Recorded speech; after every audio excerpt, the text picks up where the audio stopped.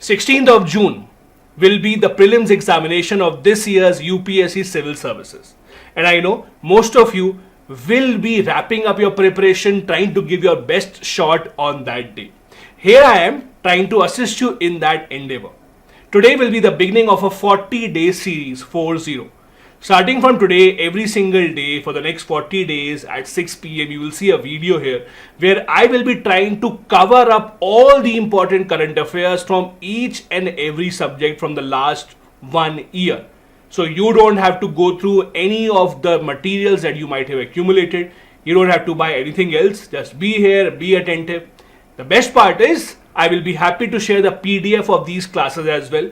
All that you need to do to get that PDF is to join my Telegram channel.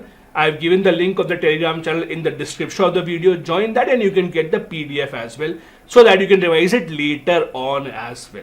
Again, I will be covering each and every subject, whatever can be asked by the UPSC in as crisp form as possible.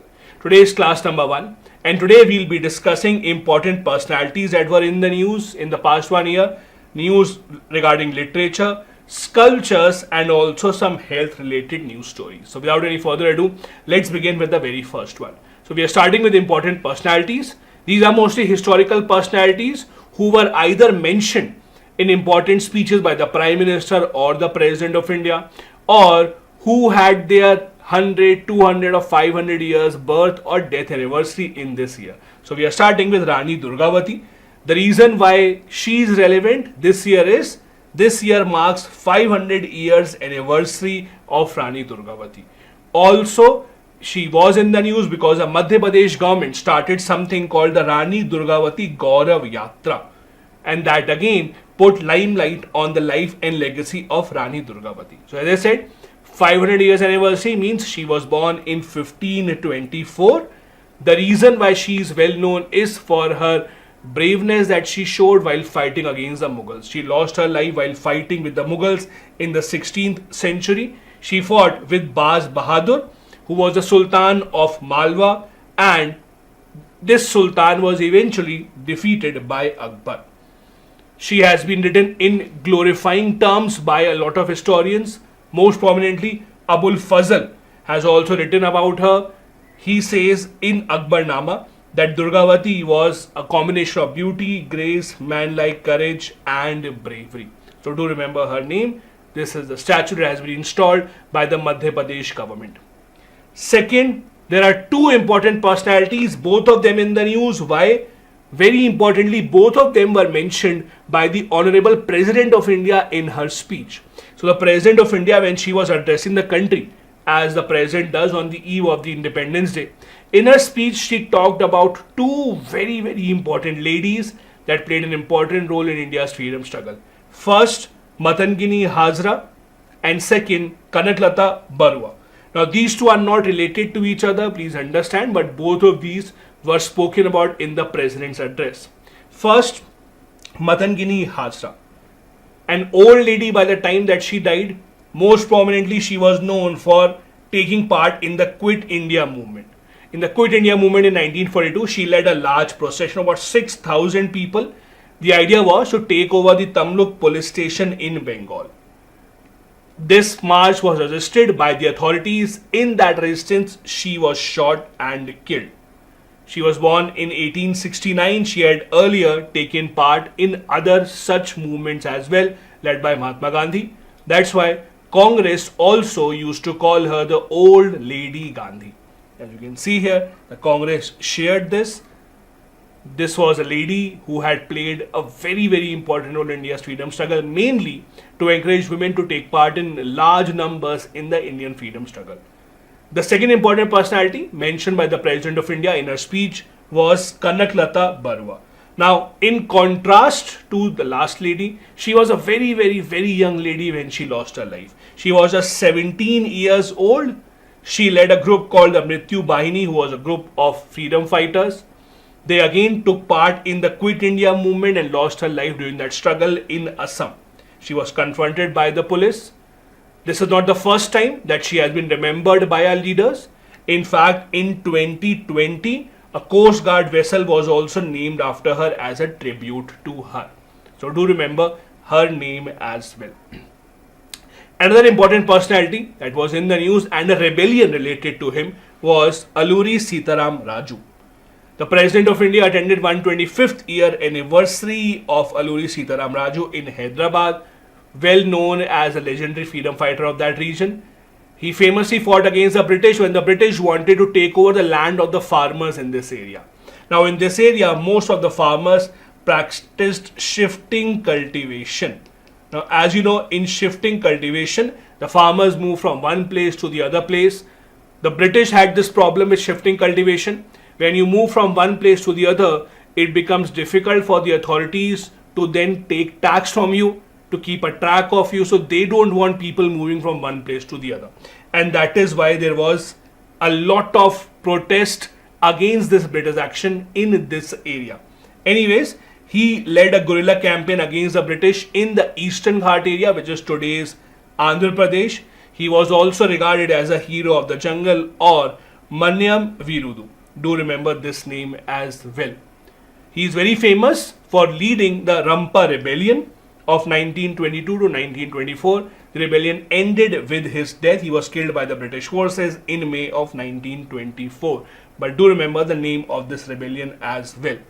Again, it all started with the British imposing certain restrictions on how the land can be used, mainly by those farmers who used to practice shifting cultivation. It started with the Madras Forest Act of 1882, imposing restrictions on the movement of the tribals. Next important personality, all of you would have read about him, Swami Dayanand Saraswati. It's his 200th year anniversary this year. I'm sure all of you have already read a lot about him in a lot of detail. Founder of the Arya Samaj, he was a great proponent of the Vedic Dharma. He did not really oppose the caste system, but he took the help of the Vedas to argue that the caste system should be based on merit. There can be a hierarchy, but it should not be based on the hereditary structure as we had at that time in the society. He also opposed evils such as untouchability. He said that the dominance of the Brahmins should be challenged. He was a great supporter of women education and wanted them to oppose practices such as child marriage, which he also did in large number. He's famous for making a lot of reforms in India's history. For example, he was the one who first gave this theory of Swaraj being India for Indians in 1876. Even today, he is well known among students as well, mainly because of the educational legacy that he left. The DAV schools, famous all around the country, the Dayanand Anglo-Vedic schools were his idea. They came into existence in 1886 to realize his vision. He also wrote the famous book called Satyarth Prakash, which contributed to people awakening and arising about the idea of the Indian freedom struggle. A lot of very prominent people used to follow his thoughts and vision, including Sri Aurobindo and Dr. S. Radhakrishnan, India's first Vice President. Next important personality, Rani Chennamma. Again important because her rebellion also completed 200 years this year. She became the queen of Kitturu, that is in Karnataka. In short, the problem that she had with the British was the British, using the doctrine of lapse, wanted to take over her entire kingdom. Because she did not have a living son of her own, the family had adopted someone from outside. The British, as you know, did not agree to this.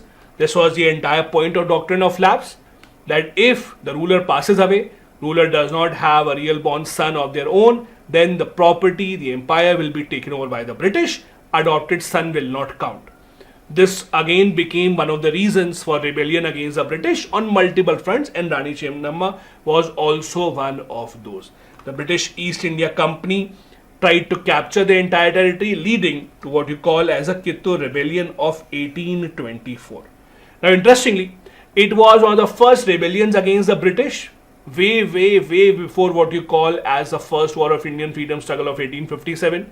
Also, it was interesting because it was led by a women leader, one of the first women-led anti-colonial struggles, not just in India, but around the entire world. It was not successful. The British overpowered her army. She was captured, jailed, where she died in 1829, a few years later. These are the important personalities in the news. Again, as you can see, I am not delving too deep into things that you don't need to know. We are specifically focusing on facts that you need to know for the prelims examination, because I don't want to waste your time. Your time is extremely precious, 45 days before the examination. So we will be going right into the facts. Second category of news stories is literature based. First important thing that happened in the past 12 months was the passing of the National Manuscripts Bill of 2023. So the idea is that the government wanted to ensure that we have a proper law in place to preserve manuscripts, which India has in thousands. Now, how do you define a manuscript? Manuscript has to be a document written on paper, bark, cloth, and should be at least 75 years old, having historical content and aesthetic value. Again, do remember the 75 years clause. It is said that if you follow these conditions, India has about 10 million or 1 crore manuscripts in about 80 ancient languages. Also, some of the manuscripts have given wealth of knowledge not just to India but around the world. For example, the Bakshali manuscript, which is an ancient mathematical text, is said to be the earliest example of the use of zero. As you know, zero was invented in India. This is where it was first used in our history. What does the bill say? The bill establishes a 10-member National Manuscript Authority. It will be a body that will make policy about preservation of manuscripts. This body will be led by the Union Minister of Culture, who will act as a chairperson of this authority. Apart from this, the government, as you know, has also been running a national mission for manuscripts. It was established way back in 2003 by Ministry of Tourism and Culture. The government of India, like many other governments around the world, is in a process of digitalizing as many old records as possible so as to secure them. India also is trying to digitalize as many manuscripts as possible as they are found from time to time.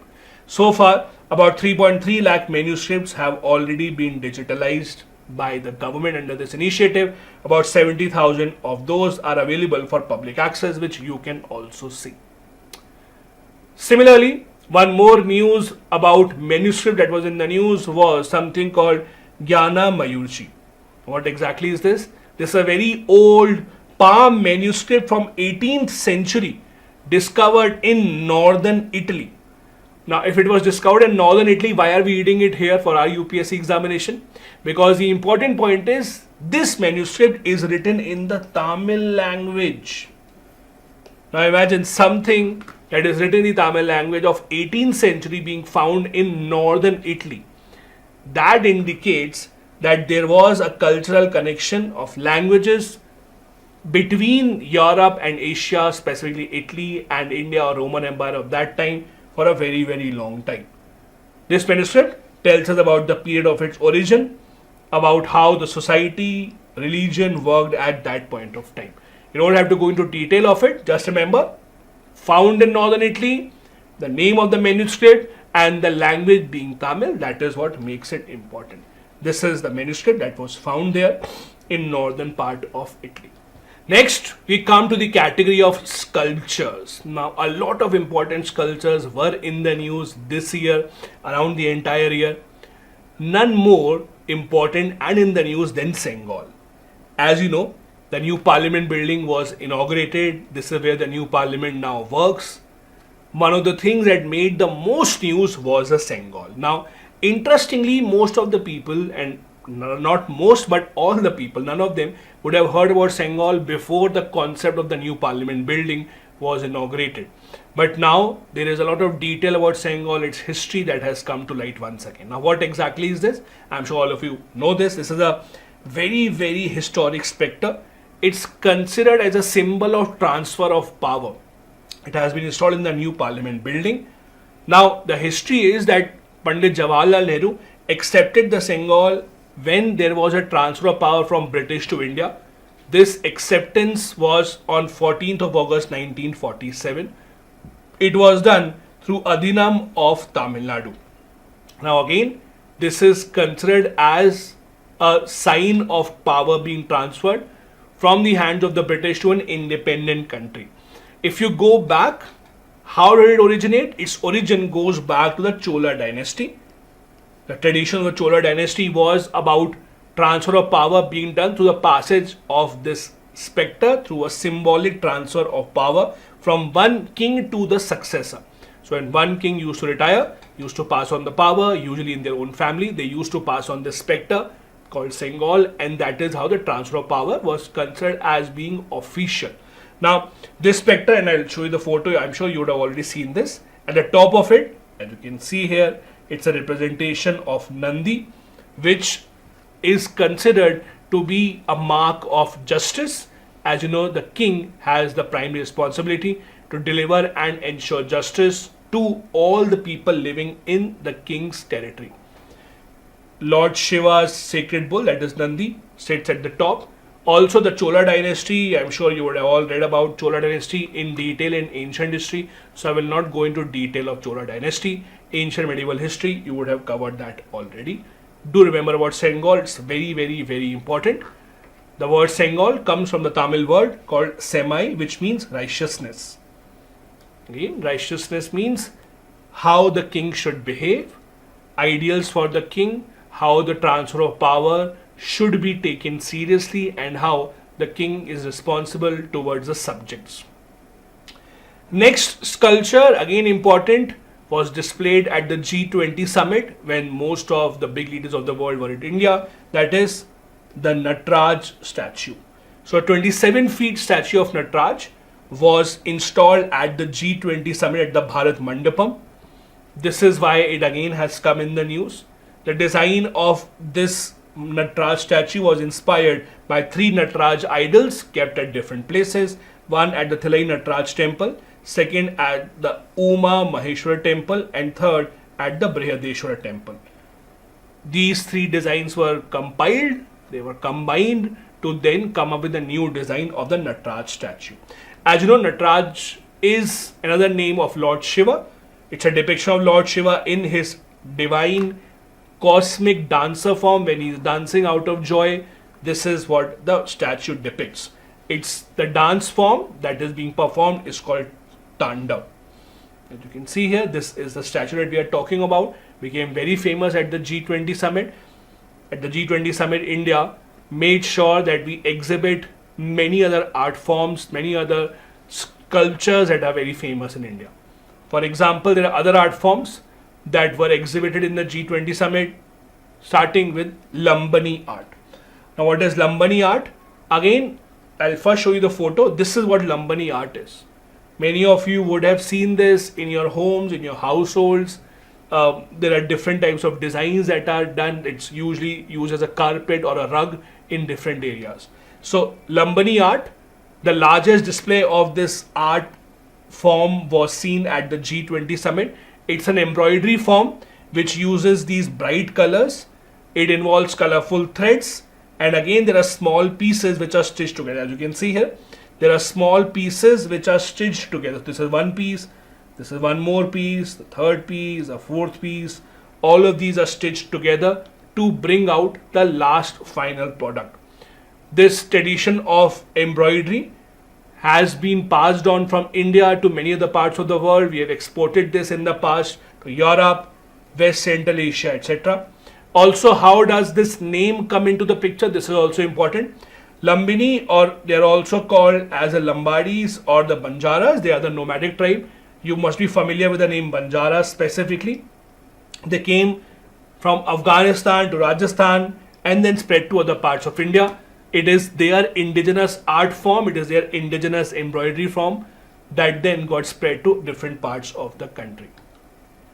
Next, another art form which became famous because it was presented by our Prime Minister when he went on his trip to Greece. So when an Indian Prime Minister went to Greece, as the Prime Ministers, Presidents usually do, they present something of historical cultural value. So our Prime Minister presented 3 different artworks to the Greek Prime Minister that became famous. First was a Meghalaya shawl, second was a Dokra art, and third was a Bidri art. Well, I'll first show you the photo. So this is the Meghalaya shawl, this is the Dokra art, and this is the Bidri silverware work. These 3 again became important. So what are these 3? Meghalaya shawls. Very famous in Meghalaya. They are mainly used by the Khasi Jaintia tribes. It is used as a symbol of power.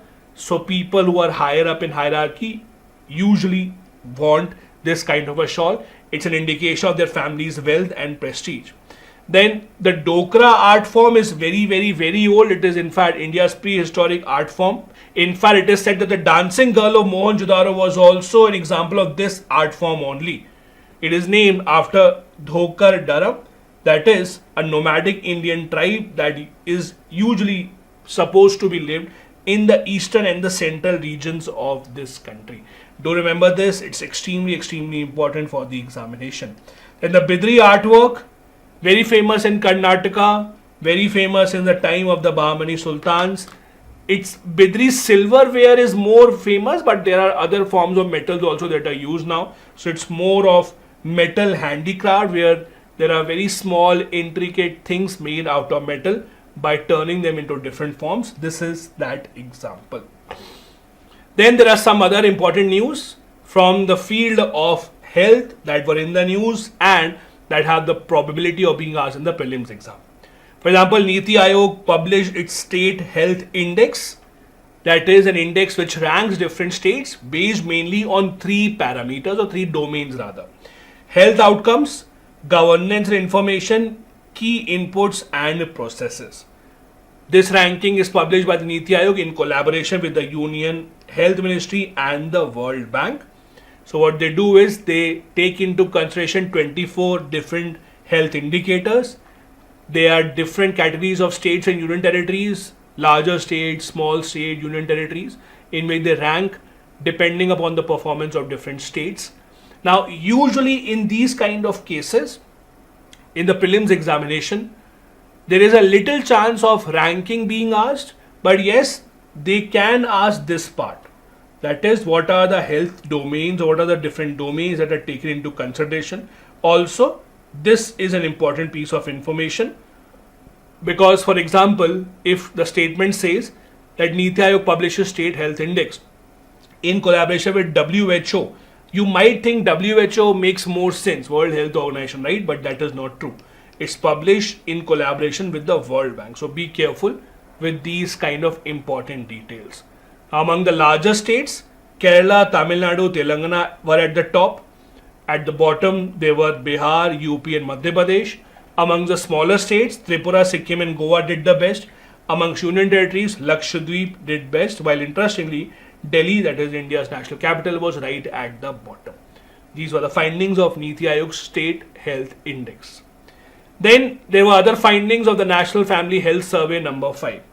Now, before we go into this, please understand this topic is more important for the mains exam, because there's a lot of data that comes in from the National Family Health Survey, health related data about stunting, about obesity, about different types of health issues, mortality rate of different types. So it's more important for the mains examination to be true. But from the prelims exam also, you have to remember the trends. Trends as in, is it increasing or is it decreasing? So rather than remembering the exact number, for example, remember that the total fertility rate is declining. So if the statement is in the past few years, total fertility rate of women in India is on a decline, that will be a true statement. Even if you don't remember exact 2.2 or 2.0, do remember it's declining. Similarly, contraceptive prevalence rate has increased, means the use of contraceptives in India, birth control methods is increasing. Even if you don't remember the exact number, for the prelims exam, they might not ask you exact percentage. They will ask you, or they will confirm with you, is the trend right or wrong. So do remember the trends, that is more important. Is it increasing, is it decreasing, so on and so forth. Similarly, there are other statements or other findings of this survey about stunting, about women having below average health standards as compared to males. Another important health concern that was a lot in the news in the last 12 months in different fields was anemia. Now, anemia was in the news for a lot of reasons, and you will see one more news about it. One of the reasons why it was in the news was with relation to National Family Health Survey. The government announced that in the National Family Health Survey number 6, that is the one that is going on right now. Government has dropped questions on anemia. Do remember this. Why? The government says that the current method being used to identify people who are suffering from anemia does not seem to be accurate and is not giving the correct outcome. That is why anemia now will not be a part of National Family Health Survey number 6 going forward. Rather, the government will collect the data about anemia from Diet and Biomarkers Survey of India. That is separate. What is anemia? As you know, it's a blood-related disease. It's a disease where number of red blood cells or hemoglobin is lower than normal. When you don't have enough red blood cells, the result is you feel weak, you don't have enough energy, you might feel dizzy also. There are different ways in which you can catch anemia. One of the most common ways in which people catch anemia is iron deficiency. It also depends on the health, on the meals that you are taking, your eating patterns, and that is why the government of India tries to ensure that iron supplements are provided through Anganwadi as well. In midday meal also, through government schools, the government of India tries to ensure that iron tablets are given to the children. Apart from iron deficiency, anemia can also be caused due to sickle cell issue or thalassemia, which is usually inherited condition, which is not something that is in your hands. Another health related news from the WHO. WHO has launched something called the SPECS 2030 initiative. SPECS means the spectacle. So this is the initiative launched by WHO. The idea is to have quality, affordable, people-centric refractive error services. So a lot of people who don't have the perfect eyesight need help in the form of spectacles. Either they can't afford it or the condition that they have is not detected properly. That is something that WHO wants to correct. The target under this initiative is 40 percentage point increase in effective coverage of refractive error by 2030. In India, over 100 million people lack access to eye care and glasses, and this initiative wants to bring a positive change. This is what this initiative is about. SPECS stands for, S is here, improve access to refractive services. Then P, build capacity of personnel, improve population education, reduce the cost, and strengthen surveillance. So as you can see, the Indian government is not alone. That makes full forms and short forms. Even international institutions are learning from India, and even WHO has come up with this SPECS initiative.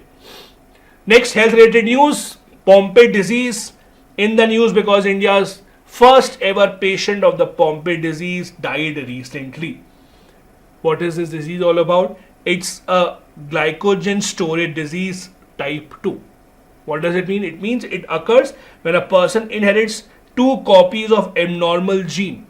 These affected genes are responsible for producing an enzyme called GAA in the body. Now, to be honest, these kind of questions are hard to be asked, or they don't really have a lot of probability of being asked by the UPSC, because these random diseases, they can be in the news quite a lot. You can't really remember all of them, but to be on the safe side, I would just advise you to remember just a couple of facts if you can. That will help you to cover it up just in case it is asked. But just because one patient of this disease has died in India does not make it a very big important news as such to be covered. But again, we are still covering it for the sake of it, because just in case the UPSC does ask this. So this is the detail about the Pompe disease right here. Another disease in the news, not specifically for India, that is the Noma disease, N-O-M-A. Why is it in the news? Because the WHO has added this in the list of neglected tropical diseases. As the name suggests, neglected tropical diseases are those diseases which specifically occur in tropical areas, which have some of the poorest countries in the world, mainly in Africa. Because the people suffering from this disease are very poor, they can't afford a lot of treatment. Pharmaceutical companies also have not invested a lot of money in finding the cure for such diseases. That has led to a lot of issues. So there's a list of those diseases that the WHO maintains called the neglected tropical diseases. And now the Noma disease is also a part of it. Also, if you look at this neglected tropical disease as a category, there are a large number of other diseases which you will not find in other parts of the world. For example, there are diseases such as river blindness that you will see. WHO has taken an initiative called the new roadmap for 21 to 2030.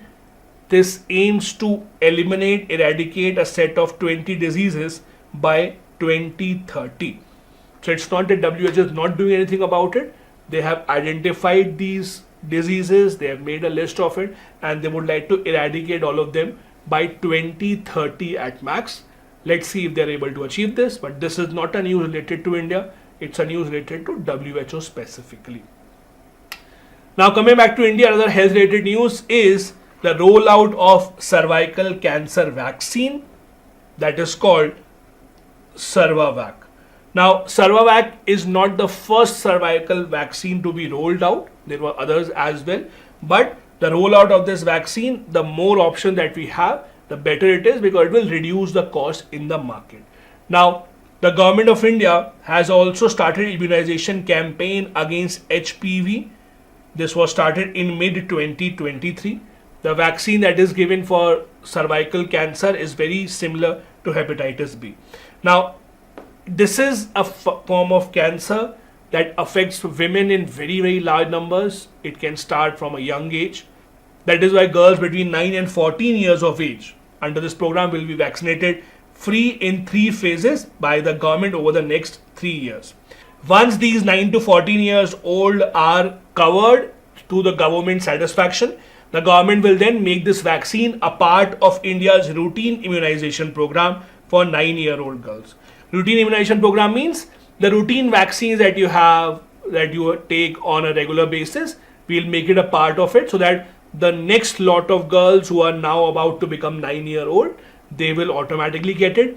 We are first covering those who are above 9, so 9 to 14, and then we will be focusing on those girls which are not 9 right now. This vaccine specifically is developed by Serum Institute of India, similar to the hepatitis B vaccine. Again, please remember, this is not the first ever vaccine in the world. There have been others as well. Just that because this one is being made in India, it will be more affordable, it will be much more available in the Indian market. Also, this will be included in the National Immunization Program once the government covers all the other 9 to 14-year-old girls who are right now unvaccinated under this. It is the 4th most common form of cancer found amongst women. It actually starts at the cells of the cervix, which is the lower end of the uterus of the women. As I said earlier, there are other vaccines available as well. Because this particular virus has different strains, there are different forms of vaccines. For example, there is a non-valent vaccine which protects against 9 strains of this virus. Then we have quadrivalent. Quadrivalent means it protects against 4 different strains of the virus. And then there is bivalent as well that will protect against 16 strains. You have to tell me in the comment section, this Cervavax that is being rolled out by the government, that protects against how many strains of HPV? Homework is, tell me in the comment section, this vaccine that is being produced by the Serum Institute of India, that protects the women against how many different strains of the HPV? 2, 4, more or less. Next, health related news from the state of Kerala. Kerala launched something called Amrit. Amrit stands for Antimicrobial Resistance Intervention for Total Health. Now, as you know, India has been suffering from the problem of antimicrobial resistance for a long time now. The problem being that medicines, even antibiotics, are freely available in India. You go to a medical store, you can buy whatever medicine that you want, which should not be the case. It has led to overdose of medicines, overdose of antibiotics that has caused antimicrobial resistance in a very, very large scale. So under Operation Amrit, the government of Kerala has implemented the original H1 rule, meaning that prescription of the doctor will be necessary to purchase any antibiotic whatsoever.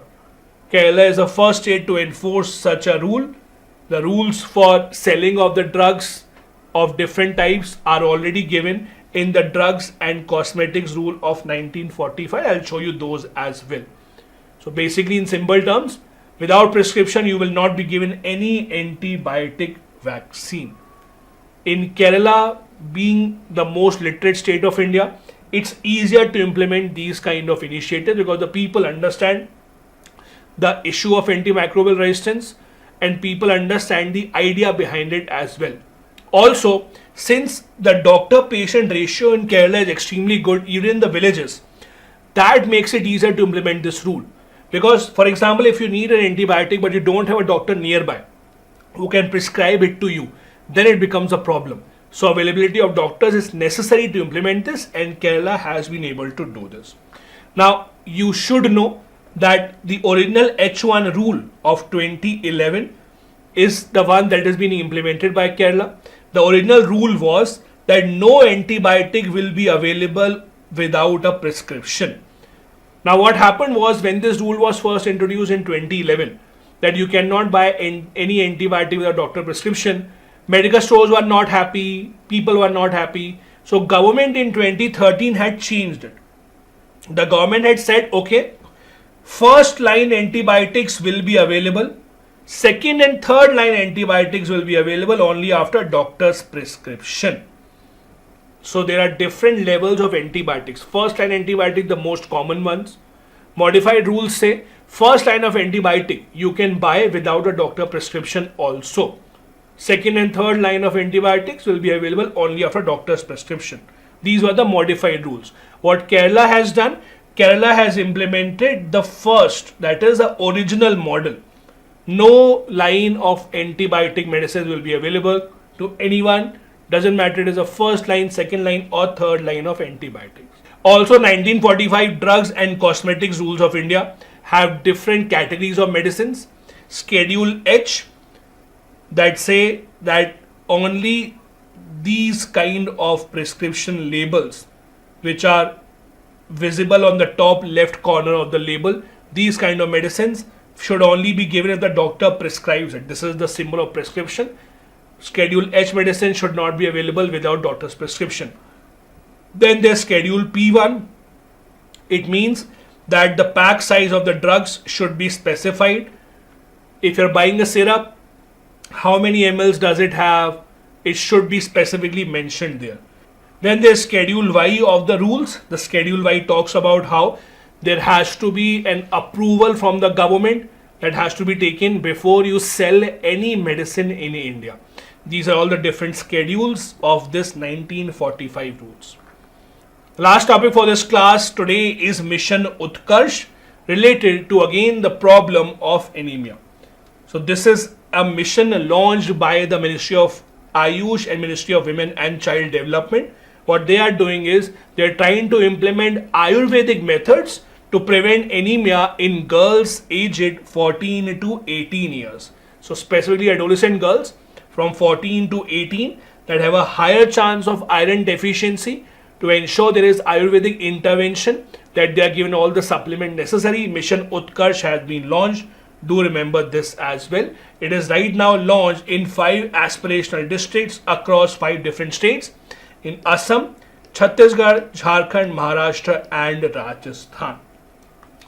This brings me to the end of our class number 1 of our quick revision series. As you can see, no time wastage, just discussing the facts that are important. It's the beginning of a new series. There will be 40 lectures uploaded every single day from now onwards at 6 p.m. You can get a PDF of this also. All that you need to do is join the Telegram group. The link of the Telegram group is given in the description of the video. Join that and you can get the PDF as well for your revision. Do join me for the next class tomorrow at 6 p.m. where we will be discussing more such important news stories from different subjects. Thank you so much. Have a good day ahead. Bye-bye. Jai Hind. Hello and welcome to class number 2 of this quick revision series for UPSC Civil Service Prelims 2024. If you are someone who is planning to appear on 16th of June for this year's UPSC Prelims exam, this series is meant for you. We had the first class yesterday. The entire endeavor is that within 40 days, every single day in short lectures, we will be revising current affairs and important things that were in the news in the last 12 months or so. So make sure that you attend each and every class. If you did not attend the first class, the link for that I have given in the description of the video. Also, I am open to sharing the PDF of all these lectures To get the PDF for these lectures for your revision, you can join the Telegram channel. Again, the link for Telegram channel you will find in the description of the video. Without any further ado, let's start.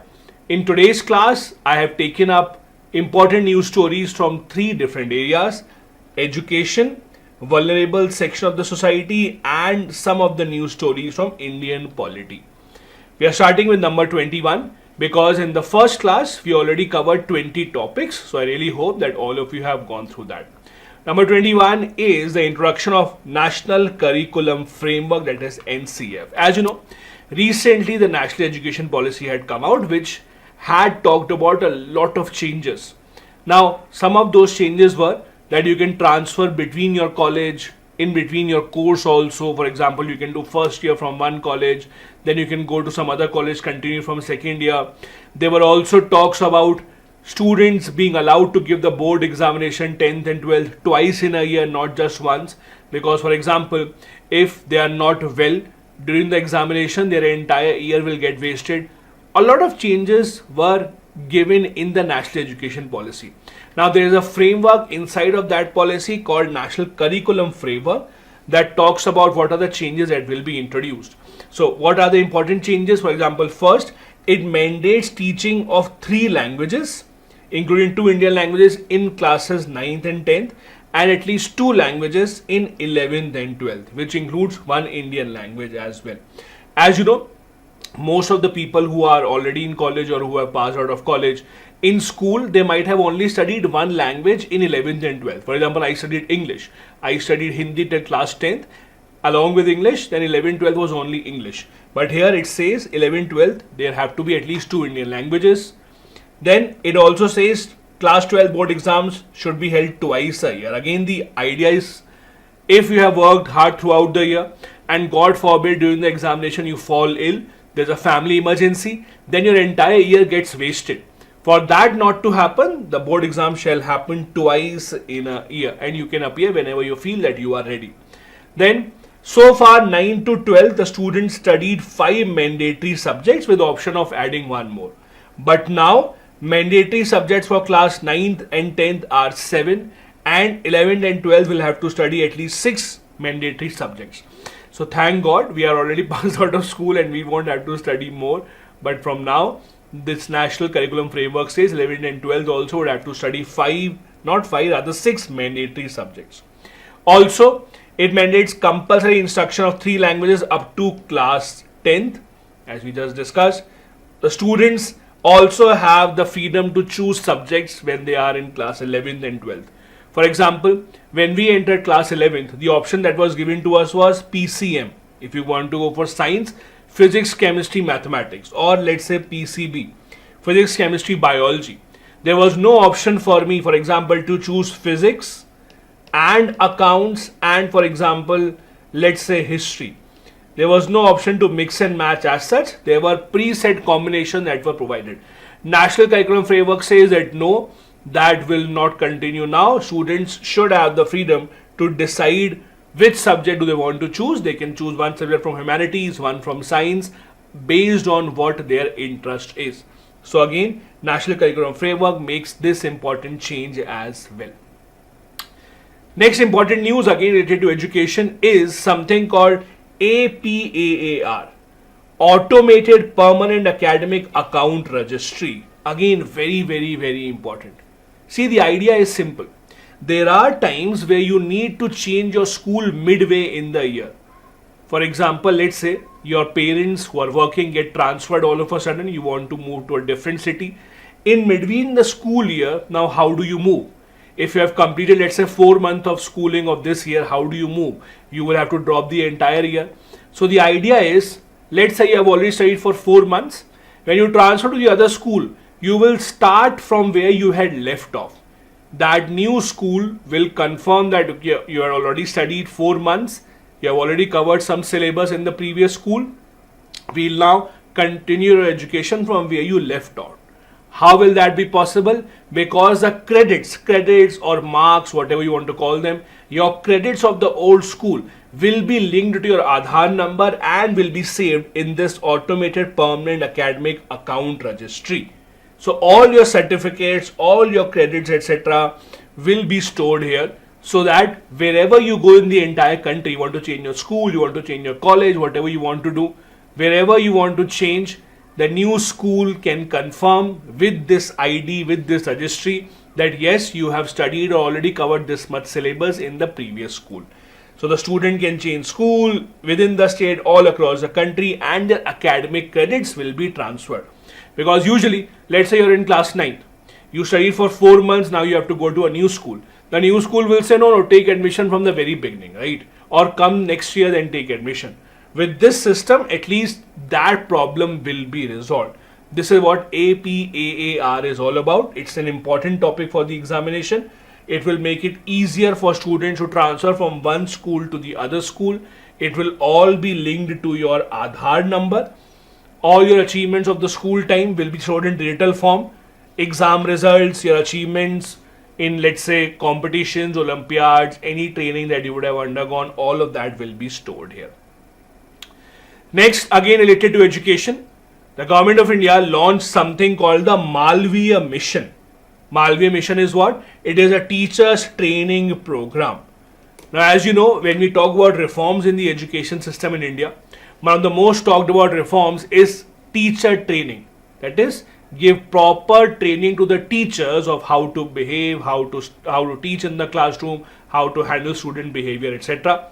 This is where the government, specifically the Ministry of Education and Skill Development and Entrepreneurship, they have launched the Malaviya Mission.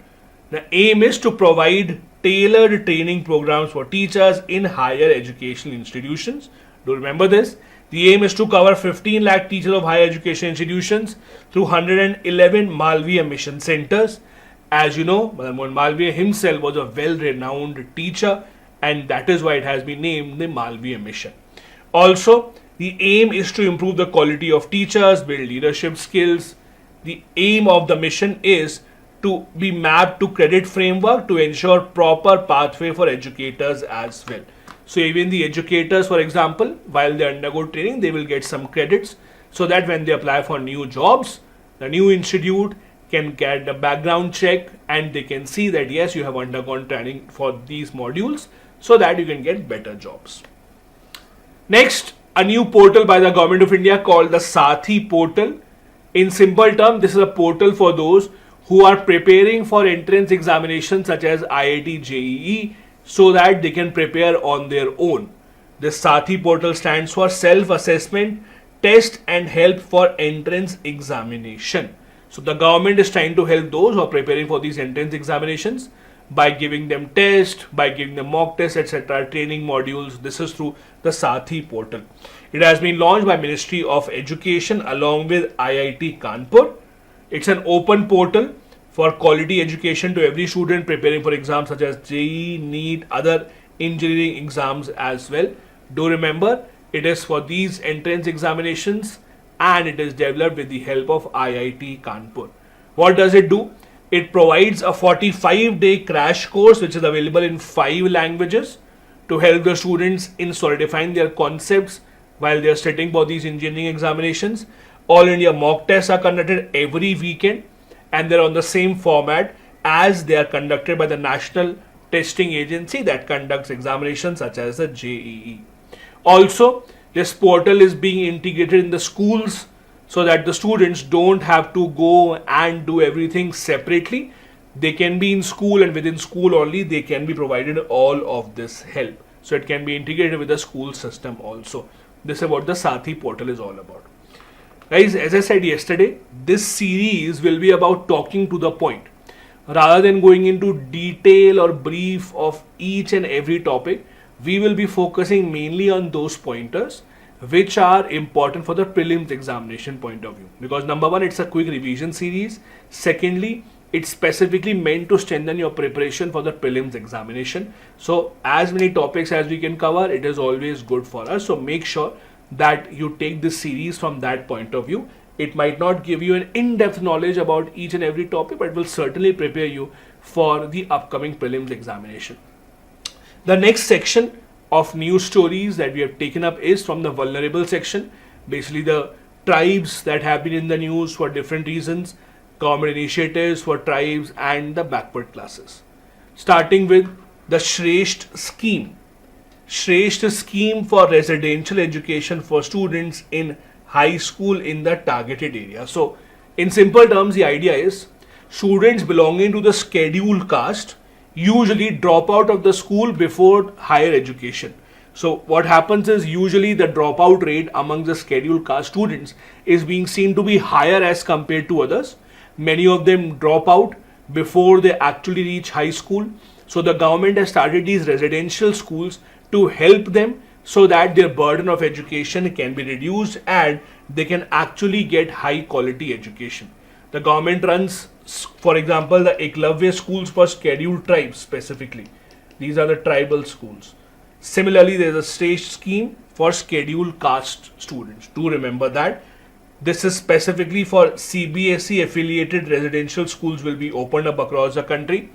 3,000 seats will be given each year in class 9th and 11th only. The entire cost of the school fee, the residential charges, none of this will be taken from the student or the family. It will all be borne by the Department for Education. Do remember this. Again, only 9th and 11th is where the admissions are held. Students who belong to scheduled caste studying in class 8th, class 10th, they are eligible. They have to go through a test which is called the National Entrance Test for SHRESHTA.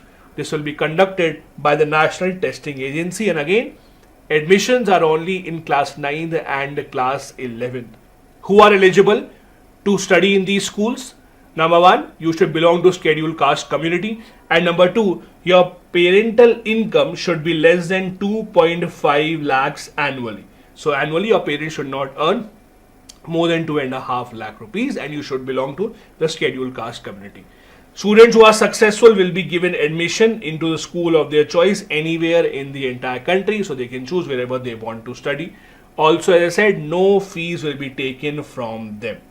The students will be given all the benefits from the Department of Education for their higher education as well. This is the SHRESHTA scheme. Do remember that. A tribe that was a lot in the news this year was the Haki Piki tribe. Why were they in the news? Because a lot of people belonging to these tribes were found to be stranded in Sudan, where there were violent clashes taking place. The government was carrying out the evacuation, and that is why this tribe came in the news. Now, Haki Piki is a name of a tribe that actually comes in from two different names. Haki in Kannada means bird and Piki means a catcher. So basically they historically have been bird catchers and hunters. So this is a very, very vulnerable tribal community, not very high on education. That is why they do not get a lot of orthodox jobs. Their jobs are usually to build their own indigenous products which they sell throughout the country and outside as well. That is why they live in countries such as Sudan as well, where they sell their own indigenous products. In India, they usually reside in western and southern states of India, mainly in Karnataka. They are also seen in other parts of the country, for example, Rajasthan, Gujarat as well. Now, they are a part of the scheduled tribe, or they are rather recognized as scheduled tribes in India. So they get all the benefits of scheduled tribe reservation, be it in jobs, be it in education institutions. The one major issue with most of these tribes that you have to understand is, see, the tribal community for many, many decades have been dependent upon hunting activities and also upon the forest produce that they get. Now, with the concerns about the environment, there have been very stringent laws passed about environmental conservation. There are laws such as the Wildlife Protection Act, so hunting has been banned to a large extent. So a lot of these tribal communities who were dependent on hunting, who were dependent on the cutting of forests, etc., they now don't have a lot of avenues to sustain. So many of them have now moved out of India and they try and sell their tribal products. Same is the case with the Haki Piki tribe. So they sell spices, flowers, Ayurvedic formulations, herbal oils, etc. by going to different countries around the world, mainly in African continent as well, because this is where there is a lot of demand of cheap alternatives to Western medicines where people cannot afford a lot of medication. Also, the Haki Piki tribe speaks an Indo-Aryan language. Their language is called as Wagri. Now, Vagri has been listed by UNESCO as one of the endangered languages of the world. Do remember, the tribe mainly follows Hinduism, and the unique tradition that they have is that the eldest son of the family does not cut his hair so that he can be identified easily that this is the eldest son. So he will be the heir apparent after the leader of the family passes away. These are some unique characteristics of this tribe. Do remember that. Here's again an infographic that gives you some information about the Haki Piki tribe as well. Another tribe that was in the news were the Hathis or the Hattis. Now, they were in the news because they were recently given the tag of scheduled tribe in the state of Himachal Pradesh. Now, there are different demands coming in from different parts of the country. You see what is happening in Manipur as well, or what ignited all this issue in Manipur. A lot of communities demand their inclusion in scheduled tribe or scheduled caste to get benefits for reservation. There has been a movement in Himachal Pradesh for a long time by the Hati community that they also want to be included in the scheduled tribe category, and now they have been. So this community mainly lives near Himachal and Uttarakhand border. The name that they have, Hatis, basically the name comes from heart. Heart, if you don't know, are these shops that are set up. These are not permanent. These are temporary shops that are set up to sell small stuff. For example, when you go to a tourist location, you will see that outside the main tourist spot, there are certain stalls that are set up to sell you local stuff. Those are called the haats.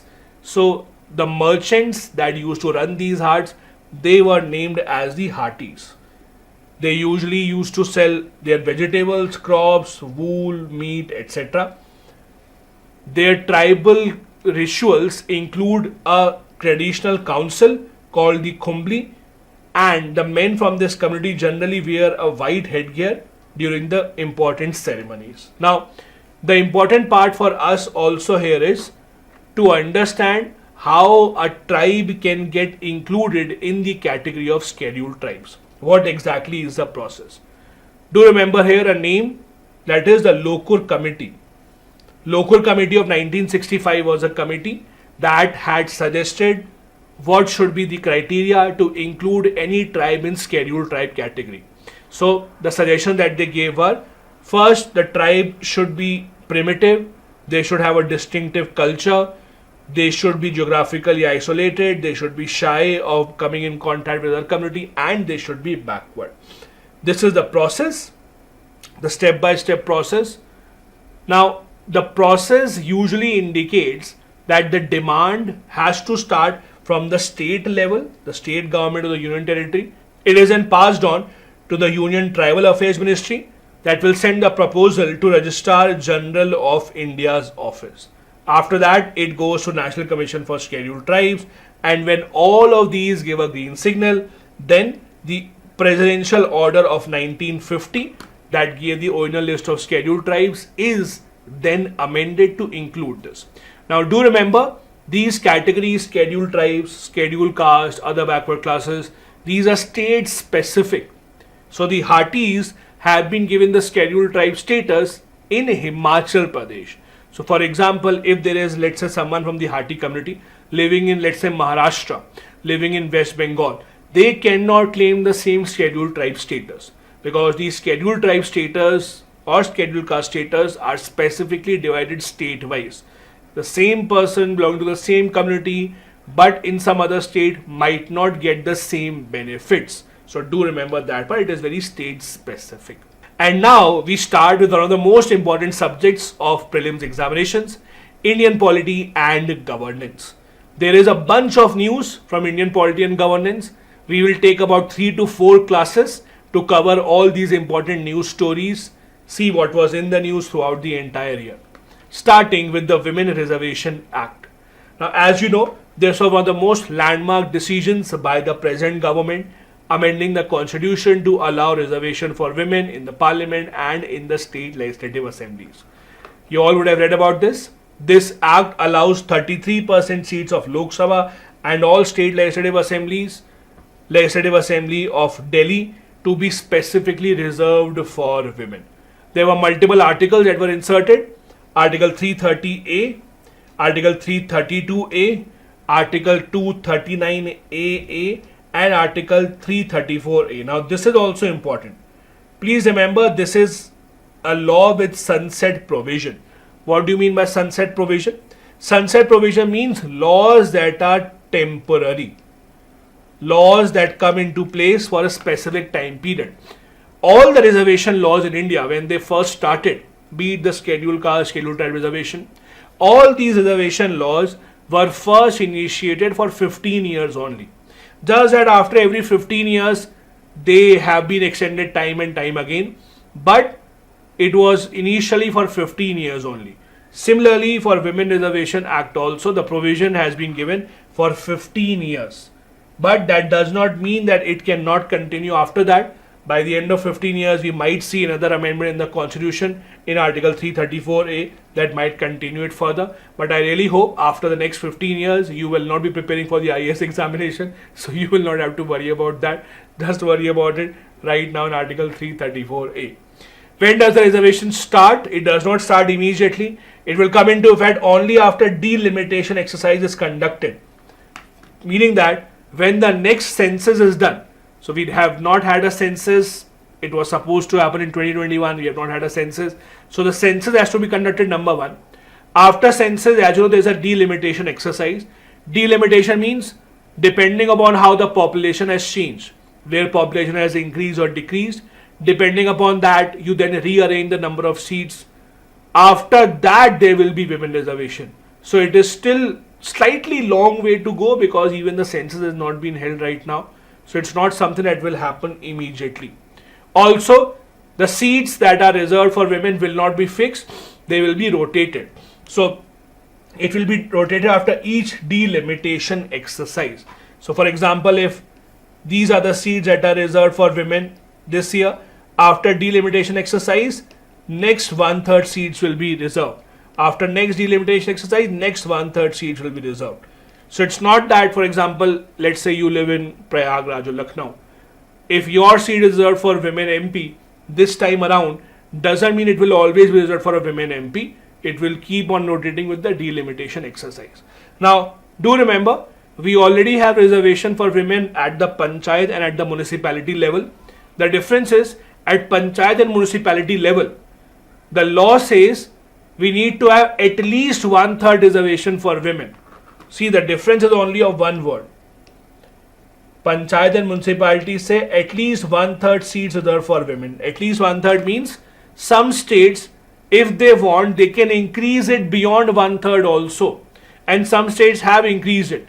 For example, Bihar in 2006 gave 50% reservation to women in panchayat bodies. And after that, many other states have done the same. So at the panchayat and municipality level, the law says at least 1/3 seats should be reserved for women. The state legislative assembly can increase it, and some of them have. For the parliament, the provision is not that. It just says 33% seats will be reserved. It does not say at least 33%. So that is a change. This is not the first time that the Women Reservation Act has been tried to be passed by the government.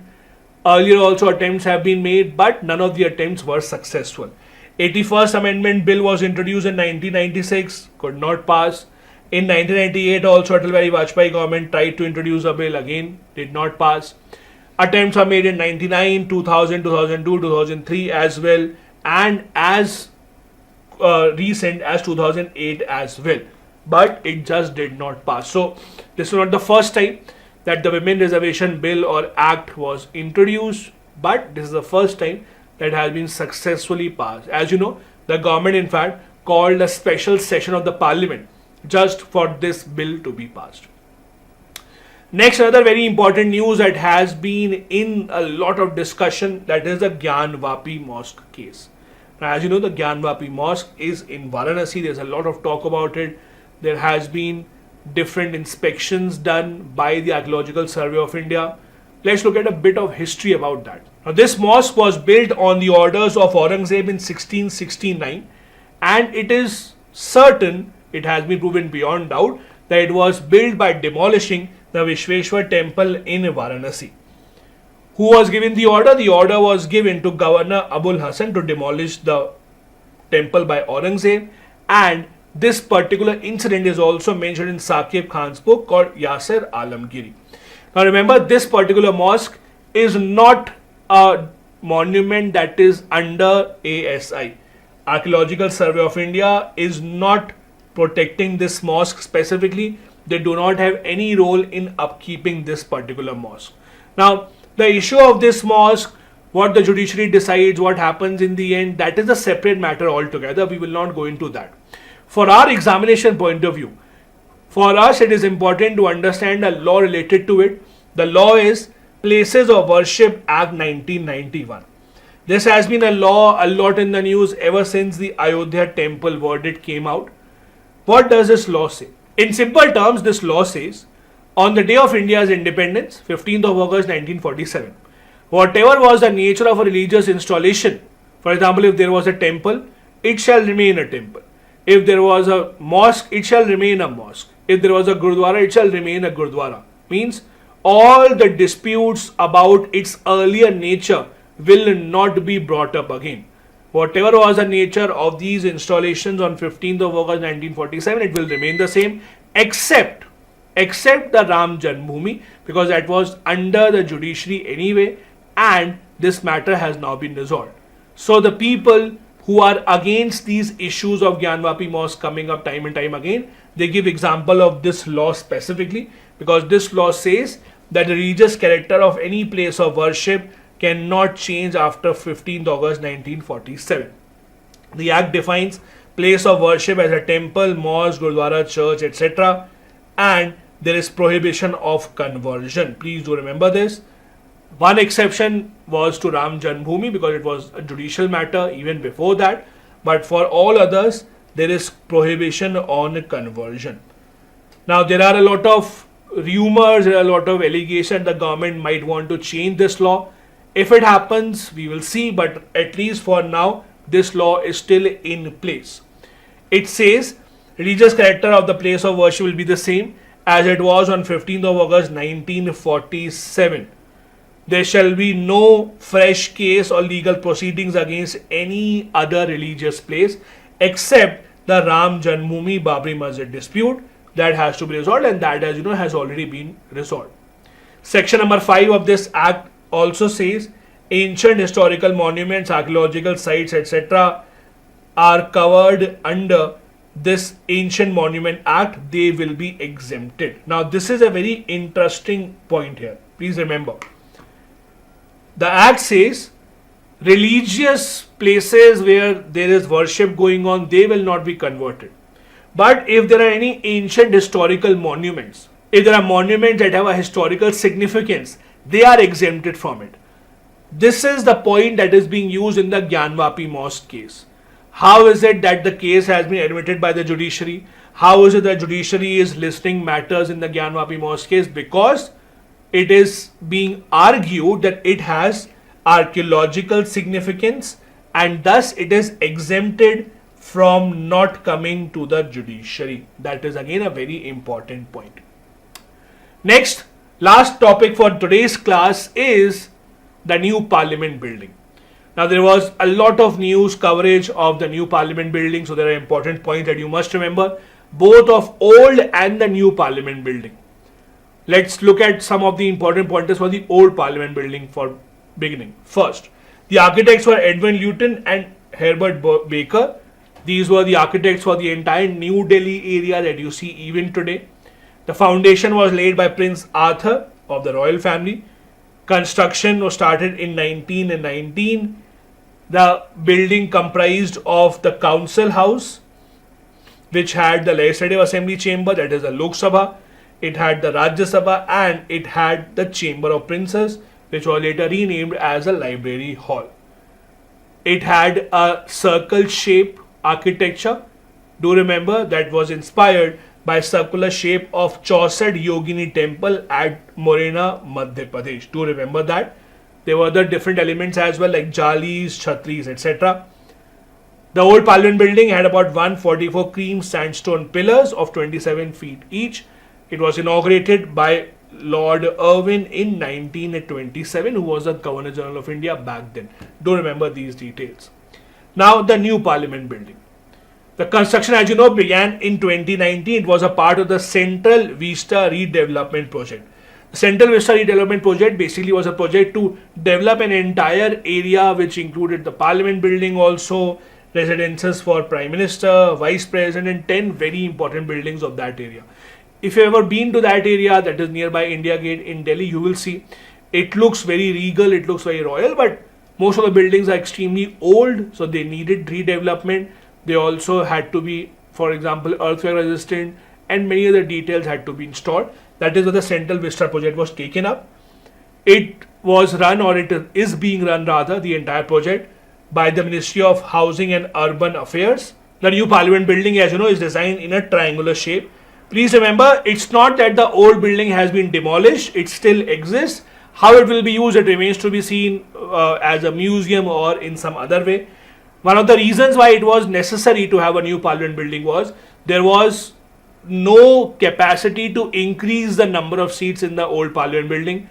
The number of seats in the Parliament in Lok Sabha, Rajya Sabha have remained the same for a very, very long time now, since the 1970s. We had to increase it, but it is only possible after we have enough capacity. That also means that we needed to have this new Parliament building. The new Parliament building will have a much, much larger capacity. For example, Lok Sabha will have a capacity of 888 seats, while Rajya Sabha has a capacity of 384 seats. Lok Sabha Hall has been built in peacock theme, while Rajya Sabha Hall is based on lotus theme. Also, the Lok Sabha can accommodate 1272 seats when it comes to joint parliamentary session. So there's space for adding extra seats on a temporary basis if there's a joint parliamentary session. Also, it is state of the art, so each of the seats are equipped with digital systems, touch screens, etc., reducing the use of physical paper, for example, for reading of the bills and taking part in debates, etc. It also has a constitutional hall where the journey of Indian democracy has been documented, kind of a museum where you can actually see major landmarks of Indian democratic history. Also, it is Divyang friendly, so it's easy for people to move around. Materials that have been used in building of this new Parliament building have been brought from all across the country. For example, Sarmathura in Dholpur is where the sandstone was brought from, granite from Lakha village in Jaisalmer. Then the wood for the decor was used from Nagpur, craftsmen from Mumbai were taken up. So it's a collaborative effort to give a feeling that the entire country has played a major role in building of the new Parliament. It has a Gandhi statue that is 16 feet tall. It is made of bronze.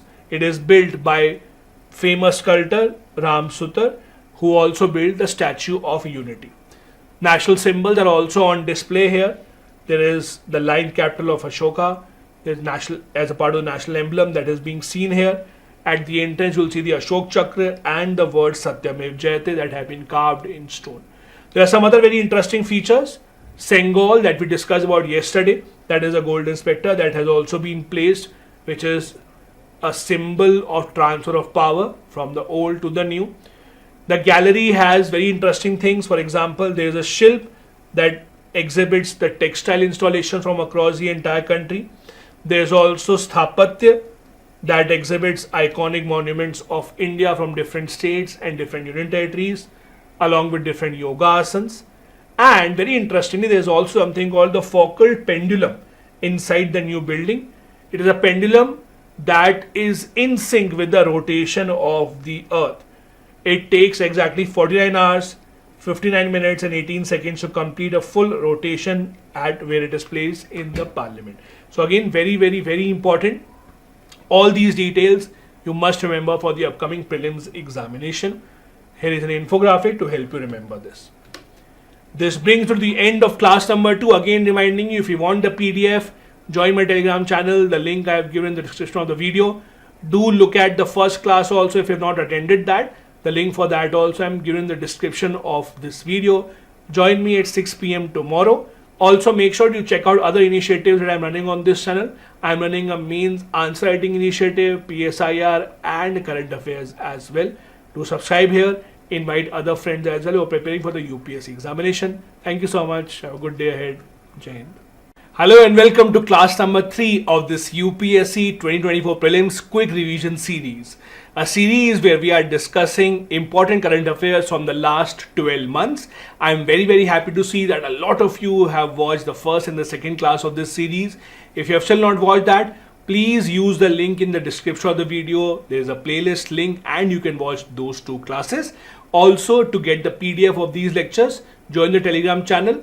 The link for Telegram channel again is in the description of the video. In today's class, I'll be taking up topics that were in the news from Indian polity and governance specifically. So without any further ado, let's begin. If you're watching this for the first time, again I'll remind you this is specifically meant to revise whatever happened in the last 12 months for the prelims exam point of view. So the topics will be on point, exactly what the UPSC may ask without going into a lot of detail. First, topic number 31 is no confidence motion. Number 31 because we have already discussed about 30 topics in the first two classes.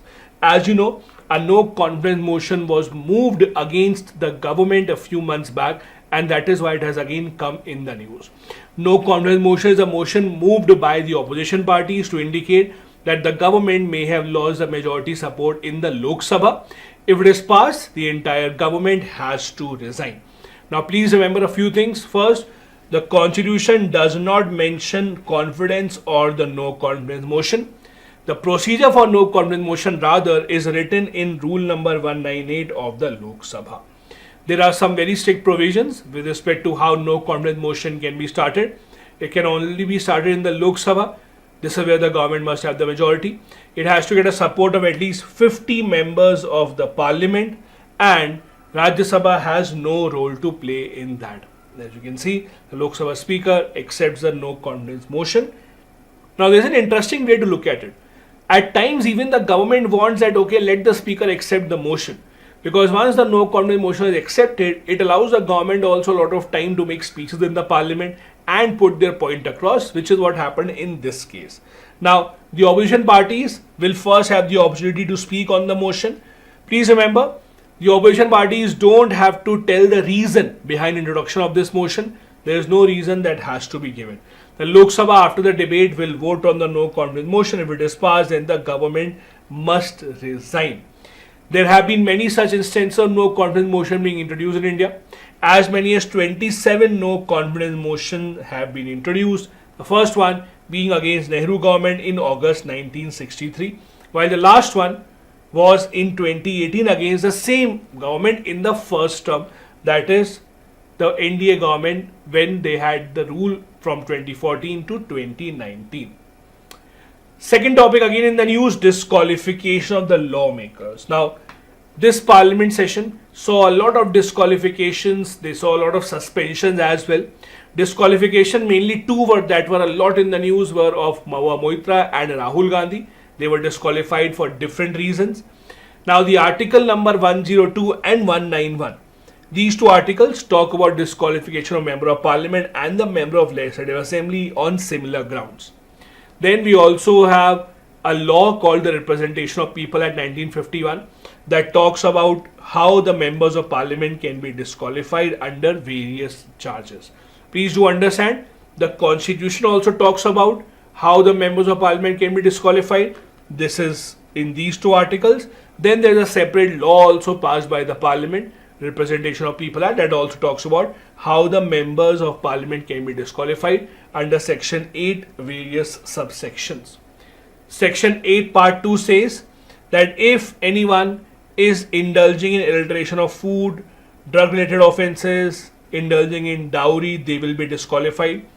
Then section number 8 subsection 4 says lawmaker is disqualified from the period of imprisonment and then up to 6 years. Now the remaining one is the one that is concerned with Rahul Gandhi. Section 8 subsection 3 says that if a member of the parliament has been given a jail term of 2 years or more than 2 years, then they shall stand disqualified immediately. Again, earlier you used to get time period to file an appeal, but now under Lily Thomas case, the Supreme Court had said if the jail term of 2 years or more is given, you will be disqualified immediately. Disqualification will be for how much time? It will be jail term plus 6 more years. So if you are given a jail of, let's say, 4 years, then you can't fight elections for 10 years. If the jail term is 3 years, then you can't fight elections for 9 years. The jail term has to be 2 or more, and jail term plus 6 more years is your disqualification period. Then you can also be disqualified under anti-defection law, which is a part of schedule number 10 of the Indian Constitution. As you can see, there were many notable disqualifications in the last Lok Sabha, Mahua Moitra, Rahul Gandhi being the ones that were a lot in the news. Talking about the Mahua Moitra disqualification, the next related topic is the Ethics Committee of the Parliament. As you know, Mahua Moitra, Member of Parliament, or ex-Member of Parliament rather, from the TMC party, she was disqualified. There were charges that she had misused her privilege. There were charges that the question that she was asking was in exchange of gifts being taken from an industrialist. Anyways, Ethics Committee came a lot in the news because they were the one who were leading this investigation. Ethics Committee is something you don't really hear about quite a lot. It's not a very old committee. It's a committee that has been formed recently, a few years back. Ethics Committee in the Parliament can be traced back to resolution from 1996. Ethics committees are different in Lok Sabha and the Rajya Sabha. In Lok Sabha, it was first established in the year 2000. It has 15 members nominated by the Speaker who shall have a 1-year term. On the other hand, Rajya Sabha has a separate ethics committee formed in 1997. The Rajya Sabha Ethics Committee has maximum 10 members, and again the term is only of 1 single year. Do remember that. Lok Sabha separate, 15 members, Rajya Sabha separate, that will be 10 members. What do? They look into the ethical and the moral conduct of the members of the Parliament. Whatever case is being referred to them, they investigate those cases for the members. Whatever their investigation is, they will then submit the report to the presiding officer of the House, the Speaker or the Chairperson. In case of Ethics Committee, only an MP can be examined for misconduct. Means they cannot examine anyone from outside the Parliament. Only members of the Parliament can be the one who can look in, or whose activities can be looked into by this particular committee, that is the Ethics Committee. Next news story that was in the news was Rights of Persons with Disabilities Act. Not specifically in one single instance. It was in the news because there were multiple appeals filed in the Supreme Court time and time again throughout the entire year that the application of this act is not being done properly, that the people suffering from disability have not been given their proper rights. That is why the Supreme Court also had asked the central government, what are you doing about it? Supreme Court had said that we do not think that the governments are doing their best in providing the rights to the persons with disability. That is why this act has been a lot in the news. Now, this particular act simply says that the people suffering from different types of disabilities, 21 in total, will be given some preferences. They will be given some facilities by the government, including reservation as well. Please remember, the act earlier had identified only 7 disabilities, then it increased to 21 disabilities. There are 3 categories of people in this. First, people with benchmark disability. Second, person with disability. And third, people with disabilities having high support needs. Some of these 21 include blindness, leprosy cured person, hearing impairment, locomotor disability, intellectual disability, dwarfism, and even mental illness is a part of it. Do remember this. Even mental illness is considered as a part of these 21 disabilities which are recognized under this act. Now, what are the preferences given to people covered under this act? Number 1, the reservation that they have in government jobs has been increased to 4%. It used to be 3% earlier. In higher education institutions, they get reservation of 5%. It was again 3% earlier. Also, the right to education that applies to them is until the age of 18 years. In usual cases, right to education gives you right to free education till 14 years of age, 6 to 14. For persons suffering from disability, they get right to education, that means free school education up till the age of 18 years. So do remember that as well. Also, there is a separate state and national fund to give any support required to people with disability, whatever they require in the long run. Next article, again Another law that was a lot in the news, not a law that has been passed recently, but a law that was in the news, that is the POSH Act. POSH stands for Prevention of Sexual Harassment at Workplace. The reason being, there was a lot of protest by the wrestlers at Jantar Mantar against the chief of the Wrestling Federation. The government responded to it by making a committee. Committee was formed under leadership of the famed boxer Mary Kom. Then the committee came up with its findings. Now, this committee, when it was formed, it mainly looked into the question of whether this act was violated. That is, whether the Prevention of Sexual Harassment at Workplace Act was violated or not. Whenever you read about this, I am sure all of you have read about Vishakha guidelines. This originated from a famous case of Vishakha.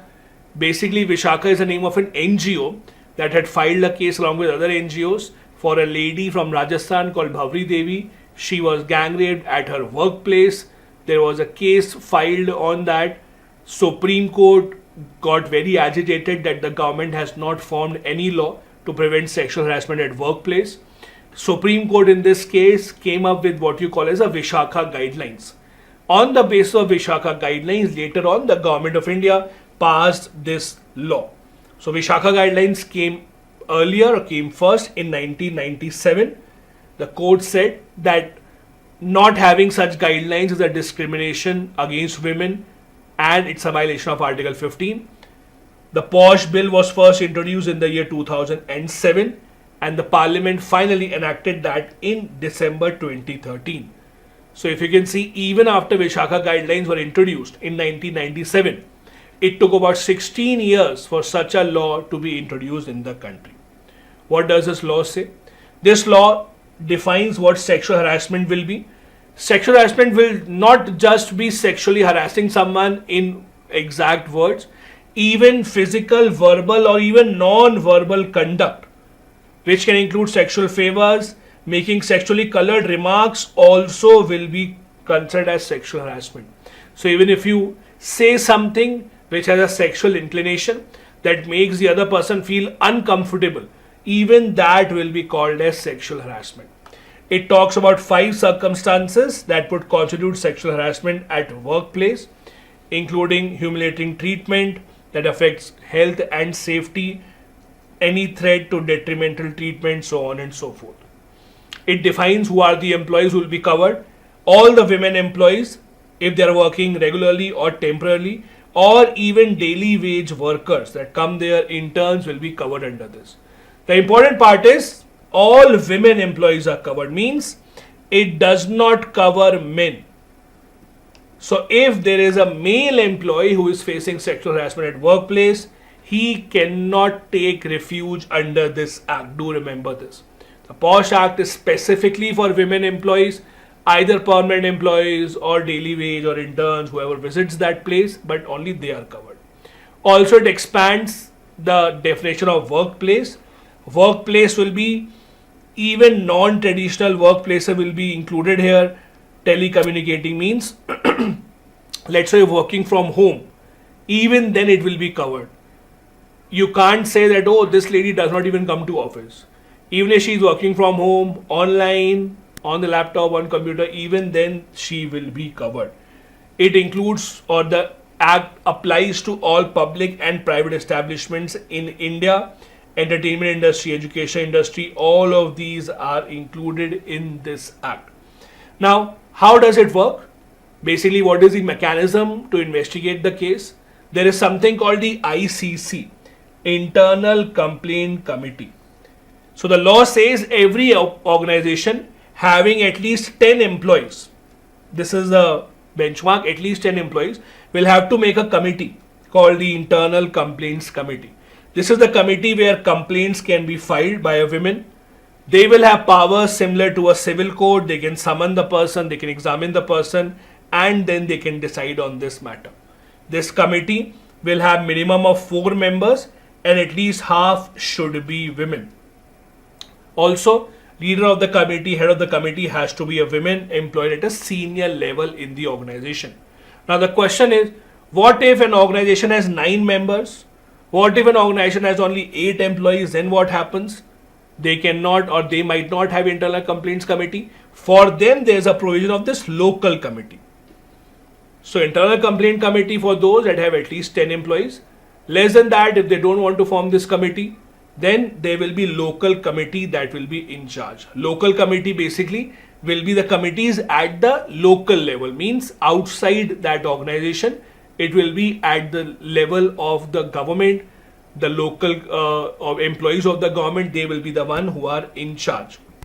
So local committees will be formed that will receive complaints from those organizations with less than 10 members work, or even domestic workers can come and complain here.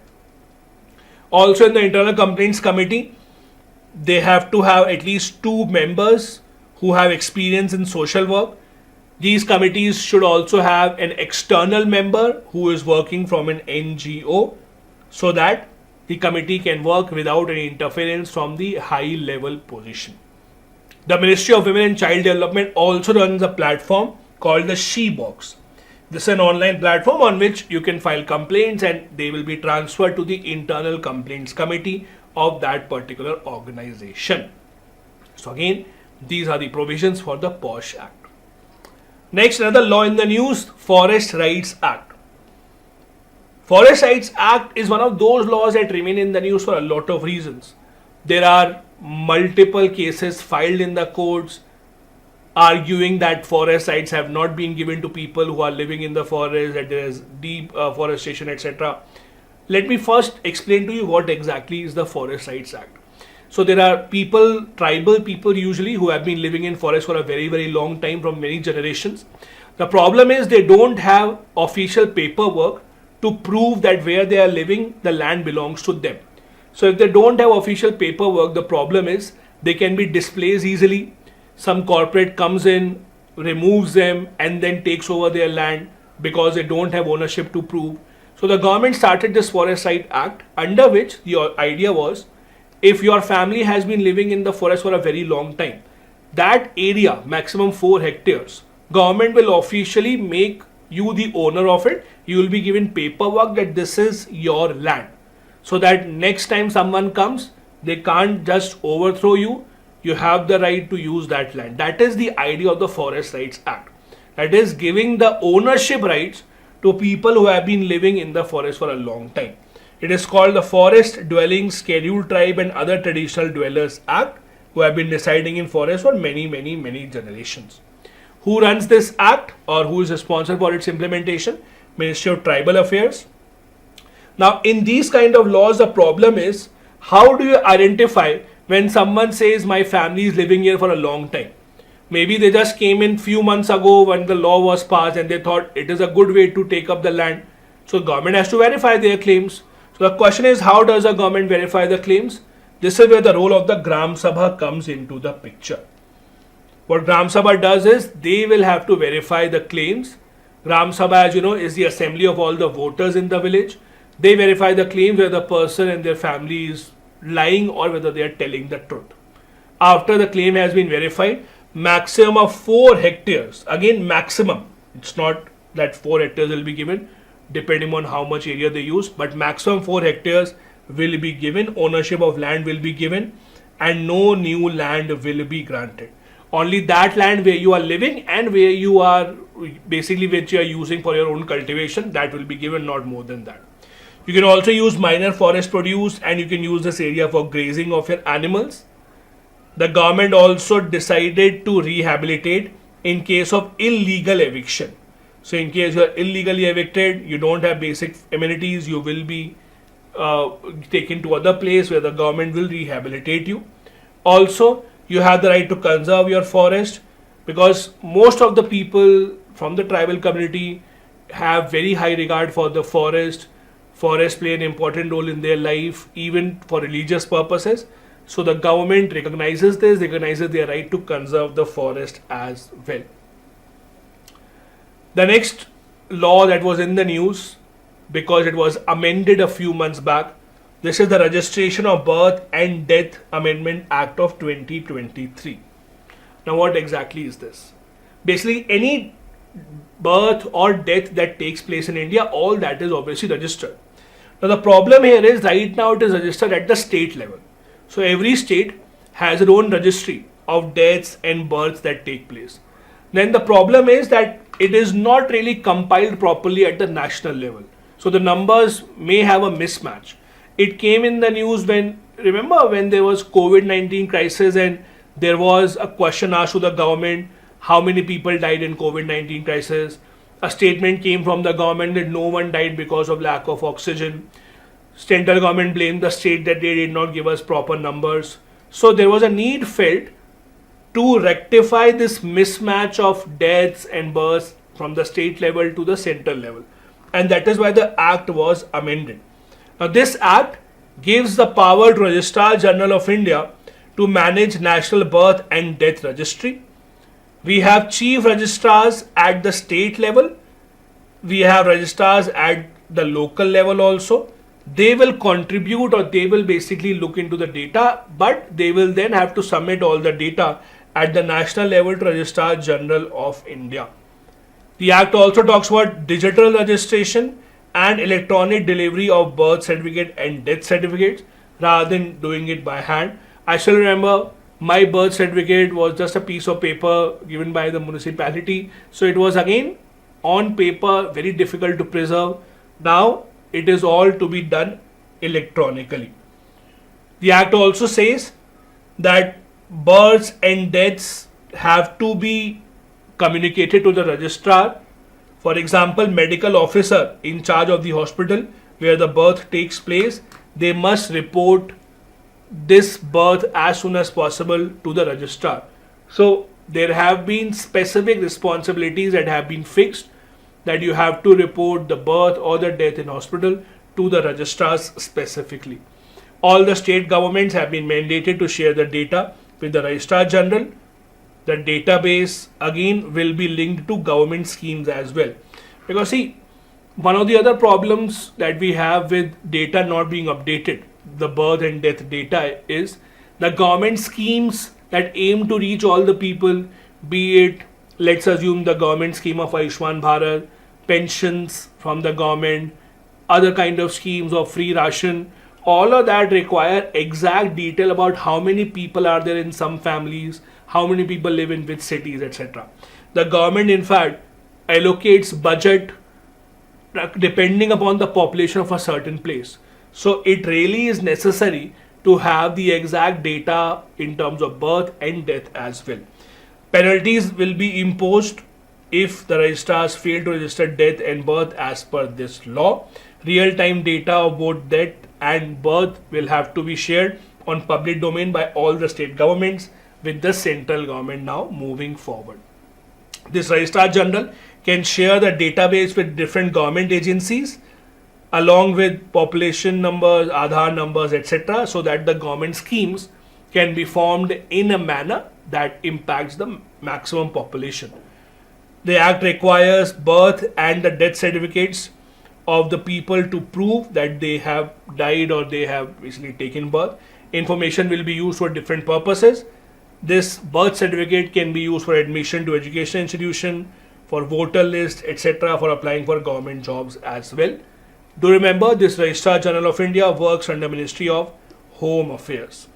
Now again, I said in the beginning, I'll repeat this once again, the purpose for this series is to give you to the point information to help you revise, because we don't have a lot of time left. So we are not going into a lot of details that may be important for the mains exam. We are specifically focusing on those details that have a probability of being asked in the prelims examination. So take this series in that manner. Next important news, suspension of the members of parliament. We had an unprecedented situation in which 141 opposition members of parliament were suspended. Now, suspension of members of parliament is not something new, but suspending them in such large numbers is something that is not seen very usually.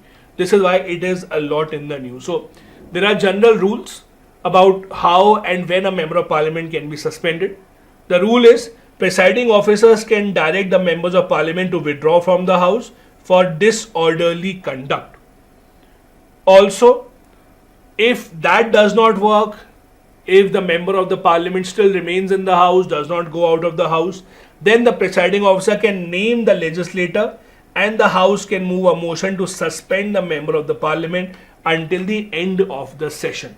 So first is usually a kind of a warning by the presiding officer saying that you should go out, you should not stay here. If the member of Parliament does not attend that or does not abide by that, then the naming of the legislator can be done and the motion can be passed against the legislator to suspend him or her until the end of the session. There is something also called the automatic suspension. This is something that started in 2001. Please understand this. In 2001, what Lok Sabha did was, a new rule was introduced. MP named by the Speaker shall automatically be suspended for 5 days or remaining part of the session without the need for the House to pass any motion for suspension. This is interesting. Do note that this rule does not apply to Rajya Sabha, it only applies to Lok Sabha. Means in Lok Sabha, just the naming of the member of Parliament is enough by the Speaker and the member of Parliament will be suspended. In Rajya Sabha, if the member of Parliament has to be suspended, it has to be with the passing of a motion. Please do remember this detail. It is important. Most of the rules for Lok Sabha and Rajya Sabha are the same, but there are a few handful of rules that are not the same, and this is one of those, where in Lok Sabha, member of Parliament can be suspended just by the Speaker naming without the need to pass a motion. But in Rajya Sabha, a motion has to be passed necessarily. Also, there is a difference between expulsion and disqualification. For example, a member of Parliament that has been expelled can contest the elections again and can come to the Parliament after winning the elections. But if they have been disqualified, then they can't fight elections for a specific time period. For example, we just discussed, if member of Parliament is given 2 years or more of jail term, then they are disqualified for 2 plus 6 years. Expelled members can contest the elections once again as soon as possible. They can come back, but disqualified members cannot come back for a certain time period. Next topic is a phrase that was used by the Chief Justice of India, something called forum shopping. The Chief Justice of India spoke against the concept of forum shopping. That is why you should know about it. What exactly is this? The simple idea is, when you specifically, knowingly transfer or try to take your case to a specific judge, hoping that this judge or this particular court will be in your favor, this is called forum shopping. When you try to choose which judge should hear your case, when you try to choose which platform should hear your case, that is called forum shopping. This is not allowed, obviously. As you know, the master of the roster in the Supreme Court is the Chief Justice of India. He decides which judge will hear which case. Forum shopping, as I said, is when litigants try to move their case to a particular judge or a particular favor. There is domestic aspect of this, where within India you try to transfer your case to a specific judge who may be favorable to you. There are transnational aspects also, where you try to move your case from one court to the other. For example, let's say when the Italian Marines were being charged in India because there were 2 Italian Marines who had shot down fishermen in India. When their case was going on in India, Italy was of the view that this case should not be heard in India.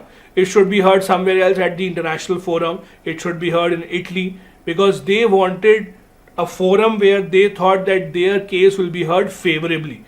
So when you go to a forum hoping that your case will be heard favorably there, that is called forum shopping. Globally, in US and UK also, this practice has been criticized. You can't have a proper law against it because it is not something which is on record. It's an informal practice, but yes, it has been criticized time and time again. The last news from this section of Indian Polity today's class is National Judicial Data Grid and portal, where the Supreme Court also has now joined it. As you all know, National Judicial Data Grid is an online portal where you can find real time how many cases are pending, how many civil cases, how many criminal cases are pending in India. Now, till some time ago, Supreme Court was not a part of it. Till some time ago, you could go to this portal, you could look into the cases pending in high courts, district courts, etc., but not the Supreme Court. But now even Supreme Court has joined this, which is again important. Supreme Court will have a specific portal. There will be a link in this portal where you can actually click and go redirected to the Supreme Court specific portal. It will be National Judicial Data Grid, Supreme Court of India.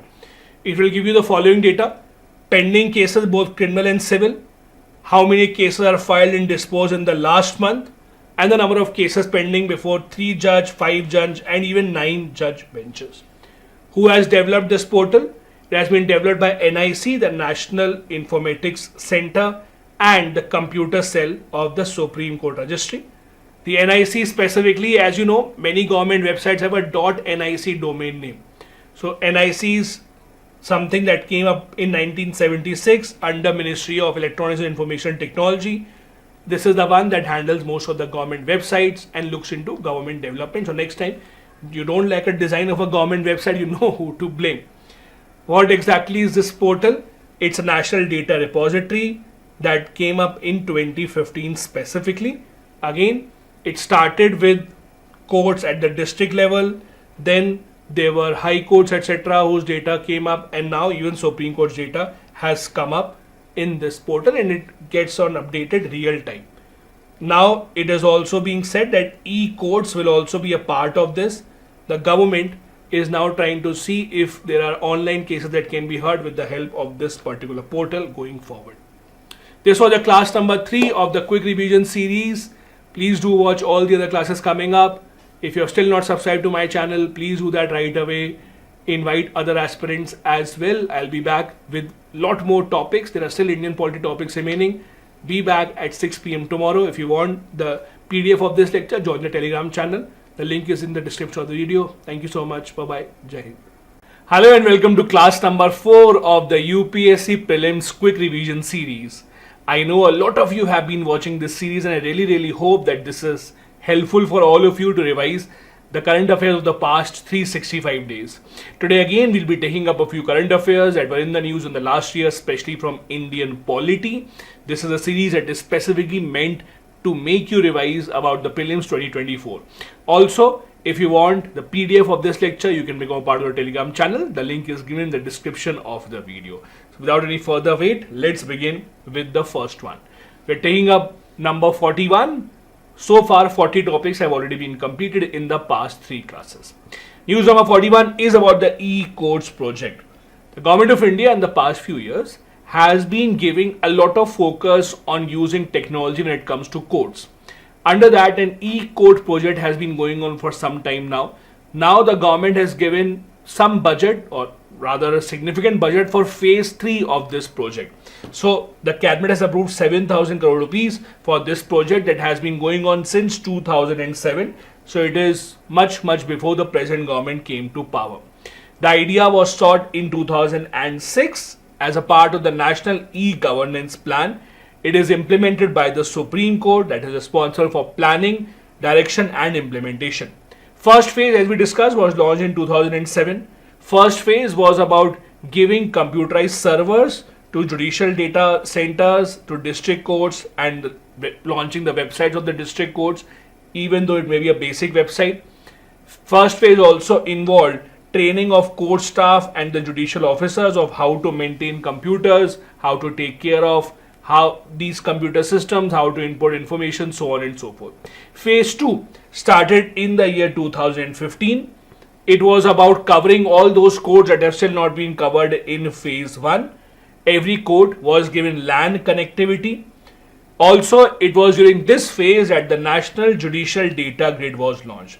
Remember, in the last class we had discussed how now the Supreme Court also has become a part of the National Judicial Data Grid. So it was a part of phase 2 of the e-courts project. Now phase 3 is coming up. What will phase 3 do? It will now ensure that ease of justice is maximized. The government is trying to go towards paperless courts. So right now, if you have to file a case in the court, there's a lot of paperwork that is involved. You have to submit a lot of files, a lot of documents. Government is trying to get rid of all of that. Also, government is trying to ensure that we can have a smart scheduling system that can recommend schedules of listing of cases based on the availability of judges, lawyers, witnesses, etc. Right now, scheduling of cases is a big pain. For example, a date is given to a specific case. On that date, maybe the lawyer is not available, maybe the assigned judge is not available, maybe some of the witnesses are not available. So it becomes a big problem. This is also one of the reasons why the cases go on for such a long time.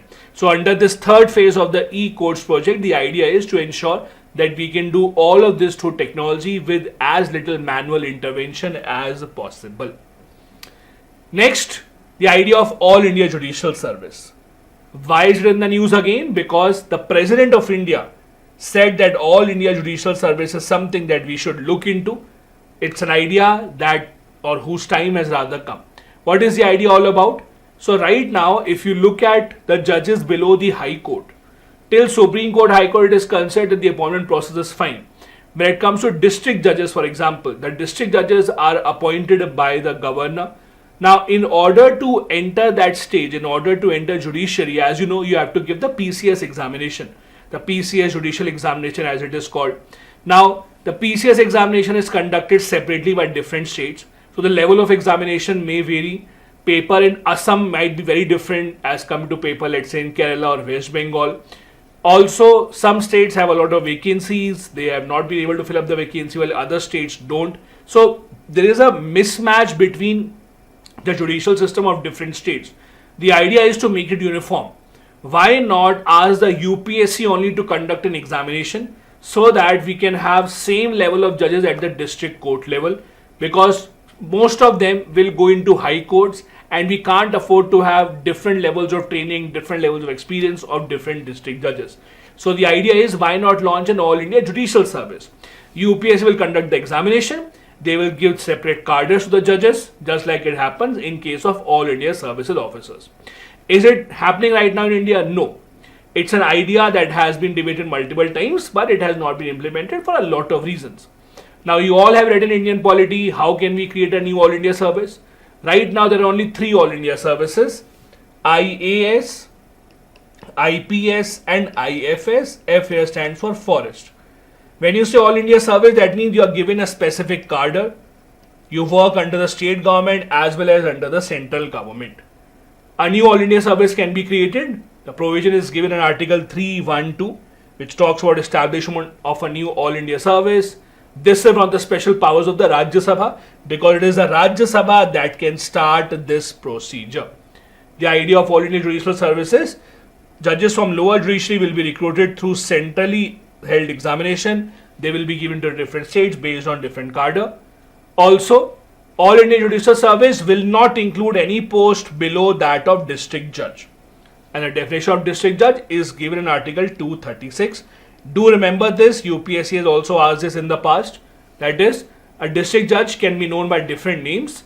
Do remember this, again, this has been asked in the past. District judge can also be known as additional district judge, assistant district judge, chief presidency magistrate. Depending upon state to state, the nomenclature may differ.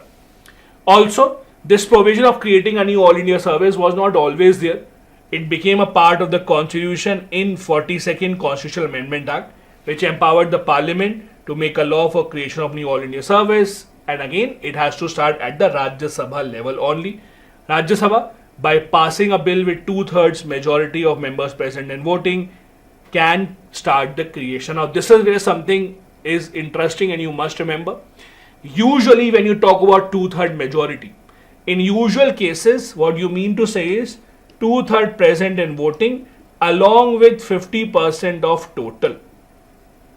Right? This is a special majority. This is required, for example, for constitutional amendment. So usually when you say 2/3 majority is required, you mean to say 2 conditions. However, in this case, when the Rajya Sabha can start the creation of a new All India service, we only mean to say the first condition, 2/3 present and voting. The second condition is not present. This is a small fact that you must remember. It again has been asked in the UPSC many years ago. Do remember, in case of Rajya Sabha initiating the process of a new All India service, only 2/3 of present and voting, that's the majority required, not the second part of 50% of total, that is not required. Right now, Article 233 deals with the appointment of the district judges. As you know, district judges are appointed by the governor of the state and the recommendation is given by the High Court of the state. For this, for creation of a new All India service, you don't have to amend the constitution, because the constitution anyway says under Article 312 that a new All India service may be created in the national interest. Third important news is about an authority called the Digital Publisher Content Grievance Council. Now, the government of India a few months back released rules to regulate OTT platforms. The OTT platforms, the apps that you use, Netflix, Amazon Prime, Hotstar, etc. When they began, their content was not regulated by any government agency. Then the government started getting a lot of complaints about the content that is uploaded on these apps. So the government created a 3-level mechanism. There's a 3-level mechanism where people can go and complain. For example, first level will be at the app itself. Let's assume you watched something on Netflix which you did not find appropriate, which you found wrong or incorrect or spreading hatred. First level is you complain to Netflix itself.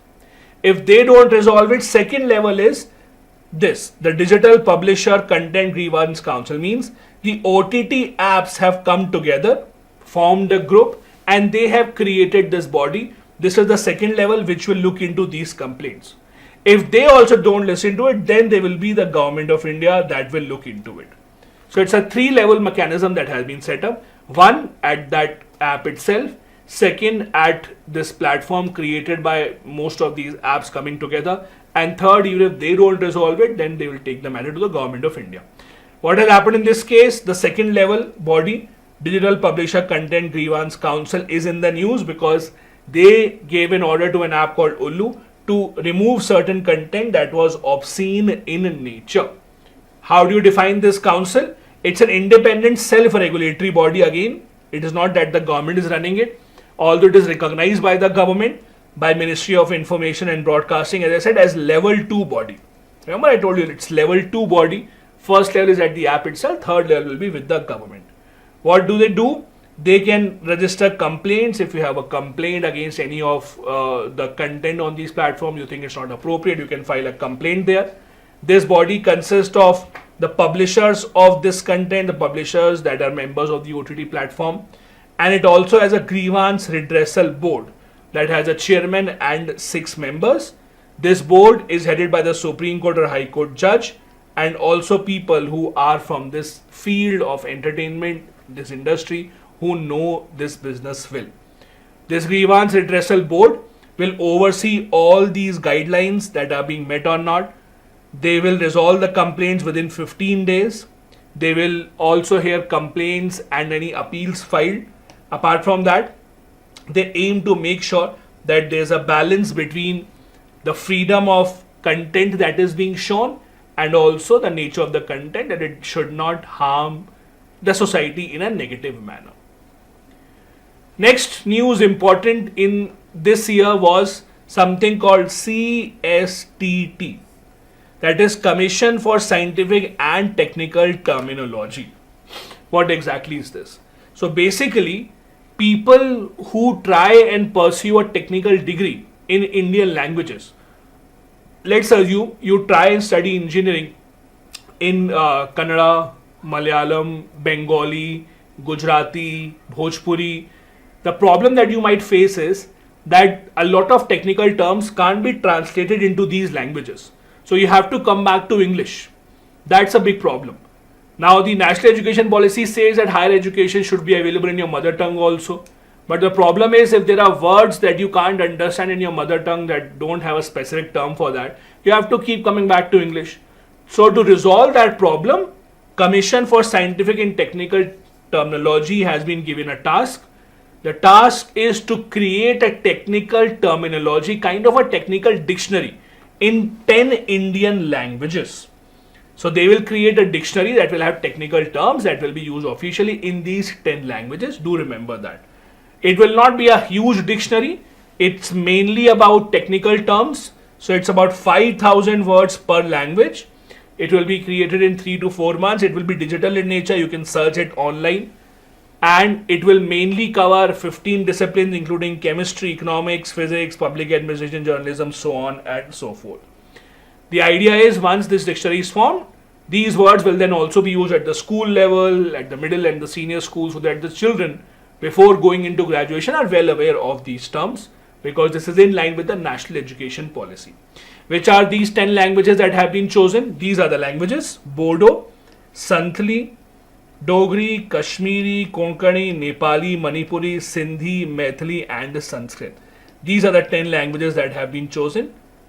It is in these 10 languages that these technical words will be found out and will be composed and a dictionary will be made. Also remember, this commission publishes 2 quarterly journals, one Vigyan Garima Sindhu and Gyan Garima Sindhu. Do remember this as well for the examination point of view. To the Government of India. One more important issue that has been a lot in the news is the Supreme Court striking down the electoral bonds, calling it unconstitutional. That means that you should know about electoral bonds. Although the scheme has now gone, it is considered unconstitutional. So there are lesser chances of it being asked, lesser chances of the UPSC asking specific details of the scheme. But even then, let's not take a chance since it's such an important topic. Let's quickly revise what most of you would already know. Electoral bond scheme came up in 2018. It was a method for an Indian citizen or an Indian company to donate money to political parties. What you had to do, you had to go to the State Bank of India, designated branches only. You would give them money, show them your identification, give them money, for example, let's say 10,000 rupees. They will give you a bond in return. The bond will not carry your name. That's why it's called a bearer bond. Bearer bond means the person who holds it, the person who bears it, he is the owner of it. So a bearer bond will be given and then you can give it to the political party of your choice. The only condition was that the party of your choice should have gotten at least 1% votes in the last general elections. There were multiple laws that were changed to introduce electoral bond scheme. Finance Act was changed, the Representation of People Act was amended, even the Companies Act was amended, and there were many other issues with the bond. For example, before this, company who needed to donate money could only donate maximum of 7.5% of their average profit of last 3 years. Again, maximum donation that a company could make was, in the last 3 years, whatever profit they made, take an average of the 3 years, and 7.5% of that was the maximum donation. Means, in other words, only a profit making company could donate money. But now this was removed. Even companies who are not even making a profit could now donate money. That is again a big loophole because it indicates that somewhere it would lead to shell companies coming up just for the purpose of donation of money. Anyways, until it has been proven, we will not put any allegations. Also, electoral bonds will be accepted only in Indian rupees. You cannot get or you could not get any loan against electoral bonds as such. Once it is purchased, it cannot be cancelled and no amount was to be refunded to the purchaser after buying of the bond.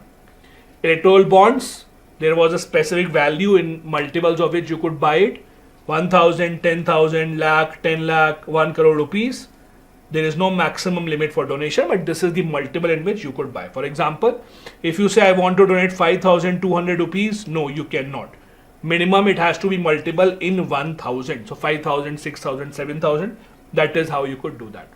In order to buy electoral bond, you had to give your identification document in SBI.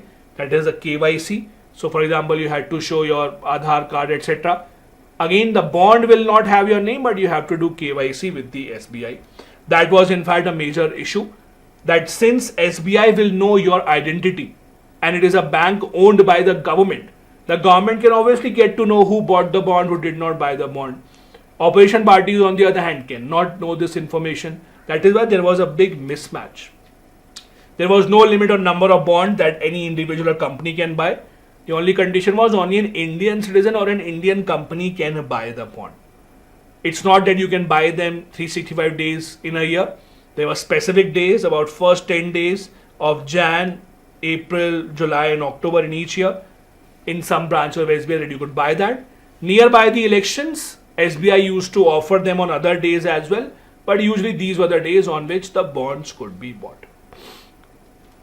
Next, news number 47. This is the news about unique land parcel identification number. Now, in rural India specifically, there's a big problem of land encroachment. There's a big problem. People take ownership or claim ownership of each other's land. They are not sure where the land ends, where the land begins. There's a lot of forgery also in paperwork. People illegally occupy your land.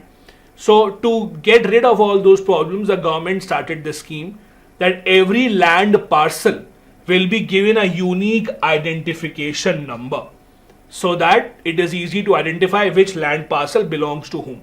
So it's a digitalization project meant to ensure that there is clarity about the ownership records, and if there is any problem about the ownership, it can be resolved very, very easily. This project is being run by Digital India Land Record Modernization Program implemented by Department of Land Resources under the Ministry of Rural Development. This is also called as a Bhu Aadhaar. Do you remember that? It's called as a Bhu Aadhaar. This is a 14-digit alphanumeric unique ID that will be given to a single land parcel. Also, the reason for this is that in rural India, most of the cases that come to the court are about land encroachment or land occupation, legal or illegal. That can also be resolved with the help of this. Entire country will have one single registry of all these land IDs. It's not divided state-wise as such. A big role is also being played by the Department of Science and Technology and National Remote Sensing Center. They will also make sure that they can identify the lands very, very easily. This is a bit of other information. It will help you provide the exact location of the plot. This is also important. For example, if you're a farmer and your crops have gone bad, you have to claim insurance, or the bank is after you to pay back the loan and you have to claim insurance that, see, my crops have gone bad, there were floods.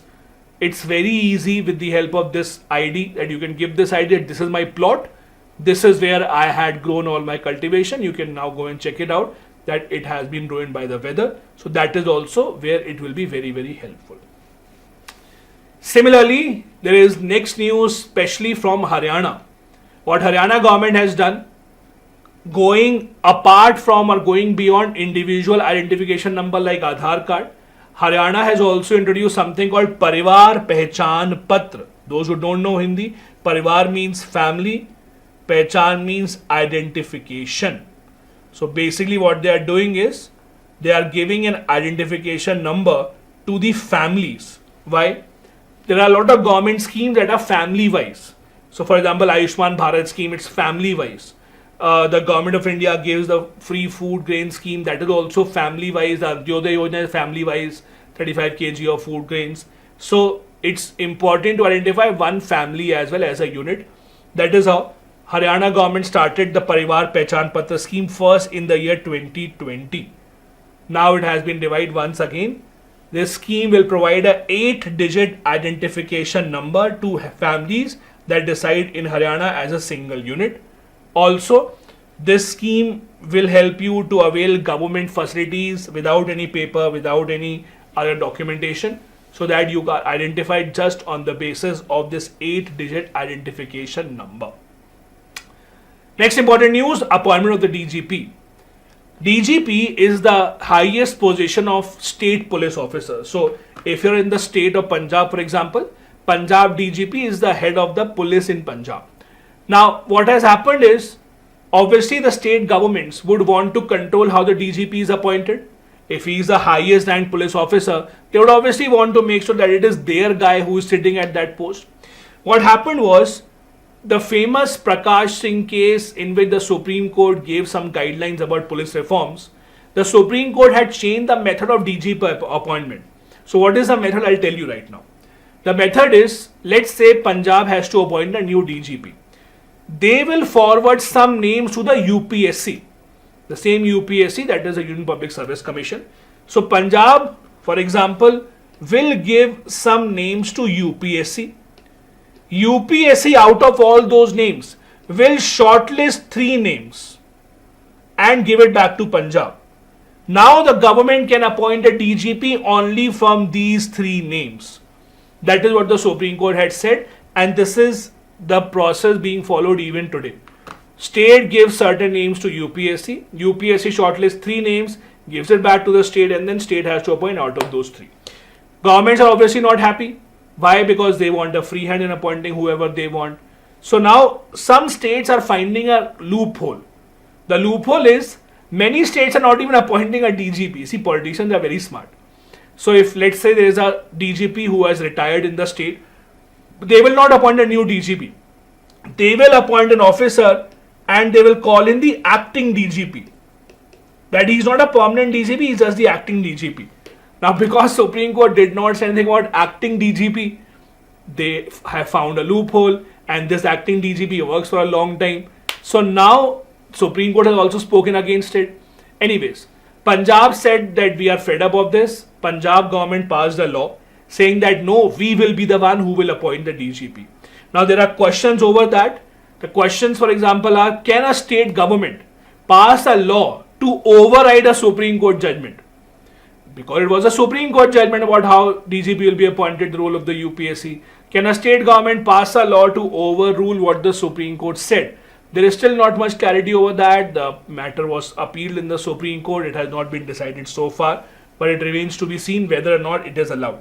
Because if it is allowed, obviously, then every state will do that. Every state is looking towards Punjab that, oh, Supreme Court allowed you, and we will also do that. So it remains to be seen. As I told you, the Supreme Court's new method of DGP appointment came up in the famous Prakash Singh case.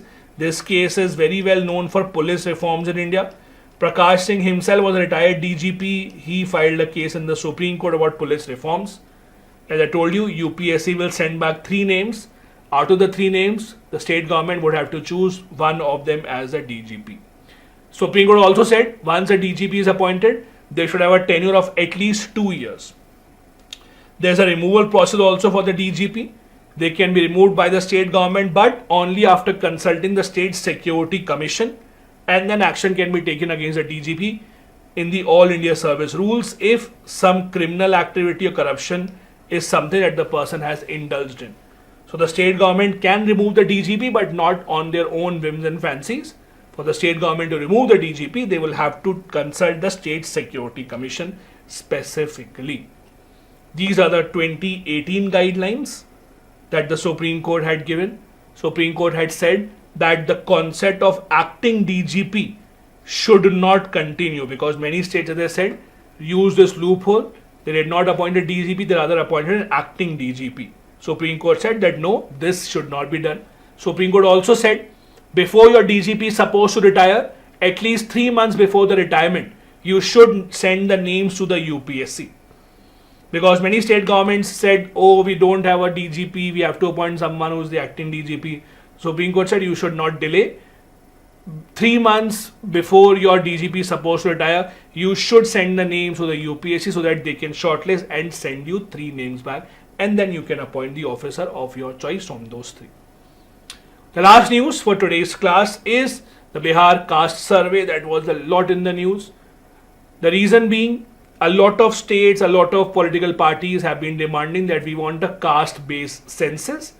Central government has not agreed to it. So the loophole that has been found in Bihar is Bihar conducted its own survey. Remember, Bihar did not call it a census because census can only be conducted by the central government. So the state government conducted a survey. The reason being that in India's census, we don't take consideration of caste. In the census, you get numbers of scheduled castes and scheduled tribes, but other caste groups are not covered. Means there is no way to know what is the exact OBC population in India because the census does not cover that number. So OBC population exact cannot be found out in India. The last census which gave the numbers caste based in India was a 1931 census. So no census of independent India has given these numbers. In 1941 also, caste based data was collected, but it was never really made public. So a lot of political parties who think that if caste based numbers come out, it will help their politics, it will help their vote bank. Many of those parties have been demanding. You see, the Congress in the entire election campaigning has been saying that once we come to power, we'll have a caste based survey. That is the entire idea. Now again, the state governments, if they do it, they'll call it a survey because census is something that comes within the center government and the state governments can't make a census.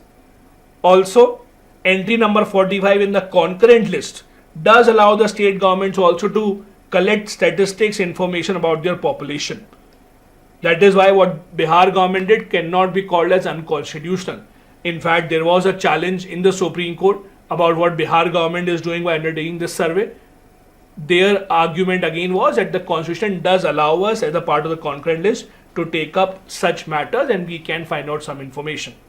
You don't have to read exactly about the details of the survey. If you are sitting in, let's say, Bihar PCS exam, then you have to remember details of the survey, how many OBCs, how many different castes have been found out. For the UPSC exam, you don't have to go into detail of the findings of the survey because it is a state specific thing. So you can ignore that. That brings you to the end of class number 4. Next class also will be of Indian polity, and then we'll end Indian polity subject or topics other, and then we'll move on to some other topic in the next classes. Also, if you want to get the PDF of this lecture, join the Telegram channel. The link is in the description of the video. Do keep watching all of these other initiatives as well, so that the mains, answer writing and PSIR videos, do watch that also. Thank you so much. Have a good day ahead. Bye-bye. Hello and welcome to class number 5 of this quick revision series of UPSC Prelims 2024. I love how a lot of you have been enjoying this series and revising quickly before your prelims exam comes in. Just one issue that I have, a lot of you who have been watching have still not hit the subscribe button, so please do that as well. In today's class, we will again be discussing topics from Indian polity. Today will be the end of Indian polity. From tomorrow, we will be beginning with international relations, and then we'll go to economics, so on and so forth. We'll be covering all the important news from the last 365 days. Also reminding you, if you would like to have the PDF of these lectures that I conduct here, all that you need to do is become a part of Telegram channel. The link of Telegram channel I have given in the description of the video. You can join there as well. Let's see what are the topics that we will start. Now, the first topic is topic number 51. 50 topics I've already discussed in the first 4 classes. In case you missed any of the earlier classes, the link of the entire playlist is in the description of the video. Please go through them as well. Topic number 51 is Ladakh Autonomous Hill Development Council. As you know, Ladakh has been a lot in the news in the past few months. There have been demands from Ladakh that they would like to have their own separate status of being in the 6th schedule. They would like to have some other special provisions, especially for them, giving much more power and control to the local administration to preserve their own culture. They claim that they have their own tribal community that is in majority, and they also deserve certain special provisions. Although government has not accepted that, but there is still an existing council in Ladakh that was in the news that is called the Ladakh Autonomous Hill Development Council. Now, even before Ladakh and Jammu Kashmir became a union territory, there was an existence of this council for both Ladakh and also separately for Kargil as well. So there is this council which exists in Leh starting from 1995. In Kargil it was formed in 2003. What do? They are mostly a kind of an organization that gives policy related inputs for the local government to implement. So they work closely with the village panchayats. They take decisions on the local healthcare, land related, education related issues of the people, and then they would try and see if these can be implemented in the long run. That is what they do. So they do have a kind of a local government structure even right now. These hill councils, both for Leh and for Kargil, they have 30 councillors each. Now again, as you know, the word councillor we usually use for municipalities. So they work similar to municipalities only. There are 30 councillors each. 26 are elected while 4 will be nominated. Amongst the members, there will have to be a chairperson as well, who will also serve as the chief executive councillor. This chief executive councillor or the chairman, equivalent to the mayor in other cases, will have the power of a cabinet minister within that particular area. This council consists of 4 executive councillors as well, who will be given the rank equal to that of deputy minister. Now again, they do not have any binding powers, but they do have the powers to plan and to tell the government these are the kind of initiatives we would want for our area. Also, they would help the district administration in executing the work and maintaining law and order in the long run. These are their powers. Again, if you look, the powers are not really binding as such, they are more in the sphere of advising. So their power includes development of planning, then budget for the district, implementing health related schemes, promoting their own language, culture, tourism. This is what they do. If empowered, they can also collect taxes and fees within their jurisdiction from small things, for example, let's say parking. When the tourists, for example, go to Ladakh area, the vehicles that they park, the entry fee that you have to pay to get to certain places, those are some examples of the fees and taxes that they can actually use, collect and also use for their own purposes. Next article or next topic rather that was in the news was the SHREYAS scheme. Now, SHREYAS scheme is specifically a scheme that the government of India launched to give a push to the backward class students. Many of them drop out because of various reasons. So government launched this SHREYAS scheme. The idea is to give appropriate support to students belonging to the OBC, that is the other backward classes community, and also EBC. EBC stands for economically backward classes. So basically there are different programs which are already running. The government made an umbrella scheme kind of SHREYAS to include all of them under this, and I'll give you example of what they have included. So basically two big programs. One, National Fellowship for OBC students, and second, Dr. Ambedkar Central Sector Scheme for Interest Subsidy for Education Loan for Overseas Studies.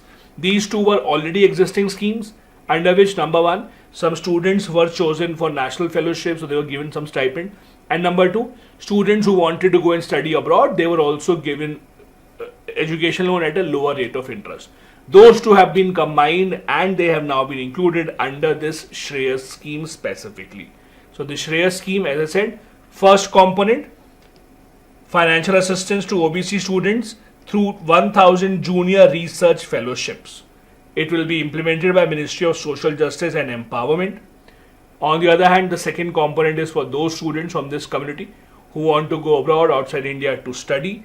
They will be covered under Dr. Ambedkar scheme of interest subsidy for education loan. Again, it is interest subsidy. So it's not that they don't really have to pay back. They have to pay back the money, but a part of the interest will be cut off and the government will handle a part of the interest. It's also a form of interest subvention. Do remember, under this part, this scheme of giving education loan at a lower rate of interest is being implemented by Canara Bank, and it is only up to rupees 20 lakhs. Now this is slightly problematic because most of the courses when you go and study abroad cost much more than 20 lakh rupees, but at least it's a good beginning. 20 lakh is a maximum limit and Canara Bank is the implementing agency of this particular scheme. SHREYAS here stands for Scholarships for Higher Education for Young Achievers scheme. Next is another interesting news that was in a lot of headlines some months back, something called the Sarna code. Now what exactly is Sarna? A lot of tribal communities in different parts of India, for example states such as Jharkhand, Odisha, etc., they have their own unique religions. Most of the religions involve worshipping forests, worshipping trees. They don't really worship any idol. The problem is when the government conducts its census, and when they go to the tribal community and they ask them which religion do you follow, and they say I follow the Sarna religion, that religion is not recognized by the government. So what happens is most of these tribal communities are then put under Hindu religion. Although the religion that they follow is not really Hinduism, but because the government does not recognize the religion as such, most of them are then counted under Hinduism. So what has happened is there is a demand for a long time that if we really want to have an exact compilation of data of different religions that exist in India, of the people who follow different religions, we need to recognize these religions as well. And Jharkhand Chief Minister had asked the Prime Minister to recognize the Sarna religious code for tribal. So Sarna is a religion that the tribal community basically follows. They said that when the next census, whenever it is conducted, which was supposed to be in 2021, whenever the next census is conducted, the demand is that the census should recognize a category of Sarna religion and should not force a tribal community to categorize or to identify themselves as someone from other religion, let's say Hindu religion, because they don't want to. Now, Sarna faith, usually the followers are tribals. They follow nature, or they rather worship nature. They mainly live by the motto of Jal, Jungle and Zameen, which stands for water, forest and land. They also do not believe in idol worship. They do not adhere to any concept of the Varna system, heaven, hell, etc. They are mainly concentrated in the tribal community areas of India, Jharkhand, Odisha, a bit of Bengal, Bihar and Assam as well. Now there is no official data about how many people would follow this faith. Census do not recognize it. But as per multiple estimates from different types of surveys conducted, there would be about 50 lakh tribal people who might follow the Sarna religion. Now, this is interesting. In India's case, 50 lakh does not seem a very big number. But do you know there are so many countries in Europe which don't even have an entire population of 50 lakh. So 50 lakh, if this is the amount of population that follows a specific religion, they do deserve to be categorized under that particular religion, because again it's not a small bunch of population as such, but no decision has been taken on this as such right now. Next thing in the news was a concept of curative petition. Now, to be true, curative petition remains in the news almost every single year. This is something that the Supreme Court allows in certain cases. Whenever they do, it comes in the news once again. So the idea is simple. Let's assume Supreme Court has given a decision which you do not like. Now what option do you have? Let's forget about going to President for mercy petition. In the Supreme Court, what option do you have? So the option that you have is, once the Supreme Court decides, gives the decision, and you're not happy with it, you can file something called a review petition. Basically, review petition would be you are requesting the Supreme Court to review the judgment because you think that something wrong has happened.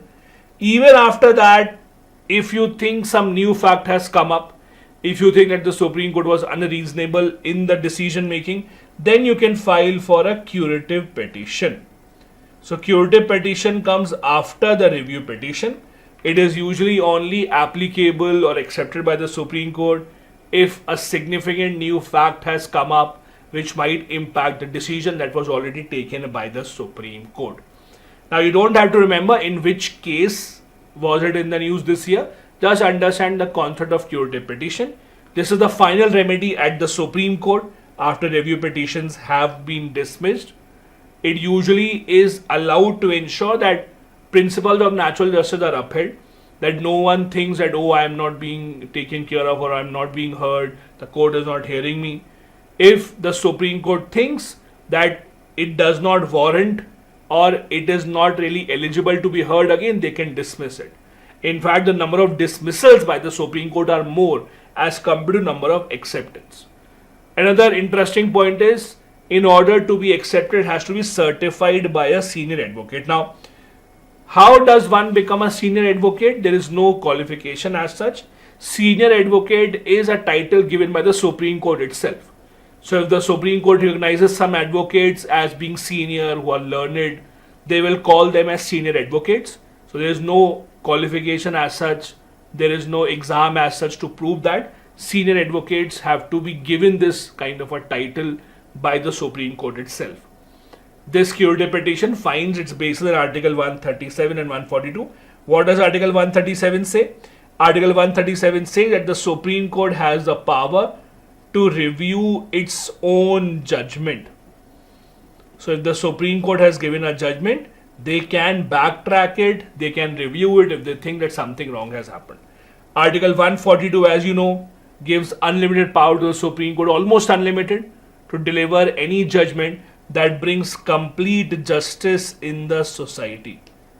So in the name of complete justice, they can bring out any new rule, they can hear any matter. These are the two articles on the basis of which the Supreme Court usually hears this matter.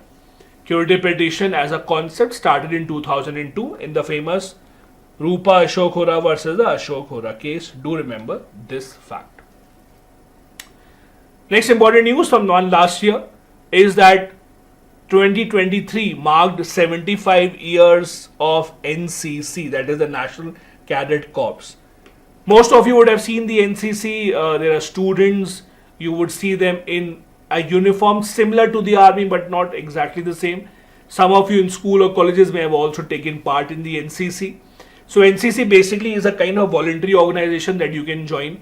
They will give you training similar to that of armed forces. The idea is to bring in discipline in the youth in day-to-day life, and also try and encourage the youth to go ahead and then join the armed forces. So if you are already in the NCC and you go and apply to join Army, Navy or Air Force, and you are given preference as compared to the other candidates. So for someone who is looking to go into armed forces, joining the NCC is a very, very good beginning at least. Now, NCC is not specific to one armed force. It serves all. Army, Navy, Air Force. It just tries to groom the youth as much as possible.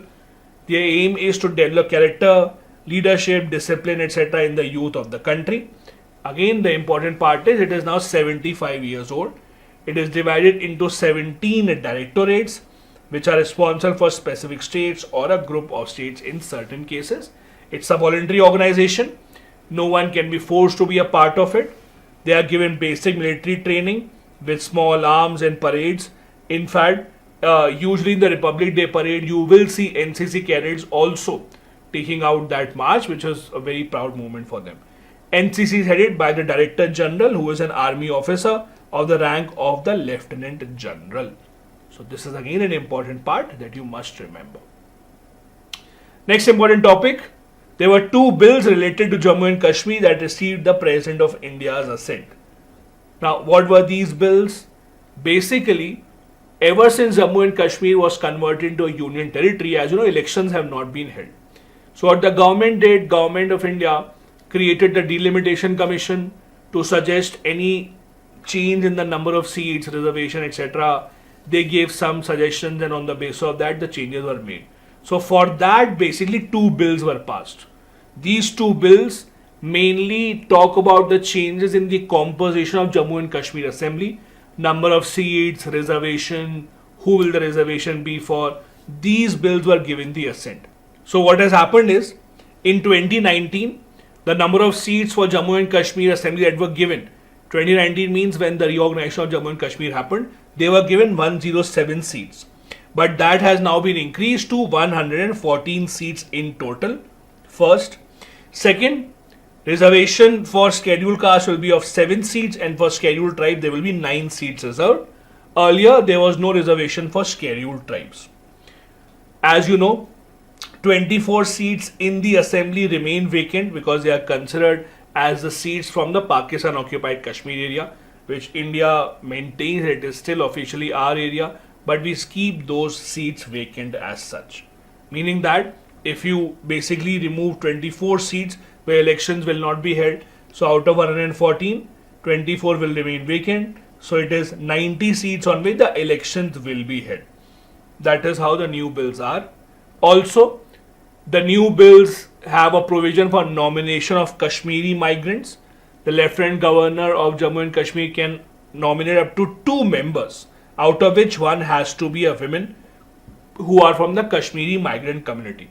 Now there is also a definition given of who will be these migrants.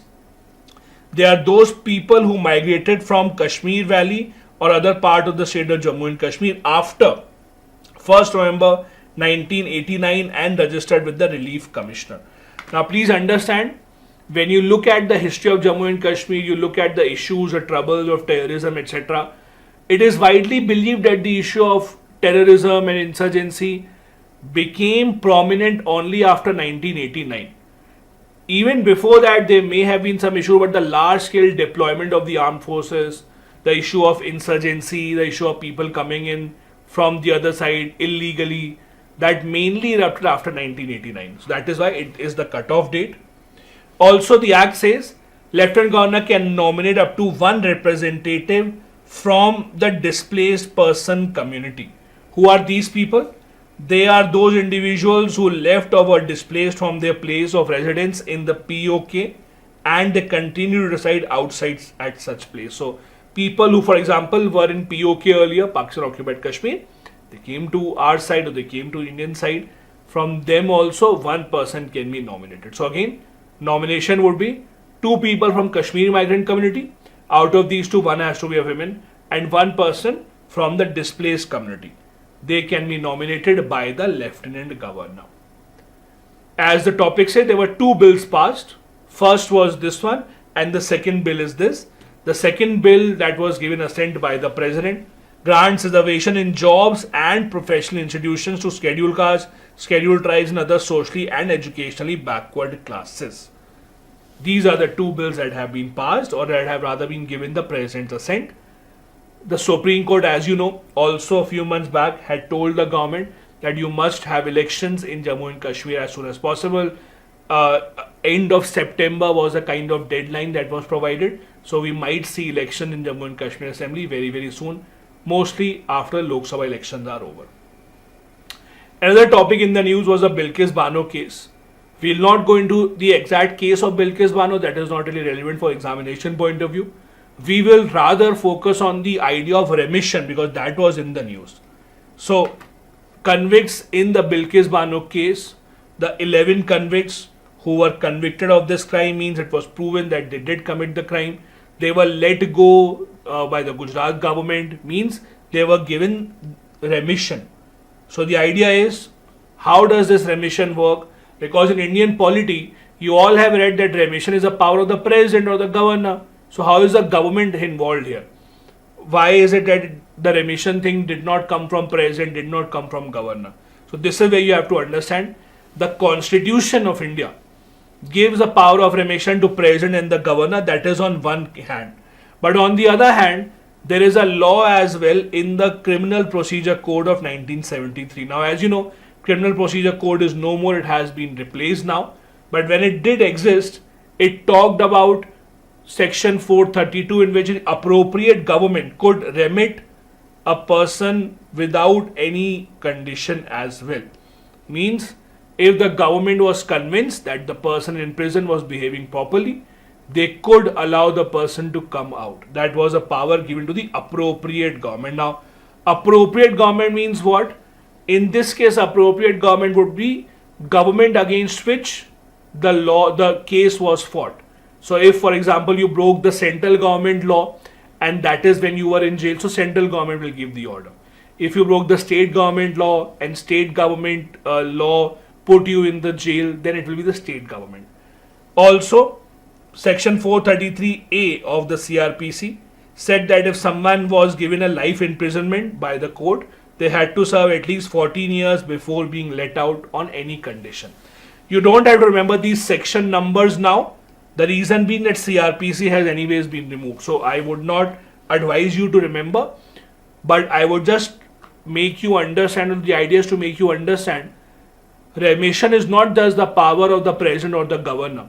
We read about it, that is in the constitution, but apart from that also, the governments also have the power for remission in certain cases, and usually these are the powers that we usually see.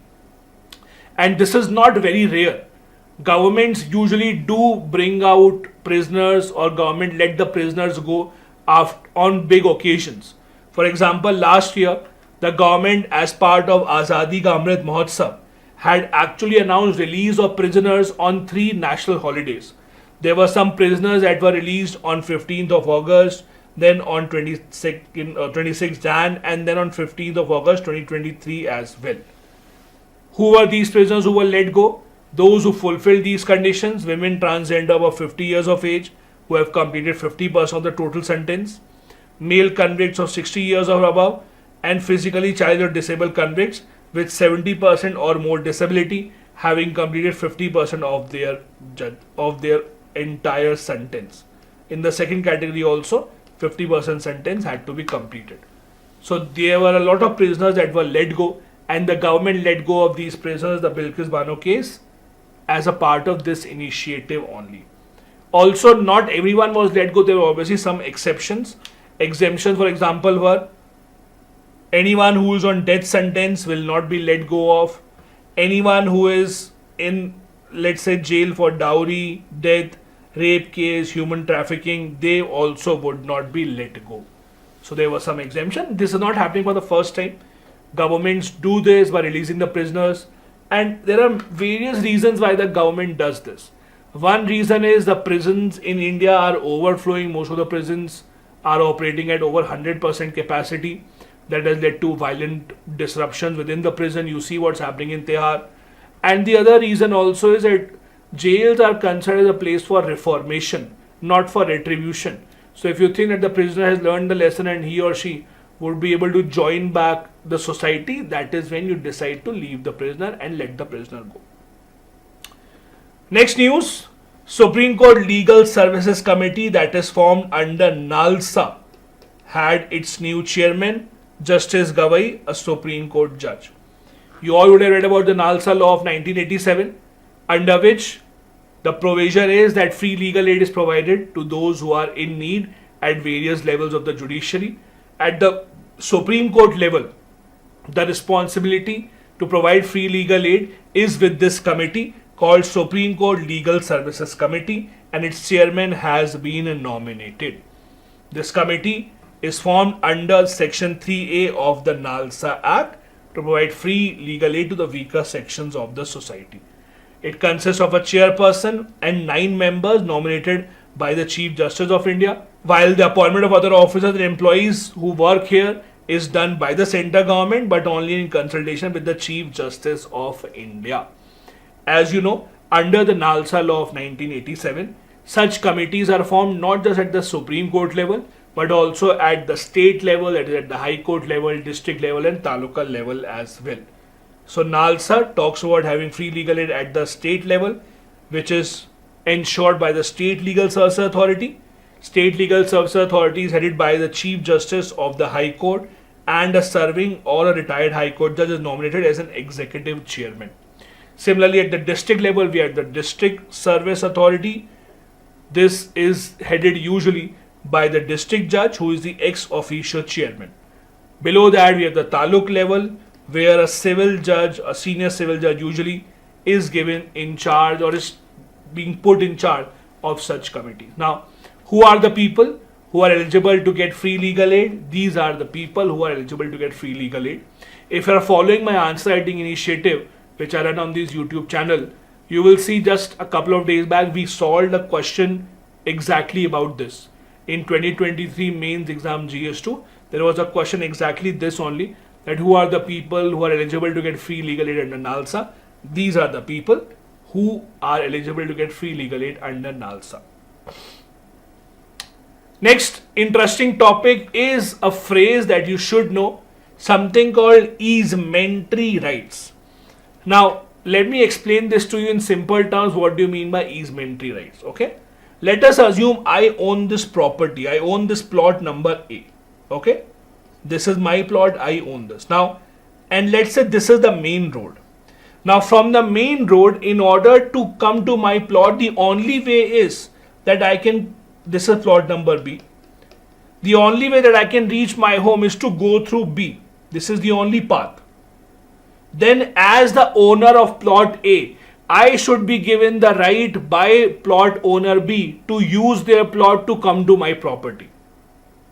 I'll explain this again. If I have a property and the way to reach my property or the path to reach my property goes through some other person's property, then that person should allow me this right to use that path to reach my property. This is called easementary right.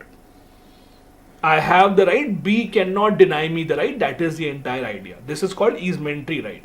Supreme Court here just a few weeks ago said that if, let's say I own plot number A, if I have some alternate way to reach my plot, then I cannot force Mr. B to give me a right to walk through his plot. Means if there is a possibility for me to reach from here, then I do not have the right to go from here. This is what the Supreme Court says. Easement is not available or necessarily not available when there is an alternative way to access the property. So this is easementary right. Again, easementary right is my right to go through someone else's property to reach my property if that is the only way to reach. But if I do have an alternate way to reach, then it is not necessary on B to allow this to me. This is a statutory rule. It's not something that is just in practice. As it's a rule that is recognized by Indian Easement Act of 1882. Whatever I explained to you, that is good enough. You don't need to remember all of this. This is just written in very verbose language, the exact thing that I gave you by example. To reach your plot, if you have to go through someone else's plot, you would have the right to cross that. That is called easementary right, as simple as that. The parties that are involved in this case, owner of the land, from where you would have to go, owner of the land where you will have to reach, so on and so forth. But don't go into detail of this. Just understand this with the help of example that I gave you. Next news, it is election season. So EVMs, VVPAT will always be in the news. VVPAT, as you know, voter verifiable paper audit trail. It's a small printer kind of a machine attached with the EVM, where when you press the button of the EVM, there's a small slip that comes out of the VVPAT. You can check the slip just to make sure the button that you pressed, the slip would have the party symbol to make sure that your vote went to the right candidate. Because there were a lot of allegations that I pressed some other button, the vote went to somewhere else, etc. Now, EVMs, in order to increase people's confidence on the EVMs, having VVPAT attached with them is necessary. But you cannot count all the VVPAT slips, because if you keep counting every slip of the VVPAT, then you are going back to the era of paper ballot election. It will take a long time. There was a petition filed in the Supreme Court, in fact, saying that every printout, every slip of VVPAT should be counted and verified with the number of votes of EVM. But Supreme Court said that that is just not possible. How VVPAT usually works is, again, so if you have given a vote, you would know if this is a EVM. Along with this, it's a small printer machine. So let's say you press the button. In this machine, a small slip, like kind of a slip that comes out when you use your credit card, that kind of a slip basically will come out. That slip will have candidate serial number, name of the candidate that you voted for, and the symbol. So for example, you voted for the BJP candidate, and the name of the candidate is, let's say, Harshmeet Singh. So when you press the button, the slip will come out. You can check on the slip whether it is the right person or that person only and that party only to whom you voted. You cannot take the slip home. It is behind a glass cover. You can see the slip for about 7 seconds. Then it will cut automatically. It will drop into the box. So the idea is, randomly, if the election commission wants, randomly they can basically check some EVMs along with their VVPAT just to count that the number of votes are the same in both or not. But in the entire country, if you keep on counting every VVPAT, every slip, then there is no point of using the EVMs. So EVM, that is why, basically are used to ensure that elections are happening in the right manner. The Election Commission of India has the authority to request whether VVPAT slips will be counted or not. If you have, let's say, you have some proof that something wrong happened in some election, you can file a complaint to Election Commission. They can see if the complaint is right. They can check from VVPAT of that particular election, check the number of slips, then check with the EVM. If it is the same, then nothing wrong has happened in that case. Currently, as I said, not all the VVPAT slips are counted. Randomly they are selected just to make sure elections are happening in the right manner. These machines are developed by government companies only, by Electronic Corporation of India Limited and Bharat Electronics Limited. These are the only two companies that are eligible to manufacture this. In fact, opposition members recently asked these companies to tell from where are they sourcing the components, because these machines have small little components in them. So opposition members asked them, from where are you sourcing these components, tell us.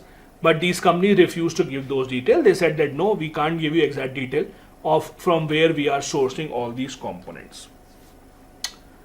Next interesting news, the government of India, and this is very recent, initiated a fact check unit under the PIB itself.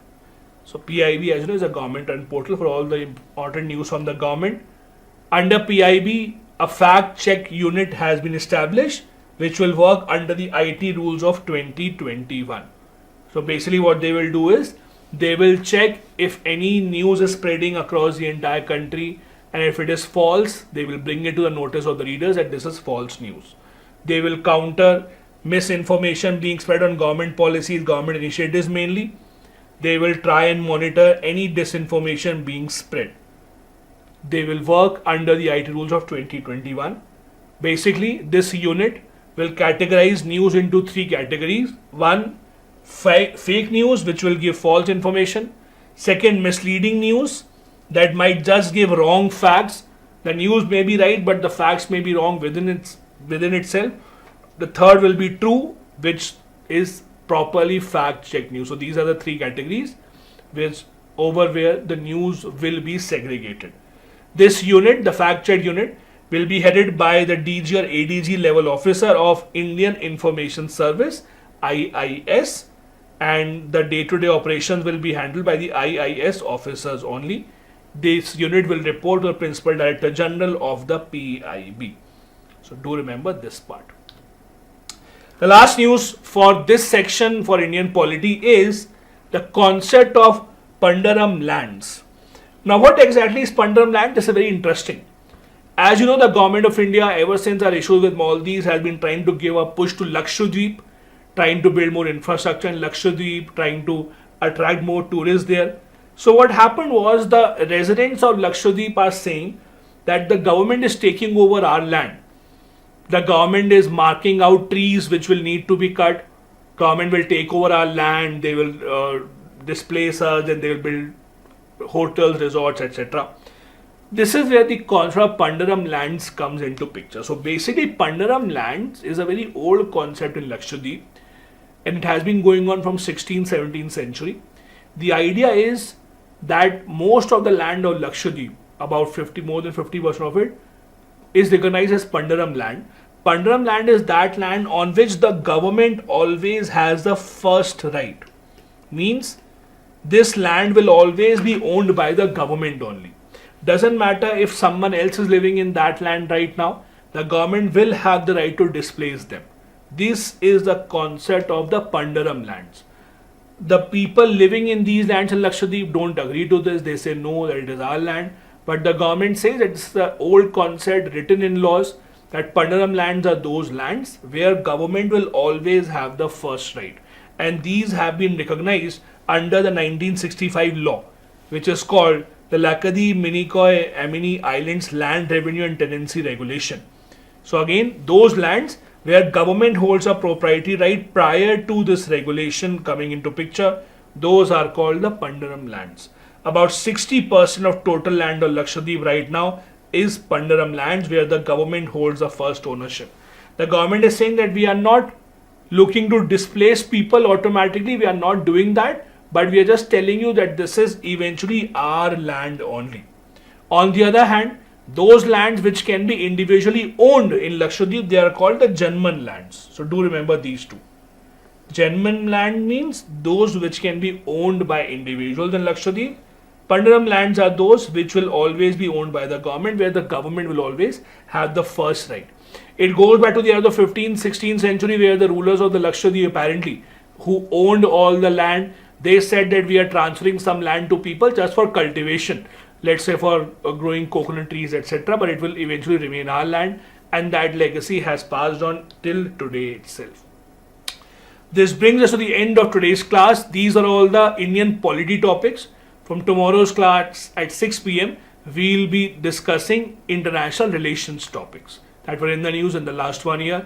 Again, do hit the subscribe button if you want the PDF of this lecture. You can join the Telegram channel. Link is given in the description of the video. Thank you so much for joining in, and thank you for being here. All the very best. Jai Hind.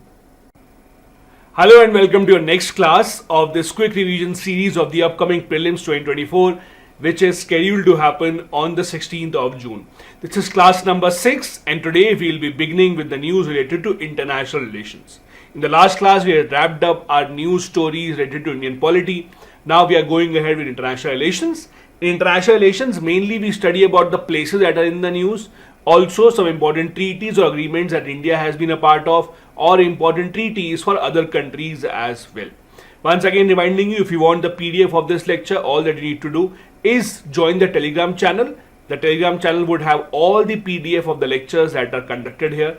To join this Telegram channel, you can click on the link in the description of the video and you will become a part of it. Now let's begin. The first news story is that India trained ASEAN women in UN peacekeeping operations. Now, as you know, India has always been one of the largest contributors to the UN peacekeeping forces.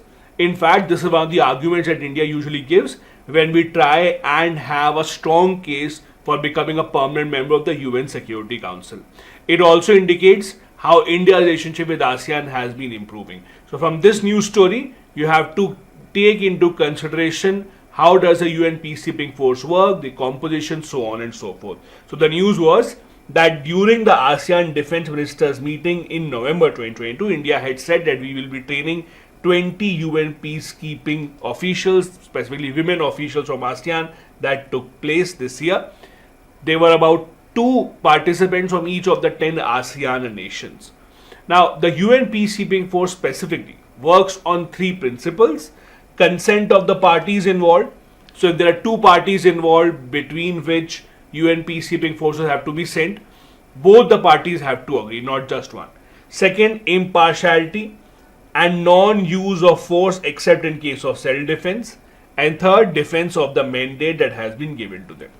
Now, the UN Security Council is the agency that controls the UN peacekeeping forces. In fact, this is again the argument that India gives, that since India supplies so many troops to the UN peacekeeping forces and they work under the orders given by the UN Security Council, that means India should also have a permanent seat in the UN Security Council because it is our troops whose lives are at stake here. The chapter number 7 of the UN Charter talks about the UN Security Council having the power to authorize peacekeeping operations anywhere in the world.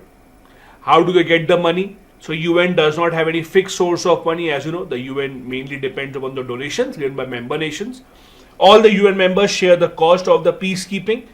The cost of the peacekeeping usually is on the basis of the assessment, taking into account how rich the countries are. So countries such as Germany, Japan, they contribute a lot of money, and not as much money would be contributed by poorer African or Asian nations.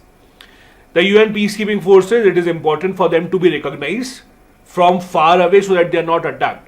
Let's say if this is the border, one side, let's say this is South Korea, this is North Korea, in between there are the UN peacekeeping forces. So both the sides should recognize them so that they don't attack the UN peacekeeping forces. That is why UN peacekeeping forces usually wear a very distinctive blue colored helmet. That is why they are called the blue berets or the blue helmets. Berets is a kind of a cap that you see some army people wearing. It's a kind of a cloth cap that is tilted. If you Google, you'll be able to find out. So they are called the blue berets or the blue helmets. Again, the idea is to make sure that they're identified from a long distance and no one usually attacks them. UN peacekeeping forces have already gotten the Nobel Peace Prize in 1988 for their contribution towards world peace. Next important news story. Another important part of how the world functions is in the news. That is the International Court of Justice. It's in the news because multiple countries have gone to the International Court of Justice against Israel. As you know, ever since Israel was attacked by Hamas, Israel has been launching a huge offensive in the territory of Gaza. And that is why a lot of countries saying that Israel is not using the principle of reciprocity. That is why many countries, starting from South Africa, had gone to International Court of Justice. Countries such as Turkey also supported that idea. Now, what exactly is the International Court of Justice? The ICJ is the principal judicial organ of the United Nations. Now, this is important to understand. This is the only main principal organ of UN that is not in New York. So, it's in the Netherlands. It was established in June 1945 with the Charter of the UN. Also, it has 2 official languages, do remember, English and French. What do they do? So, they have 2 functions mainly. First function, they give advice to UN agencies. So, UN agencies like UNICEF, UNESCO, those agencies that work, if they want any advice on legal matters, this court will give them the advice. Second important work is this one, that is to resolve dispute between 2 parties. Now, this is important. How is it that 2 parties' disputes are resolved? If the court, for example, gives an order and says that Israel should stop its attack, would it be binding on Israel? Yes and no. Yes, in the sense that yes, whatever the court says cannot be challenged, but no in the sense because there is no one that will be in power to actually implement that decision. And we'll discuss that in just a bit. all the members of the UN, all the countries automatically become the members of the International Court of Justice. But that does not mean the court will automatically take up the cases. So if there is a issue in between two countries, someone has to bring the case. Only then the court will agree to hear the case. Judgment of the court is final and technically binding. You can't really appeal. But again, the problem is, even if the court says something that is binding, who will implement it? If the country is not willing to implement, does someone has the power to force the country to implement? On paper, it is a UN Security Council that has a responsibility of implementing the decision of International Court of Justice. So on paper, it is a UN Security Council member, but in reality, it does not happen. Especially when the decisions are against a permanent member of Security Council itself, like if a decision is against China, China has lost cases against Philippines about the South China Sea dispute, they never even bothered to pay attention. If a decision comes out against, let's say, Russia or the US, they would obviously not do anything. And if the decision comes out against one of their friends, like if a decision comes out against Israel, US will make sure that they don't do anything to forcefully implement it. So the court itself does not have any power to ensure compliance. Security Council, as per the UN Charter, should do this, but again, they also don't do this in a lot of cases. What about India's connection with the court? India has had multiple judges in the past serving in the International Court of Justice. In fact, even today, we have a judge, Justice Dalveer Bhandari, who works in the International Court of Justice. Then there have been judges in the past, B.N. Rao, Nagendra Singh, R.S. Pathak, etc. The International Court of Justice in total has 15 judges and they serve a 9-year tenure. The qualification is that whoever has to become a judge should be eligible to become the judge at the highest court in his or her country. So Dalveer Bhandari, for example, should be eligible enough to become a Supreme Court judge in India, and that would make him eligible to become a judge in International Court of Justice as well. In order to become a judge, the judge has to win a vote separately in the UN General Assembly and in the UN Security Council. Even if one of them do not vote yes, then the voting will happen again. So in both the bodies, the voting will happen separately and the judge will have to win that vote. Next news, India was offered a place in what you call as a NATO Plus. NATO has been a lot in the news, North Atlantic Treaty Organization, group of America and European countries sticking together and promising each other we'll defend each other. But apart from that, also over the years, America has been trying to expand the reach of NATO. So they came up with the idea of NATO Plus. So NATO Plus would be NATO and some other countries specifically aimed at controlling the rise of China. So the countries in NATO Plus are not really European countries, they are mostly those that are in this sphere of influence of China mainly. India was also offered that you should also become a part of this. India has not officially accepted this. Please remember, India is not a part of any military alliance in the world. We were offered this NATO Plus bait, but we did not take it. NATO Plus right now has 5 countries: Australia, New Zealand, Japan, Israel and South Korea. You remember, these are the 5 countries that form a part of NATO Plus right now. India is not here.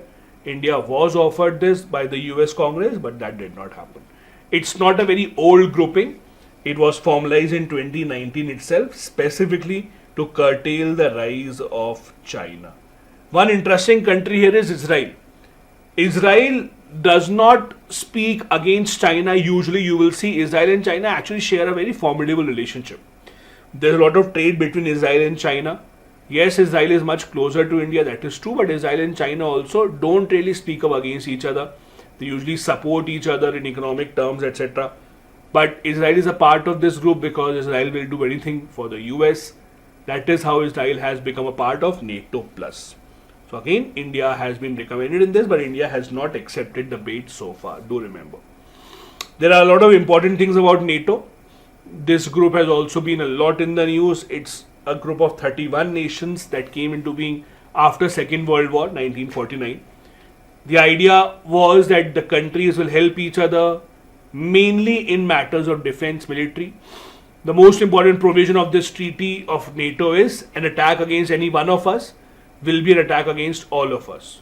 In fact, one of the reasons why Ukraine-Russia war started, as per Russia, they were not happy that Ukraine was contemplating joining NATO. Russia did not want a NATO country sharing its border. It is article number 5 of this treaty that says an attack against any one of the members will be considered as an attack against all the members, and thus everyone will come for their help. It is headquartered in Belgium, that is in Brussels. Another important news story was the World Bank, who got its new president, and this new president is an Indian American, Ajay Banga. In the history of the World Bank, all the World Bank presidents have always been American citizens. It's kind of an unwritten rule that president of the World Bank will always be an American citizen, while the head of IMF will always be a European citizen. That's a kind of an unwritten rule at these places. The reason why it is so is that the World Bank, the largest shareholder in this bank is obviously the US. So they have that power and they use that power to a good extent. Remember, there is no one single organization called the World Bank. World Bank is actually a World Bank group which comprises of these 5. IBRD, IDA, so the difference is IBRD and IDA, both of them give loans. IDA give loans to the poorest countries, so at a lower rate of interest, and they give it at a slightly higher rate of interest. Not very high, but their rate of interest will be slightly higher than IDA. IFC, they give loans to private companies. Then there is MEGA, Multilateral Guarantee Agency. What it says is you should invest money in those countries also where there is a war or there is a threat of war. We will guarantee that if something wrong happens, we will give you the money. It's kind of an insurance. For example, right now, no one would be willing to invest money in Afghanistan. Everyone will say, oh, Afghanistan is so dangerous. So MEGA will say, you go and invest money in Afghanistan. If something wrong happens to your investment, we will give you the money back. Then there is International Center for Settlement of Investment Disputes. As you can see, this settles dispute between investors and the countries if there is an issue. Now, for India's point of view, do remember, India is a part of the first 4. India is a part of IBRD, India is a part of IDA, we are a part of IFC, and we are a part of MEGA. However, India is not a part of ICSID. Why? Because we do not want any other agency to come and resolve disputes between our government and an investor. If there is a dispute between an investor and the government of India, we would want our judiciary to take up that matter and not this external organization. So remember, out of these 5 agencies that work in the World Bank group, India is a part of 4 and not the 5th one. The World Bank leadership is with the president. As I told you, president has always been an American citizen. That's a tradition, it's an unwritten rule. Also, whoever has been nominated by the US has to be confirmed by board of executive directors that work in the World Bank. President has a 5-year term and can be renewed time and time again without any conditions. The president of the World Bank is responsible for the overall working of the bank, for forming policies. However, the president does not have a vote except in case of a casting vote. So similar to our Lok Sabha speaker, that if there is a matter under discussion, the president of the World Bank will not vote at the first instant. Only and only when there is a tie and the casting vote has to be placed, only then the World Bank president will go ahead and cast his vote. Next important news, the Artemis Accords is where India has become a part.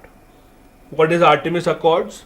So it is basically a treaty started by the US, where the US wants countries around the world to work together in space exploration.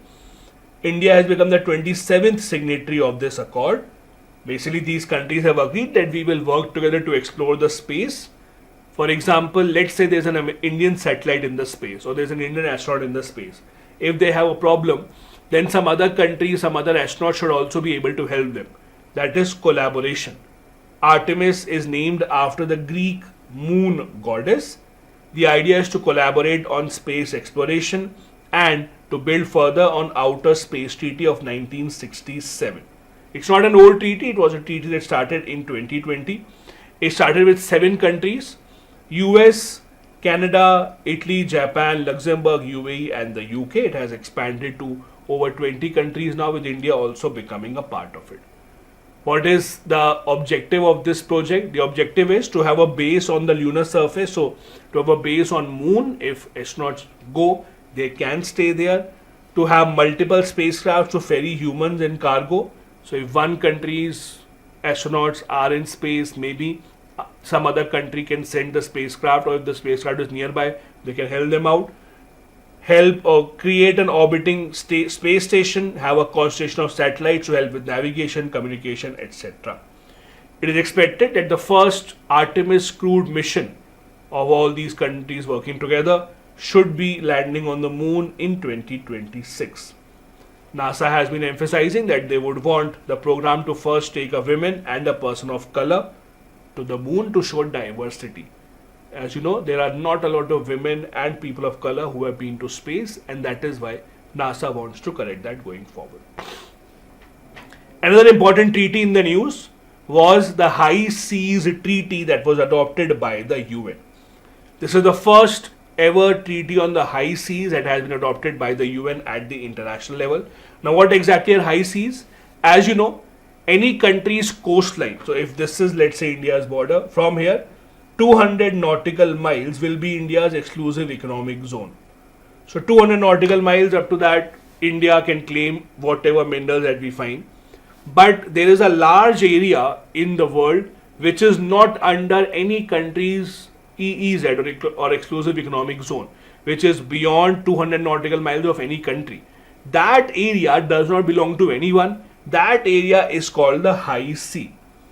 So high sea are those areas which are not a part of any country's exclusive economic zone, territorial water, internal water, etc. It is beyond 200 nautical miles from the coast of that country. So it's a kind of a global common.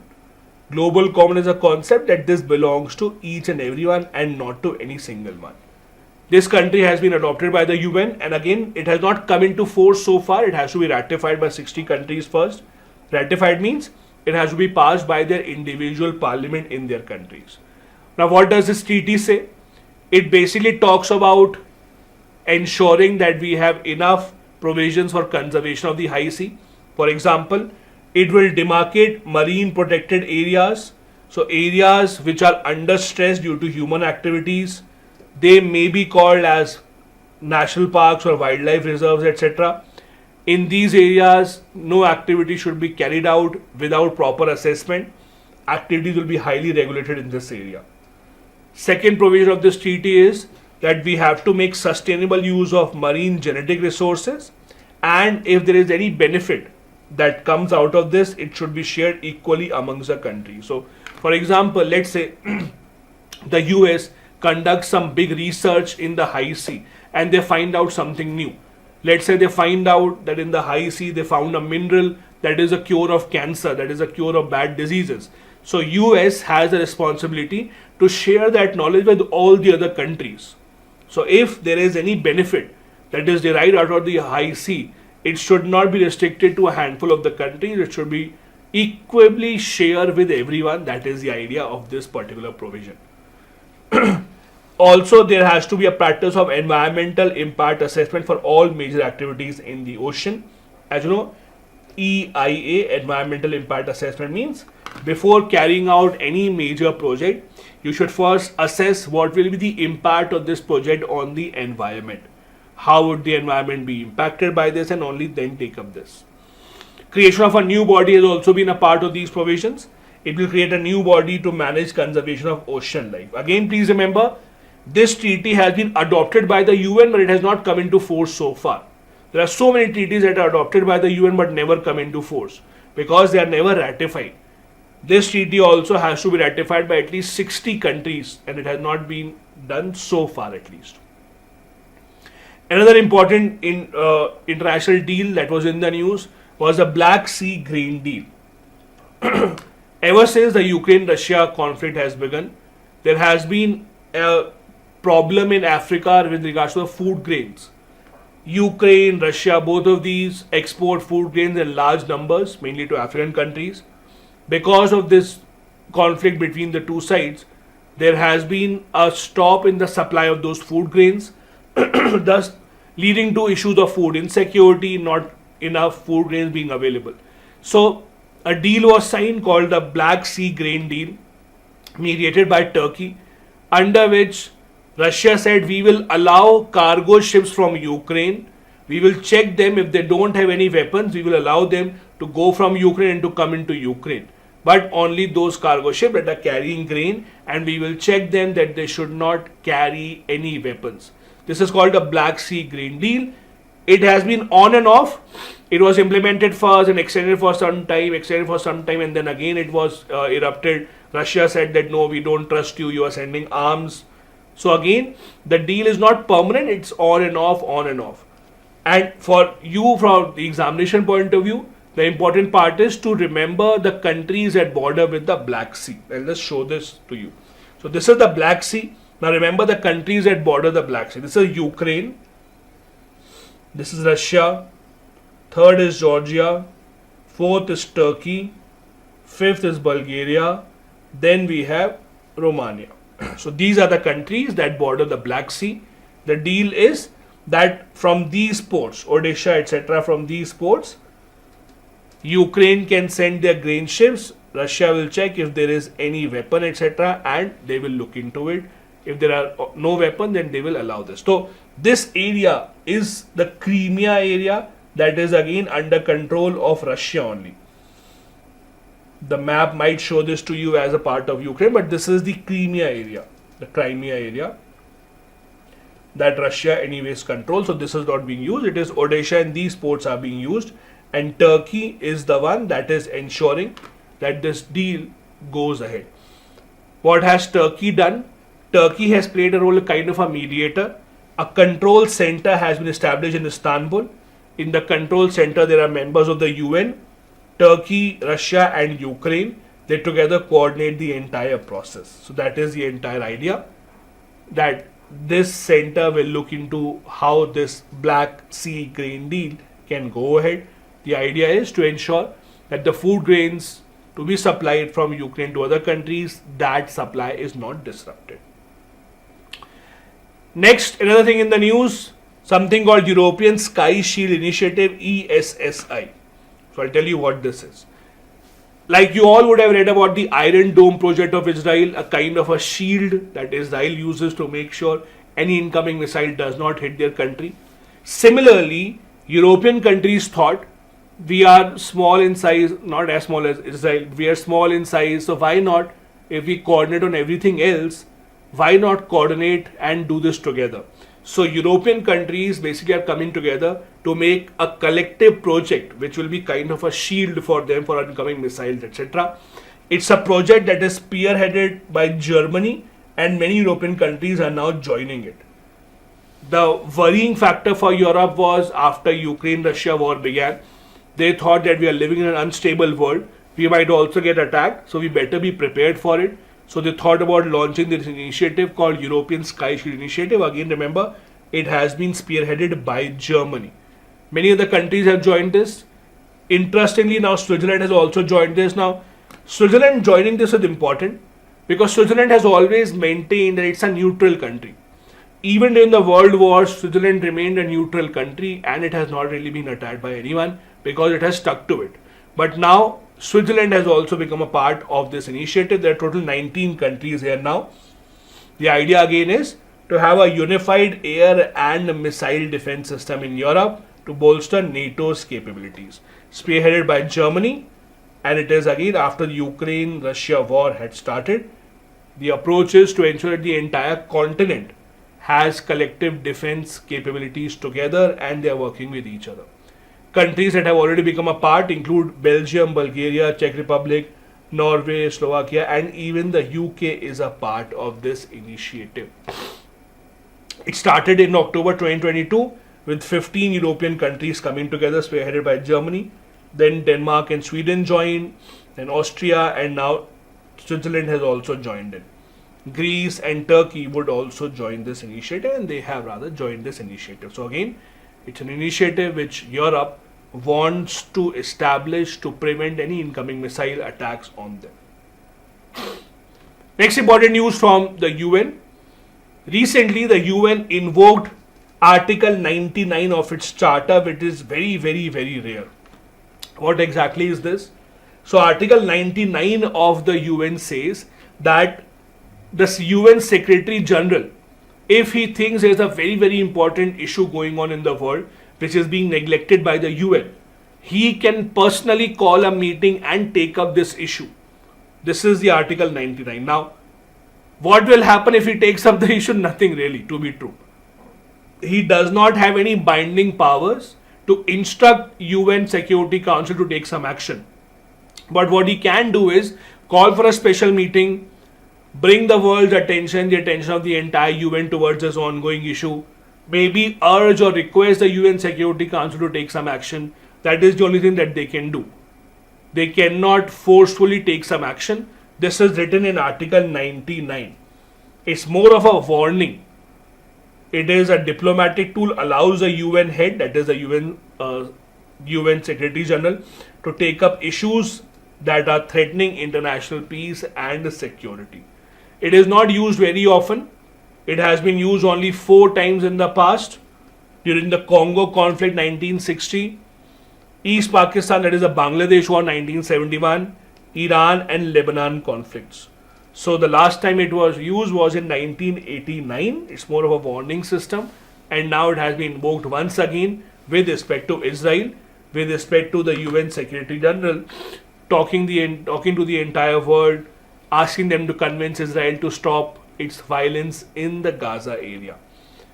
This gives power to the UN Secretary General to call for meeting of the Security Council on important matters, but again, it does not give the power to force the Security Council to adopt any resolution. Security Council will decide on its own whether they want to adopt any resolution or not. Security Council, as you know, has 5 permanent members, and if any one of those permanent members uses their veto, then obviously resolution will not be accepted. So the end power to adopt the resolution or not will still lie with the UN Security Council only. The UN General Secretary, Secretary General cannot really do much. It's more about showing the world, see, I am angry and I want the attention to be given to this issue. But the UN Secretary General alone would not be able to do anything, even under Article 99 of the UN Charter. Next news story, which was in the news also with respect to India, something called the Five Eyes Alliance. Why was it in the news? As you know, the Canadian government put a lot of allegations against India that Indian armed forces or other Indian security agencies are involved in a killing of a Canadian citizen. When India asked how or what information do you have, Canada has not shared any information, but Canada says that they got information or input from the partners of the Five Eyes Alliance. So Canada says that we are a part of a group called Five Eyes Alliance. They are the ones who shared information with us. Now, this is not a new group, it's a very, very old group, but it has come in the news once again recently. So, basically, this is a group of English-speaking countries, 5 English-speaking countries that have come together: Australia, Canada, New Zealand, UK, and the US. So, 5 English-speaking countries have come together, called the Five Eyes Alliance. The idea is their security agencies, their intelligence network will work together. If any one of them detects a threat that may be problematic for other countries, they will share them within this group. It's an old group, as I said, it dates back to World War II. It was first made to work together to decode encrypted messages coming in from Germany and Japan. It has been working since then. Again, it is a group that shares its intelligence network with each other. If they think that there is some news that the other countries must also know, they will be sharing this. Canada says that they got information about India's involvement in the case with the Five Eyes Alliance partner members. When it first started, it was a collaboration between Britain and US only. Then after that, it became a bigger group with Canada being involved. Then New Zealand, Australia also joined it in 1956.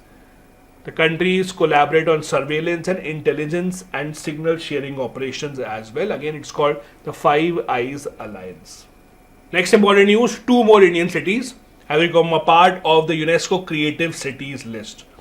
Now, the UNESCO Creative Cities list basically has a list of some cities around the world that are very, very famous for some creative arts.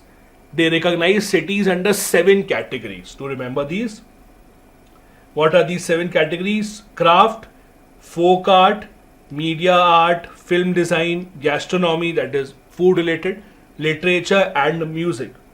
These are the 7 categories under which the cities are listed. Recently, Kozhikode in Kerala and Gwalior in Madhya Pradesh have been added to this list. Kozhikode for literature and Gwalior for music.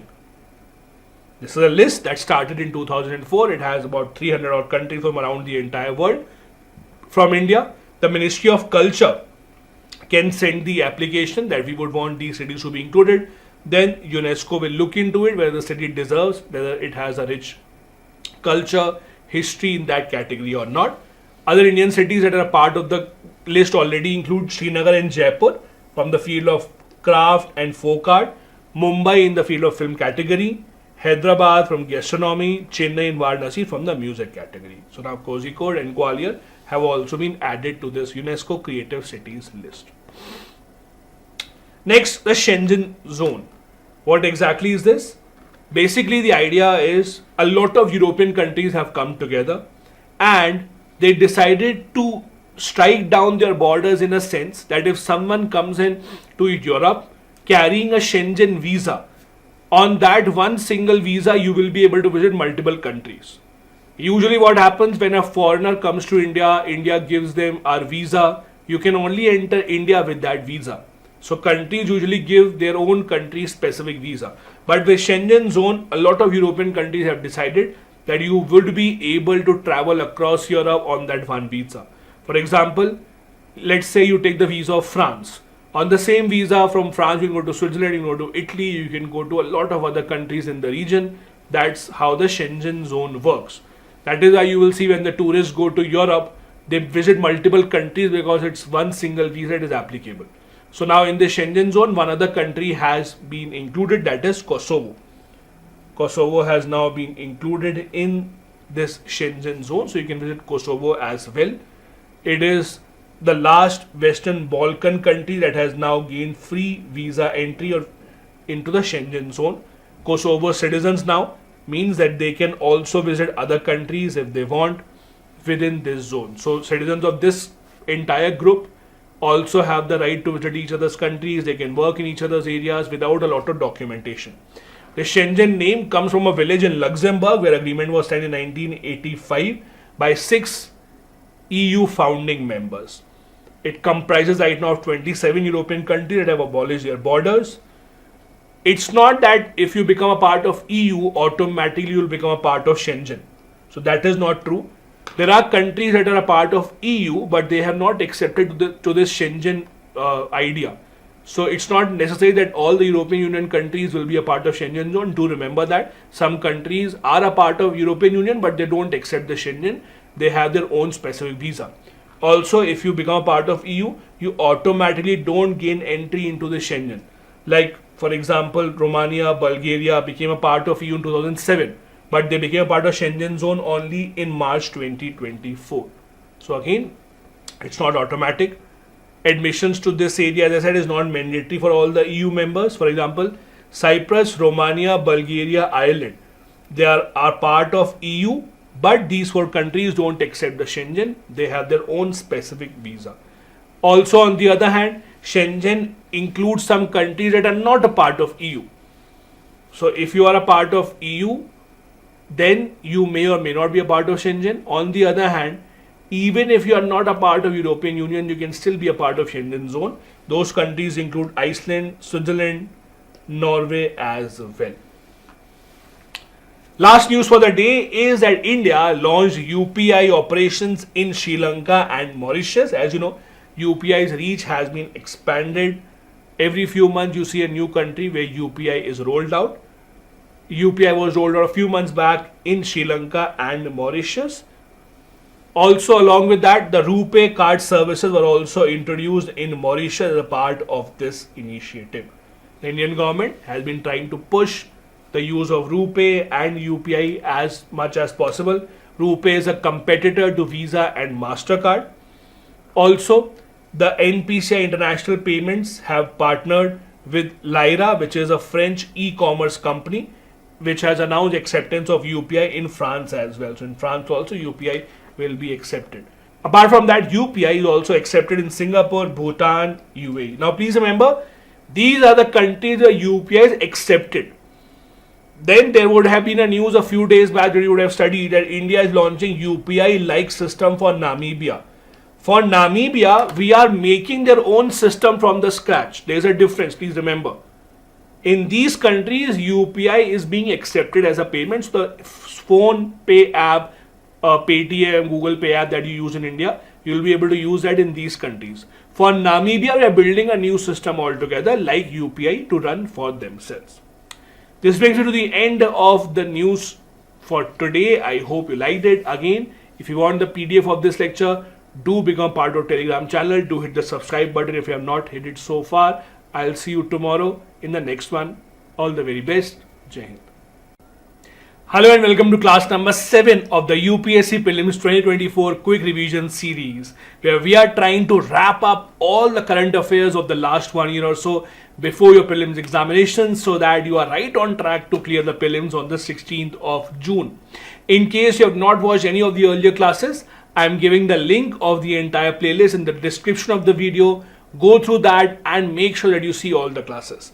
Also, in order to get PDF of these classes, you can join the Telegram channel. The link is in the description of the video, where I upload all the PDFs of the lectures that I conduct on this platform. Having said that, in today's class, we will be discussing important news from international relations and on Indian economy. Last class, class number 6 was also about international relations. Few other topics left, and then we'll jump on to the big Indian economy topic. First big news, the Paris Club. Sri Lanka reached an agreement with the Paris Club. What exactly is this? So Paris Club is a group of very rich countries, OECD countries that had come together in 1950s.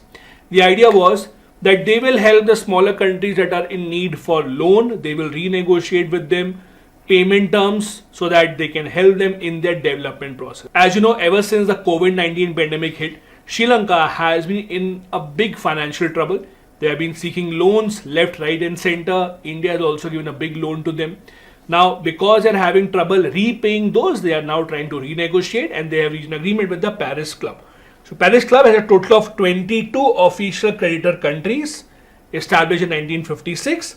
All 22 are rich countries and are members of OECD, that is Organization for Economic Cooperation and Development. India is not a member. India, although, does have an observer status in this organization. What do? This club offers credit facility to eligible countries, to countries that are in debt, and they try to reschedule the debt as per their convenience. They mainly try to ensure that the financial situation in these unstable countries improve. Another big news, India led a new initiative to the launch of International Big Cat Alliance, IBCA. Now, the government of India in the past few years have been trying to take initiatives at the global level, be it the stature that we had at the G20 hosting, inclusion of the African Union in G20, before that the International Solar Alliance that India began. This is again in line with that kind of a thinking where we have to make an impact at the world stage. So India has set up International Big Cat Alliance. Now, these big cats basically include 7 major big cats. Do remember this. These 7 are tiger, lion, leopard, snow leopard, puma, jaguar and cheetah. So these are the 7. The idea is that the countries that have a significant population of these 7 can come together and can pool in their resources, their expertise to preserve and increase their population. This was announced on the 50th anniversary of Project Tiger. The government of India wants to ensure that we play a major role in preservation of these big cats. The membership is open to 96 countries that have a good population and that are a natural habitat of these big cats. Other countries can also join. It's similar to International Solar Alliance. When International Solar Alliance was first launched, membership was open to tropical countries mainly because this is where they have significant days of sunlight. Then it got opened up to other countries as well. Similarly, International Big Cat Alliance is open to other countries as well if they are interested. Already 16 countries, 9 international organizations have given consent to join. Again, with every single day there may be more countries coming in, so this number may not be fixed, it will keep on changing. Also, this particular alliance will have a general assembly where all countries will be members. It will have a council of 7 to 15 members, a secretary general, and the secretariat that will act as the administrative body. It will be established in India. What about the funding part? India has offered a 150 crore rupee fund for the initial 5 years, and after that we'll have to see how we can accumulate enough funds from membership fee, from contribution from different institutions, private sector. A lot of international NGOs may also pitch in. Their job mainly will be to ensure that any potential habitat of these big cats is preserved, share knowledge with each other. For example, let's assume India started an initiative that really led to increase in population of these big cats. We should be open to sharing it with other countries as well. So that is how it becomes a platform for knowledge sharing and capacity building as well. It will also focus on building ecotourism and finance tapping from all around the world, because such projects, in order to be successful, do require significant amount of financing in the long run. This is a snapshot of International Big Cat Alliance. Now we jump on to a heavy subject that many of you would have been waiting for: Indian economy. Over the next 2 to 3 classes, or maybe 4 classes, depending on how many topics I find out, we will be discussing topics relevant to Indian economy. Now please remember, Indian economy, I would characterize this as including smaller parts like agriculture, infrastructure. All of that are considered a part of economy only in GS3. So if I discuss a topic from agriculture here, don't be confused. It's mostly a part of GS3, that is Indian economy. So let's see what have been the news related to it. First, news about urban cooperative banks. So a few months back, the RBI made some provisions to further strengthen the operation of the urban cooperative banks in India, to ensure that they have more freedom, to ensure that their working conditions improve. What are these new provisions? Number 1, these banks can now open up to 10% or maximum 5 branches of the previous year's total branches without RBI approval. So for example, if they earlier had, let's say, 40 branches, next year 10% of that, 4 branches they can open without any approval from the RBI. Means the red tape has been cut down and they can expand even further. Second, the criteria for financially sound and well managed banks. So basically, those urban cooperative banks that are seeking branch expansion, that want to expand their branches, they must get board approved policies in line with the norms that have been set by the RBI, which are for financially sound and well managed banks. When an urban cooperative bank is fulfilling these guidelines, these norms, then they can go ahead and open up the branches without the RBI's prior approval. Cooperative banks has also been given this chance to offer technical write-off and settle their borrowers through board approved policies, which makes them in line with commercial banks. So commercial banks can have a write-off. Write-off means bank has given a loan of, let's say, 10 crore rupees. They know it's not coming back. Rather than keeping it on their books every single year, passing it on that we have given a debt of 10 crore, write it off. Write-off means agree that the money is not coming back, so that you can remove it from your books and then you can move forward, rather than including it every single year. So commercial banks could do this openly. Now the urban cooperative banks have also been given this provision that they can also have this technical write-off through board approved policies, so that they also get freedom like commercial banks to clean up their books. Next, the target for priority sector lending. Now, as you would know, there are certain sectors that the government of India identifies as priority sectors like education, farming, etc.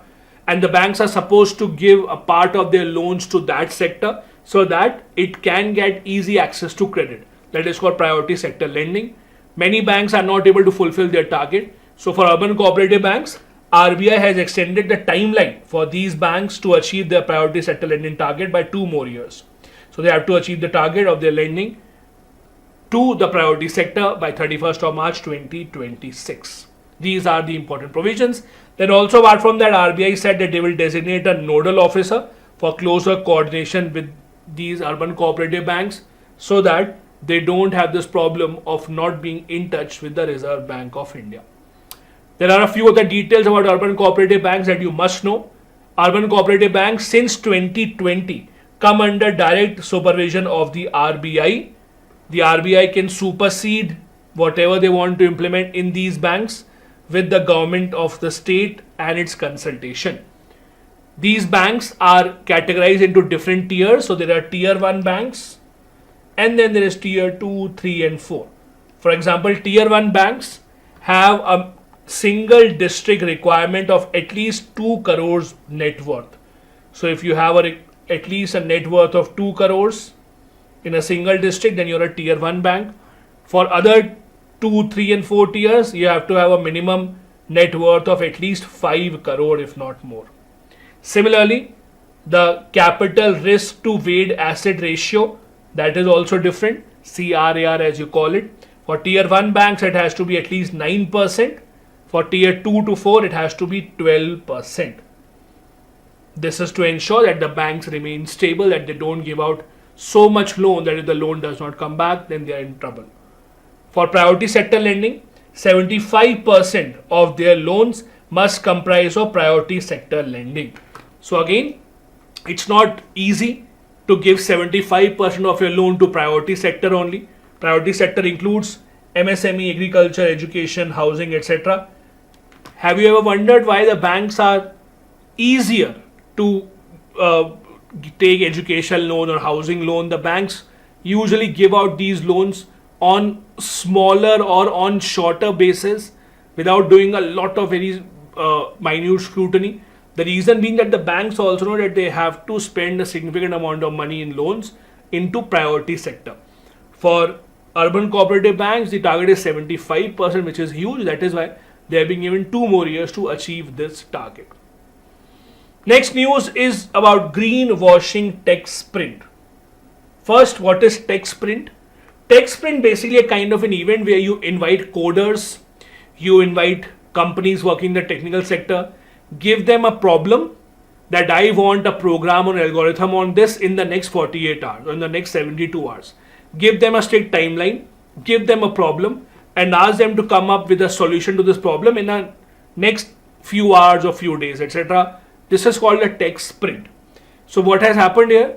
RBI has invited companies to participate in greenwashing tech sprint. Now what is greenwashing tech sprint?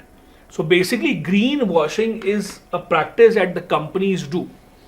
When they are opening up, let's say a new office, they're launching a new product, they will try and tell the people that see our new product is very helpful for the environment, or the way that we are manufacturing our stuff, we are helping the environment. So they present this false image of helping the environment, of being better than others. This is called greenwashing, so that they can get good publicity, they can get easier loans from the bank, because the bank will also want to include this in their priority sector lending. So what RBI is now trying to do, trying to make sure that we are able to identify those projects, those companies which are involved in greenwashing, so that you don't end up paying them loans, you don't end up paying them more money because of the false promises that they are making. So RBI invited companies, about 13 international regulators and firms have been invited to come up and address this GFIN, that is Global Financial Innovation Network's tech sprint. It's a problem not just in India but around the entire world. This is what greenwashing is: manipulation of a company's product to create a false impression that it has a positive environmental impact. Even if not positive, at least hiding their bad environmental impact. I would really advise you, all of you, to spend 10 minutes and read about the Volkswagen scandal. The Volkswagen scandal was a huge scandal that broke up because apparently Volkswagen was lying about the emissions that were coming out of their car. It became a huge controversy. They had to pay a humongous amount of fine. This is a prime example of greenwashing. So again, when the companies are asking for loan from their product, for their businesses, they can't or they should not hide their environmental impact. If they do, that is called greenwashing. They demand or they present or project their methods and products as much more healthier and safer for the environment. This tech sprint is being organized by Global Financial Innovation Network, which is a collaboration effort of 70 regulatory agencies, and RBI wants even Indian companies to take part in this to find solutions to this particular problem. Next interesting news, India's first ever UPI ATM was launched by Hitachi Payment Services. Now, Hitachi is not a bank, so can they do it? Yes. These are called white label ATMs, which are run by some other company in collaboration with some other banks. These are called white label ATMs. So basically, the idea is there are increasing number of scams happening in ATMs where the scammer is using your card details. Either they fit in a machine. When you input the card, when you put the card in, it will read your card details, give it to the scammer. So carrying these physical cards has also become dangerous. So the idea is to remove the need of that card, and why not have a UPI. So basically what you need to do is you need to have a smartphone on which you have to use a UPI app. It can be any UPI app that you want, Phone Pay, Google Pay, Paytm, Bheem, whatever. And from that you can scan the QR code that will be on the ATM machine and input that pin on your phone, and you will be able to get cash from the machine. That is the entire idea of this particular process. It is, remember, it is built on Android operating system, and the idea is to do away with old card based technology, because again, keeping cards is not that safe because of increasing number of scams that are coming up.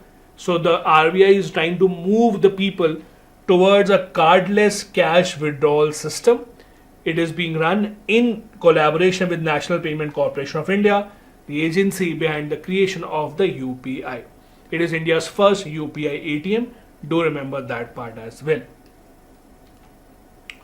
Now, how will this work? As I told you, you would need to have your app ready, with the help of which you will be able to scan the QR code. It will be a QR code based UPI withdrawal system.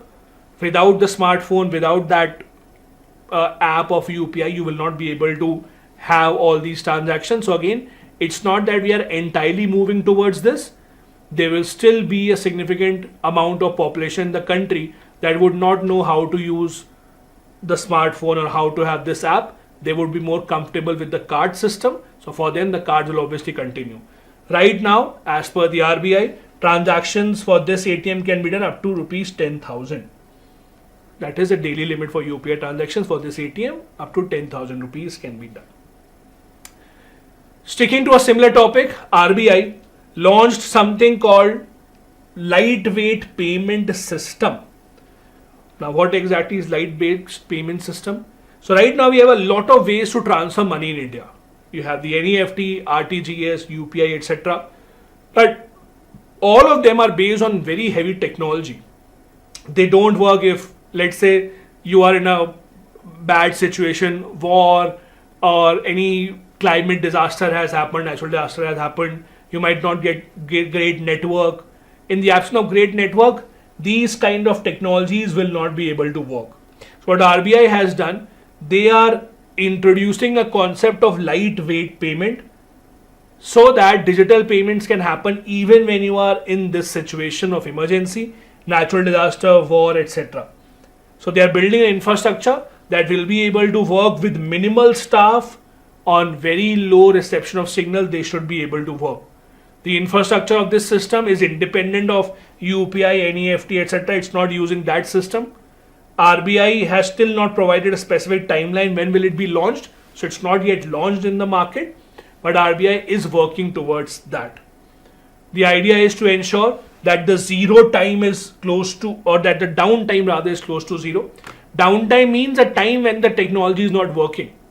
For example, your internet connection may not work for some time because it is in the downtime.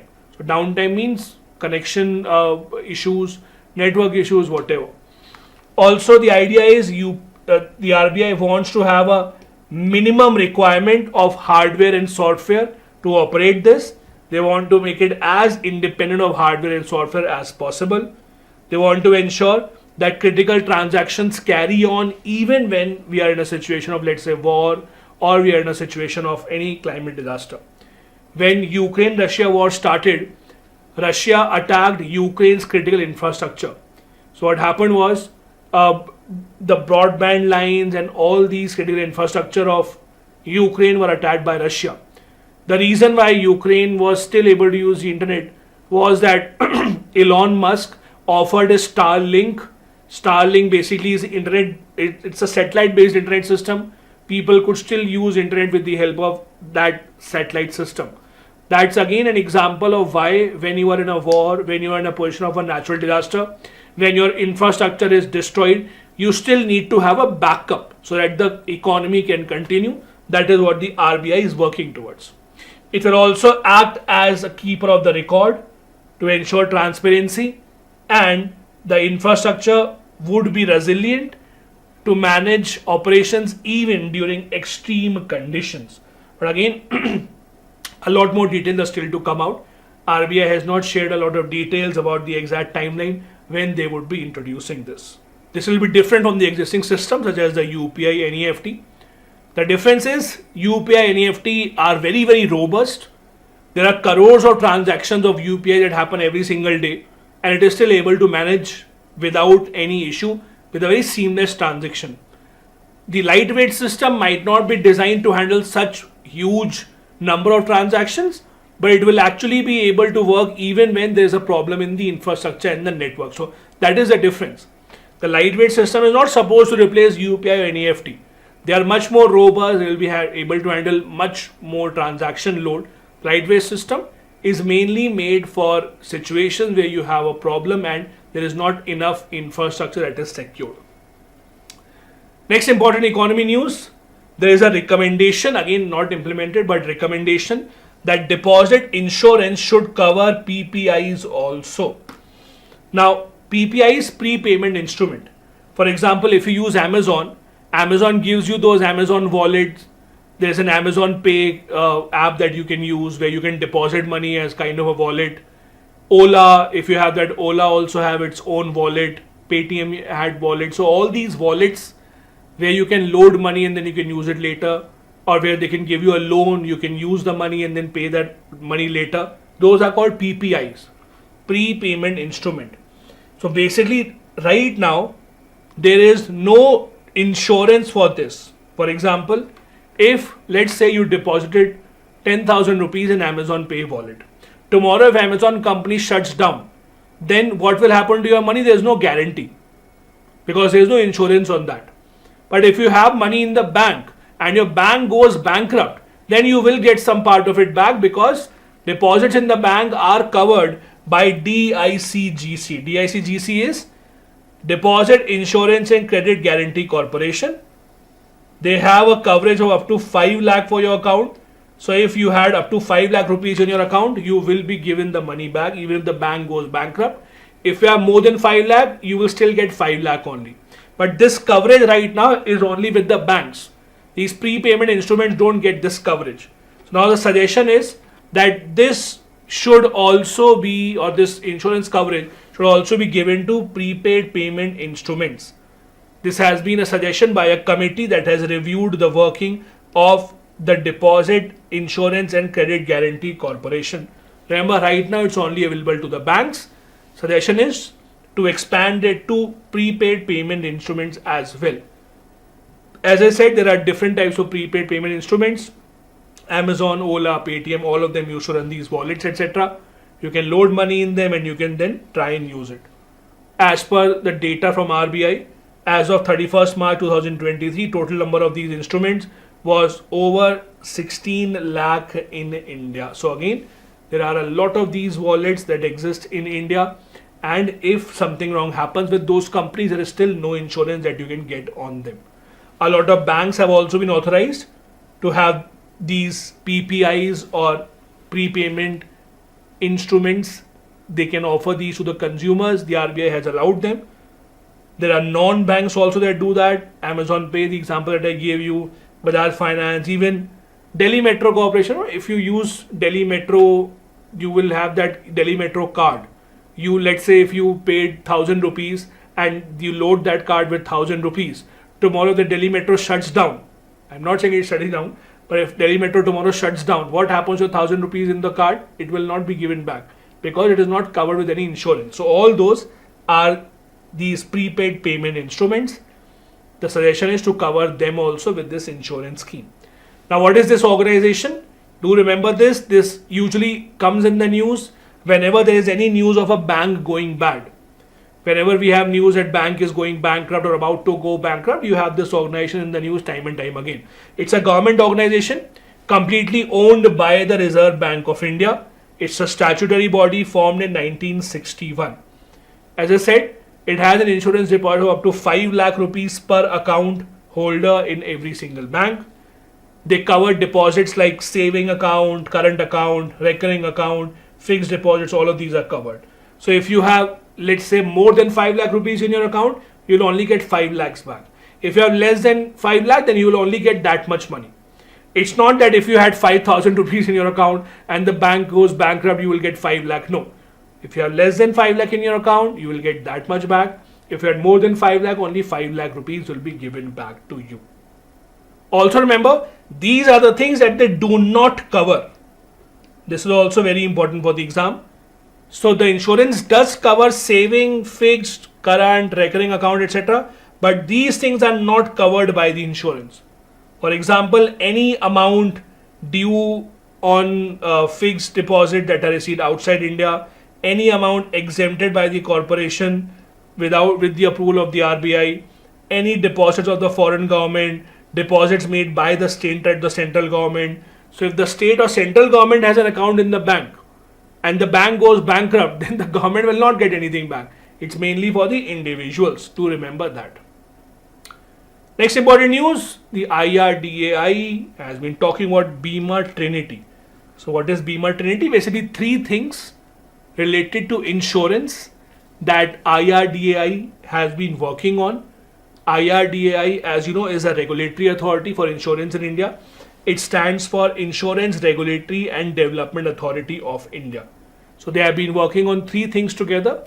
First, Bima Sugam means creating a platform. For example, right now, if you want to buy a policy, you go to usually, let's say, policybazar.com. You buy your insurance from there. They will have their own commission. So to have an alternate to that, IRDAI will come up with its own portal called the Bima Sugam. Second thing, Bima Vistar. So they are trying to get one insurance place where you can buy a bundle of insurance. Life insurance, health, property, accidental, all of these you can buy together as a bundle. Third thing that they're focusing on is to have people who can propagate the idea of insurance called the Bima Vahak. So basically, women-centric workforce will be introduced in each Gram Sabha. So in each Gram Sabha, they will identify some women who have a lot of connections, who talk to people. They will be asked to talk to people, convince them, educate them about the idea of insurance. In India, for the population of our scale, insurance coverage is still very, very, very minimal. So the idea is to ensure that the insurance coverage that is required for health purposes, for life, accident, etc., it should be taken by as many people as possible. Next important news, NABARD recently raised funds using social bonds. What exactly are bonds or social bonds rather? Bonds, you know, is an instrument to raise money. For example, if I say, give me 100 rupees, I will return 110 to you. When you give me 100 rupees, I'll write on a piece of paper, I have taken this much money, I will return 110 to you later on. That's called a bond, where I am actually raising money from the market. Social bond means the money that is raised through these bonds will be used only for social purposes. So if I have a lot of money, I want to see improvement in my society, but I don't know how to use that money, what I can do is I can buy these bonds from NABARD. They will use this money for social impact purposes. So NABARD has done this for the first time. India's first social impact bond has been launched, and over 1,000 crore rupees of these bonds have been sold. They are rated AAA, means very, very, very safe. They can also be traded on the Bombay Stock Exchange. They will be listed on the Bombay Stock Exchange, means you can buy and sell on the Bombay Stock Exchange as well. They have a face value of 1 lakh rupee each, and there is a 5-year tenure. So after 5 years, the bonds will mature and you will get money back with the interest. These are called social impact bonds.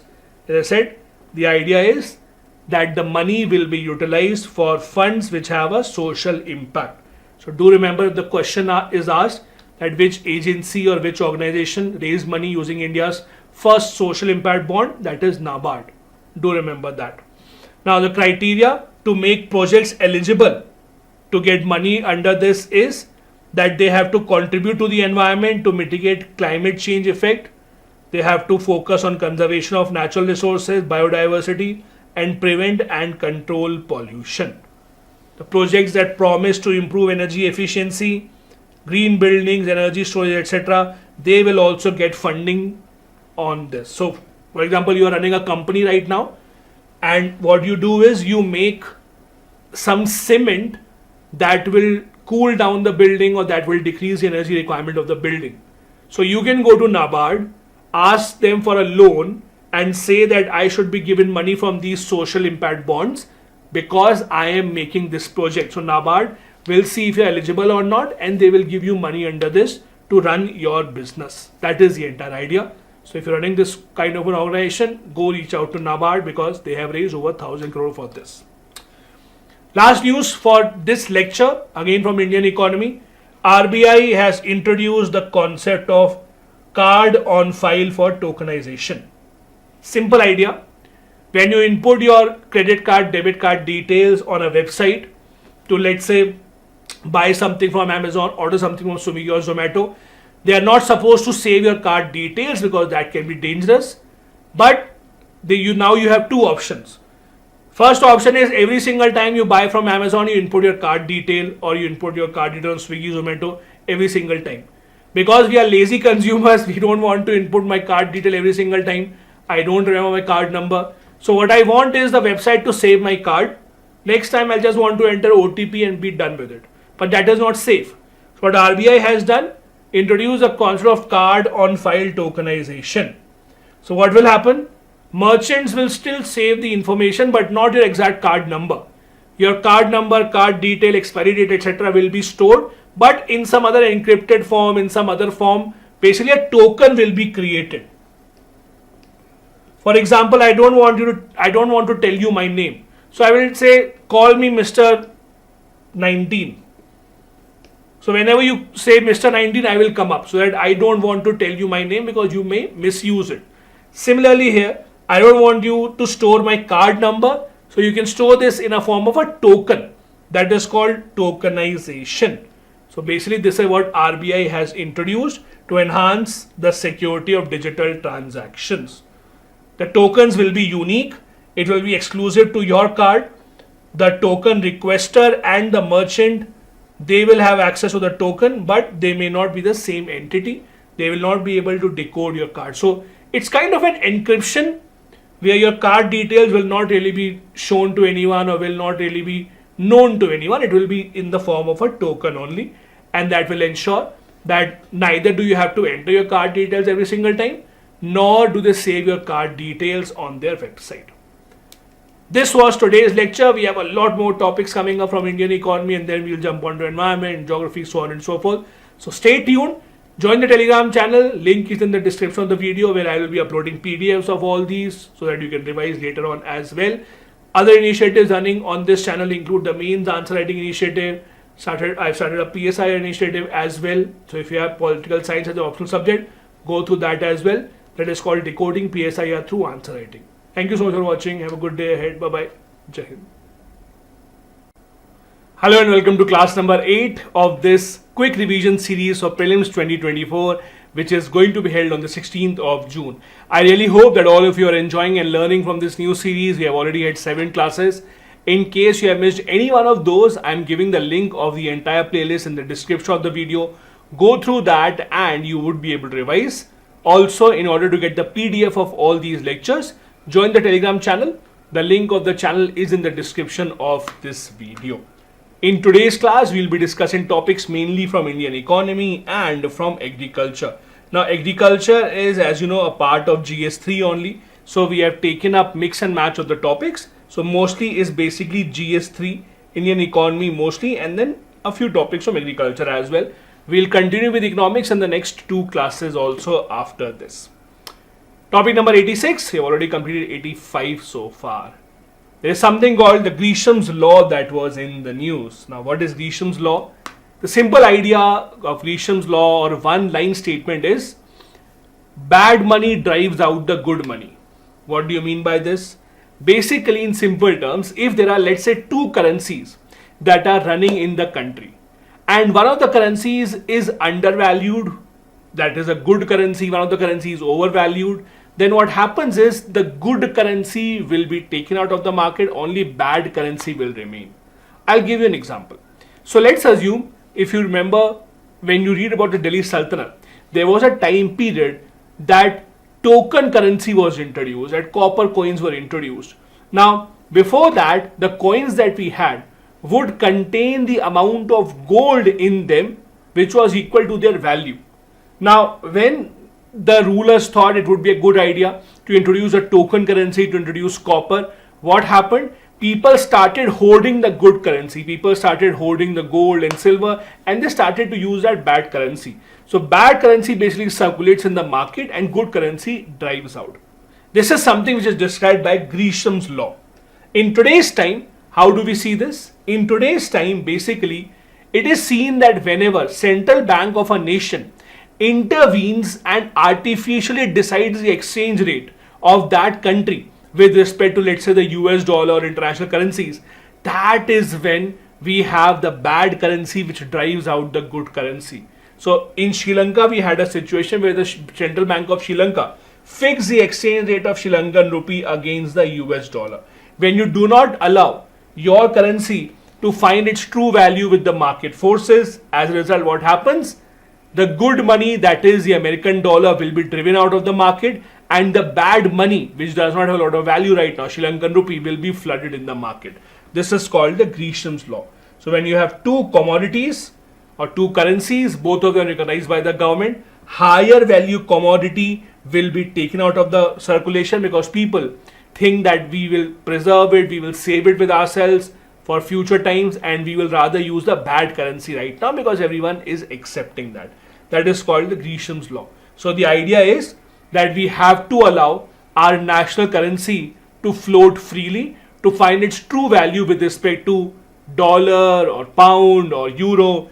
We have to let go of the exchange rate. We cannot artificially control it. It applies to paper as well as commodity currencies and other goods also in the market. That is the concept of Gresham's law. Second big news for the day is RBI's instructions to the bank to move away from LIBOR. LIBOR is London Interbank Offered Rate.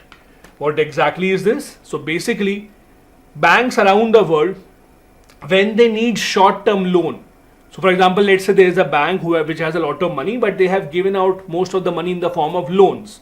So if someone comes to have a big withdrawal from the bank, they need cash for a short duration. So banks take loan from some other banks for a very short tenure. The exchange rate that is charged for interbank loan, interbank transaction, that exchange rate or that rate of interest rather is called LIBOR, London Interbank Offered Rate. The RBI has now asked Indian banks and regulated entities to move away from this LIBOR, and there's one more rate called Mumbai Interbank Forward Outright Rate. RBI wants us to move away from this and move towards something called Secured Overnight Financing Rate. Why? RBI thinks that the way in which the London rate is decided, we don't have any control over it. There are only a few currencies that decide how this rate will be, and there are only a few banks in the world that have a sizable presence in London that decide how this rate will be determined, and we are not happy with that. So how is it decided? Let's see that as well. As I told you, LIBOR is a short-term interest rate that banks charge from each other. It also gives an indication of how healthy the financial market is right now, how easily the money is available all around the world in between different banks. It is a basis for which consumer loans around the world are also given mainly from financial institutions. Now, how is it decided? Do remember that this is decided by 5 currencies with 7 different maturities. What are these 5 currencies? The Swiss franc, euro, pound sterling, Japanese yen and the US dollar. Do remember these are the 5 currencies that determine what will be the LIBOR. It is administered by 11 to 18 banks. Usually only those banks that have a sizable presence in the London market are eligible to be a part of this esteemed closed group that will decide the LIBOR. And this is why RBI is not happy about how the rate is decided for LIBOR. Also, there are different rates for different currencies. So what usually happens? These different rates are arranged in the descending order, and the arithmetic mean of this data is taken out after removing both top and bottom quartiles. Now, what are both top and bottom quartiles? Basically, without going into detail, let me explain this to you in simple terms. Let's assume there is a class which where marks of students are something like this. First got 10 marks, then 12 marks, 15 marks, then someone got 90 marks, then 99 marks, 95 marks, and then someone got, let's say, 5 marks, 7 marks, 10, 11. These are the marks of the different students. Now, if you ask what are the average marks will go higher because of presence of these 3 students only, right? But the reality is that the class performance is not that great. So, either in order to get a better idea, what do you do? Rather than taking out the average, you remove the top quarter and the bottom quarter numbers. So, if you arrange them in ascending or descending order, at the top, whatever are the 1/4 observations, remove those. At the bottom, 1/4 observations, remove them. In the middle, what you get? Then take an average out of that. So, basically, that is how usually you get this formula. However, again, this is not a true representation because you have to first arrange them in an ascending or descending order. Only then you will be removing the top and the bottom quartiles. Anyways, so you don't have to go into detail of the entire process of it. The calculation will not be asked. Just remember how 5 currencies, or which are the 5 currencies that are used, what is LIBOR and how does it work.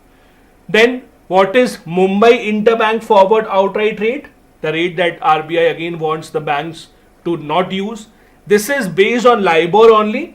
Just that Indian banks basically add to that some of the premium that is because of the Indian forex market. So the Indian forex market, depending upon whatever the rate of dollar or pound is right now, based on that usually there is a slight premium that is added, and that becomes the Mumbai interbank forward outright rate. The MY4 is currently published by Financial Benchmark India Private Limited, FBIL. Next important news, the Government of India recently in the budget announced a new scheme called Mahila Samman Savings Certificates Scheme. What exactly is this? This is a small savings scheme. The idea is that the government wants women across the country to become a part of financial inclusion, to have their savings deposited in post offices so that their financial inclusion can be accelerated across the entire country.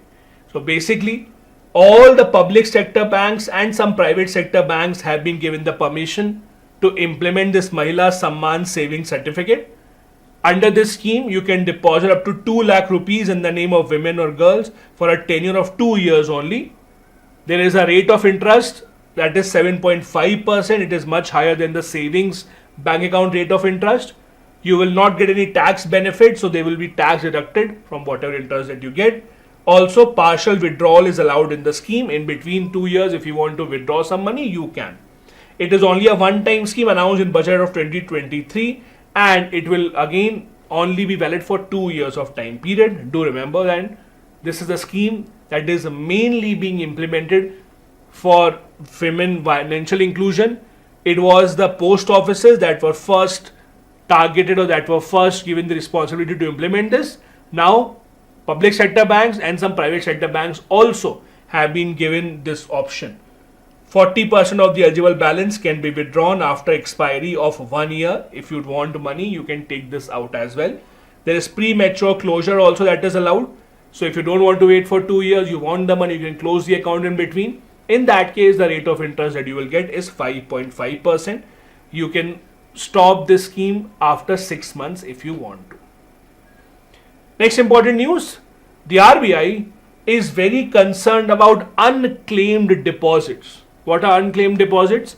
So there are a lot of bank accounts in India that collectively have thousands of crores of rupees where people for many years have not claimed that money.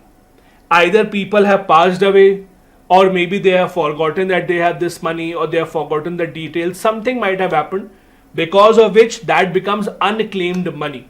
So RBI wants the people to get that money, to claim that money, for which the RBI has launched the Udgam portal. Udgam portal makes it much easier for the people to register with their PAN and Aadhaar, etc., and find out if they have some inoperative account in any bank.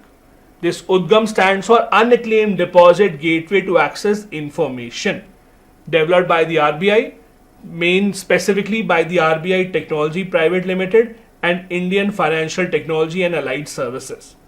All the banks will be participating in this portal, and they will help upload all that information so that at one single portal, the user is able to find out whether they have some unclaimed deposit in any bank rather than going to multiple banks. So if you don't know, if you have some, let's say, deposit in PNB, SBI, ICICI, you don't remember, many years have passed, you just go to one single portal and they will give you details of all the bank accounts where you have some unclaimed money. Consumers can register on this with their mobile number, then they can search for their deposits using their name, PAN card, voter ID, any of these would be able to work. You can retrieve your deposit by completing the KYC process with their branch. In case the holder of the bank account has passed away, then their nominee can come in, but they have to submit the documents, death certificate, and also proving the relation that you have with the nominee. The RBI has also defined what will be called unclaimed deposits. So basically any funds in savings or current account that has remained inactive for 10 years, that will be called an unclaimed deposit. Or if any money has been stored in fixed deposits which have not been withdrawn 10 years from the date of maturity. So maturity is when your fixed deposit basically comes to an end. After that, if 10 years have passed away and you have still not withdrawn that, that will be called as unclaimed deposit. This is also something that you can check out from this particular Udgam portal. Next, news number 90, surety bonds. What are surety bonds? The idea is simple. Bonds are money raising instruments. If a company, an organization, the government needs some money from the market, they take the money, in return they give them a bond. Bond will be kind of an instrument, a piece of paper where they will write, I've taken 1 lakh rupees from you and I will return 1,10,000 in the future. Now the question is, what if the company is not able to return the money to you? It might happen. You gave 10 lakh rupees to a company hoping that you will get 10% rate of interest on that bond. But then the company goes bankrupt, your money is gone. Now what do you do? To resolve this issue, the concept of surety bond comes into picture. So surety bond basically means a bond that will have a kind of an insurance. So an insurance company basically will back this bond. So if you bought a bond of a company is not able to repay the money to you, you go to that insurance company, they will then pay the money. So you have a short guarantee that your money will be given to you. That is called the surety bond. So if the principal violates the bond terms, the harmed party, that is you, can claim the bond to recover losses. It is a concept that is widely available around the world. In the global market, in the Western economies, bonds are usually assured like these with insurance companies, and this market is valued at $29.5 billion. In India, usually when you buy these bonds, it is a bank that usually takes a guarantee. So in most cases, the banks basically put the guarantee that okay, we will give back the money if the organization is not able to pay you back. But the bank, in order to take that guarantee, charges a lot of money. So the margin of this organization to work with the money gets reduced. because they are raising money from the bonds. They have to give a lot of money to the banks for their bank guarantee. So in order to reduce the burden of the banks and to reduce the burden of these organizations who don't necessarily have to go to banks, these surety bonds have come into the picture. It was in budget of 2022-23 that the use of surety bonds in the government procurements was allowed by the government of India as an alternative to bank guarantees. The NHAI is promoting the use of these bonds to raise money for their expensive projects in the coming years. IRDI, that is the regulatory authority for insurance companies in India, they have also outlined norms about how the surety bonds will be issued in India. As we discussed, the need for surety bonds is simple. Number one, to have an alternate mechanism, not just depend upon the banks to give you guarantees, have insurance companies also come into this sector and also allow more money into the hands of the companies rather than paying a huge amount of money to those banks. These are the advantages of these surety bonds. That is, the lower cost involved will allow the companies building the project to invest more money in the project. They will reduce the initial cost of the project. Because India is an emerging construction market, we have a lot of money going into capital projects. That is why it's important in India, especially for these companies, to have more money into their hands. Moving ahead, we have news number 91. The government of India in October conferred the Navratna status on multiple companies such as Rights Limited and IRCON. Both of these are government railway related companies. Both of these have been given the Navratna status. Now, as you know, the government of India categorizes its undertakings into different categories. There are different status that are given to them. The biggest one is Maharatna, then there is Navratna, and then there is a Mini Ratna. These are the three categories. Now, I'll also tell you what is the eligibility criteria. Starting with Navratna, because this is in the news. So basically, in order to become a Navratna company, you either have to be a Mini Ratna category 1 already, or you have to be a Schedule 1 central public sector enterprise. You should have got an excellent or very good rating in the last 3 out of the 5 years. You should have had a score of 60 or above in 6 performance indicators, which include net profit, worth, cost of service, earning per share, etc. The highest category is the Maharatna, like ONGC, etc. In order to become a Maharatna, the company already should be a Navratna, should be listed on the Indian Stock Exchange, and should have an annual turnover of at least 25,000 crore in the last 3 years, average annual worth of 15,000 crore or more in the last 3 years, average annual profit after tax, that is PAT, of 5,000 crore or more in the last 3 years, and also have significant global presence as well. So this is the highest category, Maharatna, then comes Navratna, and the third one is Mini Ratna. Mini Ratna are in 2 categories, category 1 and category 2. Category 1 is should have made a profit in last 3 years, should have been profit making, pre-tax profit of 30 crores or more in at least one of the years in last 3, and positive net worth status. If you want to get into Navratna category 2, made profit continuously for last 3 years, net worth status, not defaulted in repayment of any loan due to the government especially, and not dependent on any budgetary support or government guarantees. So once the company is self-sustainable, they don't need any government support, they don't need any money from the government. These are the criteria following which you will be able to become a Mini Ratna category 2. For government, obviously, the companies such as the Maharatnas are extremely important because they earn thousands of crores in profit every single year for the government, so they're extremely valuable. These are the companies. Obviously, not all the government companies will come into these categories. They have to fulfill these criteria in order to come into these categories. For the examination point of view, try and remember all. If you can't, at least remember the Navratna one, because Navratna one was in the news. Next, the government of India in January this year launched One Nation, One Pass transit for forest produce. So, transportation of stuff by roads in India is difficult. And it's not just about the quality of roads and quality of highways.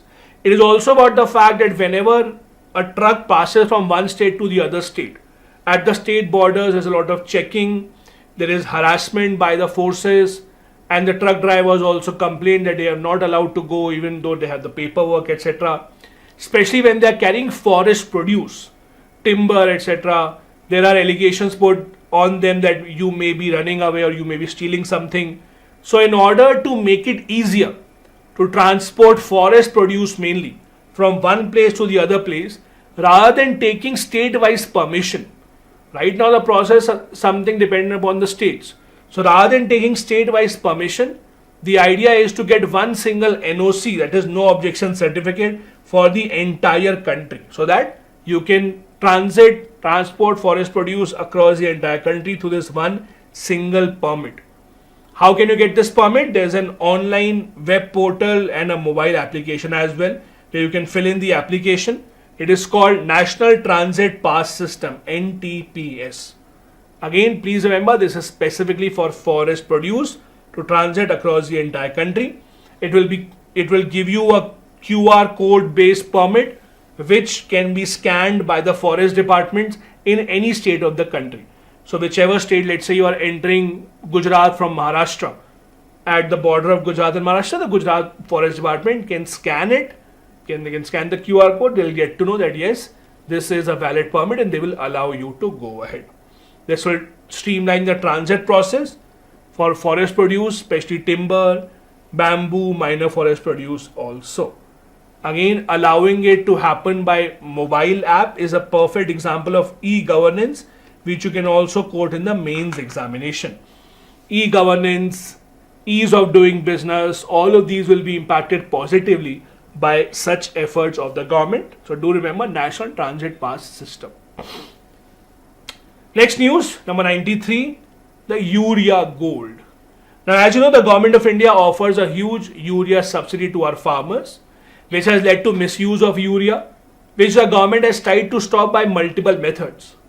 We used to have the neem coated urea for some time to ensure that urea is not diverted to some other industries. Neem coated urea did work well, but not that great, not that effective. So now another option has been launched, another alternative has been launched called the urea gold. What is urea gold? So urea is not covered in gold. Urea is rather covered in sulfur. That is the idea of urea gold. So it's a new variety of urea coated with sulfur. What will it do? Most of the soil in India lacks sulfur. So it will, number one, provide sulfur, and it will reduce the chances of urea being diverted to the other industries. It is created by infusing sulfur with a composite fertilizer having 37% nitrogen and 17% of sulfur. Normal urea contains 46% for a single plant nutrient. It will have a slow release of nitrogen and will ensure good quality soil that is important for cultivation across the country. Also, the government has decided to give subsidy here as well. Although the government has reduced the packaging size of this gold urea, but they have not increased the prices significantly. 15 kg of urea gold is comparable to 20 kg of conventional urea. So not just the urea will be impactful or positively impact your soil, but it would also reduce the quantity that is required. It will enrich the soil with sulfur, more economic, more efficient than neem coated urea, reduces the input cost to the farmers, and it will be a part of urea subsidy, which the government keeps on extending, which has been extended till 2025 at least. Next news, 94. The government last year established the National Turmeric Board. I'm sure all of you would have had turmeric in your food or with the milk. Your moms would obviously have given you milk infused with turmeric at some point of time. India is the largest producer and exporter of turmeric. The government of India, in order to give a further push to turmeric export and market in India, they have decided to set up National Turmeric Board. Now, it's interesting why it was set up. It was related to elections also. As you know, recently there were elections in Telangana, and Telangana is one of the largest producer of turmeric. They have a significant turmeric farmer population. So when the government came out with this idea, it was said to be, or many people said it's an election ploy. But for us, for the examination point of view, that does not matter. What matters is that this board has been established. It aims to create awareness, increase consumption, carry out research and development about turmeric, spread knowledge about turmeric, how it can be an antiseptic, how it can be used across the entire country and the world for a lot of different benefits. It will also ensure high quality turmeric, which is good for export as well. This board will be headed by the chairperson, who will be nominated by the central government. It will have representatives from multiple ministries like Ministry of Ayush, Department of Pharmaceuticals, Agriculture and Farmer Welfare, Ministry of Commerce and Industry, and top state officials from 3 states on rotation basis will also be a part of it. It will also have a secretary from the Department of Commerce, and Ministry of Commerce will be the nodal department for giving it funds and providing the infrastructure required for this particular board. Now, this turmeric plant is from the family of ginger. If you have seen raw turmeric, not the powdered form, you will see it looks very similar to ginger. So it belongs to the same family. For its cultivation, it requires red, loamy soil in wet and garden lands. Also, it can be grown in regions which have rainfall of about. India's turmeric production is the largest in the world. Not just this, we also consume the most turmeric, and we are also largest exporters of turmeric. About 30 varieties of turmeric are grown in over 20 states in India. Largest producers, Maharashtra, Telangana, Karnataka. As I told you, it was nearby the Telangana election that the government came up with this particular initiative. India has about 62% share in the world trade in turmeric. Again, these are kind of products which need to be, or for which the people need to be educated. Once the people are educated now about its benefits, people will automatically start buying it and there will be a market around the entire world. So these kind of products need some education, and once it is done, Indian products can be sold at a much larger numbers. Last news of the day, again a very interesting commodity, gum arabic. What exactly is this? So gum arabic basically comes in from a specific plant in the Sahel region in Africa, and it is used in multiple products, be it your food, be it adhesive, many products and art and craft also. Now the reason why it is in the news is that one of the largest producers of this, that is Sudan, has been hit by a civil war for some time, because of it the global supply of gum arabic has been disrupted. It is a natural gum which is made from the hardened sap of 2 acacia tree species. Do remember that it's mainly found in Africa. Countries such as Cameroon, Chad, Mali, Nigeria and Sudan make up 70% of the entire world's market. It's grown in India also, but in very small quantities, mainly in the rocky hills of Punjab, Aravallis and dry parts of Rajasthan and Gujarat. So it's again a gum that is taken out from a tree. It's a thick frothy liquid which forms from the tree bark cracks. It is used in multiple places. As I said, adhesive products which are used to stick something, food industry, be it your soft drinks, confectioneries, etc. In wine making, in high-end arts, it's used by artists. It's also used for lithographic paintings, pharmaceuticals, even shoe polish. All of these are places where gum arabic finds certain applications. This brings me to the end of today's class. I'll be uploading the PDF soon on the Telegram channel, so be a part of that. The link is in the description of the video. If you have not watched any of the earlier classes, please do that. The link of the entire playlist is in the description of the video again. Thank you so much. Have a good day ahead. Jai Hind. Hello and welcome to class number 9 of the UPSC 2024 Quick Revision Series. I hope all of you have been attending all these classes. Today again we have taken up some important news stories from economy, agriculture and related aspects of GS paper number 3. In case you want to get the PDF of these lectures for your further revision, you can join the Telegram channel, which is in the description of the video. You will find the link and I will be uploading all those PDFs right there. Without any further wait, let's begin. News number 96 up till 95 we have already completed. 96 is a new app that was in the news, that is a Path Mitro app. It was launched by the Jute Corporation of India specifically for the jute farmers. So as you know, India has been one of those countries that has a good number of production of jute. In fact, pre-independence, when India and Pakistan used to be one. It used to be even more after partition.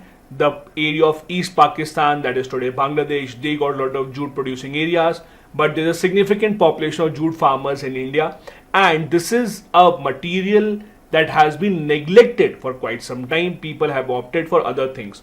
Because it is natural, it is helpful for the environment, it is also cheap. The government of India is trying to give a push to jute production and to jute marketing. For that, the Jute Corporation of India has launched this particular app. What will it do? It will provide important information about the MSP and other aspects of jute farming to the jute farmers. This app will be available in 6 different languages. Also, there have been other government schemes specifically targeted towards jute farmers. For example, we have a scheme called Jute Eye Care, which allows for weather forecasting. It also helps the farmers in giving feedback about any policies of the government that they would like to alter so that the government can work accordingly. The Jute Corporation of India, which is behind this app, is a central public sector enterprise set up in 1971 under the control of the Ministry of Textiles. Do remember that part. This particular organization prevents the jute growers from exploitation of the middlemen so that they could sell their produce directly to the government under the MSP. Next important news, 97. India was recently called as a laundromat country along with some others. So there was this term called laundromat related to laundry. So basically there were some countries that are targeted mainly by the Western media by saying that these countries are taking advantage of the Russian sanctions, basically American sanctions on Russia. They are buying Russian oil and they are then selling this oil to the European market because Europe cannot buy oil or gas directly from Russia. So what they are doing is they are buying it through other countries, in which India also featured as a laundromat country. This is again a name that is used, or that was used rather, to refer to those countries that purchased Russian oil, processed refinery products and then sold it to the European countries to earn a profit for themselves. This is a result of a report by Finland-based group called Center for Research on Energy and Clean Air. There were other countries also named in this category: China, Turkey, UAE and Singapore.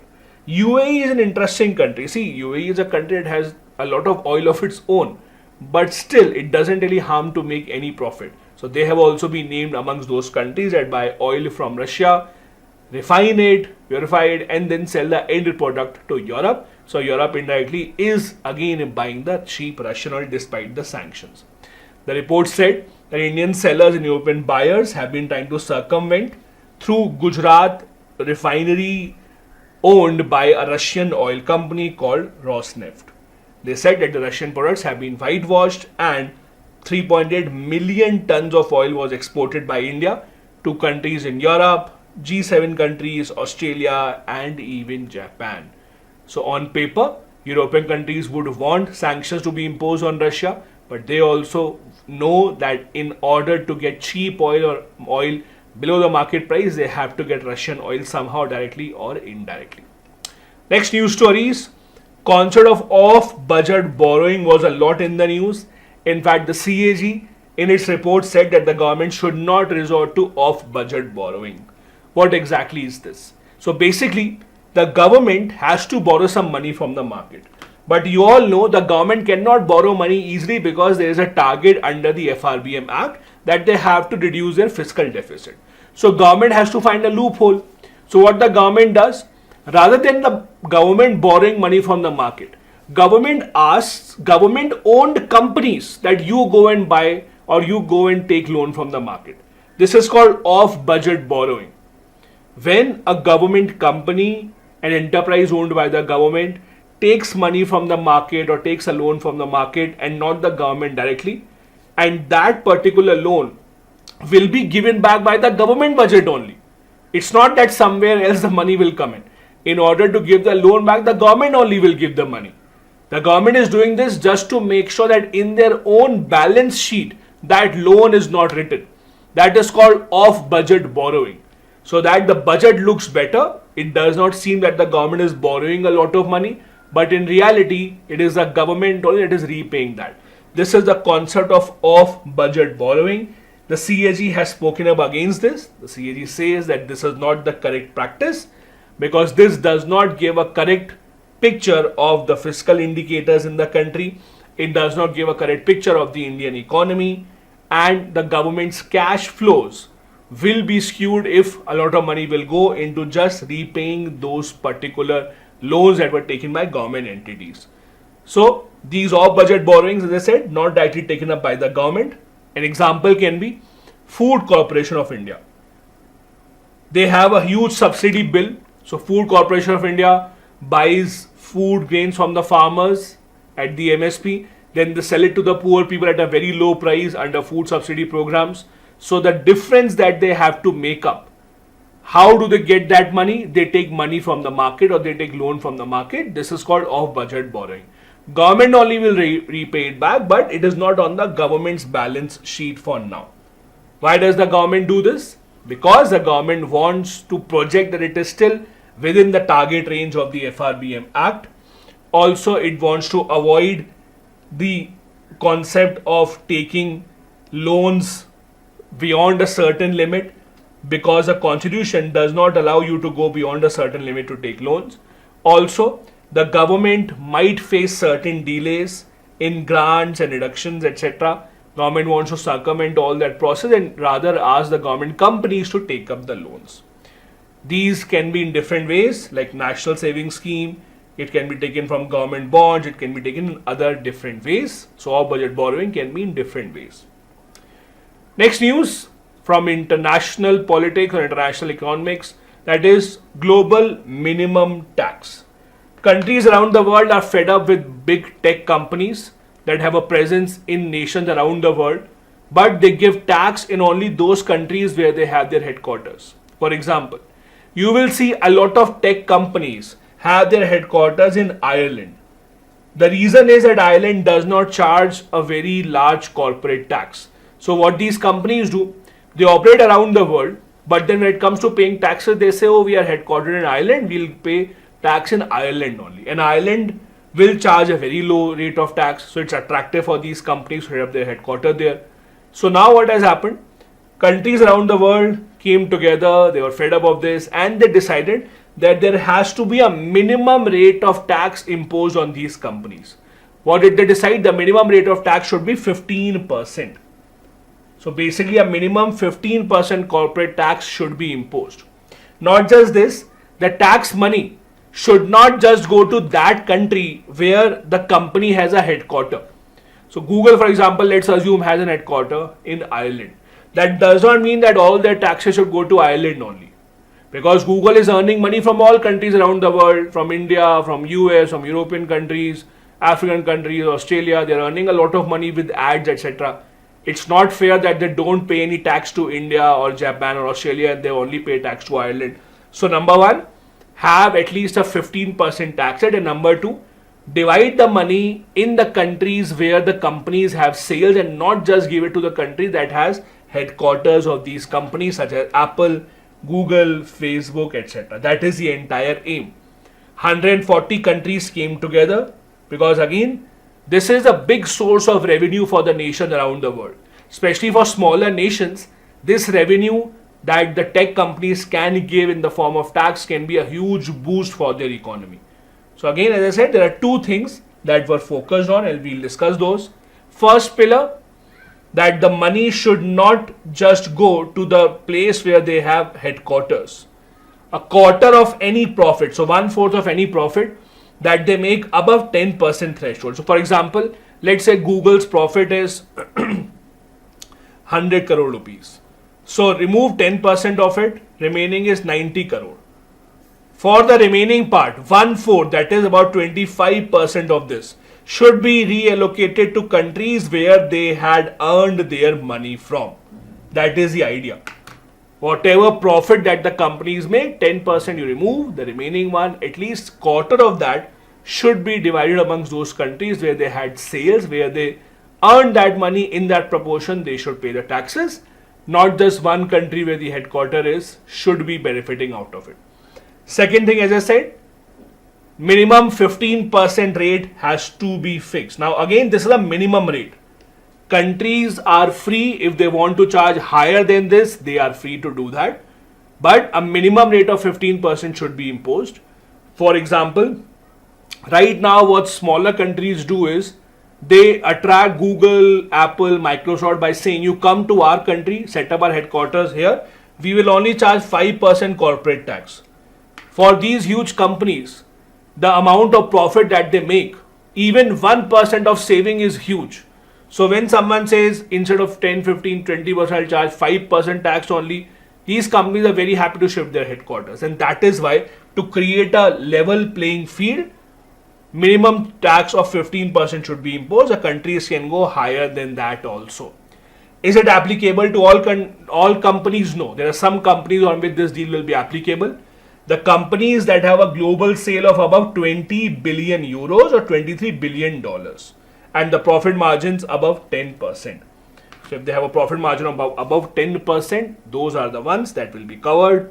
Only the companies that have a global sale of over 20 billion euros will be covered. So mainly Amazon, Google, Apple, Facebook are the ones that will be covered under this provision. Next, news number 100.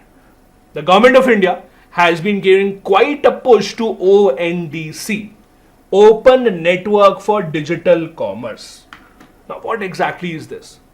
The Government of India is trying to create an even playing field for the sellers, the merchants in India. Let's take a simple example. Let's say that I am a shopkeeper in India and I sell mobile phones. Now, either I just have an offline shop or retail shop where people can come and buy, or I can also list my products on Amazon, Facebook, etc. or Flipkart, etc.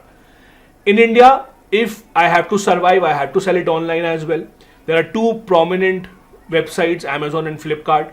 But when I list my products on those websites, they take a very high commission. For example, Amazon takes a commission of 25-30%, same as Flipkart. So the remaining amount that comes in my hands is very little. Also, small merchants, small retailers can't afford to pay that fee to Amazon. They can't afford to pay that fee to Flipkart. So what happens in this case, not every retailer has the money or has the financial backing to operate on these online platforms. So they are at a disadvantage. So what the government did was, government started its own platform called ONDC. It's similar to UPI for e-commerce. So it will be a platform where, let's say, if I'm a seller, I can upload my products on this platform. It is maintained by the government, so there's no fee. There's a very minimal fee that they will charge to make the entire platform viable for its maintenance, but there's no high fee charge. What it will do is, it will actually make sure that we are on an even level playing field with everyone else. Now, it's not the same as Flipkart or Amazon. The reason is, on Flipkart and Amazon, they also provide you delivery services. You don't have to worry about that. ONDC will not give you any delivery services, etc. You can just make your business come online. You can just make sure that you have an online presence also, without having to worry about paying a very significant cut from your margins. That is the entire idea of ONDC. Now, if you see ONDC again, it's an open platform, open source, like the UPI. Open source platform means it can be integrated with other platforms. For example, there are some apps right now. If you go to, let's say, the Paytm app, it had a section of ONDC where you can open up. There were restaurants on which you could order and they will deliver food to your place. They don't have to pay a commission that they used to pay to Swiggy or Zomato, etc. That is how ONDC works. So again, it's an initiative to promote open network, exchange of goods and services, connect buyers with sellers without charging a high fee in return. This is open network for digital commerce.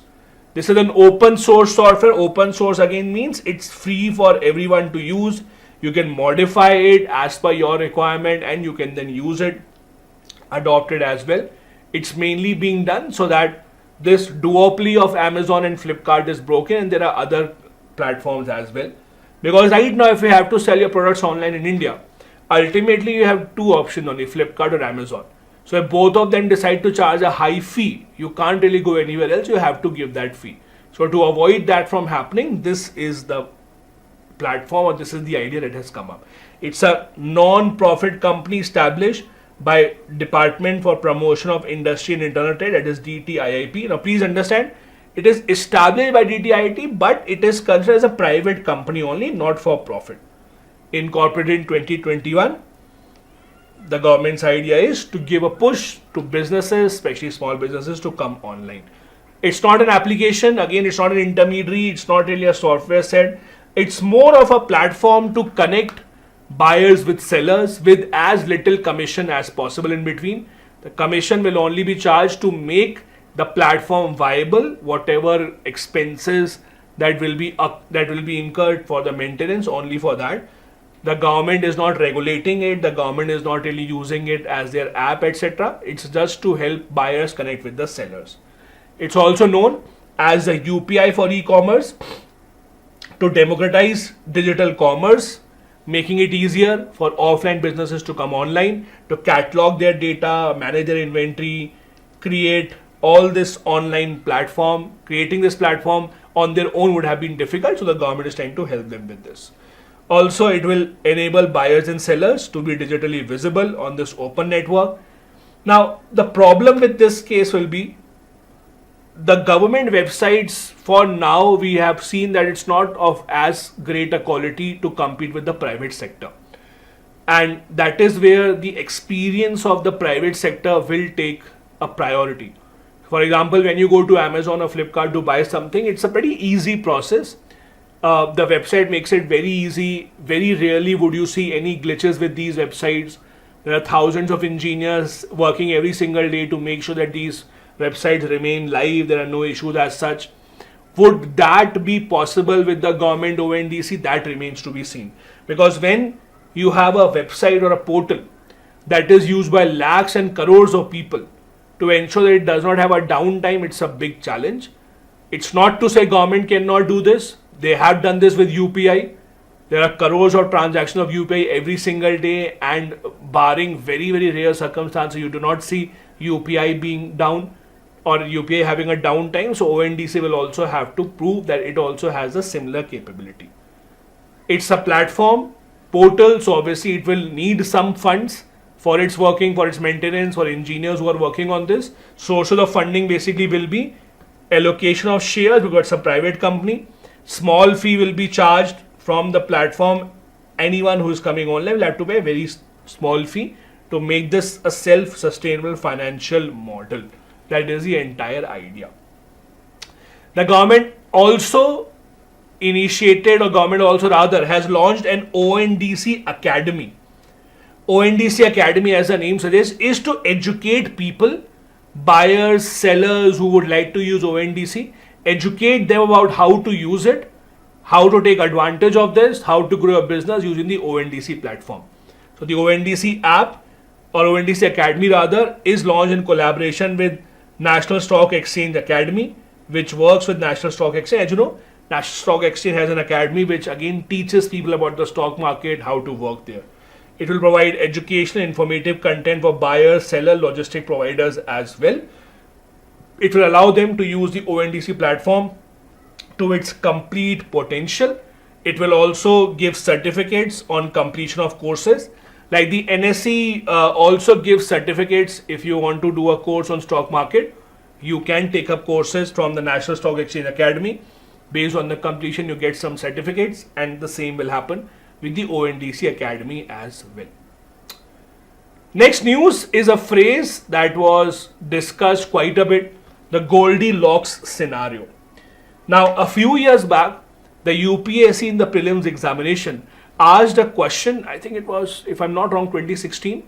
They asked a question. The question was, what do you mean by Goldilocks zone?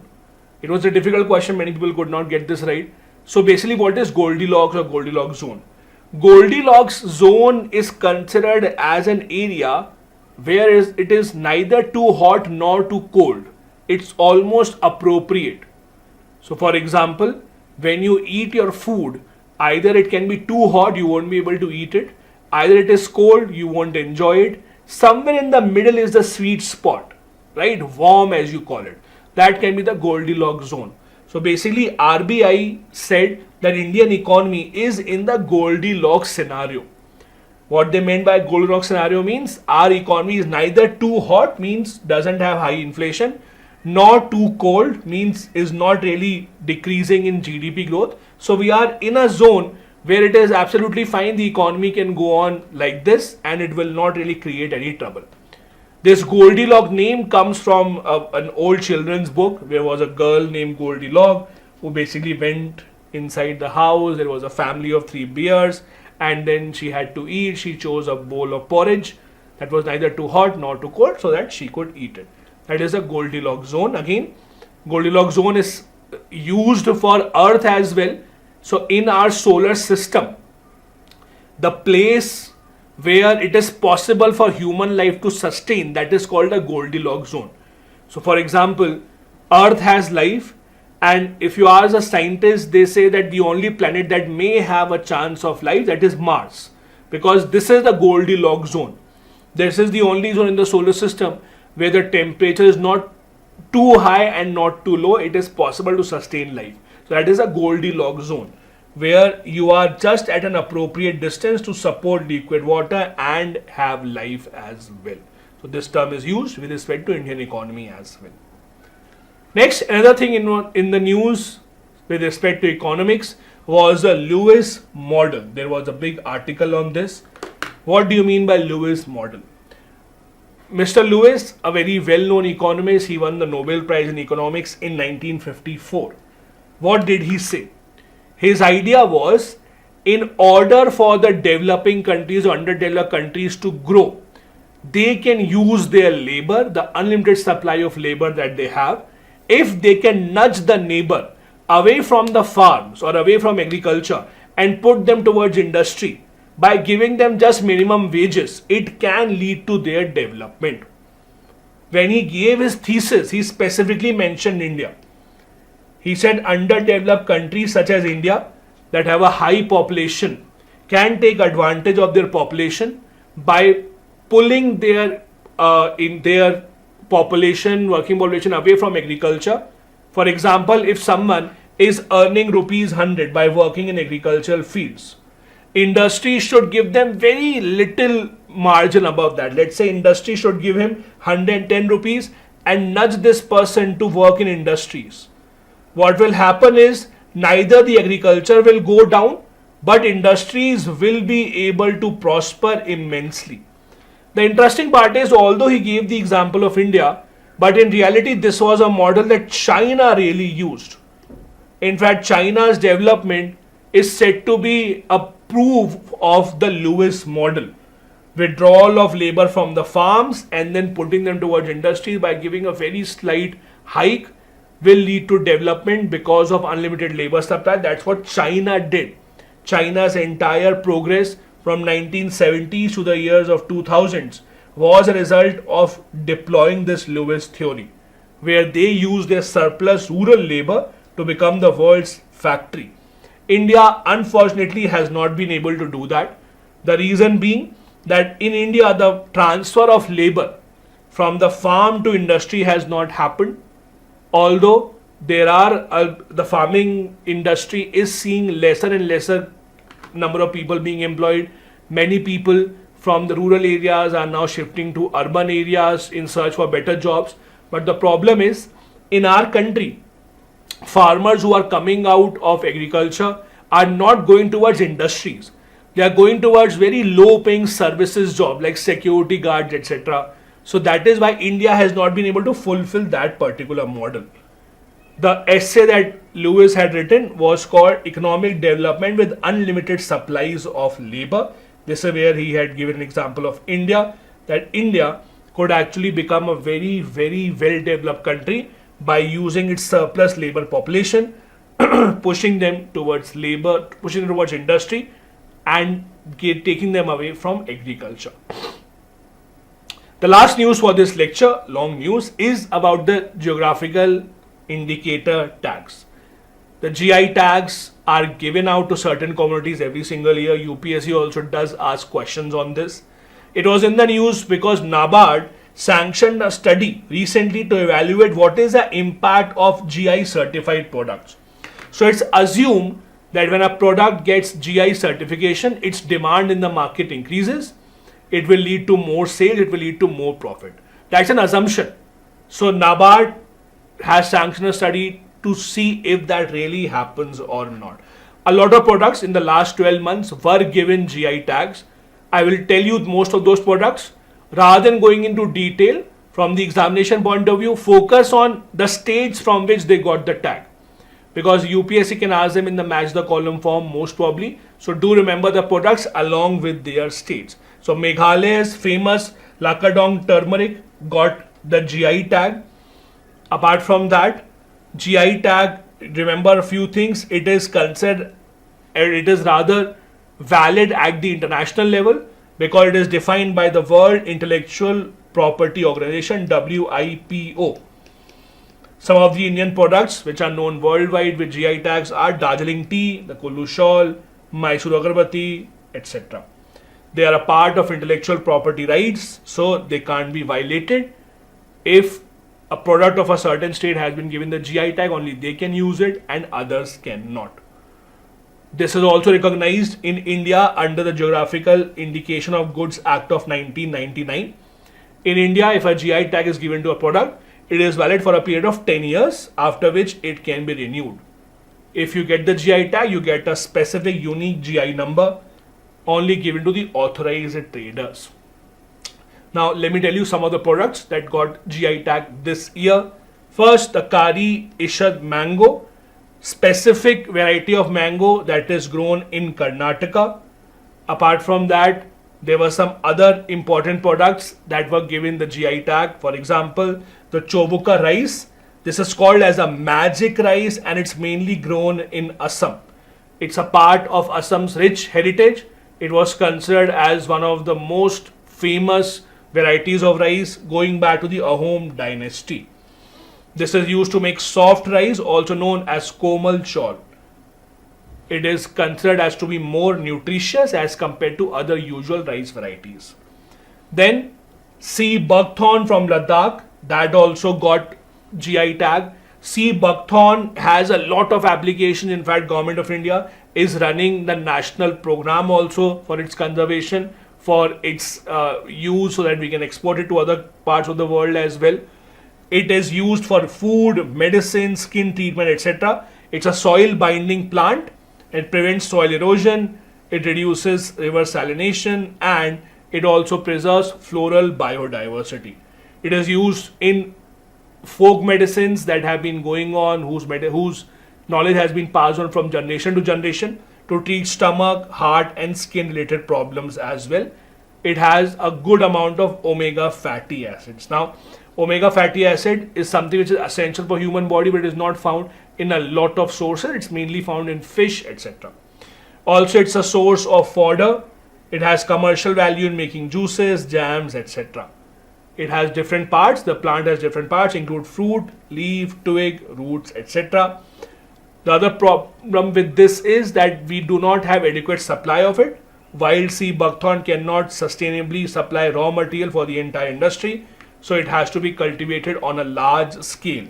Just like it is being done in China, whenever there is a demand of a product, China knows how to grow it at a large scale. Another product that was given the GI tag was Onatukara sesame. This is a product that is specifically grown in Kerala. Compared to other places, sesame grown in this area has higher level of vitamin E and antioxidants. As I said, rather than going into detail, just remember the product names that were given the GI tag along with the states for which they were recognized, and you would be good to go. Last product, the Mati banana. It is native to Kanyakumari in Tamil Nadu. That again is a speciality of this particular banana. It is also known as a baby banana due to a very small appearance, and it thrives in certain taluks in Kanyakumari. It has a very low soluble solid content, and that is why it is recommended as a baby food as well in many parts of the country. This brings me to the end of this class. I hope you learned something new. Join the Telegram channel where you will get the PDF of this lecture. Join me at 6 p.m. tomorrow for the next class. Have a good day. Jai Hind. Hello and welcome to class number 10 of the Quick Revision Series for Prelims 2024, going to be held on the 16th of June. Thank you so much for all of you who have been watching all these classes. In order to get the PDF of these lectures, you can become a part of our Telegram channel. The link of this channel is in the description of this video. In this class, once again, we'll be discussing topics that were in the news from economy and a bit from agriculture as well. Let's begin without any further ado. We have already discussed 103 important articles. Now we'll go to 104th. Recently, IEA, that is International Energy Agency, released a report called Electricity 2024 that talks about the electricity scenario in India till 2026. Now, in these reports, they have a lot of facts, lot of numbers. From the prelims exam point of view, you don't have to remember the exact data. For example, the report says that coal will contribute about 68% of our electricity need by 2026. You don't have to remember that 68% data for prelims exam. What you have to remember is a trend. For example, it is saying that in 2023, coal contributed 74%, while by 2026, coal will contribute 68% of our electricity. Means the trend is decreasing. So if the UPSC statement says that in the next few years, the contribution of coal in our electricity production will decrease, that is a true statement. In the mains examination, you can quote the exact data. But in the prelims, they will not ask you for exact data. They will rather ask you for trends increasing or decreasing. So do pay attention to that. So the report says that India will still be relying on coal for a long time. As you can see, by 2026 also, 68% of our electricity will come from coal, despite our target of reaching net zero by 2070. It also talks about renewable energy generation. About 21 gigawatts of renewable energy capacity was added in 2023, meaning that about 44% of the current capacity was just added in 2023. Renewable energy generation has retained a 21% share of total electricity in 2023. So total electricity produced in India, out of that 21% was from renewable sources. What about electricity demand?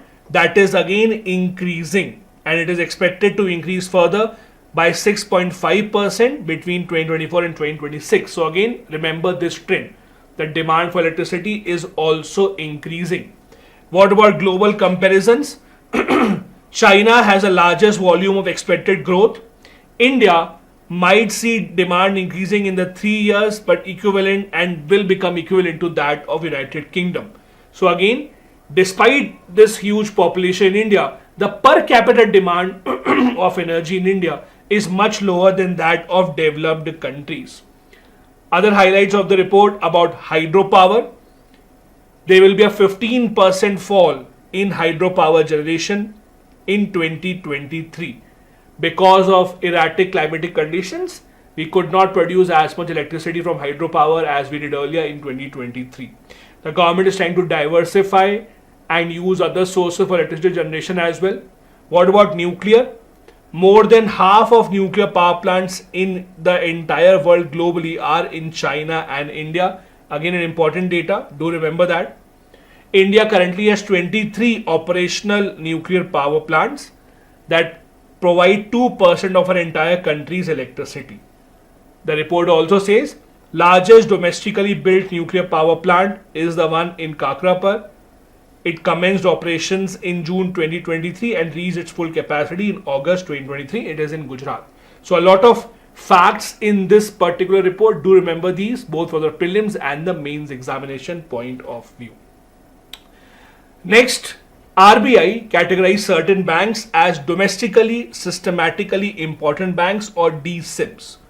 What exactly do you mean by this? So there are certain banks as per RBI which are too big to fail. Basically, if they falter, it might have a huge impact on the entire economic system. Those banks are called the DSIBs. In 2023, which are the banks in this category in India? As per RBI, these banks are the ones that could significantly disrupt our financial system if there is any issue in the working of these banks. This DSIB framework first came up in 2014. Again, to give an idea that these are the banks that are critical for India's financial system. They are subject to an additional common equity tier 1 requirement. Only when they fulfill this requirement, which indicates their financial strength, does the RBI categorize them as DSIBs bank. Right now in India, they are SBI, ICICI and HDFC. These are the three banks that come into this category. DSIBs bank are allocated extra capital and their operations are protected by the RBI also to ensure there is financial stability. At the world level or the global level also, globally there are some banks that are recognized as GSIBs, that is Global Systematically Important Banks. Right now there are 30 such banks and no Indian bank is a part of it. Do remember that. That is a list prepared by Financial Stability Board from Switzerland. They prepare a list of 30 banks that are globally very important for the financial markets. No Indian bank is a part of that list. That list includes Bank of America, Bank of China, HSBC, Citibank, JP Morgan, Barclays, etc. What is the selection process with respect to India? Bank size is chosen and they have to contribute at least 2% of Indian GDP. Size of the bank should be at least 2% of our GDP. Other indicators like the financial stability are also used, and then the RBI brings out this list. These DSIBs are categorized into different buckets. Lower bucket are the ones that face a lower capital charge, while higher ones are the ones that face a higher capital charge from the RBI because they are the ones which are considered to be too crucial to falter. Next, a government scheme to focus on solar energy production and pushing the common consumer also to move towards solar energy. This is called Pradhan Mantri Suryodaya Yojana. The aim of this scheme is to install rooftop solar panels on 1 crore households in the entire country. So the idea is, on your household, if you have a rooftop, you can install solar panels. The electricity produced, you can use it so that your electricity bill will be cut down. If you have excess electricity, you can then sell it or you can basically give it to the government. The government will then use it to supply it to someone else. That is the idea. We have to reach the target of 40 gigawatts rooftop solar capacity. That is why the government is focusing on this. You will get benefits because again your electricity bill will be cut off.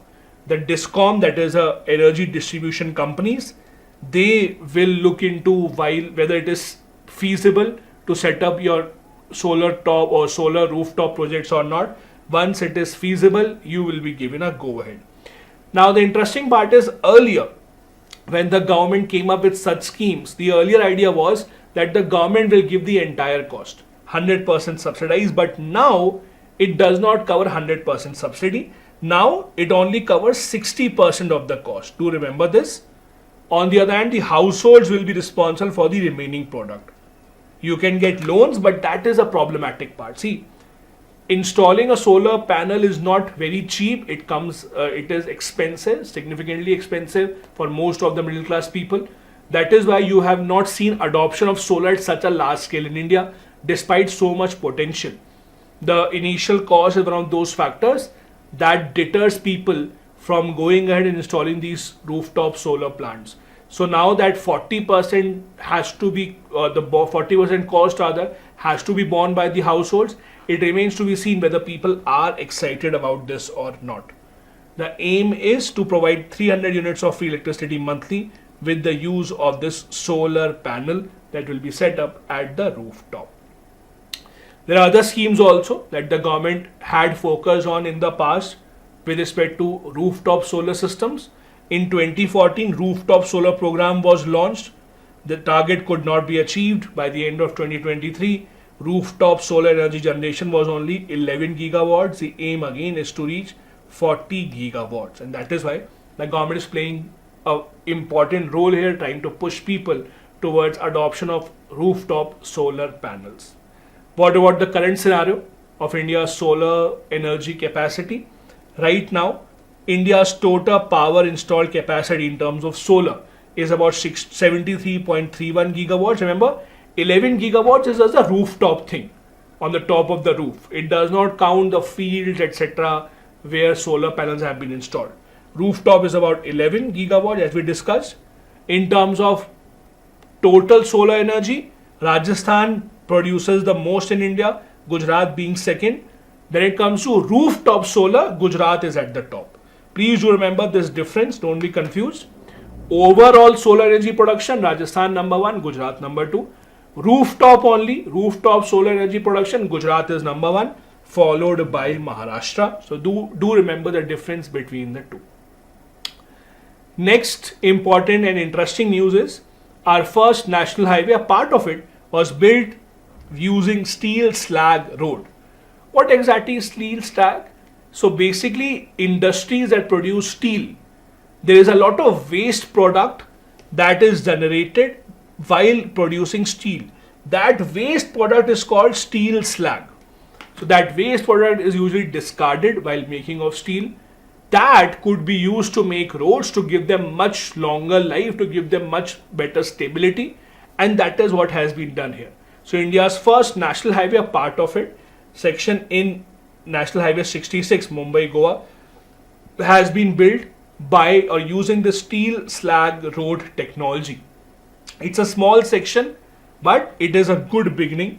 It is a section that is only about 1 kilometer, but it's about 4-lane steel slag road section. It is being done with a private sector player, that is JSW Steel, that is the Jindal Steel Works company. The technology has been developed by CSIR and Industrial Research Central Road Research Institute. This steel slag road is thinner as compared to usual roads. It is about 28% less thick as compared to conventional bituminous roads. It is expected to have a much better life and have much better stability. Before this, the BRO, that is a Border Road Organization, had already used this technology to build roads in Arunachal Pradesh. Again, remember, the reason why we are reading this is the first time it is being utilized in a national highway. It is not the first road in India to be built using steel slag.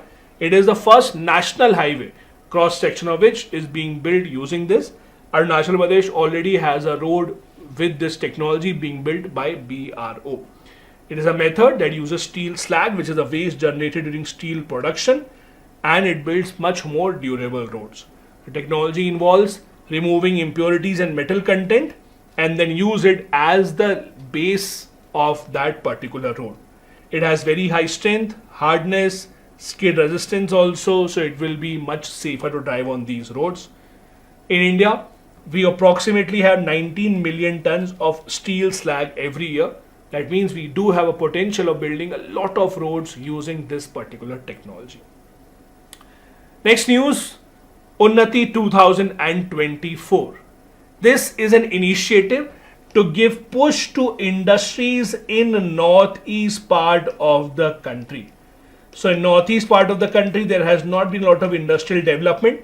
To give a push to industry to set up their plants in northeast, this is a scheme that has been launched by the government called Unnati 2024. It's a central scheme for development of the northeast region to generate employment and lead overall socio-economic development of this area. It is being implemented by DPIIT in collaboration with the states. It's a 10-year scheme under which industrial units that are eligible to take help will have to begin operations within 4 years from the grant of registration.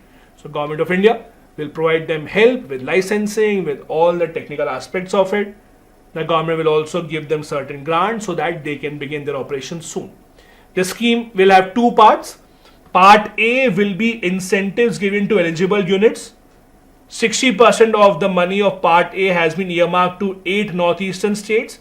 40% on first in and first out basis. So people who basically apply first will be the first one to get this.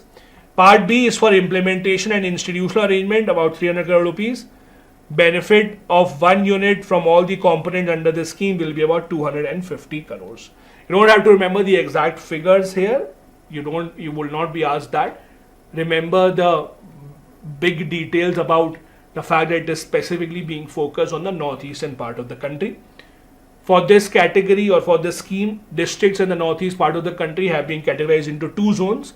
Zone A, which is industrially advanced districts, and Zone B, that is industrially backward districts in the northeast part of the country.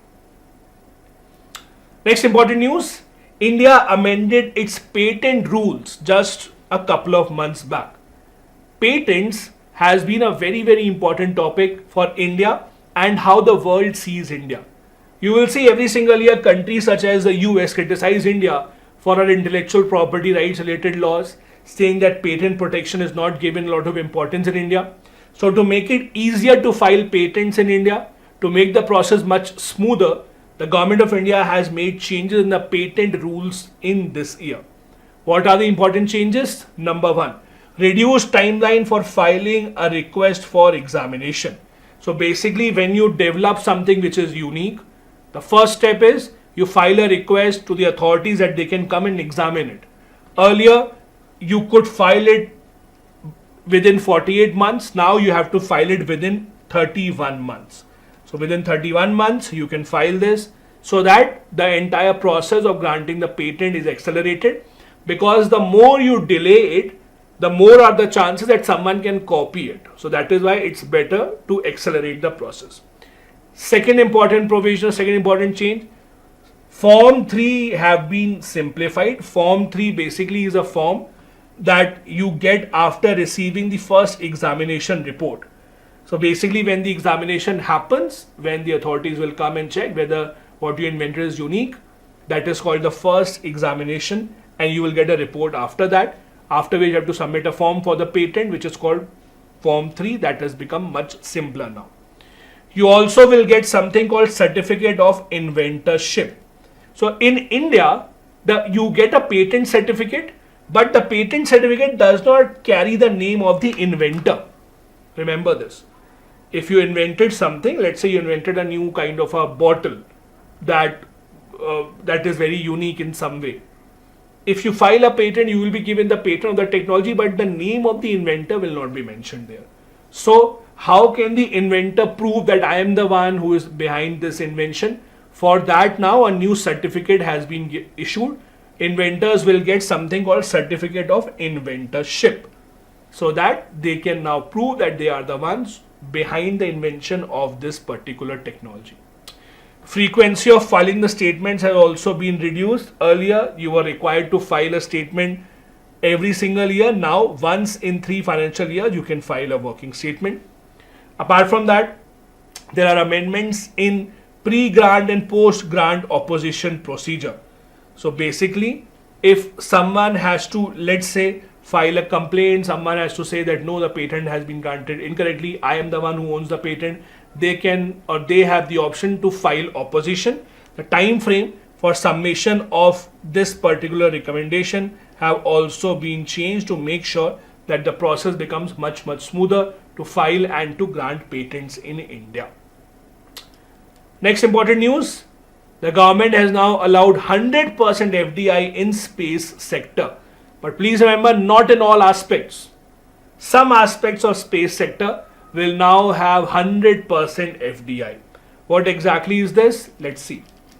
The government says 100% FDI will be allowed for manufacturing of components and systems of satellites, ground segment and user segment. These are the areas in which 100% FDI is allowed. 74% is allowed for satellite manufacturing and operations, satellite data products, etc. Beyond 74%, the government route applies. So beyond, basically within 74%, you do not really have to take government's permission. Beyond 74, you will have to take the government's permission. Apart from that, beyond 49%, the government rules will apply if you are investing money in launch vehicles, creation of spaceports, etc. In these projects, up to 49%, you can invest without the government's intervention. More than 49%, if you are investing foreign money in building of launch vehicles, you have to go to the government and ask for their permission. The government of India, as you know, has a national space policy as well, under which we have this strategic vision for Indian space sector to be achieved by 2032. The achievement that India wants to have by 2032 is to increase our share in global space economy and to become a leading player in the space landscape. India anyways is one of the prominent players in the space landscape, but we want to increase it even further. We want to be known as a country which can send your projects to the space, even the high-end ones, the heavy satellites as well. Next news from agriculture part, nano DAP. DAP stands for diammonium phosphate. Now you would know after urea, diammonium phosphate is the second largest used fertilizer in India. The problem is when it comes to DAP specifically, the government is not happy with the efficiency of it. Scientists believe that a large part of DAP is not really absorbed by the plants, it goes waste. So a correction has been made here with the introduction of nano DAP. Nano DAP is not a new invention, it has been on for some time. In the budget speech, the finance minister said that the use of nano DAP will be expanded even further. It is a made in India innovation. The DAP, as I said, is the second most commonly used fertilizer in India after urea. It contains nitrogen and phosphorus, and it is manufactured by reacting ammonia with phosphoric acid. Also, it is very high in phosphorus. It stimulates root development, root establishment, without which the plants cannot grow to their normal size. It is highly soluble, so it dissolves quickly in the soil and releases the macronutrients.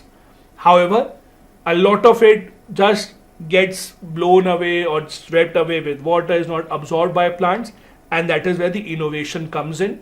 This innovation is done by IFFCO, that is Indian Farmers Fertilizer Cooperatives. They have invented something called a nano DAP. Nano DAP contains 8% nitrogen and 16% phosphorus by volume. One of the most important points that you need to remember is, while usual DAP comes in granular form, so they are granules solid, nano DAP is in the liquid form. That is an important difference between the two. Nano DAP is liquid in nature. This is why it has a larger surface area to volume and particle size is much lesser, allowing it to be absorbed quickly, allowing it to be much more effective and efficient. So that is the big difference between nano DAP and the usual DAP. These are the other benefits: enhanced efficiency. Now, these pointers are important because the UPSC does ask these kind of questions. So the question can be, which of the following are the benefits of using nano DAP? And they'll give you 5 or 6 pointers. You have to choose which is correct, which is not correct. Only 1, only 2, only 3, something like that. So these are the benefits. Better efficiency. Better assimilation means they're absorbed better, which leads to strengthening of the seed. Cost effective also, they are priced at 600 rupees for a half-liter bottle. It will also ensure government's subsidy burden comes down, because again, government gives a huge amount of subsidy on the fertilizers. Even if the farmers reduce the use of fertilizer even a fraction, it will lead to the government's pressure easing out on the fertilizer subsidy. Convenient as well. Bottles are easier to transport as compared to the 50 kg bags that we usually have for fertilizers, and it will achieve self-sufficiency, because again, India being an agricultural country, we use a lot of fertilizers, and because it is being made in India by IFFCO, it does not need to be imported. Also, when Sri Lanka was going through its economic crisis and Sri Lanka had introduced organic farming, all of a sudden, it was IFFCO that supplied a lot of nano DAP to Sri Lanka. So we have even exported it. It has given results in Sri Lanka and other countries as well. Another important news related to agriculture, there is a rice species that was a lot in the news. Jammu Kashmir's aromatic rice called musk badji. If I am not pronouncing it right, and if you are from Jammu and Kashmir, my apologies. You would be able to tell better how to pronounce this, but I think the pronunciation will be something called musk badji. This is a very different kind of a rice species because it has a very different aroma as compared to the usual rice. Government of India has been trying to expand its cultivation to about 5,000 hectares. There is a study that was also conducted to find out how do they have this unique aroma which is not found in other rice species.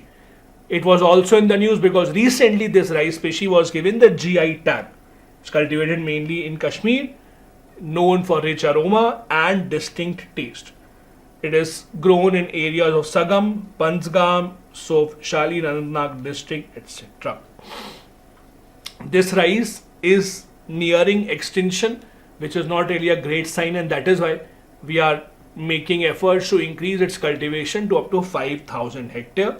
The government program for its revival started in 2007 but did not really give a lot of great results. As I said earlier, there was a unique study being done to see how they get their aromatic taste, which is distinct from other rice species. The last news for this lecture is the appointment of 16th Finance Commission. All of you would have read about the Finance Commission in Indian Polity and in economics also. As you know, it is a constitutional body that is appointed by the President of India once every 5 years or even earlier if he wants to. Their main responsibility is to suggest to the government about how much money from their tax collection kitty should be distributed to the states and which state should get how much of the money.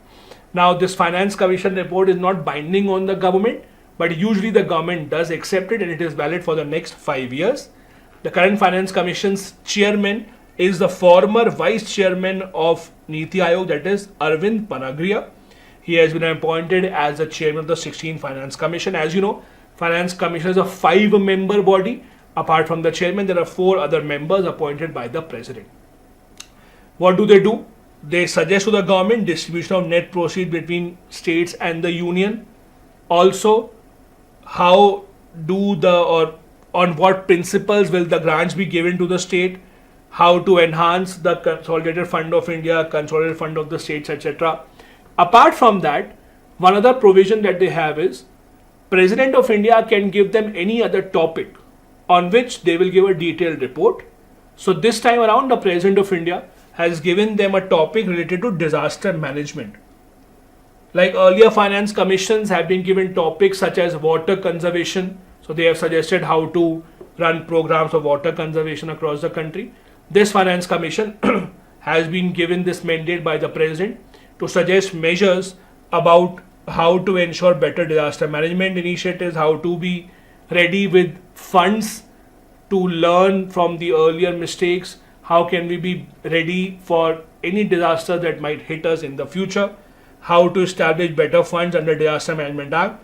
All these have been mandate of the Finance Commission as suggested by the President. Earlier Finance Commissions, 14th, 15th, all of these have had different criteria based on which they have decided how much money to be given to the states. See something interesting here, 15th Finance Commission. Basically, 15th Finance Commission was interesting in the sense that it gave 2 reports. First report that they gave was only for 1 year. So they said, okay, we are giving you this report, make it work for 1 year and then allow us more time. We will then give you a report for 5 more years. So 15th Finance Commission first gave a 1-year report and then they gave a report for 5 more years. So they basically disturbed the cycle. And now the 16th Finance Commission has been formed. Usually they are for 5 years only. 15th one was usually an exception in this case. This brings me to the end of another lecture of this quick revision series. If you want to get the PDF, join the Telegram channel. Link is in the description of the video. In case you missed any of the earlier classes, I am giving the link of the entire playlist in the description. Do go through that as well. Thank you so much. Bye-bye. Jai Hind. Hello and welcome to class number 11 of this quick revision series for UPSC Prelims 2024. I hope all of you have watched all the earlier classes and have also downloaded the PDF for that. In case you want the PDF of these lectures, you can become a part of the Telegram channel. The link is in the description of the video where I upload the PDF of each and every lecture that we have here. Today's topics will be from Indian economy, the topics that have been in the news in the last 1 year or so. Let's begin. A good news for the Indian economy was direct tax to GDP ratio rose to a 15-year high in financial year 2023 while tax buoyancy dipped. First, focus on the fact that direct tax to GDP ratio is a very important indicator for any economy. The higher this ratio is, the more stable the economy is. more are the government coffers full, and it increases the government's capacity to spend more on building infrastructure and running schemes all around the country. This particular number reached 6.11% in financial year 2023. This data was given by Central Board of Direct Taxes. Also, as I said, this particular ratio tells us about the country's financial ability. However, on the other hand, the one not that great news was that tax buoyancy actually declined from 2.52% to 1.18%. Now, what does it mean? Basic tax buoyancy is an indicator that shows you that there is a decrease in tax collection efficiency with respect to the GDP. You have to tell me in the comment section what is the formula, what is the numerator, what is the denominator with which you calculate the tax buoyancy number. Do tell me in the comment section. It's a ratio of what two values. The hint is one of them is related to GDP, other one is related to tax. So do tell me what is this formula. Now, this particular number measures the responsiveness of tax collection to the changes in the GDP. So, if the GDP is increasing, in relation to that, how much is the tax collection increasing or not? If the GDP is growing by, let's say, 10%, is the tax collection also growing by the same number or by the same speed or not? That is what this calculates. This is again not a great news that this has come down. This means that while GDP is growing at a higher rate, the tax collection is not growing at such a high rate, which is something that we have to work towards. Why is it that this particular direct tax to GDP ratio has increased? There have been many government schemes. For example, government has implemented Vivad Se Vishwas scheme. So if you have any pending issue about your income tax, the government has created a mechanism to resolve that easily. There is a gradual reduction in corporate tax. It has been proven worldwide. When you reduce a tax rate, the tax compliance increases.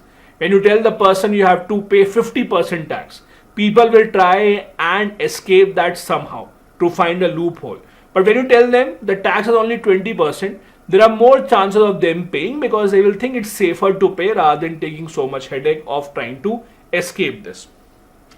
Phasing out of exemptions has also happened for the corporate sector, so tax filing has become easier. Reforms, PAN, linkage with each other, it has also made the job of the tax inspectors easier to identify who has been paying taxes and who has not been paying taxes.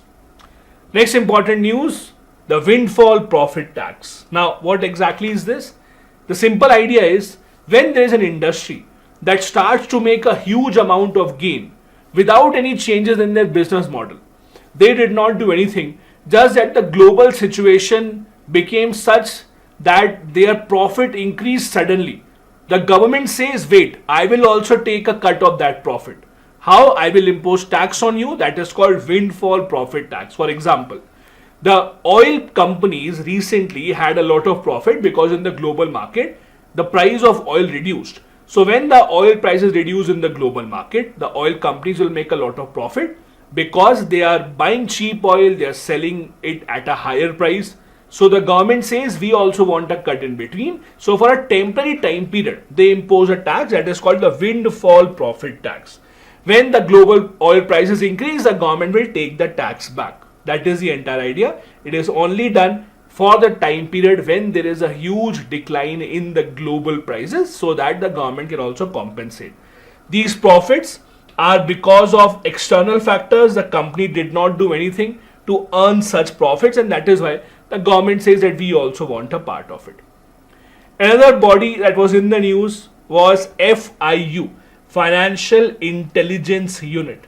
Now, FIU or Financial Intelligence Unit of India is a very, very important body. The responsibility of this body is it keeps an eye on transactions of large value, mainly that go out of India or come from outside to India. So when there are large value transactions, mainly in foreign currencies, this is where this agency comes into the picture. It works under the Finance Ministry. It looks into how this money is exchanging hands, whether laws are being followed or not. In the recent few months, they have given notices to crypto exchanges because cryptocurrency has become a big method for black currency or black money to be circulated around the entire world, including India. This is an independent body established in the year 2004 and it works under the Finance Ministry of India. As I said, the responsibility of this agency is to look into any suspicious financial transaction, to coordinate with international intelligence agencies as well, and to make sure that any issue of money laundering or crime where money laundering is being used, that is curtailed. These are the functions of this financial intelligence unit. They collect information. For example, all the private and public sector banks have to report transactions of 10 lakh or above equivalent in foreign currency. So there's a foreign currency transaction of 10 lakh or above, that is to be reported by the banks monthly to the FIU. Or there are series of small transactions that together add up to a value of 10 lakh or more. Private sector or the public sector banks have to report this to the FIU. They will analyze that information. They will see if this is a case of money laundering or if any crime is related to it. They can share information with national regulatory authorities as well and international agencies as well. So countries around the world have a similar kind of an agency working towards looking into all these suspicious financial transactions. So they coordinate with each other as well. They maintain a national database on the basis of report that they receive, and they coordinate with global and local agencies going forward. Next news was a launch of a new complaint redressal system by SEBI. This is called Scores 2.0. SEBI, as you know, is a regulatory authority for stock share market in India. In order to ensure that people have complete trust in the working of the stocks and the share market, SEBI has taken a lot of steps. One of the steps in this regard now that they have taken is setting up of this complaint system where people can file a complaint. For example, let's say you gave some money to buy some shares on a stock exchange, but even after the stipulated time period has passed, you have not been given the shares in your demat account. So what do you do? Where do you go and complain? These are the kind of issues where SEBI can come into the picture. For that, they have launched this portal called Scores 2.0. It's an online portal, so making it much easier for you to file a complaint. SEBI was established in 1988, first as an executive body, but in 1992, they got a statutory status. It works under the Ministry of Finance. It includes a chairman nominated by the Government of India, and the other members are from Finance Ministry, Reserve Bank of India, etc. This Scores 2.0, where Scores stands for SEBI Complaint Redressal System. It's an online platform again. The complaints can be filed in accordance with SEBI Act of 1992, Securities Contract Regulation Act, Depositories Act, Companies Act. If anyone is violating any of these, complaints can be filed mainly by the investors. So as I said, any issue in the share market, in the stock exchange, you gave money, you did not receive the shares or whatever was promised to you in the stipulated time period, this is where you can file these complaints. Complaints can be filed against whom? Listed companies, registrars and transfer agents. Again, please understand, not all the companies are listed companies. So for example, there are companies that are private companies that have not listed their shares in the stock market. So SEBI cannot do anything with them. Please understand, not all the companies will come under purview of SEBI. So if I, for example, tomorrow launch a company, launch an edtech, my shares are not available with anyone, I own 100% of the company, that means it is not a listed company. Listed company is that whose stock shares are listed on the stock exchange. So listed companies, brokers, stock exchanges, depositories. Depositories are kind of bank accounts which hold your shares. Then mutual funds, portfolio managers. Portfolio managers are those people who decide where your money will be invested. For example, you buy a mutual fund, you invest 20,000 rupees. Where that 20,000 rupees will be used, what will you buy, when will you sell, that is the job of portfolio managers. And other entities such as credit rating agencies, foreign institutional investors, etc. Complaint can be filed against any one of these on Scores 2.0 platform. What are the features? How is it important? Since it's an online platform, the good part is that it reduces the timeline required for resolving of these disputes. So basically, now it ensures maximum redressal within 21 days of complaint being filed. Since it's an online version, you can escalate that also automatically. There's a 2-tier review process. Complaints are first given to the designated body, and then subsequently SEBI will look into it if the investor remains dissatisfied with the first resolution. It has been integrated with the KYC registration database. Means as an investor, when you are filing the complaint, you don't have to upload your Aadhaar card, PAN card, etc. You will be identified that yes, you are the investor, where have you invested. All that detail would automatically pop up on this portal. It will be much more enhanced because of the use of technology. This is what SEBI is trying to achieve with Scores 2.0. Next news, the Niti Aayog recently launched Vocal for Local initiative. As the name suggests, this is an initiative to promote grassroots entrepreneurship across the entire country. The government of India has been giving quite a push to entrepreneurship, to MSMEs, asking people to become job givers rather than job seekers. In that aspect, Niti Aayog has launched this. Where have they launched this? They have launched this in Aspirational Blocks program. As you know, the government of India a few years back started the Aspirational Districts program. So they identified some of the most backward districts in the country, and the government said we will call this Aspirational Districts program, where we will give a push to development in these backward districts. So now, as a sub part of this, district is a very large area, smaller area will be a block. So Aspirational Block program has also been launched, and in these selected blocks, Niti Aayog has launched this Vocal for Local initiative. So in these areas, whoever are the local artists, whoever are the local merchants, if they are making something, they want to sell something, but they don't have a market, they don't know how to sell, this is where Niti Aayog will help them under this initiative. They have partnered with Government e-Marketplace and ONDC platform. I'll just tell you what is Government e-Marketplace. It's also extremely interesting. As a part of this program, 500 aspirational blocks have been mapped and consolidated under Akanksha. Now, what is Akanksha? Basically, consider Akanksha as a kind of a brand name that has been given to these small entrepreneurs, because usually what happens is when you go and buy some product, Amazon or some other place, you also look at the brand name and you try to see if it is actually good quality brand or not. Only then you will give them the money. So when these local artists, local merchants make something on their own, they don't have a brand name associated with it. So what the government has done, they have started a brand called Akanksha, under which these sub brands will be made and the local artist will be given encouragement. So these products will be listed under a window named Akanksha that has been established under Aspirational Blocks program on the GEM portal. Now, what is a GEM portal? Government e-Marketplace is a very interesting online portal using which the government departments buy stuff. Let's take a simple example. So let's say the Home Ministry has to buy some A4 paper. They have to take a lot of printouts of the file, so they buy paper. Now, where do they buy that? They don't really order on Amazon, or they don't really go to a stationery shop in Chandni Chowk. So what do?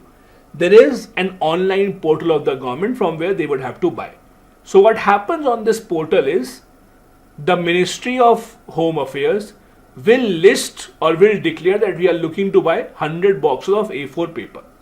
So now what happens, people who are selling papers, they are the ones who will start the process of reverse auctioning. Reverse auctioning means, see, auctioning is when the buyer says, I will give you this much money, give it to me. Reverse auctioning means when the seller says, I will give it to you for 100 rupees, buy it from me. Some other seller will say, I will give it to you for 95 rupees, give it to me. This is called reverse auctioning. So reverse auctioning means when the seller tells you, I will sell it to you at a lower cost, the lowest cost basically wins. So this is an online portal from where the government departments, the government organizations procure their goods and services. It can be as small as buying, as I said, A4 paper. It can be contracts as well in some cases, small services. And these products will be listed there on that portal under the brand name Akanksha. This is the government's idea, that if they can't sell their products to private individuals on Amazon, etc., let the government departments at least buy these products.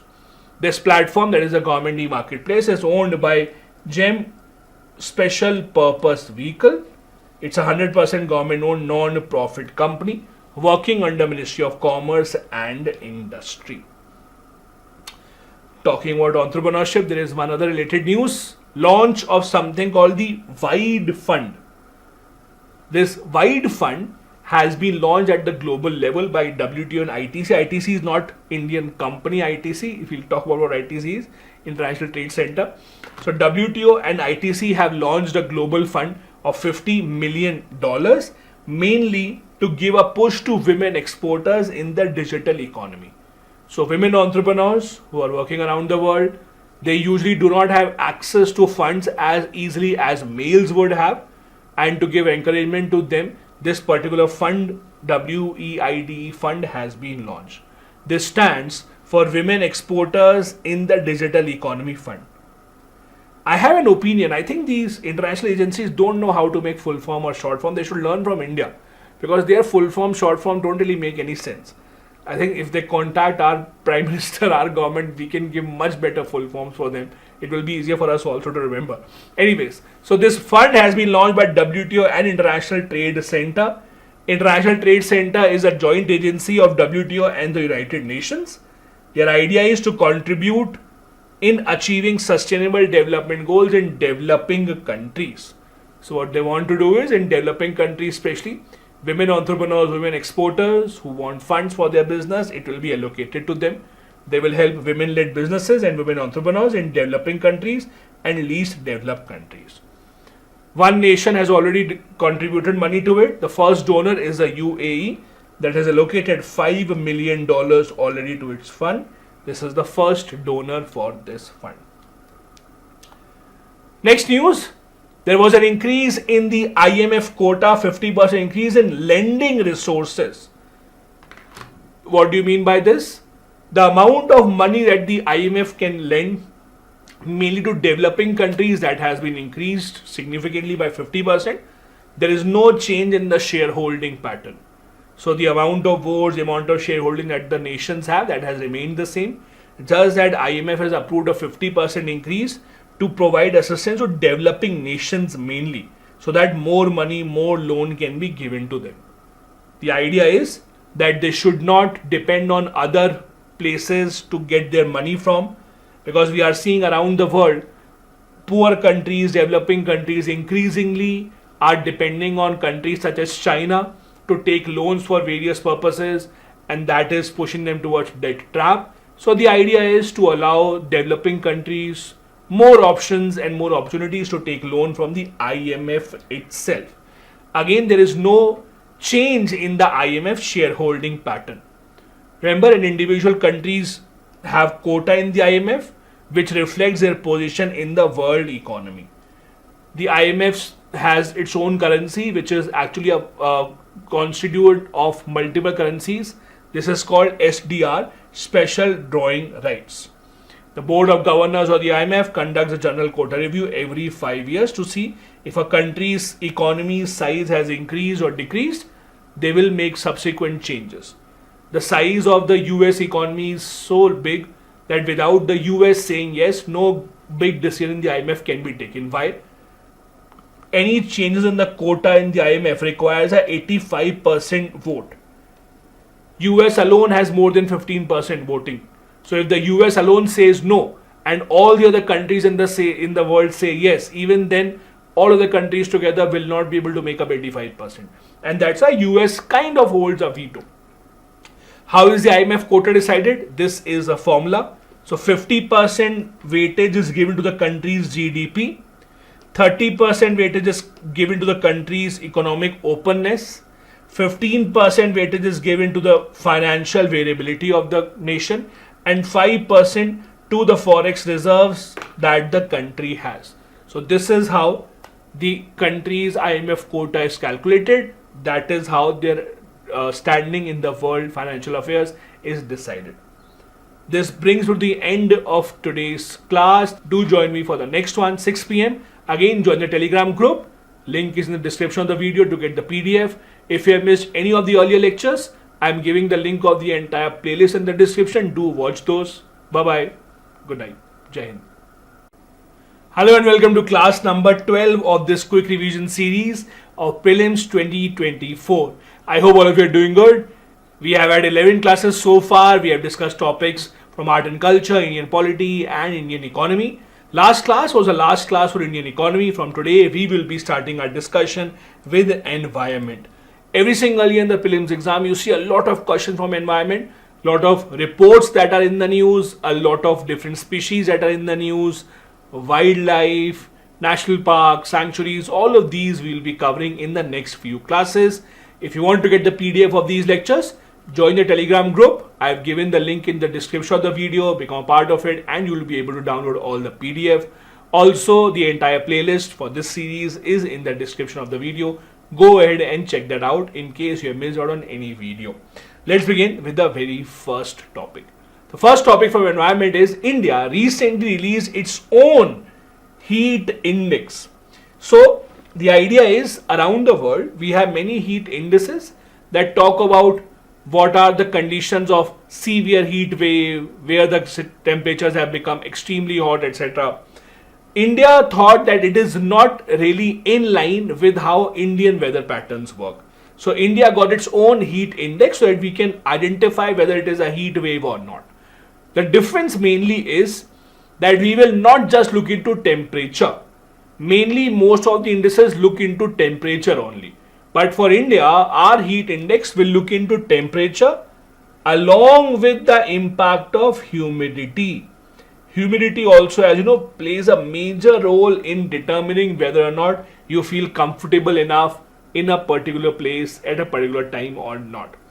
Many times when you check temperature on your smartphone will say something like current temperature, let's assume 23 degrees Celsius, and then it says something like feels like 35 degrees Celsius. Means the temperature is 23, but it is so uncomfortable because of humidity, you will feel it's like 35 degrees Celsius. So what is happening here is there is an impact of humidity also at play. This is what we have introduced in our own heat index. It will also understand us, or it will also rather help us understand impact of humidity and the high temperature, how it adds to the discomfort in human beings. It has been launched on an experimental basis for now by the IMD, provides guidelines for different regions so that when you are going out of your place, traveling, etc., you can look at those guidelines and decide whether you actually want to go or not. High heat index values will indicate that there is a risk of heat related stress and health issues, so you will obviously be advised to stay indoors.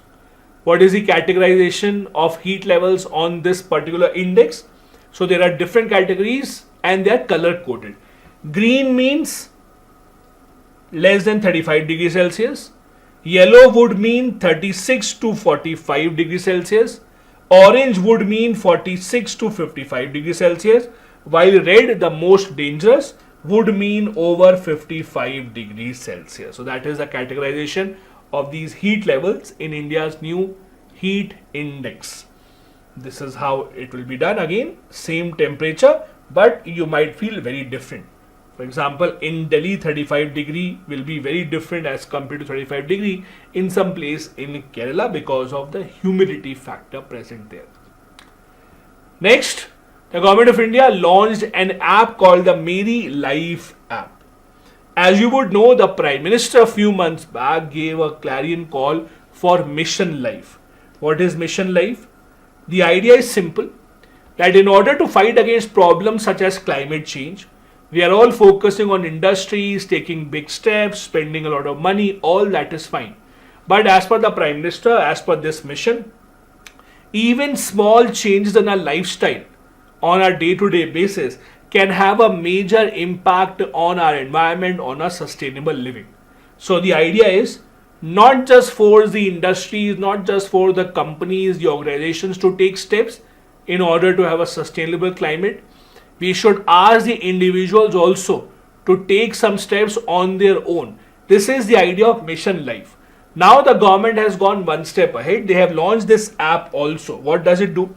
When you enroll on this app, it will give you certain tasks that you should do this. For example, you should walk this much rather than taking a bike or a car. you should go through a public transport, you should walk this much, plant these many trees, etc. So it will give you a push to do the right thing, to make some changes in your lifestyle. That is the entire idea of the Life app. So it will basically ensure that citizens themselves also play an important role in this entire global movement where we are fighting against the problem of climate change. It will encourage you to participate in tasks under 5 different themes. First, save energy. Second, save water. Third, reduce single-use plastic. Fourth, adopt sustainable food systems. And fifth, adopt healthy lifestyle. These 5 are the themes under which you will be given certain tasks under this particular app. You will be given these challenges and you will be given a date by which you would have to fulfill these challenges. Again, don't expect a prize in return. This is just a government initiative to make people more aware of these kind of issues. As I said, the idea of this Life mission was first given by our Prime Minister at COP26 at Glasgow. Since then, the Life mission is or has been a part of government statements. Whenever the government has any negotiations, whenever we talk about climate change, sustainable living, we usually keep on speaking about Mission Life as such, and this app is one step ahead to make sure that people also play an important role here. Also, this particular mission talks about nurturing individuals, which will be called P3, pro-planet people. So it is about making people aware who will be in their day-to-day activities, be on the lookout, not to harm the planet, to take actions which are sustainable in nature.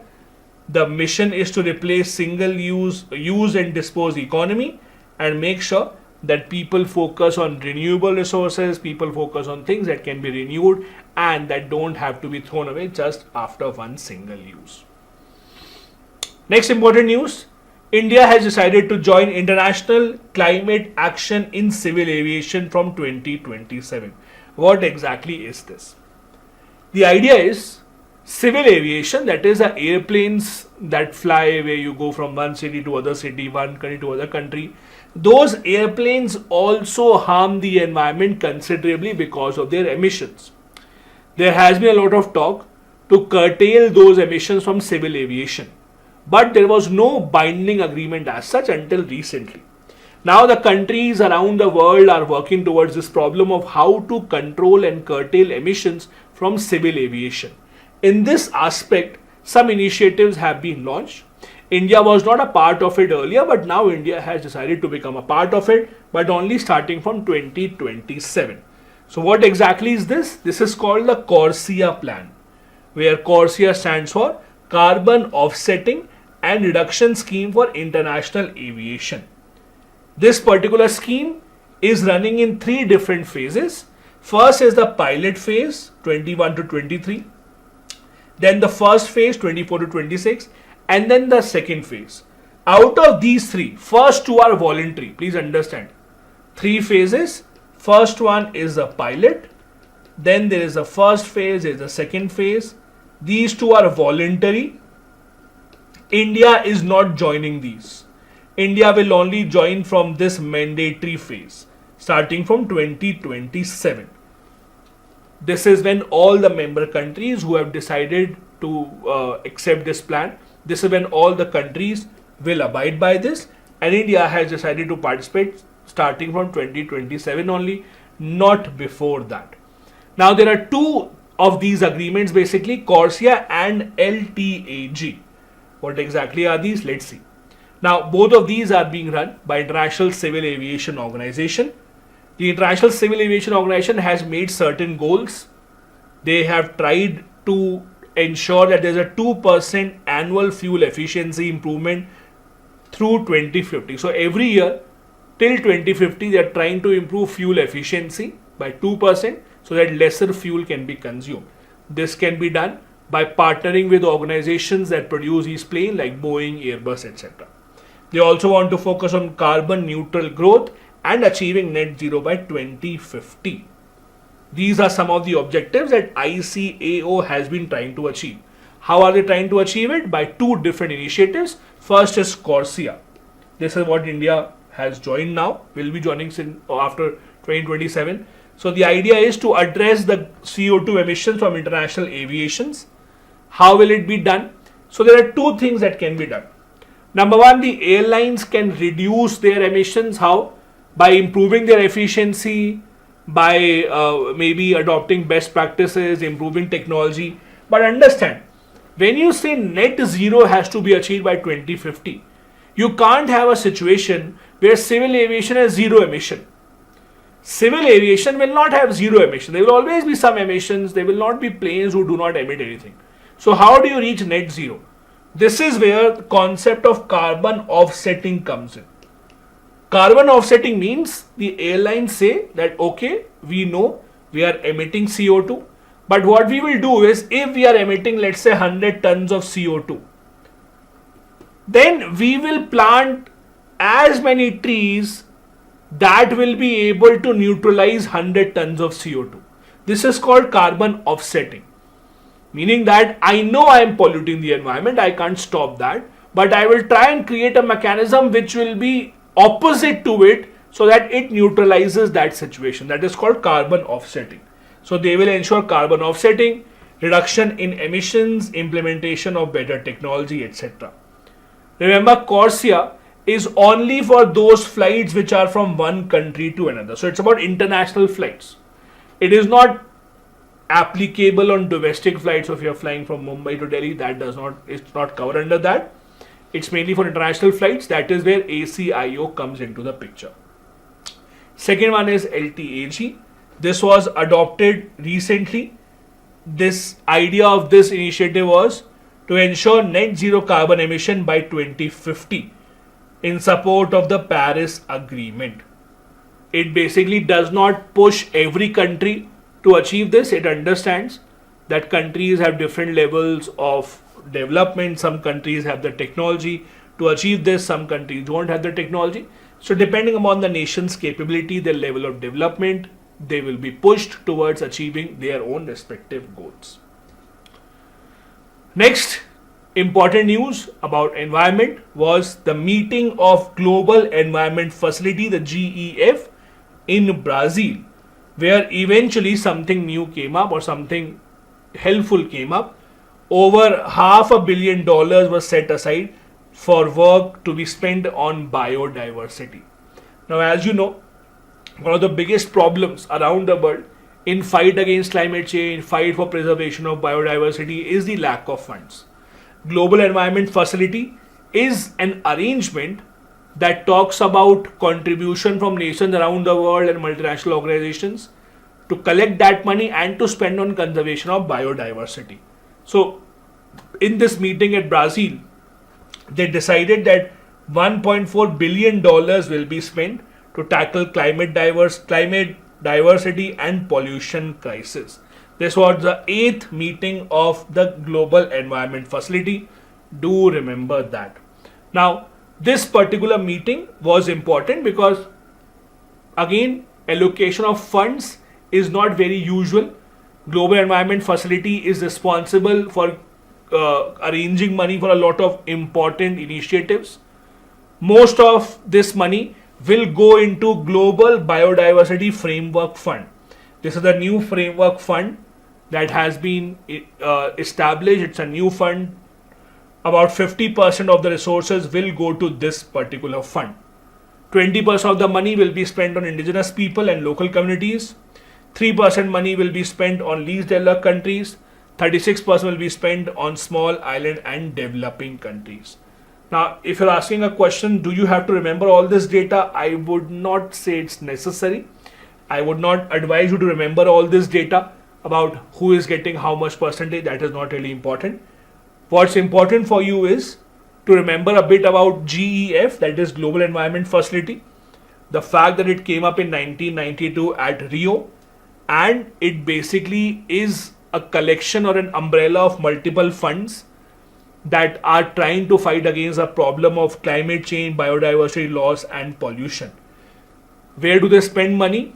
This is where they spend money. So there are, remember this is important. There are these 5 international conventions which are mainly funded by this facility. So Global Environment Facility collects, arranges funds for these 5. First, the Minamata Convention on Mercury. Second, Stockholm Convention on the POPs. Third, the UN Convention on Biological Diversity. Fourth, UN Convention to Combat Desertification. And fifth, the UN Framework Convention on Climate Change, UNFCCC. So remember, these 5 are funded by the Global Environment Facility. It's a collection of funds that tries to collect funds, donations from nations and multinational organizations so that these initiatives get enough money for their implementation.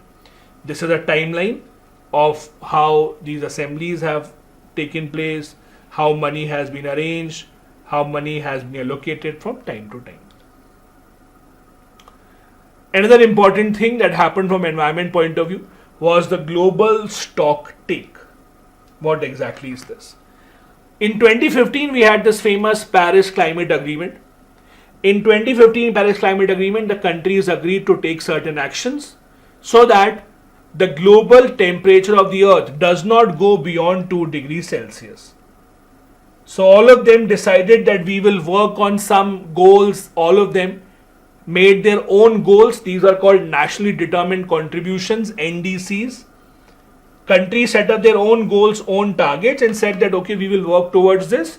The idea was not to allow the earth to become warmer than 2 degrees Celsius as compared to pre-industrial revolution era. Now, it has been a long time. 2015 was a long time back.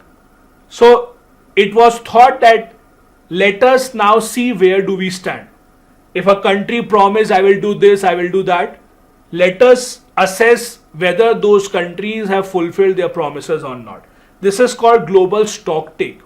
Stock take means assessing the progress made by the different nations on their own promises.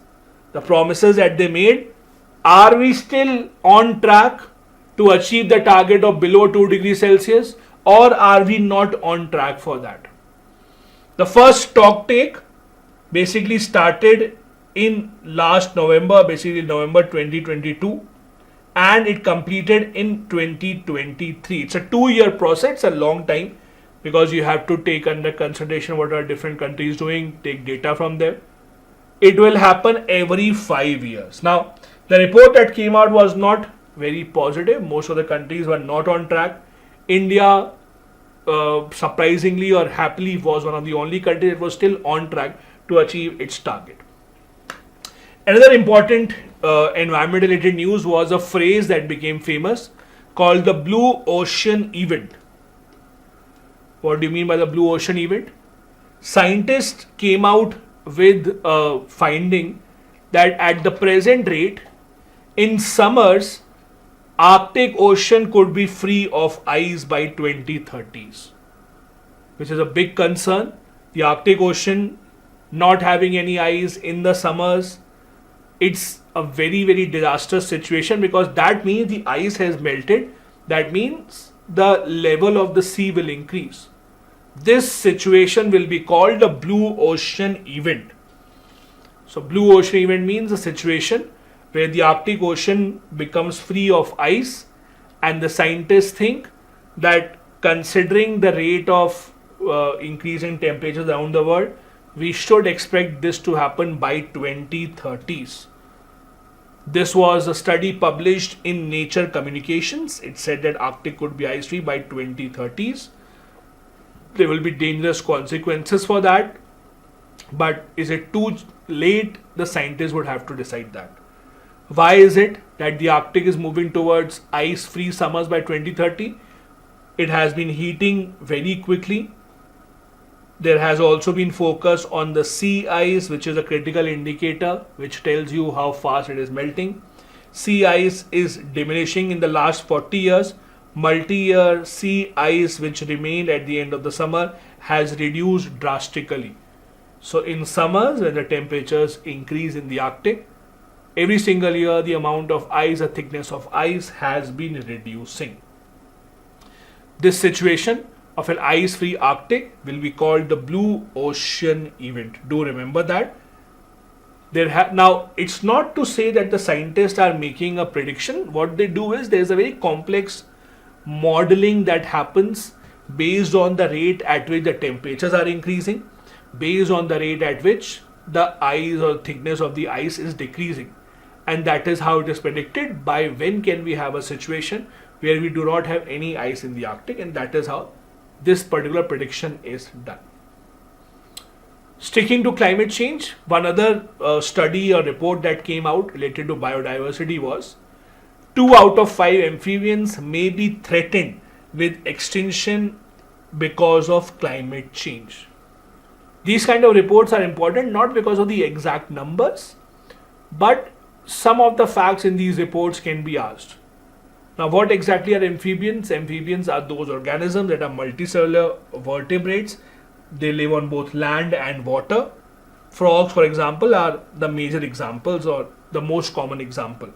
They're cold-blooded animals. They respire through their lungs as well as their skin. These amphibians are at great grave danger due to climate change. What does this report say? The report says that in the coming years, 2 out of every 5 amphibian may face extinction. 40% or over 40% species of amphibian globally are threatened, which is the highest percentage as compared to others. Now, these are the kind of facts which are important for prelims. Please understand, UPSC will not ask you what exact percentage.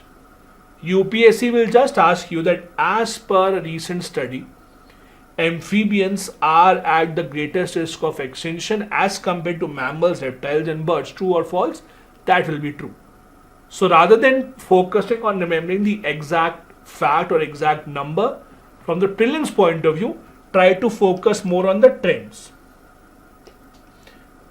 In the mains examination, if you have to quote, then the numbers become important. Exact percentage, exact number, that becomes important for the mains exam.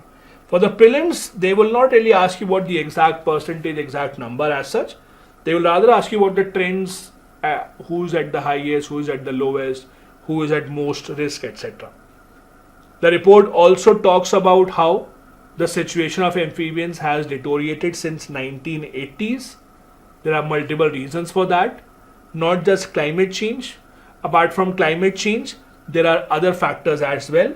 Loss of habitat where they used to live. For example, amphibians, they used to live in water bodies as well. A lot of those water bodies such as ponds and lakes are disappearing. Threats such as diseases, pollution, toxic chemicals in those water bodies, UV radiations, they have also played a role in decreasing the overall population of amphibians. There are other threats such as agriculture, timber, plant harvesting, infrastructure development.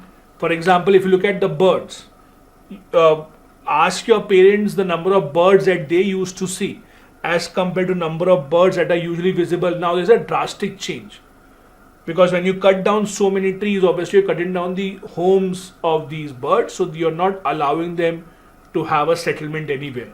So places where they used to settle, most of them have been destroyed, and that is why there is a drastic reduction in their population as well. Apart from that, there are other concerns. For example, climate change has been increasing at a very, very fast speed, which is why 39% of the amphibians are facing deterioration since 2004. There have been a lot of threatened species in certain areas, especially India's Western Ghats that used to be the hub of all these amphibian species. There also we have seen negative impact. In Sri Lanka, Madagascar, all of these are seeing problems of climate change, are seeing problems of extinction of amphibians one by one. Now, related to environment, the UN also released multiple reports this year, and I'll be giving you a very brief summary of all of them, just one slide, one page summary, only the facts that are important for prelims. Because as you know, in this series, we are not going into detail of these concepts. The idea is just to make you prelims ready. We'll just be focusing on the fact that have a probability of being asked in the prelims. So UN released multiple reports related to environment. In these reports, what do you have to remember? Who published those reports? Are there any important facts or data that you have to remember? First, UN report on interconnected disaster risk report on groundwater extraction. So basically about how much groundwater is being extracted. The report talks about the regions which have seen the maximum depletion of groundwater. Parts of India, northeastern China, western US, Mexico are at the top. Bad news for India. Globally, India pumps the most groundwater mainly for irrigation, domestic and industrial uses. The Indo-Gangetic plains have already passed groundwater depletion tipping point. 78% wells in a state such as Punjab are overexploited because again it's an agriculture mainly state. Agriculture causes 70% of groundwater withdrawals. This is also one of the reasons why the government is trying to push the farmers away from grains such as rice, because it requires a lot of groundwater. We grow rice in excess quantities, we anyways have to export it. The government is pushing farmers away from sugarcane and other crops as well. Second important report, the Adaptation Gap Report of 2023, published by UNEP. What does it say? This report talks about the difference between the money that is required to fight against climate change as compared to money that we have to fight against climate change. So for example, if you require $100 billion to fight against climate change and you only have $80 billion, so there will be a gap of $20 billion. That will be the adaptation gap. The report says that the nation needs $215 billion to $387 billion every single year. Developing countries will require $387 billion every single year in the next decade. At the current level, we are 10 to 18 times shorter than this. So we need 10 to 18 times higher money as compared to the current money that is being donated to these efforts. So there is a big difference in that. There are other reports published by the UNEP also. Do remember these names. UNEP publishes these reports. The UPSC does ask such questions in the prelims examination, where they will give you a name of a report and they will ask you who publishes this or which organization publishes this. Or they might basically give you the match the column form as well, which report is published by which organization. So do remember the UNEP publishes this particular report. Another report by UN was a greenhouse gas bulletin by World Meteorological Organization. It said that the concentration of greenhouse gases that are trapped in Earth's atmosphere were at a record high in 2022. The global average concentration of CO2 was 417.9 parts per million. After CO2, the other two major gases were methane and nitrous oxide. These were the major greenhouse gases that were trapped in the atmosphere, and all of them reached their highest level in 2022. Another report, again by WMO, called the Climate Services Report for 2023. It talked about how many climate change disasters that can be expected in the future. It said by 2030 there will be around 560 medium to large scale disasters every single year. Less than 25% health ministries across the world utilize the climate information that is available to them. Not very important report, just remember the organization that publishes this. This is the World Meteorological Organization that publishes this report. So in all these reports, remember the organization that publishes it and if there is specifically an India related finding in these reports. This brings me to the end of this lecture. We'll continue with environment related news in the next class as well. To download this PDF, join the Telegram channel, do subscribe to this channel and watch out for other initiatives as well. Thank you so much for watching. Jai Hind. Hello and welcome to class number 13 of the Quick Revision Series for UPSC Prelims 2024. I hope you have watched all the earlier classes as well. In case you have missed out on any class, I am giving the link of the entire playlist in the description. Go and watch out if you have missed any of the earlier 12 classes. In order to get the PDF of all these lectures, you can join the Telegram channel. The link again is in the description of the video, where you will get updates and also PDF of all these lectures. Today again, we are continuing with environment just like the last class. A lot of news stories about environment. Let's begin. News number 132, we saw the launch of National Carbon Registry. Now what exactly is this? who has launched this and what purpose. So this is an online portal launched by the UNDP, that is United Nations Development Program. It's actually a software. The idea is to enable the countries to manage their national data and processes for trading carbon credits. Now, what exactly do you mean by this? So basically, under the Kyoto Protocol, countries that are developed, they have been given a target that this is the amount of carbon emission that you can have. So let's say if a country is given 100 tons quota, they have only used 90 tons of it. They can then trade the remaining 10 ton, give it to and then sell it to some other country. How to do that? For that, a proper mechanism is being set up here called the National Carbon Registry, where you can manage your national data real time and you can process trading of the carbon credits as well. It is based on the open source code, allowing the countries to adapt as per their own requirement. This ensures that there are timelines that are met and it works in accordance to the rules that have been made by the World Bank, UNFCCC, UNDP, etc. Now the UNDP is an organization that you keep on hearing about time and time again. As the name suggests, this works for development works around the entire world, mainly in the developing nations. This is the premier agency playing the major role of trying to help the countries achieve the sustainable development goals, the 17 goals that have to be achieved by 2030. They try to help the nations around the world in fighting against climate change, disaster management, any help that they require. They try to assist them as much as possible. On a similar topic, India also started its own domestic carbon credit trading scheme.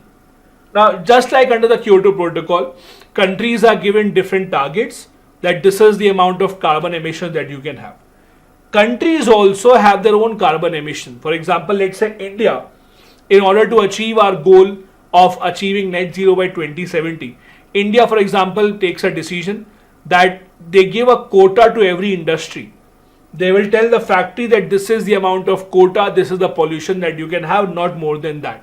But if that organization, that factory wants to emit more pollution because they're increasing their manufacturing, now what can they do?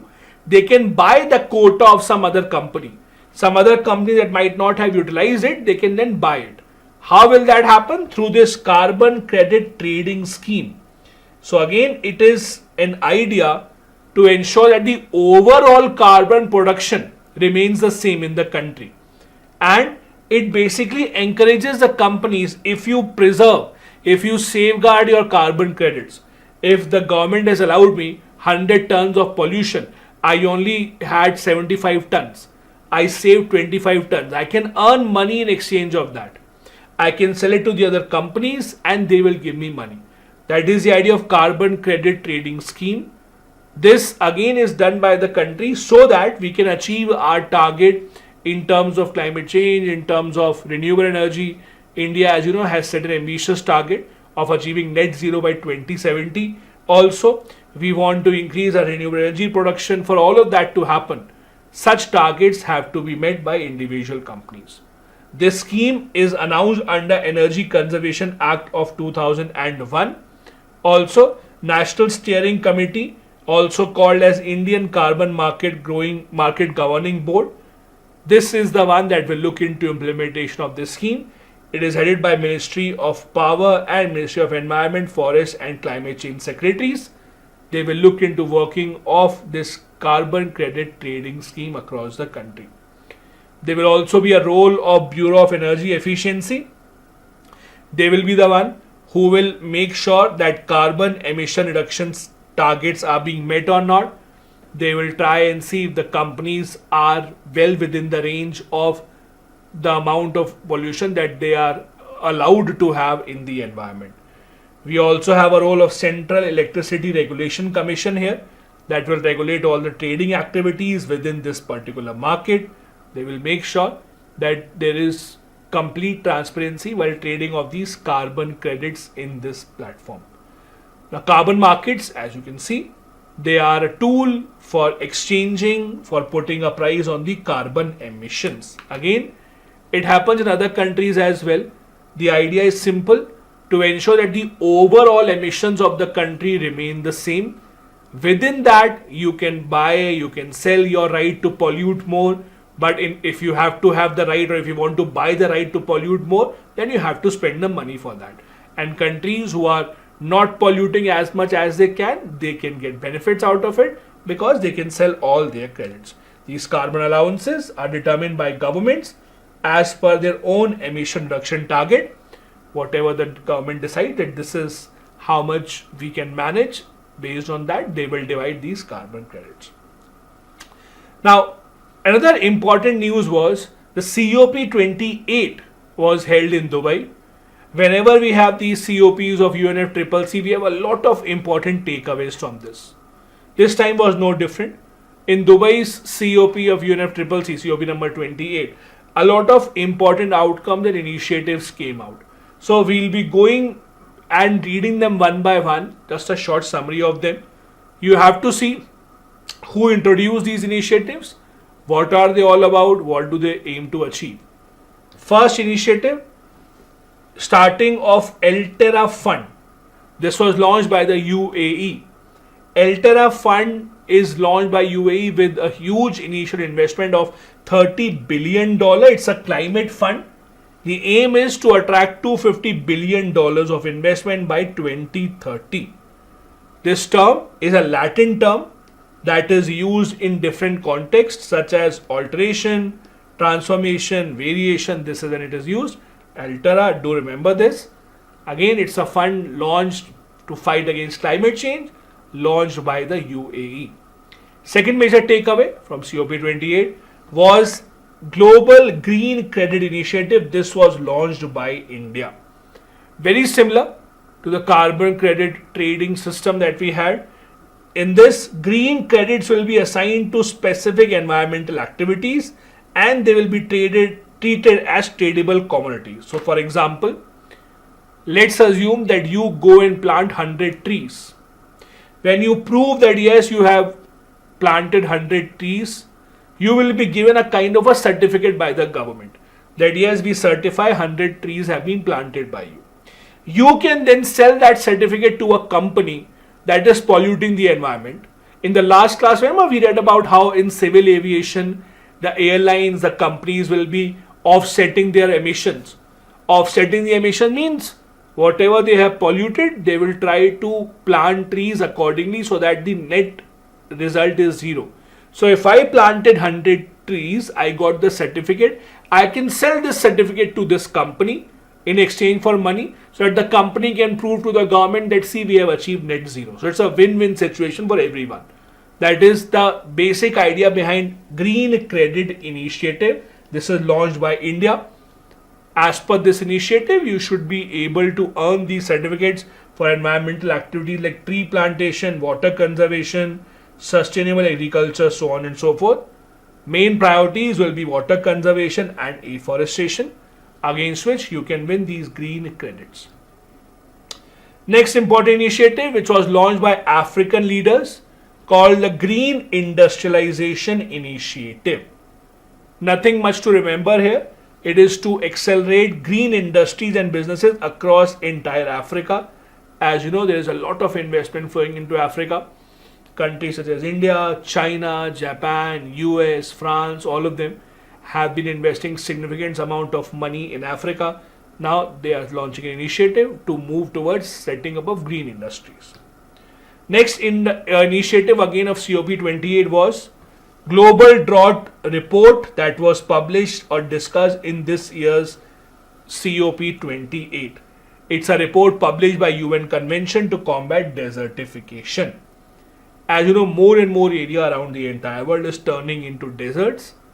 When an area turns into deserts means it is not appropriate for agriculture. It's not appropriate for sustainable life as well. That is why there have been efforts around the world led by the UN to control and curtail this problem of desertification. This effort is spearheaded by UN Convention to combat desertification. They released a report saying that 1.84 billion people were drought struck, out of which 4.7% exposed to severe extreme drought.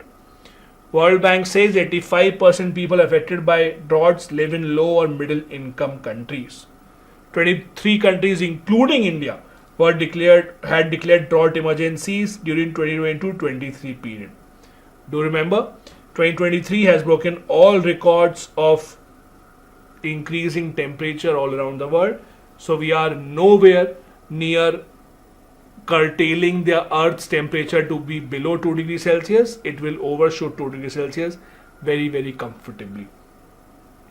Another important initiative at COP28 was Lead IT 2.0. It stands for Leadership Group for Industry Transition. This was launched by India and Sweden.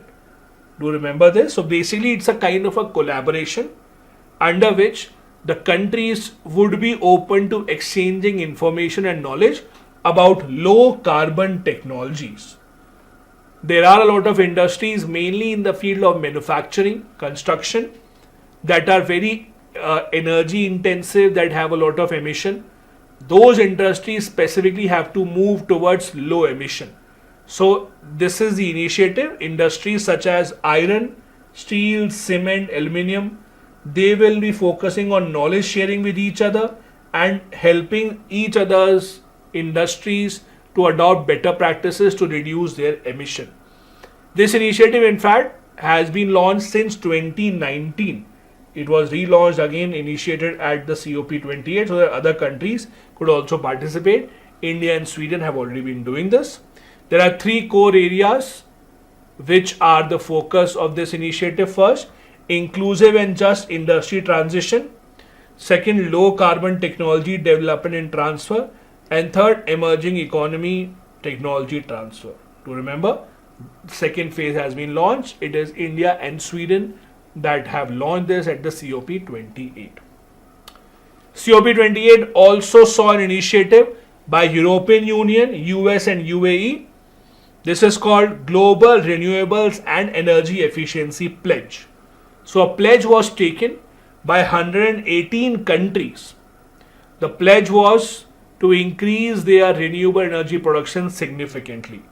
So the pledge was to triple the world's green energy capacity to 11,000 gigawatts by end of 2030. Reduce the dependence on fossil fuel. Whenever I read this, this is so ironical. Which are the countries that are taking a pledge to reduce dependence on fossil fuel? UAE, a country whose entire economy, part of it, is dependent on export of oil and gas. US, that is one of the largest exporters of oil now. These are the countries taking a pledge to reduce reliance on fossil fuel. But again, we are living in a hypocritical world. As per the pledge, the countries promise to double their global average annual rate of energy efficiency, improve from 2% to about 4% every year until 2030. This is not a legally binding pledge. It's more of showing it to the world that see, we are doing something about it. India and China have remained away from this. See, whenever there is any pledge that says that the countries must cut down their use of coal or countries must reduce the use of coal, you will see India, China usually stay away from that. Because a large part of our economies, both India and China, is still being run by coal, it's powered by coal, so we usually stay away from that, and that has been the case here as well. And another thing that happened in COP28, Climate Club led by Germany and Chile, they again started an initiative. The idea was to ensure that there is better cooperation for decarbonization of the industrial sector. So again, there are about 36 nations that came together, Europe and African nations that came together for sharing of knowledge to allow their industries to reduce their carbon emission. India is not a part of it. This is called the Climate Club, led mainly by Germany and Chile. It also has countries such as Kenya, Switzerland, European Union members and others. Another important initiative, still we are at COP28, Oil and Gas Decarbonization Charter. What is this? The president of the COP, that is the UAE minister, he said that UAE and Saudi Arabia together are launching Oil and Gas Decarbonization Charter, meaning that they are committing to reducing the emissions that take place because of drilling of oil and extracting of gas. So the idea is that they will try and reduce carbon emissions that take place because of their oil and gas industry. Again, hypocritical at one end. If they are able to achieve it, great, I will be very happy. But very hypocritical when these kind of statements come in from those countries whose entire economy is based on export of oil and gas, etc. Another thing that happened in COP28 was Global Decarbonization Accelerator. It was introduced in the World Climate Action Summit. Again, it is a kind of an initiative by the countries around the world to address decarbonization. Not that important, you can skip this, that is not very relevant. These were the initiatives that were in the news for COP28 that was held in UAE. Moving on, there is a national campaign launched for updation of People's Biodiversity Register. What exactly do you mean by biodiversity register? So as the name suggests, to keep a track of biodiversity across the country and to take the help of the common people in doing that, allowing the common people also to maintain records, to update the records so that we have a comprehensive data about the existing biodiversity in India. It includes preservation of land races, of folk varieties, animals, domesticated stocks, etc.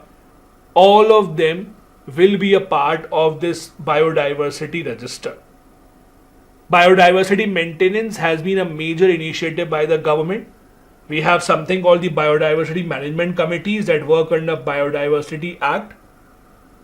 It talks about promoting conservation, sustainable use of biological diversity in the entire country. These committees will be responsible for preparing the People's Biodiversity Register as well.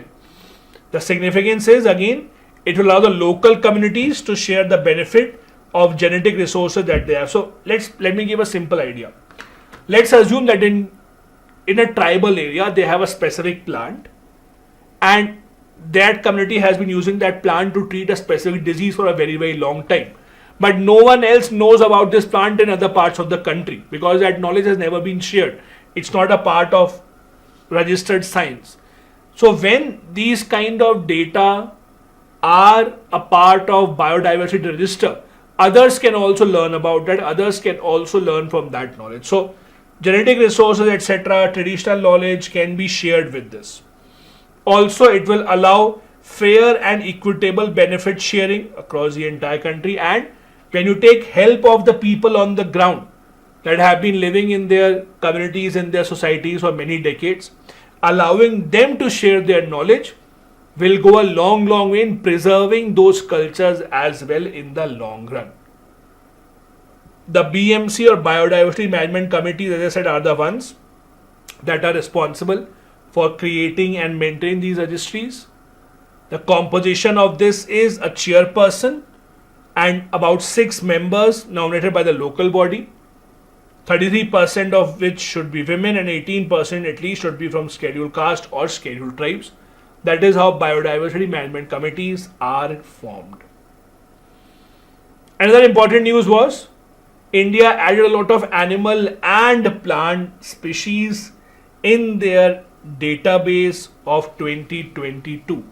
Now, as I said earlier as well, in these kind of news stories, remembering the exact number is not important for you. Just remember the fact that India updates number of plant and animal species that we have in the country. There are records maintained by Zoological Survey of India and Botanical Survey of India.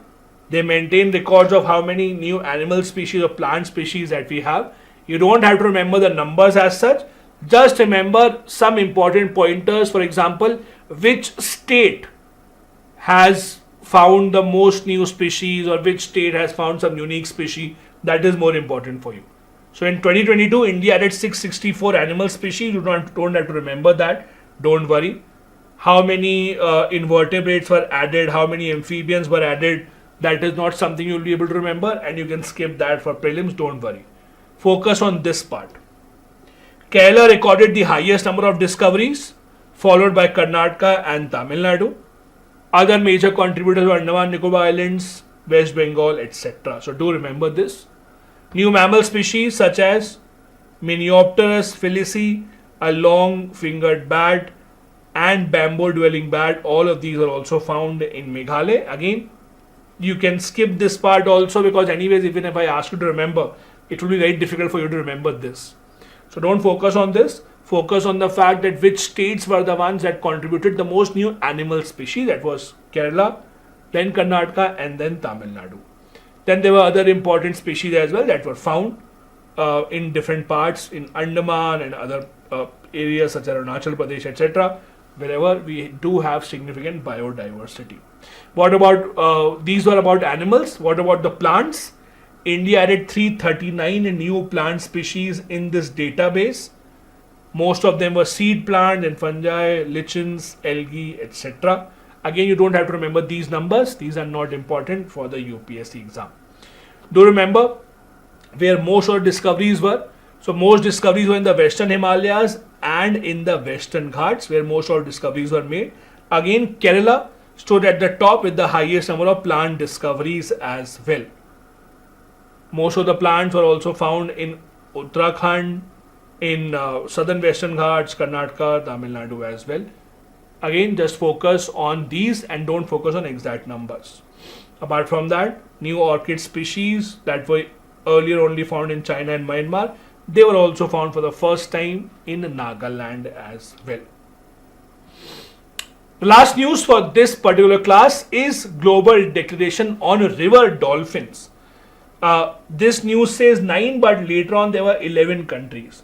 So 11 countries that do still have a significant population of dolphins, including India, came together to sign a pact to share energy or to share their synergies and knowledge about how to preserve dolphins going forward. The population of river dolphins has been dwindling very, very quickly across the entire world, and that is why 11 Asian and South American nations have come together to save the world's 6 surviving species of river dolphins. So there are only 6 river dolphin species that survive right now. All of them have gone extinct. These 11 countries include Bangladesh, Bolivia, Brazil, Cambodia, Colombia, Ecuador, India, Nepal, Pakistan, Peru, Venezuela, and even Indonesia. These are the ones that have come together. The reason is, since 1980s, river dolphin population around the world has declined by 73%. So it is a global matter of concern. The idea is to have network of protected areas, improve the river dolphin site management, expand research, engage with the local community and indigenous people, help them understand this problem, raise awareness about dolphins, how to increase their population, take help of the experts as well going forward. As I said, there are 6 species of dolphins, river dolphins rather, that remain now. Amazon, Ganges, Indus, Irrawaddy, Tukosi, and Yangtze. These are the 6 that remain. Chinese river dolphin was deemed probably extinct in 2007.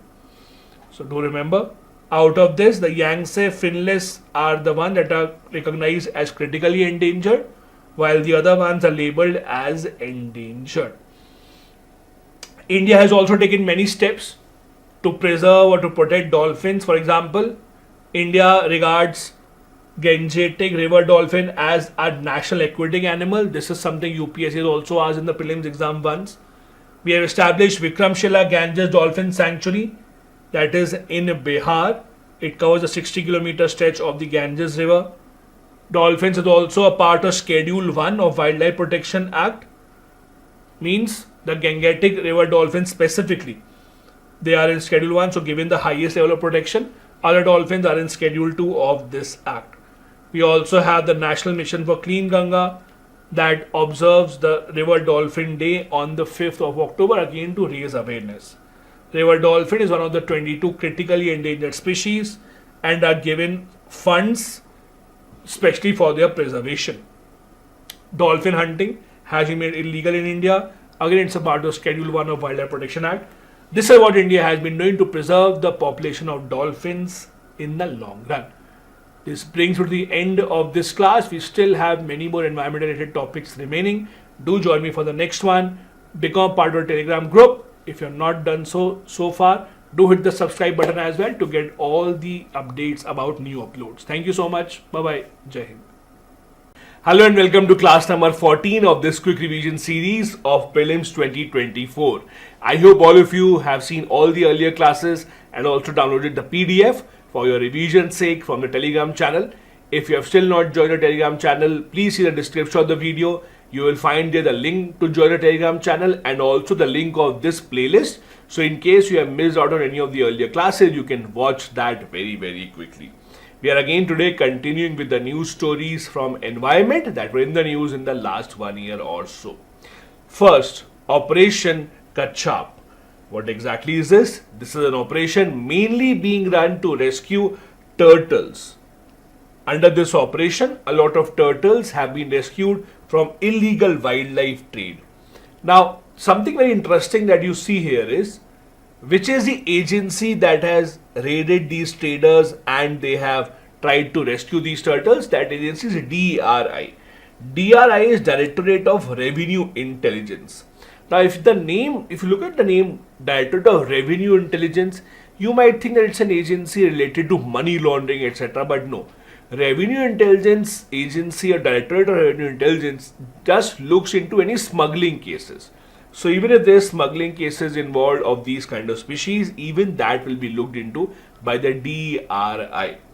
This particular operation is being held in India or is being done in India to ensure that the indigenous species of turtles, they are not overexploited.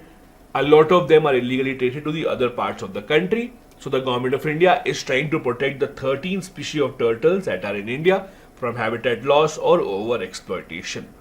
This operation would result in live turtles being protected.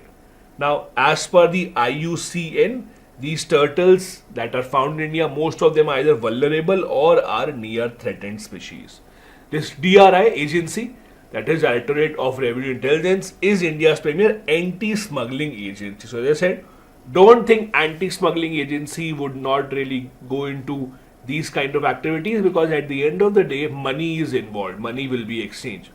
This agency works under Ministry of Finance, and remember, it's responsible for detecting and preventing various forms of smuggling, including illicit wildlife trade. So this fact is important. Even for illegal wildlife trade, this same agency working under Ministry of Finance will look into ensuring that these kind of cases do not happen again. Next, another important species that was in the news, this time a bird. Gujarat announced a state bird, an official state bird, that is called the ghole fish. Now, this is important because ghole fish is considered to be one of the most expensive fish in the entire world. It is in demand in many parts of the world, especially in China. It is said that if the fishermen catch it, it leads to a big amount that they can earn, and that is why the fishermen are after this fish as much as possible. This is primarily found in the Indo-Pacific region, and it can also be found in Persian Gulf and in the Pacific Ocean as well. As I said, it is in high demand in multiple countries, specifically in China. It is thus known as the sea gold. Do remember this. A kilogram of this fish can cost anywhere from 5,000 to 15,000 rupees in Gujarat. In the international market, it can be even higher. The meat of this fish is exported to European and Middle Eastern countries as well. The dried air bladder is also in high demand in China. The dried air bladder, specifically inside the fish, is the costliest part, that can reach up to 25,000 rupees per kg in the export market. There are a lot of benefits attached to this fish. Most of the fish are anyways rich in omega-3. That is an important source of nutrition. But apart from that also, this fish is good for eye health, maintains good eyesight, prevents aging, wrinkles. It also ensures that there is elasticity in the skin that is intact, which will not cause wrinkles for you. It has omega-3 content, which improves the intelligent quotient IQ of the infants as well. As per the IUCN, this fish is near threatened. So it is in the near threatened category. Next important news, 2023 marked 1 year completion of Project Cheetah, under which, as you know, India imported multiple cheetahs from African countries. Many of them unfortunately died. Many of them reproduced. Even after reproducing, some babies also died. Now, if you ask the government, they will maintain that this has been a success. There was always a chance of some cheetahs losing their life, and that has happened. So, what has happened and what is the situation after 1 year completion of Project Cheetah? Let's look at that. It started in September 2022. Now, the project claims that we have achieved success. How? There is 50% survival of the cheetahs that were introduced from South Africa and Namibia, so at least half of them have survived. And we have established home ranges as well, and there has also been birth of these cheetah cubs, that is, new cheetahs have also been born. Due to tourism activity in the nearby areas, the local community has also earned money. Now, let's look at some numbers. In total, if you look at all the cheetahs and add up their time in India, it makes about 142 months that they have spent in the wild. There is about 40% loss in adult population, so about 40% of the cheetahs have lost their lives. About 6 out of 20 have lost their lives specifically. There were 4 cubs that were born, out of them 3 have died, and 4th one is being kept in captivity. The goal was to establish a home range in the Kuno National Park, but only for 3 of the cheetahs have they spent most time in wild. Most of the others have been confined to captivity. Apart from this cheetah reintroduction project, which is important for you to remember, this was mainly done to reintroduce cheetahs in India. In India, it is believed that the cheetah population became zero or extinct in 1952. This was the era when the rulers of the princely states were very fond of hunting. So before India became independent, the princely states, the rulers, they undertook these hunting activities, and cheetah or these kind of animals was a very prized catch. That is why their population started to dwindle. It is only after India's independence that there were strict laws introduced for our preservation of wildlife, but by then it was too late for the cheetahs, and by 1952 they had become extinct.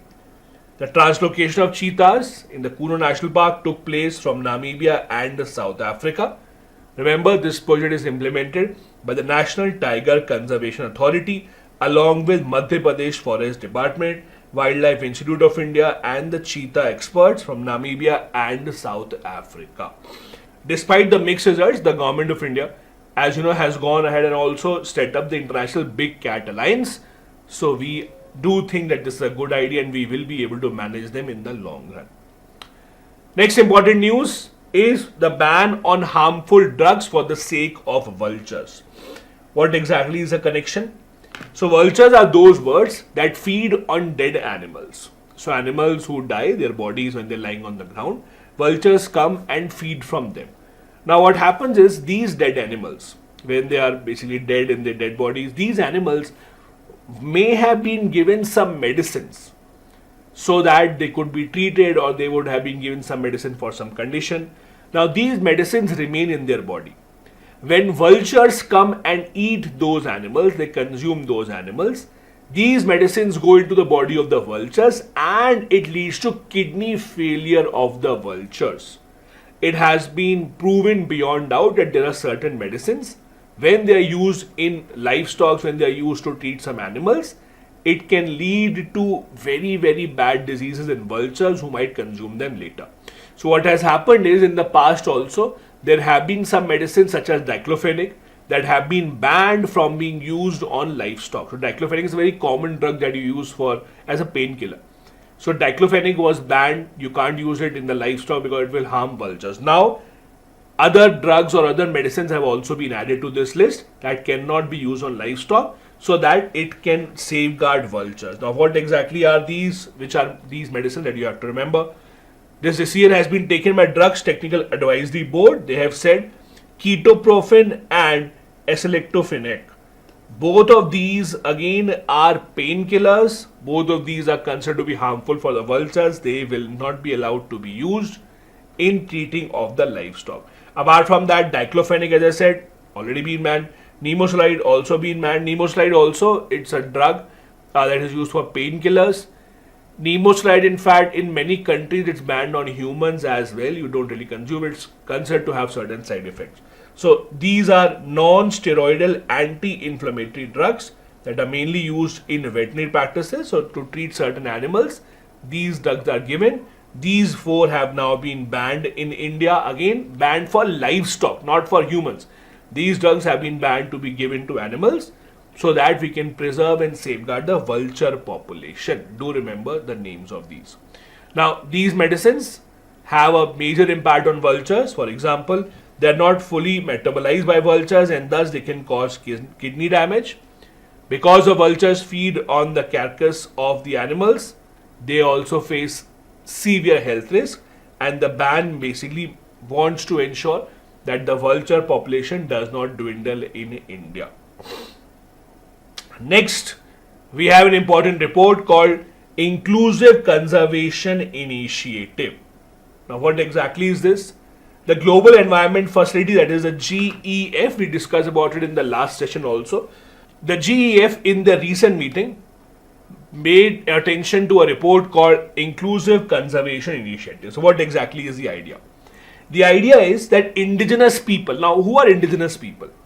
Indigenous people basically means those who have been living in a certain area for many centuries.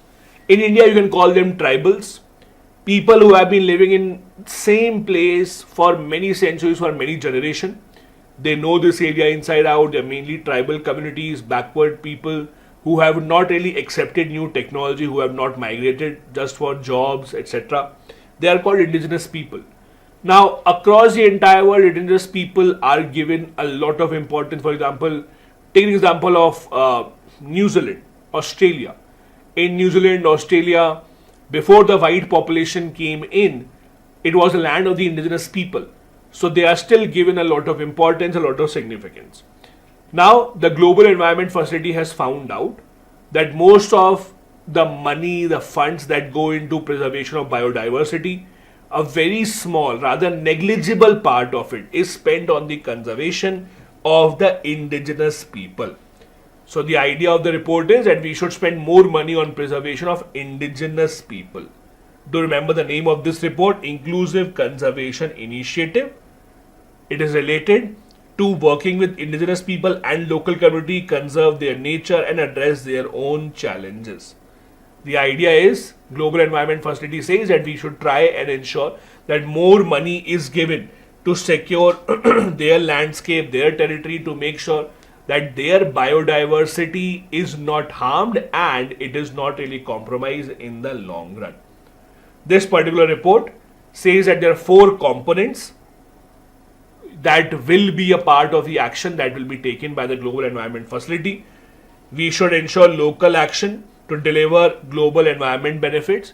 We should ensure capacity building of the local population. Capacity building means giving them new skills, training so that they are eligible for other jobs, other employment opportunities. Ensure that they have a leadership role in international environmental policy making, and also ensure that there is knowledge that is used to put things into action. All these are suggestions that have been given in this report to engage the indigenous and local community also in this entire process of conservation of biodiversity. The highlights of the report are: number 1, indigenous people own 40% of the protected areas and 37% of ecologically intact landscape. They have an equal or greater impact, or these land rather, have an equal or greater impact in reducing deforestation. Less than 1% money of climate change funding actually goes into preservation of these communities. That is an important factor. Only 7% of the funding that has been pledged for this purpose has directly reached them since 2021. So even if there is a talk about them getting more money, even if there are resolutions that are passed, not a lot of money comes into the hands of these communities eventually. Next, another important concept that was in the news, that is holobionts. Now, what is holobionts? These are organisms that are made up of animal, plants, microbiota, all of them living inside of each other together. So these are complex organisms that mainly comprise of more than one organism. These are called holobionts. Now, let me give some examples so that you can actually understand. So, these are species that are mainly dependent on each other. For example, they have a host which is a multicellular organism, which can be a plant or an animal, and they have a microbiota, which are microorganisms that are associated with the host like a bacteria. Animals and plants, they cannot survive standalone now. They're dependent on each other, maybe for food, maybe for nutrition, maybe for protection. These combined complex organisms are called holobionts. Do remember this.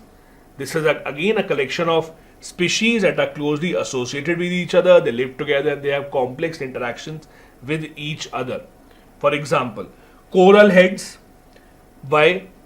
Because it is a combination of plants and animal species. So they get their color from photosynthesis called zooxanthal, and they also, again, apart from that, display some features that are not really seen in plants.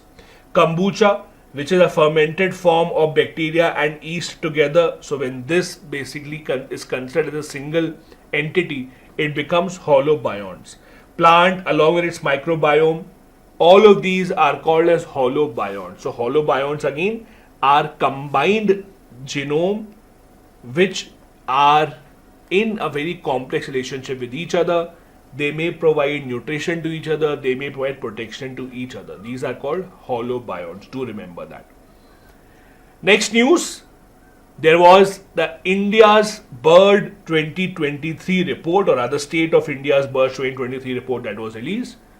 These kind of reports come in to tell us about the population of the birds in India, whether is it increasing or decreasing, whether there are certain concerns that we should look into. Now, about these reports, and I've told this earlier, for the prelims examination, you don't have to remember each and every data or fact. That will be too much, you won't be able to register that. So rather than remembering every fact, rather than remembering every number, it is more, or it is rather preferable to focus on trends. Trends such as increasing, decreasing, so on and so forth. So, what does this report say? This report was released and it has these kind of bodies that are behind this. This report is a joint collaboration of 13 government bodies and NGOs, including the Bombay Natural History Society, Wildlife Institute of India, Zoological Survey of India, Wildlife Trust of India, WWF, etc. All of these came together to have this report, to get this data ready and be a part of this report. It has collection of data from about 30,000 bird watchers. There are long-term trends that change over 30 years. There are current annual trends, and there are specific numbers with respect to India. Let's see some of the findings of the report. First, it says that there are 338 species that have a long-term presence in India. 60% of them have shown certain decline. There is increasing number of bird species in India. For example, Indian peafowl, it's a national bird of India and it is showing remarkable increase in its abundance and its distribution as well. So there are certain species of birds that are increasing in number, and the good part is our national bird specifically is increasing in number and in reach as well. Then it categorizes birds into two categories: specialists. Specialist birds are the ones that are specific to one particular habitation. They are not found in many parts of the country. They are found specifically, let's say, nearby water bodies, nearby forests, nearby certain other unique landscape. Those are called specialist birds. Specialist birds are more threatened than journalist birds. Journalist birds are the ones that are mainly found across the entire country, sparrow, etc. So the journalist birds are still more in population. Their population not declining as much. Journalist birds can live in multiple habitats and they are doing well as a group, while the specialist birds are the ones that are facing a lot of pressure of dwindling population. What about migratory birds? Long distance birds coming in from Eurasia, Arctic have experienced a significant decline of over 50%. That is also a major concern. As you know, a lot of birds travel to India from thousands of kilometers away. When their original habitat has a very, very harsh temperature, very, very cold temperature. These birds usually travel to warmer places. They then spend some months there and then they go back. So India is a major recipient of these migrant birds. However, these have also been reducing over the years. Another interesting news in the last 1 year was about press mud. What is press mud exactly? So in the sugar factory, in the sugar mills, when you are processing sugarcane into sugar, the remaining waste product is called as press mud. Again, press mud is the remaining waste product in the sugar factory, in the sugar industry. Now, it has been found out that this press mud has a significant potential to be used and converted into compressed biogas. The government of India, as you know, has been putting a lot of attention towards increasing our renewable energy manufacturing, renewable energy development, and for that, press mud can be a good initiative because it can be converted into compressed biogas. Now, what exactly is the science behind it and how does it work? So basically, this particular press mud, as I said, is an important factor considering that India is one of the largest producers of sugar in the entire world. In fact, since 21-22, India has even overtaken Brazil as the largest producer. We are the second largest exporter of sugar globally as well. Means the more sugar that we produce, the more quantity of press mud do we have at our disposal. This press mud is also called as press cake or filter cake. It's a byproduct of the sugar industry. It can generate additional revenue now. And also through anaerobic digestion, they can also be converted into compressed biogas as well. Whenever you read the word anaerobic, please understand anaerobic means absence of oxygen. So anaerobic digestion means a process where bacteria breaks down the organic matter in the absence of oxygen. That is the important part. It is considered that if you have, let's say, 100 kg of sugarcane, it will lead in the end to 3 to 4 kg of press mud because it's a byproduct in the end. Other parts of sugarcane are utilized in making of the sugar. The remaining 3 to 4% part, so out of every 100 kg, 3 to 4 kg will be the waste product, that is the press mud. What is the end product that we are talking about in this case? Compressed biogas. It's environmentally friendly. It is manufactured by anaerobic decomposition of organic materials. Now, it is also the same process that is used for making of other important components that are used in agriculture as well. The important part is breakdown in the absence of oxygen. The biogas that is created, mostly it is methane only, about 90% of it is methane. Then there is CO2, some hydrogen sulfide, some moisture, etc. This biogas has to be converted into compressed biogas. So again, you have to compress it. How do you do that? You basically compress it to a high pressure, about 250 bar or higher, and that is how biogas that is produced by press mud gets converted to compressed biogas. So again, there is a difference between biogas and compressed. In compressed form, you have to put extremely high pressure over it. Now, there were a couple of tiger reserves that were in the news, so I thought of revising about those tiger reserves. First, the Satpura Tiger Reserve was in the news because a 10,000-year-old rock painting was found in the Satpura Tiger Reserve. So a bit of detail about Satpura Tiger Reserve. Do remember, it is surrounded by the Panchmari Hill Station, the very, very famous hill station in Madhya Pradesh, and the Bori Wildlife Sanctuary. Also, it has very unique sandstone cliffs and gorges. It is extremely old. It is said to have dinosaur fossils and ancient rock formations as well. There are certain rivers nearby. Tava River forms a western boundary, while Denva and Machak River carve the way through the reserve entirely. So, in between the reserve, these rivers actually go. There are deciduous forests that are mainly found in this particular tiger reserve, while tiger, leopards, spotted deers, sloth bears, etc. are found amongst the animals in this tiger reserve. Another tiger reserve that was in the news was the Kaval Tiger Reserve. Why? Because Kaval Tiger Reserve was seen to have a significant increase in the population of smooth coated otters. Smooth coated otters were facing the threat of habitat loss, but now their population seems to be increasing. So a bit of discovered tiger reserve that we are talking about is in the northeastern part of Telangana. There is Godavari river on one side and Maharashtra border on the other side. Also, it has connectivity to the Tadoba Andhari Tiger Reserve in Maharashtra towards the north, while Indravati Tiger Reserve of Chhattisgarh is towards the northeastern side of the state. This again has a lot of deciduous forest, and teak is also found along with bamboo. Amongst the animals found here include chinkara, nilgai, spotted deer, leopard, tiger, and even the jungle cat. This brings to the end of this session. We still have some more environment related news. Do join me for the next one tomorrow at 6 p.m. Become a part of Telegram channel to download all these PDFs, and do hit the subscribe button if you have not done so far. Hello and welcome to class number 15 of this quick revision series for UPSC Prelims 2024. I hope all of you are doing good and you have been attending all the other classes as well. In case you have missed out on any of the earlier session, I am pasting the link of the entire playlist in the description of this video. You can see. And also, in case you want the PDF of these lectures, you can join my Telegram channel. The link again is in the description of this video.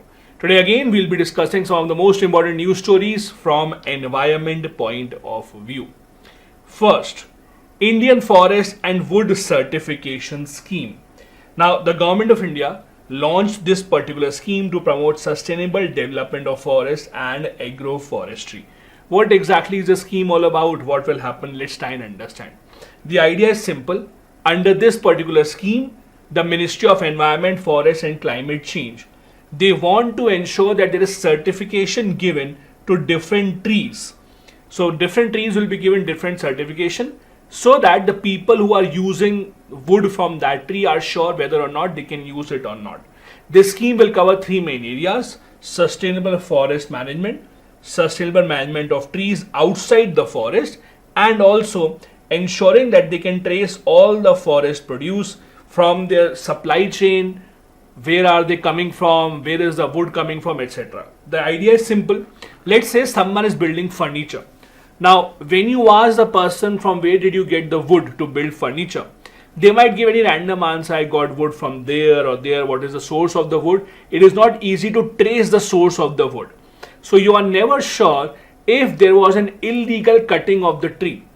With these certifications given to different trees, given to different forests, you can be 100% sure what was the source of this wood, so that you can trace it in the supply chain and see if something illegal had happened. The scheme will be overseen by Indian Forest and Wood Certification Council. Also, Indian Institute of Forest Management in Bhopal will help in implementation of this entire scheme. National Accreditation Board for certification bodies under the Quality Council of India will be the one that will give certificate under this particular scheme to different forests. Now, the scheme, as I said, also focuses on trees that are outside the forest. What do you mean by those? Basically, those trees that are not under the area that is categorized as forest. Please understand this. In India, even the area that does not have trees can be categorized as forest. On the other hand, there can also be trees that are outside the forest or designated forest areas. Thus, if there are trees outside the forest, means those trees going outside the notified forest. They can also be on private land of the institution and industry. They can be all the trees in different models of agroforestry, urban, rural forestry, all of that will be included. The idea is to ensure that there is trust and transparency in the wood products. For example, these days, when you go and buy vegetables, a lot of farmers will tell you, a lot of companies selling vegetables will tell you this is an organic vegetable or this is an organic fruit. How do you be sure that this is organic or not? You need some kind of certification to prove that the method used for cultivation was organic. Similar is the case with wood as well. When you go and buy some wood made products or furniture, how do you get surety that this has been ethically sourced wood? That is how this certification scheme will come into the picture. It can provide market incentive to entities that adhere to responsible practices.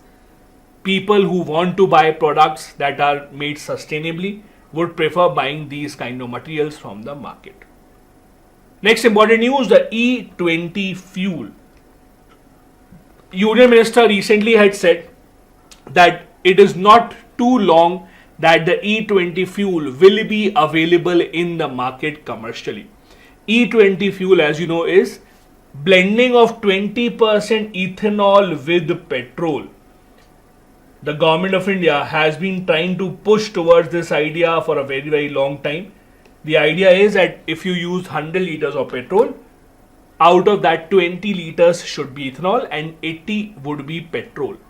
There are a lot of distinctive advantages of this. It is environment friendly.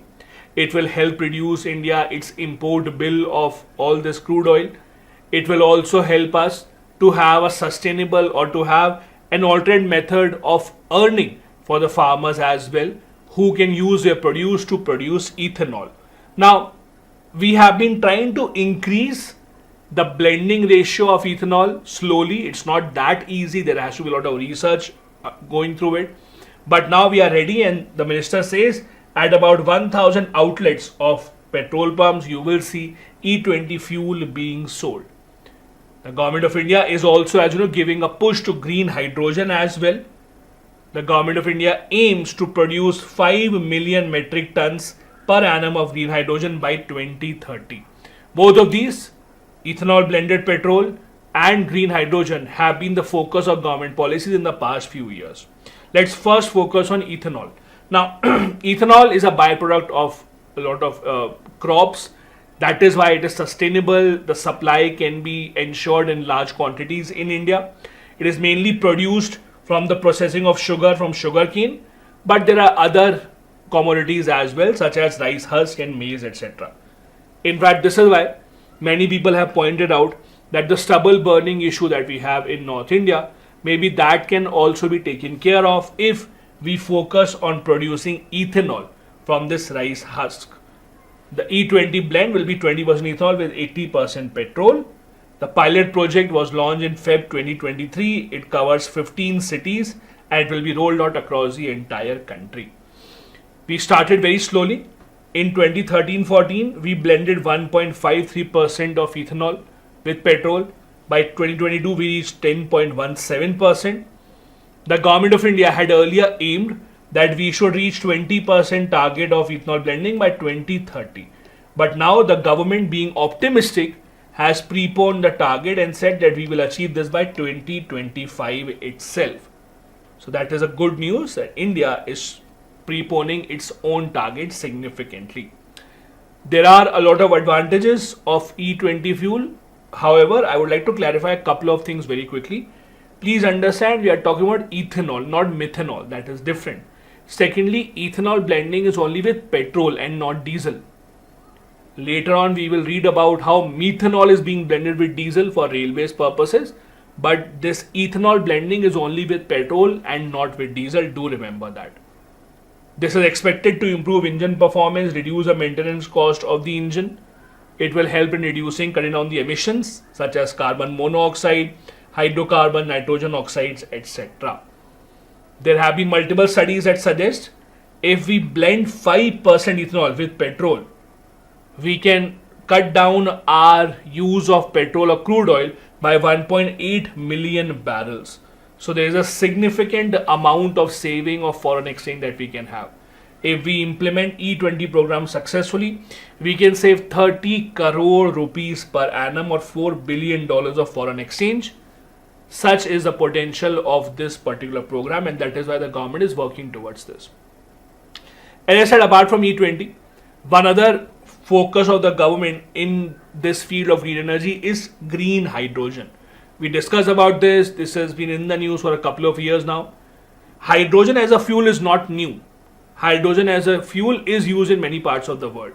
However, how do you produce that hydrogen? That is significant. Green hydrogen is produced by electrolysis of water. In simple terms, water is H2O. So you break it into hydrogen and oxygen, separate it. This process of separating hydrogen and oxygen in water, it is called electrolysis.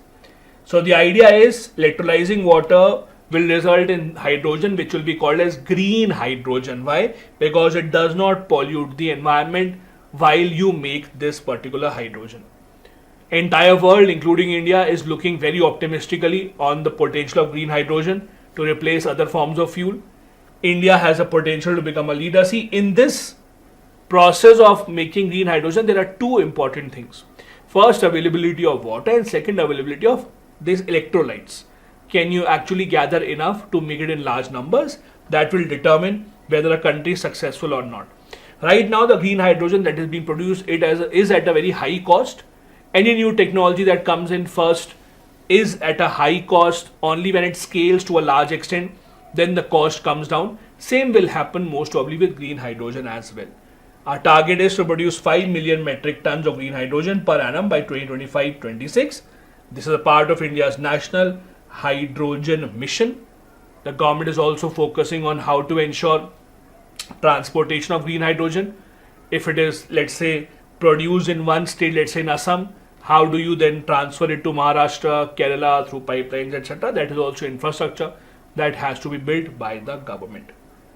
There are multiple nations around the world that are using ethanol blending at a very, very large scale. The one country that is at the topmost rank when it comes to using ethanol in their fuel is Brazil. They have the largest and the most successful biofuel program in the entire world. It is considered to have the world's first sustainable biofuels economy. They have even developed technology where they can run their vehicles, run their machines entirely on ethanol as well. US and Brazil together produce 82% of the world's ethanol right now. Majority of the US ethanol is produced by corn, while Brazil usually uses its sugarcane. Brazil, as you know, is one of the largest producers of sugar in the world. I'll tell you something interesting here. If you see in the past couple of years, India has taken over Brazil as the largest producer of sugar. Brazil used to be rank 1, India used to be rank 2. One of the reasons why India has overtaken Brazil and Brazil has come down is that Brazil is now focusing more on using its sugarcane for ethanol rather than actually using it for sugar only. That is also one of the reasons why we see a change in this pattern, in this ranking of sugar production around the world.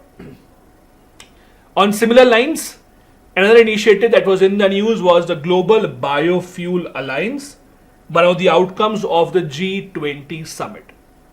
The world right now understands the importance of biofuel, and countries are working together to see how can we have new forms of biofuel.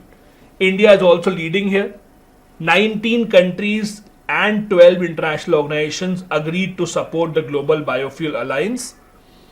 Countries such as US, Brazil, India, which are major biofuel producers, have decided to work together, share knowledge and expertise, and help in enhancing the capacity and production of biofuels. Now, how do you define biofuel? There is not just one, but various ways and examples of biofuel. In simple terms, any hydrocarbon fuel produced from an organic matter. Organic matter means something that is living or used to live, like plants are living beings, right? So any fuel produced from plants will be a biofuel. So any fuel produced from an organic matter in a short period of time. Short would be weeks, days, or even months. For example, coal or oil cannot be in this category. Why? Coal and oil also are produced through organic matter only, but it takes thousands and millions of years to produce coal and produce oil. So those are not considered as biofuels. Or biofuels, that is an important parameter. It has to be produced in a short period of time. They can be used as an alternate to multiple other fuels to power vehicles, for generating heat, etc. They are renewable. Because they can be produced in a short span of time, that is what makes them more important and easy to use. One of the issues with oil is, or oil or rather coal also, is that it takes so much time to produce it in nature that once you exhaust the resources, you have to wait for thousands of years before it is replenished. Biofuels are not only liquid or gas, they can also be solid. For example, dried plant material, manure. Liquid biofuels include ethanol. Gaseous form can be biogas as well. It can be used for a lot of purposes, generating heat, electricity, powering vehicles, so on and so forth. Now, over the years, there have been different generations of biofuels. that have come up around the world. There are total 4 generations of biofuel right now. The first one was the easiest one. It was made from food sources like sugar, starch, vegetable oil, etc. It included biodiesel, bioalcohol, etc. Then the second generation biofuels, they were produced from non-food crops. See, the idea is, if you produce fuel from the food that you are supposed to eat, then it creates a dilemma. For example, let's say I have sugar in front of me and I have 2 options. Either I can eat that sugar or I can make fuel from that sugar. The problem is, a lot of people will start diverting sugar towards making fuel. It will lead to issues such as sugar not being available in the market for general consumption. So when you make biofuels from the food that you are supposed to eat, it is not the best or ideal situation, because you are diverting food from your table into your vehicles or into your generators, which is again not an ideal situation. So the second generation of biofuel was to make biofuels from non-food crops, means crops that are not edible, that are considered as waste. The reason is simple. Again, there should not be any dilemma between choosing to eat and choosing to generate fuel. Also, biochemical conversion reactions, etc. are being used to produce such fuels in the second generation.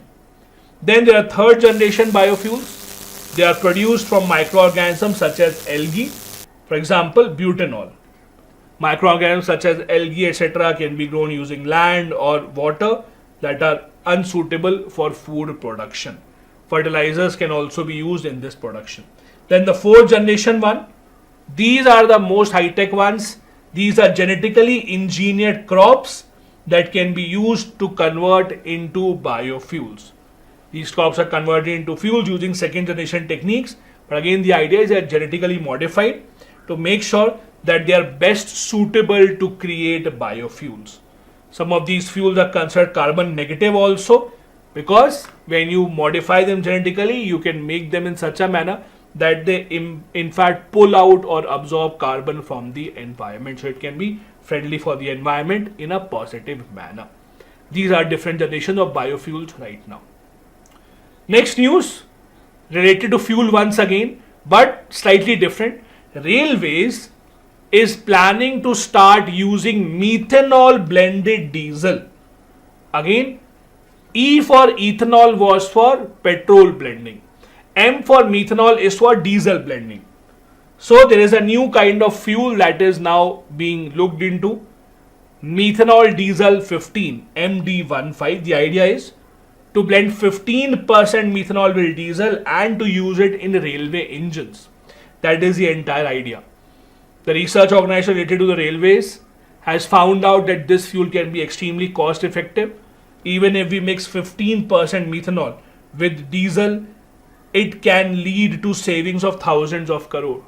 Methanol is a non-polluting versatile fuel and can fully or partially replace petrol or diesel or liquefied petroleum gas as well. It can be used in the locomotives that the railway uses. To remember this, methanol can be used in railways, marine sector, generators, etc.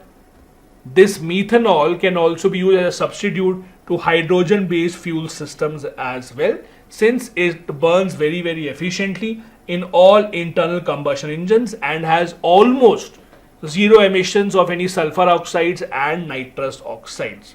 It can be produced using natural gas, Indian high ash coal, biomass, etc. MSW's municipal solid waste. So it can be produced using any of these, and that is why the potential as well as the application can be extremely useful going ahead. Another related story is white hydrogen. A few months back, major deposits of white hydrogen were found in France, and the entire world looked towards France in hope that this may be the beginning of something good. As I said earlier, there are different types of hydrogen. The color suggests the production process, how is it created, is it polluting the environment or not. So basically, white hydrogen is something that is trapped in between the rocks, and when you derive it out of there, that is how white hydrogen actually is found. So it's naturally occurring within the Earth's crust. Hydrogen itself is extremely abundant, But the problem is you can't really find hydrogen alone. Whenever you say hydrogen is found, it is usually along with some other molecules. Hydrogen has a lot of hope for the future because it has a potential to be used in clean energy initiatives, simply in those industries specifically which have a lot of emission burden. For example, industries such as aviation, shipping, steel production, which have a very, very high emission load. In all of these industries, hydrogen has a potential of being used. The combustion process of this white hydrogen produces only water, and it is highly eco-friendly even as compared to solar and wind energy. The reason being, even if you look at solar energy, yes, solar energy is environment friendly, but when you make these huge solar panels, it has a problem of their own. To make solar panels, you will make them in a factory, that will be polluting the environment. What about the solar panels whose life is over? Where do you dispose the solar waste? So solar waste disposal is still a big problem that has not been solved around the world so far. However, with hydrogen, since its byproduct will only be water, that makes it extremely easy for the environment also to be used even in large numbers. White hydrogen is estimated to cost around $1 per kilogram, much lower than green hydrogen. As I told you, green hydrogen, which is being produced in many parts of the world, one of the limiting factors of its use is that it is still costing significantly high as compared to other fuels, and unless the cost reduces, it will be difficult to use it on a very large scale. Deposits of white hydrogen have been found in many parts of the world, including US, Eastern Europe, Russia, France, Australia, Mali, and Oman.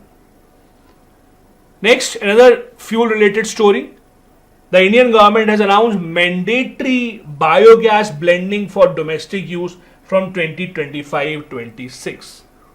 Basically, the CNG that you use or the PNG that you use for domestic purposes, the government of India says you now have to mix biogas in it compulsorily in some small fraction so that we can increase its use going forward. Let's see what the government has said. By April 2025, there will be mandatory blending of compressed biogas with natural gas at least 1%. This will be used for automobiles and household. Then by 2028, the government will increase this blending up to 5% by 2028 so that our dependence on natural gas again reduces. As you know, India imports huge quantities of natural gas from countries around the world such as Qatar, and India does not want to be dependent on these countries, and that is why we are trying to see how can we reduce our dependence and start the blending process. The bio-CNG is also called as biomethane. It's a clean burning transportation fuel. It can be made using a lot of different types of materials such as agricultural waste, food waste, even the sewage sludge. All of these can be used to produce what you call as the bio-CNG. The government of India has been running multiple schemes towards giving a push to compressed biogas. There is something called the SATHI scheme. SATHI stands for Sustainable Alternative Towards Affordable Transportation Scheme, under which 5,000 compressed biogas plants were envisaged by 2023. The objective was to encourage those entrepreneurs who want to invest in this field, set up these plants so that they can now sell this and they can supply this gas to public sector oil companies as well, who will be blending it. Then there was the Govardhan scheme, which stands for Galvanizing Organic Bio Agro Resources Dhan. It's again an initiative to boost setting up of biogas, compressed and compressed natural gas plants, again to have enough supply for industries who want to go ahead with the blending processes in their manufacturing. This brings us to the end of this class. Once again, I hope you found it useful. In order to get the PDF of this lecture, join the Telegram channel. The link is in the description of this video. Also, do hit the subscribe button. Invite your other friends also who are preparing for the UPSC exam. Thank you so much. Have a good day ahead. Jai Hind. Hello and welcome to class number 16 of this quick revision series of UPSC Prelims 2024. I hope your preparation is going right on track. About month or so remains, and I really hope that you are doing all these revision in your full spirit. Also, as you know, you can download the PDF of these lectures for further revision if you want to. The PDFs are available on the Telegram channel. You can join that from the link in the description of the video. I am also giving the link of the entire playlist of this series. In case you missed out on any of the earlier classes, please do watch that class as well. Today again, we have taken up topics from environment that were in the news in the last year or so. First one. Recently, there was COP5, that is the 5th annual meeting of the Minamata Convention. As you know, Minamata Convention is specifically aimed at curtailing pollution caused by mercury. Mercury is extremely harmful for humans, animals, plants, and the important point here is that the countries around the world are trying to eliminate this as much as possible. Now, mercury occurs in various forms, in water, it's also available in air, and that is why it becomes problematic to remove it completely from the cycle. What does this convention say? It says that they should reduce wherever possible, eliminate the use and release of mercury from activities such as gold mining. So, in gold mining activities, small scale artisanal, you see some mercury being used, which is then sent off and it is released into the atmosphere. Also control mercury air emissions from coal-fired power plants as much as possible. Decrease the use of mercury in products such as batteries, switches, lights, cosmetics, pesticides, etc. Apart from that, address the supply and trade of mercury. Make sure that people who are working with mercury have adequate knowledge and expertise. They know how to preserve it, they know how to safeguard it, and they're not allowing it to release into the atmosphere. Mercury, as you know, occurs naturally in the air, water, and in soil and has toxic impact on our nervous system, thyroid, kidney, lungs, immune system, etc. So much so that the WHO recognizes mercury as one of the top 10 chemicals of major public health concerns around the entire world.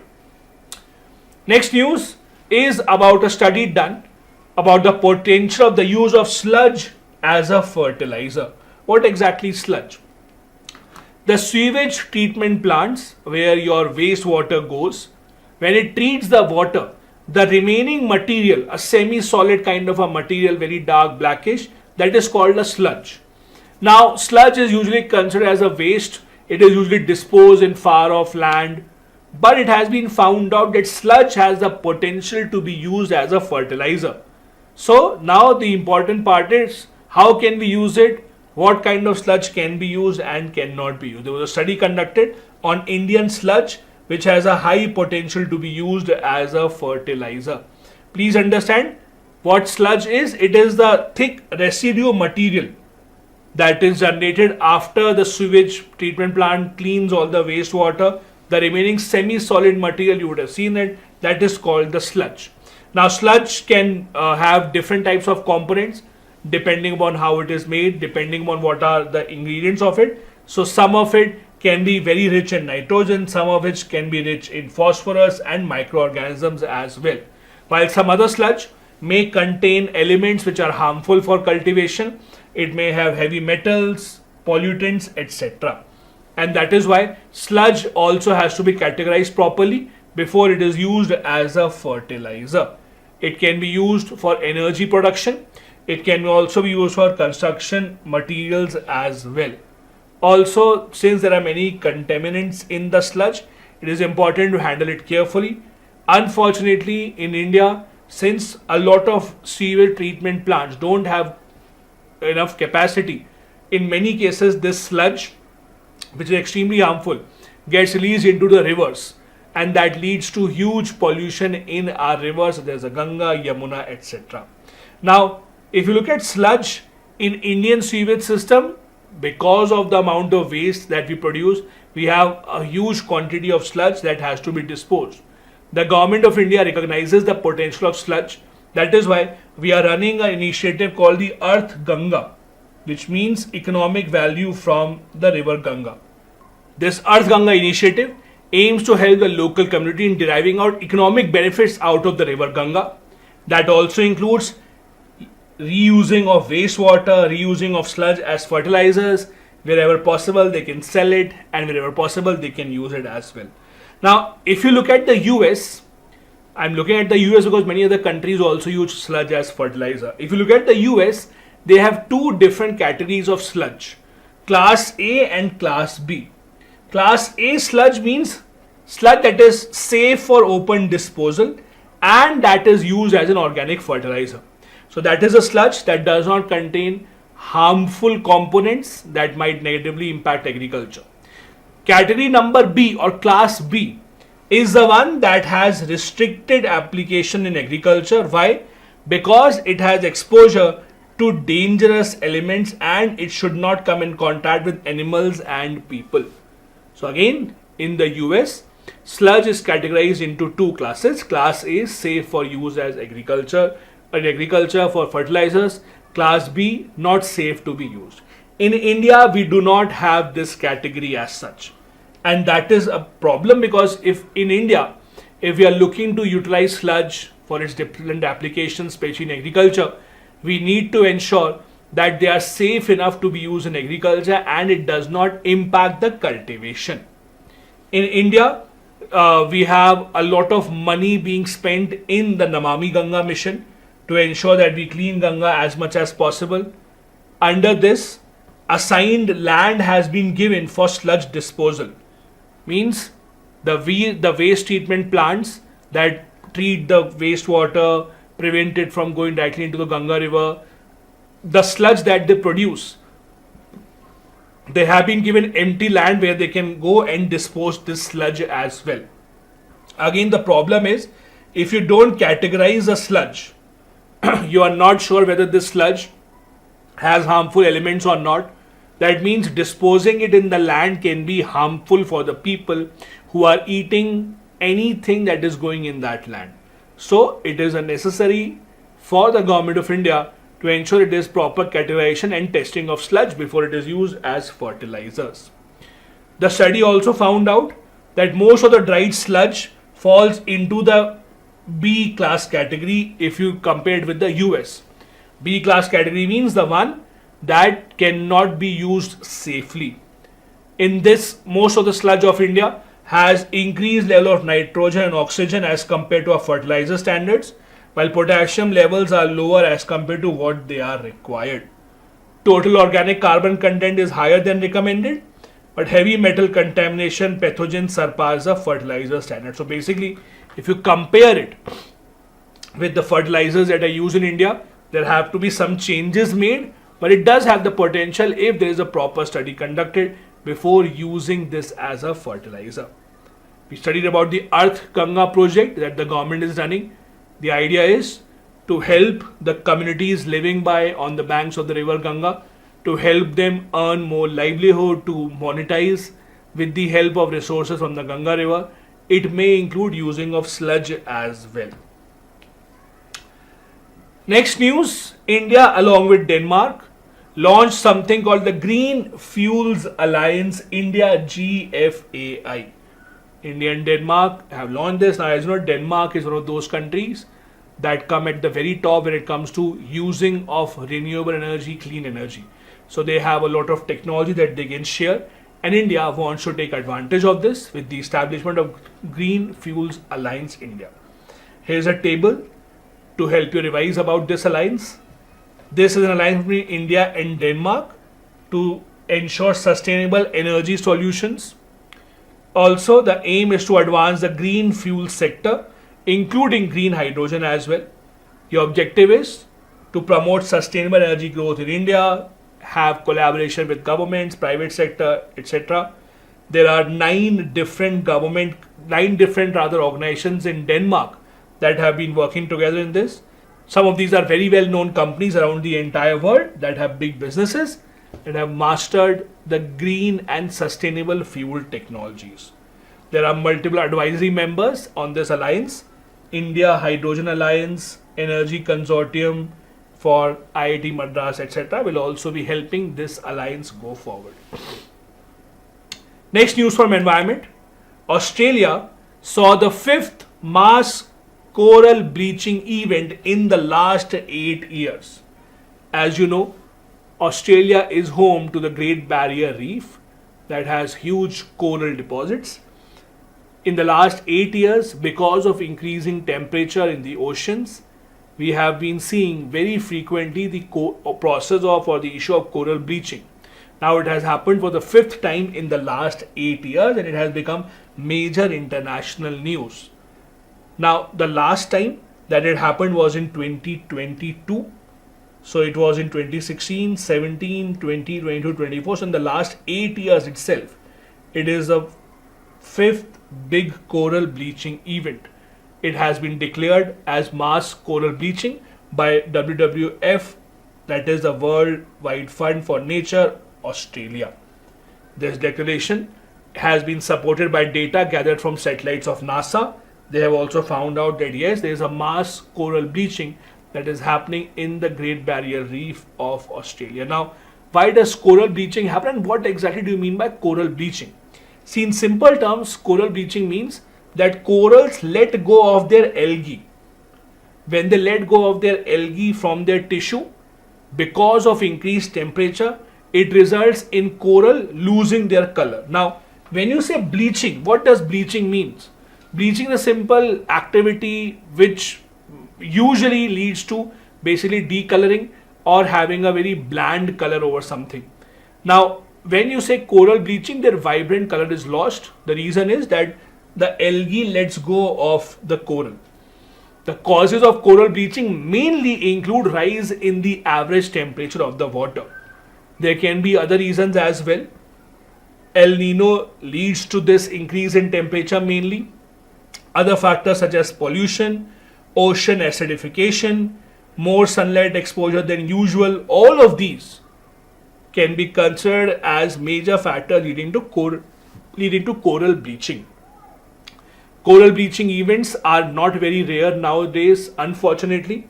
The problem is when coral bleaching occurs, it's not just about the loss of color. It's not just about a cosmetic feature. The problem is when coral bleaching happens, it makes the corals much more susceptible to diseases and many of them even die in the long run. Corals form a very, very critical part of marine biodiversity. They have a lot of applications also in many different industries, including cosmetics, etc. And any harm that is being put on the coral industry or on rather coral ecosystem can have the potential to harm the larger marine ecosystem in the long run. Next news is ethanol 100. Just in March 2024, our petroleum minister said that India now has a car that can run entirely on ethanol. How? In August 2023, the Union Minister for Road Transport and Highways unveiled world's first Bharat Stage 6 car that is run on electrified flex fuel by Toyota. So this car basically will be run on 100% ethanol for 40% of its distance. For remaining 60% distance, it will run on electric power. That is why the term ethanol 100 became famous. Ethanol 100 means a car that will run entirely on ethanol. Normal cars are now running on ethanol blended fuel, but again there are cars coming up that can run entirely on ethanol. Now this is not that easy. If you want cars or your vehicles to run on ethanol instead of petrol or diesel, you would have to make a lot of changes in the entire working, especially the engine, which is the most expensive part of the car. The other problem is if you use 100% ethanol, it has a lower energy density and can be corrosive to certain engine components. What do you mean? See, when you go and buy a car and you have to take a decision between petrol and diesel, many people knowingly, fully well knowing that diesel is more polluting, they still opt for diesel cars. The reason is that diesel has more calorific value, it has more power, as they say in common language. That the pickup of the car is more, diesel gives more power. That is why the heavy vehicles, that is trucks, that have to carry a very, very heavy load, tractors, these vehicles usually run on diesel only because it has a higher calorific value. Petrol has a lower calorific value. CNG has an even lower calorific value. Now, This ethanol also will have a lower energy density, lower calorific value, meaning that it might not give the kind of pickup that you are looking for in a car. Obviously, it will be much more helpful for the environment, much more sustainable, easier on your pocket also. But if you're looking for that thrill of pickup, I might not give you that. Also, in the long run, only using ethanol may cause some harm to your engine components as well. So on paper, it looks very good. A car that is entirely on ethanol, at least for some time. But in reality, in order for this to become a technology that is adopted by a large population, there is still a long way to go going forward. Another interesting news, launch of a satellite called Methane Sat. Methane Sat is a satellite specifically launched that will monitor different nations and see how much methane emissions are coming from which nations. So what happens is, on the world stage at international events, many countries make multiple promises that we are cutting down methane emission by this much, we are doing this and that, we are reaching net zero target, etc. But in reality, many of the countries are just greenwashing. Greenwashing means making these false claims or false promises to have a better image in minds of everyone. But in reality, that is not true. So now to solve this, Methane Sat satellite has been launched on a SpaceX rocket. The project has been led by Environment Defence Fund in collaboration with New Zealand Space Agency. This Environment Defence Fund is a non-profit organization in the US. What will it do? It will, as I said, monitor global methane emissions over every country. It will orbit the Earth 15 times a day and will focus mainly on oil and gas sector. And by the use of spectrometer technology, they will see how many methane emissions are coming from which part of the world. It is said to be so accurate that even small scale methane concentrations will be detected by it. Again, it is about holding the countries accountable and responsible for the promises that they make. Over 150 nations have signed the Global Methane Pledge in 2021. The idea was that collectively they will cut down methane emissions by 30% from 2020 level by the year 2030. So whether or not they are able to meet these targets, the claim made by many nations does not seem to be true. That is why this satellite will now hold them accountable. Do know a few things about methane since it is a lot in the news. Methane's formula is CH4. It's a very potent greenhouse gas and it's a major contributor to global warming as well. It has the potential to stay in the environment for a very long time. It also leads to ground level ozone pollution and can cause many premature deaths globally. A lot of methane is emitted because of anthropogenic activities where humans are involved. It is said that globally 40% methane emissions come from agriculture. Lower than that come from fossil fuel. Now this is an important data or trend from the prelims exam. As I told you earlier in the prelims exam, remembering exact number is not important, but the trend is important. So if the question is that human driven methane emissions come mostly from agriculture or agriculture accounts for more methane emission than fossil fuel, then it is a correct statement. Do remember that. As compared to fossil fuel, agriculture is responsible for more methane emission. Then comes solid waste and wastewater. There are other initiatives as well being run around the entire world for reduction of methane emissions.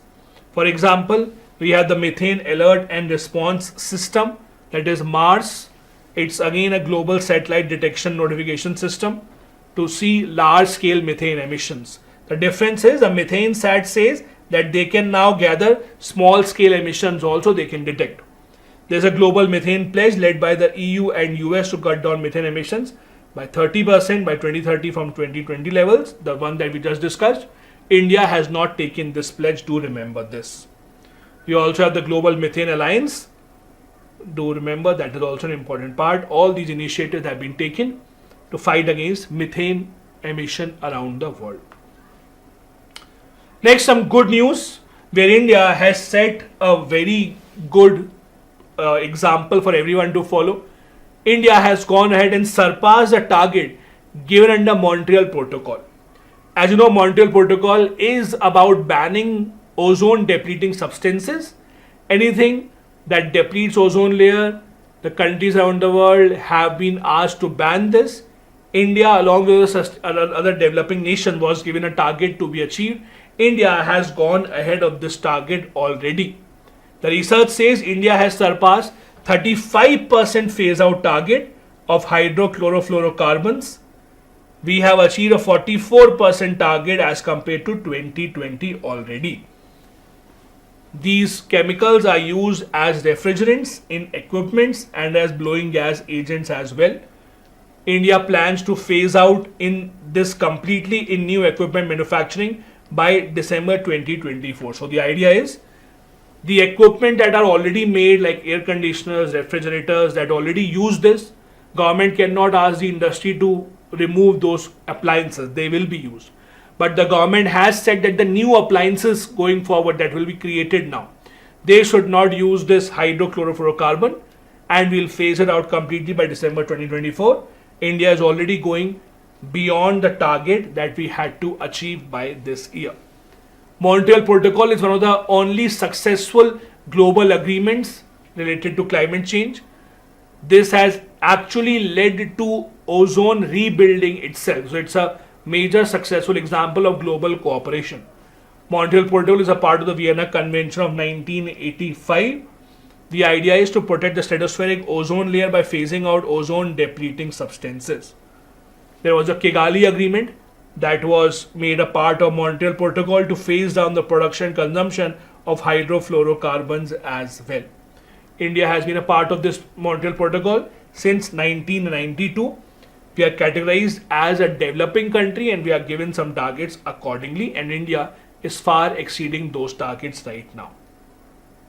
Also, India is currently phasing out hydrochlorofluorocarbons according to Montreal Protocol's plans. We have achieved this target so far. In India, it is the Ministry of Environment, Forest and Climate Change that has an ozone cell specifically that is responsible for implementing the Montreal Protocol target. India in the past few years on a lot of issues has taken a leadership role when it comes to initiatives related to climate change, cutting down of emissions and focusing on renewable energy. This is also one of those examples that you can quote in the mains examination. Here are a few details about ozone. Do remember that ozone exists in two regions, troposphere and stratosphere. We are mainly focusing on the stratosphere ozone. It is formed by sunlight splitting oxygen molecules. Do remember this difference between the two. It is important. Next, a bit of concerning news about microplastics. Scientists for the first time had detected microplastics in human heart as well. In fact, there was another news last few months that microplastics are being detected in very deep ocean organisms as well. Means microplastics have now reached everywhere, which is a major cause of concern. As the name says, these are very minute plastic particles that are formed from industrial processes and degradation of the larger plastics. Now, there is no one global definition of microplastic, but usual definition is plastic piece lesser than 5 millimeter in diameter. That will be called as a microplastic. There is no universal agreement that this will be definition, but usual definition is this. The US National Oceanic and Atmospheric Administration defined microplastic as less than 5 mm in length. So again, usually 5 mm is the criteria. It is used in cosmetics or found in cosmetics, synthetic clothing, etc. Fishing nets, because of which it goes into the oceans, and that becomes a major cause of concern. They are categorized as primary and secondary microplastics. Primary are the ones which are small particles that come out of cosmetics, microfibers from textile, etc. Secondary microplastics are the ones that are a smaller form of larger microplastics. So when large microplastic or when large plastic items degrade over time and they convert into very small pieces, that becomes microplastic like water bottles, etc. Again, secondary ones are just smaller pieces of plastics degraded over the years, over the decades, and they are converted to very, very, very small pieces.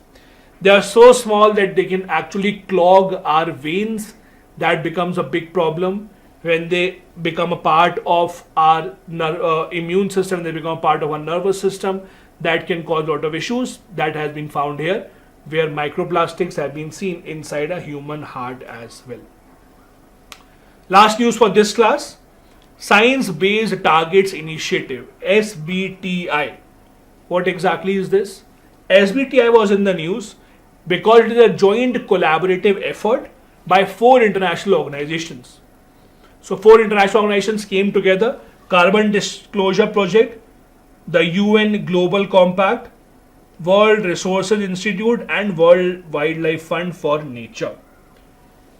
They came together to start Science-Based Targets Initiative. Basically, the idea was that they asked big industries around the world to cut down on their greenhouse gas emissions and gave them scientific targets that you should achieve this target.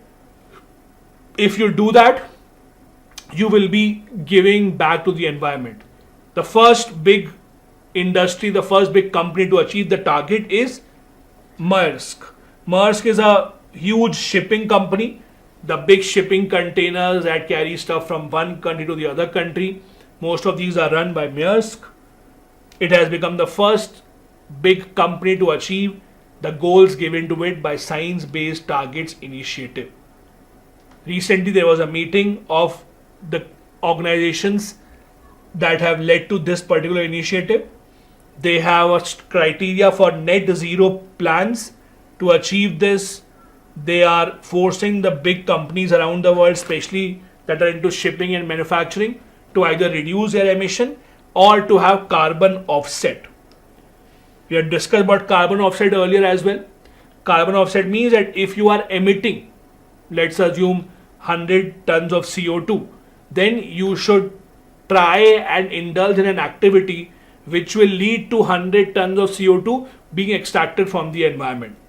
Planting of trees, etc. It is called carbon offset. This initiative, remember, was launched in 2015, and these are the 4 organizations working to set up this science-based target initiative. The idea is to have corporates, the big companies, work towards climate change and ensure that they are in line with the goals that were agreed to at the Paris Climate Deal Summit. They recognize leading companies around the world that have a potential of polluting the environment more. What will the companies gain out of it? See, the companies, etc., don't really gain a lot out of it financially. But for a company rather, to achieve these objectives or lowering their emission, they can use it as a marketing tool. Lot of companies flaunt this in their marketing that, see, we are so environmental friendly, buy products from us, we did not harm the environment. I'll give you an example. If you order food from Zomato, you will see Zomato will give you a message that your food is being delivered on an electric bike, like your food is being delivered without any emissions.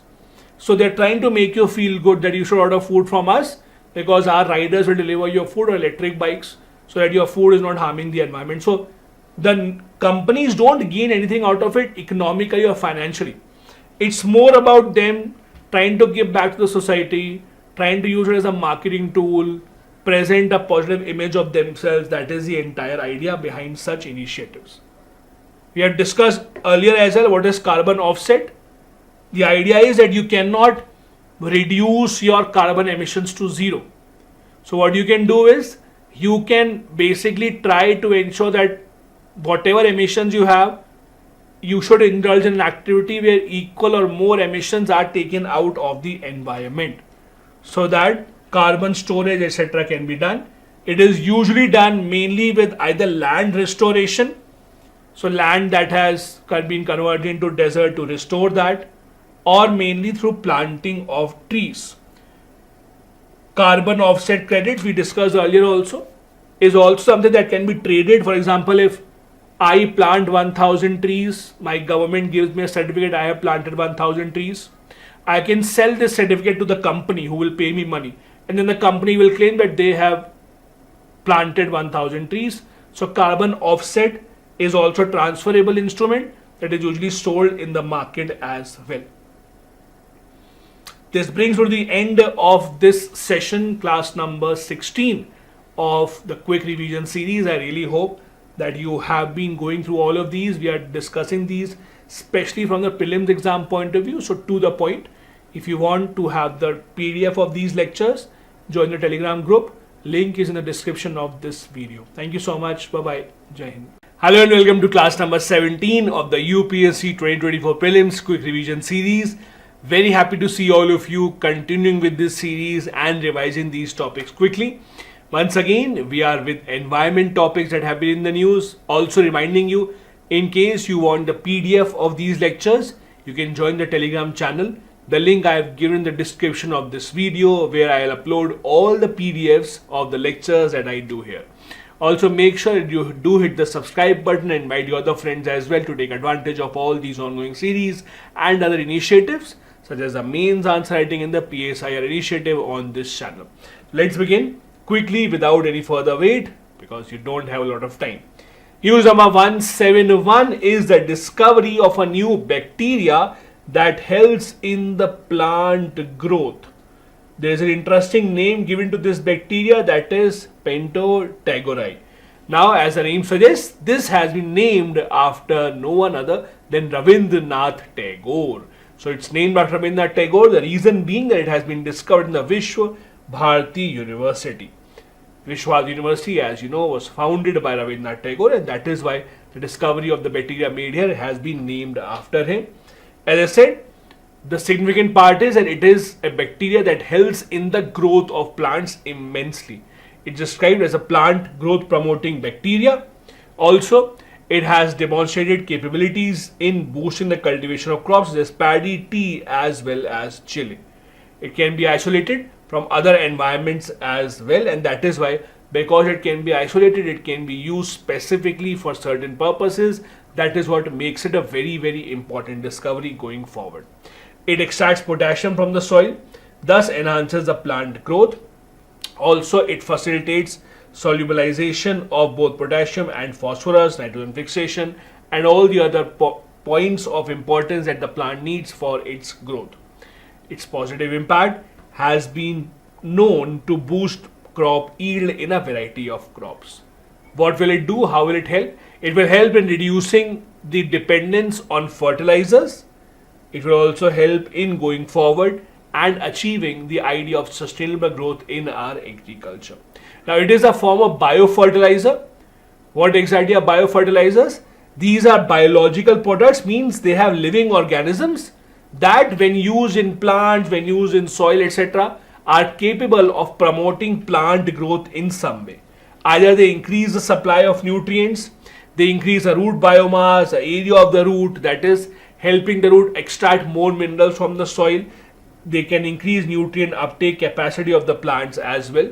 Some of the examples of such biofertilizers include rhizobium, azotobacter, phosphobacteria, etc. Do remember some of these examples. Next, important news is tapioca plants, also known as cassava. The news is that they are considered now to be very harmful to cattle. The reason is the Central Tuber Crops Research Institute has issued an advisory that this should not be fed to cattle. So the reason is, in Kerala, 13 cows had died in a farm after they were given some parts of this plant to eat. Now, this is a very common practice. Farmers who grow this plant, some parts of this plant, they just feed to their cattle for their food. But it has been found to have a disastrous impact with 13 cows dying out of it. Tapioca, as you know, is consumed in a lot of different things. You also consume it. It basically is used in breads, in alcoholic beverages also. It's a tuberous root that has a lot of different cultivations. It goes up to 3 meters tall and it is usually seen in well-drained, warm and humid climates. It's seen in Asia as well as Africa. The plant leaves and the peels are used for animal feed, before which all the toxins are removed. But again, this is something that the CTCRI has advised against. They are saying that it is It may not be possible to remove all the toxins, and it is leading to death of cows as well. Next important news, a wetland city accreditation. What exactly is this? In 2015, there was a new idea started along with the Ramsar Convention. As you know, the Ramsar Convention identifies the wetlands around the entire world which have significance. Since 2015, certain cities that have been taking great steps in preserving their own wetlands, they have been given wetland city accreditation. So it's kind of a certificate that yes, you have been doing a very good job in preserving your wetlands. Why is it in the news? Because our Ministry of Environment has proposed the name of 3 cities to be given this accreditation. Which are these 3 cities? Indore, Bhopal and Udaipur. Indore, Bhopal and Udaipur, these 3 have been proposed, or their names rather have been proposed by our Ministry of Environment, saying that these have done a tremendous job in preserving their own wetland. It is a part of Amrit Dharohar initiative. As you know, the Amrit Dharohar initiative proposes or propagates the idea of conservation of Ramsar sites across the entire country. This accreditation part started in 2015 during COP12 of the Ramsar Convention. The aim is to promote conservation and the wise use of urban and peri-urban wetlands. This accreditation, when it is given to certain cities, it is valid for only 6 years time period. It encourages the cities to have good measures or to take drastic improvement in preserving their wetlands which are of international importance specifically. Let's look at these cities one by one. First, Indore. Very famous city, especially famous because of its cleanliness and usually tops India's cleanliness index. It's a city that was founded by the Holkars. It is home to a very famous Sirpur Lake, which is a Ramsar site. It has been recognized as an important site for bird congregation as well. Over 200 wetland mitra, that is the volunteers etc., have been engaging in bird conservation nearby these lakes. For Bhopal, again one of the cleanest cities in India, it is home to Bhoj wetland, that is called as the city's lifeline. It has been seen to be a model for how to preserve wetlands, not just in India but around the entire world. The Bhopal Municipal Corporation also the dedicated lake conservation cell as well, to make sure that all the efforts towards the conservation of wetlands are directed in one single direction. Then there is Udaipur. Udaipur, already known as a lake city. It is surrounded by 5 major wetlands: Pichola, Fateh Sagar, Rang Sagar, Sarup Sagar and the Doodh Talai. An integral part of why a lot of people visit Udaipur around the entire year. It's an integral part of the city's culture and identity as well. Next is news number 174. This news is regarding the Humboldt Enigma. I'm sure you would have read about Humboldt Enigma in your GS classes. Just in case you don't know, let me tell you in simple terms what exactly is this. The common assumption is that areas around the earth where you see significant amount of sunlight, they are the areas which would be more biodiverse. Basically, the areas where you have more sunlight, you will have more species of plants and animals existing. So these would be the most biodiverse areas, which is not false. If you go nearby the tropical areas around the entire world, these are some of the most biodiverse areas. However, there are certain exceptions. This is where Humboldt's Enigma comes into the picture. Humboldt's Enigma says, if you look at some of the tallest mountains in the world, where you will not have a lot of sunlight, even they have very rich biodiversity. How is that possible? This question is called the Humboldt's Enigma. Enigma means basically an unsolved riddle. So no one really knows how exactly is it that areas which don't have a lot of sunlight, such as the high mountain areas, how do they support so enhanced biodiversity? This is the idea of Humboldt's Enigma. It is named after Alexander von Humboldt, who was the one who gave this question. That is, the conventional notion that tropical regions with very good sunlight will be the primary center of biodiversity. But despite having less sunlight and much colder temperatures, mountain ecosystems also have exceptional biodiversity. How is that possible? Humboldt, while he was making his observation, He basically based his observation on the famous Chimborazo mountain in Ecuador. It has become one of the most important centers of biodiversity in the entire world, where now experts from all around the world go to this mountain to study how is it that in such cold temperatures also we still have a lot of biodiversity intact. Now, there are various reasons as per the experts because of which such biodiversity is seen in these mountainous areas as well. For example, number one, there is a varied topography. Mountains are not only supposed to be snow-capped. There are snow-capped mountains and then there are sheltered valleys in between as well. Thus, it provides an ideal opportunity for various types of species to coexist. Also, isolation. Mountains are those places in the world where still you will not see a very heavy footfall, you will not see a lot of people living there. Thus, lot of species enjoy this isolation. They don't really have any threat of external outside interference, so they can preserve their own biome. And that is why we see a lot of biodiversity in mountainous areas. For example, the Hawaiian Islands, which are home to many endemic species, have developed because of their isolation from the mainland. For example, let's say you go to Andaman Nicobar Islands. Now, Andaman Nicobar Islands have a lot of forest. You will see in those forests there's a lot of biodiversity. The reason being low footfall, low outside interference, although now this is changing drastically. It has a dynamic landscape.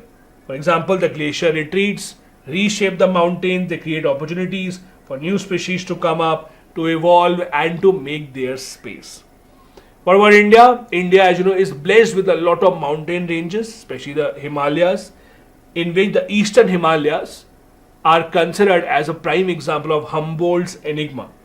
As per the World Wildlife Fund, that is WWF, eastern Himalayas have thousands of different species, 10,000 plants, 9,000 bird species, etc. As you know, lot of medicinal plants having great medicinal value are also found in the Himalayan ranges.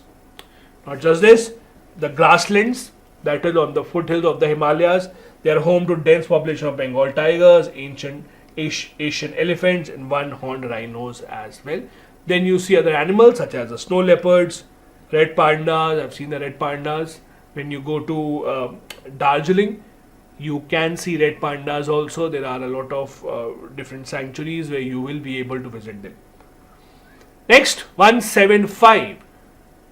There is a new vulture restaurant that has been opened up in Jharkhand. Now, before you get confused, vulture restaurant does not mean where you go and you will be served vultures to eat. No, it's the opposite. Vulture restaurant means vultures will be the customer. So, as you know, there has been a very significant effort from the side of the government to stop the decline of vulture population in India. So, vulture population is declining due to various reasons. One big reason is vultures basically thrive, they eat dead animals, their bodies, their carcasses. These dead animals, when the vultures consume, these animals would have eaten a lot of medicines in their own lifetime. These medicines were not digested. When vultures eat the flesh, they also ingest that medicine and that harms the vultures immensely. So the biggest and the most significant of these medicines is diclofenac. Diclofenac is a normal painkiller that is given to a lot of animals, and when they die and their body is consumed by vultures, they also die due to kidney failure. Now, a lot of these medicines have now been banned to be given to livestock, to animal stock.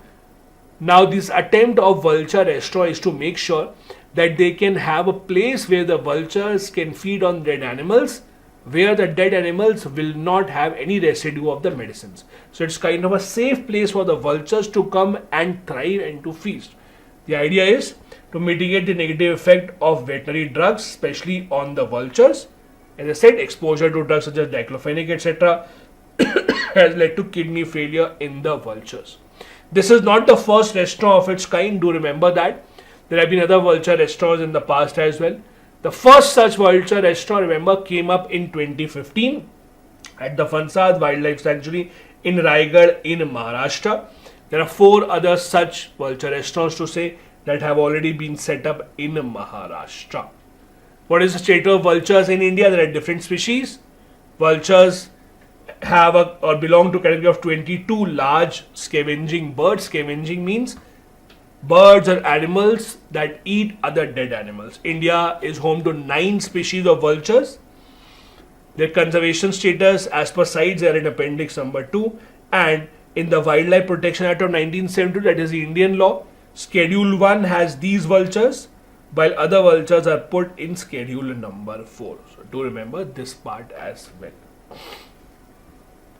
Next, the idea of brumation.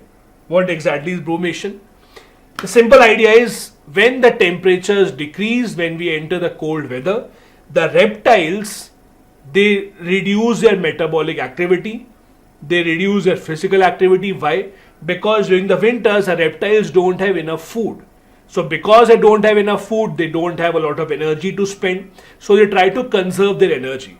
How do they conserve their energy? By reducing their metabolism, by not going out much, by keeping inside much longer.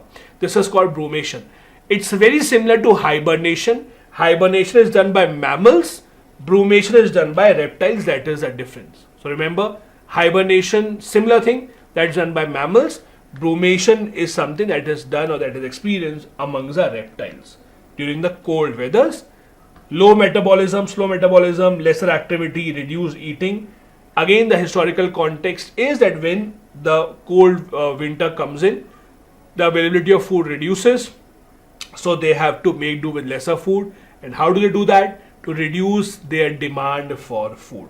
That is what brumation is. To remember, the purpose is to conserve energy, survive in harsh environmental conditions. They go underground, under the rocks. They bury underground. They basically dig in burrows where they hide and try to hide there.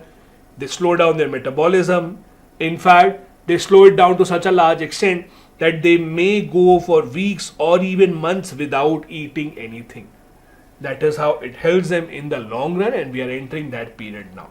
Researchers have observed that many reptiles observe this behavior or display this behavior rather whenever the cold winter comes in. For example, box turtles, painted turtles, etc.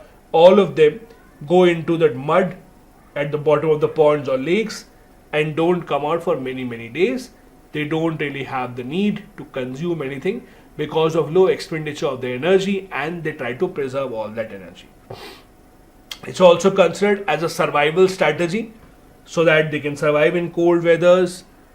Their body may not be used to these harsh conditions, so they try and basically preserve all that heat as much as possible. Whenever the conditions, that is the weather conditions, become better, more favorable, they usually come out in the open in search for food and resume their normal day-to-day activities. Next important news. Now this is important for both prelims and mains examination. The government of India for the past few years has been trying to see what other alternative sources of income can we have for the farmers. The government made a very ambitious plan of doubling the farmers' income, which has not happened. Now, doubling the farmers' income does not mean that you double the prices of all the commodities that the farmers grow. Because if you double the price of all the commodities, then it will hurt the end consumer. So when the government says you want to double the farmers' income, it's not really about increasing the prices. It's about diversifying the things that farmers do. One of the things that the government is doing is pushing the farmers towards seaweed cultivation.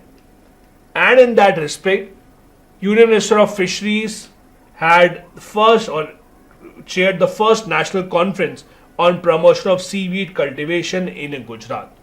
Seaweed cultivation is seen as a major achievement or a major mission of the government. Number one, to increase the income of the farmer. Number two, to use this as an export commodity as well, because it has a lot of applications, both medicinal applications and other applications as well. And it has a lot of demand around the entire world, not just in India. What exactly are seaweed? Let's try to understand. They are macroscopic multicellular marine algae. They have different colors, red, green, brown, depending on their composition. They are regarded as a medical food of the 21st century. As you know, they usually grow in shallow waters and in deep waters of the sea as well. They are seen in backwaters also. Large seaweeds form the dense underwater forest. These underwater forests are called as a kelp forest. Do remember that as well. India has a good amount of cultivation of seaweed. about 844 seaweed species are reported from India in different parts, and all of them have various applications. Where is it grown in India? We usually see this along Tamil Nadu and Gujarat coast, along with that Lakshadweep, Andaman Nicobar Islands. Then we also have seaweed beds, means specific places where seaweed is grown around Mumbai, Ratnagiri, Goa, Karwar, Varkala. All these are places where we see seaweed being grown in large numbers by different farmers. What exactly is the significance of these seaweeds? Number one, they are important as bioindicators. Now, what do you mean bioindicators? Bioindicator is something that can indicate or that can tell you the quality of water. For example, these bioindicators or these seaweed, they absorb excessive nutrients in the water, with which they change color, and thus they indicate that there is a chemical composition of water that has gone off balance. So they indicate about the chemical composition. They tell us about the harm that has been caused by the waste that has been put into the water by agriculture, industries, etc. They also ensure that they restore ecosystem balance.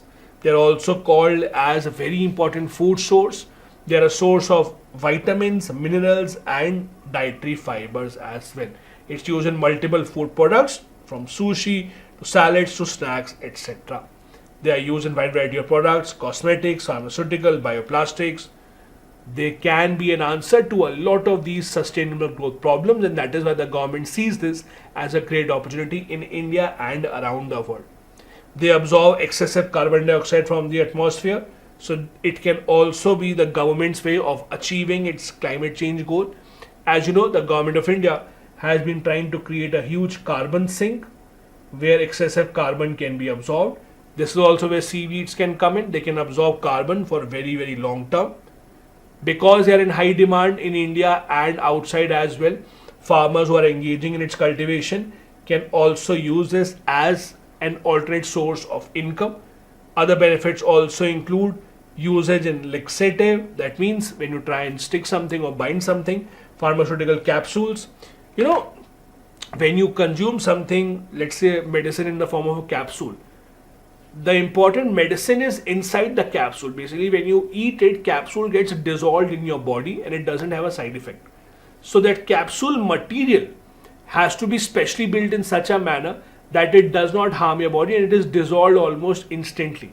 This is also where seaweed becomes extremely, extremely important.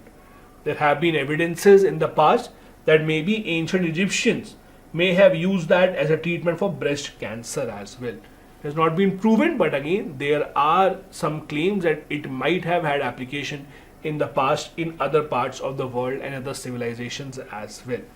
The government of India has realized this, and that is why in India we already have a seaweed mission. The mission is that the government of India aims to increase cultivation of seaweed along our 7,500 kilometer long coastline. We have also been trying to run multiple programs to encourage cultivation and market for seaweed. See, in all these things, seaweed, etc., when something new comes up, you can't just keep on encouraging the farmers. You have to work on both supply side and the demand side. Supply side is tell the farmers how to grow it, make conditions where the companies can come invest money in this cultivation. But again, on the demand side, you have to tell the people. Common consumer has to be educated that see, this is a good thing for you, you have to buy it. So it has to be on both the sides. So government of India is working on both. From the demand side, they're trying to raise awareness amongst the people about seaweed. Multi-purpose seaweed park has also been established in Tamil Nadu. That is also a good step in this direction. Next, the Niti Aayog started a new portal called the Grow Report and Portal. GROW stands for Greening India's Wasteland with Agroforestry. Simple, easy enough to understand. The wasteland, that is the area which is just used for dumping waste, it's a wasteland. There is no proper agriculture, there is no proper cultivation, it's just barren land. That should be revived, and the Niti Aayog is trying to revive that by agroforestry, means trying to grow forest that have an agricultural significance as well, means that can actually give fruit or that can actually give vegetables that can be sold in the market. That is the GROW project. The GROW project report aims to facilitate restoration of these lands and to ensure that we reach the national aim of land degradation restoration. The aim is to restore 26 million hectares of degraded land by 2030. When we do that, we'll also be able to achieve a carbon sink of 2.5 to 3 billion tons of CO2. It is important for India because the population pressure means we don't have a lot of land as such and we can't afford to have any wasteland. If you look at the wasteland numbers, there is approximately 55.76 million hectares of wasteland in India. Close to 17% of India's total geographical area is wasteland. Imagine, close to 17% of our geographical land area is just wasteland. That is why we want to recapture it and use it for agroforestry. The report of Niti Aayog suggests greening and restoring these wasteland through agroforestry can have a great economic and environmental significance for India. Currently, agroforestry covers 8.65% of India's total geographical area, which is about 28.42 million hectares. ISRO says Rajasthan, Madhya Pradesh and Telangana are the three large states that are doing very well in agroforestry. Among the smaller states, Jammu Kashmir, Manipur, Nagaland are also doing good. That is, ensuring that their wasteland is converted with the help of agroforestry. What about this portal? This portal is used to have a real-time update of how the states are converting their wasteland into agroforest. This GROW portal is hosted on the Bhuvan platform run by the Government of India. Users can access maps, assessment of agroforestry sustainable areas across the entire country. So if you want to see, for example, how much progress has been made in Rajasthan, Madhya Pradesh, Chhattisgarh, you can go to this portal and you will be able to see all those details. It utilizes the data from remote sensing and geographical information system technology. So ISRO also plays an important role here by propagating and sending all this data. The Niti Aayog has also started the Agroforestry Sustainability Index. This index will help us objectively measure the progress that we have made towards achieving our goal in our fight against climate change and attaining the sustainable development goals. Now, there have been certain wildlife sanctuaries, national parks, tiger reserves that have been in the news for various reasons. The UPSC does ask questions about these kind of places. They are very simple, straightforward, fact-based questions. So let's see a couple of those places that were in the news. 179, the Chinnar Wildlife Sanctuary. It was in the news. Why? Because Eurasian otter was discovered for the first time from Kerala in this sanctuary. This is a table for you to revise this quickly. All the information that the UPSC can ask in the prelims is in this table. So the Chinnar Wildlife Sanctuary is located in the Western Ghats, specifically in Idukki district of Kerala. It is filled with dry deciduous forest, rolling hills, cascading waterfalls. It is filled with sandalwood trees, ebony, bamboos. There are tribes such as the Muthuvan and the Hill Pulia tribes that are usually seen as inhabitants of this area. Apart from this, it is the only rehabilitation center for Indian star tortoise.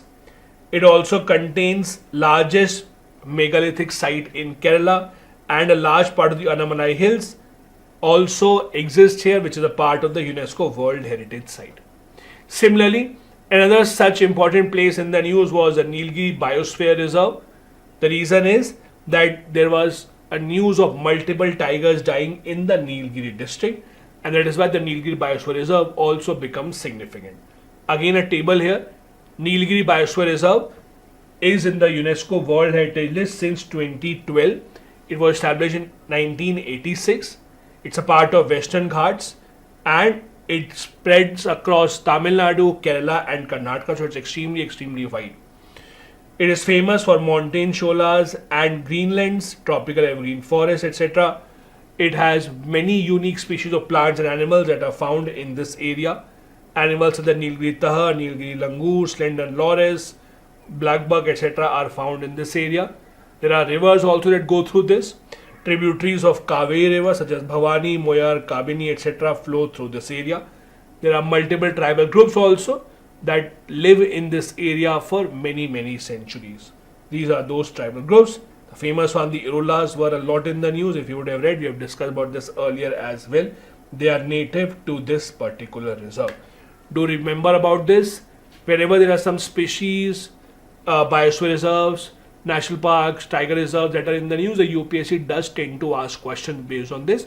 We'll be discussing some more of this in the next few classes. This brings to the end of this class. If you want the PDF of this lecture, join the Telegram channel. The link is in the description of the video. I'll see you soon in the next one. Thank you so much. Bye-bye. Jai Hind. Hello and welcome to today's class of the UPSC Prelims 2024 Quick Revision Series. This is class number 18 and today again we'll be discussing some of the important topics that have been in the news with regards to environment. And this is going to be the last class for environment.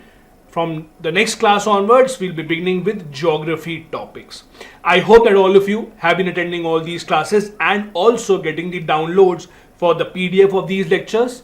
In case you still have not got the PDF, you want to download the PDF, all that you need to do is become a part of the Telegram channel. The link I'm giving in the description of the video. I upload all the PDFs of the lectures that we do here. So without any further wait, let's begin. And also I really hope that you have already subscribed to this YouTube channel. Let's start with the first topic, which is number 181. Number 181 is a wildlife sanctuary that was in the news, the Wayanad Wildlife Sanctuary. Why was it in the news? Because the vulture population seems to be increasing in this wildlife sanctuary. That is why it was covered by the Hindu newspaper. As I told you earlier as well, whenever there are some wildlife sanctuaries, national park or these kind of stuff in the news, the UPSC does tend to ask questions regarding that. It may not be necessarily about the topic that is in the news, but other details around that. So what do you need to remember about the Wayanad Wildlife Sanctuary? First, where is it? In Kerala, in the southern Western Ghats. It is a part of Nilgiri Biosphere Reserve. So it is inside of the Nilgiri Biosphere Reserve, which in itself is a UNESCO World Heritage Site. It borders Nagarhole and Bandipur. There are multiple tribes that live here, just like most other such places. There are tribes such as the Panyas, the Adiyans, the Kurumas, all of these live here. This site does not just have exotic and multiple varieties of animals, it also has many varieties of flora, including the deciduous and the semi-evergreen patches, teak wood, rosewood, eucalyptus, etc. Apart from that, the animals that are mainly found in this wildlife sanctuary include elephants, panthers, tigers, jungle cats, monkeys, bisons, etc. Also do remember this fact, it is known for having the largest population of tigers within Kerala. That is the wildlife sanctuary in Wayanad. The next topic in the news was the Oran Sacred Groves. Now what are sacred groves? Sacred groves basically is an area in the forest that is considered as spiritual, as having religious significance by the tribal community. So as you know, the tribal community worships many symbols of nature, forest, trees being one of them. Many of the tribals hold an area of their forest as very sacred and they don't want any interference there. They don't want any cutting down of the trees or any interference by the government authorities. That is called a sacred grove. Oran sacred groves are these sacred groves found in an area in Rajasthan. So a patch of forest considered as very religious, pious by some tribes in Rajasthan, that is called the Oran Sacred Groves. Why is it in the news? Because the villagers in this area have started to protest. There have been news that the government may declare these as deemed forest. Now, deemed forest basically would mean that this area will not have any interference from people living nearby. So the villagers think that if their sacred groves are considered as deemed forest by the government, their own rights of livelihood, their own rights of residing there, of having their animals use this area for grazing purposes will be gone. And that is why the villagers have been protesting against it. Although the experts say that even if they become deemed forest, villagers will still have their rights, but they are still protesting. As I said, these are traditional sacred groves found in Rajasthan.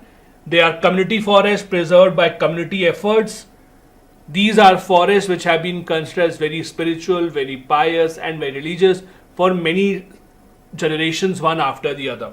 They are often local deities associated with these sacred groves. They are very rich in biodiversity.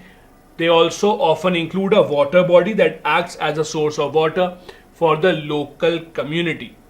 And I said they have a lot of religious significance as well. Most of these sacred groves have some local deities that are dedicated to them. They play a crucial role in ensuring that dense vegetation cover remains.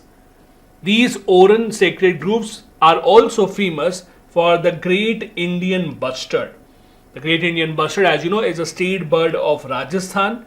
It's a part of Wildlife Protection Act of 1972 and is considered as India's most critically endangered bird species. The Government of India, along with the Government of Rajasthan, have been running multiple initiatives to safeguard the population of the Great Indian Bustard, including Project Godavan.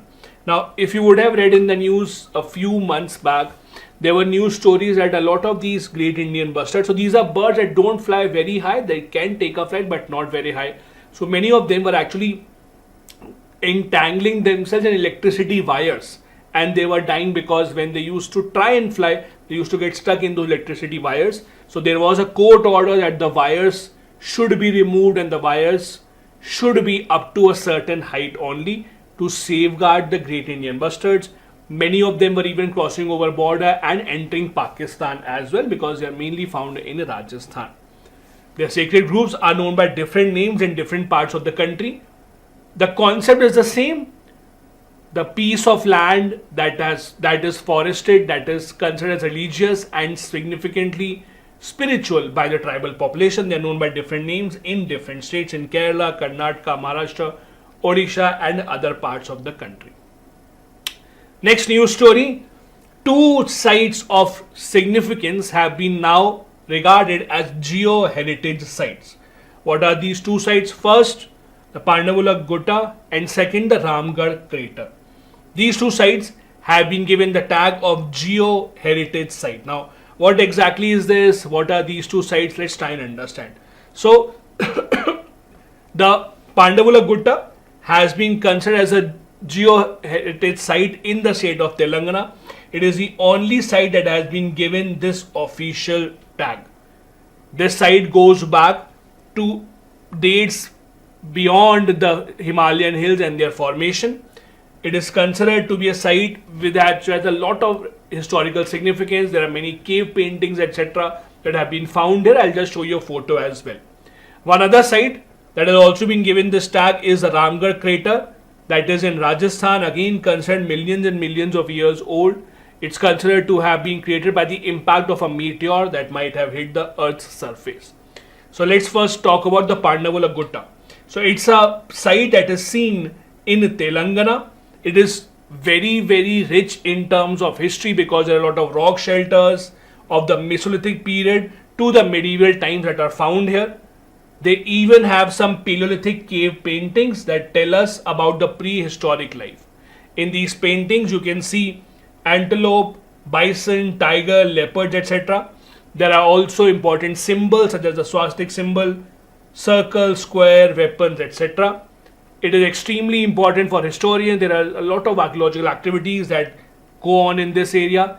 Many rock climbing experts, rock climbing enthusiasts also visit this area very, very often. This is a photo of one of the cave paintings that you find in this area. As you can see, these are colorful cave paintings made up of color of different parts of history, including people, animals, symbols, etc. Second one that has again been given this post or given this tag is the Ramgarh crater. It's in Rajasthan. It's said to be about 165 million years old. It is a crater that has been created by the impact of a meteor about 3 kilometers in diameter. The Ramgarh Conservation Reserve is considered a part of the Wildlife Protection Act of 1972. A lot of other preservation efforts have been going on to preserve this site particularly. This is the photo. So this is the famous Ramgarh crater. It's huge, very, very, very big. And as you can see, it's considered that a very big meteor might have hit the Earth's surface, and that is how this entire crater would have gotten created. What is the concept of geoheritage sites? So basically, the Geological Survey of India, the GSI, declares certain sites as geoheritage sites. This is the agency founded by the British in 1851. What do? They create and update India's geoscientific information and also look into the mineral resources that we might have. What sites are given this tag? The sites that have educational, scientific, cultural or aesthetic value.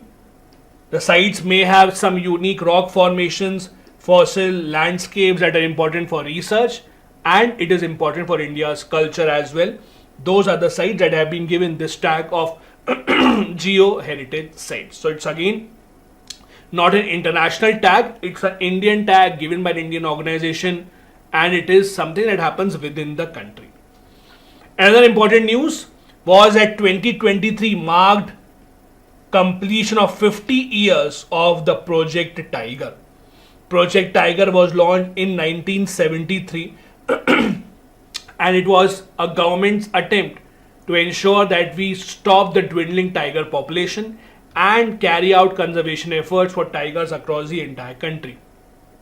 By any stretch of imagination, by any data that you see, the project has to be called a success because it has been able to stop the declining tiger population and make it stable and even increase in some parts of the country. It was initially introduced in 9 tiger reserves. Since then, it has expanded to 55 tiger reserves now. It's a tiger conservation scheme launched by the Government of India and administered by the National Tiger Conservation Authority. It is being run in multiple national parks, sanctuaries, etc. that have taken part in this project. The funding for this project significantly comes from the central government. So it's again 60-40. In usual cases, central government gives 60, states contribute 40.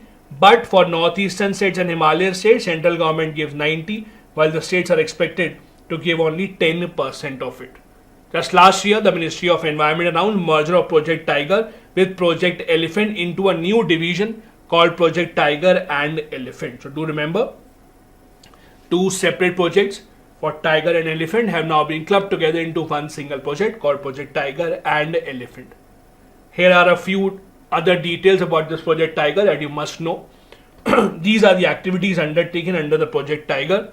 For example, many new tiger reserves were established across the entire country, like the new reserves in Dholpur in 2023.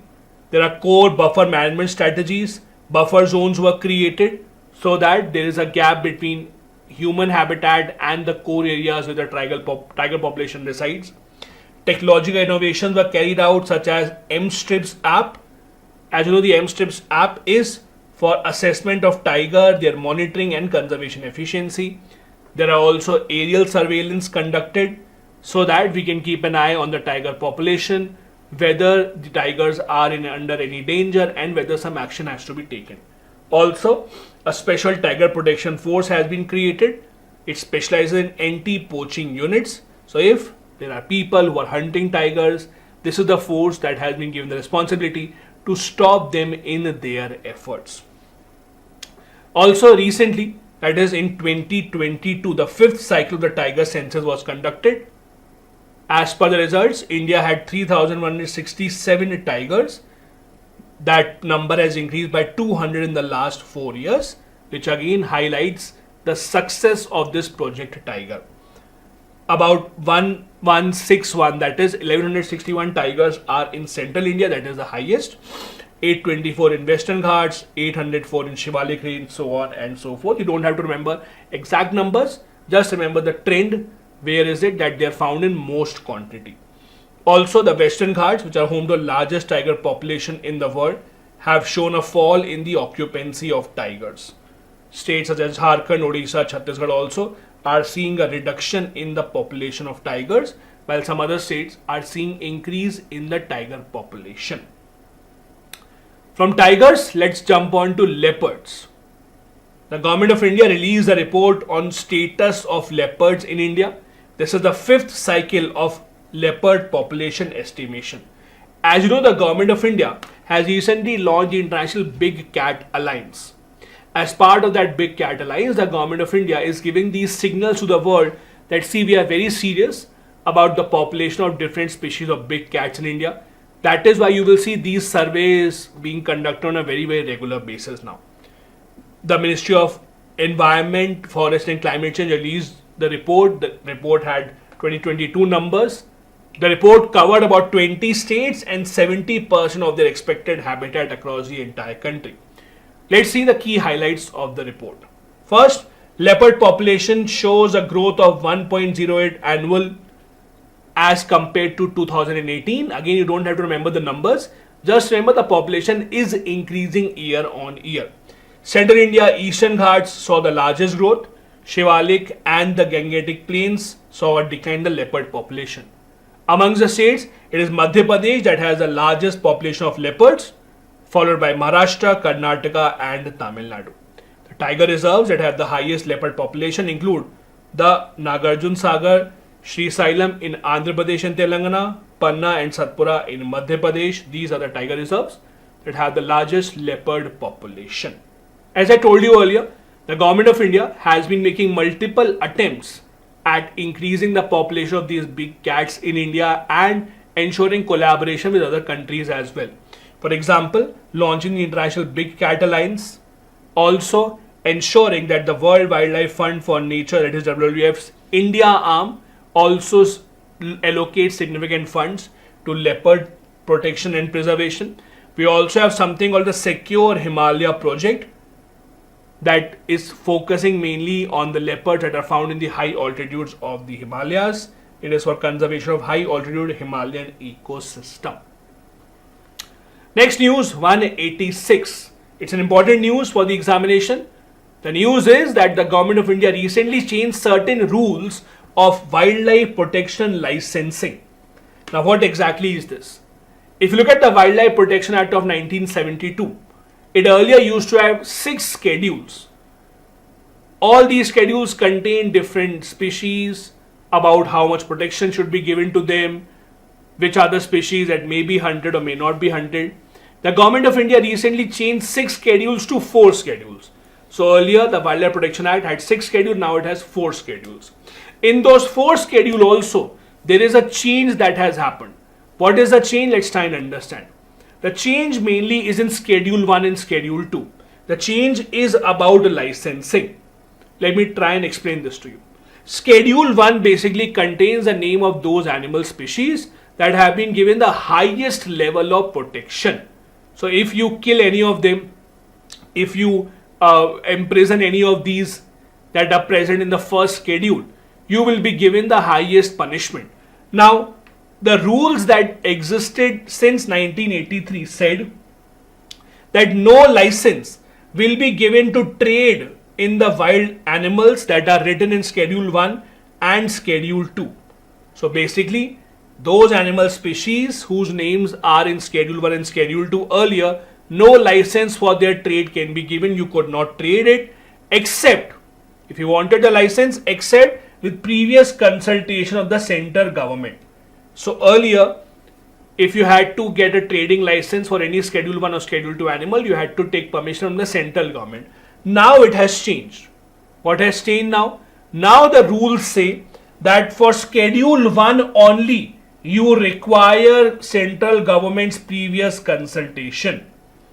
In other words, now trading licenses can be given for Schedule 2 without the central government's permission. That is a big change. So earlier, Schedule 1, Schedule 2, both the animals, if you needed trading license, you had to take central government permission.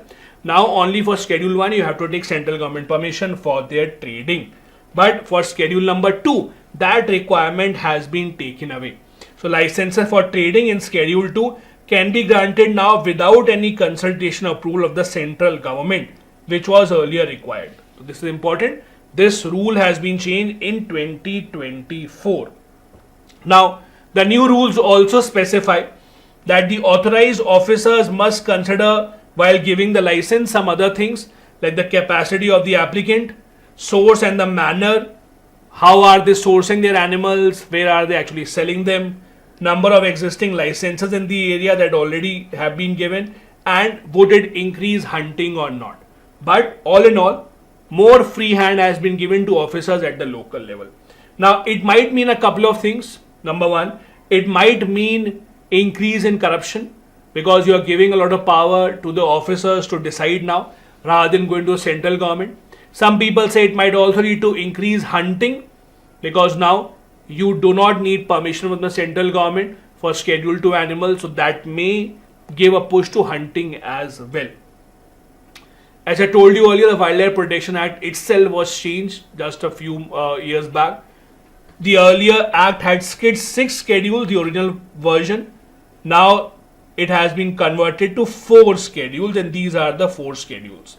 Schedule 1 contains animal species that have been given the highest level of protection. Schedule 2, some lesser amount of protection. Schedule 3 is for protected plant species, and Schedule 4 is for those specimens that are named under CITES, it is Convention on International Trade in Endangered Species of Wild Fauna and Flora. This is mainly to come in line with the International CITES Convention. Next, the Government of India also released a report on snow leopards. So there was a report on leopards in India, and there was also a report on snow leopards in India. This report is called SPAI, Snow Leopard Population Assessment in India program. This report talks to us about the leopard population or the snow leopard population in Trans-Himalayan region, Ladakh, Jammu Kashmir, Himachal Pradesh, Uttarakhand, Sikkim, Arunachal Pradesh, where they are mainly found. The assessment was conducted from 2019 to 2023 to see how the snow leopard population has been impacted in the country. This survey has been conducted by an NGO called Nature Conservation Foundation along with World Wildlife Fund India arm. Let's see what are the major findings of this report. The report says that the largest number of snow leopards in India are in Ladakh, 477, followed by Uttarakhand, then Himachal Pradesh, Arunachal Pradesh, Sikkim, and then in Jammu and Kashmir. Again, you don't have to remember the exact numbers, just remember the trend. Where are they found in the largest numbers, then second, third, fourth, that would be good enough. The report also says that there's a need to establish a dedicated snow leopard cell at the Wildlife Institute of India under the Ministry of Environment, because the total snow leopard population in the entire country is not even 1,000. It also suggests that there should be long-term strategies created to help snow leopards survive for a longer time and also preserve them, protect them from the threats of hunting and other kind of issues. The report also talks about what are the different types of initiatives that have already been taken in India for preservation of snow leopard population. For example, India has identified 3 landscapes under GSLEP for restoration of snow leopards in the country. First landscape is a Hemis Spiti region, that is in Ladakh and Himachal Pradesh. Second is a Nanda Devi Gangotri region in Uttarakhand. And third is the Kanchenjunga Tawang region in Sikkim and Arunachal Pradesh. India also runs a project Snow Leopard to conserve our unique place in the world, a country that has a lot of these big cats, including the snow leopard. Since 2014, 23rd of October is being observed as the International Snow Leopard Day across the entire world. Apart from that, India also has been running a very successful breeding program for snow leopard. This breeding program goes on at the Himalayan Zoological Park in Darjeeling. This is considered as a very successful model, not just in India, but in the entire Southeast Asia region. Next news 188. There was COP number 14 of Conservation of Migratory Species of Wild Animals. This term COP, you keep on hearing about this multiple times. Please don't be confused. COP is just a name given to a meeting. COP is Conference of Parties. So different programs have their meetings annually, and whatever is the number of the meeting that has been given in the name of COP. So UNFCCC might have other COP. So there are COPs for different purposes, for different protocols, for different treaties, etc. So this particular COP number 14 is for CMS, that is conservation of migratory species. It was held recently, wherein the countries agreed to adopt 14 new migratory species and work towards their conservation and their preservation as well. Which means that the countries participating agreed that they will make better and stricter policies and laws for conservation of these 14 species, including the Pallas cat, Eurasian lynx, bearded vulture, black-chinned guitarfish, bull ray, etc. The proposal says that it is important for the nations to work together in order to preserve these species. Now, from the prelims exam point of view, what do you have to remember from this? What you have to remember is the name of these 14. You might not be able to remember all these 14, but if possible, try and read this 3-4 times. Which are these new migratory species that have been now listed in this conservation for migratory species. This convention also talked about the need for international collaboration in countries such as Northern Macedonia, Kazakhstan, Uzbekistan, etc. These are the countries where a lot of migratory species are found. In India as well, as you know, a lot of birds fly into India, especially from the Siberian region. When the winters get too harsh and the species cannot survive there, they fly into India, and thus India is also part of the CMS. This convention also recognizes some endangered species.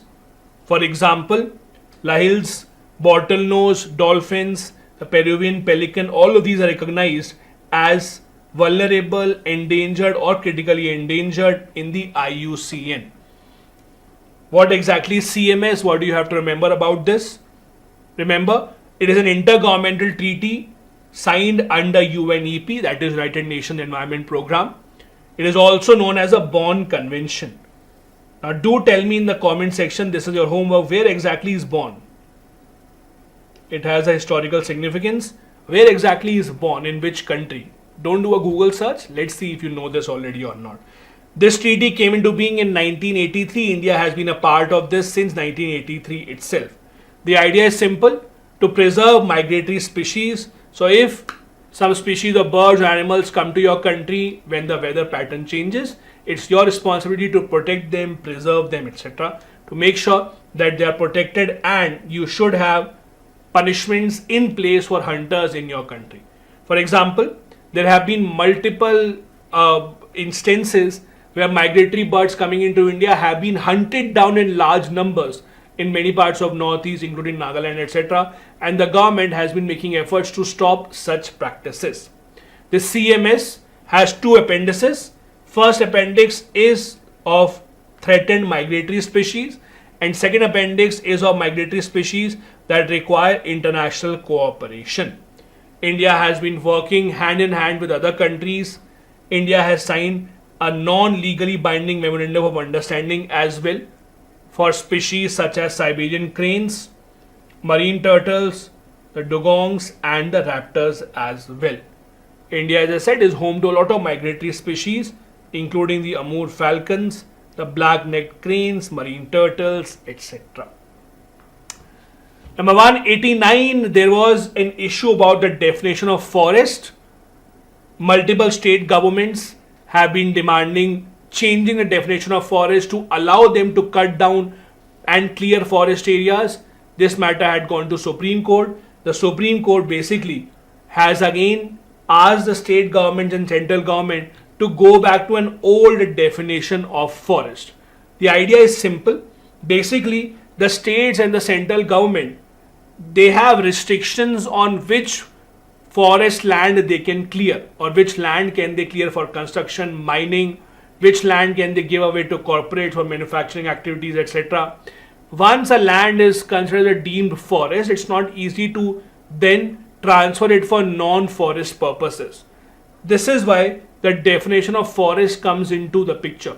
This is where you have to define what is a forest and what is not a forest. So basically the Supreme Court has said that right now the definition of forest should be considered as the one given in 1996 in the famous Supreme Court case called the T.N. Godavarman Tirumalpat case. There have been many instances of the definition of forest changing from time to time. For example, These are different laws and Supreme Court judgments that have given different definitions of the forest. The Supreme Court is referring to this one. The Supreme Court says right now this definition of forest should be considered. Means forest should include areas that are called as forest in any government record. That includes forest tag name given by expert committees in any order till 1996. So any government law, any government policy, if it considers or recognizes a certain land as a forest land, it should be considered as forest only. In 2023, the Government of India amended the Forest Conservation Act and said that before 1996, whatever forest land was converted for non-forest purposes will not be called as forest and we should be allowed to cut it down. This is the major point of contention here. Which land will be called as a forest and which land will not be called as a forest. This is where the Supreme Court now has given a judgment that every state should make their own consolidated list of which area in their state is a forest area and which is not a forest area. Till the time that every state and union territory comes up with their own individual list, till that time the definition of forest will be the same as they gave in 1996 judgment. They are saying that any government record that marks any land as forest, including forest-like area, unclassified area, community forest area, should be called as a forest. Till then, till what time? Till the time that the state governments prepare their own list and submit it to the court, that these are the forest lands in our individual states. Till that time, the definition of the forest given in 1996 case would hold true as per the Supreme Court. Last news of this particular class is about Indian Gharial. After 75 years, the Indian Gharial species was spotted in the Greater Kaziranga, which is why it has again come in the news. This is a table to help you revise about it. The Indian Gharials are mainly found in river ecosystem, deep, clear, fast-flowing rivers. Although the females lay eggs in sandy river banks. Some of the features of the Indian Gharial include this. They have a very long nasal knob, so they have a very long nose. That is how you mainly distinguish between the Gharials and the crocodiles. Unlike other crocodiles, Gharials mainly feed on fish and not warm-blooded species. They are incapable of consuming large mammals including humans, so they can't eat humans because again that is how their mouth structure is. They are mainly found in the Ganga river and its tributaries such as Chambal, Girva rivers, etc. They are also found in Nepal. As per IUCN, they are categorized as critically endangered and they are placed in Schedule number 1 of Wildlife Protection Act and Appendix 1 of CITES. The Government of India has been running a crocodile conservation project since 1975 and Gharial are included in that, so do remember. There are breeding centers for Gharial, including the Kukrail Gharial Rehabilitation Center in Lucknow. This brings me to the end of this class, class number 18. In case you have missed out on any other class earlier, please do see the recording.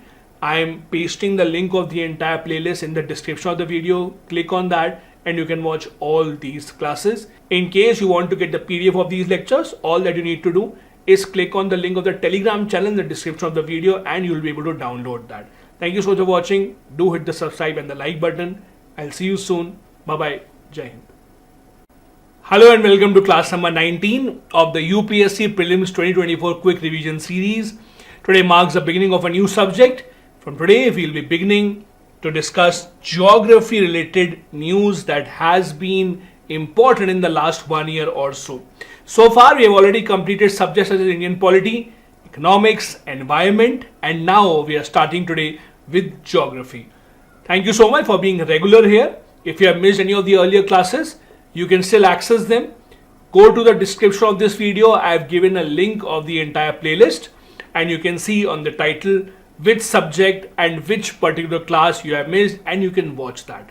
Also, in case you need the PDF of these lectures, what you need to do is go over again to the description of the video, find out a link for the Telegram channel, join the channel and you will get all the PDF of these lectures and much more. Without any further ado, let's begin. We have already discussed about 190 topics so far. We are starting with 191. First topic in the news, Arctic amplification. What is Arctic amplification? As the name suggests, this is an increasing trend of temperatures rather increasing in the Arctic Circle and in the nearby region. The pace at which the temperatures in the Arctic are increasing is much more as compared to the pace at which the global temperatures are increasing, because the base in the Arctic region is so low that any increase in the temperature will be considered much higher and much more disastrous. This is called as Arctic amplification. How do you define it?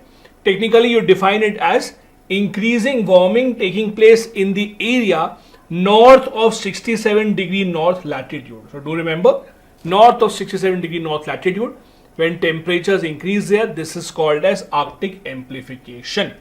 The difference between the poles and the tropics, the difference in temperature, is called as Arctic amplification. Now, why is this happening? There are a lot of reasons, global warming obviously being one of them. But if you look at exact reasons of what is happening here, the melting ice cover in the Arctic means there is much more land and water that is getting exposed to sunlight. That means many more solar radiations are being absorbed, thus increasing and accentuating the entire impact of temperature. Heat is transferred from the tropics to the poles through the air circulation system, and that is also leading to increased Arctic amplification.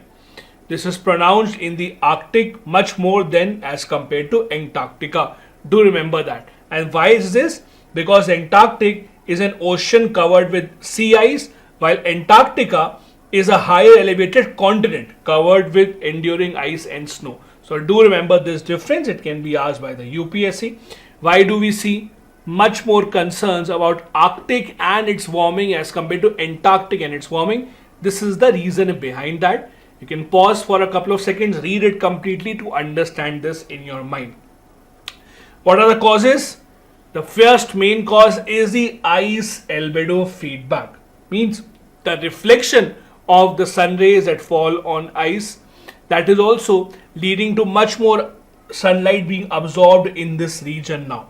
Sea ice and snow have much high albedo, meaning that they have much higher chance of sunlight being reflected back. That means they are capable of reflecting the most solar radiations as compared to water and land.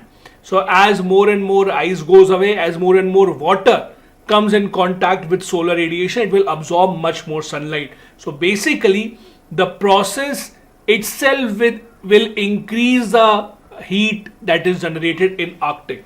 If there's this much ice, it will absorb much lesser ice wave, or it will absorb much lesser sun radiation. As the ice starts to melt, when you have water here, it will absorb much more sun radiations and it will increase the overall temperature. That is what is happening in Arctic right now. Over here, you also should remember what is lapse rate. This is the rate at which the temperature drops with elevation, decreases with warming. All these are important parameters that you need to remember for the prelims examination. Related to this is the next news, that is permafrost. As the name says, permafrost means permanent frozen area. Means an area that has been permanently frozen for many years. That is called as permafrost. Now, something interesting is happening here.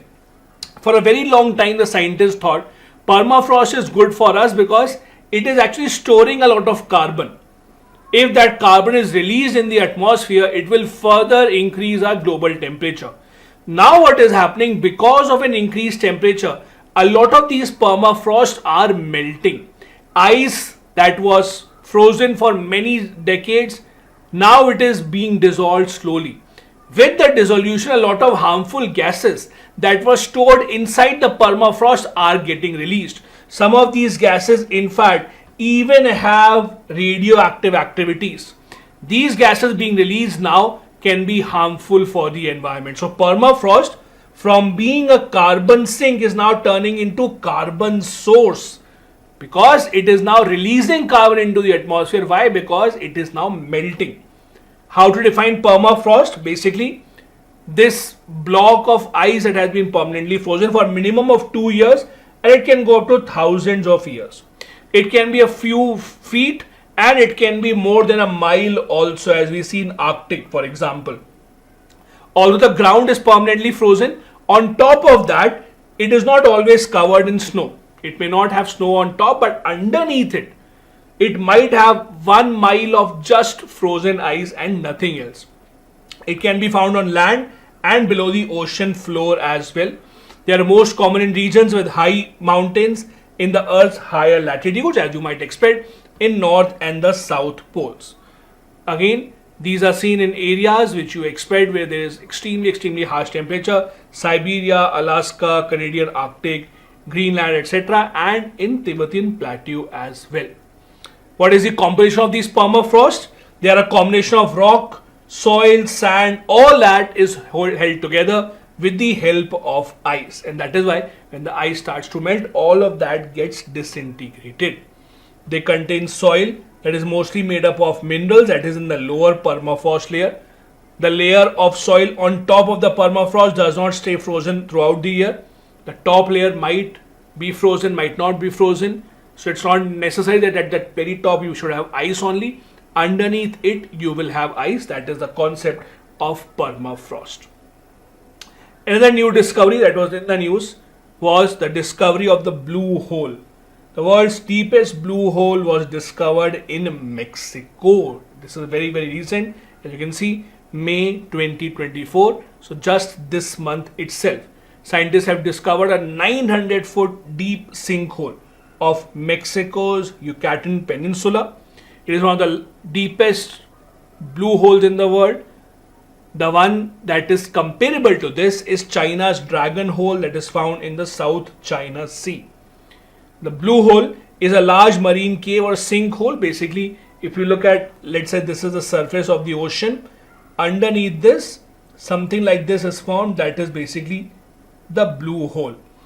These geological formations are characterized by deep blue color because the light is absorbed in such a manner. It is very rich in marine life. You will see a rich, diverse marine life available here, including corals, sea turtles, and even the sharks. Some of the best known blue holes include the Dragon Hole, Teen's Blue Hole, etc. Do remember these pointers because a UPSC might ask a question, and one of the statements can be that no marine life is found or very little marine life is found in the blue hole. That is opposite. Actually, a lot of diverse and vibrant marine life is found in these blue holes. Do remember that. Here are a few features to distinguish between blue holes and deep trenches. So deep trenches are extremely deep. For example, the deepest one known is the Mariana Trench, over 36,000 feet deep. They are mainly found in convergent plate boundaries, while the blue hole is found in continental shelves, reefs, etc. The way that they are formed is also very different from each other. Another interesting news from Kerala is about Mysterica swamps. Swamps, as you know, are areas where there is shallow water almost throughout the year. Those are swamps. The name Mysterica actually comes from the tree that is found in this area. So there is an area in Kerala that has a lot of this Mysterica trees. In normal language, you call them the nutmeg trees. I'm sure if you're fond of cooking or you are regular in the kitchen, you know what nutmeg is. It's a spice that is usually used in Indian kitchens. So there are a lot of nutmeg trees in Kerala, and that area is called Mysterica swamps. Why is it in the news? Because this rare forest ecosystem is seeing a steady decline in Kollam in Kerala. Why? Because of human intervention, too many cutting of trees, too much human activity in this part, along with climate change, is actually hampering this entire Mysterica swamp area. As I said earlier, these are named after the tree species that are found in this area. They belong to this family, commonly known as the nutmeg family. They are usually found in the Western Ghats of Southwest India and Southeast Asia as well. Some of them are also seen in Andaman and Nicobar Islands. They are characterized by waterlogged and acidic condition, which is very obvious. If they remain waterlogged throughout the year, they will obviously turn acidic. The soil, etc. in that area will turn acidic. They are situated in low-lying areas, river, valleys, or nearby a water source as such.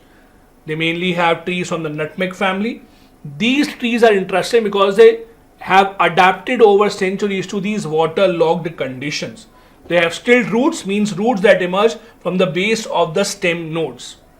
When the water is diverted from these swamps to other plantations, this is when it becomes detrimental for them. It is also exploited for non-timber forest produce collection and also for medicinal plants.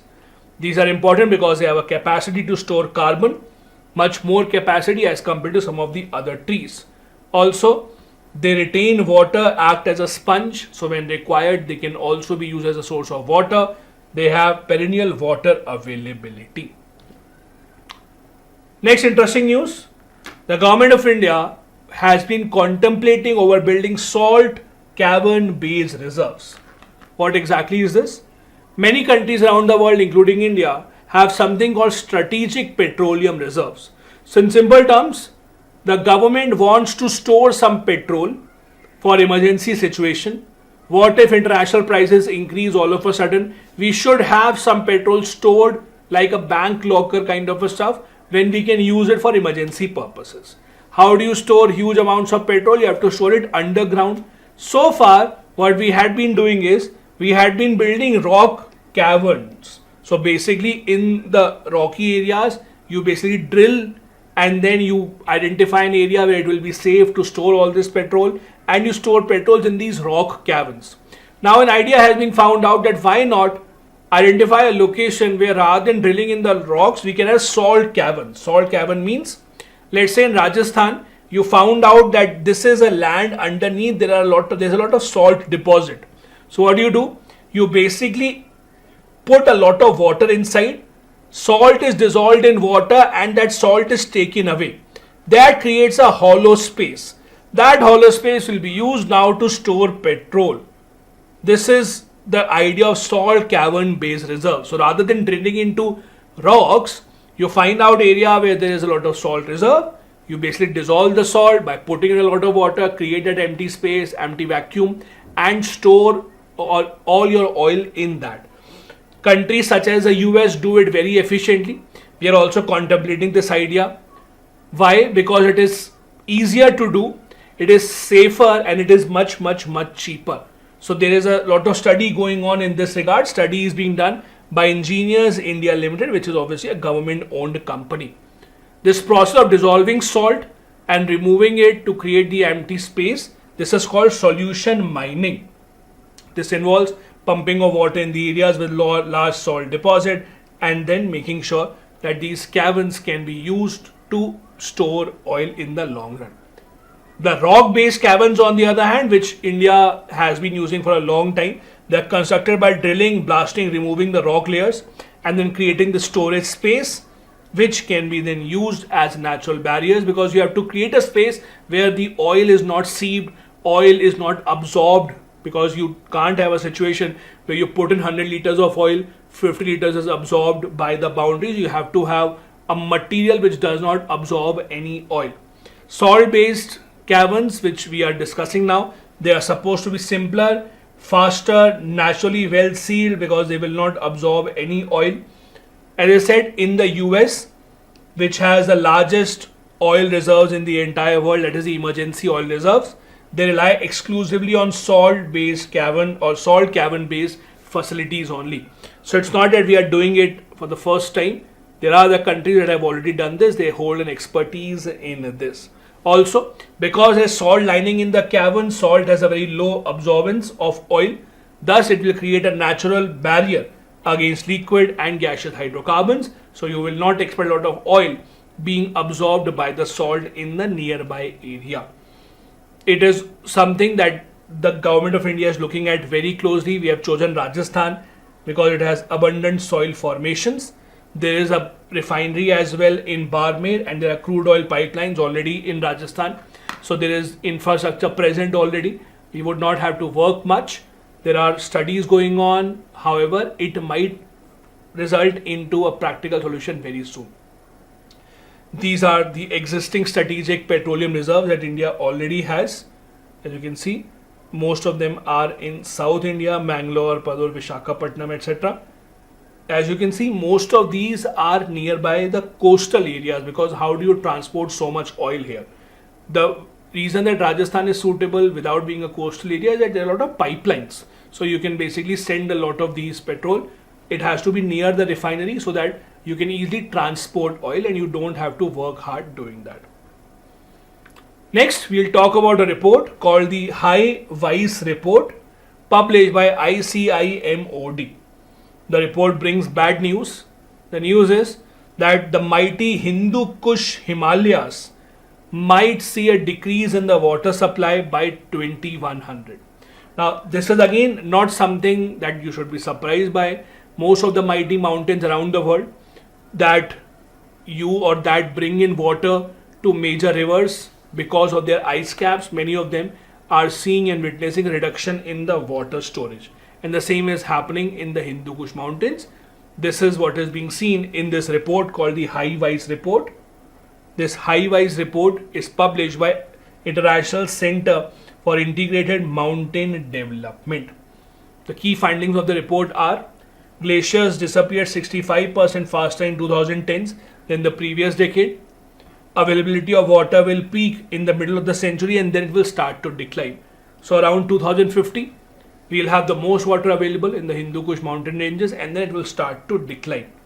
How will it impact? It will have a major impact on populations around the world, especially in the mountain communities that depend upon this water source for their livelihood, for property, heritage, infrastructure, etc.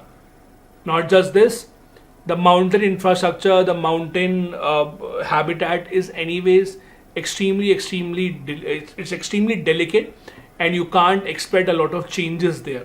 So we'll have to see how the government plans to actually come up to a solution to this problem. This region or this mountain range, the mighty mountains, one single range extends from the Afghani country or Afghanistan rather till Myanmar. Then it includes on the way India, Nepal, etc. and it ends somewhere in Myanmar. This entire mountain range is also called as Asia's water tower. It's also called as the third pole of the world after the north and the south pole because of its climatic similarity with the two poles. These mountain ranges supply water to some of the best known rivers in the entire region: the Brahmaputra, the Ganga, Indus, Irrawaddy, Mekong, Yangtze, Yellow River. All of these get their water from the Himalaya ranges, be it the Hindu Kush Himalayas and the other parts in the Himalaya ranges. Next, 197. A study reveals, again nothing new, but a study reveals that the Earth's spin axis has tilted even further because of excessive groundwater extraction. Let's imagine, humankind has extracted so much water from the ground that we have tilted the Earth's axis. Now this is not a new discovery, but the fact is that it is still happening and it has been confirmed. This has been confirmed by a study in Geophysical Research Letters. Now how does it happen? How is it possible? See, the simple idea is when you take out groundwater, means you are changing the mass distribution of the earth. In the surface of the earth, when you take out a lot of water from one place and you don't take out water from the other place, obviously it will lead to change in the orientation of the earth. And this is why it is actually resulting in a drift in Earth's rotational pole. And that is why we see that there is an impact here. Earth's axis was also impacted by ice sheets and glaciers, its melting, because again it led to change in Earth's mass distribution. Now groundwater extraction has also added to that list. As you know, north and the south pole are the axes where it intersects the surface. However, these are not fixed. These axes and poles fluctuate due to variations in Earth's mass distribution. In the past, the poles drift was only caused by natural forces such as the oceanic currents, on which humans did not really have any chance of making an impact, but now it is being done with human impact as well. The role of water, extraction of water rather, on how the Earth's surface or how the Earth's axis is was first discovered in 2016. And since now, distribution of groundwater has been confirmed by a lot of scientists around the entire world. In terms of numbers, from 1993 to 2010, Earth has tilted about 80 centimeter east. Do remember this part. From 1993 to 2010, people have pumped out 2150 gigatons of groundwater, or about 6 millimeters of sea level increase. This excessive groundwater extraction has caused the Earth's pole to drift at about 4.63 centimeter per year between these, resulting in about 80 centimeter of tilt towards the east. To remember, it is towards the east. The most redistribution has happened in West North America and northwestern India. Both are located at mid latitudes. That is again an indication that you can't just say that it's the developing countries or least developed countries that are undertaking groundwater extraction activities. Even North America has been targeted as the area where most of the groundwater extraction is taking place. This impact again has been seen for many years now. It might seem like a very small tilt, 80 centimeter east, but again there is no such conclusion as to how will it impact the earth in the long run.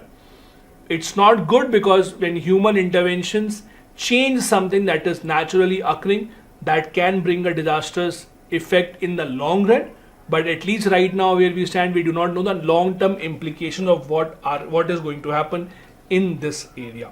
The next news is about India's cotton production. As per a recent report, India's cotton production has dipped to a 15-year low, and the government of India is looking to revamp cotton farming in India, on which a lot of farmers are dependent. Here are a few things about cotton production in India that you must remember. India, as you know, has introduced BT cotton, that is genetically modified cotton, that has given a boost to India's cotton production a few years back. Right now, India is the world's second largest producer of cotton after China. In India, it is Maharashtra, Gujarat, Andhra Pradesh, Telangana and Punjab that see most of the cotton cultivation. It requires a substantial amount of rainfall, be it in terms of water irrigation or natural rainfall. About 600 mm of annual rainfall is suitable for this. It requires well-drained soil with nutrients such as nitrogen, phosphorus and potassium.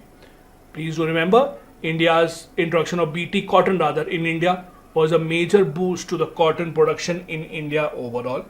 We cultivate different varieties of cotton, including the short staple and the long staple cotton as well, apart from BT cotton and Desi cotton. Next news is from Singhbhum Creighton.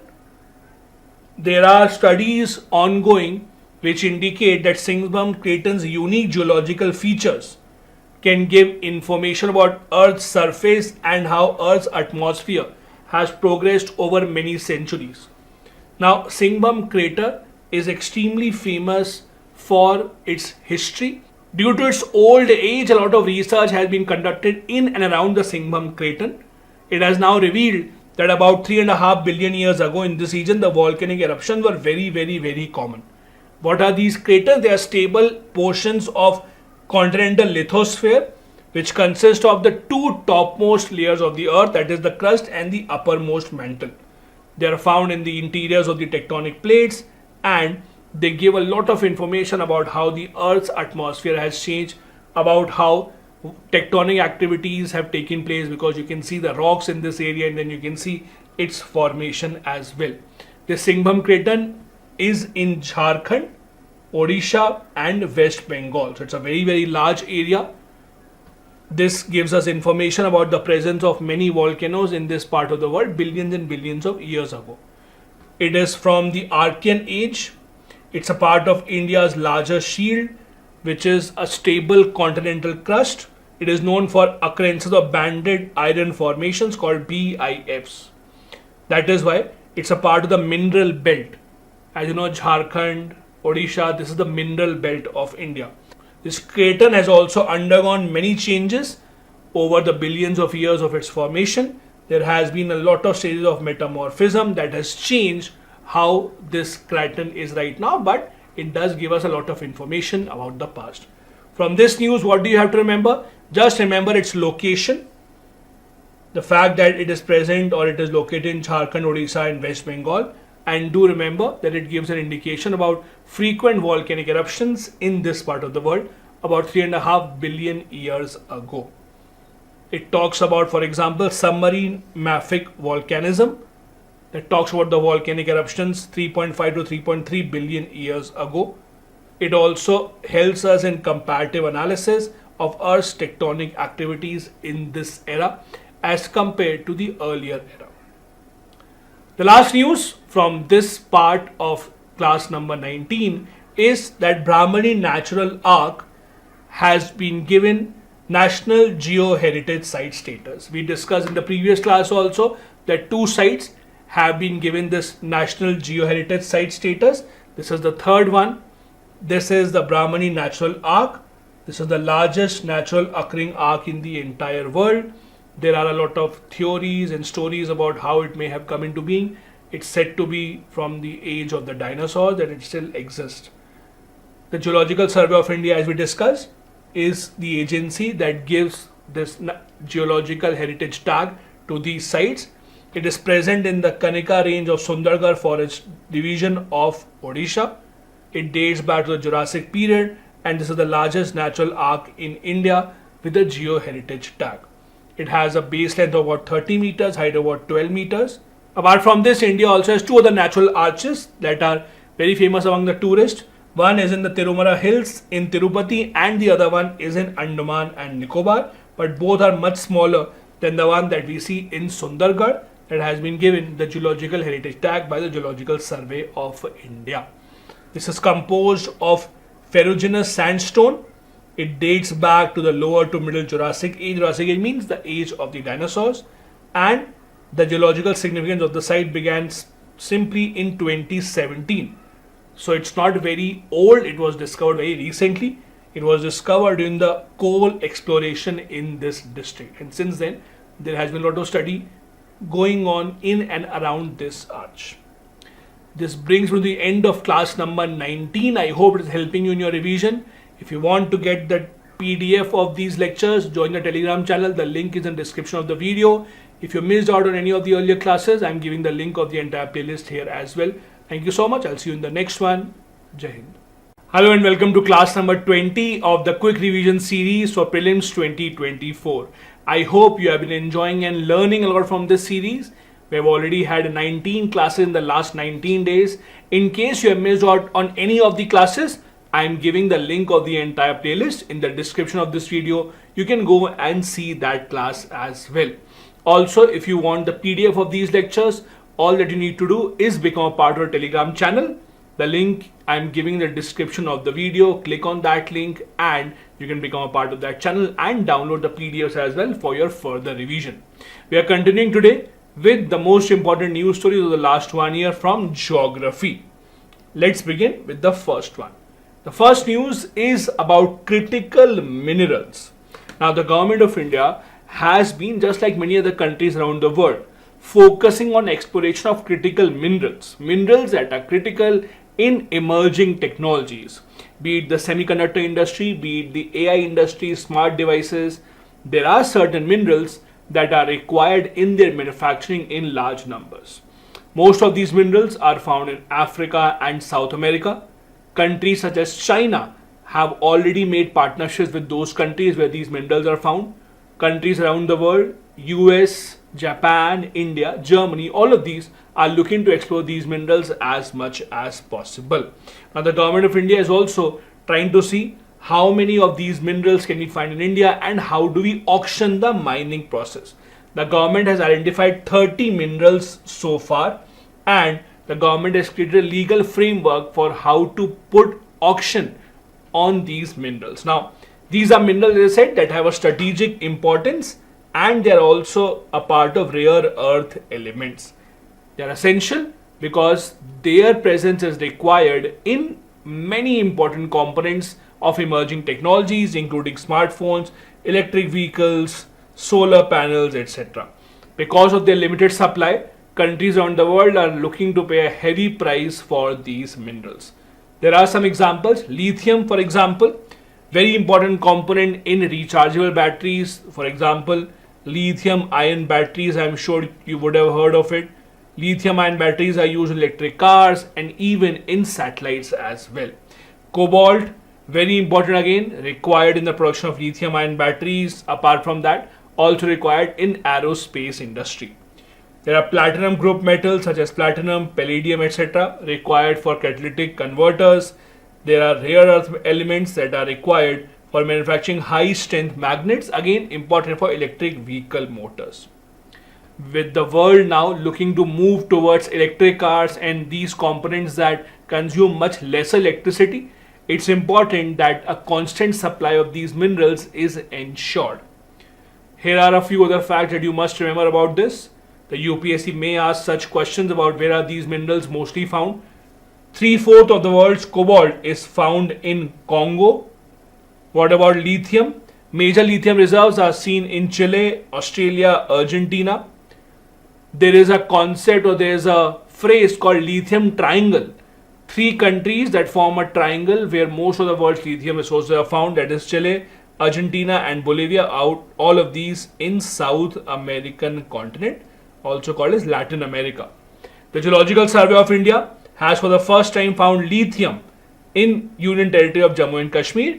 But again remember, just finding it and exploiting it or extracting it, there's a long gap between that. So we have just found it. It will take a lot of time before we can actually extract it and use it for our manufacturing. Second important news related to geography is shelf clouds. There was a massive shelf cloud formation seen in Haridwar. What exactly is a shelf cloud? So as there's a shelf, you have a bookshelf, you have a shelf where you keep your cloth. So these are horizontal like this. So a cloud that is formed in this manner or of this shape, horizontal shape, those are called shelf clouds. So shelf is the same shelf that you use in your almirah for keeping your clothes, or your bookshelf, your shoe shelf, etc. So that kind of a cloud is called as a shelf cloud. It's also known as the Arcus clouds. They are usually seen when we have a powerful storm system developing. Because of their presence, they are also called as the wall clouds, the funnel clouds, etc. They appear ahead of a very powerful thunderstorm usually, along with heavy rain, strong winds, etc. So do remember this basic information about shelf clouds. How is it formed? There's an entire process. When the cold air basically is sent downwards by the cumulonimbus cloud and it reaches the ground, the cold air spreads rapidly along with the ground and then it pushes a warm moist air upwards. And when this warm moist air gets upwards, it causes condensation and cloud formation. This results in a distinct horizontal shape, and that is how a shelf cloud actually appears in the sky. These are the different varieties of clouds that I'm sure all of you are familiar with. You would have read this in geography. This is important. Do remember this. The shape of the clouds, a name that is given depending upon the altitude of the clouds, the low level, middle and the high level clouds. Out of these, cumulonimbus and the nimbostratus are considered as the rainmaker clouds. Next interesting news was the gravity hole, which is an anomaly in the Indian Ocean. Now, what exactly is an anomaly? Around the world, there are certain places that exhibit a very different kind of a behavior as compared to their surroundings. Different kind of a behavior can be in form of, let's say, temperature. For example, let's say there is a very big house. In that house, there is one single place where if you stand, you will feel much colder as compared to other places in the house. So that place will be called an anomaly. Anomaly means something that does not follow the same rules that apply to nearby places. Similarly, around the world, there are certain areas which show certain anomaly. For example, there is something called the gravity hole in the Indian Ocean. So inside the Indian Ocean, there is a place called the gravity hole, very near south of India. This is a place where the Earth's gravitational force is lower as compared to the nearby areas. Now, this is interesting, but this is not something that is unexpected. The reason is that the Earth's gravitational force anyways is not constant around the entire Earth. As you know, it depends on the mass distribution of the Earth, how the mass is distributed amongst crust, mantle and the core. And this is where the gravity hole in the Indian Ocean becomes a very interesting example. It is about 106 meters lower than the global average and covers around 1.2 million square miles area. This starts from just south of India and it was first discovered in 1948. Do remember, it is also known as Indian Ocean Geoid Low because of the low gravitational force that is seen in this area as compared to the surrounding areas. There are certain other anomalies. For example, a famous one is the Karakoram anomaly. Why? Because the Karakoram ranges, the central part of it, has much more growth of glaciers as compared to nearby areas. So apart from the central part of the Karakoram, in the nearby areas, the glaciers seem to be retreating, seem to be melting. But in the central part of the Karakoram, the glaciers still seem to be intact and seem to be growing in fact. That is why it is named as the Karakoram anomaly.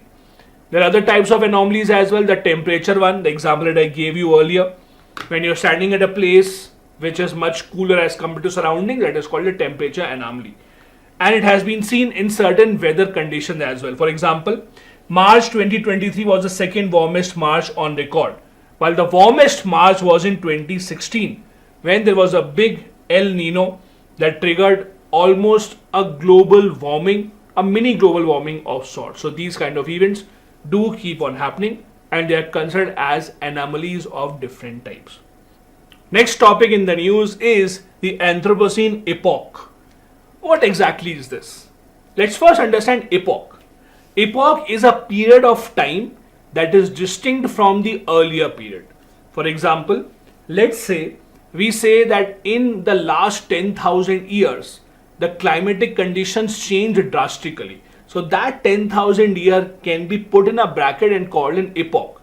So epoch basically is a time period that has or that usually shows a different kind of a character, some very specific drastic character as compared to the other time period. Now scientists around the world had been saying that because of so much human activities that are against the environment, because of our human practices that are unsustainable in nature, the scientists were fearing that the current epoch, that is the Anthropocene epoch that is about to begin, will begin shortly and it will see a drastic change in how the Earth's climate and atmosphere is. However, right now the scientific community has decided that this epoch has still not started.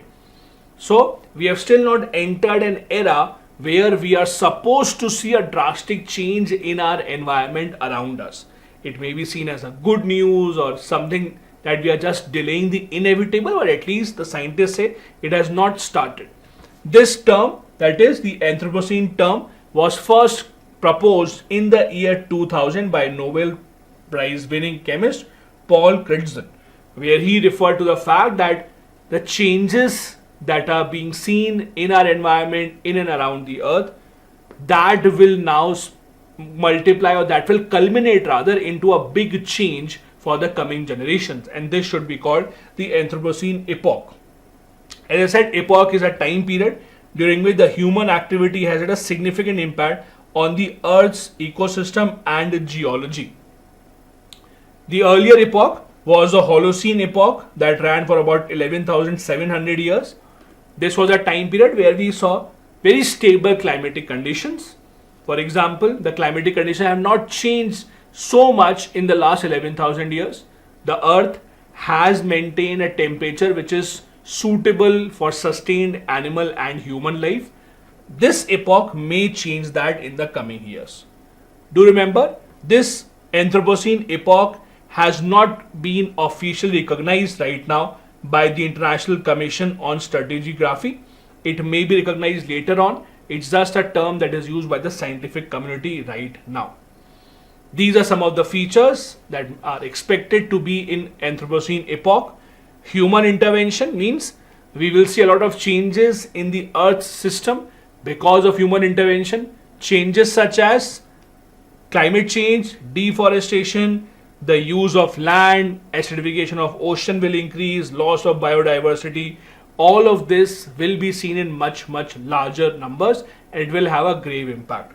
climate change and biodiversity loss will also become increasingly common, and we will see a release of greenhouse gases such as CO2 and methane from burning of fossil fuel in much larger numbers. So again, all of these activities have already started. We'll have to see how it impacts the Earth's system in the long run. Next news, the central government has announced that lightning is still not a natural disaster. Let's first understand what is this concept. So there is a list of disasters that the government of India recognizes as natural disasters. So if someone dies in a natural disaster, for example, let's say earthquake, if someone loses their life in natural disaster, you will see that they who are injured, or if they have passed away, their family members get some financial help from the government, from the state disaster response fund. That is only given if you lose your life or if you are injured in a natural disaster.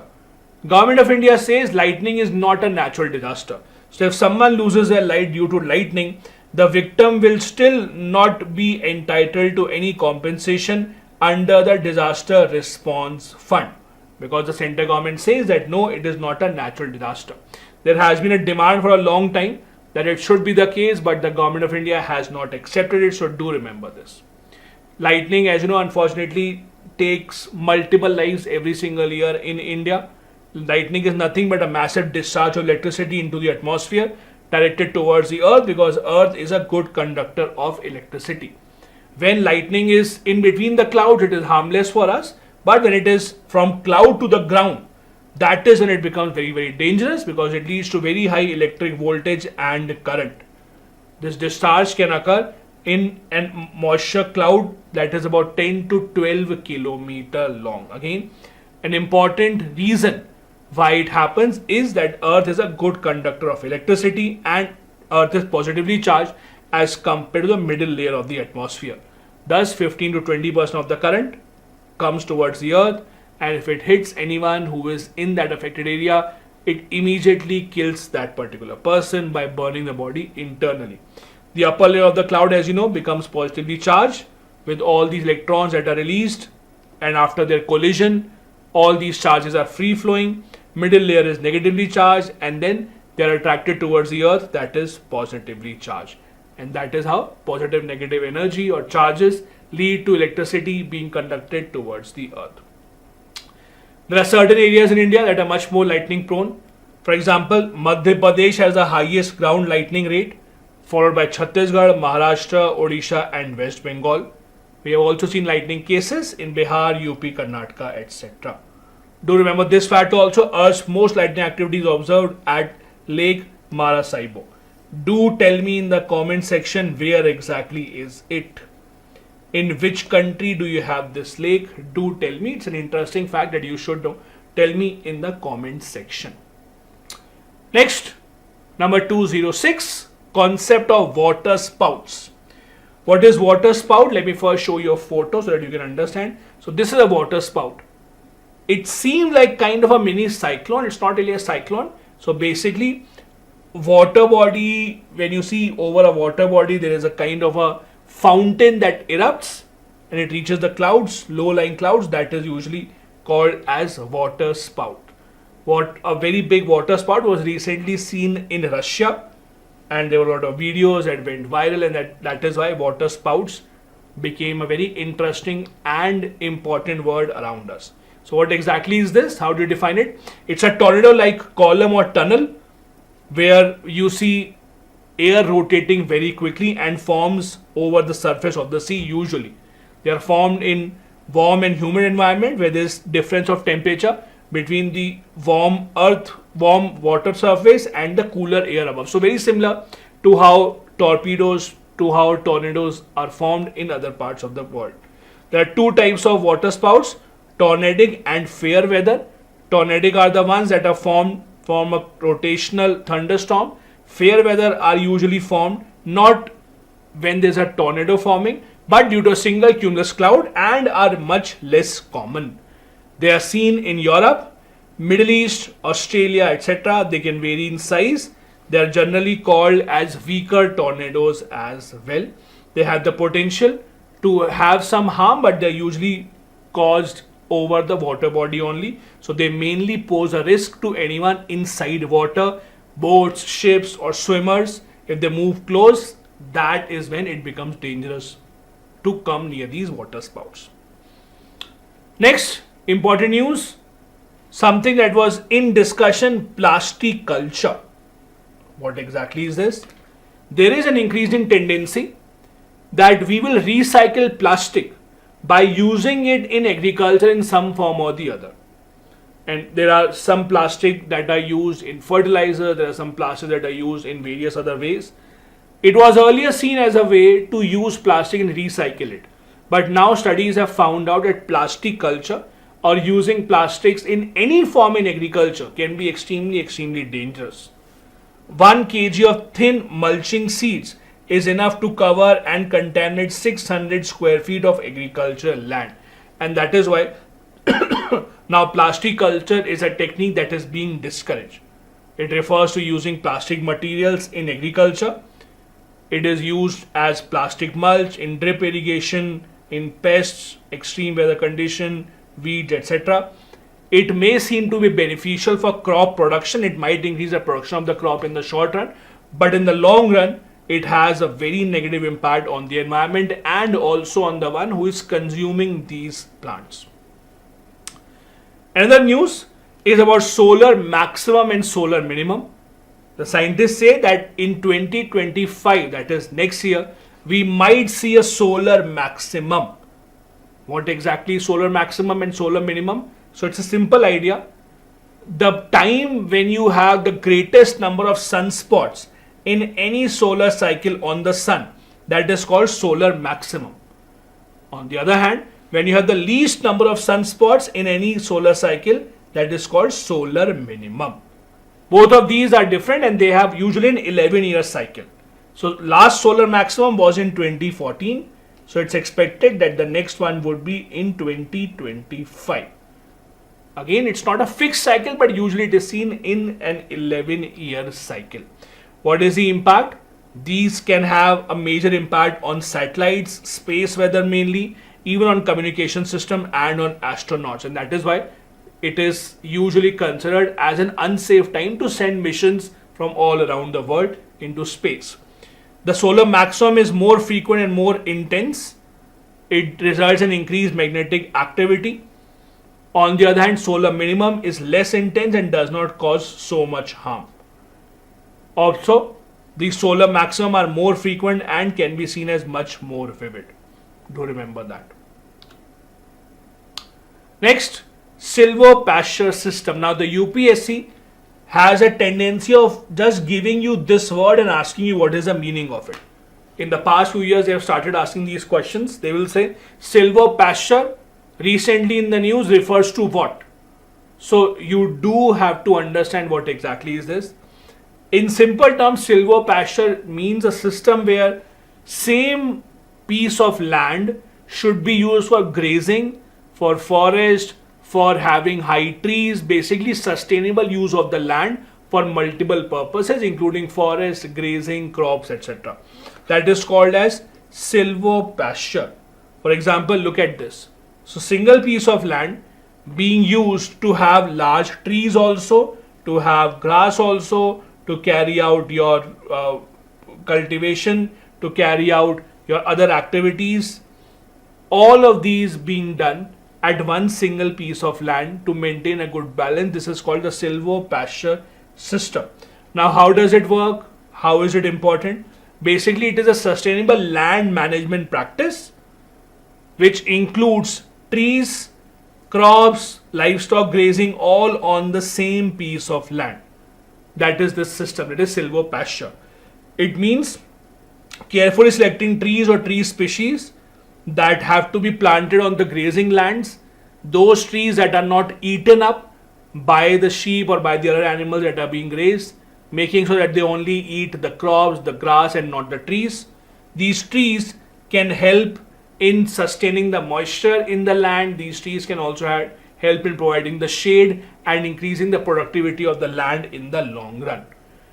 The sheep, goats, etc., they can graze freely in the area and they can have whatever they want to eat. But again, making sure that the trees that are planted there are those which will not be consumed or which will not be grazed upon by these livestock. This is how a silvo pasture system is different from an open pasture system. Open pasture system basically means an unmanaged grazing on the grassland. It will have no trees or woody plants. You just let your cattle free in the ground. Silvo pasture system would have trees etc. to provide shelter, shade also. Silvo pasture system will have a diverse variety of trees etc. and understory vegetation. It will have much improved soil health and it will require much more planning, but it will get you long-term ecological benefits for the environment as well. Something that is usually not seen in the open pasture system. Last news 210 is that the government of India has recently discovered 62 new desiccation tolerant vascular plants. Now, what exactly is this? Don't be confused. It looks like a difficult word. It's an easy word. Desiccation means a plant that is able to sustain even when you take out a lot of water. So basically in simple terms, it is dehydration.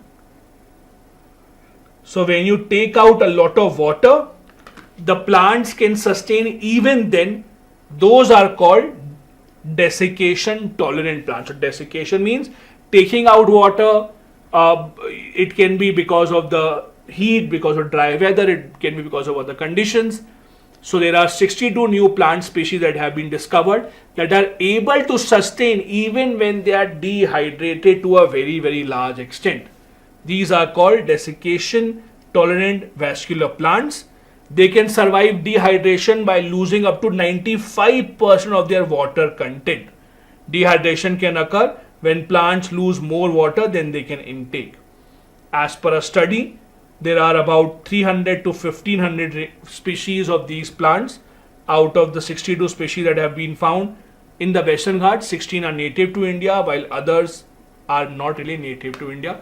It's a good discovery because these kind of plants are important in the coming times when you would have a problem of the supply of enough water to the plants. The study was conducted by the scientists at Agarkar Research Institute in Pune that comes under Department of Science and Technology. Again, remember 62 of these new species have been found. Before this, only 9 species were known to be found in India that had these characteristics. Now 62 more have been found. There are some other facts about these DT plants. They are found in both tropical and temperate regions. They can regenerate very quickly when the water supply is restored. So for example, there are certain plants that you have in your home which don't need to be watered every day. Let's say you go on a vacation for a week, you could not water these plants, most of the plants will die. But there are certain plants that when you come back and you give them water, they'll again revive very quickly. So these are those kind of plants. They're crucial for the world's warming. As the world warms up, as we have increase in global temperature, we require these plants that are able to sustain at a lesser quantity of water. Hydration and desiccation are two mechanisms that are seen in plants in harsh conditions. So do read about this as well. This brings us to the end of this class number 20 of geography. A lot more classes coming up. Geography classes for the next few days.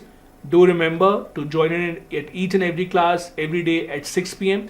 If you want to download the PDF of these lectures, join the Telegram channel. The link I am giving in the description of this video. Thank you so much for watching. Bye-bye.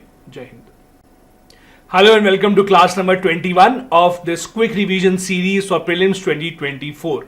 All those who are planning to appear on the 16th of June for this year's Prelims, I hope that your preparation is going right on track and this has been helping you a lot. Also, if you need to download the PDF of these lectures, you can become part of our Telegram channel. The link is in the description of the video.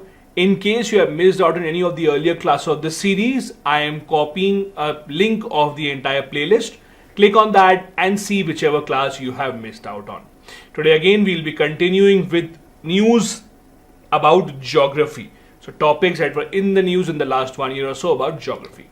Let's begin with news number 211. A news says that a new study has now identified that there may be a new layer forming outside the Earth's core because of declining surface water. Now, we have discussed this earlier as well. Because of too much pumping of surface water outside the Earth, we have seen that there have been a lot of implications on the Earth. We just saw just a couple of days back in the class we discussed, there has been a tilt in the Earth's rotational axis. There now has been a study that says that Earth's core, at the outermost core, has a new layer that is forming up. This layer is being called E prime layer. So E prime layer is being formed at the outer core. So if this is the outer core, yellow part, somewhere here, basically at the end of it, somewhere here, a new layer seems to be forming. This is called the E prime layer. It's a result of surface water altering the composition of the metallic liquid in the Earth's core's outermost region. Also, because of this, the core mantle boundary undergoes chemical changes and it forms like a very film-like structure. So this is not a very thick layer, it's a very small, thin-like structure, film-like structure. It forms a hydrogen-rich silicon depleted layer which is called as a E prime layer. This discovery has again proven the fact that all the studies conducted earlier about the Earth's composition are true. This layer can hold significant implications for different geochemical processes such as linking surface water cycle with other deep metallic core. Now again, these kind of studies have to be validated. Usually what happens when the scientists discover something like this, after 10-12 years they may get the Nobel Prize, and that is when it becomes more successful or more pronounced. But right now, at least, this has been converted into some form of a study. Next news, a tectonic plate that was supposed to have disappeared millions of years ago has been rediscovered once again by the scientists. The name of this tectonic plate is a Pontus tectonic plate. It is said that it had disappeared about 20 million years ago, but now evidence of this plate have been found once again. This is a plate named as Pontus. It's a minor tectonic plate and it has been found in the northern part of the eastern hemisphere. More specifically, it's in the South China Sea. The plate is supposed to have been formed 160 million years ago, and over time it had diminished because it had a very small size and it was pushed under the Australian plate to the south and China to the north. And that is how it had disappeared, and now there is evidence to prove that this plate has appeared once again. In geography, all of you would have read about tectonic plates. These are irregular slabs of solid rock. They are composed of continental and oceanic lithosphere. These are the plates whose movements usually cause issues such as earthquakes or even volcanoes. They can vary in size. The big ones can be few hundreds to thousands of kilometers across. The Pacific and the Antarctic plates are amongst the largest. Around the world, there are considered to have been 7 major tectonic plates. To remember these names: the African plate, Antarctic plate, Eurasian plate, North American plate, South American plate, Pacific plate, and the Indo-Australian plate. Apart from that, there are a lot of minor plates as well, which are some smaller sized plates. Next, a new technology has been found out to save our cotton crop production from its biggest enemy, that is a pink bollworm. A few classes back, we had discussed how India's cotton production has dipped to a 15-year low. So there are a lot of concerns about why is it that the cotton production is declining, and the government is trying to take steps to solve that problem. And one step in that direction is the introduction of this new technology called the PB knot technology. So basically, what is this technology all about? In simple terms, what it does, rather than killing the pest, what it is doing is it is stopping the pest from reproducing. It is stopping the birth cycle of the pest and making sure that the population of the pest does not increase. This is a part of Project Bandhan. It's called a knot of PBW. Now, this project or this technology has been inaugurated in Jodhpur, and it has been now proven with specific field experiments being carried out. How does it work? It results in release of 6 pheromones, and because of which the male moths are not able to locate the female moths, and that is how they are not able to carry on the reproduction cycle. That breaks the reproduction cycle, and that is how pink bollworm's population is being controlled. Pink bollworm, as I said, is a major pest, especially on the cotton crop. There has been a lot of research done how to avoid this pest from attacking cotton crops, and this is a research in that direction. Next news from the Pacific Ocean, the Pacific Decadal Oscillation. What is this? As the name suggests, the Pacific Ocean seems to undergo a change in temperature after every few decades. This cycle is called as Pacific Decadal Oscillations. There is a study that says that cyclone frequency may increase over the Indian coast because of warming of the Pacific. Now this cycle repeats every 20 to 30 years, not every decade, but every 2 to 3 decades. We have a time period when the cycle of the average temperature in the Pacific Ocean undergoes a change. This term was coined in 1996 because it results in long-term oceanal fluctuations. Now the problem is, when something is in a 20 to 30 year cycle, you have to wait for a long time before you can establish something like this happens. For example, if someone tells you that this plant grows every 25 years, you have to wait for at least 3-4 cycles of 25 years to be sure that yes, this is what happens.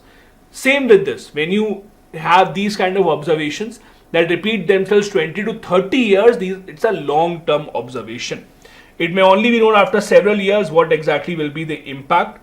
It usually is said to be repeating every 20 to 30 years, and it has an impact on the climatic condition around us. Pacific Ocean is said to undergo 2 phases. One is the cool phase and second is the warm phase. In the cool phase, we have lower than normal sea surface heights in the eastern equatorial Pacific, and there is a warm horseshoe pattern in the north, west and southern Pacific. It is the opposite when it comes to warm phases. How does it impact the weather? The change in location of cold and warm water masses can change the path of the jet streams, and that is how the climatic conditions in many parts of the world, especially the ones that are touching the Pacific, are altered because of this oscillation in the Pacific. Next news story, Atlantification. Atlantification might seem like a term associated with the Atlantic Ocean, but it is actually associated with Atlantic and the Arctic Ocean as well. Why? There is a direct impact of what is happening in the Atlantic Ocean on the Arctic Ocean. Let me explain. So basically, it is a process that causes Arctic Ocean to become saltier and warmer. How? Because of flow of warm water from Atlantic to Arctic. So as from Atlantic to Arctic we have more warm and salty water flowing, Arctic becomes more and more warm. This usually happens in some areas in the Barents Sea, which are a part of the Atlantic. The Arctic Ocean has a layered surface. There is sea ice on the top because it's extremely cold. Then there's cool fresh water underneath it. And at the deepest layer, we have warmer, saltier water that comes in from the Atlantic. Now that there's difference in salinity at different levels, it helps maintain these layers and protects the sea ice from melting due to warm Atlantic water. When the sea ice come in touch with this warm water coming in from Atlantic, it will increase and accentuate the process of melting of these ice, and that will be very, very, very dangerous. This disruption drives the process of Atlantification, and again, it's a process that goes into a feedback loop. When you have more warm water coming into the Arctic, you see the ice being melted, it becomes warmer, and as more and more warm water comes in, the cycle just continues. Once the Atlantification begins, there is further melting of the sea ice, and thus there is a loop that is created. There is also a role of Arctic dipole in this entire process. How? It's influenced by alternating anticyclonic winds that are seen over North America and cyclonic winds over Eurasia. The positive and the negative phase of this Arctic dipole also has an impact on how the climatic conditions will change in this area. All in all, it will lead to increasing and fastening the process of global warming. Next news from India. ONGC has discovered 2 new blocks where they have discovered oil. These two blocks are called Amrit and Moonga. Both of these are in the Arabian Sea, where ONGC has successfully found out oil. Now, how much oil is present? What will be the economic significance of it? There is still time for all that data to come out, but at least now, for now, it's good news that some kind of a discovery has been made in the Arabic. These are again called Amrit and Moonga. Now, both of these are part of open acreage licensing policy in the Mumbai offshore in Arabian Sea. Now, what exactly is this policy? Basically, the government of India a few years ago decided that we have to give more freedom to the companies to go on and explore oil and gas. Let's take an example. When the government of India auctions coal mines, how it works, you can't just go anywhere and start digging for coal. The government will first identify where is coal found, then they will ask the companies to give the government money. In return, the government will give the companies the right to explore coal. Now with oil and gas, what the government has said, that you can go across the country, just keep on finding wherever you find oil or gas. Wherever you find it, you give us some licensing money and then you are free to explore it. So rather than waiting for the government to auction blocks where they have found oil and gas, let the companies be free.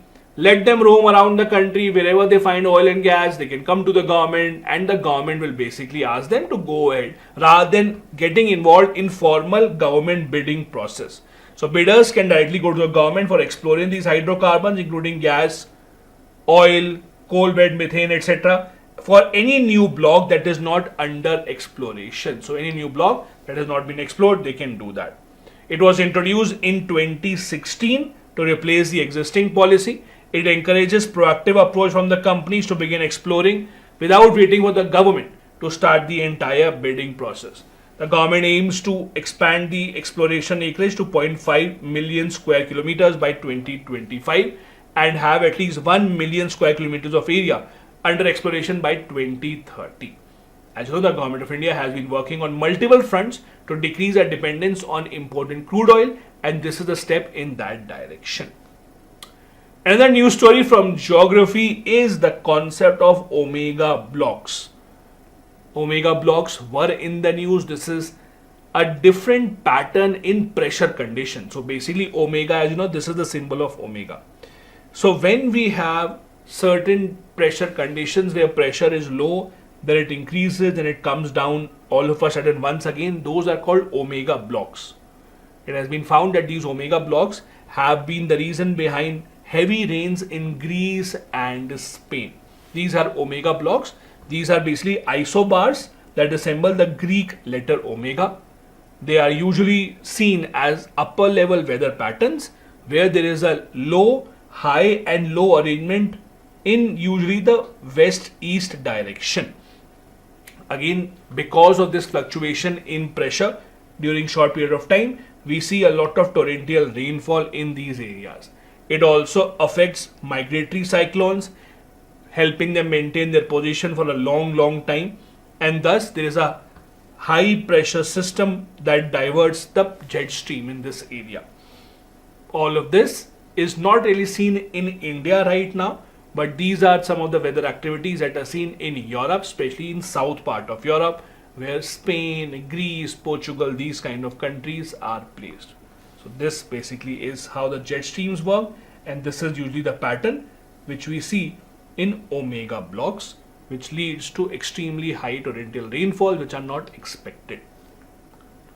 Next news is about the sun halo. The government of India has been giving as much support as possible to ISRO for its Aditya L1 mission. Aditya L1 is a mission that is focused on the sun. Amongst the different objectives that it wants to achieve, one of them is to study the halo of the sun. Now, what exactly is halo? You would have seen in comics, etc., people who are enlightened, there is a kind of a light that you see on the back of their head that is called a halo. So basically that's a optical phenomena that occurs due to sunlight refracting from hexagonal ice crystals in the atmosphere. So sunlight that is basically directed from the sun towards the earth and other planets, these sunlights get refracted continuously because of the presence of hexagonal ice crystals in a certain direction at a certain angle, and that is what gives an image of sun halo. How does it work? When white light passes through this hexagonal ice crystal, these are usually found in the upper level of cirrus clouds. This is what results in halo. Now, moon also has its own halo that is called the lunar halo, but that does not has a significant color. It's very dull. The sun halo, on the other hand, has a significant color. These ice crystals are oriented in such a way that with respect to your eye, the halo will appear. It won't harm you, or it will actually appear like there is an outer layer of the sun that has been added. It undergoes two refractions when it passes through these ice crystals. The refractions bend the light by 22 degrees from the original point, and that is how it produces a ring of light around the sun or even the moon. As I said, there are lunar halos as well, which are mostly colorless, not very bright. In case of sun, they are very bright and they may be seen in the form of a rainbow that is surrounding the sun. Talking about the rainbows and beautiful colors, we have another news from geography. The auroras were captured for the first time in Ladakh. People every single year go to countries such as Iceland, Norway, etc. to catch these auroras. These aurora lights for the first time have been captured in Ladakh. They are also called as the northern lights. For those who don't know, this is what we are talking about. These are called northern lights. Now, it is nothing but a reaction to Earth's magnetic field being tampered with. This is what is called as a northern light when it appears in the northern hemisphere. When it appears in southern hemisphere in Australia, it is called as a southern lights. So basically, for the first time ever, they were seen in Ladakh as well. They are usually observed in areas of very high latitudes in Alaska, Norway, etc. But for the first time, they were seen in Ladakh as well. This was recorded by the government observatory using a 360-degree camera on the top of the Ladakh Hanle Observatory. As I said, the simple phenomena behind this is interaction between plasma particles emitted by the sun with Earth's magnetic field. It doesn't have any long-term implication as such, just a beautiful scene. Many people, thousands of people every single year, those who can afford, travel to these countries in high latitudes to visit these auroras. They occur at a very specific time period. As I said, they are formed when the charged particles from sun, they enter from the solar wind, they come in and they interact with the Earth's ionosphere where Earth's magnetic field is located. They are called as northern or southern lights depending on where they occur. When they occur in the northern hemisphere, they are called the northern lights or aurora borealis. In the southern hemisphere, they are called aurora australis. They are seen in Australia as well. This is why now you might see more visitors going to Ladakh specifically for this particular reason. There is a similar phenomena which is called as STEVE. STEVE stands for Strong Thermal Emission Velocity Enhancement. It's again very similar to aurora. It's again an atmospheric occurrence which is very difficult to differentiate from aurora. They display a very glorious atmospheric phenomena. It glows, but it usually occurs in lower latitudes as well, closer to the equator. So when it occurs in lower latitudes, country close to equator, it's called STEVE. On the higher latitude, it's called the auroras.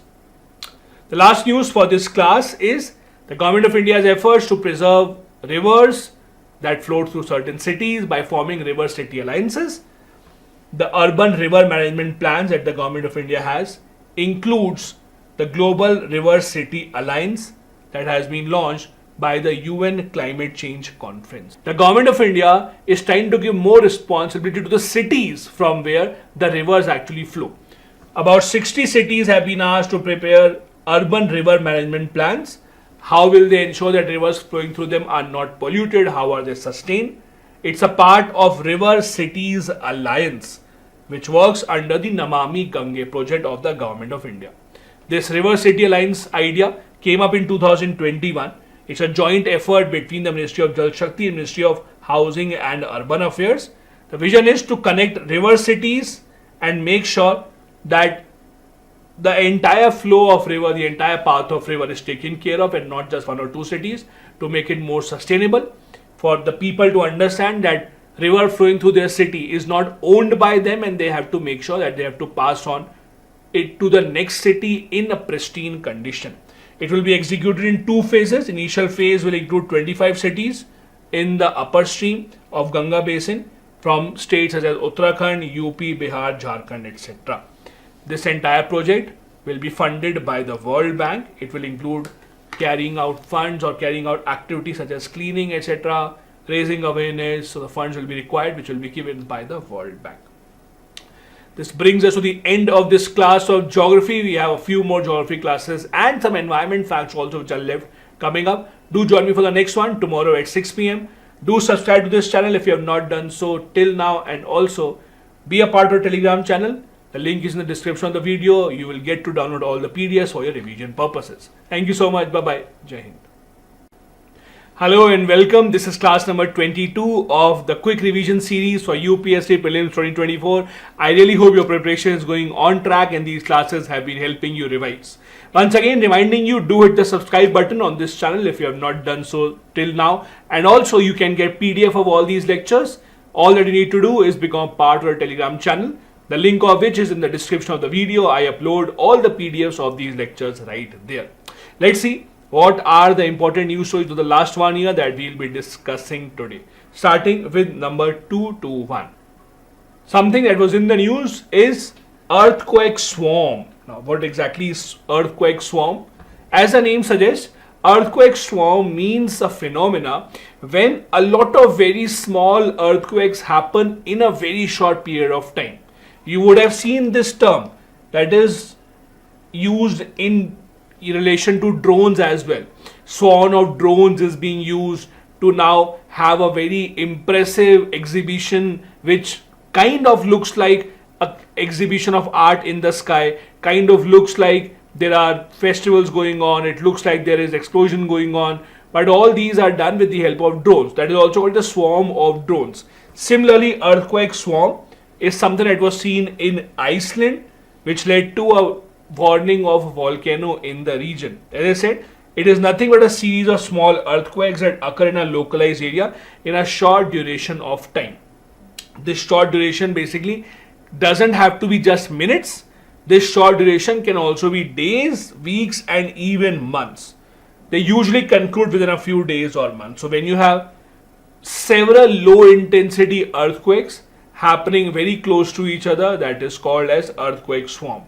They usually are seen over time, but this is very difficult to predict, just like other earthquakes.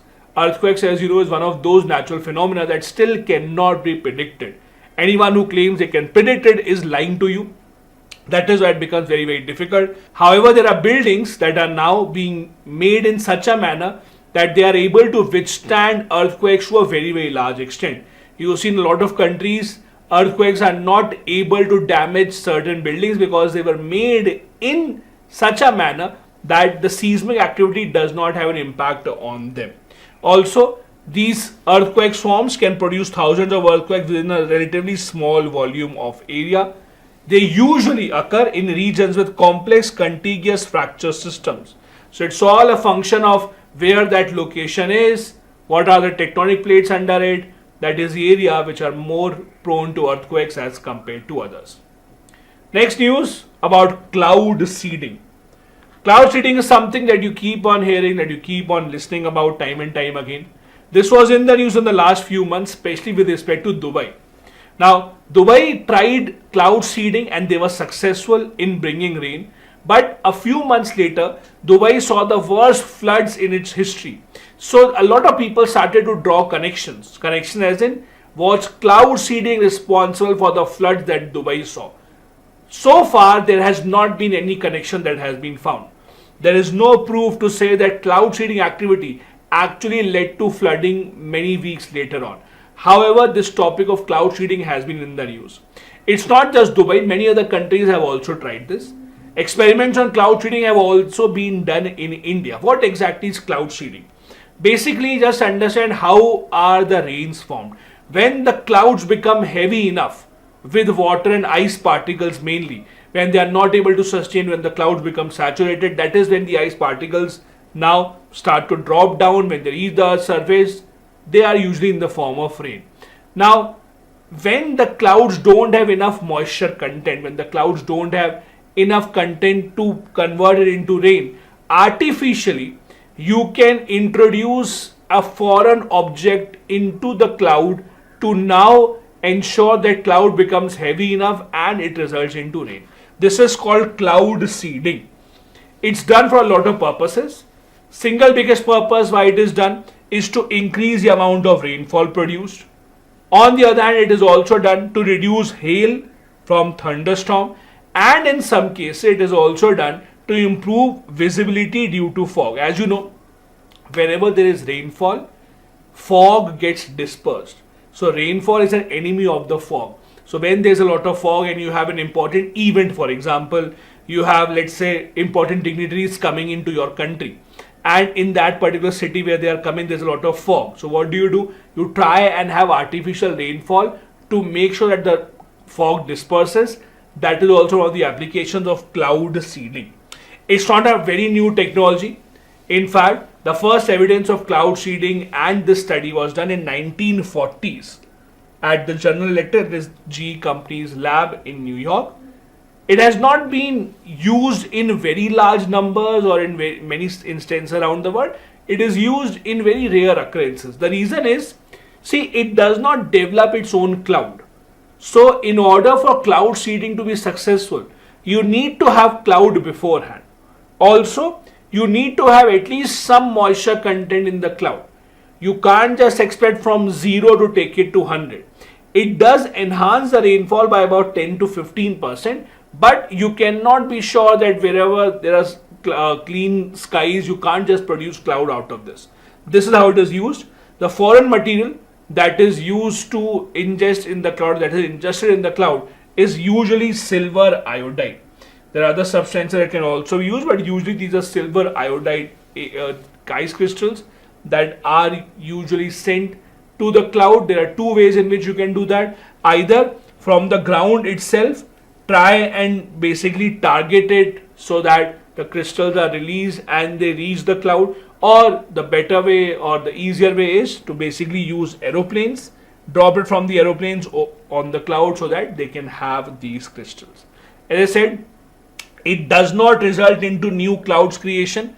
Do remember that. It just increases the amount of rainfall by 10 to 15% as compared to the existing clouds by adding these tiny particles. Inside the cloud, the water vapor freezes into these particles. The heavier the frozen particle, the more are the chances that it will fall towards the ground in the form of rain. As I said, in India also these experiments have been done by IIT Kanpur, specifically in Maharashtra. Some of the materials that are usually used in cloud seeding are silver iodide, usually, then there is dry ice, potassium iodide, propane, calcium carbide. All these are the materials that are usually used in cloud seeding.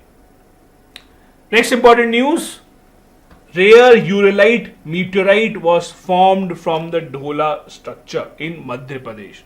What exactly is this? So there are a lot of meteorites that have managed to come to Earth in thousands and millions of years.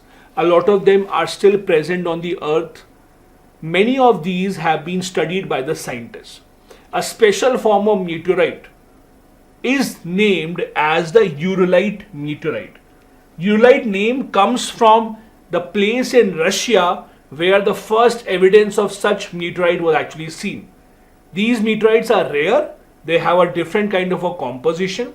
They are considered to be very, very, very old. So old that the material with which they are composed, or material by which they are made, seems to be the material that was used in the very beginning of the solar system.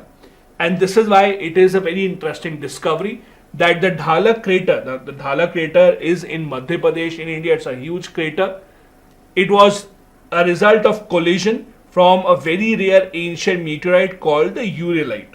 As I said, it's a very rare kind of a uralite, a very rare kind of a meteorite, very, very, very old. It is named after a locality where the first specimen was found in Russia.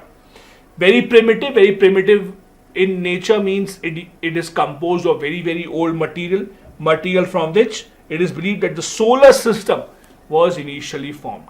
So any study into this meteorite can help us understand a lot of things about a solar system and its composition. This is different from other meteorites in the sense that it is usually made up of silicate rock, olivine and pyroxene, and has about 10% carbon. They contain elongated cavities as well. That is how they are usually different as compared to the other meteorites that are found. What about the Dhala crater, which is the focus of this entire study? It is one of the oldest and the largest impact craters in India. So crater basically is when something falls down, something huge falls down on the ground, it creates a kind of an empty space. It creates a kind of a hole, right? So that hole is called the crater.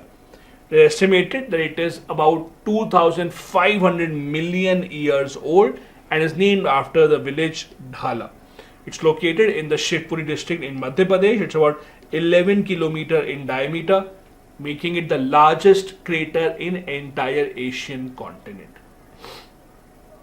Next news about Earth Overshoot Day. Every single year, the Earth Overshoot Day is concluded earlier as compared to the last year. What exactly is the Earth Overshoot Day? So for example, let's say we say that 15th of October was the Earth Overshoot Day. What it means is between the 1st of Jan and the 15th of October, we already used all the ecological resources and services that the earth would take 1 year to generate. So the day throughout the year, the day on which we have already consumed the ecological resources that the earth is able to reproduce in 1 year, that is called the Earth Overshoot Day. So ideally for a sustained living, we should be able to consume, or we should only consume as much resources as can be reproduced by earth in 1 year, right? That is the entire definition of sustainability. When you consume more than you can produce, that is when the problem starts. This is the issue with Earth Overshoot Day. It was first calculated in 1987. Back then, in 1987, it was on 19th of December. So you were much better. On 19th of December, we had taken into consideration, or we had actually consumed all the resources that the earth could produce in 1 year. Now by 2023, we have reached this on 2nd of August. So just about 7 months, 2 days is what we have taken for the amount of resources that the earth will regenerate in one single year. This is used to calculate, or Global Footprint Network usually calculates the Earth Overshoot Day by taking into consideration the consumption habits of people around the world. This is usually how it is calculated. To remember, now we have reached 2nd of August. By the way that the humanity is progressing, the Earth Overshoot Day will come closer and closer and closer, which is not a very good sign. Next, we have the Fujiwara effect. What is the Fujiwara effect? Basically, in simple terms, when we have two cyclones, or we have two, let's say, tornadoes or hurricanes, whatever you want to call it, when we have two hurricanes or two cyclones at a certain distance, if they are moving in the same direction, they get attracted to each other. When they get attracted, they usually interact with each other, and they can either mix together to form one big hurricane, or they can start basically revolving around each other around a common center. This is called the Fujiwara effect, meaning that when there are two hurricanes or two cyclones, how they interact with each other, how they behave, this is called the Fujiwara effect. As I said, it occurs when two nearby cyclonic storms or hurricanes or typhoons, whatever you want to call it, they are close enough to interact with each other. Their interaction is given this name. When they are spinning in the same direction, they are brought close to each other. There are multiple outcomes, multiple possibilities here. If there are small cyclones, small hurricanes, they might combine to form a bigger one. They might also interact with each other and lead to a change in direction. That can be extremely dangerous. The reason is, whenever any country faces hurricanes or typhoons or tornadoes, etc., you first try and map what their movement will look like. So there is a lot of prediction that goes into where the cyclone will head next, so that the government can carry out evacuation activities. In such cases, when two cyclones interact or when they change their path, it becomes very unpredictable about how and where the cyclone will go next, and that becomes slightly problematic.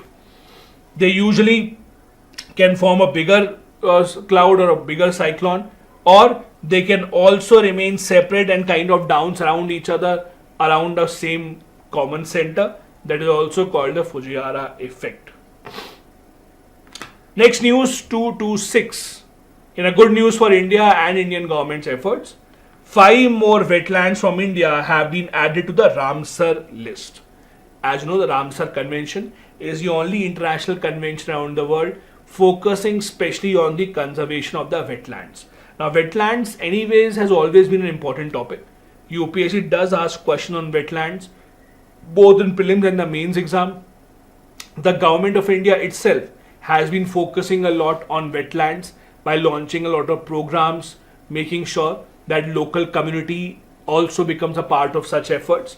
And as a part of those efforts, 5 more wetlands in India are now added to the Ramsar list. What do you have to remember? First, most importantly, remember the location, that is the state, and a few other facts about this. For example, if there's something unique about them. So what are these 5? First, Aghanashi estuary, that is in Karnataka. It is located at a place where Aghanashi river meets the Arabian Sea. This is a place where you see a lot of biodiversity, you see a lot of fishing, agricultural activities taking place in this area. In Karnataka again, there is a Magadi Kere Conservation Reserve, which has also been added to the list. It is human-made reservoir for rainwater storage. It has become home to over 160 bird species, including 130 bird species. Importantly, it is an important winter ground for bar-headed goose.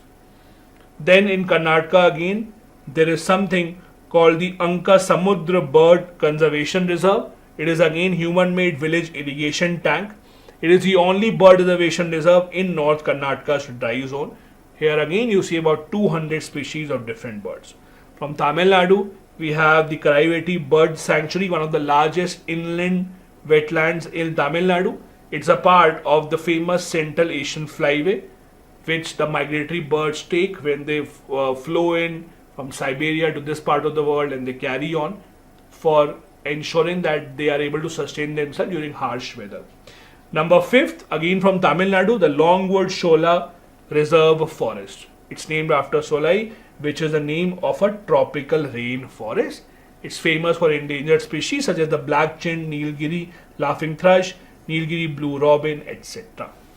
About the Ramsar sites, there are a few facts that you should remember. For example, India's largest Ramsar site is the Sundarbans in West Bengal. India's smallest Ramsar site is the Renuka wetland in Himachal Pradesh. While the first Ramsar sites from India or first Indian wetlands to be included in the Ramsar list were the Chilka Lake and the Kaladiyo National Park. Do remember this, because again wetlands has always been one of those topics that are repeatedly asked by UPSC in various forms. What about the Ramsar Convention? Remember, India was not a founding member of the Ramsar Convention. The Ramsar Convention was established in 1971 as the only international conservation effort for wetlands. India signed this in 1982. Where are most of the Ramsar sites located in India?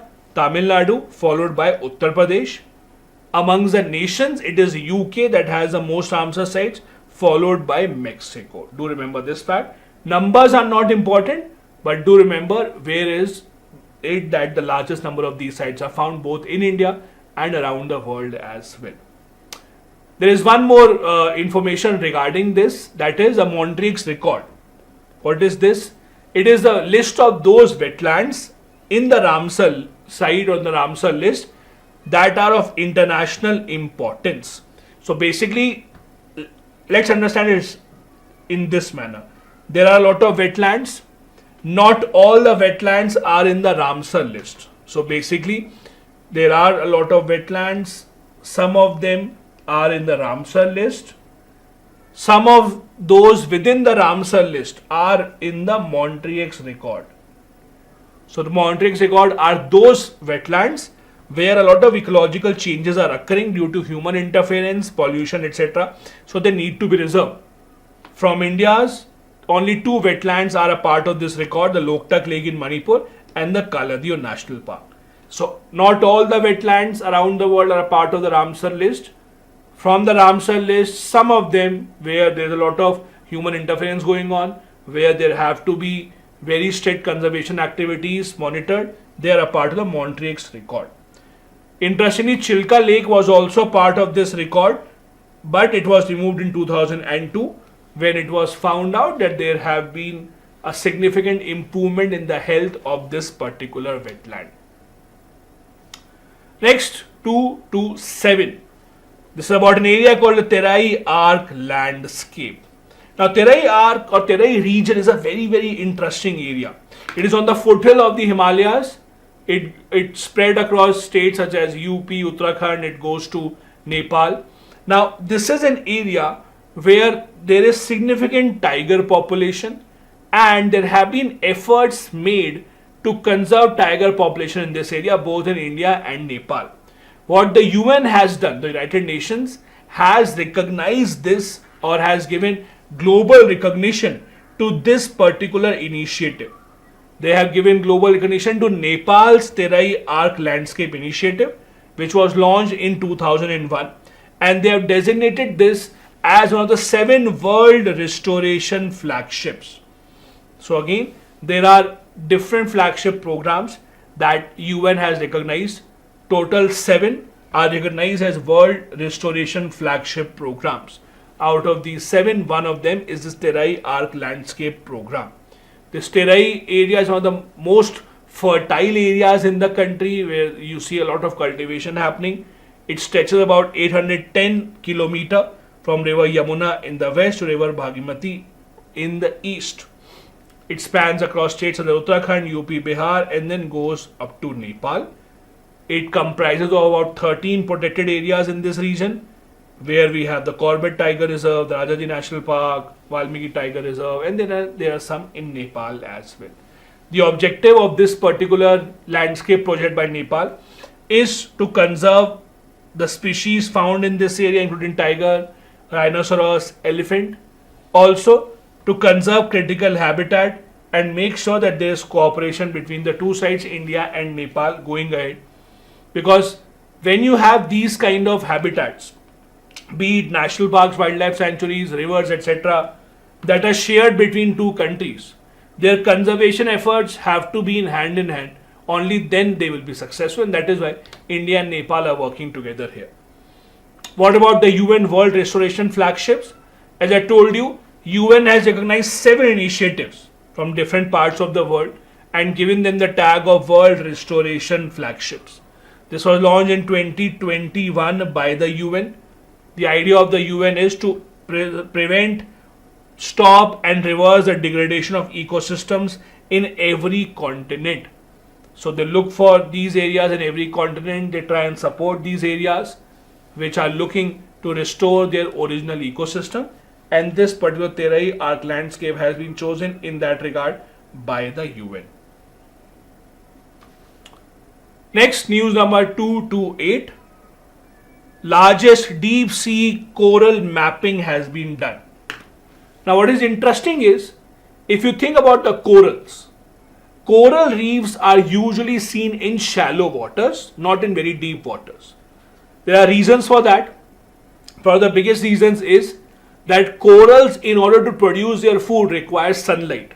And when you go deeper into the ocean, deeper into the sea, you don't get sunlight, so you can't have photosynthesis. So corals, that is why essentially were mainly found in shallow waters. However, now world's largest deep sea corals have been found in US. Along the east coast of the US, we have found out, the scientists rather have found out, huge reserves of coral. Now this coral reef is around 500 kilometers long from Florida to South Carolina.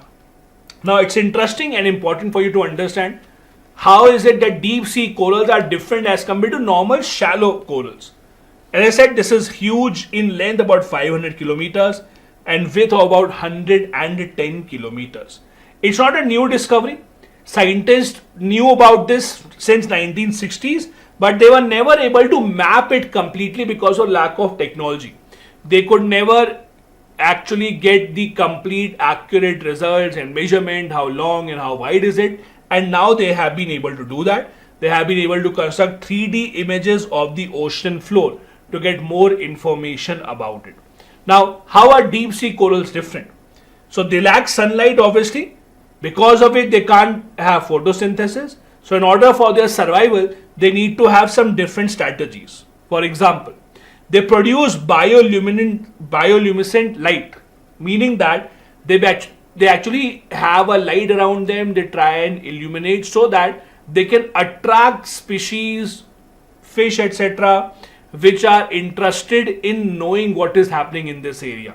So they use their unique ability to have some light or to glow in the dark so that other species can come in out of curiosity, and that is how they feed on them. They grow slowly as compared to shallow corals because again they have little food as compared to the shallow corals because they can have sunlight. They have colder temperatures and that is why their growth is limited. They are deep in the sea, so the pressure that they face of water is obviously much higher. They have reinforced skeletons which are made up of calcium carbonate or protein. There is also a table that I have given here for you to understand and remember the difference between deep and shallow water corals. The shallow water corals are usually brown and green in color. The deep sea corals are usually white in color. The deep sea ones go much beyond 200 meters to several thousand meters in depth.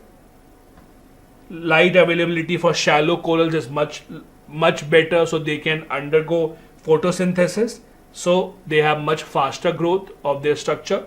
The deep sea one don't have that. These are some of the differences between these two. Then news number 229. In Odisha, the famous Gupteshwar forest has been declared as a biodiversity heritage site.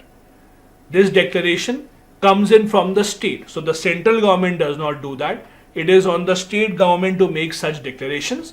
So it is the Odisha Biodiversity Board that has been asked by the Odisha government to prepare a plan for the conservation of this particular forest. It is adjacent to the famous Gupteshwar Shiva temple in the Koraput district of Odisha. It is the 4th biodiversity heritage site in the state of Odisha.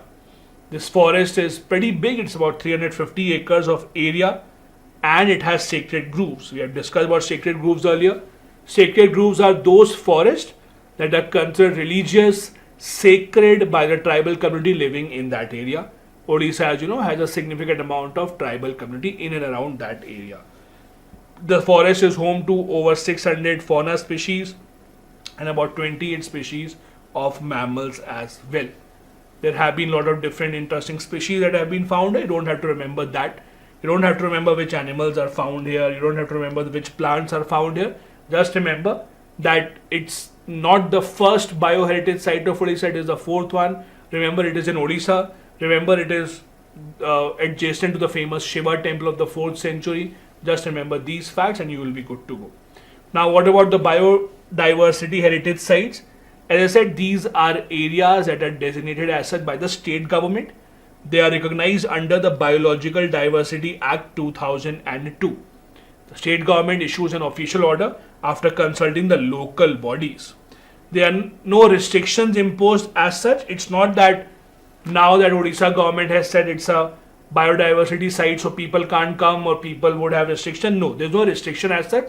Thus that the government will now put more efforts towards its conservation. So the local community does not have to feel threatened that their rights are being taken away or they won't be allowed here. Everyone who was allowed earlier will be allowed now also. Just that more preservation efforts will now go on here. If you look at the history of biodiversity sites in India, amongst the biodiversity heritage sites, the first one was in Bangalore. That is the Nallur Tamarind Grove. That was the first biodiversity heritage site declared in 2007 by the Karnataka government. Right now, India has 45 biodiversity heritage sites. The last 5 that were added are here. Haldirchar Island in West Bengal, Birampur, Baguran, Jalpai in West Bengal again. Then there's Sikkim, Odisha, that have named other sites as the biodiversity heritage sites. Again, state government does that without any interference from the central government. If you want to revise, this is a pictorial representation of the different biodiversity heritage sites that we have. So you can go through that. Don't have to remember all of them, but just for your knowledge, you can go through that as well. The last news for this particular class is the Vadge Bank ecosystem and hydrocarbon exploration. What exactly is this? I'll first show you the map. So if you come south from Kanyakumari, this area, this is called the Vadge Bank. So basically what has happened, this is an important area. This is India, this is Sri Lanka. So it's a part of India's exclusive economic zone, EEZ. Now what happens is the government of India has found out that there is a lot of hydrocarbon potential in and around this area. So the government of India has been contemplating plans to explore oil towards this area, around this area. The experts, however, the environmental experts suggest that the government should not do that. This anyways is a very fertile fishing ground. A lot of fishing activity happens nearby this area. Biodiversity, etc. is pretty high in this area. So any external influence or any external interference here would be bad for the environment. This is where the government has to take a decision whether or not we should go for hydrocarbon exploration in this area or not. This is one of India's richest fishery resource areas. This particular Vadge Bank is actually a submerged plateau. So it's a kind of a plateau, not exactly at the ocean bed. It is about 10,000 square kilometer area towards the south of Kanyakumari. It is characterized by low tidal amplitude. It has weak current, so it is relatively easier to explore oil in this area. It has a diverse marine life, including fish and other invertebrates, and that is why the government of India is now contemplating whether or not we should undertake these exploration activities in this area. This brings me to the end of this class. I really hope you are learning new things and revising. It's helping you out. Do join the Telegram channel. If you want the PDF of these, do tell your friends also about this. They can come here and revise quickly whatever have been the current affairs of the last 1 year. In case you missed out on any of the earlier classes, I am giving the link of the playlist in the description of the video. Go through that and make sure that you have gone through each and every class. Thank you so much. Bye-bye. Jai Hind. Hello and welcome everyone. This is class number 23 of the Quick Revision Series of Prelims 2024, helping you prepare for 16th of June and helping you revise all the important current affairs across all the subjects of the last 1 year or so. In this class, we will be discussing important current affairs from geography and environment. In case you have still not subscribed to this channel, please do hit the subscribe button. Join the Telegram channel to get PDF of all these lectures for your own revision purposes. The link for Telegram channel is in the description of the video. Also, I'm sticking the entire playlist link in the description. In case you missed out on any of the classes for whatever reasons, you can go ahead and watch them as well. Let's begin with news number 231. There's a news coming in from the Gibraltar Arc. Where exactly is Gibraltar? It is at the point where Africa meets with Europe. This is a place which is called the Gibraltar Arc. There is a new subduction zone discovered under the Gibraltar Strait. That is a cause of concern because it can impact the Atlantic Ocean. Look at this particular photo. This is the area. I'll just show to you first. This is the Gibraltar Arc over here. This is Africa. This is Europe. This is where these two meet. This is the Gibraltar Arc. So underneath it, there's a new subduction zone that has been discovered. And this subduction zone can actually greatly impact the Atlantic Ocean. Now, this is very similar to the Pacific Ocean's Ring of Fire, which is a very earthquake prone area, which is a very volcano prone area. This is where subduction zones actually occur. They encircle the Pacific Ocean, Atlantic Ocean and form a new subduction system. Subduction zone in simple terms is where tectonic plates actually meet and one goes under the other. So when the two plates crash into each other, one of them goes under. That is the subduction zone mainly. In this case, the African plate is subducting under the Eurasian plate. It will cause seismic activities and earthquake risk as well. The scientists predict that the zone will expand westwards over the next 20 million years. So nothing is happening in your or my lifetime. It will happen in millions of years. This Gibraltar Strait is situated between Morocco and Spain. It has also been a matter of great bit of issue between the two countries. The two countries have a history of capturing or have a history of control over Gibraltar. Both the countries want a control over this. Now, the subduction process could lead to shrinking of the ocean bases, which can eventually lead to closing of the Atlantic Ocean. That can be disastrous, but again, this is millions of million years to go for this. Despite the current small size, the projections say that the subduction zone may expand in the next 2 decades. This process is called subduction invasion. Then the subduction zone becomes bigger and it expands in the years to come. Next news, another new discovery of magnetic fossils. 50,000-year-old magnetic fossils have been found in the Indian Ocean. They are also called as magnetofossils. These are the fossil remains of particles that are created by magnetotactic bacteria. Now, there are special form of bacteria that actually result into formation of these fossils. These have been found in the Bay of Bengal region by scientists from Goa. So basically, this is where they have been found. What exactly is this? How are they found? Let's try and understand them. As I said earlier, these are fossils which are fossilized magnetic particles created by a special bacteria called magnetotactic bacteria, and it helps the scientists in understanding the past environmental conditions. These bacteria are unique creatures. They are first discovered in 1963, and since then a lot of study has been done on them. These organisms follow magnetic field to reach the places where they can have good enough oxygen concentration for their survival. Using an electron microscope, scientists have found out that bacteria contain a novel structured particle which is very rich in iron.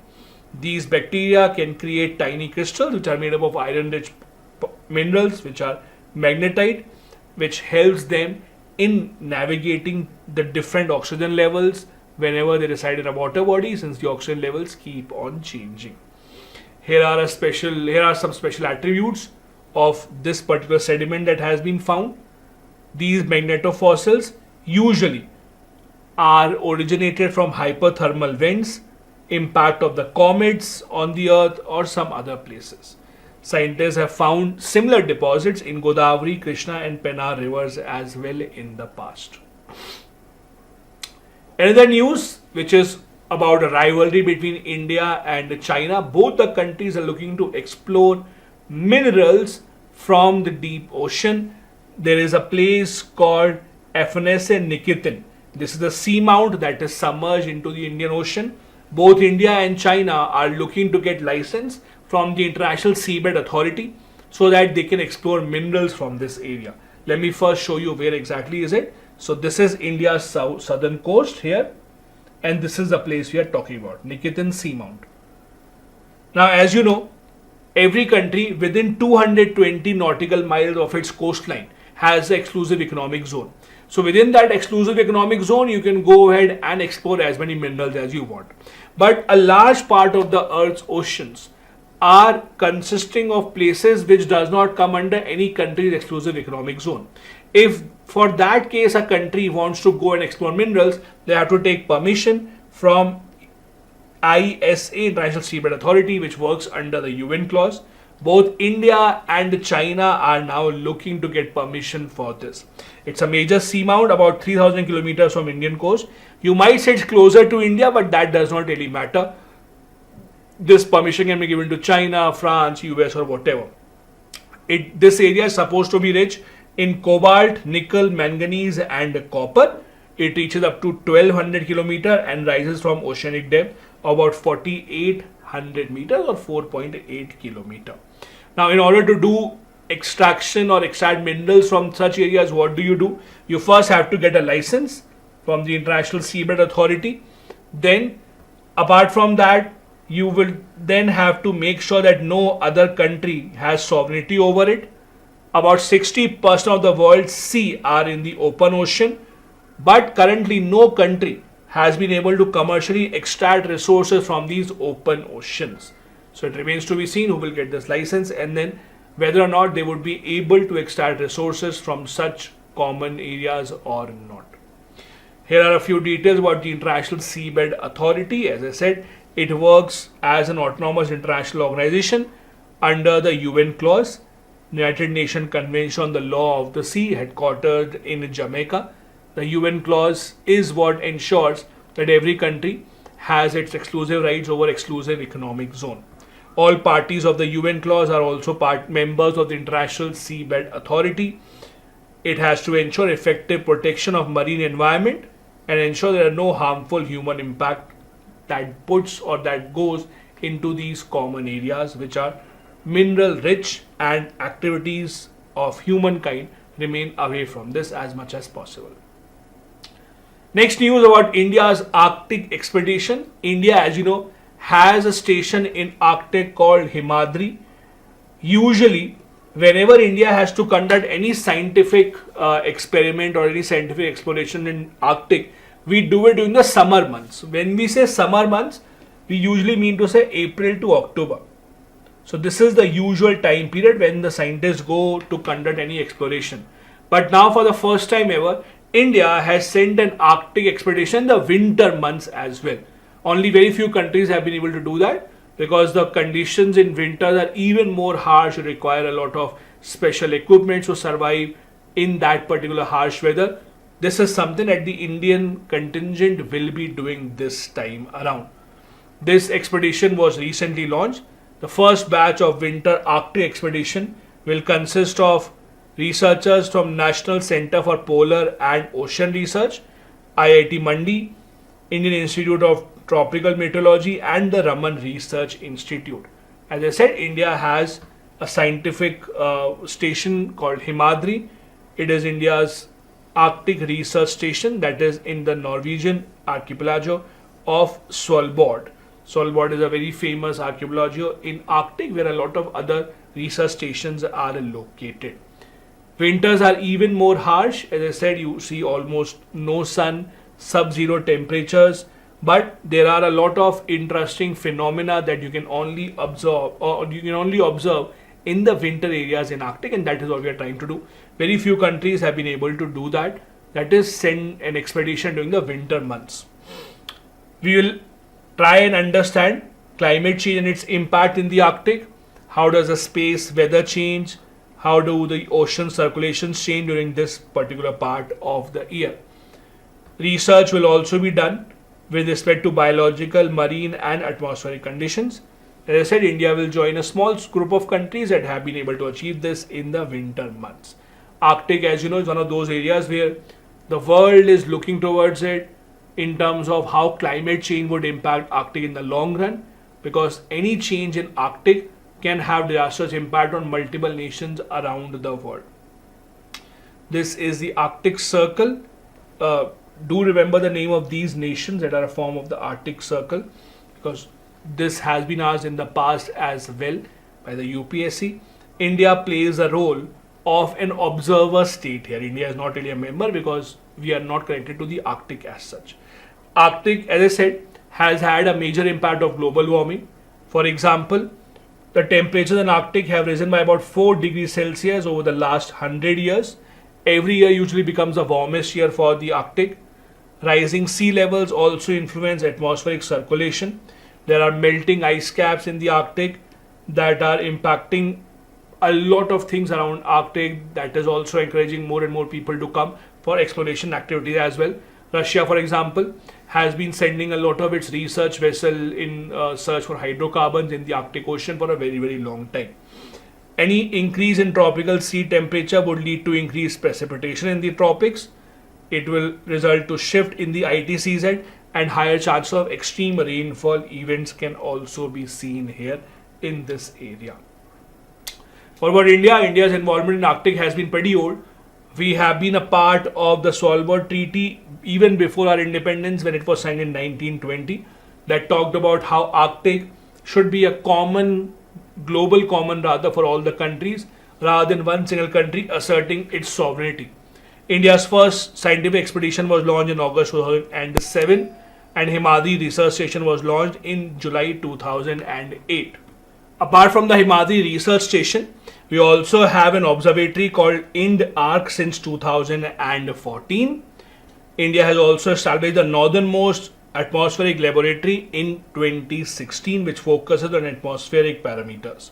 And I told you we are not a member of the Arctic Council, but we are an observer in the Arctic Council. The observer membership was renewed in 2019 for another 5 years. The UPSC has asked a question about which countries are the members of the Arctic Council in the past. Next, number 235, we have seen a triple dip La Nina that has resulted in some very interesting weather patterns in India. Decreased pollution in north part of India, increased pollution on the other hand in the peninsular region of India. You saw a few months back there were reports coming in how air quality in Mumbai has deteriorated drastically and air quality in northern part of India has improved significantly. It was not because the government did something or some changes happened on ground. It was mainly because of triple dip La Nina. As you can see, Mumbai recorded highest deterioration with 30% increase in the PM 2.5 levels. Now, what is triple dip La Nina? In simple terms, La Nina that occurs continuously for 3 years. That is called a triple dip La Nina. What happens is it mainly has an impact on the circulation patterns. When the circulation patterns or wind circulation is much higher, when you have more winds flowing, the intensity of these particles remaining in the air is lower, and that is when you will see much better air conditions. One of the reasons why October, November months are very, very bad for North India is because the air is stationary and you don't see a lot of wind flowing. So these trends differ from the usual patterns. Usually North India experiences increased pollution during the winter, which did not happen this time around, mainly because of the circulations. This is how La Nina and El Nino work, and this is what normal situation is. As you can see, La Nina brings reduced temperature in the South American coast, that is the western coast of South America. As I said, there is cold water that comes to the coast of Peru and Ecuador. So this South American coast, this is where Peru and Ecuador are here. This is what changes in the La Nina season. I hope all of you know this. La Nina can lead to better than normal monsoons in India at times, and it can even cause floods, which has happened in India in the past. Next related news is Atlantic Meridional Overturning Circulation. What exactly is this? It might seem like a very difficult phrase, but in simple terms, this is a phenomena under which the warm water from the tropical areas goes to the polar areas or goes towards, not polar area, but go towards the higher latitudes, while colder temperature comes towards the equator, comes towards the tropics, thus maintaining a kind of a good circulation, a kind of a balance between cold and hot. This entire circulation pattern is called the AMOC. To define it in simple terms, it's a large-scale oceanic circulation system where warm surface waters from the tropics go to the northern latitudes or higher latitudes, while cold deep water comes from North Atlantic towards the equator. Now the news is, as per the scientists, this pattern seems to be disturbing. This pattern may collapse between 2025 and 2095. Why? Because of global warming, because of human factors being involved here. This is one of those phenomena that actually maintains livable conditions in various parts of the world. It influences the redistribution of heat globally. It moderates temperatures in Europe, North America, and also near the equator. So if this entire circulation system is harmed or it collapses, it might have disastrous consequences in the coming years. This is the mechanism. This is how AMOC works. As I said, warm salty water from the tropics goes to the northern regions, and these warm waters carry their own heat energy. As these warm waters move towards the poles, they cool down, and then there is heat loss in the atmosphere.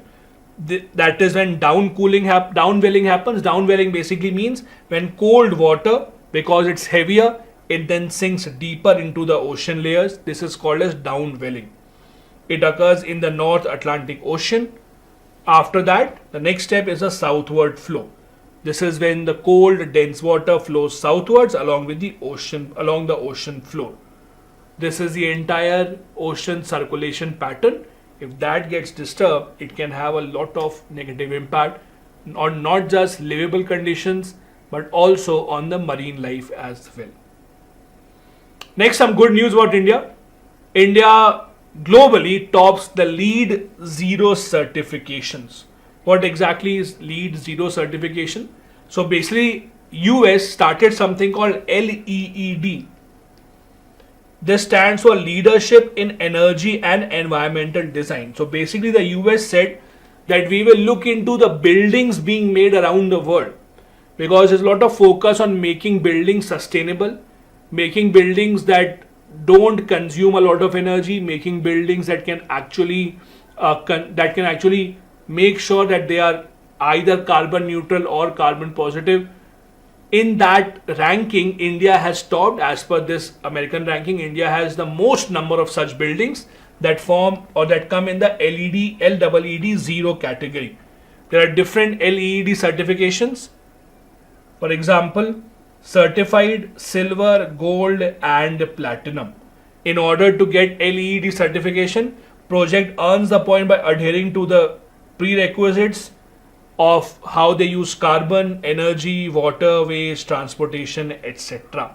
India is the country that has the most number of buildings that are in LEED Zero category. LEED Zero is net zero or even net positive buildings, where greenhouse gases going into the atmosphere are balanced by the removal of as much greenhouse gases from the atmosphere, or they absorb more as compared to what they consume.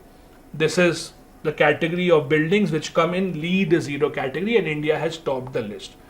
After India, US and China are in this list. We have about 150 LEED Zero certified projects in India. Most of them are in Haryana and then they are in Tamil Nadu. LEED is an American ranking system, but within India also, we have put a lot of focus on building green sustainable buildings. For example, we have something called GRIH, Green Rating for Integrated Habitat Assessment. It's a national rating program run by TERI with the Ministry of Renewable Energy to ensure that green buildings are built around the entire country. We also have the Energy Conservation Building Code, Indian Green Building Council ratings. All of these give ratings to the new buildings coming up. By inspecting them, they also give guidelines to new building construction companies that while constructing, you should keep these and these things into your consideration. Based on how much adherence has been done, these rankings are given. Next news about land degradation.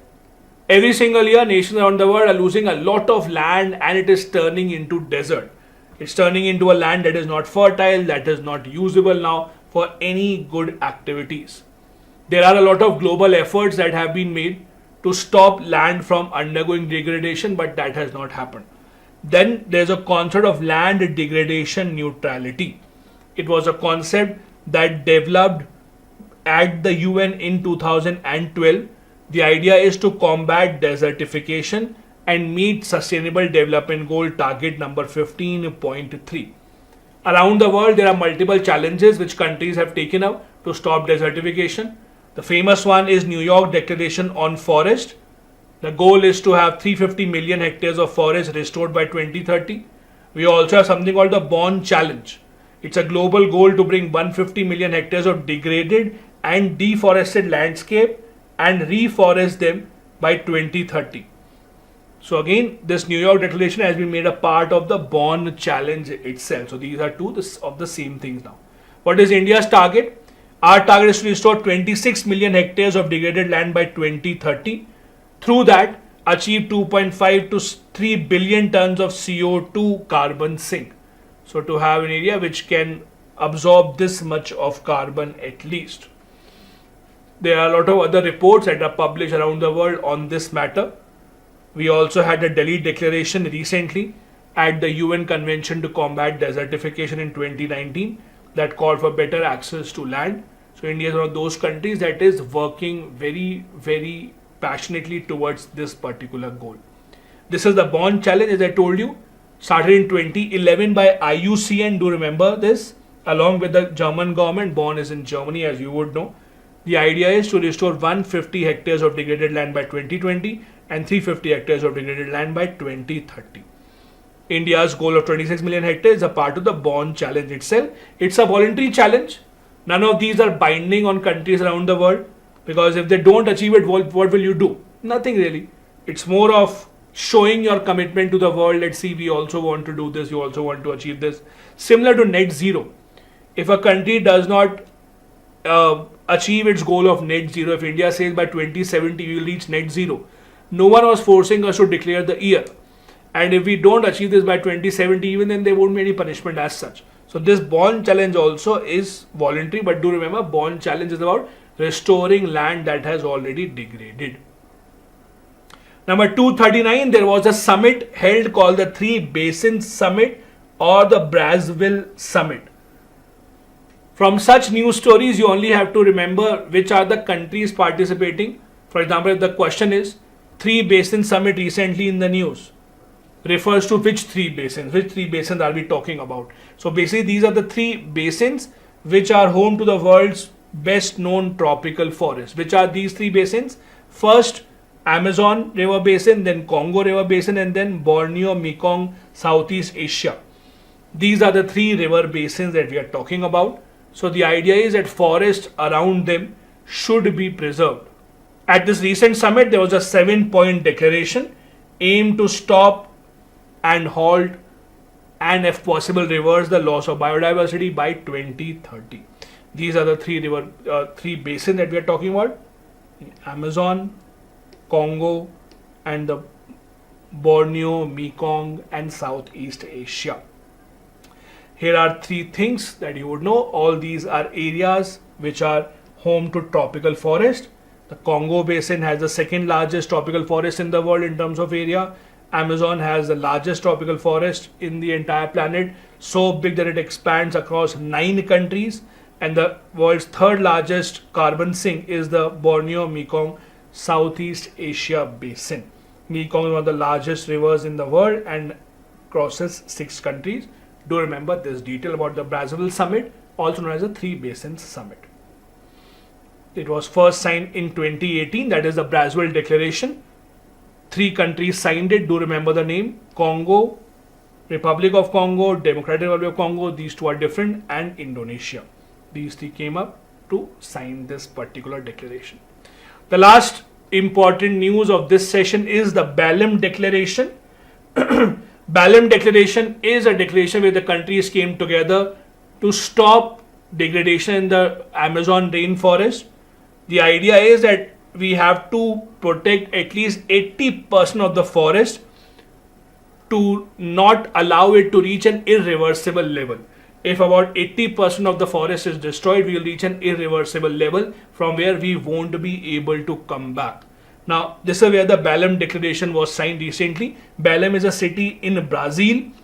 It was signed by members of a group called Amazon Cooperation Treaty Organization, ACTO. This declaration says that we need to involve the local population in the decision-making process, ask the indigenous people for their help because they are the ones who have looked after the Amazon rainforest for such a long time. It pledges to establish Amazon Alliance to combat desertification as well. However, consensus could not be reached about how the countries would contribute, who will play which role. Declaration was signed, but not, or rather say, no important outcome was actually seen here.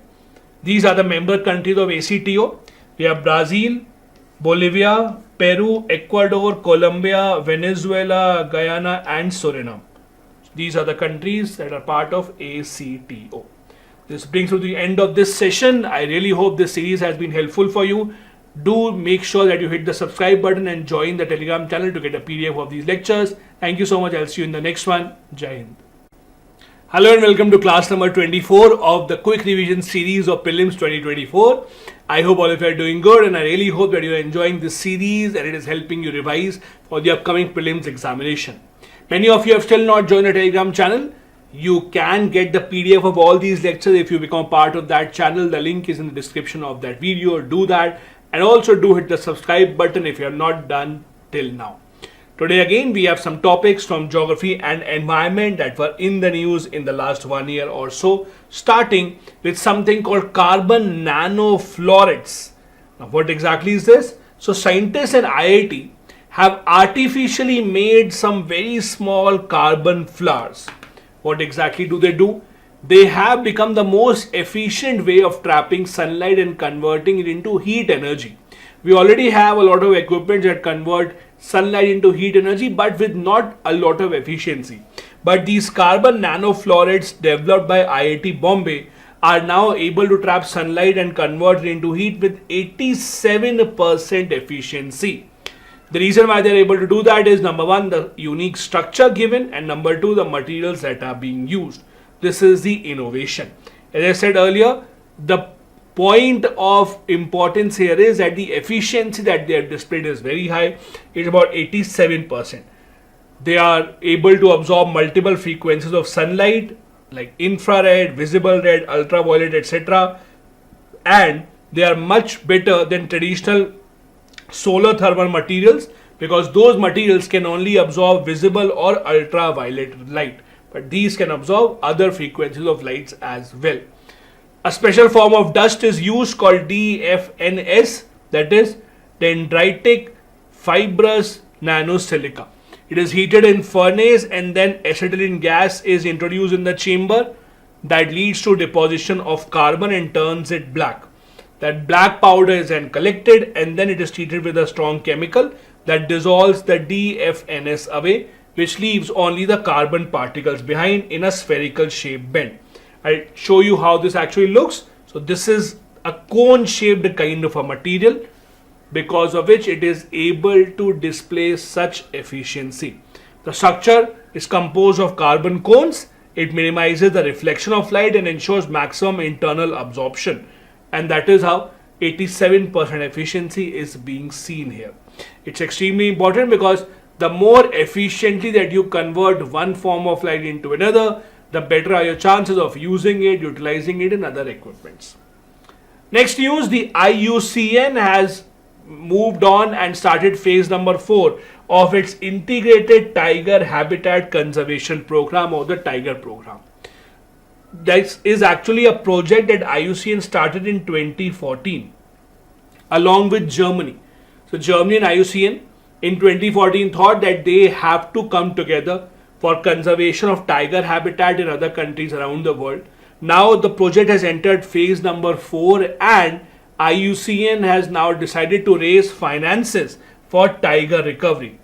It is important for India because India also is home to a large tiger population, means that India may also be eligible to get finances under this program that is run by IUCN. That is how it is important and connected to India. As I told you, the program started in 2014 with support from German Federal Ministry for Economic Cooperation and Development. It is now phase 4 of the program. Now, the program is intending to include not just tigers, but leopards, both mainland and clouded leopards as well. The countries that will be eligible to get funding under this includes India and other countries with tiger populations such as Bangladesh, Bhutan, Cambodia, India, Indonesia, Myanmar, Nepal and Thailand. That is why it is specific for India. Do remember, from the prelims point of view, if the question comes on tiger program, agencies behind this are IUCN and the German government, and it mainly is now focusing on increasing its coverage to leopards as well.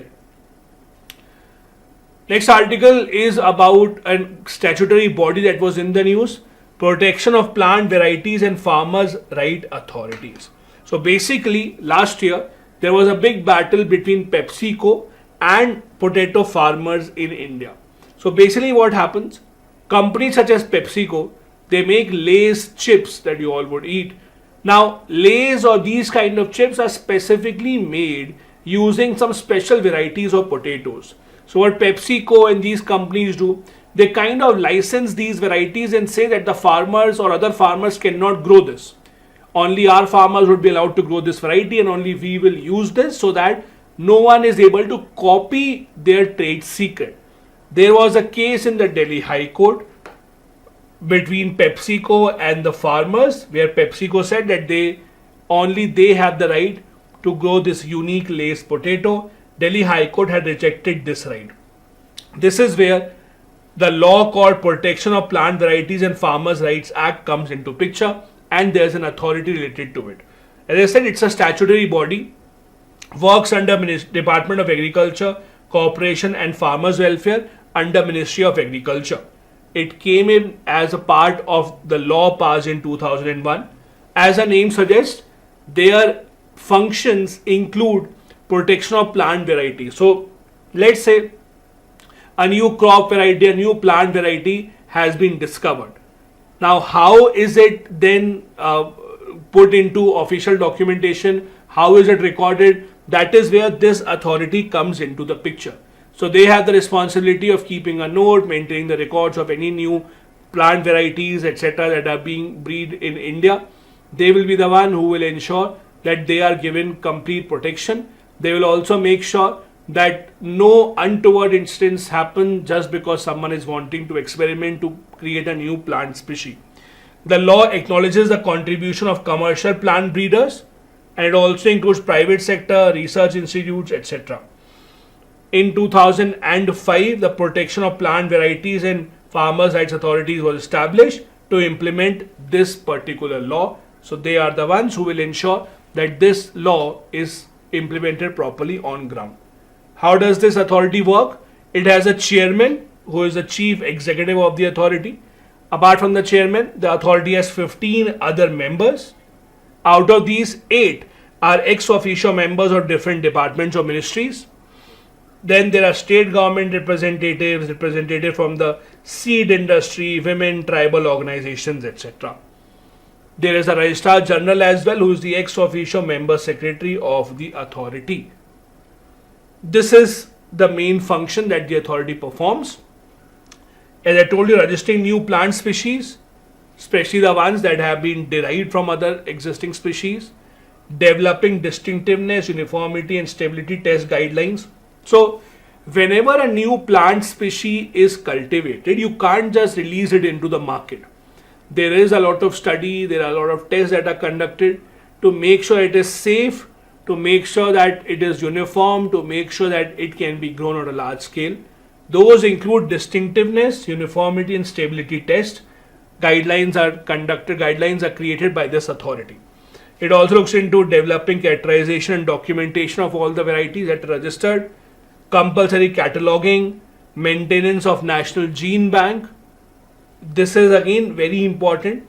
National Gene Bank, these kind of things are maintained to ensure that in future, if we have a situation that any plant goes extinct, we should have its gene pool so that if we want, we can regrow this.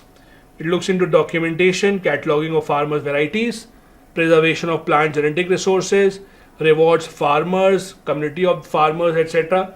that are engaged in conservation and improvement of new plant species. They also look into maintenance of National Register of plant varieties across the entire country. Moving on. Next news is from Niti Aayog. Niti Aayog has released a new tool called India Climate Energy Dashboard, ICED 3.0. This is a tool that will give you real-time or almost real-time data about India's energy consumption, about energy sector, climate, all these related issues. You will get a lot of parameters almost real-time on this particular platform. It is supposed to be one-stop solution, one-stop platform for all the real-time data about energy sector, climate, any economic data that is available from the government sources. It's developed by Niti Aayog along with a climate change think tank called Vasudha Foundation. These are the two organizations that have come together. It is user-friendly. It offers about 500 parameters, 2000 infographics to make it easier for you to understand the data. It is almost real-time. It will facilitate insights and it will provide you a better understanding of India's energy sector, India's climate sector, what are the initiatives the government of India is taking, what is the impact of it in the long run. It also gives information on economy, demography for comparative analysis. So so that you can see the trends, whether these are increasing, decreasing, are we going in the right direction or not. Next news, there is a project which has become a contention between Karnataka and Goa. So Karnataka for a very long time has been working on building a project. It's basically about transfer of water from one river basin to the other river basin, called the Kalas Bandura project. Now the problem is these rivers flow into Goa and Goa is not happy with that. They think that it will actually impact the flow of water into Goa. Now Goa is concerned about this plan, and what is the plan? It is to build the Kalasa Bandura canal. It will divert water from upper reaches of the Mahadai river. So Mahadai river is the one from where these two tributaries actually flow. The project is construction of dams and a canal system across the Kalasa and Banduri. These are the two rivers, as I said, of the Mahadai river, to divert water from Mahadai river to Malaprabha river. That is the entire project. It is all going to be based in Karnataka. The idea is, as with many of these projects, to ensure water supply to those districts, those areas where there is lack of water. For example, Belgavi, Dharwad, Bagalkot, Gadag in Karnataka. Because these rivers then flow into Goa, Goa is not happy with it. It's not a new project. It has been in talk since 1980s, but it has faced opposition from Goa. After this opposition, Mahadai Water Dispute Tribunal was set up in 2010 with Goa, Maharashtra and Karnataka, the three parties. Karnataka received the clearance for two detailed projects in January 2023. After that, the central government gave approval for this particular project. However, when Karnataka government decided to go ahead with it, Goa still hasn't given, or Goa still has raised objections. But again, as a different state, they don't really have a right, or they don't really have the power to stop the project from building. But what's happening is, there are allegations from wildlife activists that it might bring certain harm to species that are living nearby around this particular river area, and that is why National Wildlife Board has been asked whether or not this project is sustainable. They have still not given a go ahead with it. That is why the project has still not been started. Now, there are some tiger reserves, wildlife sanctuaries, national parks that have been in the news. As we have covered in the earlier class itself, there are some details and information that you must know from the prelims exam point of view. So I made a table for all that information. For example, first, the Melghat Tiger Reserve. It was in the news because in Maharashtra, this tiger reserve had some death of tigers. Not the first one, not the last one, but it came in the news because of that. It's situated in Amravati district in Maharashtra, located in the southern offshore of the Satpura hill range. It was established first as a wildlife sanctuary in 1967, then became a tiger reserve. Also, please remember, it was the first tiger reserve in Maharashtra. It's considered as a place where we have critically endangered forest owlet. There are rivers in this area. 5 of them are major rivers, for example, the Khandu, Khapra, Sipna, Gadga and the Dola rivers. All these are tributaries of the Tapti river. Some of the important animals found here include sloth bear, Indian gaur, sambar deer, leopard, etc. Next, the Mukundra Hills Tiger Reserve. Again, it was in the news because it has now been opened up to safari tours. It is in Rajasthan. Here is a bit of information about that.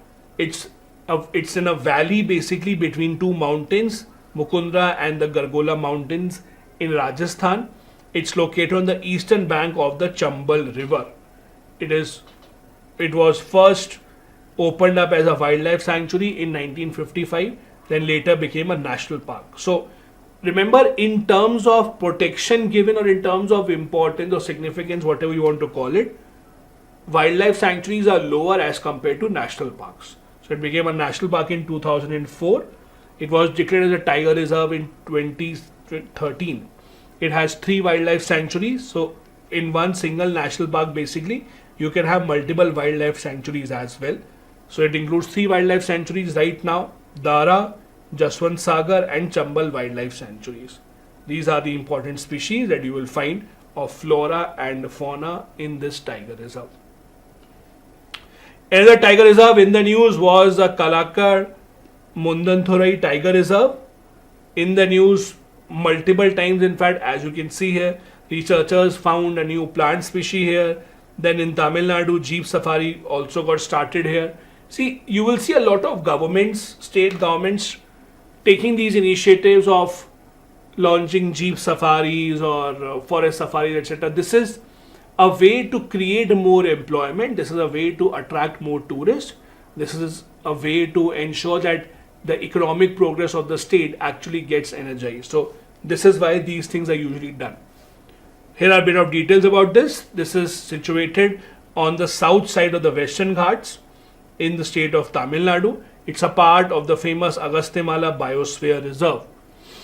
It is the first tiger reserve of Tamil Nadu, also known as the River Sanctuary, because it is the origin point of 14 rivers, established in 1988 by merging of the Kalakar Wildlife Sanctuary and the Mundanthurai Wildlife Sanctuary. It is drained by several rivers in Tamil Nadu. It is home to tigers because it's a tiger reserve, elephant, leopard, etc. And a lot of trees and plant species are also found in this particular tiger reserve. Next is the Kamlang Tiger Reserve. This reserve is in Arunachal Pradesh, so it's on the south side of Arunachal Pradesh, nearby the Myanmar-India border. Now, Indian government, as you know, has been giving a push to infrastructure at the border area especially. India-China border, India-Myanmar border, etc.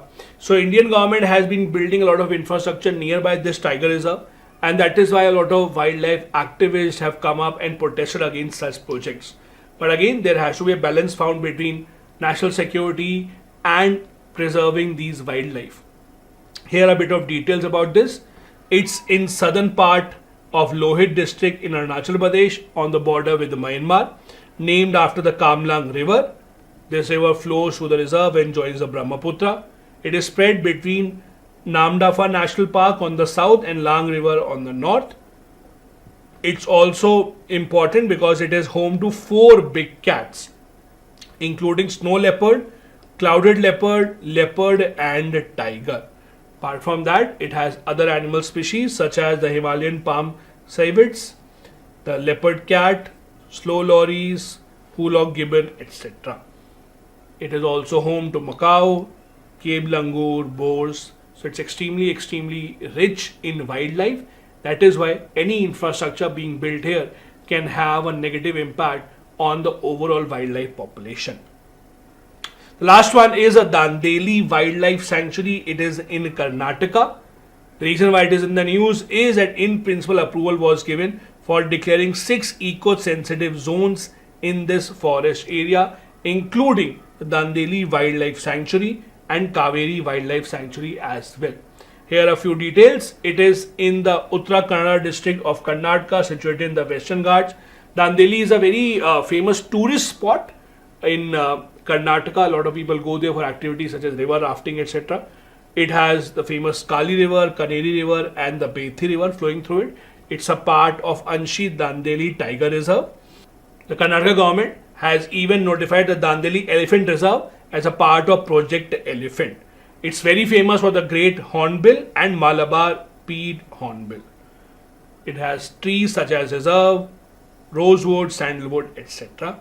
Do remember a few details about this as well. This brings me to the end of this class. We have some more classes of environment coming up. I know it's a long thing, but environment is one of those subjects which have most of the questions from current affairs only. That's why it makes a lot more sense to read subjects such as environment, science and tech from current affairs, because you will see much lesser question from the static part as compared to from the dynamic part. We'll be back tomorrow 6 p.m. for the next session of the quick revision series. Do hit the subscribe and the like button if you have not done so far. Make sure you join the Telegram channel if you want to get all these PDFs with you for revision purposes. Thank you so much. Bye-bye. Jai Hind. Hello and welcome. This is class number 25 of the UPSC Prelims Quick Revision Series for 2024. I hope you're all set for 16th of June, and these classes have been helping you revise a bit of current affairs that you have already read. Today again, we have some current affairs from environment. Today, most of the topics are about the species that are in the news. I know the UPSC asks a lot of questions about certain species that are in the news. So I made multiple tables for that so that you can actually revise and see what are the important pointers regarding that. It's a table form. Rather than me doing something, you'll have to revise it on your own. So as I told you earlier as well, you can get the PDF of these lectures. All that you have to do is join the Telegram channel. The link is in the description of the video. On Telegram channel, I'll upload the PDF and you can revise it from there. But please do that. And also do hit the subscribe button before we begin this. First is news number 251, Wildlife Sanctuary in the news. If you remember in the last class that we ended, in the end we were discussing some of the tiger reserves that were in the news. Continuing on that, there were some other places in the news such as the Debrigarh Wildlife Sanctuary, because the government of India is looking to give it a push and include it in certain tourism schemes. These are a few things that you must know about this particular wildlife sanctuary. It's in Odisha near the Hirakund Dam. It is dedicated or was declared as a wildlife sanctuary in 1985. The National Tiger Conservation Authority approved the state's proposal to declare Debrigarh a tiger reserve as well. It became the third tiger reserve in Odisha. One other very interesting fact is that freedom fighter Surendra Rai, when he was rebelling against the British, he had set up his base in Barapatra that is located within this sanctuary. So it has a historical significance as well. Do remember that point. Another wildlife sanctuary in the news was the Burachapori Wildlife Sanctuary in Assam. This is a wildlife sanctuary where rhinos have returned after 40 years. In the 1980s, due to large-scale encroachment and hunting, we saw most of the rhinos becoming extinct here, and now we see a return of the rhinos after about 4 decades or so. It's a part of the larger Kaziranga Karbi Anglong landscape. It was declared as a reserve forest first in 1974, then a wildlife sanctuary in 1995. Again, it's a part of the buffer zone of Kaziranga Tiger Reserve. That's why it's famous. It's in Assam. Do remember that. It has a significant population of tiger. There are other animals such as the Bengal florican, whistling duck. These are also found here. It's home to great one-horned rhinoceros, tiger, leopard, etc. Now comes a flurry of species that are in the news. First, let me apologize. I'm giving you a lot of tables here because there will be a lot of species in the news. I know it will not be possible for you to remember all of them, but at least my effort is to let you know that these were the species in the news. And I've given them in the table form, and you may decide which ones you want to remember, which ones you not want to remember. So there are a lot of tables, starting with the first one. There is the Rudi shelduck. It's listed as least concern in IUCN. It's a migratory bird that comes to India. It's also known as a Brahmini duck in India. Then we have the dancing frog, very famously found in the Western Ghats. It's very famous for its habit of waving their feet to attract the females. That is why it's called as a dancing frog. We have the Egyptian vulture here. Vultures were a lot in the news because of the threat that they face because of all these medicines that are being given to animals and then they feed on the animal. If you remember, we had discussed multiple topics about vultures in the past. In this series itself, we have seen how Jharkhand has opened a vulture restaurant, if you remember, for feeding of vultures.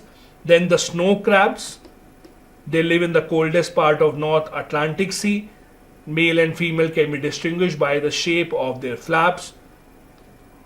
Next table, the swamp deer, also known as the Barasingha. It's found very widely in the Indian subcontinent. It's found in North India and in Central India. It's regarded as critically endangered by IUCN. Then the walking leaves. It's a leaf insect. Looks like a leaf only, as you can see in the photo, but it's actually an insect. It feeds on the plant and it lives in densely vegetated areas. The look of this particular insect makes it extremely safe because you are not able to gather from a distance whether is it a leaf or is it a plant. It's also seen in Papua New Guinea, Australia, South Asia and other parts. Some of the other species that were in the news include the tahake bird. It has returned to the forest of New Zealand. It had been declared extinct over 100 years ago 1890 it was believed to have been extinct, but it has returned back. We don't know how it has returned back, but it has. Then species such as the stump-tailed macaw, also known as the bear macaw. It's a species of the old monkey from South Asia. It's mainly found in northeastern states of India. Indian oil sardine, a fish that was in the news. It contributes 15% of total marine fish production in India. So one of the very commonly found fish in India. It's in very, very high abundance on the coast of Kerala and Karnataka. Sambar deer, again in the news. As I told you, there are a lot of tables here. You would have to do the reading. I can just read it out for you, but you have to do the reading. So the best way here would be to go to a Telegram channel, download the PDF, and then revise from there. Just revise a couple of points, not from all, obviously all would be difficult, but revise, read at least a couple of points from them, and hopefully you'll be able to remember. Mithun, this is important. The descendants of Indian gaur or bison, they have gotten the food animal tag from FSSAI.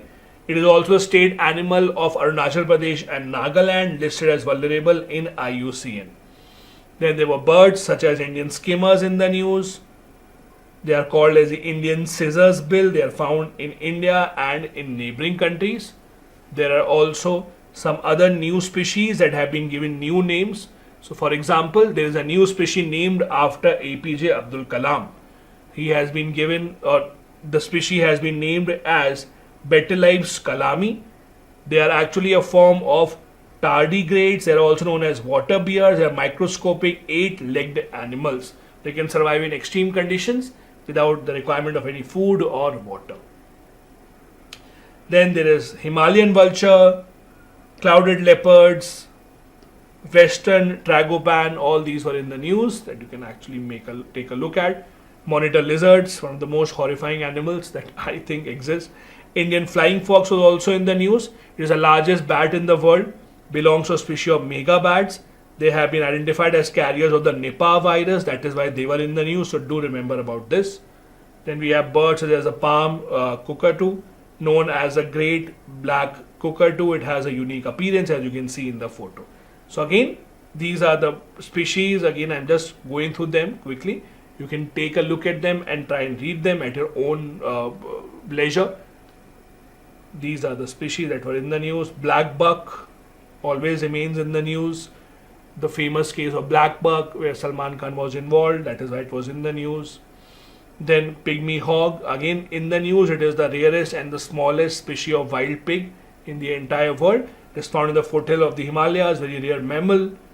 Its population is seen mainly in the Manas Tiger Reserve in Assam, and there are sea butterflies, etc. Gangetic dolphins, again, this has been asked in the paper. They are known by the name of Susu. Their IUCN status is endangered. This is one of the oldest creatures in the world, with some of the species of turtle, crocodiles, etc. They are generally believed to be blind. So do remember that as well. Then there were some invasive species in the news. Invasive species means species that don't belong to this habitat, that have come in from outside. These are called invasive species. So for example, red fire ant was in the news, the gambusia fish was in the news, Caribbean false mussel was in the news, and then this is the last table. So again, these are all the species that were in the news. I know, not possible to remember all of them, but then there's no way to guess from where the UPSC will ask. So either you can be in that category where you say, oh, I will not read this table, it is too much, too confusing, I will not read it. That depends entirely upon you. Or you can be in the second category where you can say, okay, at least I will make a reading of it. Let's see, if I remember some, great. If I don't remember, that is also entirely up to my luck. But these are two categories of students. You have to decide which one are you. Let's move on to a few more news stories. Coal gasification was in the news. The government has approved funding of 8,500 crore for coal gasification. As the name suggests, coal gasification basically means a chemical process that converts coal into combustible gas mixture. So what happens a lot of times when extracting of coal becomes difficult, you try and convert coal into gas within the earth's surface and then basically bring out the gas. That is called coal gasification. It's much more environment friendly. It's much easier. It does not require as much storage space as coal does. That is why it actually has a lot of advantages. This coal gas is a mixture of hydrogen, carbon monoxide and carbon dioxide. This is called syngas or synthesis gas. Do remember that these are the three components of the synthesis gas. It's produced from coal gasification, and then it can be used in a lot of things. It can be used for producing synthetic natural gas, energy, fuel, etc. India, as you know, has been trying to get its hand on as much energy of different kinds as possible.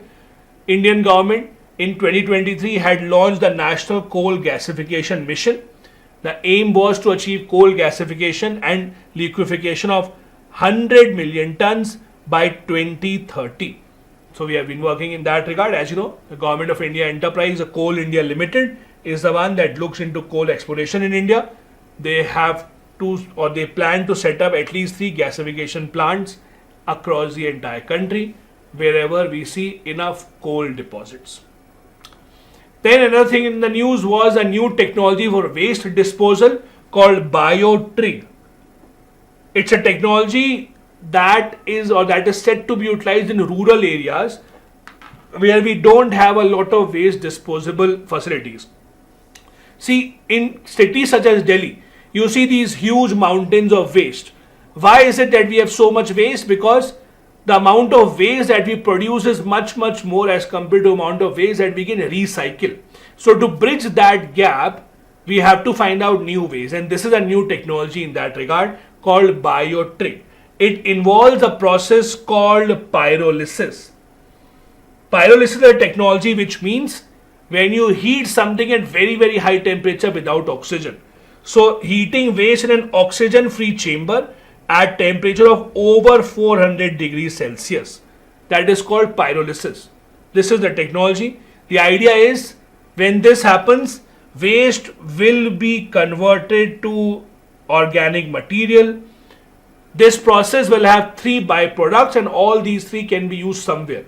Pyrolysis will produce bio-oil number 1, syngas number 2 that we just discussed, and biochar number 3. These are the 3 things that will come up as an outcome or as a byproduct of this entire process. This is how it will take place. Again, burning of this household waste at a oxygen-free environment of over 400 degrees Celsius. Bio-oil, it will be used for cooking, heating, generating electricity. Syngas that we just saw, made up of carbon monoxide, dioxide and hydrogen, it can fuel the pyrolysis process itself once again, so it can be in a feedback loop. Biochar, it's a charcoal-like substance. It can serve as a soil amendment and it can enhance the fertility of the soil as well. So rather than setting up waste disposal plants, rather than setting up waste recycle plants, under this particular process, the BioTrig, the Government of India plans to set up these processes in the rural areas of India specifically to ensure that we can get rid of this waste and we don't need to have a lot of facilities for its disposal. Another technology in the news was RejuPave. RejuPave is a technology mainly for construction of roads in areas where temperatures are very low. If you have realized or if you have noticed, when the roads are built and when you go to a freshly built road, there's a lot of heat coming out of it. Because charcoal is heated, it has to be heated at a very high temperature and then it can be used in the road. The problem is when you are building road at a place where there is 0 degrees Celsius temperature or minus temperature, then what do? You can't produce so much heat, it will cool down very quickly. For that, a new technology has come up called the RejuPave technology for high altitude road construction such as areas in Arunachal Pradesh. It is being utilized by BRO. They have started this technology or using this technology to build roads on the Indo-China border. It's a liquid bio-based asphalt modifier and rejuvenating agent developed by CSIR. It is a bio-oil based product. Again, bio-oil was, as we just saw, was an outcome of the pyrolysis process. Bio-oil based product, it reduces the heating requirement and it is used in road construction to address the challenge of very low temperatures. Because for construction of roads, you usually would require higher temperatures, which is not possible in these cold weather conditions, and that is how this technology can come in handy for you. This addresses construction challenges at low temperatures, I said, used by BRO to build bituminous roads at different sections, especially in Arunachal Pradesh near India-China border. It is developed using bio oil, which is eco-friendly. And again, we just saw bio oil was an outcome or a byproduct of the pyrolysis process that India is planning to do for waste disposal in the rural areas. Next article, star rating system for SEIAA.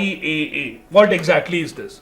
So basically in 2022, the government of India thought that why not introduce a star rating system for state-wise environmental agencies.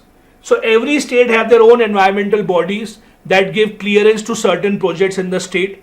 Depending upon how quickly they give clearance to certain projects, they will be given a rating. So that every investor, every big company knows that if they are coming to a specific state to invest or to build any infrastructure, how good their environmental body is. This was this system called SEIAA, that is State Environment Impact Assessment Authority Star Rating System. It was introduced in India in 2022, but the big part is it has not been implemented so far. Although all the rules and regulations have come out, it has not been implemented so far. SEIAA are regulatory bodies established under the Ministry of Environment. They are the ones that give green signal to projects within the state. They have to first assess whether the projects are harming the environment or not, the impact on the environment. Based on that, they will give green light to certain projects. That is how this system works in.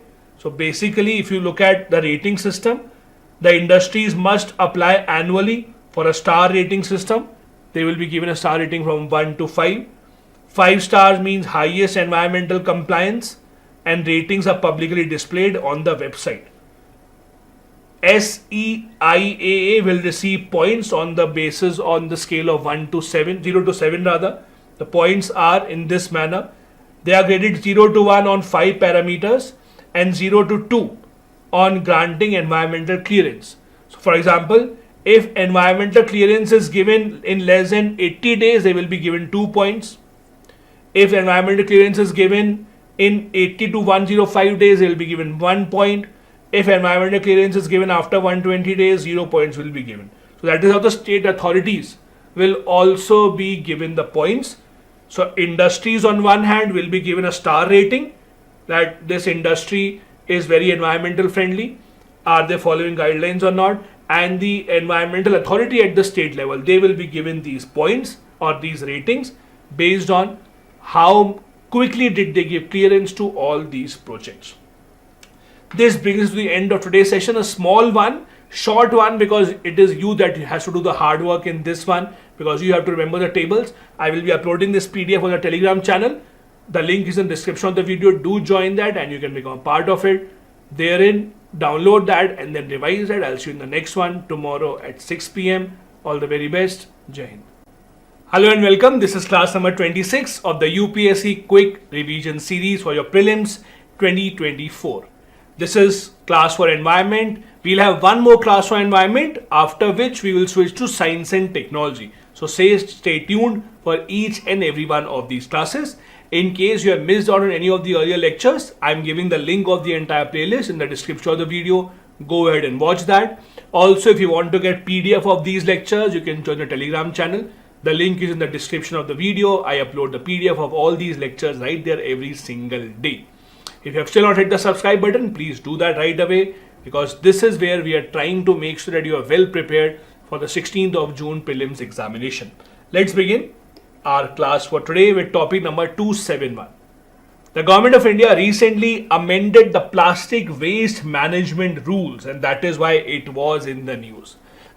The plastic waste management rules were originally introduced in 2016. They were now amended this year with some very important changes introduced. Let's see what were the important changes. First, the definition of importer now includes imports of any plastic packaging commodity with plastic carry bag, etc. All this, whoever is importing this will be called an importer. Second, the definition of manufacturer includes a person engaged in production of plastic raw material, biodegradable plastics, compostable plastics, etc. What about producer? Producer is a person who engages in manufacturing of intermediate material that is used in manufacturing of plastic. Only the producers registered under these rules can get raw materials from the manufacturers. So this is a very, very important provision. If you are registered as a manufacturer or as a producer rather, only then you will be able to get raw materials, otherwise you cannot. So you cannot have an informal setup where you are planning to make plastic products. That will not be allowed. There's a new definition of seller now. It has been inserted, which means any person who sells plastic raw material for producing plastic packaging will be called as a seller.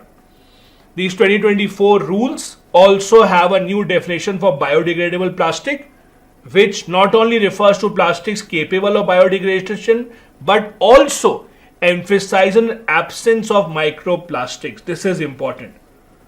Earlier, biodegradable plastics were just those that had the ability or capability to be biodegraded, but now even with them they have to ensure that there is no microplastics involved. After amendment, production of carry bags commodities is permitted under compostable and biodegradable plastic, but there is a condition on which you have to comply with the mandatory marking and labeling requirements that is given by FSSAI for products intended for food contact. So when you buy a certain product, there are plastic materials that come in touch with the food. For example, let's say you buy refined oil or you buy any oil, the plastic packaging is touching the oil from the inside, right? So that is a very important part of packaging, and those plastics have to be very, very carefully manufactured, that because that comes in contact with the food. So those regulations have also been made by the FSSAI. Apart from this, manufacturers of commodities made from compostable or biodegradable material must get certification from CPCB before marketing or selling their product. So a lot of people, you would say, these days sell their product saying that this is biodegradable plastic because they know that in the market the demand for biodegradable plastic may be higher. But you cannot market that before you get a certificate. You first have to get a certificate from CPCB that will certify that yes, it is a biodegradable plastic. Only then you can market like that. Manufacturers also have to ensure processing of pre-consumer plastic waste generated during manufacturing and report all these activities to the State Pollution Board or the Pollution Control Committees. All these are part of the amended rules of 2014. Questions on such amended rules are very, very common in the prelims examination. So please do try and remember them. The next news is Global Waste Management Outlook 2024. It's a UN report that says that over a third of the global population is living with solid waste. What exactly is this report? It is published by UN Environment Program and International Solid Waste Association. This is the 6th such assembly of UN Environment. They talked about how the global waste management has, or how the global waste has increased considerably. Let's see some of the highlights of this report. First, global waste generation is increasing. It will reach 3.8 billion tons by 2050. What about the waste collection? Over 1/3 of the world's population, about 2.7 billion people living in low middle income countries, lack access to waste collection services. Waste collection services means, for example, in most of your houses, if you're living in cities specifically, you have your household waste, you keep it outside your house, someone from municipality comes in and then they take the waste. That is called waste collection, where you individually are not responsible for decomposing your waste. You just keep it outside at a specific place, it is taken away. That is called waste collection. Not everyone has that facility. A lot of people, especially in low and middle income countries, don't have this facility of waste collection.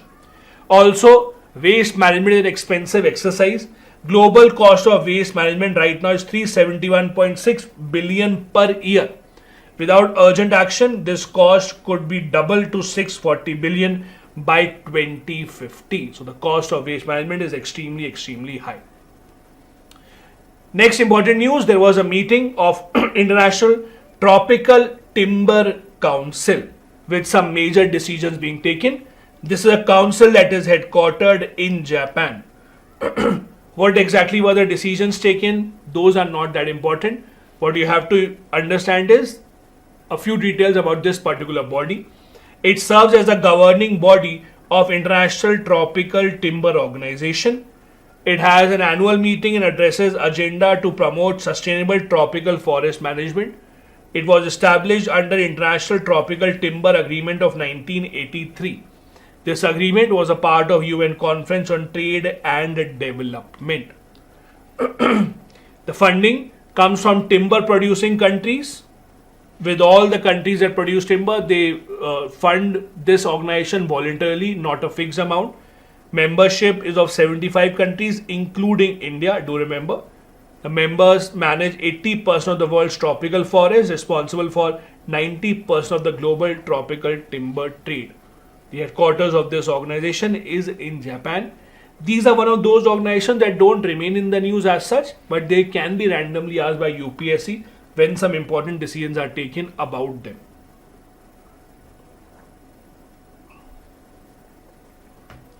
Next topic, latitudinal diversity gradient. What do you mean by latitudinal diversity gradient? Why is it in the news? Now, there is a study conducted about the fossil fuels that reveals that modern day biodiversity has been evolving from the past 15 million years. In simple terms, it refers to a pattern under which you will always see more species at equators, and when you move towards the pole, the biodiversity starts to decrease. So a lot more species survive in equatorial and tropical weather, and when you move towards the pole, the number of species start to decline. In simple terms, this is called latitudinal diversity gradient. This study was conducted on a fungi, and it was found that these fungi have a role in overall latitudinal diversity gradient phenomena. How? These fungi, they promote diversity near the equator. They support single tree species at higher latitudes and reduce the diversity towards the poles. This is something that highlights the importance of fungi in our biodiversity and how the biodiversity is spread. Now, fungi, as you know, are eukaryotic organisms that include yeast, molds, and other related organisms, including mushrooms as well. They can be unicellular and they can be multicellular as well. Yeast is considered as the simplest unicellular form of this fungi. There are a lot of scientific studies conducted about how fungi has been extremely important for our biodiversity. The scientific discipline focused on the study of fungi is called mycology. Do remember this fact. Mycology means the study of fungi. Here are a few facts about fungi that you must know. They have their own cell walls, but unlike the plant cell walls, they are made up of, which are not made up of cellulose. The cell walls in fungi are actually made up of chitin. Chitin is the substance that makes up the shell of insects. That is why these are different. The plant wall or the plant cell wall is made up of cellulose. Fungi are heterotrophic organisms. They get nutrients from other organisms. They don't make nutrients of their own. They can reproduce both sexually and asexually. Asexual reproduction means it does not involve any other organism. Even one single organism can reproduce. That is called asexual reproduction.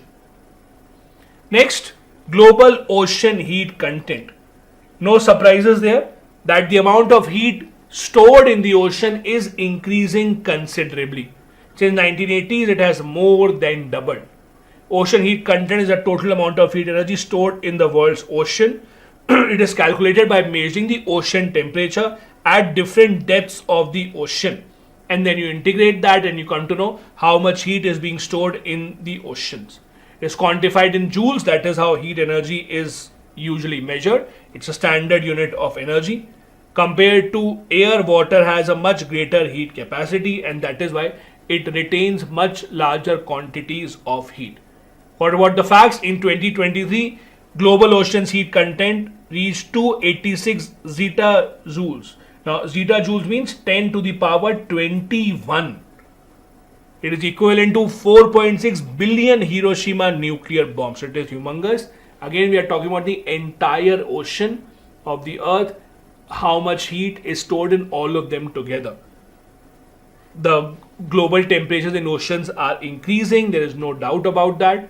The atmospheric CO2 concentration is over 50% above pre-industrial revolution era, and the salinity contrast index has also reached 7.2 milligrams per kg, which has been the fourth highest since 1958. So overall, we are seeing a much greater increase in the temperature, because of which a lot of species may not survive because they are not used to this heat content in the water bodies.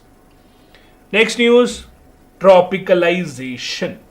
Now, what exactly is tropicalization? Basically, it is a phenomena in which oceanic ecosystems, you will see many species that are typically found in tropical areas, they start moving towards the poles. Maybe because there is a rise in temperature and their body is not suitable to sustaining it, so they start move towards the poles. It is all connected. That is called tropicalization. When tropical species start moving towards the poles, Mediterranean Sea has emerged as a hotspot for tropicalization, where there is a large scale movement or migration of species from tropical areas to higher latitude areas. This is similar to borealization and desertification. Borealization, as you know, means expansion of the Earth's boreal zone towards the poles and higher altitude areas. Desertification, on the other hand, means degradation of land, conversion of land that was once productive into the desert land now. All this is a phenomenon that is seen in various parts of the world now, including in the oceans. Similar to this, we have something called diel vertical migration. Now, what is diel vertical migration? DVM. It's extremely interesting and important. It is also called as diurnal vertical migration. Basically, it is a movement pattern seen in 24 hours, where for some hours, some marine species, oceanic species will remain in some level of water, then they will change their latitude, they will altitude, they will come at greater depth, and then they will change their depth in the 24-hour cycle. This is called diel vertical migration. As we just saw, tropicalization was that species are moving towards the poles because the tropic temperature is increasing. Other way of dealing with this increase in temperature is this, that if there are different layers of water, a fish might basically for a few hours stay here, then for a few hours might jump to this level, then after a few hours might jump to this level.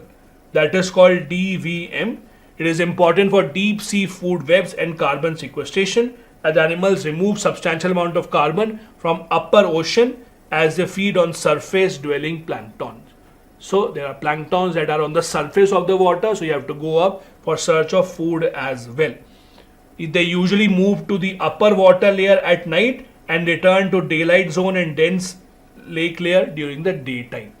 That is how they cope up with difference in temperature, and also the search of food basically makes them migrate from one layer to the other. Deep sea organisms basically perform this also to avoid predators and find their own food. They are vulnerable to predators that are present in the daytime, so they usually move towards the night time and then they come back to the depth during the daytime. It is absent during the midnight sun in the Arctic region, and it can occur during a solar eclipse all of a sudden. So it's a very interesting and important phenomena that takes place in our oceans. Next, the IUCN updated its red list. Now, you cannot remember all the species where they are placed in the red list, which are endangered, which are vulnerable, which are critically endangered. So what you can do is remember a few facts about important species, and more importantly, remember few facts about the IUCN.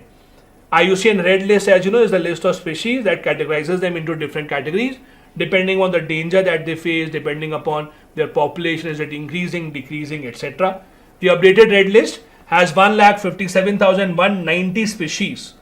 Out of them, over 44,000 are facing the risk of extinction. An important highlight here is the Saiga antelope, one of the oldest animals in the world, present since the Ice Age, has been reclassified from critically endangered to near threatened, means its situation has improved. A quarter of freshwater fish, so 1/4 of them are in danger. 17% affected by climate change. Apart from that, 4 freshwater subterranean fish species from Kerala have been listed here now. These are new additions. In endangered category, we have 3 new fish added, and in vulnerable category also, we have 1 new fish added. All these 4 have been added from Kerala. If you can, do remember this.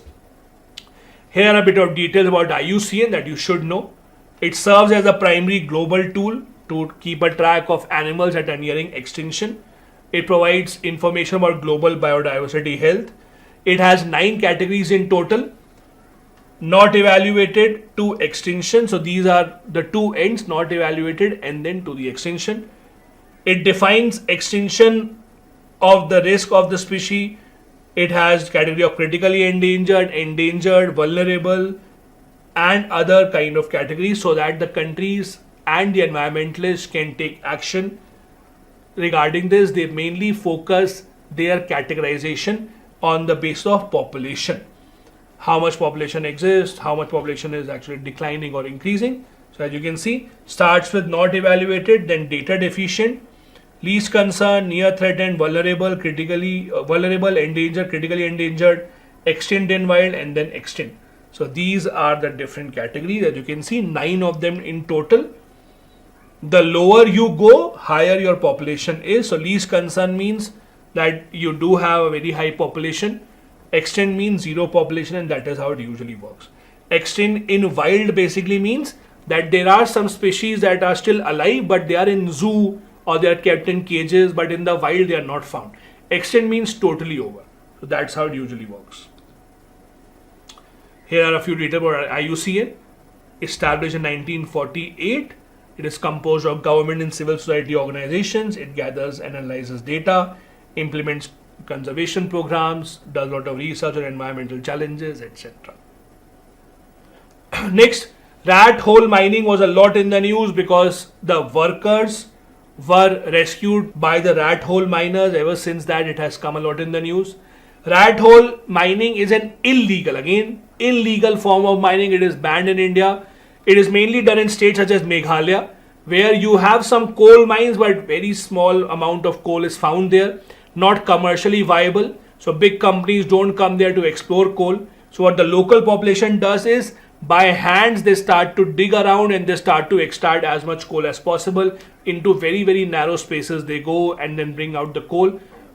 It's extremely dangerous, but this is a method which has led to ensuring that these 40 laborers who were trapped in the Silkyara tunnel were actually rescued.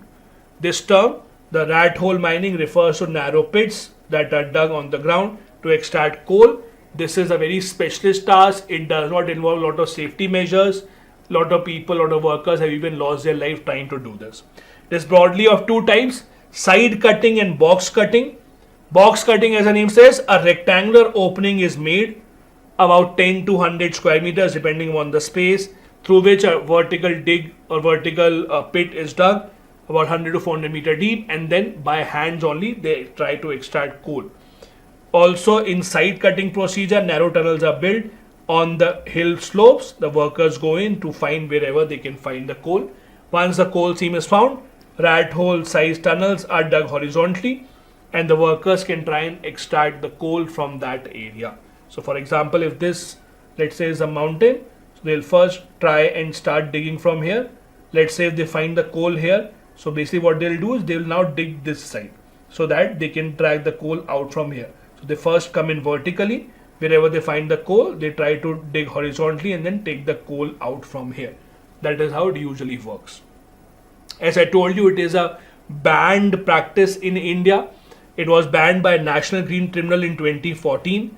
Supreme Court also has banned it, but despite that, we have seen that rat hole mining still persists in states such as Meghalaya. This is because thousands of people depend on this practice for their livelihood. They extract coal, sell it illegally in the market where it should not be sold. It's dangerous for them. It has put their lives in danger as well. But again, this is a practice that is followed very widely.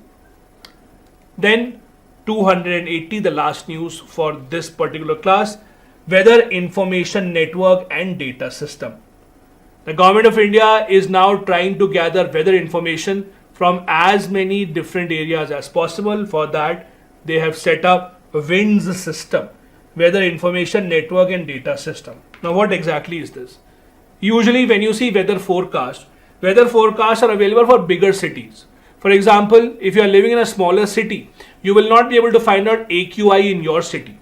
You know AQI of Delhi, Bangalore, Mumbai, Pune, Chennai, Kolkata, you know the AQI of those places, but weather condition of your area will not be known to you. Now, in bigger cities, the farmers are not working. Farmers are not working in Mumbai, Delhi, so they need to know the weather prediction. And if the weather prediction is only coming in from bigger cities, not the smaller city, it is not serving any purpose. So the government is focusing on hyper-local weather forecasting. Hyper-local means getting to as much ground level local cities as possible and get weather information from that area. For that, the WINDS system is being established. It's a mechanism to integrate weather data from various observation systems across the country into one single WINDS portal. There will be over 2 lakh ground stations that will be installed under this initiative to predict weather conditions, to help in decision making, not just for the government, but at an individual level as well. This is called hyper-local weather forecasting. This will use high-level advanced technologies such as high-resolution weather models, weather sensors, data analytics, etc. to give a real-time data. This is extremely important, especially for farmers. They have to make decisions regarding planting, irrigation, etc. If they know that tomorrow or day after tomorrow rainfall is predicted, that means that they can stop irrigation today because that will lead to overflowing of water or overwatering. So that is why these kind of decisions or these kind of information is important for farmers specifically. This was our session. We have one more session for environment and then we will switch on to science and technology. Reminding you once again, you have to hit the subscribe button and join the Telegram channel if you want a PDF of these classes. The link for Telegram channel also is in the description of the video. Thank you so much. Bye-bye. Jai Hind.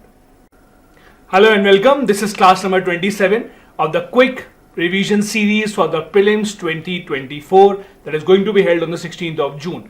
This is also the last class of environment, meaning that from tomorrow onwards, we'll be starting with science and tech. After science and tech, we have a lot more things to discuss as the places in news, and I'll try and see if I can manage to give 1 or 2 classes of CSAT tips as well. Anyways, today again we'll be discussing topics related to environment that have been in the news. Make sure that you do hit the subscribe button if you have not done so far. Also, if you missed on any of the earlier classes, I'm giving the link of the entire playlist in the description of this video. Also, you can join the Telegram channel if you want the PDF of these lectures. The link for that Telegram channel is also in the description of the video. Let's begin with the first topic for today's class. First topic, 281, Flood Management and Border Areas Program.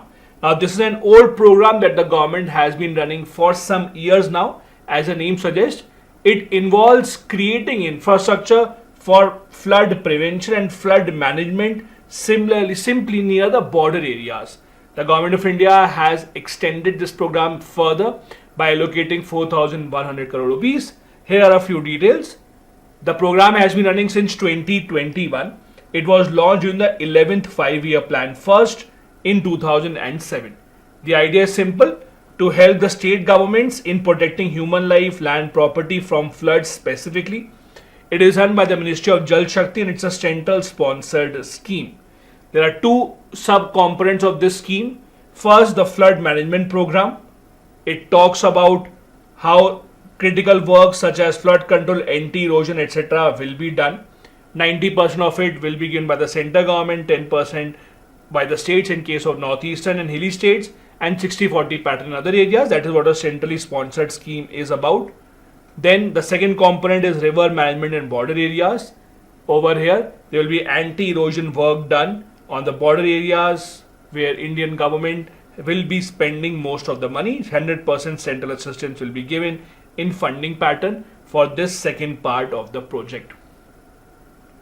Next topic in the news is an international treaty called the Energy Charter Treaty.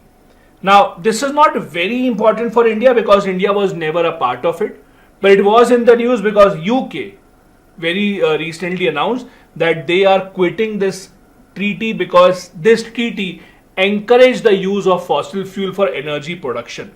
It was established in 1990s, intended to encourage international energy investment in fossil fuel. And right now, at a time that we are right now, the countries are trying to discourage the use of fossil fuel. So UK has decided to come out of it. To remember, this was a treaty in force since 1998. It promotes energy security, competitive energy markets and sustainable development. India is not a signatory to it. This treaty had established the Energy Charter Conference, and it was again about countries discussing how to help each other in ensuring that they have enough energy resources, even though most of them came from fossil fuels. Next, there is a new kind of a cropping system that was in the news called the PSIR cropping system. These kind of questions are asked regularly in the prelims examination. An interesting cropping system, interesting plantation system that is in the news. Those kind of questions are asked, so you should know this. PSIR cropping system is a cropping system used to grow pulses along with rice in the fields. So this is usually seen in Odisha, UP and Madhya Pradesh, these kind of places. It involves cultivation of short-term pulse and oilseed crops in the rice fallow to maximize the land use efficiency and promote the farmers' income. This system is also known as Utera. It is seen, as I said, in West Bengal, Chhattisgarh, Odisha, UP and Bihar.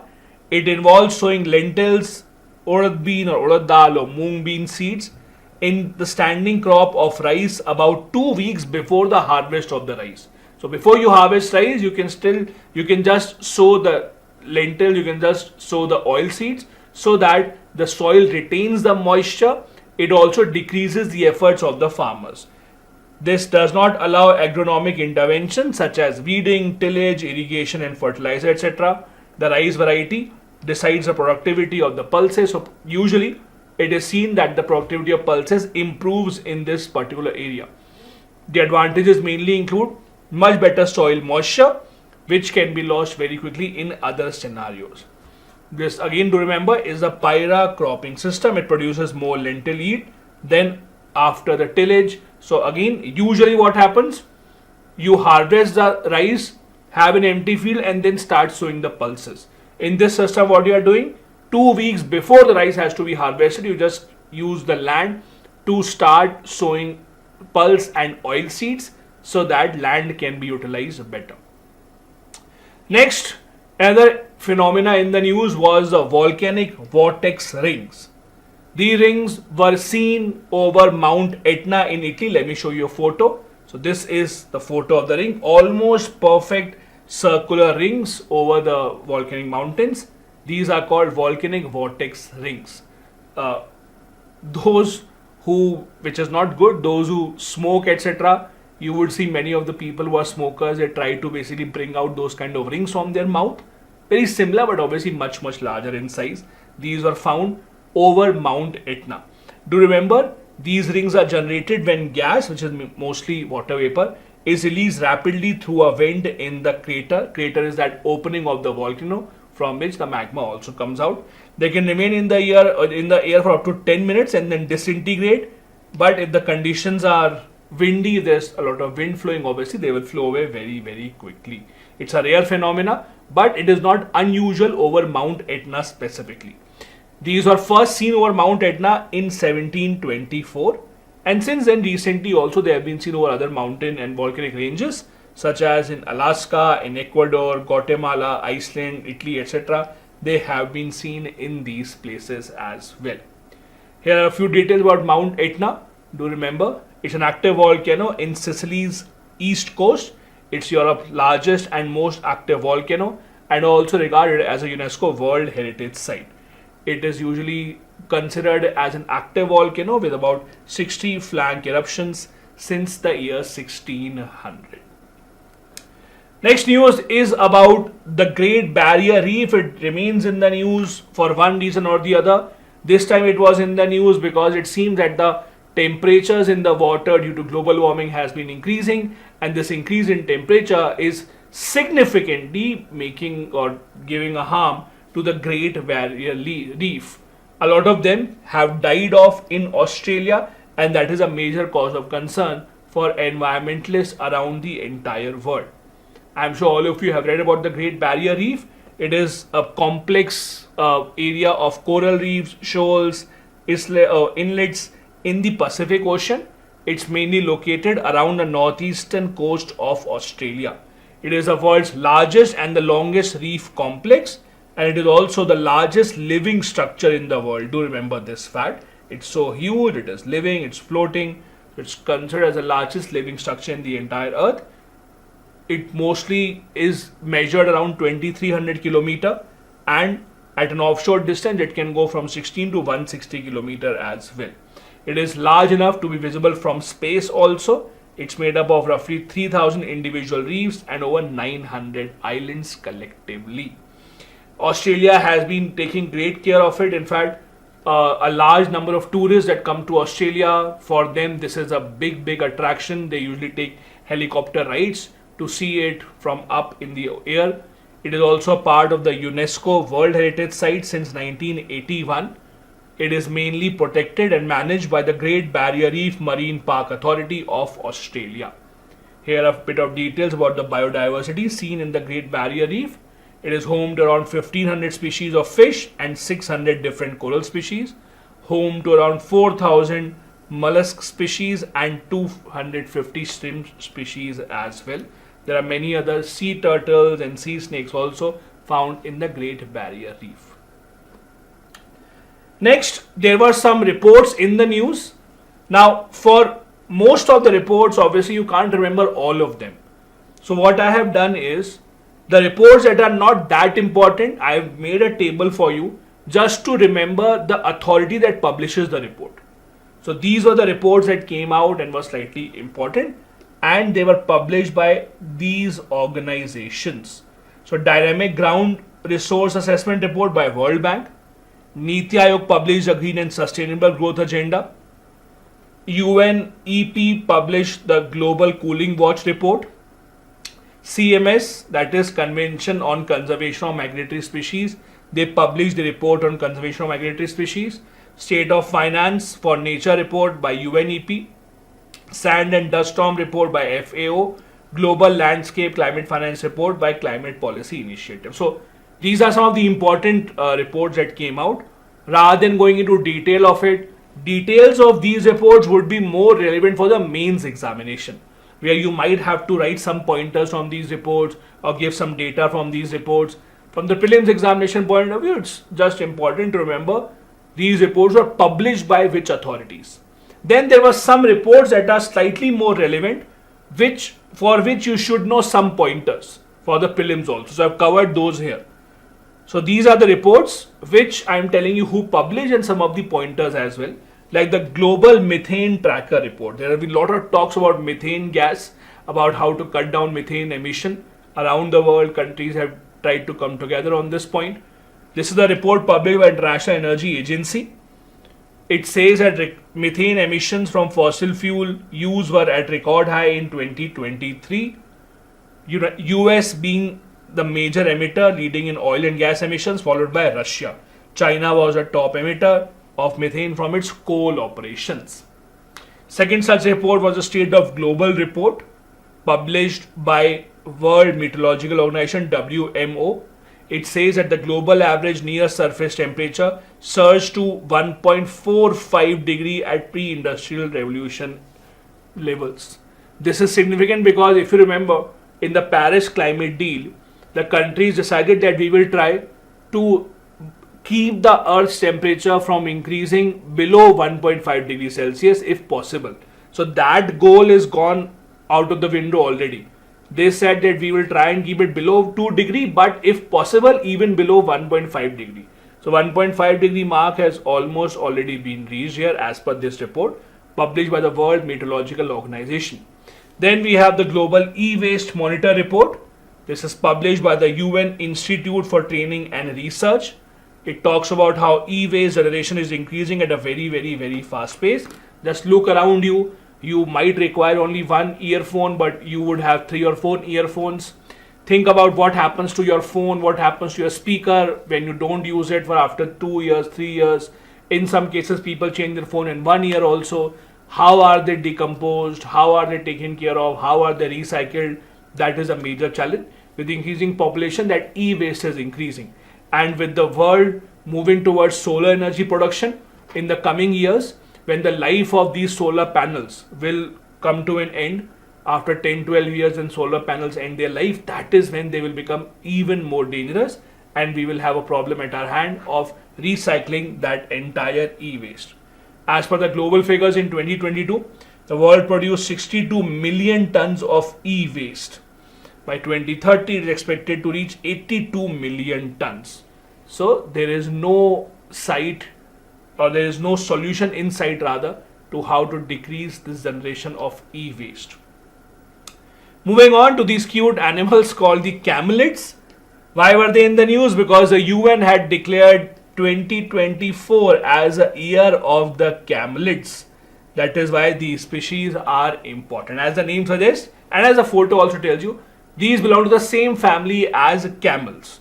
So UN declared 2024 as the International Year of Camelids. They basically belong to the same family where camel, llamas, alpacas, they usually belong to.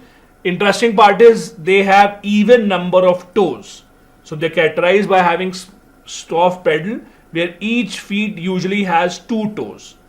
So this particular species of animal, this family of animals, have even number of toes, and camelid specifically has 2 toes on each feet.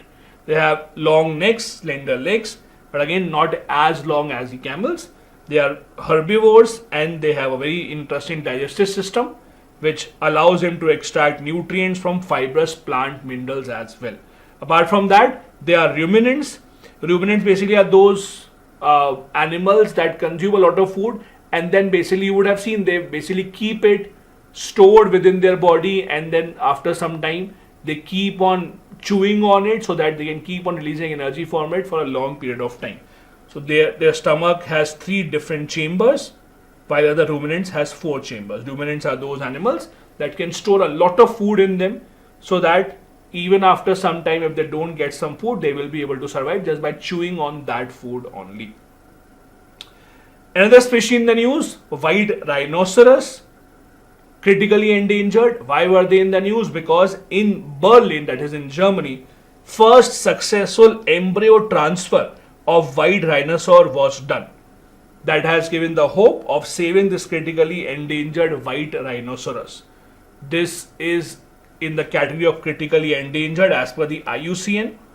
Indian rhinoceros is different from white rhinoceros.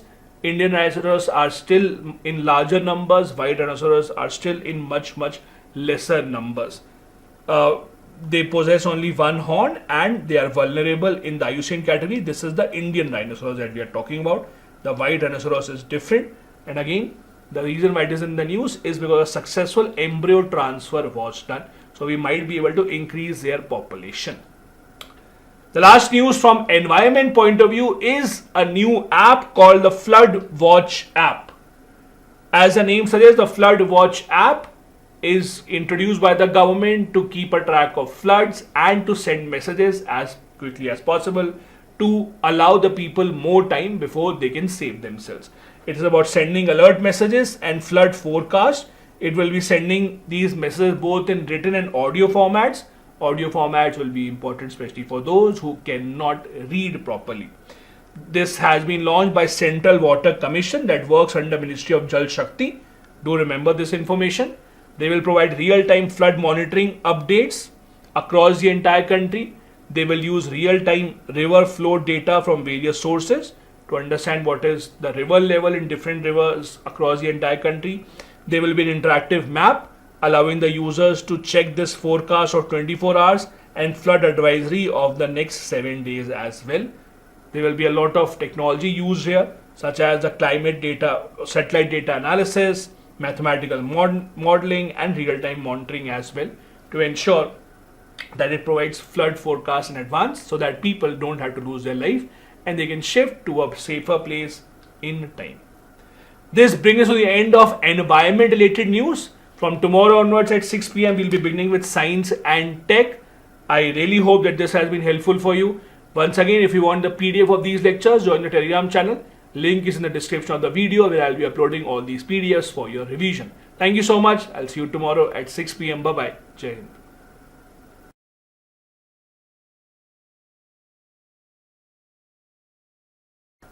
Hello and welcome.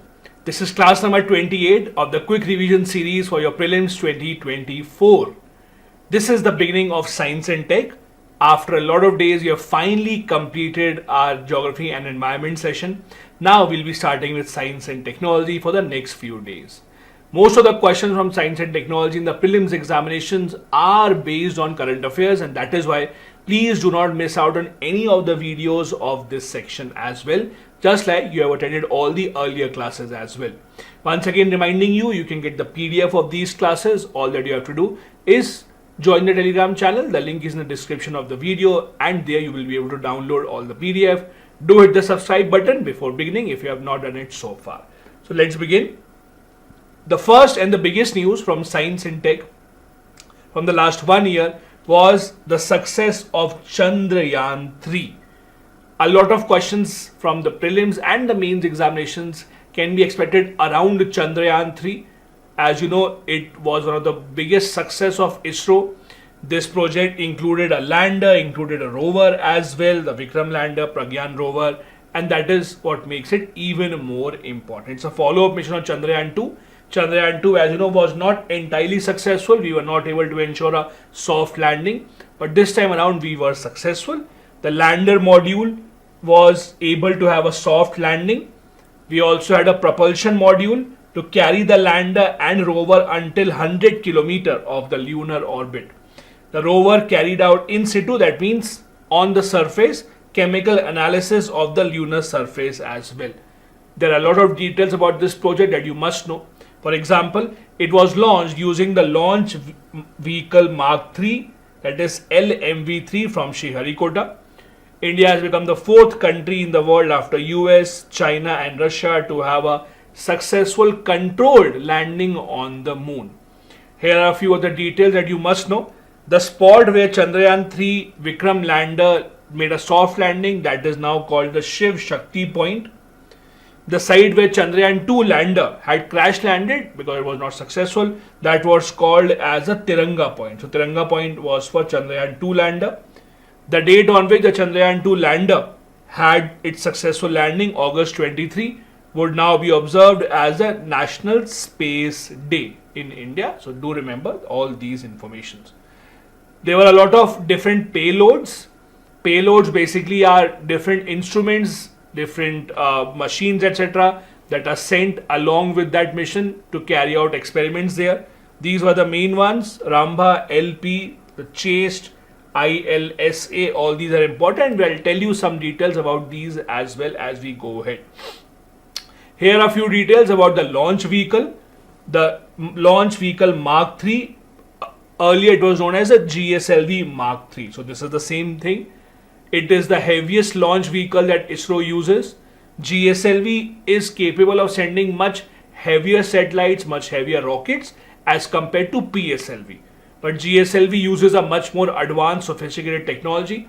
That is why, while ISRO has mastered PSLV, Polar Satellite Launch Vehicles, GSLV is still a system that has a probability of going wrong sometimes. It is able to launch about 4,000 kg of spacecraft into geosynchronous transfer orbit. Again, the heavier is the capability, the more payloads that you can send and more study you can do on the surface. It is configured as a 3-stage rocket. Whenever you have multiple stages, please remember the first stage will always be solid, because solid stage means that is a stage where the fuel is solid, so you get the most thrust. So to take off from the Earth's surface, you need most thrust. Second stage usually is liquid. Liquid stage has lesser thrust, but it allows you to maneuver, change directions. Third is the most important, the most difficult stage here is the cryogenic stage. That is where you use liquid fuel, but it is able to give you a very, very heavy thrust. Here are a few of the details comparing Chandrayaan 1 and 2. The first one was launched in 2008, second one was in 2019. While the first one was through PSLV, as I told you, PSLV is ISRO's workhorse, usually always remains successful. Second one was to GSLV and Mark III, because it was able, or we had to send much heavier payloads. The second one involved orbiter and a lander. Although the lander was not successful, it crash landed on the lunar surface. These have been the major findings of Chandrayaan 3 so far.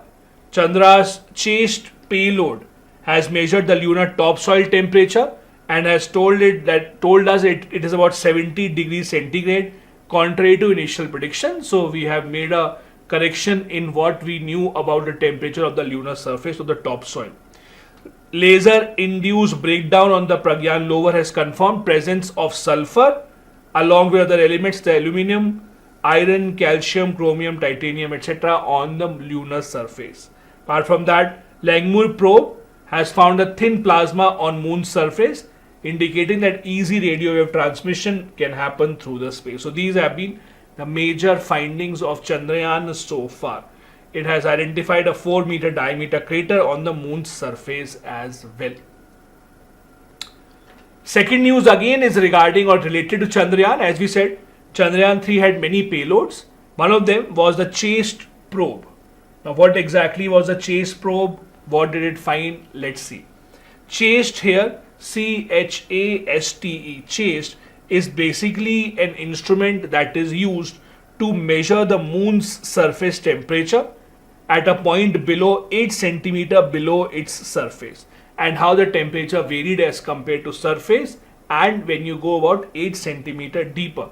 It aims at having measurements of thermal conductivity and temperature profile of the lunar surface, and it aims to go up to a depth of 10 millimeters at the site of the landing. So 10 millimeter equivalent to about 10 centimeter. That is the entire aim of this probe. This is actually also being used to provide thermophysical properties of high latitude region on the moon for the first time ever. So it is again something that is giving us important data, not just for India but for scientists around the entire world, so that when the next probe is sent, you already know a lot more things about the moon, and then you can prepare yourself accordingly. Next important payload in the Chandrayaan 3 was a Rambha LP. This, as we discussed earlier, was given the task of measuring lunar plasma over the moon. It has also given very interesting results. This Rambha LP stands for Radio Autonomy of Moon-Bound Hypersensitive Ionosphere and Atmosphere Langmuir Probe. Now, this Langmuir probe is named after Irving Langmuir, who was awarded the Nobel Prize in Chemistry. This payload is being used, as I said, to characterize plasma, that is an ionized gas, on the lunar surface, and to see how much gas is present of this kind on the lunar surface.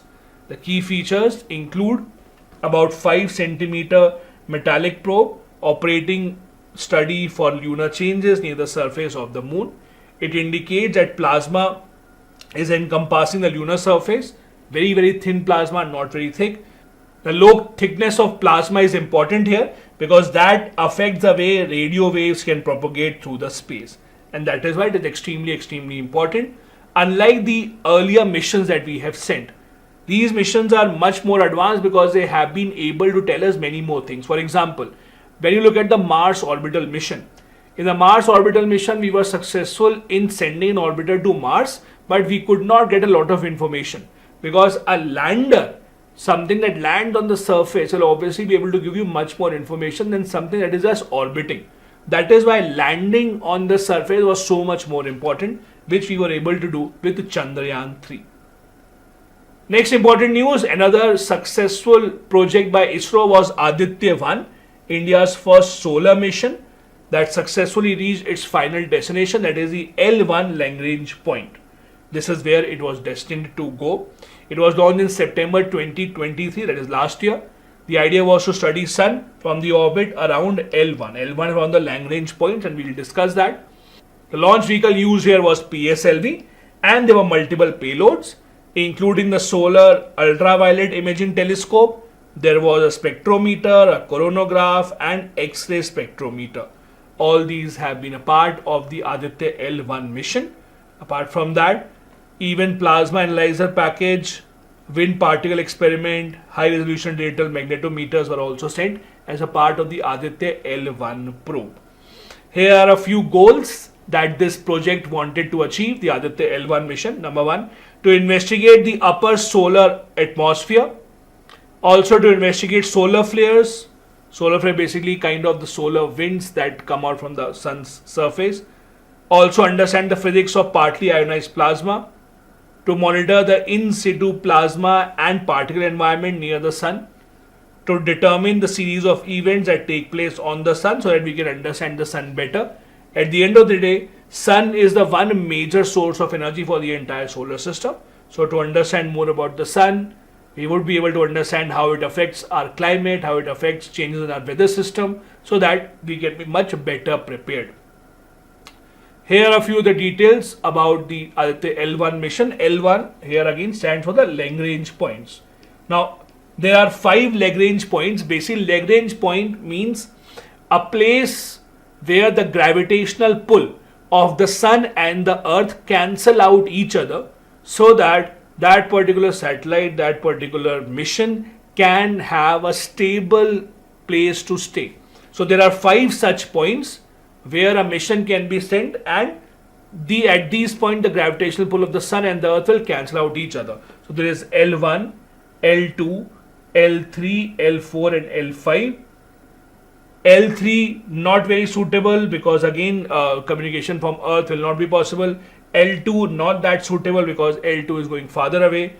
L1 is more suitable because again it is the closest to the sun.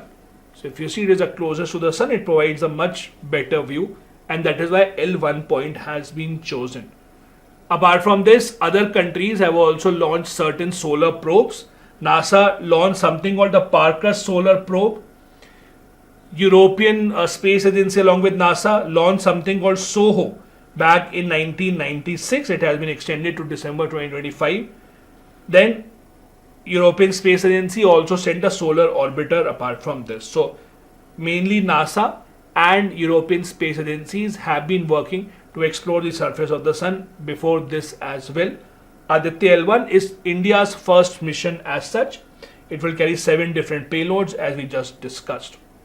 Here are some details about the Lagrange point. As we discussed, there are 5 of these points in total. The idea is at these points the gravitational pull of the 2 bodies, that is the earth and the sun, will cancel out each other, and the objects that are placed there will stay there without any disturbance.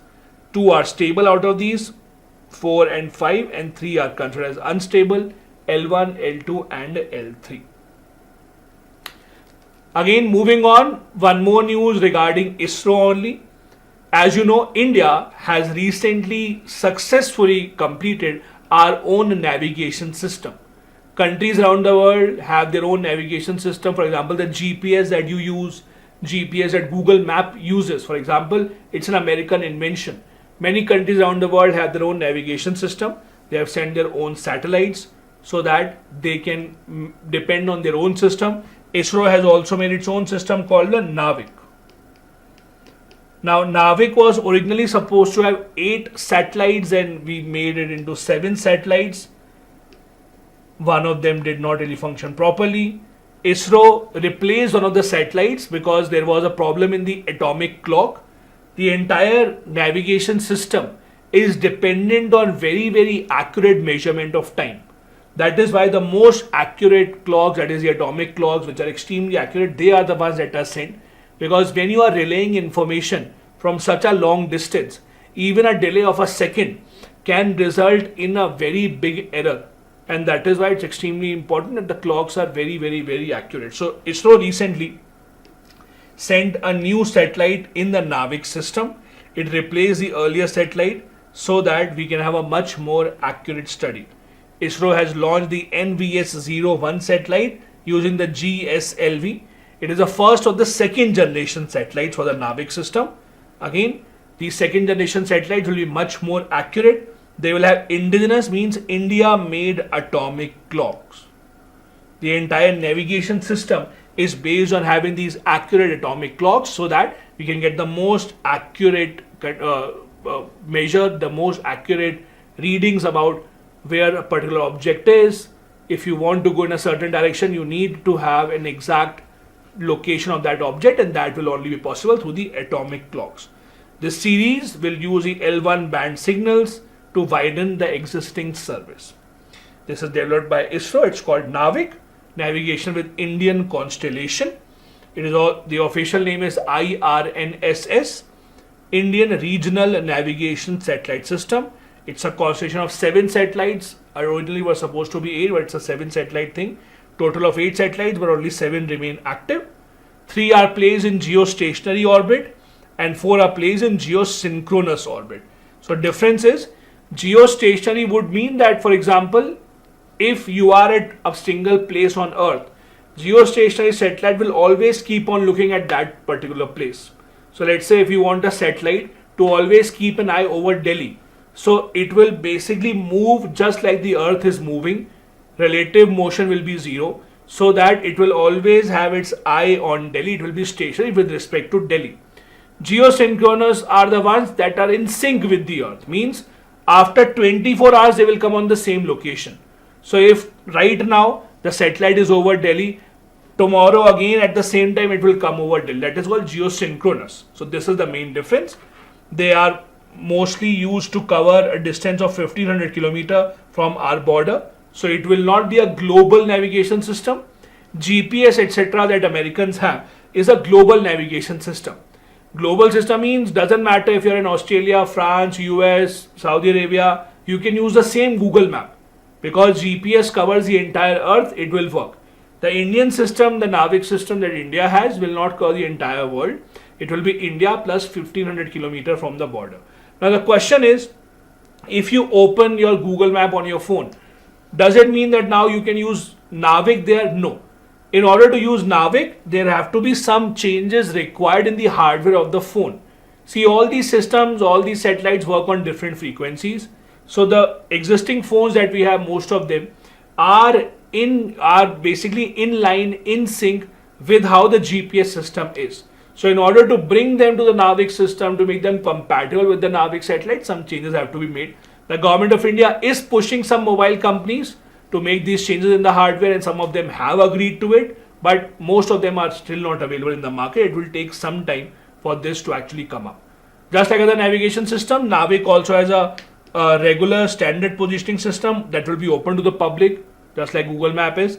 Then there will be a restricted service which will be much more accurate. It will be used mainly by the military. These are the other systems that we have around the world. America has its GPS system. Russia has its system called the GLONASS. China has its system called Beidou. Then we have India's IRNSS. Europe has Galileo. Japan has its own quasi Zenith system. Out of these, India and Japan, these are the regional ones. Means over their country and maybe some other countries in the region, while the others that you see here are global, means they will cover the entire world and not just their own country and their own region. Next news again is related to ISRO. ISRO is collaborating with the Raman Institute to build a new X-ray polarimeter satellite called XPOSat. That is why it is in the news. It is India's first ever polarimeter mission to study the sources of X-ray in extreme conditions. As you know, a lot of celestial bodies in our solar system actually emit X-rays. To study them, to study their composition, to study from where they are coming. That is why this entire project is being done. The spacecraft will carry 2 scientific payloads in the low Earth orbit. Primary payload will be POLIX, polarimeter instrument in X-rays, and it will measure polarimetry parameters, while the other payload will be XPECT, that will give spectroscopic information to ISRO about the X-ray sources. Polarization, which is the entire objective of this project, refers to orientation of electric field in an electromagnetic field. It is about studying the source of X-rays that will give us information about our solar system, its formation, its past, and maybe its future as well. Not many such projects exist in the world. It is the world's only second polarimeter mission after NASA's Imaging X-ray Polarimeter Explorer called IXPE, launched in 2021. The objective is to study the black holes, explore neutron stars, and to also probe active galactic nuclei called AGN going forward. Here are some of the details about X-rays. As you know, X-rays are commonly used in hospitals to carry out scan of your bones. It's mainly scanning your muscles actually, but because muscles and bones are reflected with different colors, that is how you come to know about if there is any gap in your bone. It is a kind of radiation, that is X-ray, between ultraviolet and the gamma rays. If you look at the electromagnetic spectrum, it is a radiation that has very high energy and short wavelength as compared to visible light. That is how X-rays are produced in various processes. They are produced from black holes, neutron stars, pulsars, etc. Next news, ISRO, in order to encourage people to take interest in science and space, has launched a program called START, Space, Science and Technology Awareness Training. So ISRO is trying to attract those young people who have an interest in knowing more about space, who have an interest in joining organizations such as ISRO or maybe a private organization. To attract them more towards this field, they have started this START program. The idea is mainly to attract those who are already pursuing undergraduation or in final year of graduation of physical science and technology. It will give entry-level training to these enthusiasts to build more skills about space research in the future. They will be taught about space science, astronomy, instrumentation, etc. The classes will be online. It's an online training program through the Jigyasa portal. Do remember this? Through the Jigyasa portal. This is from where ISRO will be providing training to these youngsters. ISRO already has some other programs similar to this. ISRO has already launched 2 short courses, one on remote sensing data acquisition and other on remote sensing data processing. These are run through the Center for Space Science and Technology Education in Asia and the Pacific. So ISRO has been trying to do this for a long time now, trying to attract more people into this profession going forward. Next, the astronomers in Pune have been able to detect 2 new millisecond pulsars. It's important. What are pulsars? Basically, when a huge star, a massive star, for example the sun, when it runs out of fuel, it dies, it converts itself into a new form called the pulsars. So please do remember this simple definition of pulsars. When huge stars, they have a lot of fuel, energy, when their fuel runs out after millions and billions of years, they end up in the form of pulsars. These pulsars are dense neutron stars and they basically form after collapse of a big star. Also, these are called millisecond pulsars because every few milliseconds they release pulsar radiations. That is why they are called millisecond pulsars. Neutron stars are extremely dense objects in the universe. They are formed when massive stars collapse after their fuel is over. Also, gravitational waves are detected much more easily in these stars as compared to others. That is why discovery of these stars is extremely important. This is how you can define pulsars. They are rotating neutron stars having pulses of radiation, having very strong magnetic field. Also, they have very powerful beam of light. That is how they can be seen. They are formed from explosive death of their parent star and have a mass of 1.4 times the sun. Do remember this, 1.4 times the sun, that is important. Also, another type of neutron star that exists is called the magnetar. This is called magnetar because of its increased magnetic field as compared to other stars. In a normal neutron star, magnetic field is trillions of times that of the Earth's magnetic field. In a magna star, this is even stronger, even 1,000 times stronger than a neutron star. So normal neutron stars have a very heavy magnetic field, but magna stars are even higher when it comes to measuring of their magnetic field, and that is why they are given a specific name for that.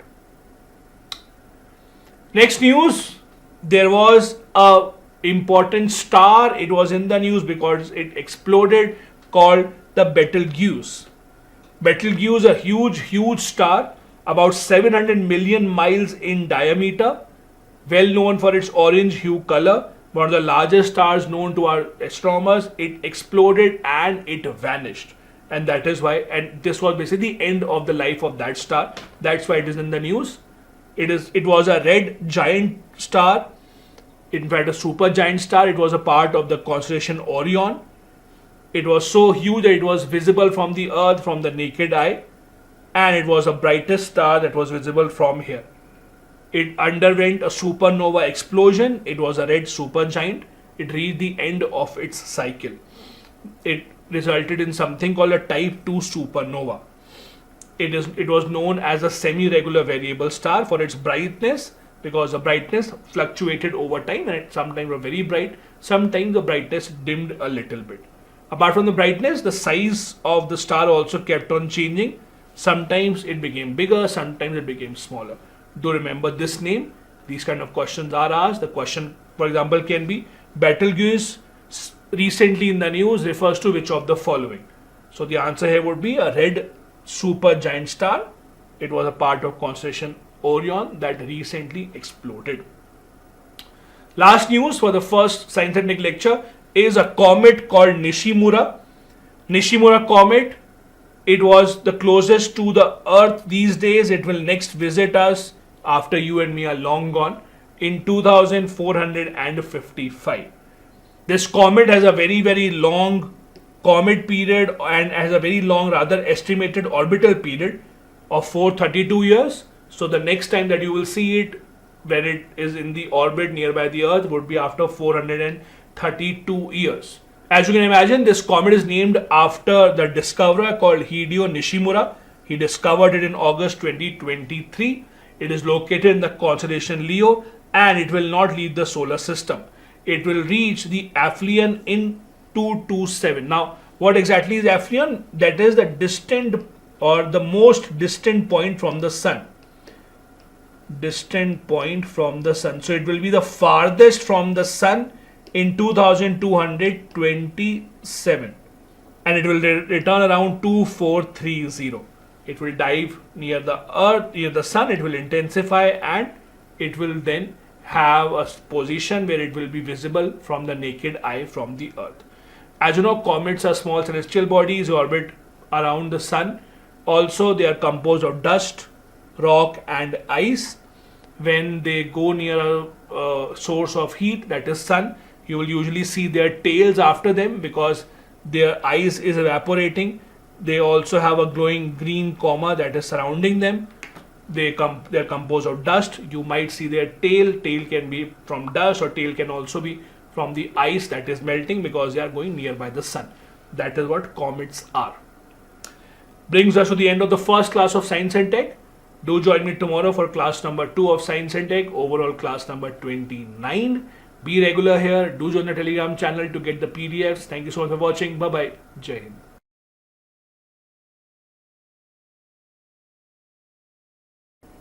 Hello and welcome. This is class number 29 of the Quick Revision Series for Prelims 2024. I hope you have been attending all these classes and these notes have been helping you quickly revise whatever you have studied from the current affairs point of view. Once again, we are continuing with science and technology and discussing the important news from the last 1 year or so. Once again, reminding you, if you have not subscribed to our channel so far, please do that, and also join the Telegram channel to get PDF of all these classes.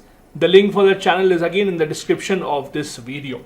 The first news for today is WASP 107b. What exactly is this? This is an exoplanet that has been discovered by NASA. It's humongous in size. How huge? This is compared in size to Jupiter. So Jupiter size exoplanet WASP 107b has been discovered by NASA, and specifically the James Webb Space Telescope. The James Webb Space Telescope has come up as an extremely important piece of component for NASA. In fact, last year a lot of discoveries were made by this telescope. It's a very powerful telescope orbiting in the space to look far away and discover different types of far away places. We will discuss more discoveries. made by this telescope in this class. Now this exoplanet, as I said, is called WASP 107b. It is about 200 light years away in the Virgo constellation and orbits a sun, but it exists beyond our solar system.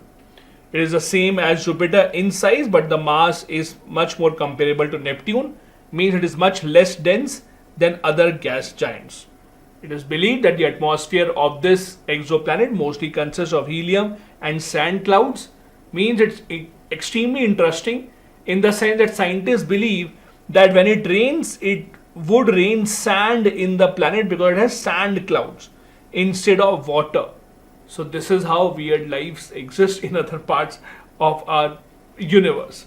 The James Webb Space Telescope, as I told you, is a very, very important piece of machinery for NASA now. It was built in collaboration with the European Space Agency and the Canadian Space Agency and has been working since 2021. It is right now on the L2 Lagrange point, which is about 1.5 or 1.5 rather million kilometers beyond the Earth's orbit. We have discussed about where L2 point is, that is beyond the Earth. Lagrange point, as you know, are those points where the gravitational pull of the sun and the Earth cancel out each other, providing a stable place for the satellite or for that machinery like the telescope to stay.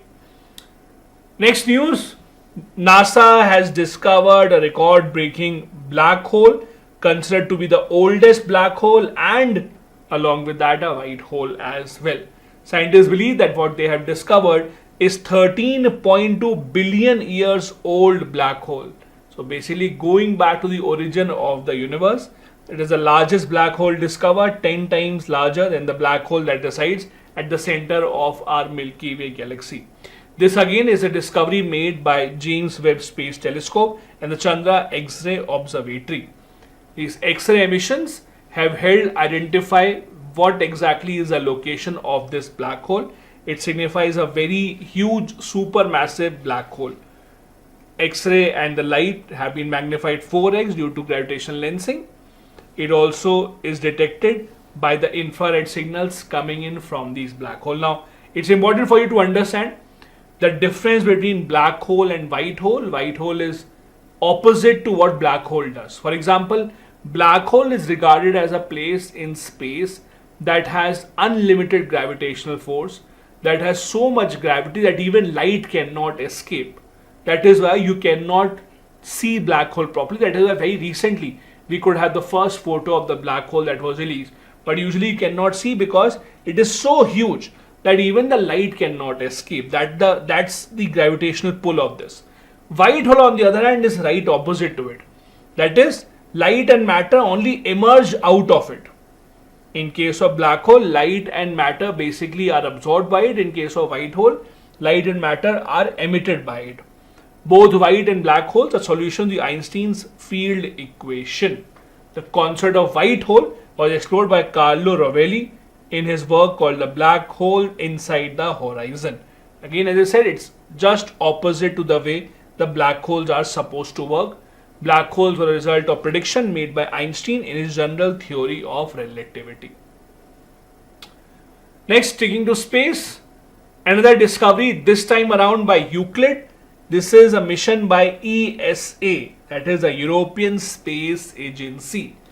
Their space agency's mission, that is Euclid, has revealed some very interesting photos about the dark matter and dark energy.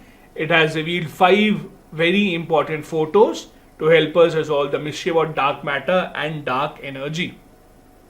This mission was sent on SpaceX Falcon 9 telescope. It aims to create a 3D universe map by observing galaxies which are very, very far off. It is scheduled to be operational for about 6 years from now to give as much information about far away galaxies as possible. Their specific concern or specific aim to study for this particular project is the dark matter and the dark energy. You would have read about this. Dark matter is something that we believe that the entire universe is majorly made up of. However, no one has ever seen it. It has particles that has an interaction, although very weak interaction, with electromagnetic forces.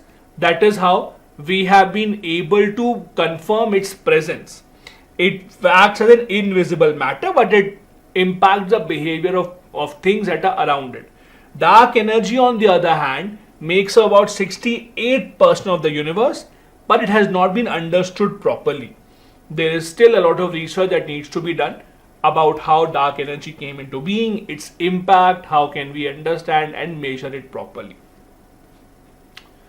Next news, a very interesting phenomena that usually happens in October, the Orinoid meteor shower. What exactly is this? I'll first show you a photo also that you can understand. See this photo. So this basically is what you call as this meteor shower. A lot of meteors being seen in the clear sky. This is an event that usually occurs every October. It is associated with the Halley's Comet, which leaves behind a trail of debris as it orbits around the sun. This orbit creates a tail that the Earth intercepts, and then it results in the Orinoid meteor shower. These are particularly special. They are very, very fast moving meteors. They move at a speed of about 66 km per second, which gives rise to this extremely beautiful phenomena when you look in the clear sky. Won't be visible from most of the Indian cities because of the heavy pollution that we have. But yes, whenever the sky is clear, you would be able to see something like this. Now, what exactly causes a meteor shower? It is usually seen when meteors are leftover comet particles and they are small bits from the asteroids. They are broken off and then they travel in very zigzag or non-linear direction. They enter the Earth's atmosphere at very high speed, then they burn up. Very few of the meteors actually reach the Earth's surface, because when they enter our atmosphere, because of the huge friction that they face, most of them get dissolved anyway. They convert into dust in most of the cases. Very few, which would be of humongous size, would be able to manage somehow to reach the Earth's surface, but most of them are just seen in the sky and then they evaporate or they convert into dust in the long run. Next news, it's related to another asteroid, this time Dinkinesh. What exactly is this? So NASA has been working on a mission called the Lucy mission. This Lucy mission has been keeping an eye on a very important asteroid, a huge asteroid called Dinkinesh. Now it has been found out that Dinkinesh is actually not one but three asteroids. It's not just one. First we thought it's just one asteroid, then NASA thought it's two asteroids, but now it has been found out there are actually three asteroids here and not just one or two. This is a discovery made by NASA's Lucy spacecraft. Where exactly is this? You tell me in the comment section. Where are the asteroids found? So asteroids are not randomly found in the entire solar system. There is a specific place where the asteroid belt exists. Tell me in the comment section where exactly is that. So the scientists have been studying Jupiter's Trojan asteroid, which made a surprise discovery of the main belt asteroid, that is Dinkinesh. This Dinkinesh asteroid was first discovered in 1999. It is an S-type asteroid, which means it is made up mainly of the silicates and some other metal. It is the first flyby target of the Lucy mission. Flyby means Lucy will basically fly very close to it and it will cruise to the Trojan clouds of Jupiter. So the main mission is to study more about Jupiter, but since it is nearby, Dinkinesh asteroid is also where they are keeping an eye. NASA's Lucy mission was launched in 2021. It's supposed to be a 12-year mission. It will make observation of 9 Jupiter's Trojans and 2 other asteroids in the main belt. It is the first spacecraft to be sent to study the Trojan asteroid, which will orbit the sun in the same path as Jupiter planet. These kind of questions are asked in the prelims examination very regularly in various forms.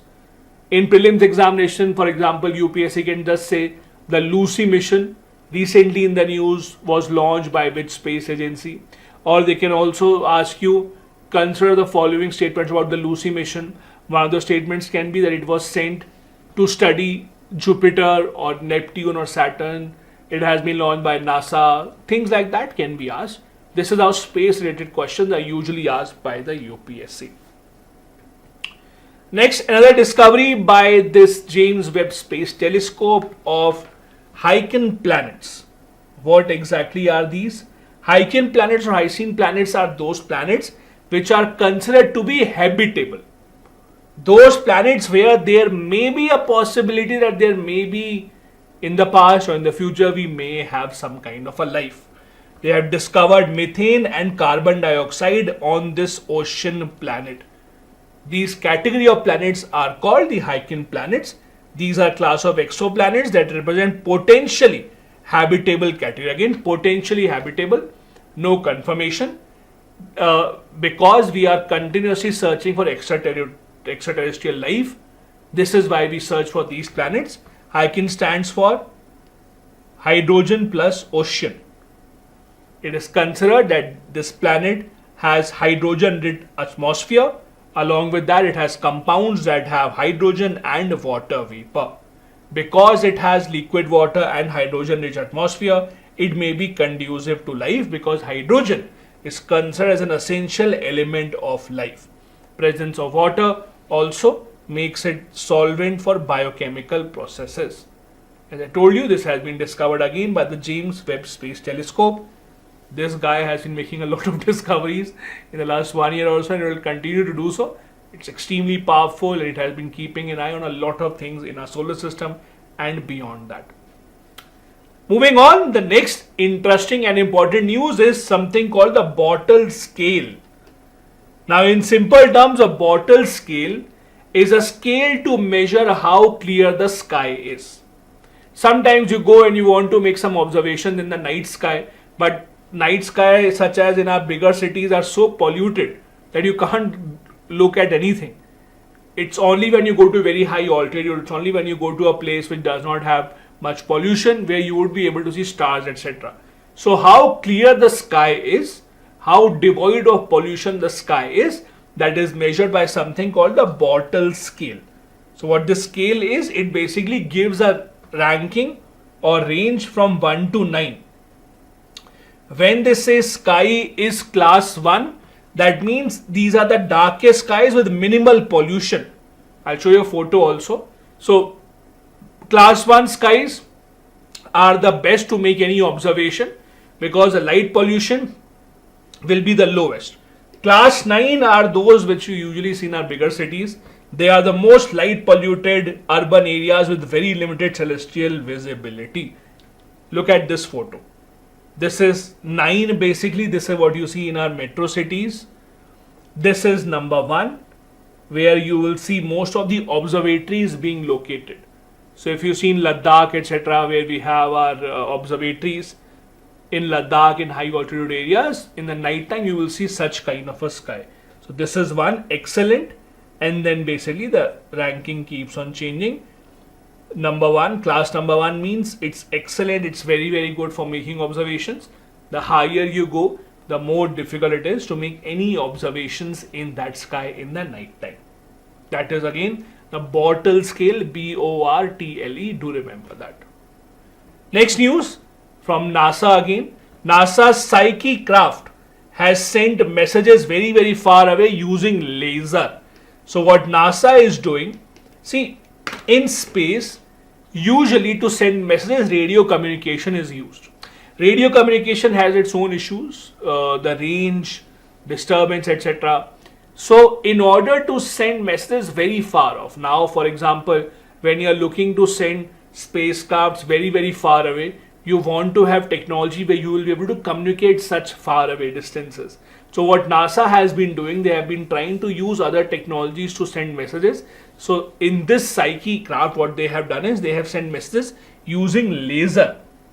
This is something that is important. Now when we say messages, what we mean to say is high quality images and even stream videos from the dark space.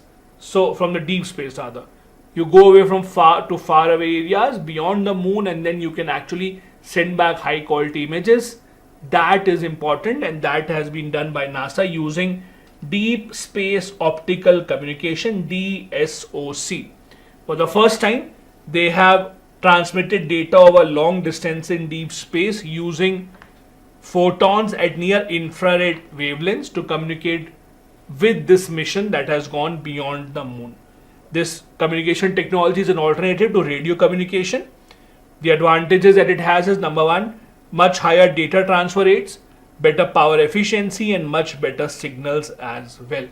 It is very similar to how for our internet facilities we are now trying to move towards, or we have moved towards, other optical fiber cable. Optical fiber cables give you much higher speed, much more dependability, much more reliability as compared to the older versions. Similar is the case here as well. When you're trying to replace radio communication with laser and other forms of communication techniques, the idea is that laser and these form of techniques will actually open up a lot more avenues for you to look beyond, to see, or to send the messages far, far, far beyond. Here are some other important aspects of this NASA mission. It utilizes laser for information transmission. It operates at optical or near infrared part of the electromagnetic spectrum. Apart from that, it reduces degradation of signal, sends much larger data in a small amount of time, and it can be considered for various space missions as well, including when the missions go to different planets as well. Right now we use radio communication. It may be replaced by this form of communication in the future. NASA had achieved this for the first time. Again, this is the first time optical communication has worked between Moon and the Earth. It is something that NASA had been working on for some time. It has been done using the Psyche spacecraft. This spacecraft is positioned in the main asteroid belt between Mars and Jupiter, and it is dedicated to studying a metal-rich asteroid.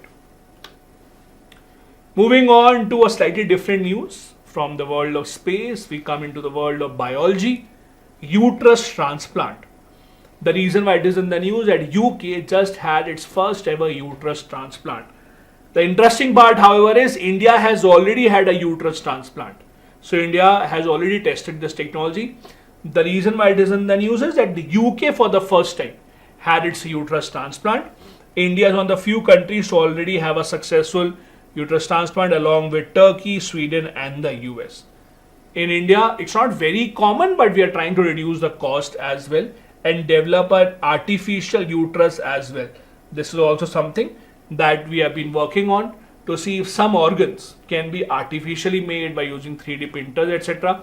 when you don't have enough donors available.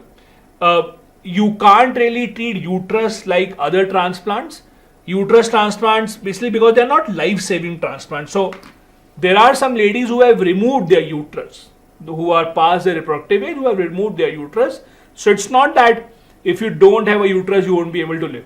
Uterus plays a key role in the reproduction cycle. So that is where it is important. And this is why on the levels of emergency, the organs that are needed for transplantation, you regard those organs as much more important, which are life-saving. Uterus in that aspect is not about life-saving as such, but they can help women to actually ensure that their reproductive cycle takes place properly. The first live birth after uterus transplant occurred in Sweden in 2014, and since then uterus transplants have been taking place or are taking place in some other countries as well. Now, do understand, when uterus is transplanted, unlike the original uterus that you have, the other uterus that is put into your body, transplanted into your body, it is not connected to the fallopian tubes. So the reproduction will not be natural in this case also. In this case, what would happen again? There will be an embryo that will be created outside the human body. Just like you have in IVF these days, it will be a same IVF process only. So even if you transplant the uterus, you first have to perform an IVF process, and then when the uterus is ready, the doctors will implant the embryos inside the uterus. So please understand, even after uterus transplant, it will not be a natural reproductive process. If the reproduction has to happen, it has to again happen through IVF only, where embryos are created outside in the lab, and then they will be placed inside the uterus of the women. Next, the last news for this session is about the Saturn's rings. There is a news that Saturn's ring might briefly disappear, would not be visible in 2025. They will be invisible from the Earth for a specific time period. Now, why is that? This is because the rings are being pulled into the planet by its own gravity. It's a dusty rain of particles under the influence of Saturn's own magnetic field. Its own ring will be pulled up for some time, and from the Earth you won't be able to see it. Saturn, as you know, has the most beautiful and a very extensive ring system which is visible very easily. It comprises, or the ring comprises mainly of dust, ice and rocks. The ring system is divided into major ring groups and smaller ringlets around the planet. The size is very wide but very thin as such. It is easily visible from Earth, as I told you, using even small telescopes. You will be able to see that. First discovered by Galileo in 1610.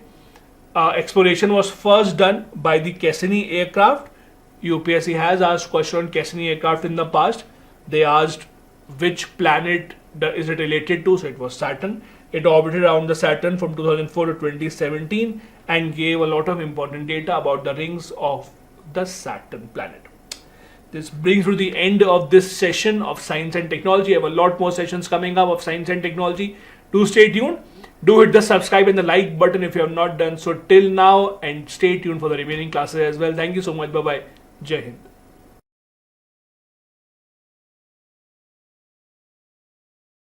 Hello and welcome. This is class number 30 of the Quick Revision Series of Prelims 2024.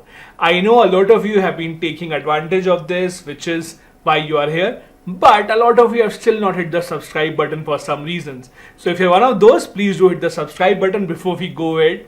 It takes a lot of time to make these videos, and I would really appreciate if you can just hit the subscribe button and also the like button, and invite your other friends here as well. I am sharing the PDF of all these lectures with you on the Telegram channel. Please join that. The link is in the description of this video. We are continuing with Science and Technology current affairs from the last 1 year or so. In the last class, we discussed current affairs mainly from science and specifically from space. This class also would have in the beginning a few current affairs from solar system and space, and then we'll move on to other parts. So news number 311 is carbon enhanced metal poor stars. So as you can see, these are a category of stars which have been named like this because they have a lot of carbon content but not enough metal content, and scientists have been trying to study about these stars for a very long time. Scientists at Indian Institute of Astrophysics have discovered a unique star called HE 1005 1439, which is categorized as carbon enhanced metal poor. These are those stars which basically are classified into dwarf, subgiant, giants and different types of stars. As you can see, these are heavy in carbon levels but low in metal levels. That means they give an indication about very early cosmos development, because usually for the stars to survive you would need to have heavy metals, but despite not producing heavy elements at the evolutionary stage, the surface of these stars and their chemical composition shows an abundant amount of these chemicals on the surface. For these kind of research, a lot of high quality resolution spectrum telescopes have been used by the scientists. Next, another news from space. There is a phenomena called the scary Barbie. Barbies are usually not scary, but this is a phrase that is being used by the scientists. Basically what has happened, with the help of AI, scientists have discovered a humongous black hole explosion, and this supermassive black hole has been termed as the scary Barbie. This is about 1,000 times the brightness of a supernova, and scientists have called it or given it the phrase called the scary Barbie. They have identified this as the biggest cosmic explosion that has ever been observed. It seems to be a giant ball of fire, and that is why it is named as scary Barbie. Comparisons are being made with fireball. It is said to be 100 times larger than our entire solar system. This supernova will last only a few months before it disappears, but again the intensity is huge. The researchers discovered it using an AI engine called REFIT, Recommended Engine for Intelligent Transient Tracking. This is again a phenomenon that you must remember. Just remember this, scary Barbie is what? It is a name given to a huge cosmic explosion about 100 times bigger than an entire solar system. Now, why do these explosions occur? As per the scientists, they believe that a supermassive black hole, may have pulled the star and ripped it apart. The force that is present around the black hole is called a tidal disruption. It separates other objects in the process, and thus this is called spaghettification. Spaghettification. Do remember this as well. The next news is about the Aeolus satellite. Why is it this in the news? EU has decided that they will take care of the space debris, or at least they will start to take care of the state debris. Now, as you know, thousands of satellites have been sent to space over the last few decades. Many of them have expired, or many of them have completed their lifetime. They are not operational anymore, but they're still orbiting in the space. The problem is that when we have so many of these satellites orbiting in the space, they might come in the way of other satellites or other missions and create a dangerous situation. The world over, countries are trying to tackle this issue, how to clear the space debris, and European Union has taken the first step in this regard. They will be bringing back the dead satellite Aeolus. It was launched in 2018. It had a 5-year period. It is orbiting at about 320 kilometers altitude from the Earth. This is a part of their project called the Copernicus project. Do you remember this? The Copernicus project is a joint operation between European Union and the European Space Agency to track environmental damage and disaster relief operations. I'll remind you quickly. Recently you saw this helicopter crash of Iranian president. Do you know when Iran's president's helicopter crashed, Iran had asked for help from Europe, and Europe, basically using its Copernicus project, had helped them to track the location of that helicopter, because it is a very advanced stage project that keeps a track of disaster relief operations. They basically use satellites to identify places where disaster might have occurred. So that is why this Copernicus project was in the news very recently also. The goal of this satellite that is being brought back was to provide accurate, detailed global wind measurements, both horizontal and vertical winds.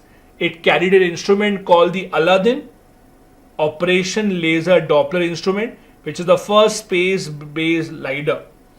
It emits ultraviolet pulsar radiations, and it measures Doppler shift on the backscattered light to determine the speed and the altitude of the winds in different altitudes and different directions. Next, we have Project Tara. Google, along with Airtel, has now started a project called Project Tara. The idea is to provide internet to Indian villages which are not connected with the broadband. The project's name, as I said, is Tara. Do remember, it's a joint collaboration between Alphabet, which is Google's parent company, and Airtel. How are they doing it? By using free space optical communication. So they will use beam of light to transfer data at very high speeds over long distances without the need to draw all these long wires. It is supposed to be cost effective and high speed data transmission in remote areas. There were some other similar projects launched earlier. Google, for example, had launched a project called Project Loon, which was to send very high balloons into the stratosphere, and that would basically emit these waves so that people in that nearby area can use internet. But that project had many challenges, security challenges, etc. So Google did not go forward with that. Now Project Tara is being used as a replacement.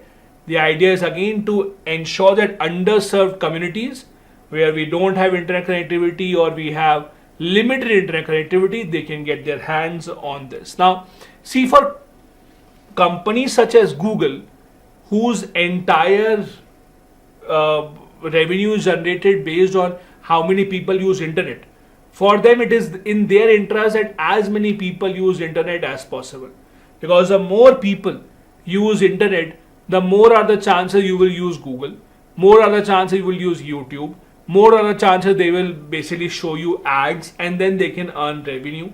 So it is in Google's interest. They might project this as a CSI activity, as an activity in the interest of the society. That is one aspect of it. But it's also a revenue related thing. The more people that use the internet, the better are the chances for Google to earn revenue, as simple as that. Next news is about NASA's project called OSIRIS-REx. The idea of the project is that they have been studying an asteroid called Bennu for a long time. NASA wants to basically land on it, take a part of that asteroid and bring it back to the Earth to undertake more projects, to undertake more research on that asteroid and its composition. That is the entire idea. They want to bring back this asteroid sample, pretty big size, so that they can undertake that study. This is NASA spacecraft called OSIRIS-REx. It stands for Origins, Spectral Interpretation, Resource Identification, Security, Regolith Explorer. As I told you, the goal is simple: to collect a sample that weighs at least 59.5 grams from the asteroid Bennu and bring the sample back to the Earth to help the scientists investigate how planets are formed, how life might have begun, and to understand that in case asteroids hit Earth, then what would happen. See, we have to be ready for these kind of eventualities in the future, and a large part of our research and money goes into this only, to be prepared for future threats. And this will help us understand how the asteroids work, what are they made up of, so that if they eventually hit the Earth, we have to be prepared for it. This OSIRIS project is the first US spacecraft to collect sample from any asteroid. It was launched in 2016 and it reached the target asteroid in 2018.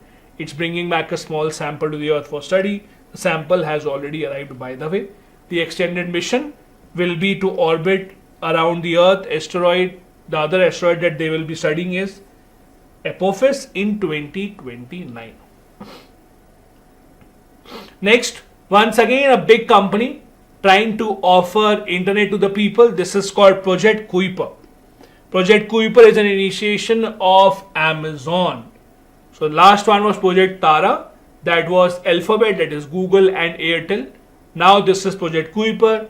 This is what Amazon has been doing. It is Amazon's space internet project system. Now there are multiple companies that are doing this already. Elon Musk has a company called the Starlink. In fact, Starlink has become very famous in the past 2 years. Ever since the Ukraine-Russia war had started, Russia had targeted a lot of very important infrastructure of Ukraine. So people in Ukraine could not use broadband. They requested Elon Musk to provide internet connectivity through satellites. This is what his company does, called Starlink. Similar thing is being done by other companies as well. Airtel also is doing this, and now Amazon also has got into it. This is called Project Kuiper. It has successfully conducted certain tests in the low Earth orbit. Amazon is not doing it alone. They have signed certain agreement with SpaceX to launch rockets with the help of Elon Musk's SpaceX company. The target is to build a network of over 3,000 satellites in the low Earth orbit.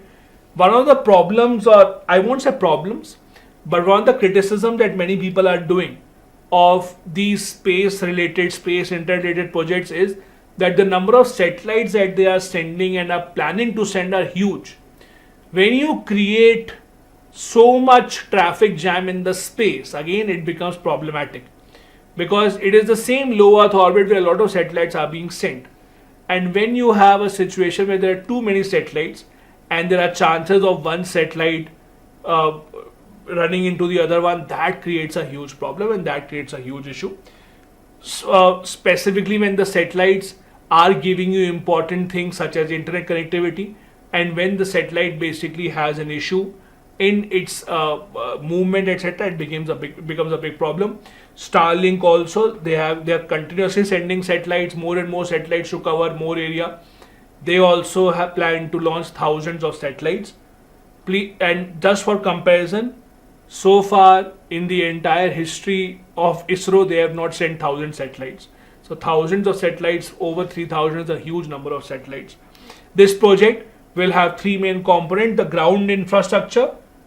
For example, those who want to use Starlink, you can't just use it from your phone. So there will be a small kind of a device that will be given to you by the company, similar to like you have the DTH. So you have that small dish antenna that is placed at your house. Similarly, Starlink company gives you a kind of a receiver. So that will be ground infrastructure, that will be gateway antennas that will send and receive the customer data to and from the satellites. It will keep the satellites in proper operations. The global network will basically connect through these gateways. Second component will be the satellites that the company will be sending, thousands of them. They will be in the low Earth orbit. They will extend to about 2000 kilometers above the Earth. And then the third will be customer terminal. I told you, the customers will be given these small kind of units that they will place at their homes to receive the broadband services. Just like you have modems right now at your home, similarly you will have these antennas at your home, and then you can connect your Wi-Fi through that. Other companies are also doing this. Starlink example, I've already given it to you. It is working in many parts in US, in Ukraine and some other countries also.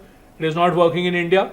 These Starlink satellites fly much closer to the surface to have much lesser latency and increased connection bandwidth. See, the idea is the higher your satellite is, the more area you will be able to cover. Think of it like this. If this is the Earth, if the satellite is here, so this is the area it can cover, right?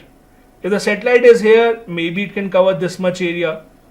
But the problem is, the higher you go, the lesser will be your connection bandwidth. So this is again a decision that you have to take. Do you compromise with the speed to have much higher coverage and your individual customers will not be happy, but you'll be able to get more customers? Or in order to have more customers happy, you will have to send many more satellites at smaller altitude. So that's a decision that these companies will have to take. In India, Jio Fiber is also working on this. India's first satellite-based giga fiber service is being worked upon by Jio. It is working on ensuring that they are able to offer such services in many parts of the country. Then there's OneWeb. As I told you, Airtel is also working on that. It's a low Earth orbit, again, satellite network. They have launched 40 satellites in Jan 2023. They now have total of 542 satellites in the low Earth orbit. So they are again trying to get as many satellites in the space as possible. Next news, number 317. Three-parent baby. Now this is a topic that remains in the news, a three-parent baby. Now what do you mean by three-parent baby? The idea is simple. A three-parent baby would obviously mean three people are involved here. Usually, when the mitochondria of the cell is defective, in the mother cell, when the mitochondria is defective, that has to be replaced.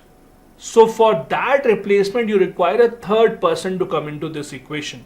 The third person that donates the mitochondria will not have any DNA. The DNA in the born baby will be of the two parents only. The third person will come in and specifically will donate mitochondria. So that is why it's called mitochondrial donation. So the third person who will come in, as I told you, the donor, his or her basically role will be to provide a healthy mitochondrial DNA.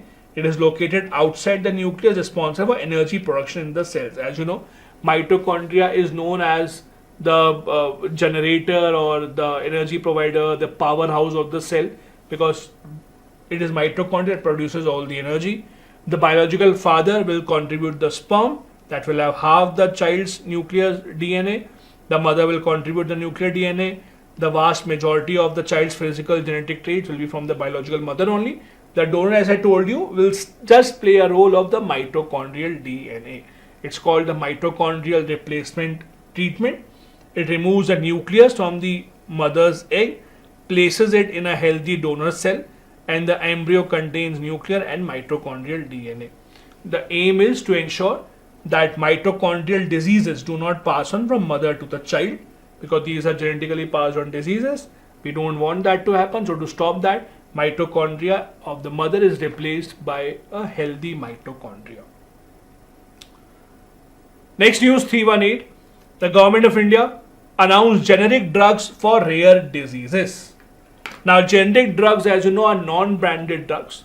Like paracetamol, if it is sold by the name paracetamol only, it is generic drug.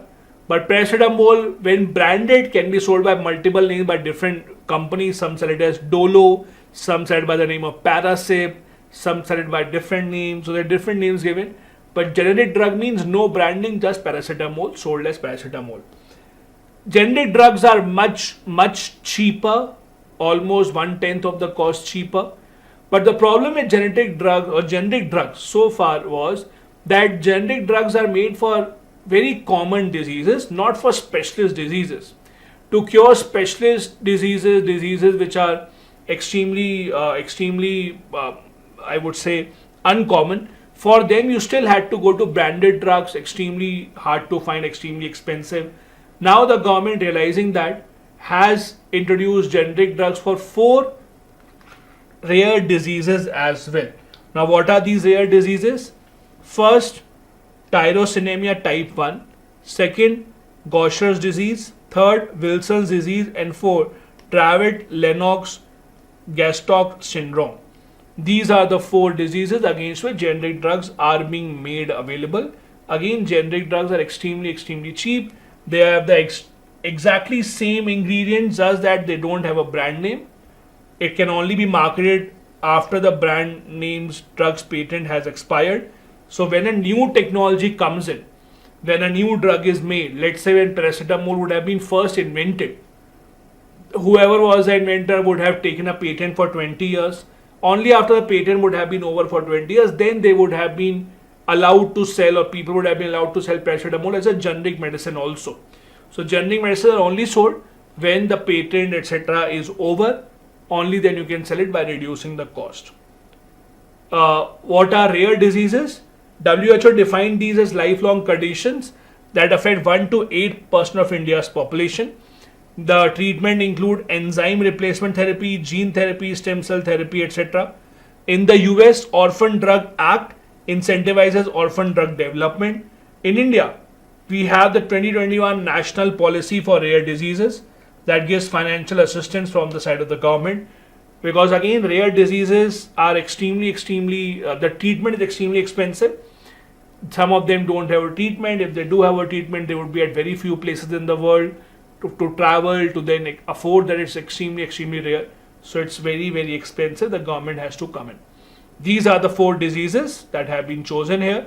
Do remember the names. Tyrosinemia affects liver, it results in jaundice. The Gaucher's disease usually has anemia or results in anemia in the human body. Wilson's disease will give you slurred speech, tremors. Dravet-Lennox will give you severe neurological, intellectual issues. This is how these diseases usually are seen. Talking of diseases, one more disease that was a lot in the news is the foot and mouth disease. These foot and mouth disease spread amongst cattle. About 1.8 lakh cattle were vaccinated in Virudnagar. This is just one-off news. Apart from this, also in many other parts of the country, the government provided vaccination to cattle, to the cattle farmers for their cattle against foot and mouth disease. It's a viral disease. It was spreading in large numbers in multiple parts of India. It affects cattle, sheep, goats, pigs, etc. Basically, it's a big threat to livestock industry. The disease is estimated to circulate in 77% of the global livestock population. There are 7 different strains that might affect the cattle.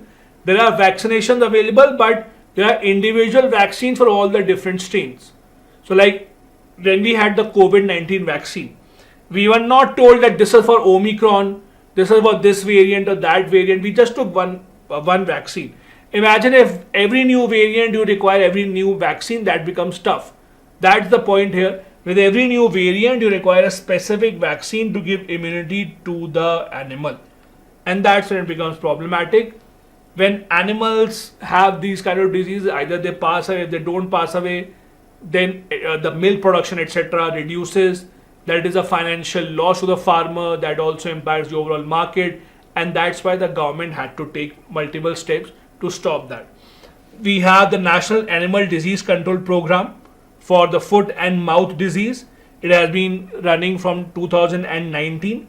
It aims to control brucellosis by 2025 and vaccination and eventual entire eradication of the disease by 2030.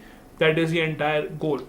Similar to this, the name is similar. Similar to this, we have a disease called hand, foot and mouth disease. This is a disease in humans. The foot and mouth was the cattle-based disease. hand, foot and mouth are a disease that you see in humans, mainly in children under the age of 5, but anyone can get it. Not that serious, but it is contagious. It can spread from person to person. It is again caused by a virus. These are viruses called non-polio enteroviruses. So this is again a disease that can be treated with anti-allergic medicines mainly. Not very serious, but you do see it happening in many parts of the world, especially to children. Last news for this particular class is the chimeras. Chimeras basically are kind of new animals that are developed artificially or naturally by taking genes from multiple species. So when they are developed naturally also by two species combining which are not used to each other, or artificially also, they can be made in the lab. Recently the scientists have generated a live monkey of the species of long-tailed macaw in non-human primates. So again, the scientists have been testing or have been experimenting with this. They have been able to produce a monkey with a species of long-tailed macaw. Chimera, as I said, refers to an organism that contains cells or tissues from different sources, often of genetically distinct individuals. They can occur naturally also in nature, and they can be scientifically made for research purposes by scientists also in lab. Scientists can create the chimeras for research purposes. They can combine cells or tissue from different organisms and then study how the animal will be born. Naturally, it can also happen during cell exchange during pregnancy. It can also occur through fraternal twins. So that is again something that helps the scientists understand, because see, a lot of these animals hold the key to development of many medicines and vaccines. You saw when COVID-19 vaccine was being developed, a lot of these tests were being done on animals of different types. So we have to understand how these animals are made, which of these animals are closer to humans, and that is how these studies are helpful in the long run. There are a lot of medical applications I told you, including organ transplantation. Donor organ shortage can be addressed using this. We saw recently pig kidney was transplanted to a human, although that person eventually died, but that has been done. So that is why human cells into animals, if that becomes a reality, it can result in good transfer of organ transplantation or more organs for transplantation purposes. Individuals with two or more distinct cell lines, they can also occur due to various genetic development processes, and that is also something that can have potential in different applications in medicine and technology in the future. This brings us to the end of this session. I hope you learned something new and you are revising stuff that you might have read or not read about science and technology current affairs. I'll see you in the next one. Till then, bye-bye. Take care of yourself. Jai Hind.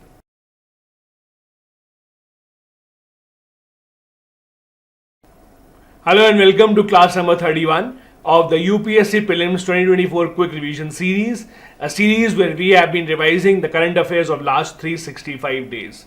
We have already had 30 classes so far, and if you have missed out on any one of those, I highly recommend you that go to the description of this video where I have given a link of the entire playlist. Go through that, whichever class that you might have missed, please see that class as well. Do hit the subscribe button if you have not done so far, and also if you need to get or if you need to download the PDF of all these classes, you can join the Telegram channel. The link is again in the description of the video where I upload PDFs of all these lectures. On that note, let's begin with the current affairs of science and technology that we have been doing for the past couple of classes. First, the CAR T cell therapy. Now, this is a very, very big achievement in the treatment of cancer.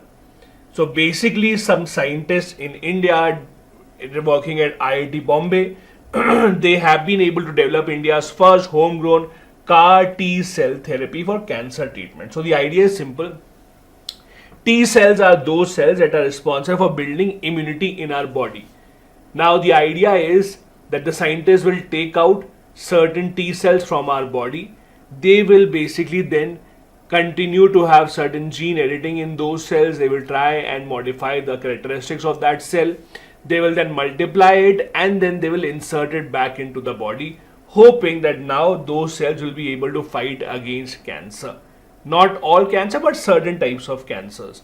This therapy targets CD19, which is a biomarker for B lymphocytes.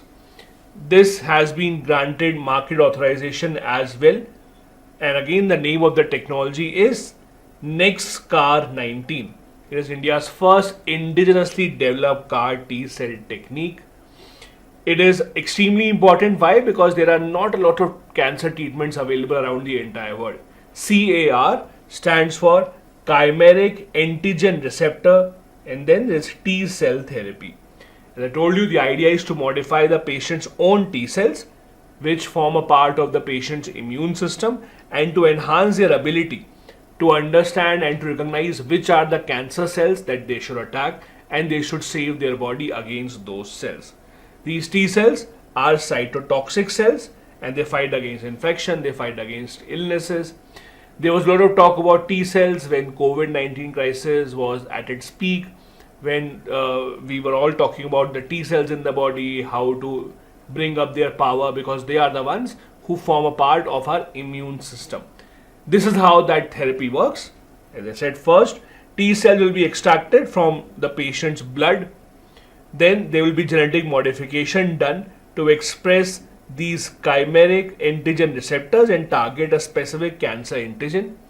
These modified T cells will then be cultured, they will be multiplied. They will then be infused back into the patient's bloodstream, and then these cells eventually will bind themselves to the cancer cells, and then it will lead to destruction of the immune system. Now, this is again more based on theory, although a lot of experiments have been done here. So hopefully when it rolls out in commercial scale, it will be able to give the kind of results that we have seen in lab testing conditions as well. The second news is about malaria vaccine. The Serum Institute of India has started exporting these vaccines to Africa. Now please understand, this is not the first ever malaria vaccine. This is the second malaria vaccine. We already have a malaria vaccine that was given approval by WHO. This malaria vaccine that is being produced by Serum Institute of India is supposed to have much better result. It's supposed to give much more protection. Its efficiency is much higher as compared to the first one. The first vaccine was RTS SAS01. That was the first one which was given approval by WHO in 2021. This vaccine, the second one, is R21 or Matrix M. It is specifically for prevention of malaria in children. As I said, the big difference is the efficiency. The second vaccine has been able to reach a target of 75% efficacy, which was not the case with the first vaccine. This has been developed by the University of Oxford. Serum Institute of India is the main producing partner. Then trials and partnerships have been done at European and developing countries, clinical trial partnership. So all these have worked together. Most of the malaria cases are found in Africa and in India as well. So it's now being exported to Africa. It has already been approved in multiple African countries such as Nigeria, Ghana and Burkina Faso. It will be rolled out in these African countries in 2024, that is this year, and will be available in most other countries by the end of this year. India also, as you know, has been grappling with malaria cases. See, malaria and these kind of diseases are directly proportional to the lack of hygiene. The lack of hygiene, wherever there is it's found, that is where you will see these malaria cases. Also, tropical countries which provide the climatic condition necessary for insects such as mosquito, this is where you will see malaria cases. That is where India, African countries are much more susceptible to these kind of cases as compared to other countries. Like in US, etc., you will not see a lot of malaria cases. However, now with changing climate, you do see certain cases popping up there. And you can connect it to what happened during COVID-19 crisis. If you remember, when the COVID-19 crisis first started and no one knew what medicine should be used for the patients, there were some people who started to say that hydroxychloroquine will help in treating or in at least making the condition of the patients better. Now, hydroxychloroquine is a very common drug. It's given to malaria patients only. If you remember, America did not have this drug. It's not because it's very difficult to manufacture, but just because malaria cases are not found in US, so they never had a stock of these medicines, hydroxychloroquine, while India had. So India supplied a large amount of these hydroxychloroquine tablets to America during the COVID-19 crisis. So again, that is a connection. Malaria, as you know, is a mosquito-borne blood disease mainly. It has crores of cases every single year across the entire country. It mainly affects children under 5. Children under 5 account for 80% of the deaths in the WHO African region. There have been multiple techniques that have been worked upon to try and curtail malaria.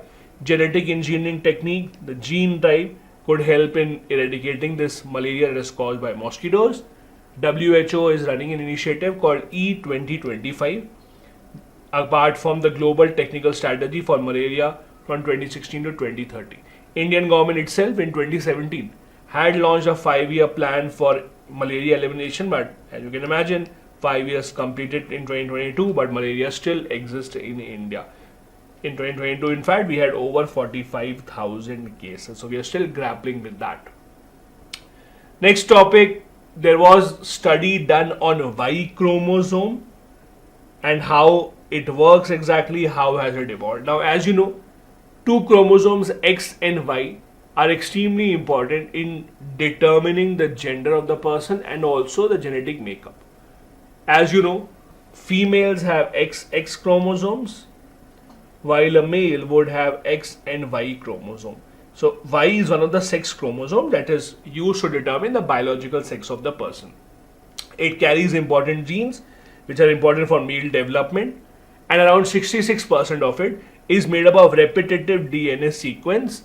Because it's repetitive, it's called the junk DNA. Y chromosome is important because it helps us in tracing paternal ancestry. So who was your father, then your grandfather, great-grandfather from the male side to determine your lineage. Y chromosome plays an important part. The reason being it is passed on from father to the son. That is why understanding and studying about Y chromosome can give you important information about the male side of your ancestors. These are the main differences between X and Y chromosomes, as you should know. X chromosome can be contributed through eggs or sperm. Basically can be contributed by female also and can be contributed by male as well. While Y chromosome, it is only in the male, so it can only be contributed through the sperm. The size of the X chromosome is longer. It has about 900 protein coding genes. For Y chromosome, the size is smaller. X chromosome, as I said, is present in both males and females, while the Y chromosome is only in the males. About 5% of the entire human genome consists of X chromosomes, and about 2% of the entire human genome is consisting of Y chromosome. Next, the scientists have been trying to find out how the life began on Earth, and that is how we have something in the news called the protosterol biota. Scientists have discovered that eukaryotic life appeared to flourish much late in the history of our planet, but we have found out that the first evidence of life on Earth was actually underwater. It is now, I won't say it's a surprise. Most of the science now knows that if you look at evolution of life on Earth, it all began underwater. So fish was the first living kind of organism, and then it evolved to other species later on. Fossilized protosterol biota have been found in Australia near a rock in Northern Territory. It belongs to the eukaryotes family. Now, as you know, there are 2 types of these organisms that can be defined depending upon the makeup of their cell. They are prokaryotes and eukaryotes. Prokaryotes are those that are represented by bacteria and archaea. They mainly reproduce through binary fission. They can be single-celled or they can be multicellular as well with a well-defined nucleus. Eukaryotes, on the other hand, can have multiple ways of reproduction. They have a domain called eukarya, and they have higher cellular specialization and much more complex organisms such as the human beings. Next is the news from Maharashtra, where two new kind of viruses were seen to affect tomato crops. These two viruses were called mosaic virus. Now, when we read about viruses, there are different categories, different classes of viruses depending upon their composition, depending upon their behavior. One of the categories of viruses is called the mosaic virus. Now, what are these two viruses which were in the news? The CMV, the cucumber mosaic virus, and TOMV, that is tomato mosaic virus. These are the two viruses that hit the tomato crop production. Extremely deadly, because if they are not treated in time, it will result in 100% crop loss. This virus is actually a parasite. It destroys the plants, the gardens and crops down to their molecular level, and that is why it's very difficult to retrieve the plant if it is too late to treat them. It's characterized by leaves that are mottled in with yellow, green, white, dark green spots and streaks, because it resembles like the mosaic pattern. If you have not seen a mosaic pattern, you can just Google and see the photo, how the mosaic pattern looks like. It usually, imagine a kind of a tile with a lot of very different colors basically coming together. That's a mosaic pattern. So any plant that is affected by these viruses also has these bunch of different colors, and that is why it's called as a mosaic virus. It spreads through infected seeds, samplings. It can also spread to nursery workers' hands, and it spreads from one plant to the other, and the entire harvest can be destroyed within a small period of time.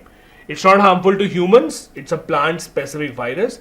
There is no cure as such for infected plant. The best control is to sanitize and remove the infected plant nodes from the nearby plant. So you can't save that particular plant which has been infected, but you can just hope to save the other plants in the vicinity. That is how difficult it is to treat the mosaic virus. Next in, we have a disease that was in the news called the brucellosis. Brucellosis is a disease that can impact both animals and humans. Human to human transmission is much lesser, or there are much lesser chances, much rarer. Animal to animal transmission is much higher. There was a case of a dairy farmer in Kerala that was diagnosed with brucellosis disease. It's a bacterial infection caused by Brucella bacteria and affects, as I said, both animals and humans, transmitted mainly through contaminated animal products or direct contact. It can affect people of all the ages, but as I said, people to people, person to person transmission is extremely rare. The disease usually has symptoms such as fever, chills, sweats, headache, etc. These are the symptoms that you will see in most of the other diseases as well, so nothing specific. The treatment involves the use of antibiotics because it is caused by bacteria, obviously. It can last many months as well. The IVRI, which is Asia's biggest research institute for veterinary sciences, they have developed the Brucella abortus vaccine specifically for prevention of brucellosis in the dairy sector. So there is a vaccine that is available. WHO has also recognized this disease as a neglected zoonotic disease.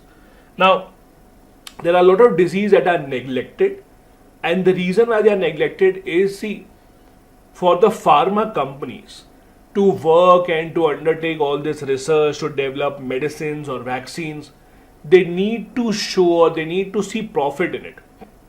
And these companies will only see profit if either there is a disease that is very, very, very widespread, so that many people will buy their medicine, or if it's a disease that is mainly affecting developed countries. Because in developed countries, governments and the people have the capacity to buy much more expensive medicines. In developing countries, least developed countries, they don't have a lot of buying capacity. So the companies, the pharma companies don't want to put a lot of capital into research, and that is why a lot of these diseases remain neglected. WHO estimates that there are more than 5 lakh new cases of brucellosis in humans each year, but again the majority of them are in developing countries, and that is why not a lot of attention has been given even by the pharma companies to develop drugs specifically for it. Next news, something called the HeLa cells. What are these cells? These are very unique cells which are considered as immortal cell line. Means they keep on regenerating till perpetuity. Means till the end of life they just keep on reproducing. That is very, very rare. Usually cells have a specific life and after that they stop to reproduce. This is something that is not seen in the HeLa cells. In the HeLa cells we have seen these are cells which are first human cells to be successfully cloned in 1953. These are cells that have been used for research for a lot of purposes, and their interesting abilities, again as I said, they keep on reproducing. HeLa stands for Henrietta Lacks. Henrietta Lacks was the first patient from which these cells were actually derived. This was the first patient, the African American woman, who contributed these cells during her treatment for the cervical cancer. Remember, these were the first human cell that was successfully cloned in 1953. They're important because they can keep on reproducing and they can replicate continuously in culture. Now, culture, you would hear this word culture time and time again. Culture basically is a word that you use related to diagnostic when you undertake certain diagnostic tests. Culture basically is kind of an artificial environment created for the cells to multiply or to see if there is some reaction to the cells. For example, you have your urine test. Now, urine test, one of those tests is called urine culture test. So basically that is kept for some time and seen whether there is some bacterial activity, whether there is some other activity in that, and whether we can find out some other important details from that particular urine. These cells have been very helpful for vaccine development, cancer research, and a lot of other research as well, drug testing, etc. As I told you, these cells are unique because they keep on replicating, and because they keep on replicating, they allow the scientists, they allow the researchers to have many more chances at trying to figure out a solution. When you have a specific cell that does not replicate, it just basically it's limited in number, then you have to be much more sure of your treatment and research. But with these kind of cells that keep on replicating, you have many more chances of undertaking research and trying to see if you can find out the perfect solution. These are immortal cell lines because they can divide indefinitely under the right conditions. These are extremely valuable for scientific research. They can be grown in large quantities. They also provide a very consistent reproducible model. Also, these human cell cultures die within, usually the other human cells die within a specific number of cell divisions, after which they do not survive. That process is called senescence. So again, it is very rare for a cell to keep on multiplying. Now, interestingly, it's very similar to how cancer operates. See, what is cancer? Cancer is an uncontrolled growth of certain cells in your body which start to destroy your body. HeLa cells, on the other hand, are not that, although they also keep on continuously multiplying, but that's not an unlimited or unregulated multiplication. You can actually keep that in check. Next, xenotransplantation. A few months back, there was a news that for the first time ever, a human has received a pig kidney. So there was a kidney transplantation where a pig's kidney was given to a human. But then the news came in very recently that that person who got this kidney has actually passed away. So there were these two reasons why this concept of xenotransplantation came in the picture. This person who was given the kidney of the pig was in March this year itself, but did not survive more than a couple of months after that. Now, why is it in the news? Because now there are a lot of research going on to basically have lab grown organs. Rather than taking it from any animal, why not grow the organs in the lab itself? Chinese scientists have grown humanized kidneys which have human cells. So in order to ensure that maybe we don't need to take it from the animals, these kind of organs may be grown in the labs itself. Xenotransplantation is a process that involves transplantation into a human, either live cells, tissue or organs from a non-human animal source. So non-human animal source, for example, such as a pig. These cells or tissues are called xenografts or xenotransplants. Now it's important to understand why are pigs used for this. Now, this is not the first case of a pig being used to transplant an organ. For the kidney it was first ever, but this is not the only time when animals and their organs have been used. Now, pigs are a very popular source of taking these organs and then transplanting to humans. Why? First, they have similar organs as compared to humans, and they have a large litter size. Now what is this? Litter basically means the number of children that they have. So when a pig reproduces, usually there is a large number of pups that are actually born. So pig usually when they reproduce, they might have 8, 10, 12 babies, meaning that their population is not very small.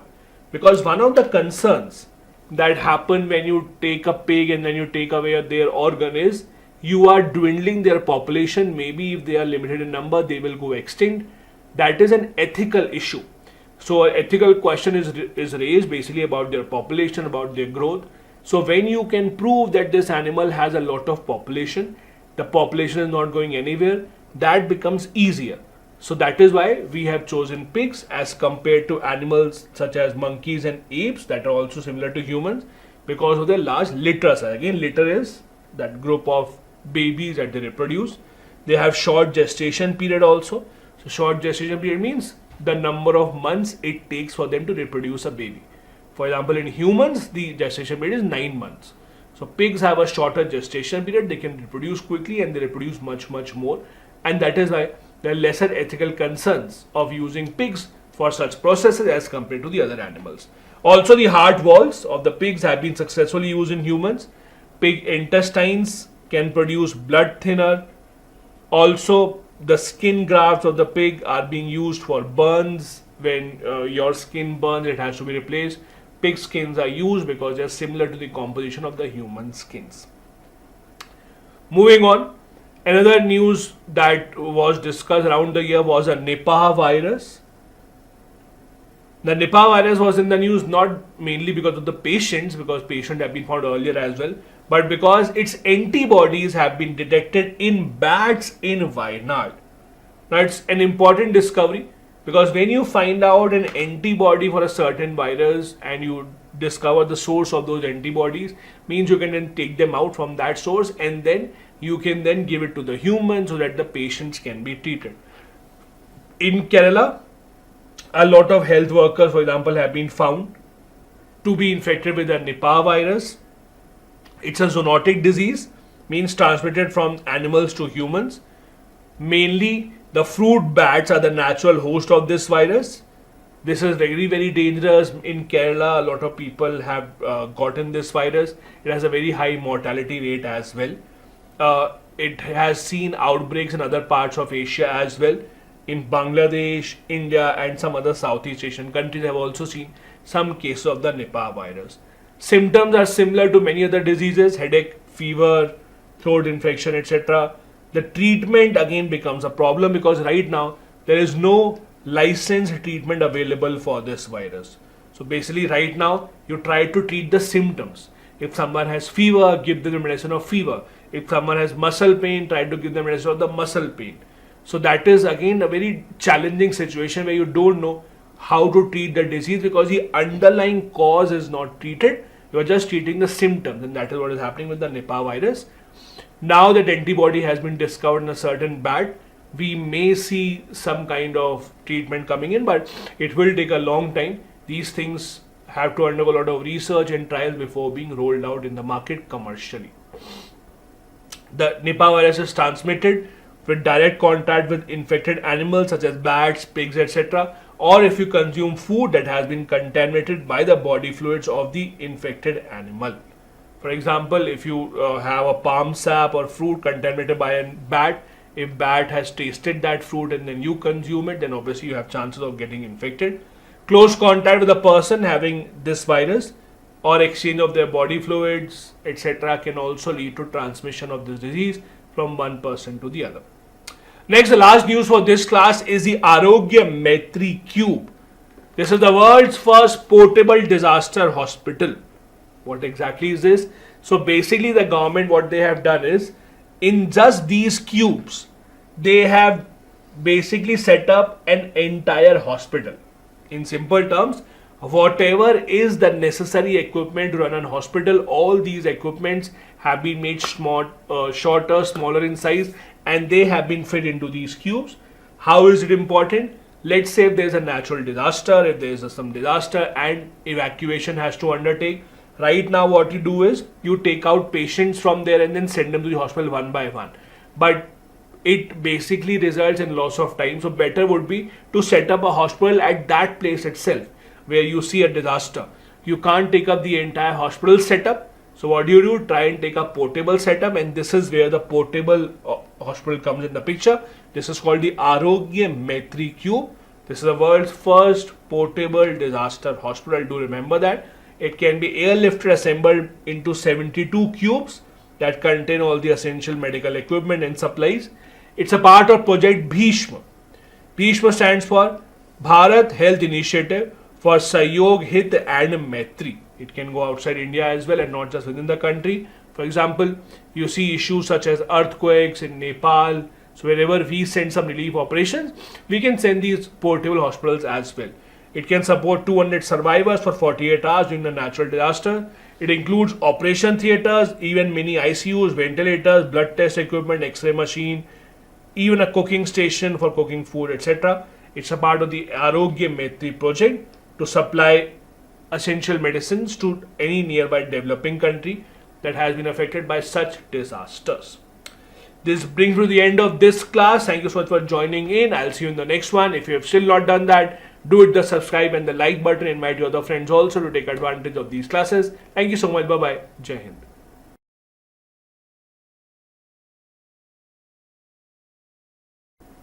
Hello and welcome to class number 32 of the Quick Revision Series for Prelims 2024. I hope all of you have attended all these classes, and more importantly, not more importantly, but yes, also importantly, you have subscribed to this channel and also hit the like button. We are back again with another class of Science and Tech to discuss the current affairs of the last 1 year or so. Without any further delay, let's begin with the first one. The first news is a new test that has come up, very helpful for the TB patients. It will provide results in a much shorter period of time, lesser costly, and also it will tell us whether a certain patient is resistant to the first line of medicines. Now, as you know, tuberculosis is in itself is a very bad disease, but it has been enhanced even more, accentuated even more because of the fact that a lot of patients are now resistant to the medicines that are used to treat tuberculosis. For example, the rifampicin medicine that is used to treat tuberculosis, a lot of patients have developed resistance against it. Now you have to conduct a test first to see if your body is actually accepting that medicine or not. That test also costs a lot of money, it requires a lot more time. So there's an alternative that has been found to that. This new test is called Expert MTBRIF test. It will be a molecular test that will cost 20% lesser and will return the samples or will return with the result in a much shorter period of time. Interestingly, this is not the only test. There are other tests as well.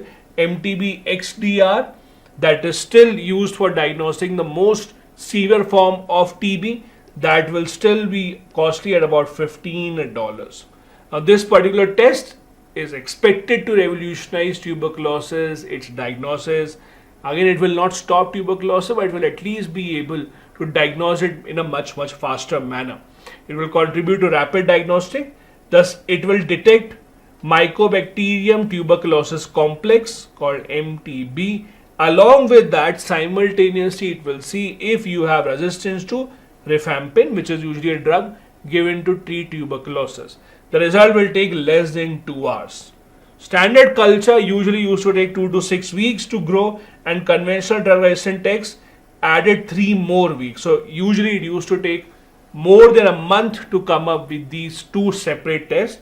This particular test will do all these things together, both of them together, and will give the results within 2 hours. So it is expected to revolutionize diagnosis in tuberculosis.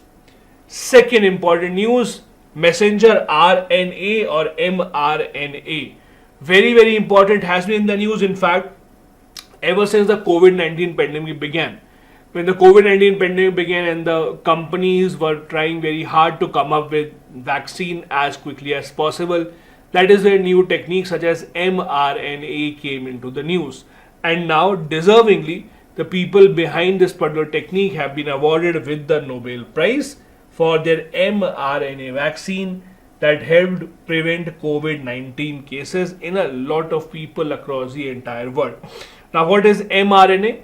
It is a molecule in genetics and serves as an intermediary between DNA and protein synthesis.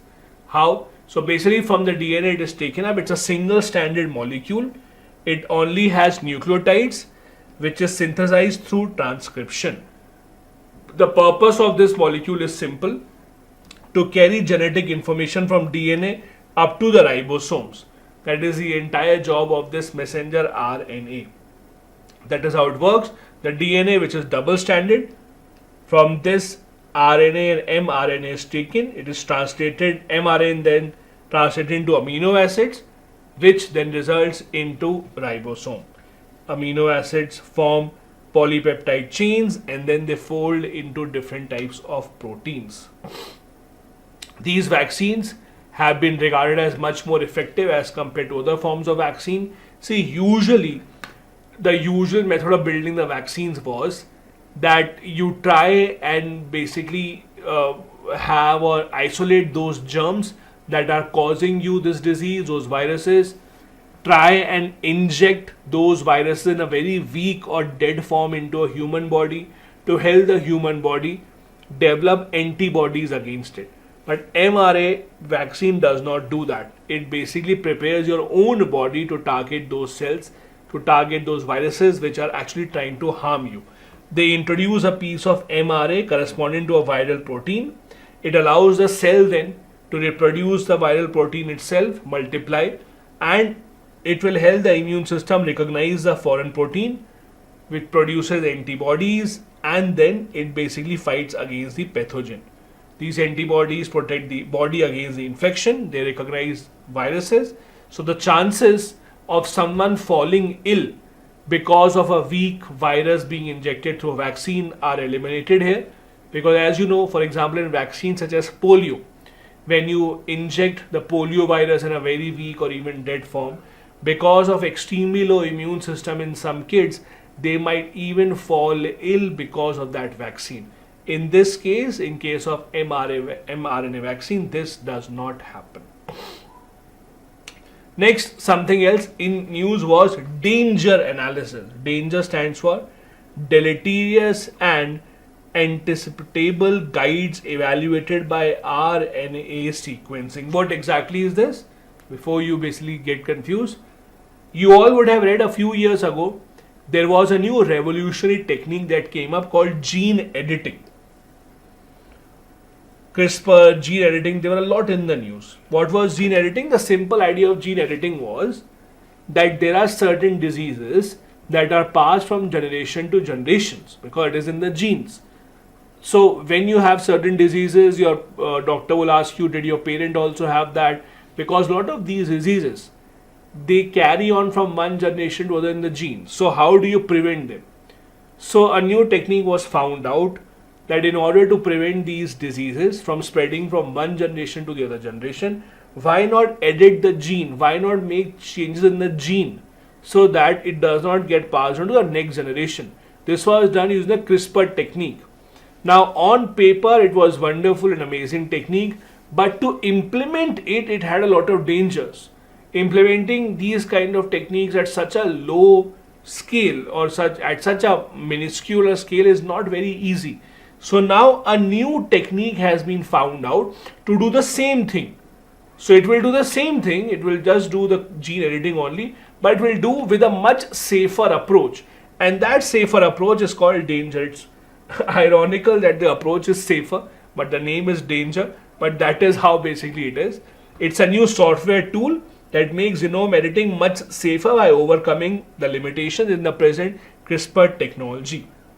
This one, the new technology, works by conducting risk-free or risk-averse off-target assessment using the RNA sequencing data. It's a strategy that uses RNA sequencing, evaluates the effectiveness, potential of the target, and then it basically undertakes a gene editing process. The guide RNAs that are used in this particular process are those RNA sequences that guide to a specific target where exactly the editing has to happen. So something like this is how gene editing works. As you can see, the gene specifically designed synthetic part of the gene is taken away, an enzyme cuts off the target DNA strand, and a healthy DNA strand is basically then put in. So this is how basically it works. Again, these are technologies that are obviously much easier to draw on paper, much easier to theorize, but to implement that, to find tools for that is a much more complex process. It can put a lot of lives in danger. That is why it is good to have technologies which do it in a much more safer manner. So that is a DNA editing technique. Genome editing, also called as a gene editing, as I said, is a technology that allows a scientist to change the organism's DNA. Mainly the idea is to make changes in the gene, because a lot of diseases get passed on from gene to gene. It can potentially decrease or eliminate serious genetic diseases and reduce chances of generations being sick with the same disease time and time again. There are multiple techniques that are used. The most famous one is the CRISPR-Cas9 technique. Then there are TALENs, there is ZFNs, HDR, and now the danger technique has also come up. But these are the different types of techniques that are used. Again, the idea is the same, that you are editing the gene. How you are doing it, the technology that you are using, that changes from time to time, from place to place. But the idea of genome editing remains the same. Next thing in the news, Calyx coca. What exactly is this? It's a new vaccine developed for cocaine called Calyx coca. The idea is simple. When someone consumes cocaine, it goes into the bloodstream of the person. Now, it impacts the bloodstream also, but the major impact of cocaine happens when it reaches your brain. That is when the neurological system of the person starts to get hurt. So the idea of this vaccine, Calyx coca vaccine, is that it will prevent flow of cocaine into the brain. So it will not prevent it from going into the bloodstream, that will happen, but will prevent that from going into the brain. That is the idea. It has been developed by engineers and scientists in Brazil. The idea is to kill addiction to other substances and cocaine specifically. It generates antibodies that will bind to cocaine molecules in the bloodstream, and it will obstruct the cocaine from reaching the brain. This binding process, how will it stop it from reaching the brain? It will basically increase the size of cocaine molecules, and then it will be too large to enter the brain system. So it's a simple idea. Why not increase the size of the cocaine particles so much that it's just not small enough to enter the brain? That's how it will work.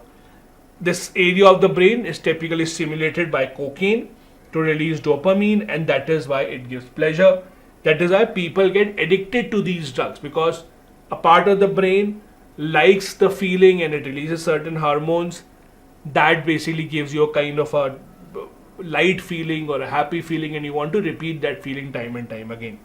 Individuals who receive the vaccine will not experience that effect of cocaine, and thus they will not take it again. That is a hope, that after you get this vaccine, you will not get that kind of a high or that kind of a happiness that you used to get with cocaine. So maybe, just maybe, you will stop taking cocaine because it is not giving you the kind of desired impact. Vaccine is moving in the final phase of trials. It has not been rolled out so far, but it might be rolled out soon after some trials being done on humans. Next news, thalidomide tragedy. What exactly is this? Australian government has issued an official apology to its own citizens for a scandal that happened many decades ago. So 1950s and 60s, there was a drug easily available in Australia. It's sold even today. That was called thalidomide. Now, why was it used? It was used mainly by pregnant ladies when the pregnant ladies experience nausea, etc. So symptoms such as nausea are very common during pregnancy. In order to avoid that, many ladies do take medicines. One of the medicines available for that was thalidomide. It was much later found out that thalidomide actually had resulted in a lot of complications, including absent limbs in the baby, including blindness, deafness, and even malformation of the internal organs. So a lot of defects in the babies were directly related to this particular medicine that was being consumed in large number by the pregnant ladies. So that became a big scandal, that how come the government, even after knowing this, it is the government's responsibility to undertake trials before any medicine is rolled out in the market. So how did the government not stop it? How was it available for a couple of decades for this purpose? That is why it became a very, very big controversy. See, the same medicine that might not give any side effect to a male can have a huge side effect on a women, especially pregnant women. That is why pregnant women can't just have any medicine that she used to have before pregnancy. So it's not that this medicine itself is banned for everyone. In fact, this medicine is still available today because it has shown some results in treating certain diseases such as leprosy and different types of blood cancer as well. But it was just not suitable and safe enough for pregnant ladies. That was the entire controversy, and that is why the Australian government has come up with a sincere apology to its people. Next news, something called the phage therapy. What exactly is phage therapy that India might also start? Phage are kind of viruses that are used to kill bacteria. So very interesting. Phage are kind of viruses that are used to kill bacteria. Now we are living in an era where antimicrobial resistance has become a very, very, very big problem. We consume so many medicines and we are still not able to treat the diseases because our bodies have gotten so used to it that we have developed these antimicrobial resistance. That is why phage therapy is being seen as a ray of hope for those specifically who are suffering from problems such as antimicrobial resistance, because what you will do is, rather than using some medicines, you will use some specific viruses that will kill bacteria in your body, called phage therapy. So again, as I said, simply defined, it's a medical treatment that uses viruses to target and destroy harmful bacteria. The other part is, one of the other problems that we have with antibiotics in our body is, when you consume antibiotics, it kills almost all types of bacteria. Now the problem is, there are some bacteria which are not harmful for your body. There are some bacteria on the contrary which are actually helpful for your body. But antibiotics don't differentiate between good and bad bacteria. They kill all the bacteria. That also becomes a big problem. So this phage therapy will infect and kill specific bacteria only and will leave alone the beneficial ones and will ensure that people can be treated even if they have antimicrobial resistance. This is still a new kind of a therapy. It is being implemented in some very small scales, but not in India. We have to see how it is adopted in India in the coming years. Usually, you do not see India being any first country to adopt new technology such as in treatments of patients. We usually wait for the other countries to adopt, see the effect of it, and then we take a decision. That is why we can see it in India as well in the future. It is also called as bacteriophages because again, they are designed specifically to replicate and to kill these bacteria cells. Phage therapy is not very new. It goes back to 1917 because again, it can identify those bacteria that are harmful for our human body and they can actually help us to destroy them and have a much healthier life. Next, the Government of India, the National Health Authority, has launched 100 microsites project across the country. Now, what is 100 microsites project? The aim is to accelerate digital health adoption, to make sure people use much more technology and try and help the healthcare system also to reduce some of the burden. Launched by this National Health Authority, the idea is to boost digital health adoption by establishing small ecosystem with complete ABDM integration. Here ABDM is Ayushman Bharat Digital Mission. So again, ABDM is Ayushman Bharat Digital Mission. What are microsites? Which we are talking about, 100 microsites project. So it's a cluster of interconnected healthcare stakeholders where healthcare providers like hospitals, clinics, doctors will be connected to labs will be connected to pharmacies, etc. within a defined geographical area. So within a, let's say, a city, all these will be connected online. All these, for example, can share reports with each other. Let me give you a simple example. Let's say that you go and undertake a diagnostic test, okay? You undertake a blood test or an X-ray, something like that. Now you have to take the report and then give it to the doctor. You might not be able to see the doctor might be busy. What happens in this case when all of this will be connected?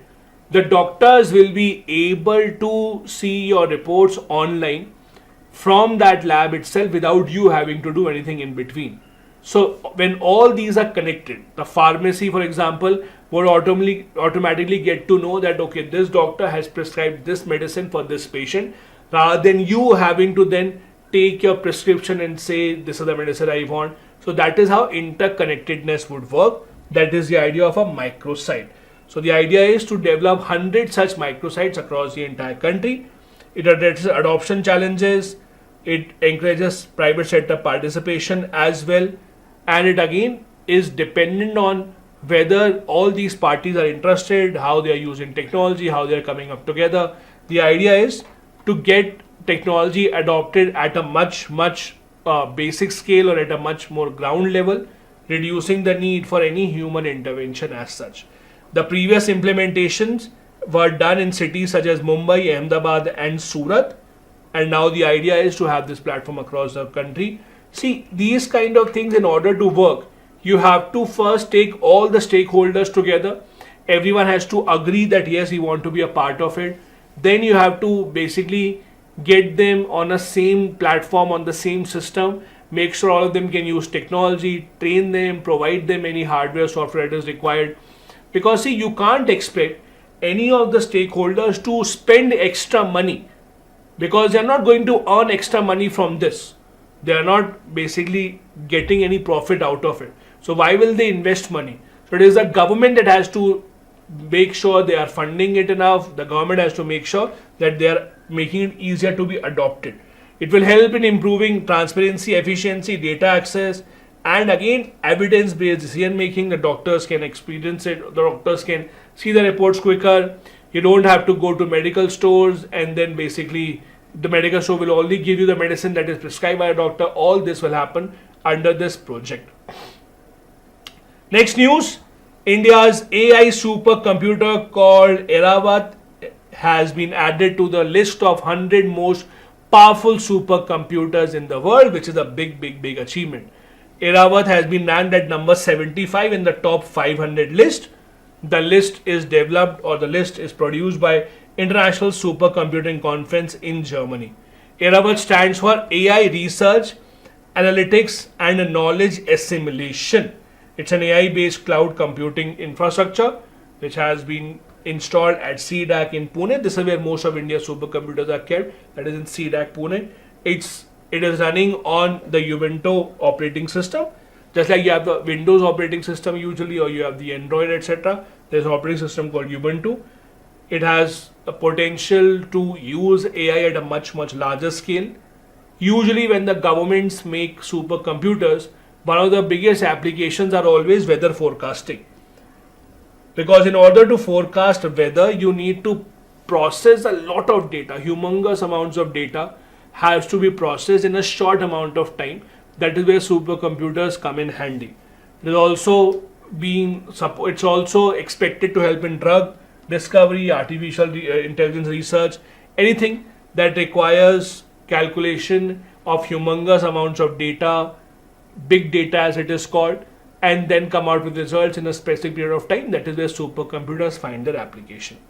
The top 500 list is a common list that talks about 500 fastest computer systems in the world. It was started in 1993, has been updated every 6 months after that. Please do remember, it's based on a benchmark called LINPACK benchmark. LINPACK benchmark basically measures a computer's floating point rate of execution. Means at what speed can it execute the instructions given to it. The smaller the speed, or the smaller the time taken rather, the more will be the speed. India has other famous supercomputers as well.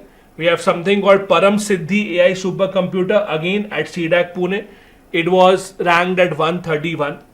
We also have Pratyush supercomputer ranked at 169. It is at Indian Institute of Tropical Meteorology. We also have the Mihir supercomputer, which is at 316.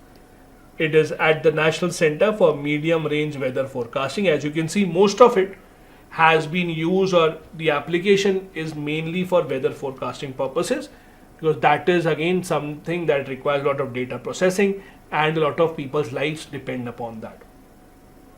Next, number 339, a new issue of blue bugging has started. Andhra Pradesh government has cautioned the smartphone users of blue bugging. What exactly is this? As the name suggests, related to Bluetooth. So basically, when your Bluetooth device is discoverable, means anyone within the 10-meter range can actually see that your Bluetooth device is accessible or it's available. They can try and pair with it. Once they pair their device with your Bluetooth, what will happen? They will gain full access to your laptop or to your mobile. They will be able to send and read messages. They can access your phone book. They can even listen to your calls. All of this just by Bluetooth pairing. This is called the blue bugging. Earlier it used to impact laptops, etc., but now it has been impacting mobile phones as well. Now the good part for you, for us, is that it's a technology that can only be used in a short range, because Bluetooth only has a range of 10 meters. So anyone that is trying to control our device has to be within this 10 meters. So you can easily identify who is doing this if something wrong is happening. Someone sitting far away cannot do that. That's a good part about this. There are some other related problems related to Bluetooth. For example, this blue jacking. When this is a simple pranking technique where the device owners are pranked by sending harmless messages. There's blue snarfing, or the hackers access the data without your permission. It will download sensitive data from your mobile or your laptop. There is juice jacking. It has also become a big problem now. You would have seen many people tell you should not use USB devices to charge your phone. When you don't have a charger, what do? You basically charge your phone by putting a USB device and then connecting it to laptop. Laptop acts as a power source, right? But when you connect, let's say, your phone to that laptop then would have the ability to take data from your phone. This is called juice jacking. When sensitive data is being taken or a harmful software is installed in your phone for later on purposes via the USB charging port. This is called juice jacking. Either data is taken away from your phone, or either some virus or some malware is sent to your phone. That becomes problematic. All these are different types of issues that are seen as being used by hackers in today's time. Last news for today is NAFIS, National Automated Fingerprint Identification System. This is used by NCRB, National Crime Record Bureau. This team of NAFIS has recently won the Gold Award by the Government of India for implementing the technology in the best and effective manner possible. What exactly is this system? So it's a system that was launched by the government with the purpose of creating a database of all the criminals in the country with their fingerprint. Just like we have our DNA, which is unique to us, similarly fingerprints are also unique to individuals. So the idea is anyone who has become a criminal, against whom FIR has been filed, you take their fingerprints in the police station, you identify them by giving them a unique 10-digit number called 10-digit National Fingerprint Number to each arrested person for a crime. It can be searched in a database so that tomorrow if someone has been arrested, you can basically check their fingerprints by this unique number and see if they were arrested earlier as well. Throughout the life, a person's unique 10-digit number will remain the same. It will have palm print, it will have fingerprint enrollment, portrait capture. All this will be a part of this data. It's managed by National Crime Record Bureau at the Central Fingerprint Bureau, that is in New Delhi. It is being done, as I said, to have a proper database of criminals who have been arrested sometime or the other, to ensure that they cannot forge their identity. NAFIS within 24 hours will give 10-digit unique number So it's not instant, it will take about 24 hours, but it will give you a unique 10-digit number to everyone who has been arrested and who has been taken into custody. The unique ID will remain the same for the lifetime of the offender. Whatever crime that you commit will all be registered under different FIRs but to the same unique ID, the national fingerprint number as it is called. So whatever crime you commit doesn't matter. It's kind of an Aadhaar number for criminals specifically. The first 2 digits of the ID will be the state code of the state where the criminal is registered, and then followed by a sequence number which will be different for different people. So first 2 digits will be the same for a lot of people depending upon which state the crime was committed. The later on numbers will then be different. This brings to the end of today's class. I hope you learned something new today. We have a few more classes coming up before we wrap this up. I hope this has been helpful for you. Do subscribe and do become part of the Telegram channel to get these PDFs for your revision. Thank you so much. Bye-bye. Jai Hind.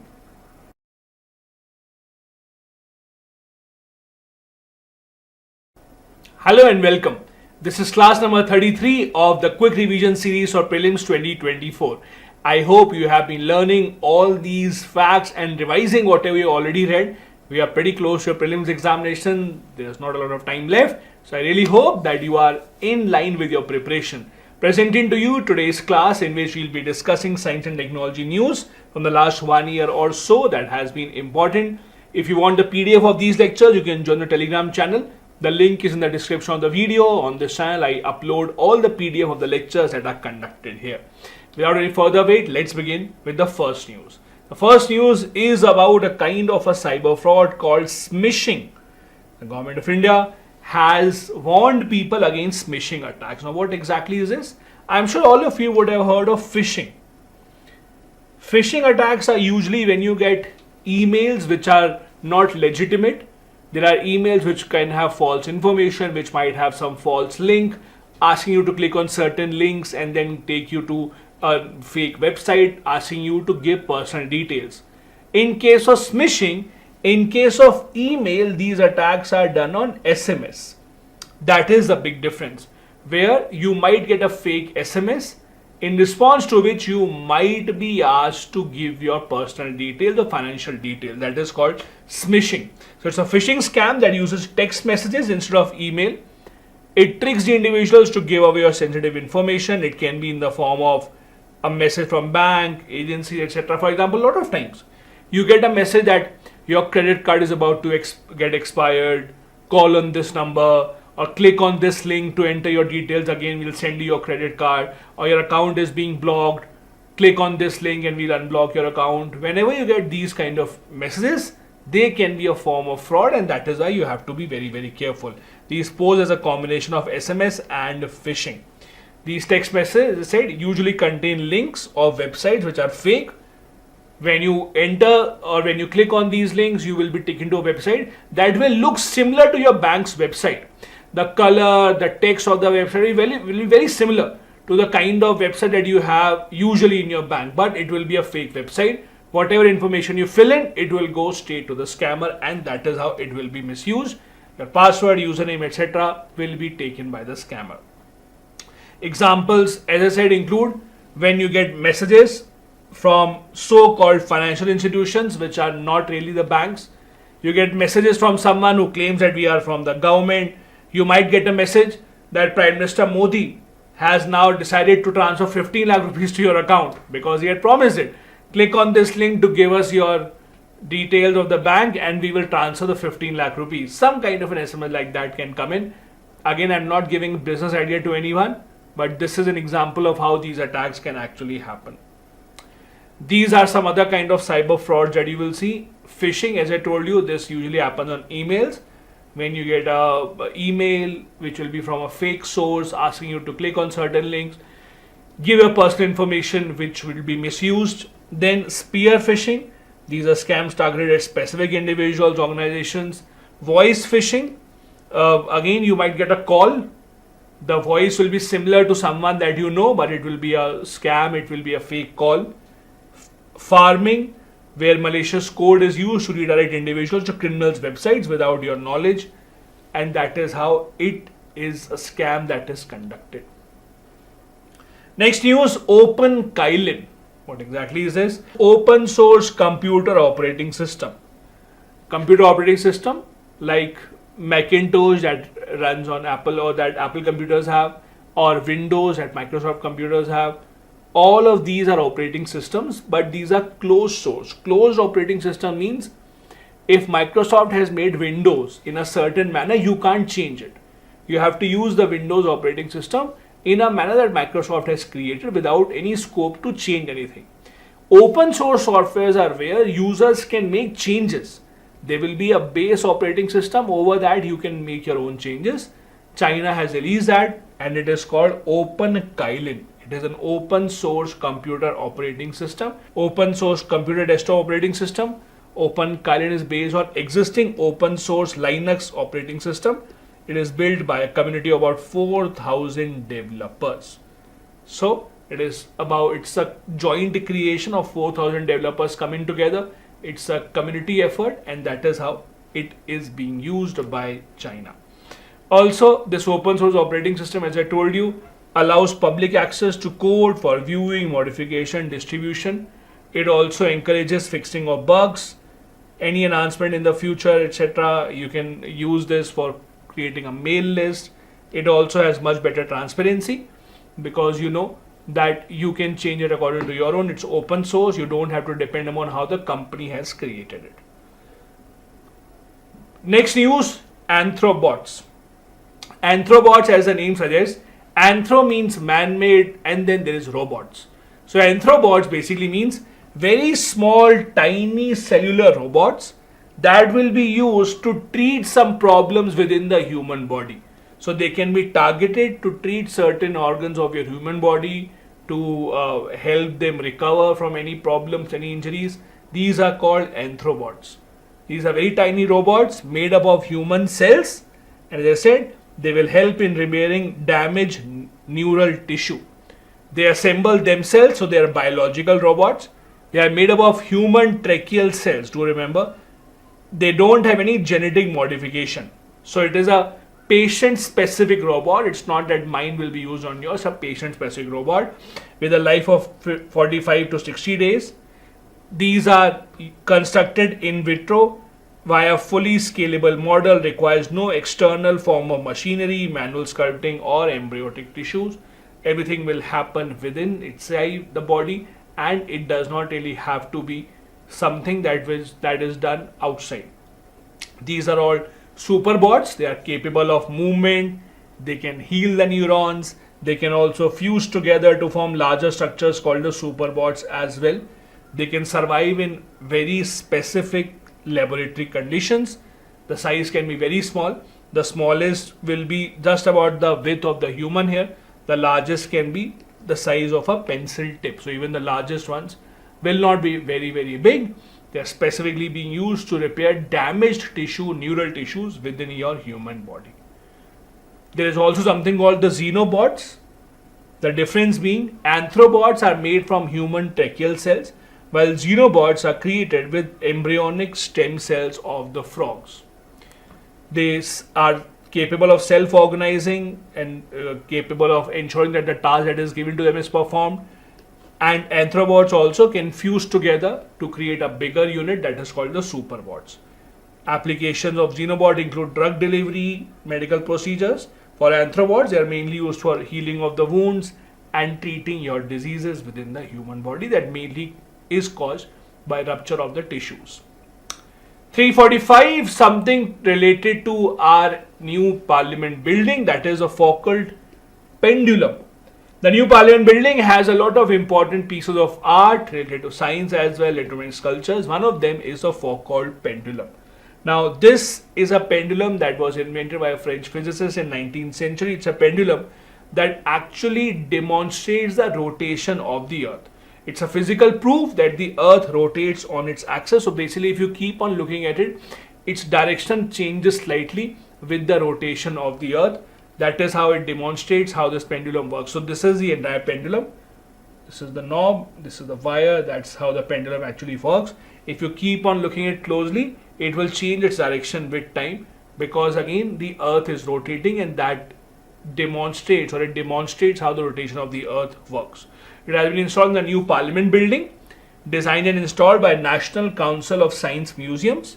It is a very simple device as such, and again does not require a lot of outside interference, because the entire idea is that it works on the earth's rotation, so there is no external interference that is required. It illustrates the earth's rotation. Original one was invented in the 19th century. You can set it in to and fro motion, then it changes the orientation slowly over time. As I told you, if you keep on looking at it, if you make a video, there are many videos available online. If you see a video, after some minutes, you will keep on seeing it change its direction without any external interference. That indicates how the rotation of the earth is impacting it.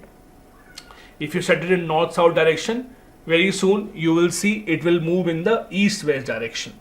It is mainly because of a couple of things. First, the Coriolis effect, because of which the pendulum appears to rotate clockwise or counterclockwise depending upon the latitude. On the other hand, it also works on the principle of conservation of angular momentum. It remains constant during its motion as the earth rotates. Pendulum's oscillation also rotates to conserve its momentum. So it's based on very simple scientific concepts. It is now a part of the new Parliament building in New Delhi. Next, number 346, the free martins. What exactly are free martins? So these are certain cattle.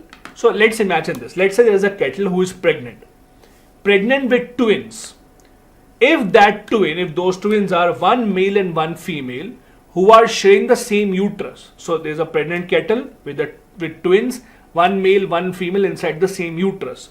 What happens in this case a lot of times, because of the exchange of hormones, that female cattle who will be born will actually not have reproductive capabilities.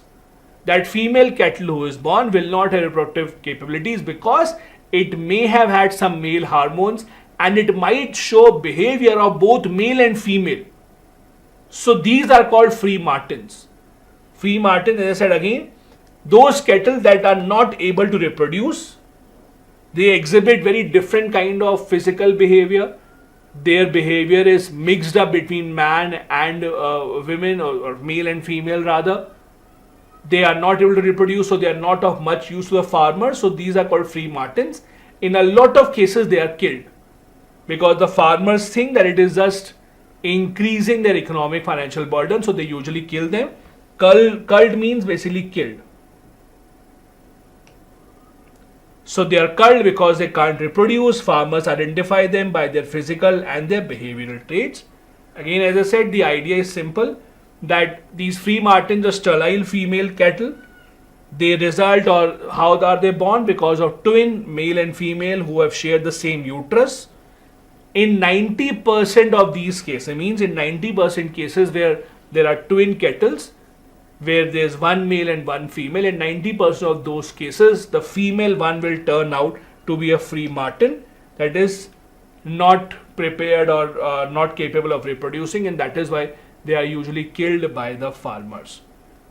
What is the cause for this? Exchange of bloods between the male and female fetuses, because they are part of the same uterus. They share cells carrying the Y chromosome from the male twin into the female twin. Then there is hormonal influence and the course of action. This chromosome triggers development of male reproductive organs in the male fetus, while the female fetus is affected by the presence of these male hormones, and that is what impacts their reproductive capabilities. The impact on the female mainly is that they are not able to reproduce when they are born. Their characteristics include non-functioning ovaries, masculinized behavior, and small ovaries, etc. That is why they are usually killed by the farmers. Next, number 347. The phenomena of the Hubble constant was in the news because an Indian scientific group has proposed new way to decide how the universe expansion can be understood. Now, what is the Hubble constant? In simple terms, Hubble constant means the rate at which the universe is expanding. You would have read this since your school time. The universe is expanding, the galaxies are moving away from each other. At what rate are they expanding? This is called the Hubble constant. Hubble constant, as the name suggests, is named after Edwin Hubble. there is a value to it. The value is 70 kilometer per second per megaparsec.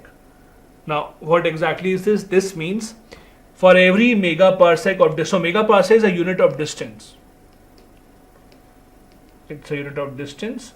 So for every megaparsec distance between two galaxies, the distance between them will increase by about 70 kilometer per second. So in between two galaxies, which are 1 megaparsec separated, every passing second they will be separated by 70 kilometers more. That is the value of the Hubble constant.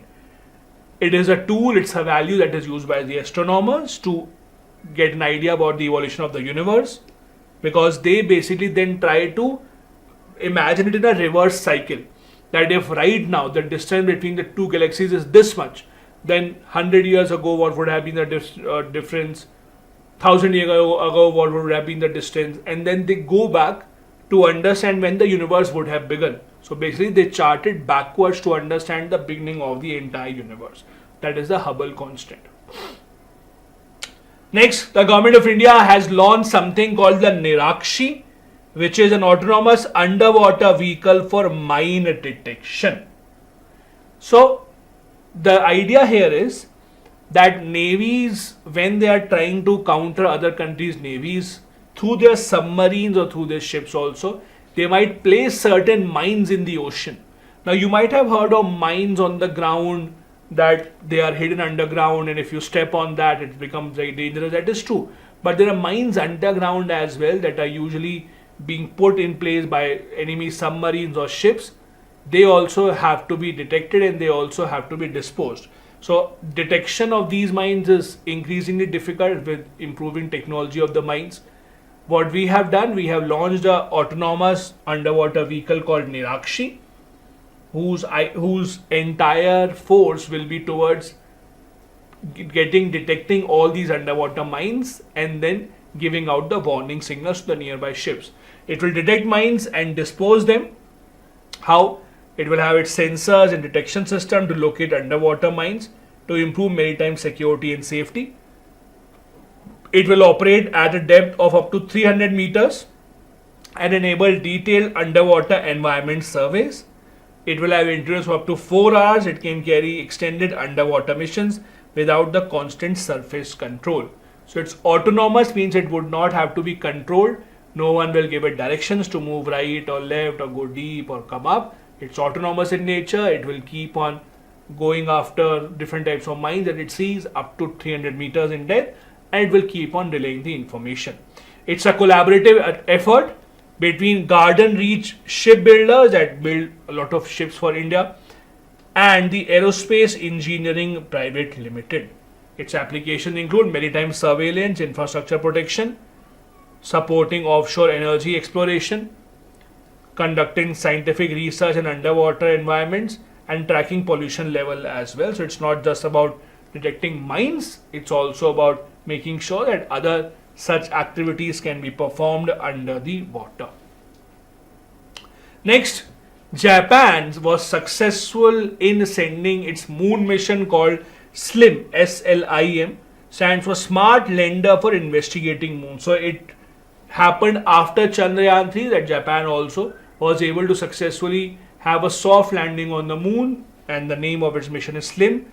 SLIM is also, it's been named SLIM because of the small size that it has. I'll give you an idea, but it's extremely small in size. This is an effort by Japan's space agency to land on the moon's surface. Japan has now become the 5th nation to have a soft landing on the moon. India had become the 4th one in 2023. Before Japan, India had already achieved that. That's a huge achievement. So now Soviet Union, US, China, India and Japan are the countries that have achieved soft landing on the moon. Why is it called SLIM? Because it is the smallest and the lightest spacecraft to land on the moon. Just in the context, it weighs about 200 kilograms.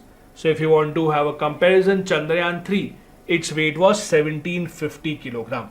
And Chandrayaan 3 in itself was not a very huge mission. See, the missions, whenever you are sending it, the weight will be dependent on the payloads that you are sending. So when you are sending a lot of payloads, very very high line cameras, labs, etc. When you want to conduct some tests, automatically your weight will increase. The more the weight of the mission, the more complex it is, and you will have to choose your vehicles, launch vehicles very carefully. PSLV, for example, can be used for light weight vehicles. That is much more easier and successful for ISRO. GSLV then has to be used for heavier missions. GSLV Mark III then becomes even more complex. It can take up to 4,000 kgs of payload. So again, depending upon the payload, a lot of things can be decided in the mission. The lighter you keep it, the more are the chances it will be successful. SLIM is dubbed as the moon sniper, second Japanese mission to target a soft landing on the moon. It employs a vision-based navigation technology for higher landing accuracy, and they have been able to achieve that soft landing. These are the main objectives. First, to land within 100 meters versus the conventional accuracy of several kilometers. For example, when they have decided a spot, for example, before the project would have started, they would have already decided this is the point on the moon where we want to land. So around that, how much can you actually come, or how close can you come to it? So they want to be at least within 100 meters, not several kilometers away. They wanted to test autonomous hazard detection, to analyze lunar surface composition, radiation level, etc. and also ensure that for the future probes to come in, for the manned missions, etc., to take humans to the moon, they should have enough capabilities and they should prepare enough grounds for that. Last news for this session is SKAO, Square Kilometer Array Observatory. What exactly is this? India is set to become a full member of this, and that is why it is in the news. Now, it is a project where basically thousands of small antennas are working together. It's not one big antenna, it's thousands of small antennas working together. It's a collection of these dish antennas mainly, spread across vast distances in Australia and South Africa. There are these two, where they are working as a single unit in sync. The project is headquartered in UK. The difference between Australia and South Africa projects are, the Australia one is in the mid frequency range, South African one is in the low frequency range. Member countries now include India as well. So it's Australia, Canada, China, France, New Zealand, UK, etc. India is participating in this project through our Department of Atomic Energy and Department of Science and Technology. The idea or the objective of the project is to tackle the still unknown things about dark matter, dark energy, to understand how these two work. If you remember in the earlier class, we had discussed about the Euclid mission of European Space Agency trying to achieve a similar kind of an objective, to try and understand about dark energy and dark matter in the space. This is usually how it looks like. So as you can see, very small dish antennas, thousands of them spread at small distances, and they are all working in sync. What about India's connection with radio astronomy? Because that is the technology that is being used.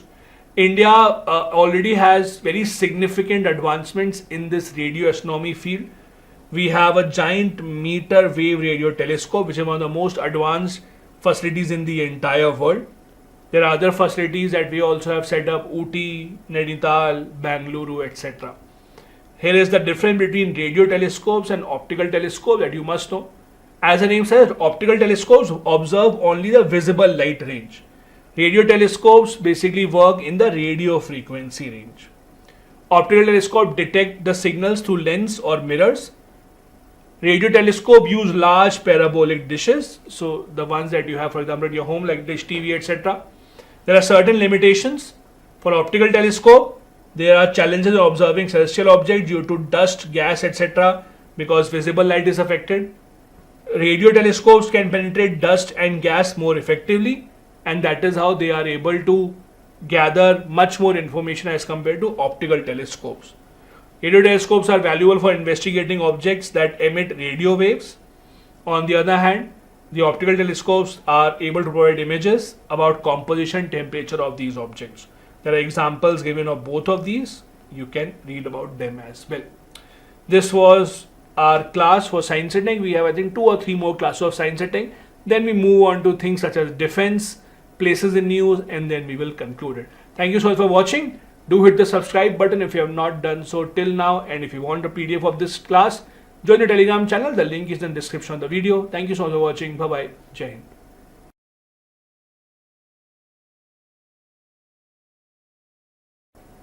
Hello and welcome to class number 34 of this quick revision series for Prelims 2024. For the past few days, we have been discussing important current affairs from science and technology, and we'll continue doing that. But once again, reminding you, in case you have still not hit the subscribe button, please do that right away, and you can now begin with this particular class. The first news that we have is a very interesting, extremely high energy particle that collides into Earth called Amrit. This is a Japanese name. It has been named after a Japanese goddess. Researchers have discovered an extremely high energy particle. So in the history of mankind, this is considered the second highest energy particle ever discovered that has collided into Earth. This has apparently come out of nowhere. This has come from outside our universe, and it has come and collided with the Earth. This appears to have reached the Earth from an empty part of the universe. As I said, it's named after a Japanese goddess. Again, the name is Amrit. It's the second highest energy cosmic ray ever detected by us. The highest one was in 1991, which was called the Oh My God particle. So again, the first one, Oh My God particle, this is also named after a similar version of God. This is the Japanese god Amrit. This is the second highest energy particle ever detected. It is considered to hold energy of 40 million times higher than energy produced by the Large Hadron Collider. Large Hadron Collider, as you know, is this particle accelerator that has been built, the most powerful particle accelerator ever built by scientists. The origin of this event is unknown, but it was discovered in 2021. Data is being analyzed from the Telescope Array project in Utah. But as I said, it carries immense energy. This is a part of the cosmic rays. What are cosmic rays? These are high energy charged particles. They move at almost the same speed as the speed of light. They are primarily protons and atomic nuclei and originate from different sources in the universe. They bombard the Earth's atmosphere from outer space. So colliding with the Earth's atmosphere is nothing new for them. It's actually very normal. The term cosmic rays is misleading because they are not rays, but they are just fast moving particles, and that fast moving particle isn't translated or is considered as a ray. Second important news, Einstein probe. This is a mission launched by China. Now usually when you see missions launched by China, they don't give English names, right? They give a local name or a name from their mythology. So this has been named as an Einstein probe because there is some part of it from European Space Agency as well. Majorly a Chinese project, but some part of it has also been collaborated with the European Space Agency. It is actually a satellite mission with the aim of observing transient phenomena in the universe that flicker like the fireworks. So it will study high energy transient variable objects, specifically in the X-ray band. Do remember this, it will focus specifically on the X-ray band and focus on phenomena such as neutron star, mergers, and activity around the black hole. This is an infographic around it. It is led by the Chinese Academy of Science in collaboration with the ESA and the Max Planck Institute for Extraterrestrial Physics. It has been launched on a Chinese rocket called the Long March. The lifetime is expected to be about 3 years. There are two science instruments that will happen here, the Wide Field X-ray Telescope and Follow-up X-ray Telescope. So it's mainly focusing on X-ray signals. It will look into how common the black holes are. Also, it will look into how gravitational waves are produced and when and how does a star explodes. Here are a few of the details. This Einstein probe is shaped like a lotus, pretty heavy, resembles like a full SUV. SUV, those big car sport utility vehicles. Unlike the traditional X-ray telescopes, it is slightly different. This design enables it to observe nearly 1/12 of the sky and identify new sources that are emitting X-rays. So, how do you identify far off stars and other celestial objects? You try and detect the light coming from it in different wavelengths, etc. Radiations are emitted in different wavelengths. Depending upon that, you will actually try and see whether it is a star, whether it is a black hole, so on and so forth. Next, ISRO has been working for a long time on its Gaganyaan project, that is sending Indian astronauts to space on an Indian spacecraft itself. Now an important step has been taken in that regard. The Prime Minister announced the 4 astronauts that will be on the Gaganyaan flight. Gaganyaan will be India's first attempt to send humans into space. As you know, there have been Indians who have gone to space, but they have been on space missions of other countries such as USSR, etc. But this time around, ISRO is planning its own mission called as a Gaganyaan. Gaganyaan is a project that has been delayed consistently because of COVID-19 pandemic and then other projects coming in, but now it seems to go on track. The 4 astronauts here would be Prashant Balakrishnan Nair, Angad Pratap, Ajit Krishnan and Subhanshu Shukla. The project was first ideated in 2007. The idea is to send astronauts to space for a 3-day mission. They will go up to an altitude of about 400 kilometers from the Earth's surface and then they will safely come back. That is the entire idea.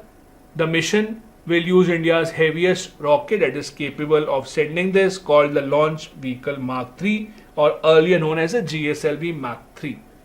It will also have escape modules just in case something goes wrong. It should have an alternate for the astronauts to actually come out. First mission will be an unmanned mission. Obviously, you can't take a chance by sending astronauts for the first time by itself. So first, an unmanned mission will be sent, most probably by the end of 2024. Once it is successful, all the details are chalked out. Follow-up mission will be a manned mission. It will be a 3-member crew up to about 400 kilometers on the low Earth orbit for 3 days. ISRO has been trying to develop a lot of modules, including life support system, emergency escape provision, crew management, training, etc. These astronauts are being trained at different places. Most of them are being trained at Russia's Yuri Gagarin Cosmonaut Training Center. One of them is also expected to receive training from NASA, so that if there is something new to learn, we can learn from other places as well. That is the entire idea. Again, this project has seen multiple delays in the past. It won't be surprising if it gets delayed even in the future once again, but this is the expected timeline for now. The next news is about a Kerr black hole, that is a rotating black hole. So there are different types of black holes. One of them is actually a rotating black hole, and because it rotates, it has certain different characteristics as compared to the other black hole. Let's see which one. This particular black hole where the study has taken place is called the Kerr black hole. It is named after the New Zealand mathematician Roy Kerr, who gave the solution for where exactly would this black hole be found, about the exact location of this. Theoretically, it was predicted that the black hole that rotates at a constant speed is based on the theory of massive high spin particles. Those are rotating black holes. Again, these are black holes that are rotating at a constant rate, not increasing, not decreasing. The non-rotating black holes are different. Rotating black holes, on the other hand, have 2 event horizons. Number 1, the inner event horizon, and number 2, the outer event horizon. There are 2 important regions in these black holes.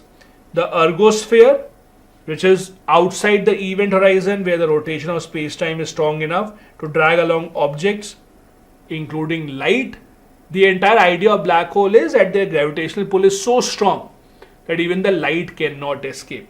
Second important region is the ring singularity. This is a theoretical point of infinite density at the center of the black hole, where all the matter is attracted and it gets crushed in the middle. These are the important differences between rotating and non-rotating black holes. Do remember, rotating black holes are called the Kerr black holes. Non-rotating are known by a different name, that is Schwarzschild. Rotating black holes obviously have an angular momentum, non-rotating ones do not. Rotating black holes have their own ergosphere, the other ones do not. Rotating ones, at the center of them, they have a ring-shaped singularity rather than a point. For the non-rotating one, they have a point singularity. These are the important differences between how the black holes are, the rotating ones and the non-rotating ones. Next is Mission Pushpak. So ISRO successfully conducted an operation of reusable launch vehicle called Pushpak. RLVs, reusable launch vehicle. As you know, when satellites are sent to space, they are attached to rockets. So when they go up, after giving the important thrust, the rocket is actually then basically goes back, it's fallen into the ocean, and satellite basically goes up on its way. These rockets that fall into the sea, into the ocean, they are usually non-reusable. So every single time in every single new mission, you have to prepare a new rocket. But space agencies around the world like NASA, ISRO, SpaceX, etc. have been working on renewable launch vehicles, so that when the rocket has sent the satellite, the rocket should come back, it should land softly so that it can be reused again. It will drastically reduce the cost of these space missions, because a large part of the cost is about the launch vehicles because it is used only once. ISRO has done a successful test, and this launch vehicle is known as Pushpak. Pushpak landed back on the surface after getting released from 4.5 kilometer altitude. Now, when these rockets launchers have to land back properly, means they are shaped like an airplane. I'll just show you a photo also. This is the photo. So this is Pushpak. So they are basically shaped like an airplane, so that they have the capability to come and launch and basically land back like a plane. So this is slightly different from usual rocket launchers that you see in ISRO, etc. This is again named as Pushpak, and it has successfully been tested. It is again extremely challenging, but in order to reduce the cost of future space missions, this kind of technology is important. SpaceX, NASA, both of them have been working towards it. ISRO has conducted this first experiment. It was demonstrated in 2023. It focused on ensuring that they can autonomously ensure that this launch vehicle can launch on its own. The second mission from RLV was from a even higher altitude and greater distance, but it was also successful. So we have done multiple such tests in the past, and ISRO has been able to be successful both the times. Next news, International Space Station has completed 25 years of its operations, and that is why it is important to understand. It's an example of the most successful collaboration of countries coming together in the field of space exploration. It's a joint collaboration of multiple countries bringing in their expertise, pooling in different resources and different components, and building an International Space Station, so that when astronauts go to space, they can stay in this particular space station. It has completed 25 years. It's situated in the low Earth orbit. It's about 420 kilometers from the Earth's surface. That's in height. It has an important research facility. It's a living space for astronauts, cosmonauts from different countries. They can go and they can live. Again, it was a joint collaboration of multiple countries together. Started in 1998 with the Zarya module. That Zarya means sunlight. That was launched by Russia from Kazakhstan. This module has served as an important component of this International Space Station. The major agencies involved in this project are NASA, obviously, ESA, Russia's Roscosmos, JAXA from Japan, and the Canadian Space Agency. So neither China nor India have participated in this entire idea of International Space Station. There are talks that we should have a new advanced space station. Countries are talking about it. If that happens, India would collaborate, but the existing ones, India does not have any stake in that. Its future operation is uncertain, because ever since the Ukraine-Russia war started, Russia has not been very supportive of it. Russia says that we would not be collaborating with the other countries in this space station now. Russia left this space station to build its own space station, while US and Europe will continue to run this one till 2030. On the other hand, European Space Agency, Airbus and Voyager Space again is a private company, they have signed an agreement to launch another commercial space station in 2027. So very soon in the coming years, we might see multiple such space stations and not just the one. The existing space station is quite large, and it is about the size of the body of a proper Boeing 747 aircraft. It has labs, living quarters, docking ports, etc. It moves, obviously, it travels at 8 km per second. It orbits the Earth every 90 minutes. So in 24 hours, it will orbit the Earth about 16 times. Usually when the missions go, they will typically live there for 6 months, but not necessary. It can be shorter and it can be longer duration stay as well.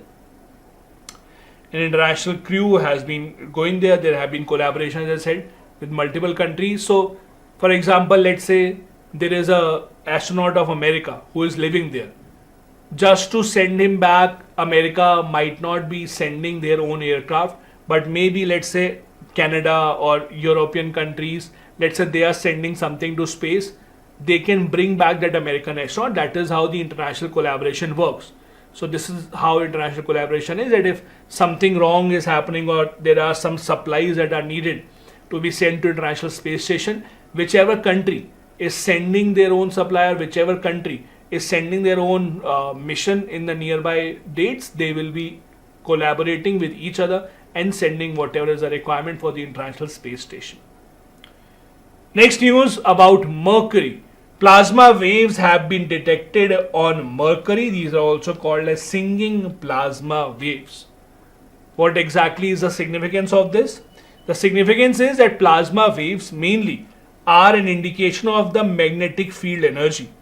They are identified as short-term scale fluctuations in electric and magnetic field. And scientists earlier thought that Mercury would have a very weak magnetic field, but that has turned out to be false. It has been found out that Mercury also has a significant magnetic field. These plasma waves play an important role in energization and transport of the charged particles from the Earth's magnetosphere. As I told you earlier, Mercury was earlier supposed to have a weak magnetic field, but now that has turned out to be false. Now it is now believed to have a very strong magnetic field. Do remember that. It's an interesting discovery, because earlier it was thought that plasma waves would not be seen in Mercury, but now we see plasma waves in multiple planets, not just Mercury, but in Mars as well, which are usually considered to be unmagnetized planets. Now, these plasma waves are usually like electromagnetic ion waves. They act like a cleaning agent for Earth's radiation belt.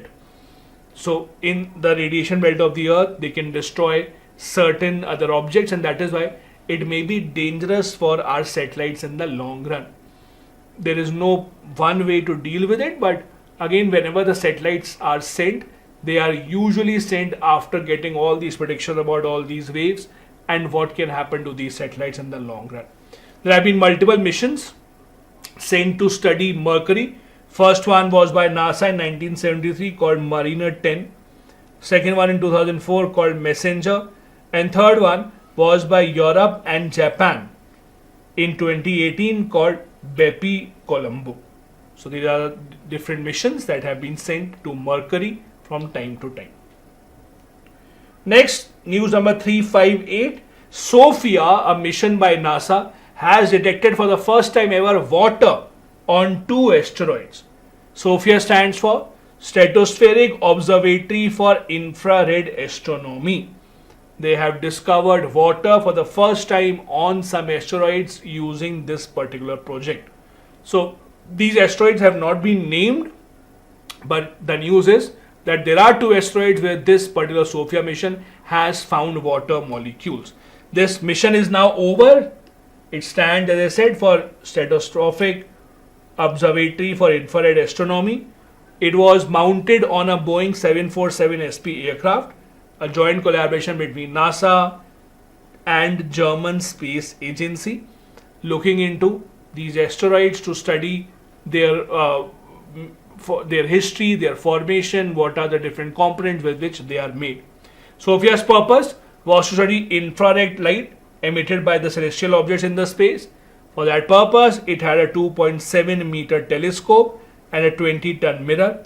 It's mainly for observing infrared wavelength. Now, these kind of facts are important.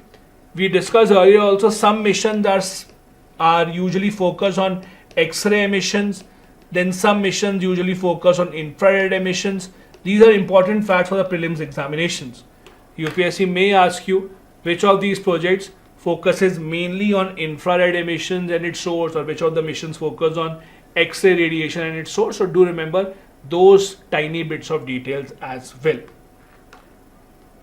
There have been multiple advantages of making these observations from the space, from the atmosphere rather than from the surface. For example, this Sophia mission was flying with an aircraft at an altitude where usually commercial flights fly, 38,000 to 48,000 feet. So it soared above 99% of Earth's own infrared blocking atmosphere. Because if you are trying to observe infrared, you would have to go up to at least certain height where Earth's own infrared radiations are not blocking your way.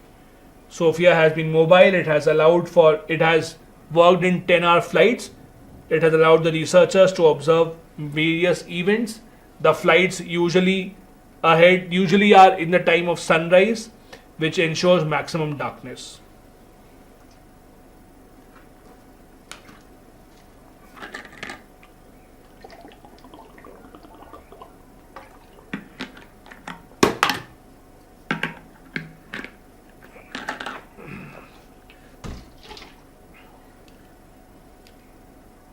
The flights of Sophia mission were usually planned before the sunrise so that there was maximum darkness, and it was important to gather as much infrared radiations as possible. This again has played an important role in observing a lot of events, most importantly being the observation of water molecules on certain asteroids. This Sophia project had ended in 2022.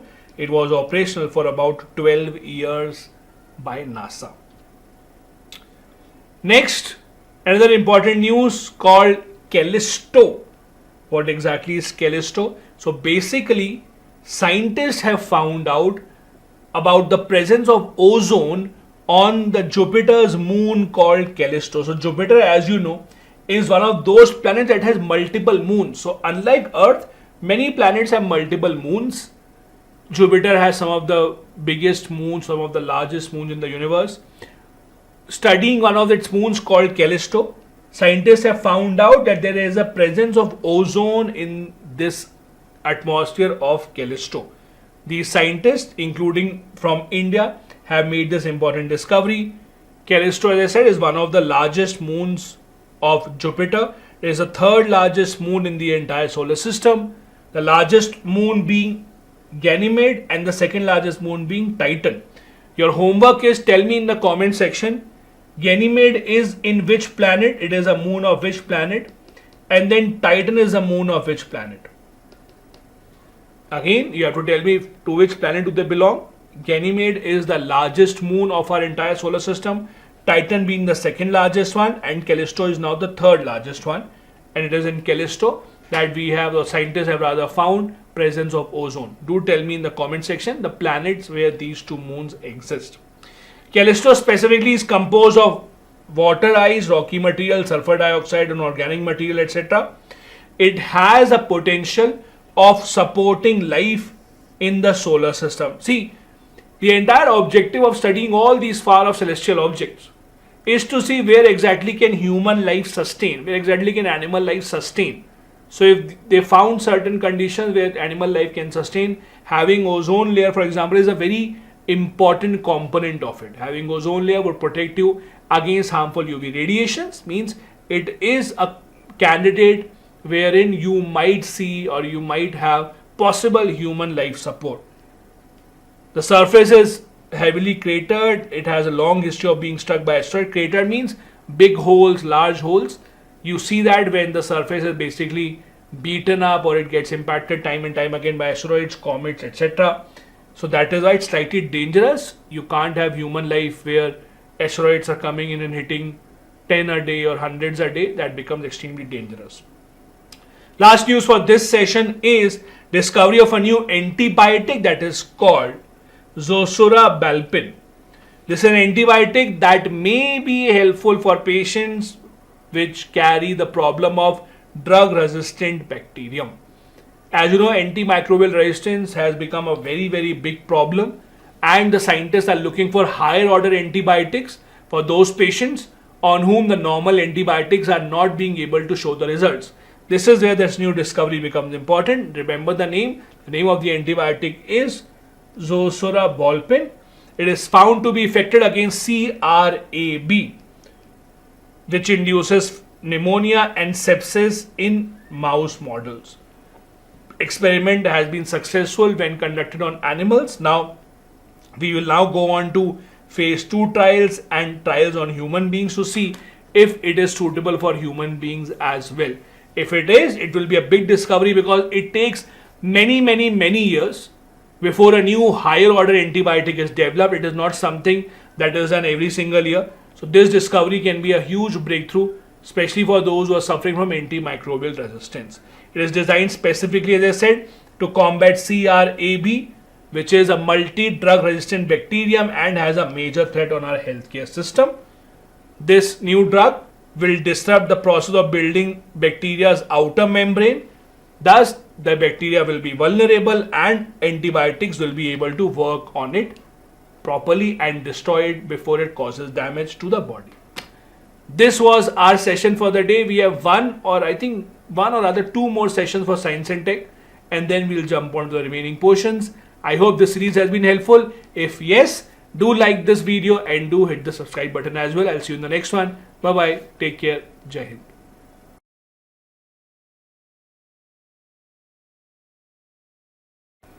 Hello and welcome. This is class number 35 of the Quick Revision Series for Prelims 2024. We are about to reach the end of this series and I really hope that this has been extremely helpful for you. We still have a lot of other important topics to go, like the places in news and defense sector news, etc. So do stay tuned for that. I hope you have downloaded all the PDFs so far. In case you have not, you can join the Telegram channel. The link is in the description of the video where I upload all these PDFs. Also do hit the subscribe button so that you can get notification for all the future lectures that will be happening here. So without any further ado, let's begin. The first news is India's first indigenously developed hepatitis A vaccine was launched in January this year. The name was called HaviSure. So do remember this, HaviSure. It is hepatitis A vaccine, first one to be developed indigenously in India. It has been developed where? Hyderabad-based Indian Immunological Limited. This is the organization that has launched it. It is owned by the National Dairy Development Board. So this is interesting. It's actually an organization that works under National Dairy Development Board that has come up with this hepatitis A vaccine. Again, HaviSure. It was first launched in 2014. It's a 2-dose vaccine specifically for children with routine immunization that will start at 12 months of age. Again, it is marketed mainly for children, but it can also be given to adults as well who are at a risk of hepatitis A infection. They said 2 doses. Usually they are 6 months apart, and it has now become a part of India's universal immunization program called the UIP. Do remember the name HaviSure, and do remember it is for hepatitis A variant. Next news, electronic soil, that is e-soil. Researchers have developed this particular soil, artificial developed of course, that has been found to help in the growth of certain crops such as barley seedlings by 50% in a new study that was conducted. Means now we are not just going towards artificial meat, but even artificial soil known as electronic soil has been rolled out. Now what exactly is this? This is an electronically conductive cultivation substrate. Obviously it's not real soil. It will be specifically for a hydroponic system. Now what is hydroponic?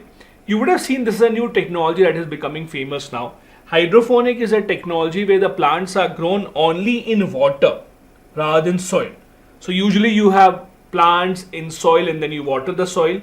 But the idea is that maybe when you water the soil, appropriate amount of water does not reach the roots, and that is why it's better to go ahead with hydroponic systems. Hydroponic system again would be where plants are grown in nutrient rich water. This is not just any normal water, it has to be fortified with additional nutrients, and that is how it is usually used in hydroponic plants. This e-soil is made up of what? It is a blend of cellulose, which is a natural biopolymer, along with conductive biopolymer called the PEDOT. They are conductive in nature that allows e-soil to deliver low power electric currents to the plant roots. That is important. Please remember, these are conductive in nature. They can pass on certain currents. They will stimulate the growth in the root and make sure that nutrient uptake by the plant increases. And again, this has been proved in barley seedling specifically, with over 50% growth being shown in that particular seedling. Next one, there is a news about obelisks. Now, what exactly are obelisks? So, usually, whenever we find a new form of life, how we differentiate it is we have to see the biochemical characteristics of that particular form of life, how it survives. Is it similar to another species that is existing or not? When you have a new form of life that does not come close to any existing species, that is when you have to then give it a new category. And that is where a new category has been found, which is not similar to virus, not similar to viroids. There is a third unusual life form that has been introduced called obelisks. Do you remember the name? Obelisks has now been given the category of the third unusual life, or unusual life form rather. First is virus, second viroids, and third obelisk. Now, what exactly are they? They were recently discovered. Virus-like entities only. They're found in the human body, and they have a very diverse RNA. They usually have a rod-like structure. Genetic sequence are about 1000 nucleotides long. They are usually distinct from other known biological agents that we know, and they are usually seen to be somewhere between virus and viroids. They are made up of RNA, as we just discussed, and it facilitates self-replication, means they can increase their population within the bacterial cells. They rely on the host cells. They don't really have their existence on their own. They usually rely on bacteria or fungi, with the help of which they can replicate and they can increase their population.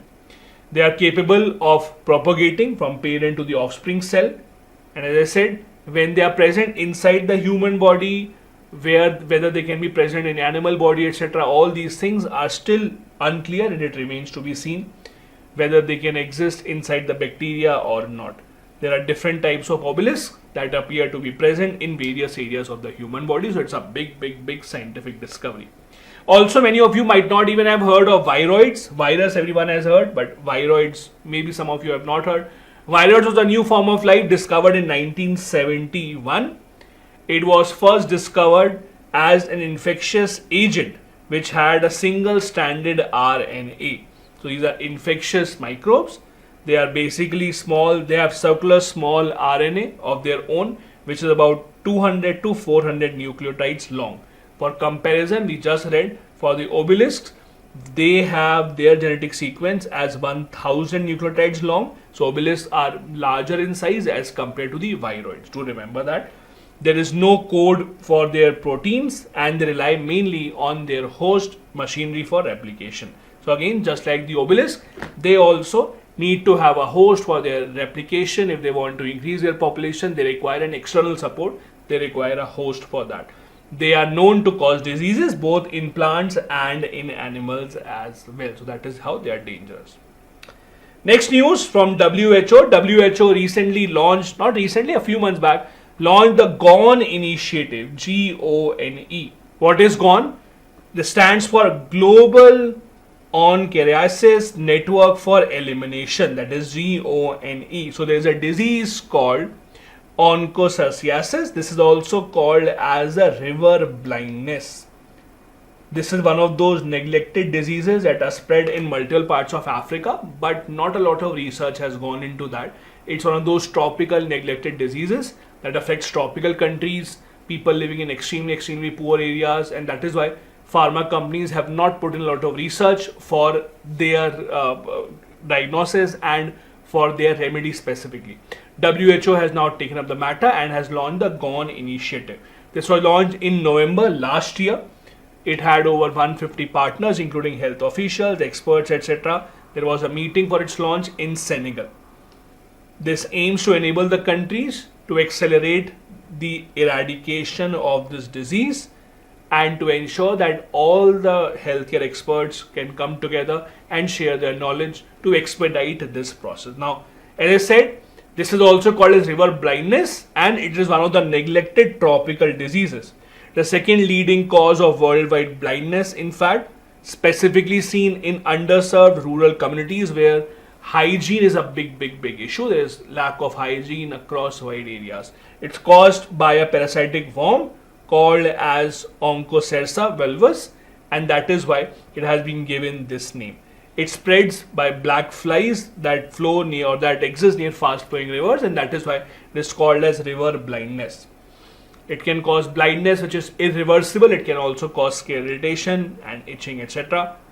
Globally, it has affected 244 million people, but 99% of those cases are in Africa. And again, this is a sad reality that when a disease usually exists in poor parts of the world, you will not see a lot of research by the pharma companies because they think that it would not be worth their effort, because they would not be able to sell their vaccines or their medicines at a high cost. And that is why it is a major cause of concern, which pushes the other countries to come up and take up this issue. Remaining 1% cases are seen between Brazil and Venezuela. WHO has also confirmed that some countries like Colombia, Ecuador, Guatemala and Mexico have eradicated its transmission. So interestingly, these three, that is Colombo, Ecuador and Guatemala, rather Colombo and Ecuador, are in South America, and then we have in North America, Guatemala and Mexico. So wherever it has been eradicated, those countries were outside Africa. So in Africa, they have not been able to eradicate it. Another news from WHO. WHO for the first time has awarded certain countries that have made considerable progress in eliminating industrially produced trans fat. Now, as you know, trans fat is a big health concern, not just in India but around the world. There are a lot of food products specifically that contain trans fats, and because they are produced in such large numbers in industries, it is a big health concern all around the world. WHO has talked about this, and WHO for the first time has awarded those countries who have made great efforts in eradicating this industrially produced trans fat. Now, which are these countries? What is the parameter for eradication? Let's look at that. WHO has given this recognition to Denmark, Lithuania, Poland, Saudi Arabia and Thailand. These are the countries which have successfully eliminated industrially produced trans fatty acids. At present, there are 53 countries that have implemented best practices policies that were shared by WHO. So WHO basically earlier told the nation that this is what you should do. By doing this, you should be able to control the problem of trans fatty acids. Those countries that were able to follow up on this, those countries that were able to eliminate this problem, they were given these awards. Basically, the idea is that the food environment for about 46% of the world's population is now under this practice, because the 53 countries that have implemented this form about 46% of the entire world's population. So we might see an impact in the global health standards. In order for the countries to get this recognition, to get this award, they need to come under monitoring of the WHO. And as we discussed, they need to adhere to the practices that WHO has given, the guidelines that WHO has released. What is the criteria? This is important. When WHO gives you the certificate that yes, you have eliminated it, what is the criteria? Over here, let me give you a question related to India. A few years back, India was given the certificate which said that India has eradicated polio. Now tell me in the comment section, what are the conditions under which a country is proven to have eradicated polio? This is what you have to tell me again in the comment section. What is the parameter, what is the criteria based on which WHO says that okay, now you have eliminated polio? So for this particular award, for the countries to be given by the WHO, the criteria was number 1, impose a mandatory national limit of only 2 grams of ITFA per 100 grams of total fat in all the foods. ITFA is the industrially produced trans fatty acids. Second, enforce a mandatory national ban on production or use of partially hydrogenated oils, which is a significant source of trans fat. Third, implement a combination of PHO ban and ITFA 2% limit. So basically impose and then implement it. If you fulfill these criteria, you will be recognized by WHO as one of the countries that have made efforts in eliminating this, and this is what these countries did. That is why they were awarded. What has India done? Has India been working towards eliminating trans fatty acids? Yes, we are working towards it, but not at a great pace. See, in a country such as India, where you have so many informal places where you go and eat, there are roadside places that you go and eat, fast food, restaurants, etc. Keeping a track of all of that becomes very difficult. And a thing like trans fat, etc., if you want to avoid that, you also have to go to slightly more expensive alternatives. In a country like India, where when you go and eat some food, cost is a big factor. That is why in these developing countries or least developed countries, eliminating this kind of a problem takes more time, including in India. We have implemented the Eat Right India movement by FSSAI. Not just this, they have mandated declaration of trans fatty acid content on nutrition labels. So whatever you actually buy, on the printing on the labels, when you see components such as how much protein it has, how much fat it has, carbohydrate it has, it also has to mention how much trans fatty acid does it have. Also, WHO had earlier started an initiative called Replace.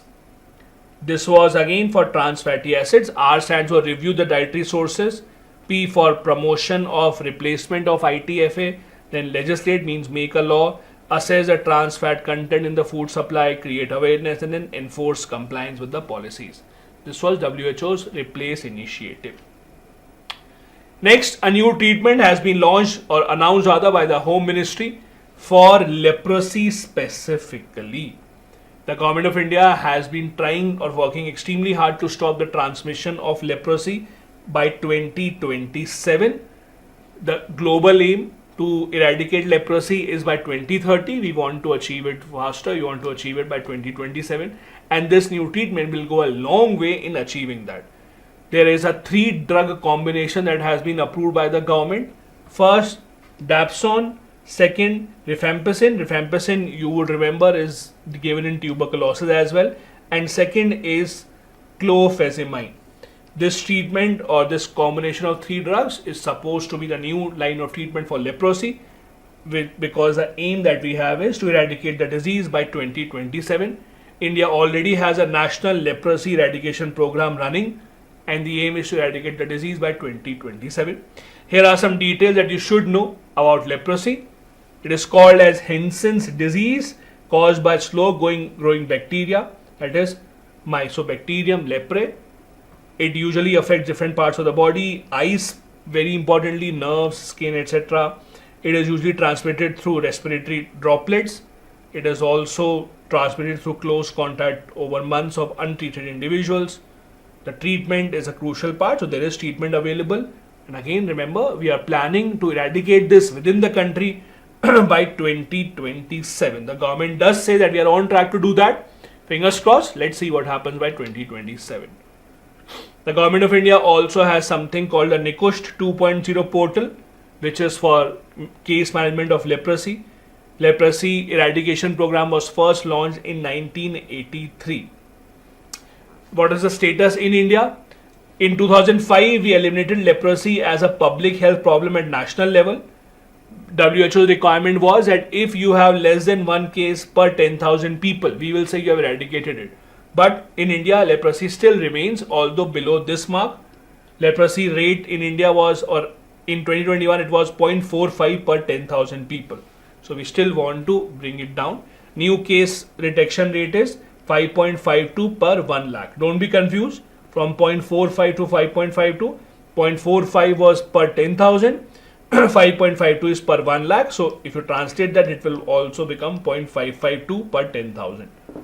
So we are below the WHO benchmark, but we still have a long way to go before we can eradicate it properly.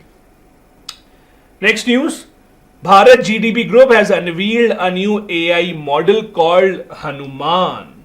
What exactly is Hanuman? It is mainly an AI model that understands multiple languages. It can respond in 11 Indian languages. The idea is, for example, let's say you are traveling in a place within India itself, you're traveling in a state where you don't know the local language. And if you get hurt, you have to go to a hospital, you have to converse, you have to tell them what happened, and they have to understand your language, and you can't understand how to translate. These are some of the applications where this AI model called Hanuman will be helpful. It's launched by the Bharat GTP group along with IIT Bombay. It has been launched in collaboration with Sita Mahalakshmi Healthcare, supported by Reliance Industry Limited. So it's a private sector initiative. Again, it's a series of large language models, right now designed in 11 languages, to respond in text, to respond in audio, and even to respond in the video version. So this is again how this has been aimed. The application of this particular AI model can be seen in healthcare, as I gave you an example of hospitals, governance, government offices, financial services, banks, etc., and even in education. This is specifically important for a country like India, which has so many different languages, and you can't have a barrier between two people not being able to communicate just because of language. And this is why these kind of initiatives are important. As I said, it generates response in text, speech, and videos in multiple languages. That is how it usually works. Next important news from India's nuclear sector. A new nuclear fuel has been developed called ANIL. ANIL stands for Advanced Nuclear Energy for Enriched Life. This is a very, very important discovery because India, unlike uranium, it is believed that India has considerable deposits of thorium. So in our entire research about nuclear energy, India has been trying to see, can we use thorium somehow? And this is what India's 3-stage nuclear program also is about, to make use of thorium as a fuel rather than uranium. Now that we have discovered a new form of fuel, one of whose components will be thorium, that is a big discovery, and that fuel is called ANEL, ANEEL. It's said to be the next generation nuclear fuel. So basically it has been developed by a US based company, and they have named it after the famous Indian scientist Dr. Anil Kakorkar, Indian scientist who served as the chairman of Atomic Energy Commission from India from 2000 to 2009, one of the biggest names in India's atomic energy sector mainly. He had made a lot of contribution in ensuring that we achieve the goal of having our own pressurized heavy water reactors. Now, how is this fuel different? So this fuel is combination of thorium and high SA low enriched uranium. So it's not that we are removing the need for uranium completely, but we are reducing its need and we are bringing in thorium. Consider it the same as ethanol blending. So when you say ethanol blending, you are mixing ethanol with petrol, you are reducing the requirement of petrol because you yourself have a lot of ethanol. Similar is the case here. Since you have a lot more thorium, so you would want to increase its composition or its contribution in that fuel. It can be used in existing pressurized heavy water reactors, which is India's own industrially built nuclear reactor. This is something which is a big discovery.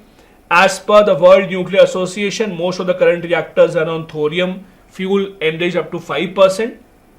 HALEU, that is uranium enriched more than 5% but less than 20%.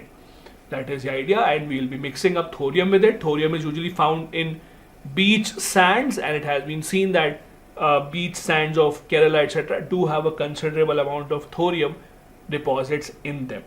The ANEL fuel can also stay in the reactor for much longer than traditional fuel. That means much more energy for the same amount of input that we are giving the reactor. It produces lesser radioactive waves also, because the radioactive waste is mainly a byproduct of uranium. Thorium will have much lesser radioactive waste, thus it will be much more friendly for the environment, and also, not to repeat, it will be helpful, or it will be easier for us also to take care of this waste, because one of the biggest problems that countries right now are facing is how to dispose this nuclear waste, and that can be a way out for that as well.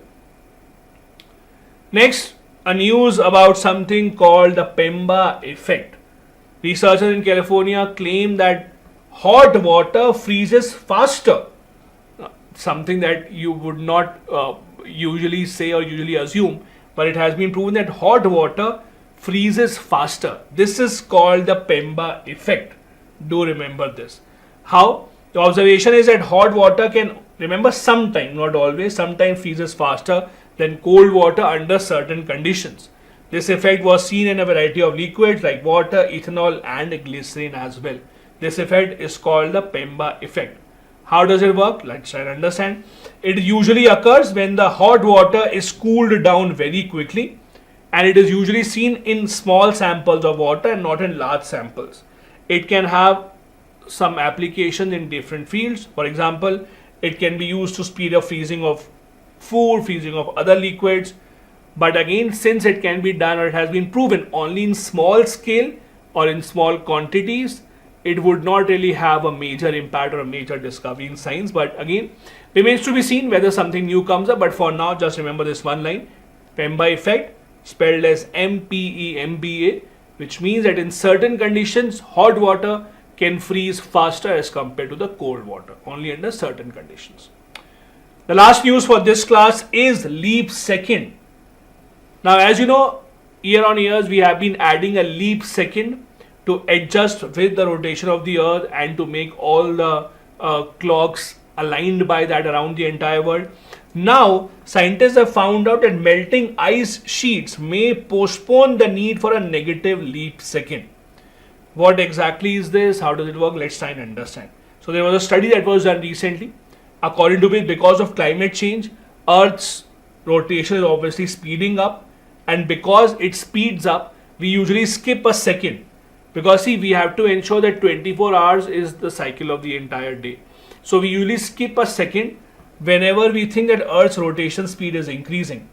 So we thought that maybe around 2029, we have to have a negative leap second. So we have to bring it back mainly. We have to have a negative leap second so that we can actually bring it back aligned with the entire world and the atomic clocks. Leap second, as I said, is usually used to combat the slowing down of the Earth's rotation, which is caused by constant melting and refreezing. Now, because it is melting and not refreezing at such a fast pace, we would want to adjust all the seconds that we have added. So because of all the seconds that we have added, to adjust that, we want to get a negative leap second. Scientists were thinking that maybe by 2029, around the world, we have to basically go back a second, all the clocks, but now it seems that we will delay it slightly more. It is added every now and then to the universal time, a coordinated universal time, to synchronize the clocks worldwide, that is a leap second, with the Earth's slowing rotation. Again, the rotation of the Earth is slowing because of how the ice is melting, and then it's refreezing again depending on the season. This system of leap seconds first came up in early 1970s. So far, 27 positive leap seconds have been added. So far, our day basically from 1970s to today has increased by 27 seconds. About 27 seconds have been added. UTC consists of that time scale which combines output of over 300 extremely precise atomic clocks. Atomic clocks are considered to be the most accurate way of keeping up time. Even when you look at satellites sent to space for navigation purposes like GPS, India's IRNSS, they usually have atomic clocks because they are considered to be the most accurate form of clocks. So on the other hand, the astronomical time refers to Earth's rotation around its own axis, which determines the length of the day. Now, interestingly, the speed of rotation of the Earth around its own axis keeps on changing due to a lot of factors. Mainly the factors include moon's gravitation force, ocean's tides are also impacted by it. We even, if you remember, had discussed earlier, deriving out too much groundwater has also impacted Earth's rotation speed and its tilt also. So a lot of these factors have impacted the Earth's rotation. That is why second is either added. It has been added so far only. Now scientists are thinking of maybe taking out 1 second, and it might happen in 2029 or slightly later. The astronomical time usually falls out of sync with the atomic time because again that concept of the leap second comes into the picture. Leap second is usually added either in between the year, that is June 30th or December 31st. Do remember that. This is how usually, or that is the time when it is usually added in between the clocks. This was our session for the day. I hope you learned something new. 5 more sessions to go. Do stay here to complete the entire revision of 2024 current affairs. Thank you so much. Bye-bye. Jai Hind.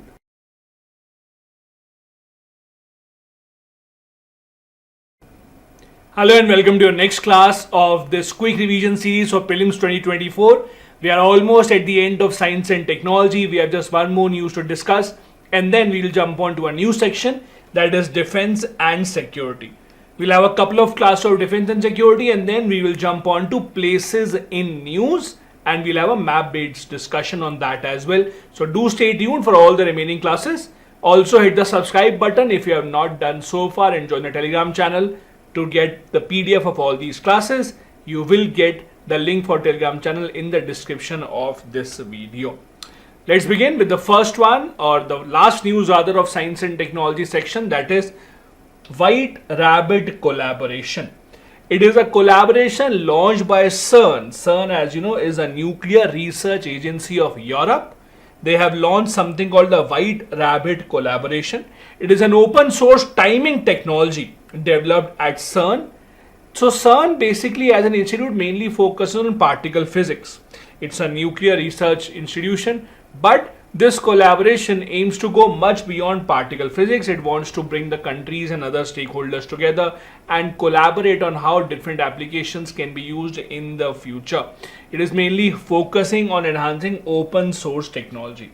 We have discussed this earlier also. Open source basically means a kind of an algorithm or software where you can also contribute and make your changes. Closed source basically means that the company has made a software, they have made an algorithm, now you can't make any changes, you can just use it like that. But open source means collaboration, different stakeholders contributing their own research, their own technique, and then bringing up with a completely new and a better version. The goal is to provide support and training, facilitate collaborative research, develop projects, etc. by coming together of multiple stakeholders. Do remember, this is an initiative by CERN, which is a European Organization for Nuclear Research. Don't be confused how the full form of CERN can start with E. CERN is actually a short form of a French full form. So French full form is something like Council, European Research, Nuclear, with the different pronunciation. So it's actually a French word, and that is why CERN. But in English version, the full form is European Organization for Nuclear Research. So they have basically gotten up with this new technology called White Rabbit collaboration. It's a technology that brings in collaboration with different institutes and companies from all around the world. The focus is to synchronize devices around the world within particle accelerators with extreme precision down to nanoseconds. So to make sure all the high-tech devices around the world are working with the same time cycle, are all on the same clock, not even differentiated by nanoseconds. That is the entire idea of this. Again, the idea is to have collaborations with multiple stakeholders all around the world. The White Rabbit switches as a component of this technology. It offers sub-nanosecond synchronization accuracy to different machines all around the world. It achieves the accuracy with providing flexibility of real-time Ethernet networks as well. Here are some of the applications. White Rabbit was first developed in 2012. In 2022, it was integrated into Precision Time Protocol, which is an industry standard overseen by Institute of Electrical and Electronic Engineers. It can also have utility in the finance sector as well. How in the finance sector? See, in finance sector, with so many transactions taking place, let's say in the stock market, etc., every second counts. For example, if I want to sell my stock right now and the stock price is 100 rupees, next second the stock price may go up to, let's say, 90 rupees, but I clicked the sell button when it was 100, so I have to get the advantage of that second only. So in the finance sector also, there is a big role of all these timings and their accurate measurement, and that is why all these technologies can actually come up. This brings us to the end of science and technology section. Now we move on to the next section for our quick revision series. This section is defense and security. You do see very commonly asked questions by the UPSC based on defense, questions on different missiles, questions on different types of weapons that are in the news, questions on forces, etc. are also asked. There are also questions on joint military exercises that India does with other countries. All of that we will be reading. Starting with the Special Protection Group, the SPG. It was in the news because the SPG rules were recently changed by the central government with regards to Prime Minister's security. As you know, SPG, the Special Protection Group, is a special force created to protect the Prime Minister, the immediate family of the Prime Minister, former Prime Ministers and their immediate family. The rules were changed specifically with regards to the people who would be joining this particular group. Now, groups such as the SPG, they don't have direct recruitment. You would not have an entrance test just for SPG. So what usually happens is people from other forces like IPS, etc., they come into work for SPG for a certain period of time on deputation and then they go back. This is how it usually works. Like, for example, National Disaster Management Force, there also you will not see direct recruitment happening. So people from the CAPF, Central Armed Police Forces, they come in on deputation and then they go back. That is how the SPG also works. The SPG came into being under the Special Protection Group Act of 1988. So it was a direct result of the assassination of Prime Minister Indira Gandhi. After Indira Gandhi was assassinated, it was felt that there has to be a special force just for the protection of the Prime Minister, because till Indira Gandhi was assassinated, the protection of the Prime Minister was done by different forces. The people who were involved were mainly from the CAPF, Central Armed Police Forces. Some of those officers were involved in the protection of Prime Minister. But now it was felt that there is a need to have a special branch just for this, and that is how SPG was created. As per the new rules, officers of all India service will be appointed to the special SPG on deputation by the central government on same terms and conditions as they are working in the central government. So, if in the central government they are at a specific rank, at the same rank they will go and work at the SPG without any change in the rank. Other members of the SPG, apart from the All India Service Officers, will be appointed on deputation for a period of 6 years initially, after which it can be extended by the central government. Central government can approve a second term as well, but only if they think that it is required. Who heads this SPG? It is headed by an officer not less than rank of Additional Director General of the IPS. Apart from that, the general training, control, etc. is done by the director of the SPG. So he is the one who shall be responsible. As I told you, it's specifically to protect the Prime Minister, his family, former Prime Minister and the immediate family of the Prime Ministers. This was mainly brought into being after the assassination of Indira Gandhi in 1984. There was a need felt. Now, something interesting also happened here. So when SPG actually first came into the picture, at that time it was only supposed to protect the Prime Minister and the family of the Prime Minister. Nothing apart from that, not the former Prime Ministers. So initially that was formed for Prime Minister and his or her family. Now what happened was, a few years later we saw the assassination of Rajiv Gandhi. Now when Rajiv Gandhi was assassinated, he was not the Prime Minister. He was a former Prime Minister. He was contesting elections again, and in the election campaigning he was assassinated. Then there was a need felt that maybe the former Prime Minister also need to be protected. So what happened was, after Rajiv Gandhi assassination, even former Prime Ministers also came under its purview. So that is how it usually works. Now, original act was in 1988. Originally the act said that Prime Minister and his immediate family who are living with him, former Prime Minister and their immediate family who are living in their official residence will be protected. Interestingly, the act said former Prime Ministers will be given protection for 1 more year. Means when they cease to become the Prime Minister, after which for 1 more year they will get protection, and after that if there is a threat, central government sees that there is a threat by a terrorist organization or a militant organization, then they will continue, but otherwise they will not. This was amended later on. So the original act was former Prime Ministers for 1 year only and their family with 1 year. Then in 2019 it was changed. 2019 said former Prime Ministers and their immediate family living with them at the official residence will be provided security for a 5-year period. And then it will be withdrawn depending upon if they still have a security threat. So Home Ministry mainly is the party responsible here. Home Ministry assesses the level of threat to different individuals in the country. If the Home Ministry thinks that there are certain individuals who are at a serious threat, who may be under danger, Home Ministry will increase their protection. That is the Home Ministry's decision to take. Next important news was the Agni Prime. A new version of the Agni missile was tested successfully Agni Prime or Agni P. It is important because it is lighter in weight as compared to Agni missiles. Now, lighter means easy to maneuver, easy to launch from different places. Not the largest range, but yes, even the lighter version or lighter weight can actually add a lot of potential to this. It has a range of 1000 to 2000 kilometer. It was first tested in 2021. It's a ballistic missile. So there are ballistic missiles, there are cruise missiles. Ballistic missiles basically go under the influence of gravity. That is usually the path of ballistic missiles. That is how they usually work. And then cruise missiles usually go at a much lower altitude. These are cruise missiles. It's a two-stage missile with solid propellant. Solid propellant basically means the fuel that is used, solid or liquid. So it's a solid fuel missile. It will have its own navigation and guidance system. It is nuclear capable and has been designed by DRDO. It is a surface-to-surface ballistic missile with a range of 1000 to 2000 kilometer. Missile-based questions have been asked in the past by the UPSC.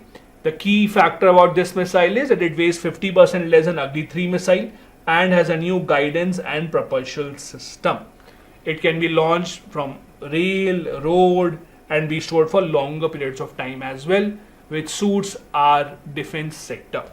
Here are some other Agni missiles. Agni 6 is still under development. There are a lot of rumors and news that come in for Agni 6 that the range may be 10,000 or 8,000. But so far officially, we have till Agni 5. Agni 1, with each version you will see the range keeps on increasing. When the missile goes over 5,000 kilometers, we call it intercontinental missile. So basically, you can call it intercontinental this one because the range is 5,000, but usually over 5,000 is when we call it intercontinental missile. So Agni 6 will definitely be intercontinental. Agni 5 also can be regarded as intercontinental missile. Next news, zero FIR and FIR. Now, why was zero FIR in the news? It was because of the Manipur violence. What exactly is zero FIR? Usually, if something wrong happens and you go to the police station and ask them to register an FIR, the first question that they will ask is, where did the crime take place? So, if this is the police station and this is the area under them, they will only register an FIR if the crime happened here. If crime happened somewhere here, they will not register the FIR. They will ask you to go to another police station which covers the area of that crime. Now the problem here is that leads to a lot of problem for the common man. Common man might not know which police station covers which particular area. That also delays the process of FIR and investigation. So to avoid that from happening, there is a concept of zero FIR. Zero FIR is an FIR that can be registered anywhere. Doesn't matter where the crime happened, whichever police station the person approaches, you have to register that FIR there. That is called the zero FIR. Later on, you can transfer that FIR to a respective police station. So it is transferable, it can be transferred, but it has to be registered first wherever the person visits. This is called the zero FIR. It is registered irrespective of the area where the offence has been committed. So the police can't claim that they don't have jurisdiction over it. It is later transferred to a police station that has the actual jurisdiction. It came into being after the Nirbhaya case tragedy. After Nirbhaya case, as you know, there was a very important committee formed by the government, Justice Verma Committee. Justice Verma Committee is the committee that talked about changing juvenile justice laws as well. It talked about how the punishment for rape cases can be increased. They were the ones who suggested that FIR is not something that is very easy to register for the common people. So we should introduce a concept of zero FIR.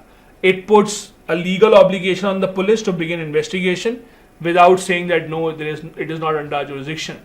The reason why you will see a lot of police ignoring or trying to basically delay the process of registering FIR is when they register an FIR, they become obligated to start the investigation. It's like increasing your own work.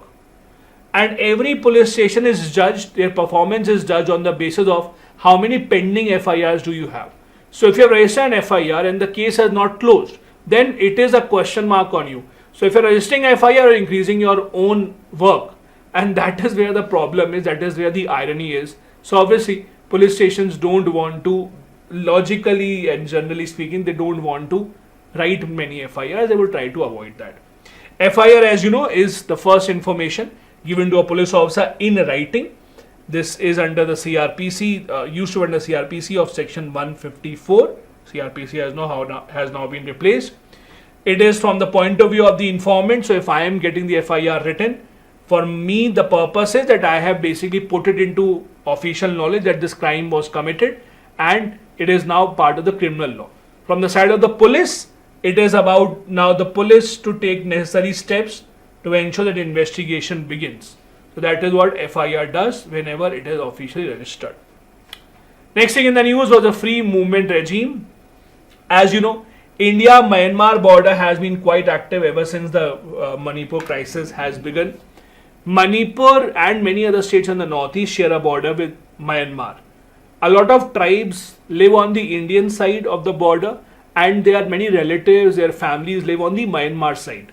So the two sides a few years ago had agreed to a rule or agreed to a policy called the free movement regime.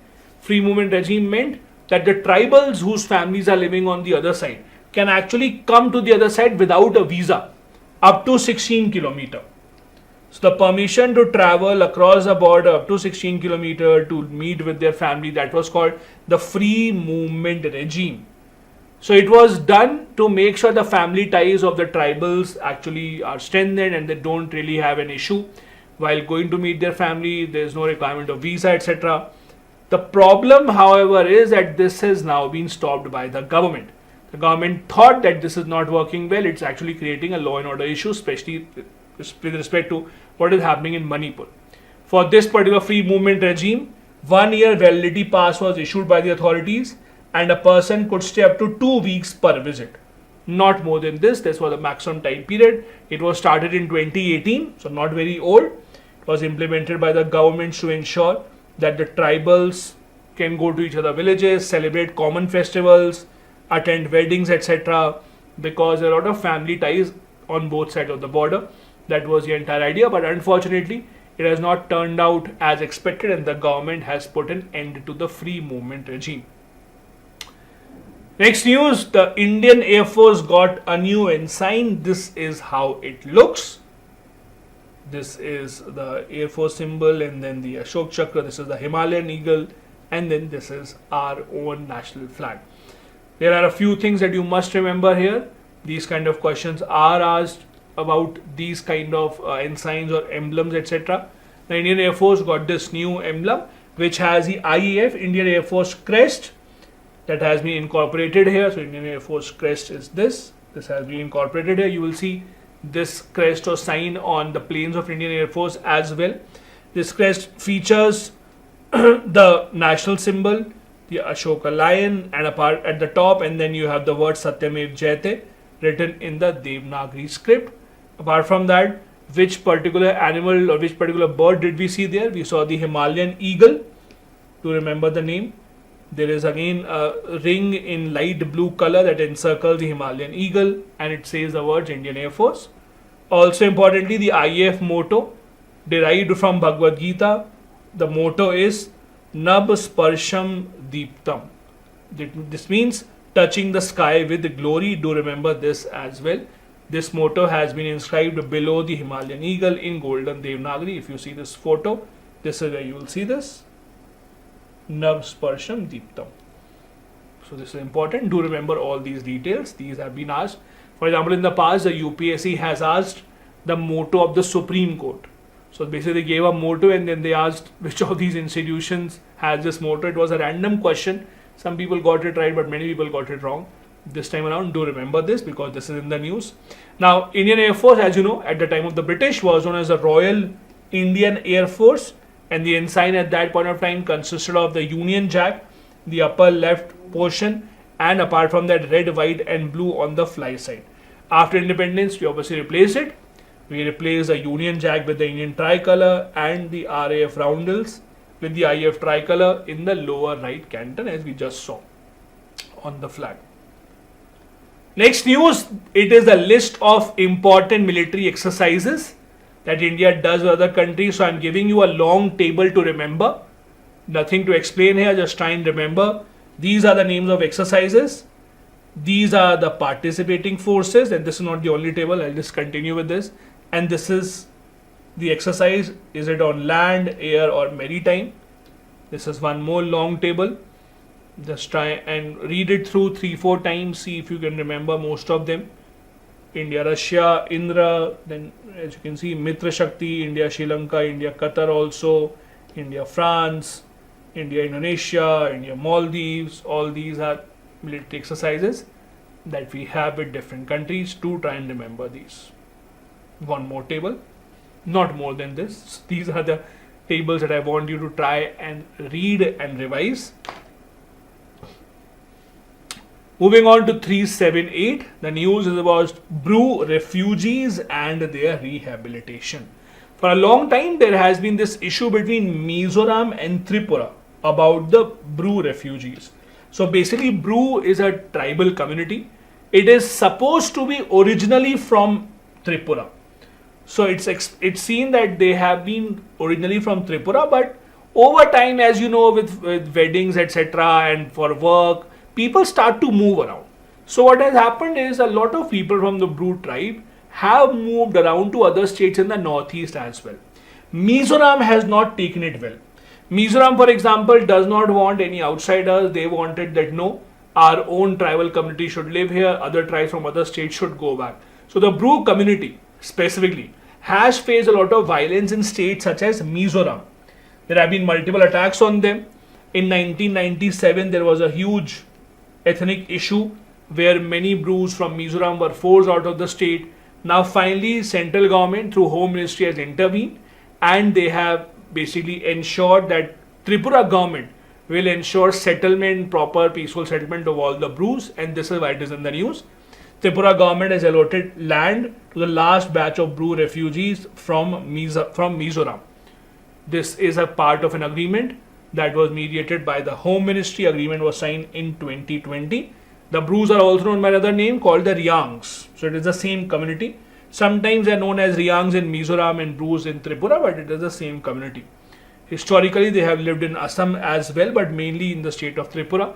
In Tripura, they are under the PVTG, particularly vulnerable tribal groups. Do tell me in the comment section, this is your homework, how many particularly vulnerable tribal groups do we have and which committee in India suggested this particular classification.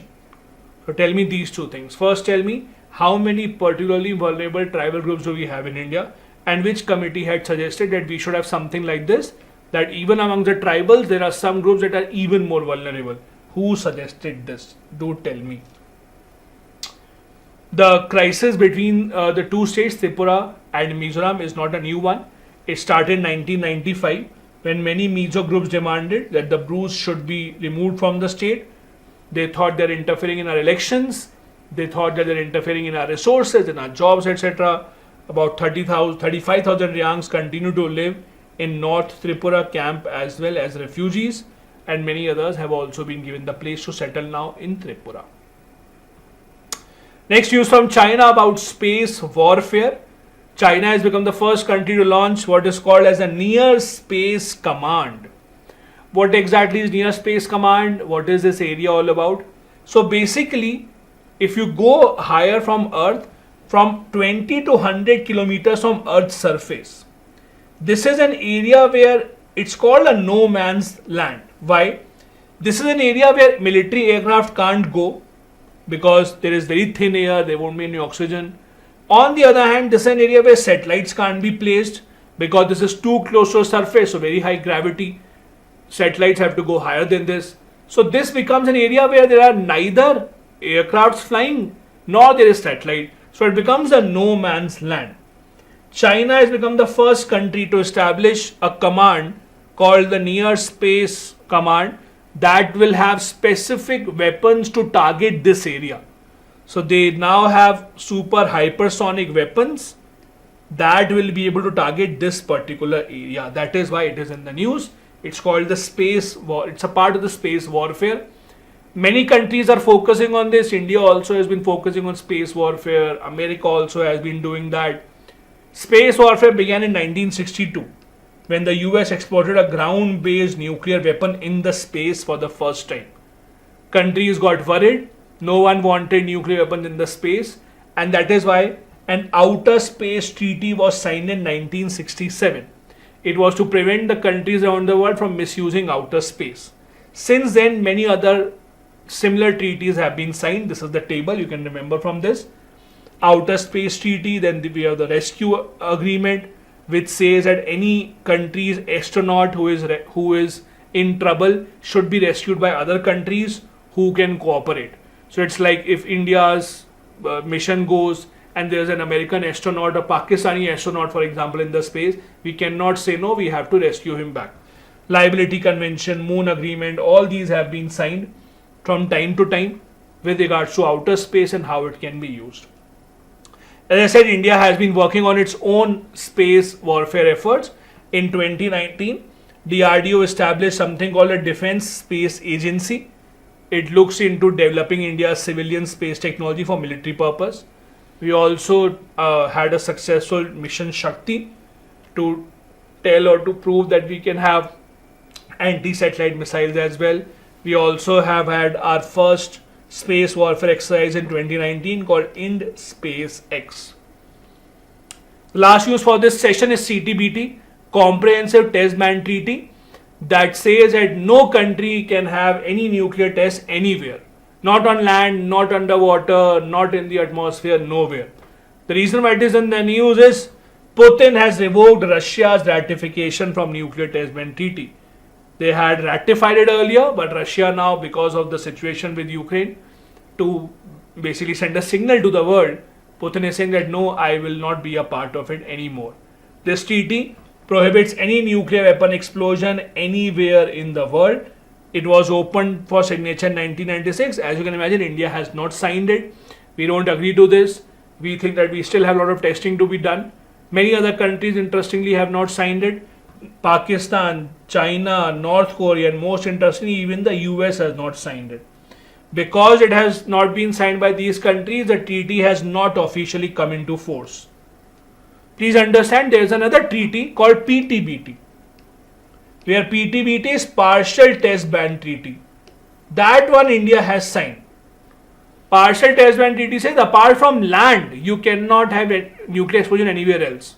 That we did sign, we agreed to that we will not do nuclear explosion or nuclear testing rather underwater or in the atmosphere, we do it on land only. That we have signed. CTBT we have not signed, and many other major countries, as you know, have not signed, including India.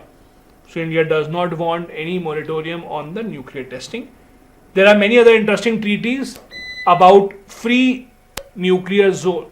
Basically, these are the treaties that say that in this part of the world there should not be any nuclear testing done. So ASEAN has signed a treaty called Treaty of Bangkok. Africa has signed a treaty called Treaty of Pelindaba. These treaties basically are nuclear free zone treaties. Under these treaties, in these zones, there will not be any nuclear testing done. So do remember the name of these treaties. Like for South Pacific, it is Rarotonga. For ASEAN, it's Treaty of Bangkok. For Central Asia, it's called Treaty of Semai. Do remember that as well. This was our session. We have 4 more sessions to come up, very important for all of you. As I said earlier, we will be finishing this series sooner. By 5th of June, we'll be finishing it. I'll be uploading multiple videos every single day. So please be regular here. And again, join the Telegram channel to get latest updates and PDF of all these lectures. Thank you so much. Bye-bye. Jai Hind.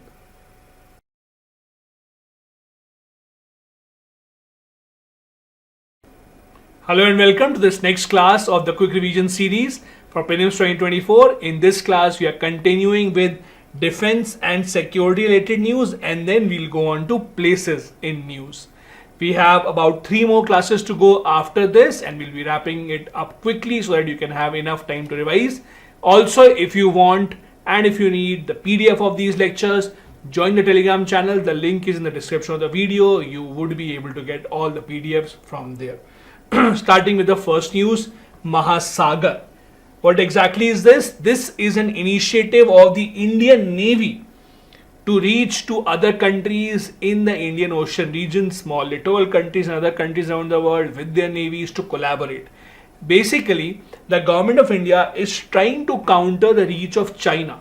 As you know, China has been spending a lot of money under its Belt and Road Initiative, bringing all the other countries together, trying to put them into their debt trap, trying to make sure that China has a control over their territories. So this is our initiative. It is our kind of an approach to try and bring these nations to our corner. That is what Mahasagar is all about. Mahasagar here stands for Maritime Heads for Active Security and Growth for All in the region. So it is an interactive initiative to promote active security and growth in the Indian Ocean region. The first edition was in November 2023. Which are the countries involved here? Remember, the countries involved here are Bangladesh, Comoros, Kenya, Madagascar, Maldives, Mauritius, Mozambique, Seychelles, Sri Lanka and Tanzania. These are the countries that are involved here. Again, the idea is the Government of India, under its Sagar doctrine, which is security and growth for all in the region, is trying to counter the spread of China in the Indian Ocean region, trying to bring all the countries closer to us, especially in maritime cooperation, to make sure that we can actually collaborate when it comes to defense and security. This is the logo of Mahasagar and these are the flags of the countries. Do remember this. This was the first ever edition of this Mahasagar meeting that took place in November 2023. Next news, Interpol has completed 100 years and that is why it is relevant. Interpol, as you know, the international police, you read about it whenever someone evades India, someone runs away from India, there are Interpol notices issued, international criminals are caught under Interpol. Interpol came into being in 1923. The official name of Interpol when it first started was not Interpol. The original name used to be International Criminal Police Commission, ICPC. It was renamed to Interpol in 1956. The headquarters are in France, while India joined this in 1949. As the name suggests, this is actually international police to have collaboration, cooperation amongst different countries. If criminal from India has gone to other country, we can collaborate with them so that they can help us out. From India's point of view, the authority that coordinates with Interpol is CBI. So if let's say there is a criminal who has come to India from some other country to hide, Interpol will get in touch with CBI from India and then they will coordinate the efforts. All the decisions of the Interpol are taken by the General Assembly, which meets annually. It is not a part of the UN system, it is an independent international organization. Here are the different Interpol notices that you will see in the news. Do remember these along with the name of their color. Red notice basically is for wanted person. Yellow notice means missing person. Blue notice means additional information is required. Purple notice means modus operandi is required to be told. Black notice means there are unidentified bodies of certain people. Green notice about warning intelligence. Orange is about imminent threat. And then these are the different notices that we have. They work along with UNSC, but again, Interpol is not recognized or does not work under the UN. It's a separate international organization. Now we move on to the places in news. In the remaining part of this class and the next two classes, we will be discussing some of those places that have been in the news. So how will we do that? I will show you the location of the places on the map and I'll give you a 1 or 2 liner description of why they were in the news so that you can have an idea. For example, look at this map. We will discuss these 10 places that were in the news for different reasons and I'll then tell you in the next page why were they in the news. So you can get to see the location also, where do these places exist, and then you can also see the significance. So Cuba in the news because it had a new president, not that important for us. Gaza Strip, yes, in the news because of Israel's offensive. Uzbekistan in the news because they held a referendum on a new constitution that actually puts a lot of focus on human rights. It's a landlocked country but very, very rich in minerals. So that is why it's still poor as compared to where it should be because it does not have a lot of export opportunities. It is a part of the SCO. Then the Sitwe port in the news because India and Myanmar are working towards it. India wants to develop this so that it can actually give us an alternate entry into our own northeastern part. As you can see, this is where the Sitwe port is in Myanmar. Then the Coco Islands were also in the news. These are a small group of islands in the Bay of Bengal. They are a part of Myanmar. They are extended division of the Arakan Mountains or the Rakhine Mountains. Another thing in the news was the Metri Super Thermal Power Plant. It was NTPC, National Thermal Power Corporation's first overseas capacity addition. It is in Bangladesh, do remember. This is the Metri Super Thermal Power Plant in Bangladesh. It is an effort by NTPC. Moving on to the other places on this map, the Gulf of Oman was in the news because of the Iranian Navy's activity. They had seized an oil tanker in the Gulf of Oman. Yanomami was also in the news. The Brazilian government promised to speed up expulsion of illegal gold miners from Yanomami. It is the largest indigenous land in Brazil. This is where it is, in Brazil. Do remember the name. It is a place where a lot of indigenous, means tribal people live. And just like India, they also have many mines in these areas. A lot of people are illegally trying to extract coal or gold rather. And government of Brazil says we will bring those people out. Then the Chetumal Bay was in the news. The world's second deepest blue hole was discovered. It is in the West Caribbean Sea. Apart from that, volcano called Fuego was in the news in Guatemala. Thousands of people were evacuated from this place. So this is how the questions come in. So places in news questions can either come in when they will ask you about the location, where exactly is this, or they can ask you about a certain thing or certain place in the news and then tell you or ask you about its location. For example, a few years back there was a question that Catalonia, recently seen in the news, is in which country? So Catalonia is in Spain. The reason why it was in the news was within Spain, in the region of Catalonia, people were demanding that we want a separate country altogether.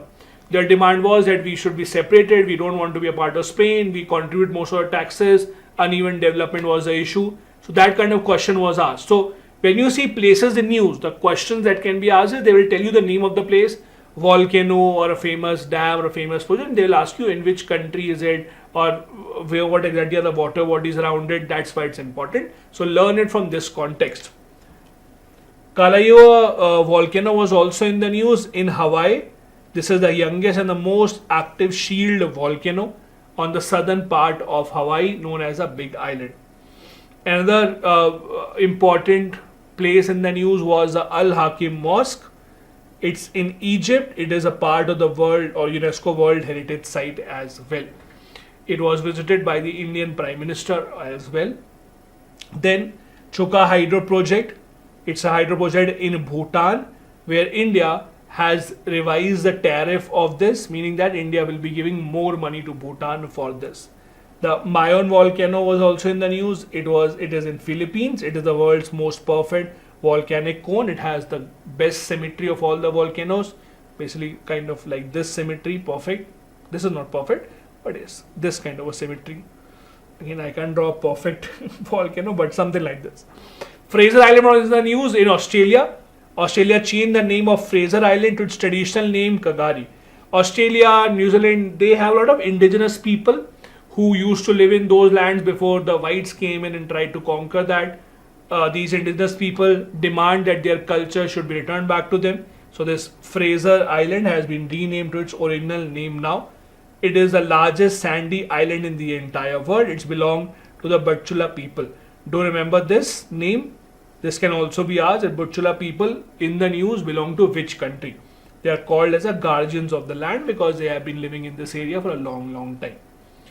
Moving on to Anak Krakatau volcano. This is again in Indonesia. Indonesia, as you know, is home to a lot of volcanoes around the world. Diego Garcia Island was in the news in the Indian Ocean. It is a part of British Indian Ocean Territory. It has been in the news because of its coral atoll. Another important place in the news was the Kafu National Park in Zambia. It is the largest national park in Zambia and has seen an increase in population of lion and leopards. Next place in the news is Sydney Island. It's a small island in Antarctica. It is an island where you see interesting types of flora, that is plants. They reproduce via spores rather than seeds. These islands have only two flowering plants called Antarctic hairgrass and Antarctic pearl wort. Apart from this, another country in the news was Belize. This is important. It has been certified by WHO as a malaria-free country. Very small country in Central America. It's along the coast of Central America. In Belize, you will see the barrier reef as well, which is the second largest barrier reef in the world after Australia. Australia is famous for the Great Barrier Reef. The next one is in Belize, right here. Do remember this as well. Then the next map, next place in the news, the island of Maui. It is in Hawaii.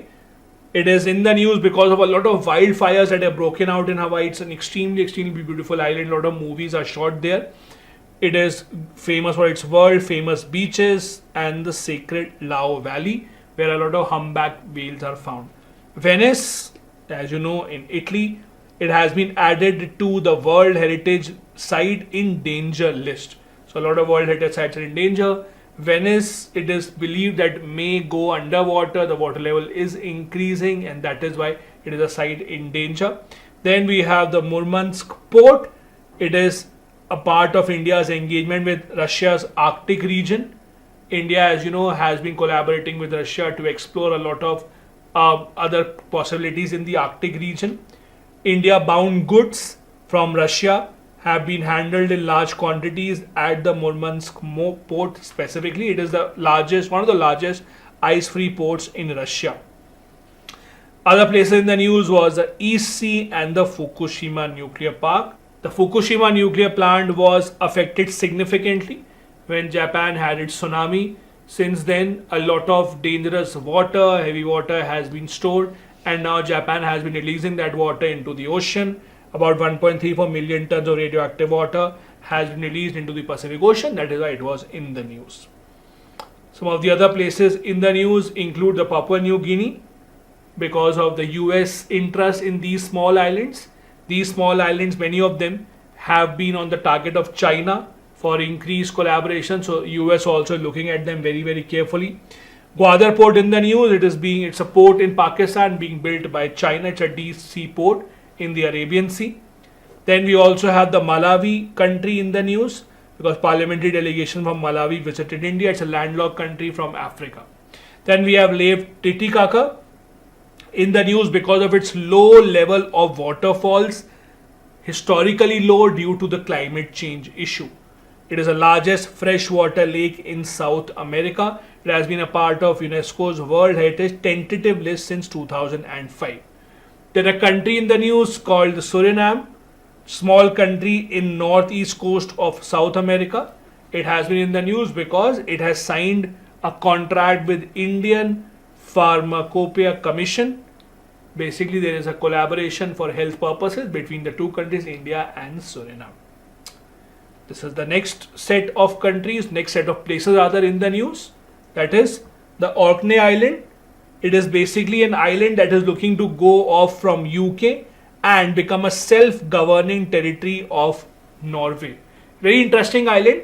It has about only 70 islands altogether. It's actually an archipelago, means a group of islands. Only 20 of them are inhabited, means only on 20 islands some people live. It's already a part of the UNESCO World Heritage Site. Then Vilnius, capital of Lithuania, was in the news because of the venue of the NATO summit. Kakhovka Dam in the news because it collapsed. It's a Soviet era dam. There were allegations that maybe Russia had targeted it. It is in Ukraine. So it remains to be seen whether it was Russia or the dam failed all of a sudden because of itself. Batagaiga crater is in the news. It is the biggest permafrost crater in the entire world, means a crater that was created because an asteroid might have hit it. It is the biggest permafrost crater, so it has been permanently frozen with ice. It is in Russia. It's also called as a gateway to the underworld. Then we have the Cam Ranh Bay, an Indian naval ship Kirpan handed over to Vietnam's navy.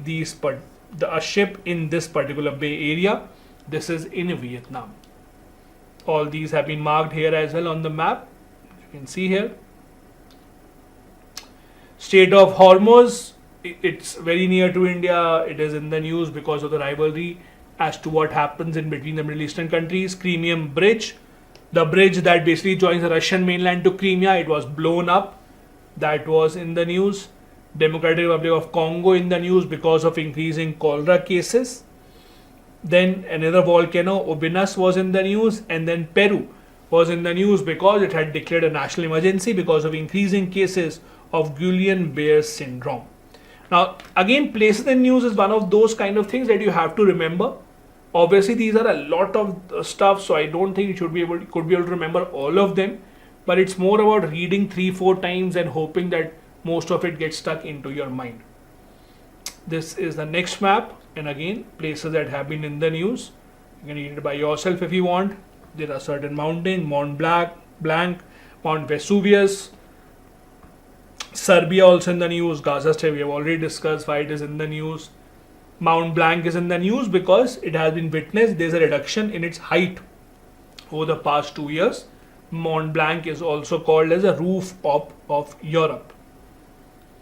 Then some other places in the news include Zambia, landlocked country.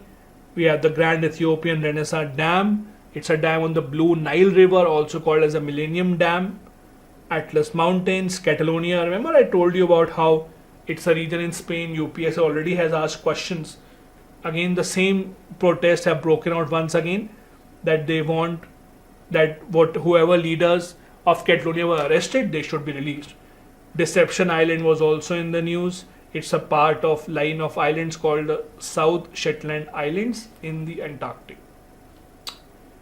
We will continue in the next class with another set of places in news. So we have 3 more classes remaining. Next 2 will be about the places in news.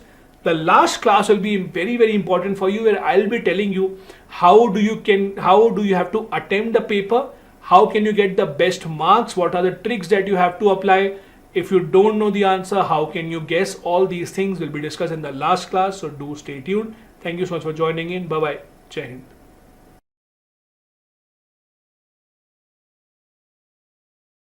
Hello and welcome. This is class number 38 of the Quick Revision Series for Prelims 2024. I hope all of you are doing good and you have not missed out on any of the classes of this series. All of these are extremely, extremely important. In case you missed out on any of the earlier classes, I am giving the link in the description of the video. Please go through the playlist and watch the class that you might have missed due to whatever reason. Also, there's a very, very important announcement I want to share with all of you. I'm launching the first ever comprehensive course on my platform, that is a UPSC Mastering Mains Answer Writing Program. This will be launched after the prelims exam is over. This is not just a mains test series. Please do understand this. This is much, much more than that. This is helpful for those who are writing mains in 2024 or even in 2025. This will help you build a sound foundation of how to write answers. So just a bit of detail of how we go about it. Basically, what will happen in this course is every single week, I will give you a study target for the week. That this is the course that you have to cover in this week. At the end of the week, I'll give you a subjective type paper. Based on that, you will write answers to that. I will personally check, evaluate, give you feedback. And then every single week, we will have a one-on-one call. I'll meet with you personally one-on-one. We will discuss how your preparation was. We will discuss what is the progress in answer writing and how can we go forward. In the end of the course, we will have a test series as well. So this is how the course is looking like. Again, the exercise is to handhold you from the very basics of answer writing to the level of the UPSC. With every single week, the level of questions will keep on increasing. So we'll start with basic level question and then we'll move on and try and increase the level. In the entire program, you will be able to write about 500 plus answers. Again, there are 2 separate batches for this program, one for 2024 and one for 2025 students. I'll be sharing other details soon. In case you want to ask any questions about this, you can always email me. I give you my email ID at the end of every class, but here it is, harshmeetsir@gmail.com. Feel free to mail here. I'll be coming out with other details about the exact date of starting, the fee structure, etc. will be out very, very soon. Now let's go back to where we were. We were discussing places in news. This class and the next class, both of these will be specifically on the places in the news. In the last class, we discussed about some international places that are outside India that have been in the news for various reasons. In this class, we are discussing those news or those places rather that have been in the news in India. Let's look at this map. These were some of the places that were in the news for various reasons. Let's look at why they were in the news. First, the Kalesar National Park was in the news. It is in the Shivalik Ranges in Haryana. It was in the news because the Haryana Forest Department is launching efforts or was launching efforts to trace the pug marks of the tiger that was caught in this area. So in this national park, they found on the cameras the existence of some tiger. So they were trying to trace the presence of tiger. That is why it came in the news. Then we had the Anji-Khar bridge that was in the news in Jammu and Kashmir. It is constructed over the Anji river, which is a tributary of the Chenab river. It will be the first cable stayed railway bridge in the country. That is why it is important. Similarly, Hemas Monastery, the famous Buddhist monastery in Leh, was in the news in the G20 summit. There were many delegates that visited it. The Tungnath temple in Rudraprayag, Uttarakhand, again in the news. It is the highest Shiva temple in the entire world. It is considered to be the third of the 5 Panch Kedars of Uttarakhand. It is believed to have been built by Adi Shankaracharya. Tawang Monastery from Arunachal Pradesh was also in the news. It was the largest monastery in India and the second largest in the entire world after the one in Lhasa, Tibet. In some other places in news were the Palak Lake, the biggest and the largest lake in Mizoram. It is a major component of the Palak Wildlife Sanctuary. This was in the news because of the life event that our Prime Minister had launched. Then other places in the news include the Parala Khirmudi railway station, Channapatna and Bhimgarh Wildlife Sanctuary. And we have given why they were in the news. Channapatna is very famous for toys. It's a very famous place in Karnataka. It's not very far from Bangalore, to be true. It's very famous for wooden toys. It is important because the Prime Minister in the past few months has been focusing a lot on toy industry. He has been trying to give a push to toy industry in India because in India we did not have a lot of manufacturing of toys. It had a lot of export potential as well. That is why it has been in the news. These toys have also been given the GI tag. So do remember all of these. Some other places in the news are in these map. For example, the Abohar Wildlife Sanctuary in Punjab. The entire area of the sanctuary is private or community owned land of about 13 Bishnoi villages. It is famous for the black bucks that are on the verge of extinction in Punjab. Then we have the Kareri Lake in Himachal Pradesh. Again in the news, it is considered as very famous for snow pelting Dauladhar range that serve as the source of the lake. Police has rescued about 39 tourists that were stranded in this lake. Sharan Powerhouse was in the news again from Himachal Pradesh. Very old powerhouse commissioned in 1932. The Adi Kailash in the news is one of the 5 Kailash mountains, believed to be the humble abode of Lord Shiva, believed to be the home of Lord Shiva. The Beki River of Assam was also in the news. It comes in from Bhutan. In Bhutan, it is known as the Kurisu River. It also flows through the Manas National Park. The other places that you see in this map. Next important place in the news was Zemithang. This is the place where a big Buddhist conference was held in Arunachal Pradesh. This is located in the Tawang district and it is considered as home to Pengchenpa people, also known as the people who have given up sin. It is located on border with Bhutan and Tibet. Similarly, there are tiger reserves, the Golconda Fort and the Gira waterfall that have been in the news for various reasons, and the reasons have been given here. Another set of places in the news again are these that you see on the map, starting with Safdarjung Tomb, then the Ghagar River, the Ranjit Sagar Dam in Punjab, the Pangong Tso because of China, the Sohagi Barwa Wildlife Sanctuary in Uttar Pradesh again. As I told you in the last class also, there is not a lot of information to remember in these cases.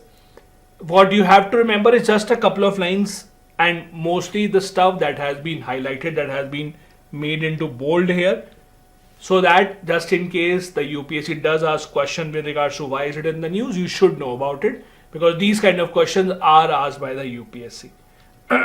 Other places are the Rudragiri Hilak in Andhra Pradesh.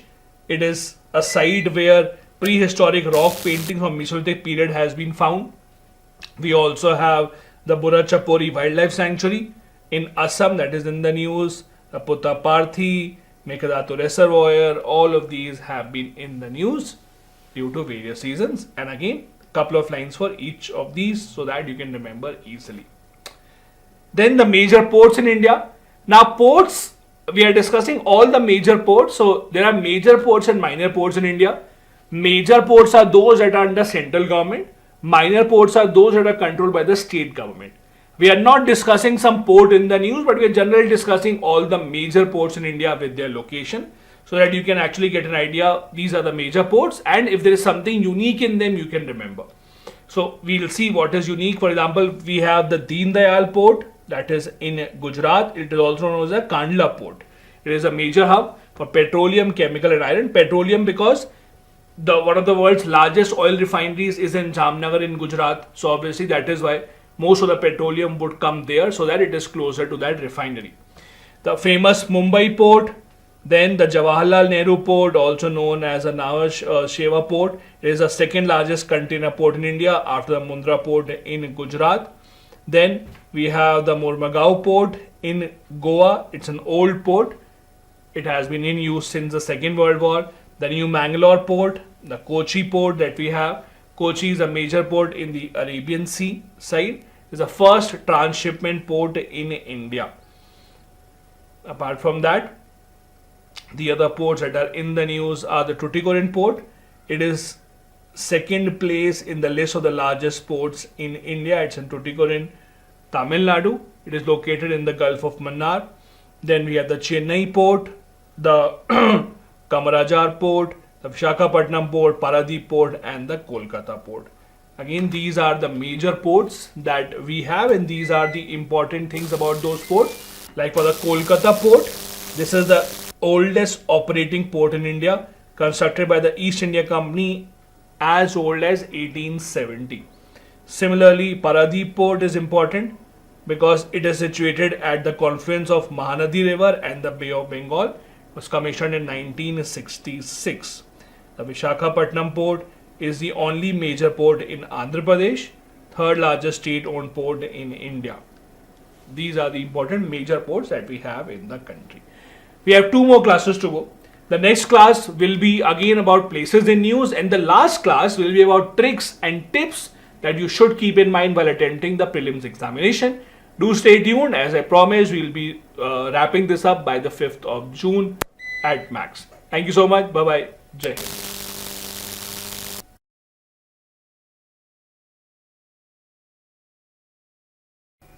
Hello and welcome. This is the second last class of this quick revision series for Prelims 2024. In this class again, we will be discussing certain places of importance, certain places that have been in the news in India and around the world. Also, if you have still not hit the subscribe button, please do hit that, and please join the Telegram channel as well, where I share with you all the latest updates about new initiatives coming up and the PDF of all these lectures.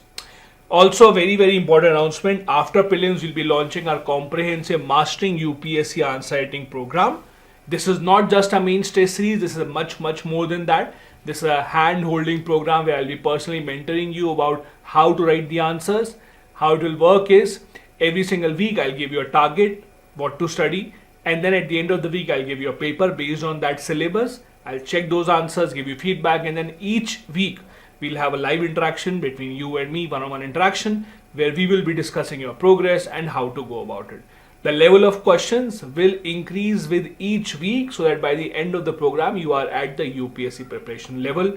This is suitable for both those who are planning for 2024 and 2025 attempt. There will be separate batches for 24 and those who are preparing for 25. I'll be coming up with more details about this soon, the exact date of beginning, the fee structure, etc. Till then, if you have any doubts, if you want to have any query about this program, you can always email me on this email ID that I already have given to you.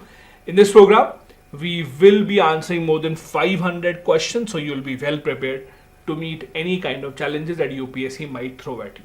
Now let's begin the class today. We are discussing the major places in news, and we'll begin with the major forest that we see all around the world. These are the major forest ranges that we see around the world: the tiger forest, the Primorial forest, and the tropical main forest, the Burmese tropical rainforest, etc. What is important is some interesting and important characteristics of all of them that I have made into a table. Amazon forest, a lot in the news because of the wildfire. It is the largest rainforest in the world and home to 1 in 10 species existing on Earth. It is said to be again the most diverse forest that the entire Earth has. It has about 290 trillion trees in together and innumerable animal species. Taiga forest, known for its enormous variety of trees, but also due to its geographical location. Because it's in extreme winter weather, we do not see a lot of biodiversity. Temperature can drop to minus 40 degree or even lower. The taiga absorbs more CO2 from atmosphere than the tropical and temperate forests combined. So do remember this particular fact. Then the tropical rainforest in Congo. It is one of the least affected by deforestation right now, but there is a danger now because there is a growing calls in Congo also that we should cut down the forest and try to explore the mineral resources. It has a lot of different species. It is the second largest rainforest in the world right now after the Amazon. Then we have the New Guinea tropical rainforest, again extremely famous, located in the New Guinea region. It is also famous for having more than 1,000 indigenous tribes that are not in touch with the outside world, and that is why it has to be preserved by the biodiversity experts. Apart from that, we have the tropical rainforest in Borneo, that is Indonesia. This is extremely famous again for having many different plant species. The population of some of the rare animal species, for example, the Sumatran rhinoceros, is only 250 in these forests. That is why they also need to be protected. Their best known animal is the Bornean orangutan. It is on the list of endangered animals. Then we have the Valdivian rainforest, one of the youngest and the largest rainforests across the two countries, that is Chile and Argentina. The number of animals living here are relatively lower, but it is extremely unique and thus it has to be protected against deforestation. Similarly, the Burmese tropical rainforest next door from India, that is in Myanmar, and the Primorial forest. Primorial forest is the smallest of the 10 giants that is located in southeastern Russia. It is home to endangered species such as the Siberian tiger. Also, it is the only forest in the world where tiger, bear and leopards coexist. So it is very rare. It doesn't happen in many parts of the world. There are some other Indian places in the news apart from the ones that we studied in the last lecture. For example, the Swarved Mahamandir in Varanasi. It is the world's largest meditation center. It is in the news because the Prime Minister had recently inaugurated it.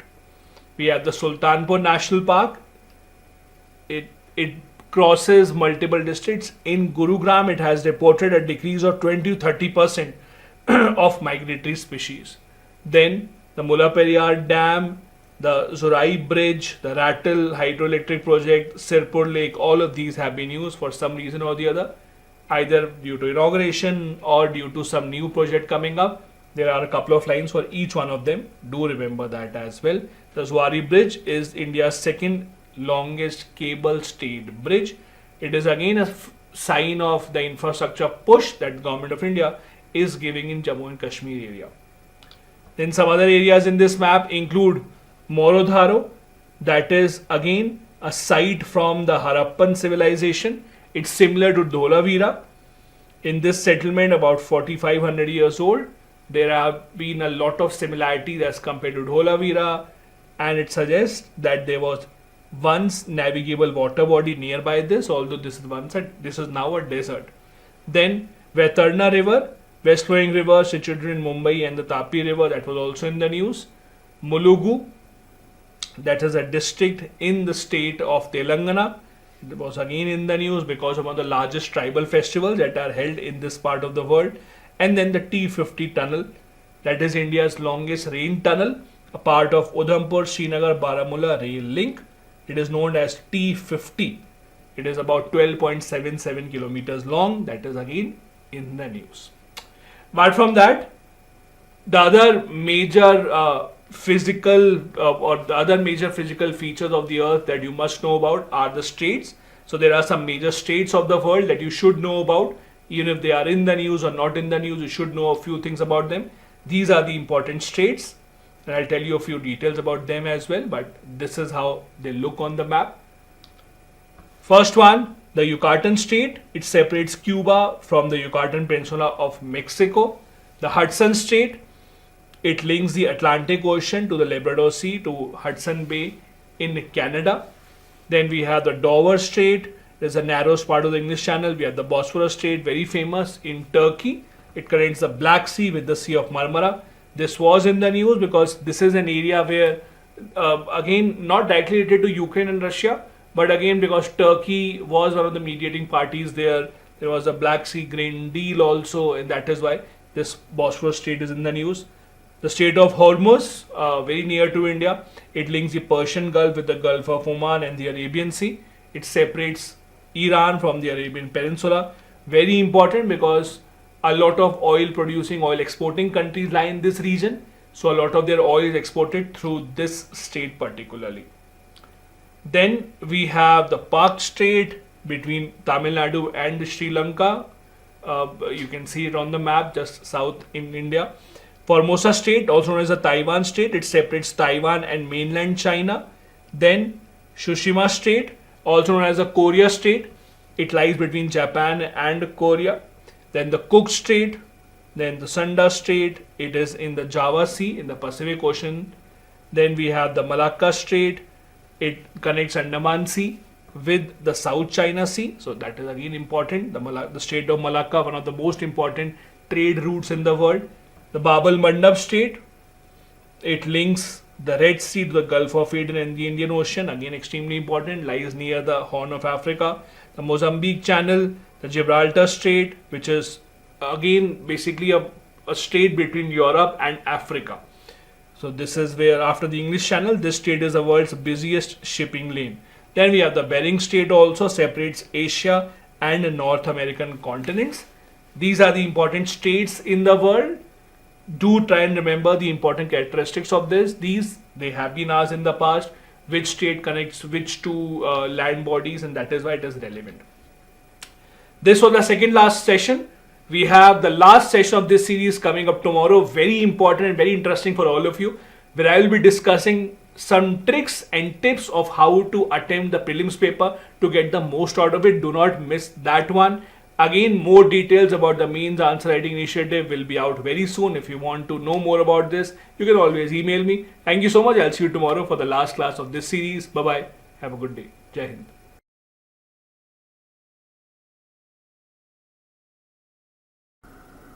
Hello and welcome.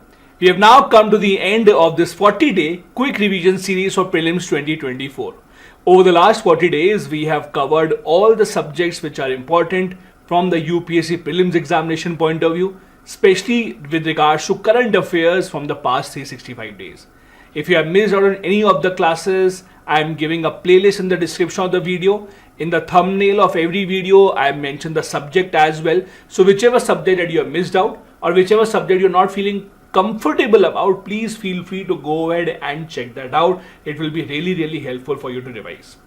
In today's class, I will not be teaching you something. I am not going to discuss any subject. So why are we here today? Despite the fact that we will not be discussing any subject, I think this is one of the most important videos of this entire series that all of you must watch before you move in to give your prelims examination. Why? Because in this video, we will be discussing a few questions that everyone would have in their mind. How to attempt the paper? How many questions to attempt? Do I go all the way 90, 95, 100 attempts, or do I stay and play very safe 50, 55 attempts? And is there any trick that I can use to solve questions? I'll also be discussing some common mistakes that you should all avoid. So do stay tuned till the very end. Also reminding you, I've launched my first comprehensive program. This is the mains answer writing program. This is not just a mains test series, it is much more than that. It's a program in which every single week I'll be giving you targets to study, and then in the end of the week you will have a paper. Every single week the level will increase. By the end of it, you will be able to answer each and every question that UPSC can throw at you. This will also conclude with the means test series. There are 2 simultaneous batches that will run for those who are targeting 2024 and those who are targeting 2025. Both of these batches have very similar targets and very similar structures. If you have any query, feel free to email or call or WhatsApp, whatever you want. Again, all the details are mentioned here. Now let's begin to see what is it that we are discussing in this class. So I'm going to throw light on these 4 things. First, what is the best way to attempt the paper? Second, how many questions do you attempt? Third, how to make an intelligent guess? And fourth, what are some of the common mistakes that all of you should avoid? Let's start with the first question. The best way to attempt the paper. Now this is very simple, straightforward. How do you attempt the paper? Now there are 2 things that I would like to advise you. As you know, there are different sets. So there are set A, B, C, D. You might get any of the set depending on whichever seat that you are sitting in. Now, because there are different sets of paper, it might happen that your paper would have questions in the beginning that are extremely tough. So it might happen that sometimes when you open the paper up and you see the first few questions are so tough that you have no idea. And that is what breaks your confidence. My suggestion is, number 1, go through the paper randomly. Just randomly go through the paper, just turn the pages in the first 5 minutes. Look for any 2 to 3 easy questions that you know the answers of. Whatever 2-3 questions that you know the answers of, just randomly go through that and see which one can you answer. Just randomly. It can be number 30, it can be number 60, it can be number 18, 90 to 100, does not matter. In the first 5 to 7 minutes, just try and mark 2-3 answers that you are confident about. That will give you a huge confidence boost.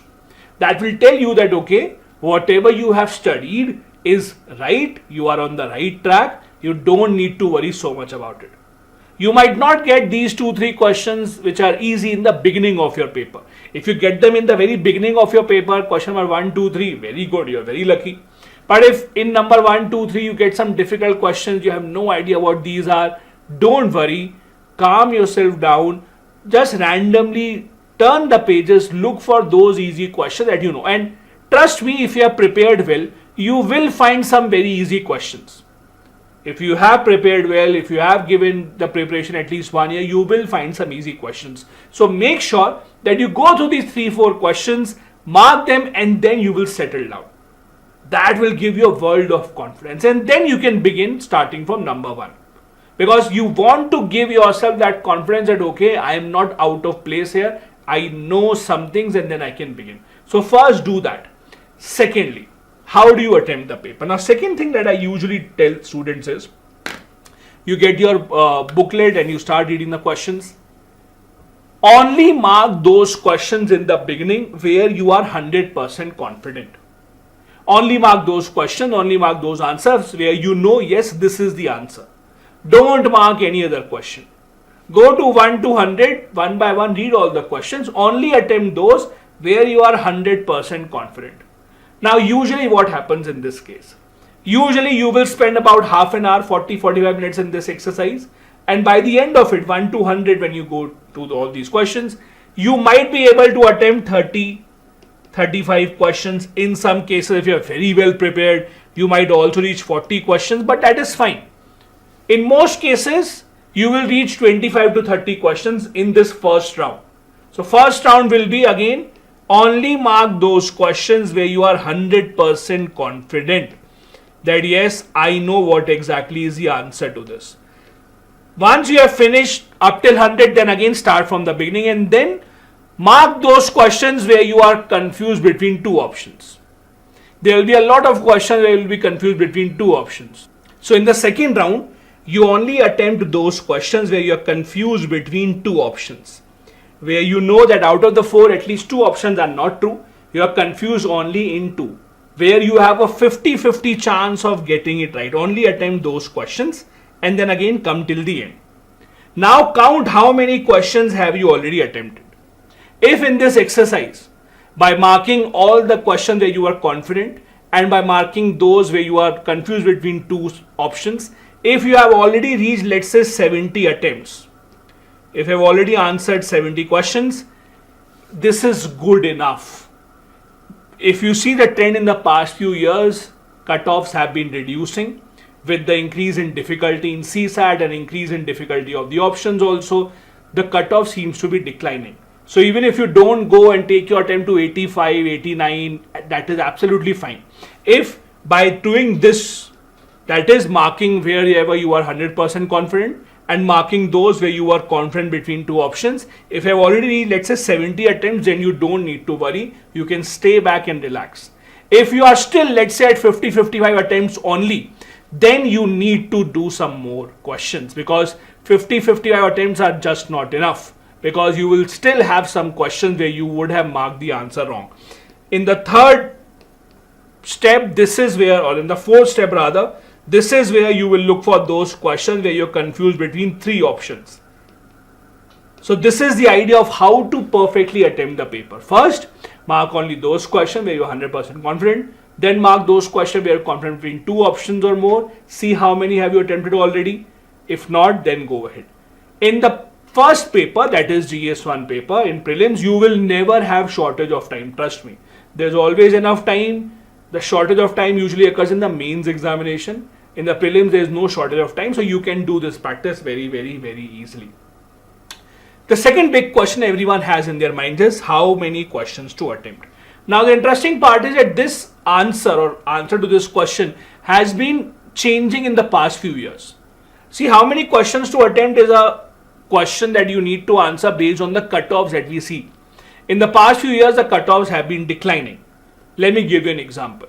2023, this was the cutoff. General category only 75.41 out of 200. Now, I'm talking about general category, but you can basically take a reference to other categories as well. For example, I'll just tell you what usually happens. I'm not saying always, but usually you can assume that general cutoff and OBC cutoff are almost the same. Almost the same. At max, there may be a difference of 1 mark, but at max, usually this is the same. When it comes to EWS cutoff, you can assume it to be 10% lower than general cutoff. So whatever the general cutoff is, 10% lower, assume it to be the EWS cutoff. What about the schedule caste? Schedule caste cutoff almost 20% lower than general.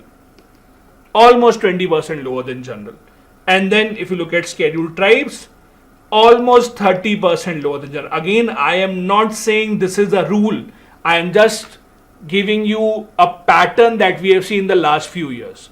Whichever category you belong to, you can take your own guess.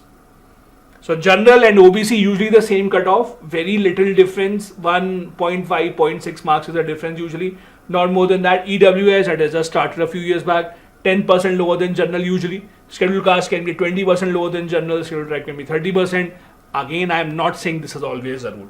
Let me show you some other things. So look at how the cutoffs have changed in the past few years for general category. 2019 cutoff was 98, 2020 92.51, 2021 lower, then almost the same, and then drastically lower in 2023. The reason why it was such a low cutoff in 2023, there were two major reasons for that. One, extremely tough CSAT paper. I personally know about at least 3 students who cleared the GS paper, who had over 75 marks very easily. They had their marks in 80s, but they could not clear the CSAT. So that is a big problem. Because of the tough CSAT paper, the cutoff has reduced. And second, because of the kind of options that we are seeing now. Only 1, only 2, all 3, these kind of options have complicated things. Because of this reducing cutoff, gone are the days where everyone used to suggest attempt at least 85-90 questions. If your accuracy is good and the question paper is still at the same difficult level, then even attempting 70-72 would be a good attempt. Please understand this. Now, the other question that people have in their mind is, how will you get to know is the paper tough or not? Many people ask this question, sir, if I attempted very less questions thinking it was a tough paper, but others thought it's an easy paper, then what would I do? See, this is where you have to trust yourself. If you have prepared seriously for 1 year, sitting in the examination hall when you get the question paper, you will be able to identify whether it is an easy paper or a tough paper, and trust your judgment. If again, just like last year, most of the options are like this only, only one, or anyone, any two, then it's a tough paper. You will be able to identify the level of the questions because you have also prepared very well. If it seems tough to you, it will be tough for everyone, so don't worry about that. Trust your judgment because that is extremely important. So again, if the paper follows the same pattern, then you have to be conservative in your attempts. Don't go overall because negative marking can hurt you significantly. If you know 80 answers, then you will mark 80 answers. You will not stop at 70 just because I told you. You will mark 80 answers if you know 80. But don't take a lot of chances if you are not sure, because again the cutoff trend is something like this. I'm not saying the trend will go even lower, but again it has to be dependent on the level of the questions. These are the general cutoffs that we have seen over the years of all the categories. Again, I am not saying the same rule follows, but you can see here lump sum 10% fall in EWS cutoff here. Over here, it's an even bigger fall as compared to 10%. In fact, it's a almost, I would say, about 15%, 16% fall. Then OBC, as you can see, OBC general, there is not much difference. In scheduled castes and scheduled tribes, again, that is how it usually works. Again, that does not mean the pattern will remain the same. Every single year pattern changes. Every single year the cutoff may also change depending on the level of the paper. And now the part that many of you are waiting for. How to make guesses in the paper. There will always be a lot of questions where you are not sure of the answer. In that case, can you make some guess? The answer is yes. But will all your guesses be right? Obviously not. So before I tell you some tricks of how to attempt the paper, how to make some intelligent guesses, please listen to this carefully. This is not a 100% sure shot method. This can go wrong. Please use this only if you don't have any other option available. The first option should always be to trust your knowledge. If you have no idea, if you have forgotten, if you have not attempted enough questions and you are under pressure that you need to attempt some more questions, even after using all your knowledge, you could only attempt 52 questions, you have to attempt some more, only then use these tricks. Again, I take no assurance that 100% of these tricks will work. This is just based on certain patterns that have been seen in the past few years. So please do look at these, but please only use them when you don't have any other option available. I am warning you time and time again. Do not trust them blindly. Now, what are these tricks? I'll show you 5 or 6 tricks with examples, real examples. First trick, everyone would have told you, avoid the extremes. Whenever you have any extreme statement or these kind of words, these are usually wrong. Whenever these words are used, these are usually wrong. Again, I am time and time again saying usually wrong, not always. Let me give you some examples. Let's look at a few questions. So there was a question about Trans-Pacific Partnership. Let's look at the first one. Agreement amongst all the Pacific Rim countries except China, Russia. The word all, no, it is wrong. It's an extreme word. Strategic alliance for purpose of maritime security only. Again, only is an extreme word. Both of these are wrong. The answer is D. Again, I'll show you many examples, but please don't trust them blindly. Let me give you another example. Gram Nyayalaya Act, which all the statements are correct. All these, by the way, are questions that UPSC has asked in the prelims. So I am taking all these questions from previous year papers. As per the Act, Gram Nyayalaya can only hear civil, not criminal cases. Wrong. That is why the answer is 2 only. Let me show you some more examples. What is or are the most likely advantages of implementing the GST? Now look at this. Look at the second statement. It will drastically reduce. Now drastically reduce means an extreme statement. Third, it will enormously increase. Again an extreme statement. So here again the 2 extremes are wrong. Second is wrong. Third is wrong. The answer is first only. But again, please don't trust these blindly. Only use these techniques when you have no other option available, when you don't have any knowledge about this and you still need to attempt this question. Only then use these tricks and they will help you. Now you might say, but sir, now the options are different. We have only 1, only 2 or any 1, any 2 options. Then what do we do? Even then, it will make your job easier. Even if you have options like any 1, any 2, even then if you can eliminate any of the statements, it will make your job slightly easier, right? So it's just about making your chances better, making your probability of getting the answer higher. Then one more, with reference to Chaucer Yogini temple near Morena, what are these statements? Are these right or wrong? Again, UPSC has asked this. Look at the second statement. It is the only circular built temple in India. The word only means second is wrong. And because the options are like that we can eliminate the options, wherever 2 is written, that is wrong. The answer then becomes C automatically. So there have been times when these kind of tricks have worked in the past. One more. The Montego-Chelmsford reforms of 1919 recommended granting voting rights to all women above the age of 21. Wrong, because of all. The answer here is B. Okay? So I'm giving you examples to prove this theory, but again, it does not come with no exception. There are some exceptions. This was the first trick, that is to avoid the extremes. Trick number 2. Usually, departments or parent organizations, whenever given in a statement, are usually wrong. Again, the keyword here is usually, not always. So if you know for sure, then go with your knowledge. But if you are not sure, is it right or wrong, you have to make a guess, then usually departments or parent organizations are wrong. I'll give you some examples. Look at this. Look at the second statement. The question about water credit. Second statement is, it is a global initiative under the aegis of WHO and World Bank. Wrong. Now, you have to choose the right answer, but these organizations actually are wrong. This is not an initiative of WHO and World Bank together. Let me give you another example. It's a question from 2021. The UN Capital Development Fund and the Arbor Day Foundation recently recognized Hyderabad as a 2023 city of the world. No, organizations again are wrong. That is why the answer is D. First is wrong, second is true. So these organizations, parent organizations, departments that are given are usually wrong in most of the cases. Look at one more. Financial Stability Development Council. It is an organ of the Niti Aayog. Again, it will be wrong. The parent department will be wrong. So again, there are multiple examples to prove that this happens, but there can be examples in which the department given is right as well. So please don't trust this blindly. It's like that packet of cigarette that you get, where there is a warning sign at the outside of the packet that it is injurious to your health, don't smoke, but those who want to smoke, they still do. So this is me telling you the tricks, but telling you it comes with a warning, it will not be true always. One more. Again, all these questions have been asked by UPSC in the past. These are all previous year questions. With reference to organization for the prohibition of chemical weapons, look at the first statement. It is an organization of European Union working in relation with NATO, WHO. Wrong. Parent department is wrong.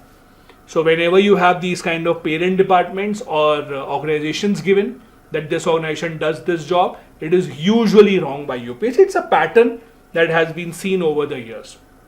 One more. With reference to initiative called the Economics of Ecosystem and Biodiversity, which of these are wrong? Again, the parent is wrong here. Hosted by UNEP, IMF, World Economic Forum? No, wrong. So this is where it can be helpful for you.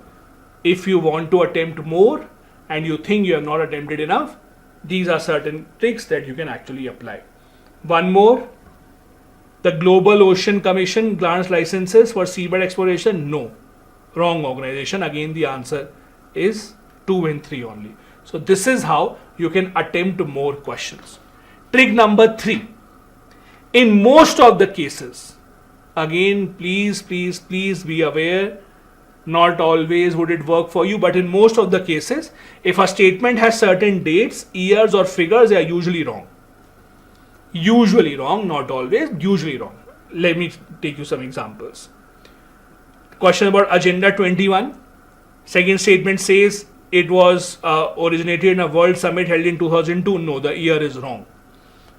Usually when years, dates, months, these kind of things are given, these statements are usually seen to be incorrect. Prelims 2024, the question was about BRICS. The first BRICS summit was held in Rio de Janeiro 2009. Wrong. The year again is wrong. So the answer is B. So not just the parent department's organization, even the dates usually are wrong. Then with reference to Agni 4, which of the following statements are correct. Now look at this.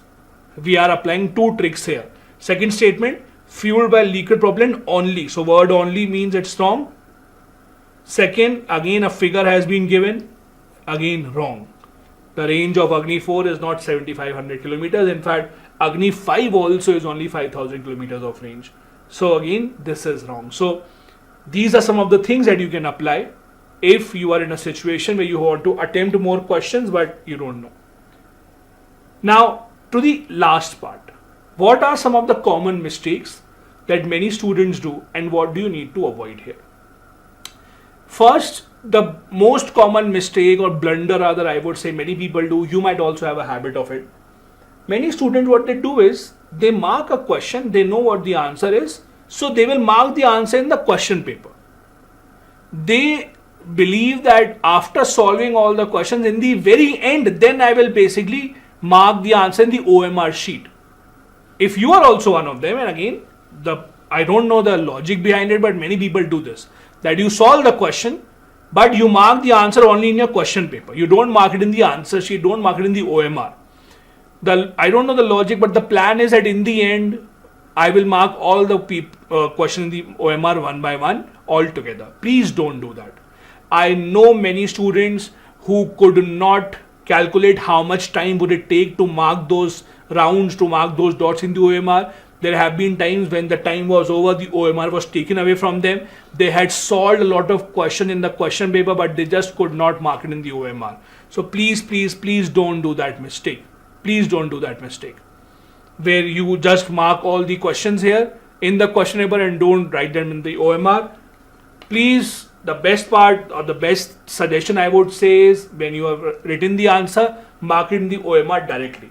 If not, if you think that no, I will do it together in the OMR, then at least start half an hour before the paper has to be over.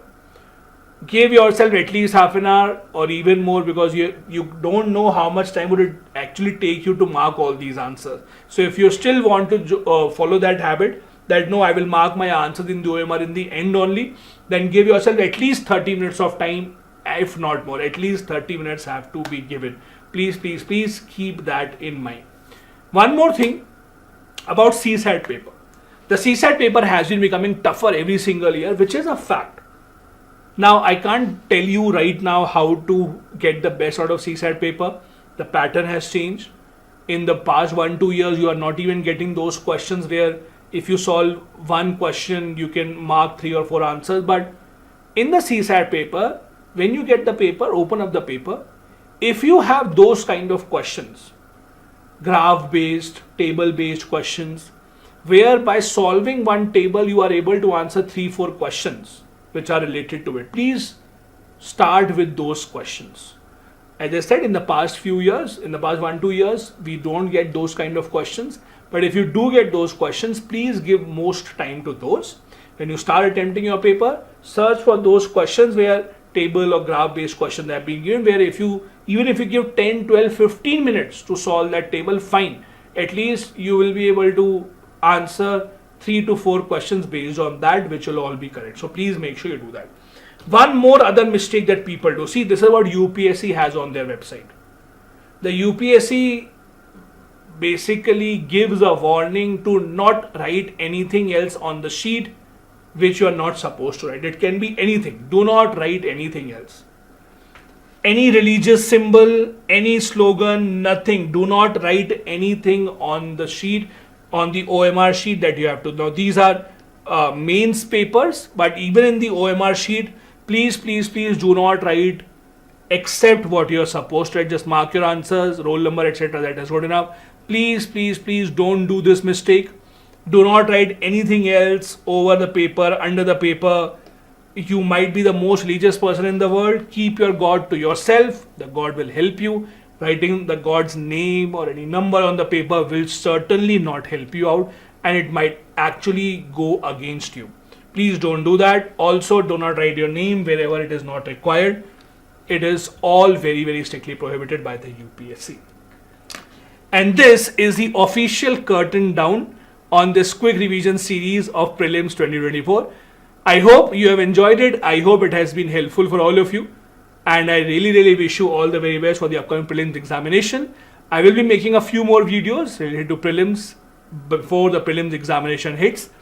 If you have not hit the subscribe button, please do that, like this video, and as always, become part of our Telegram channel. The link is in the description of the video. We are coming up with many more initiatives. All the very best. Bye bye. Jai Hind.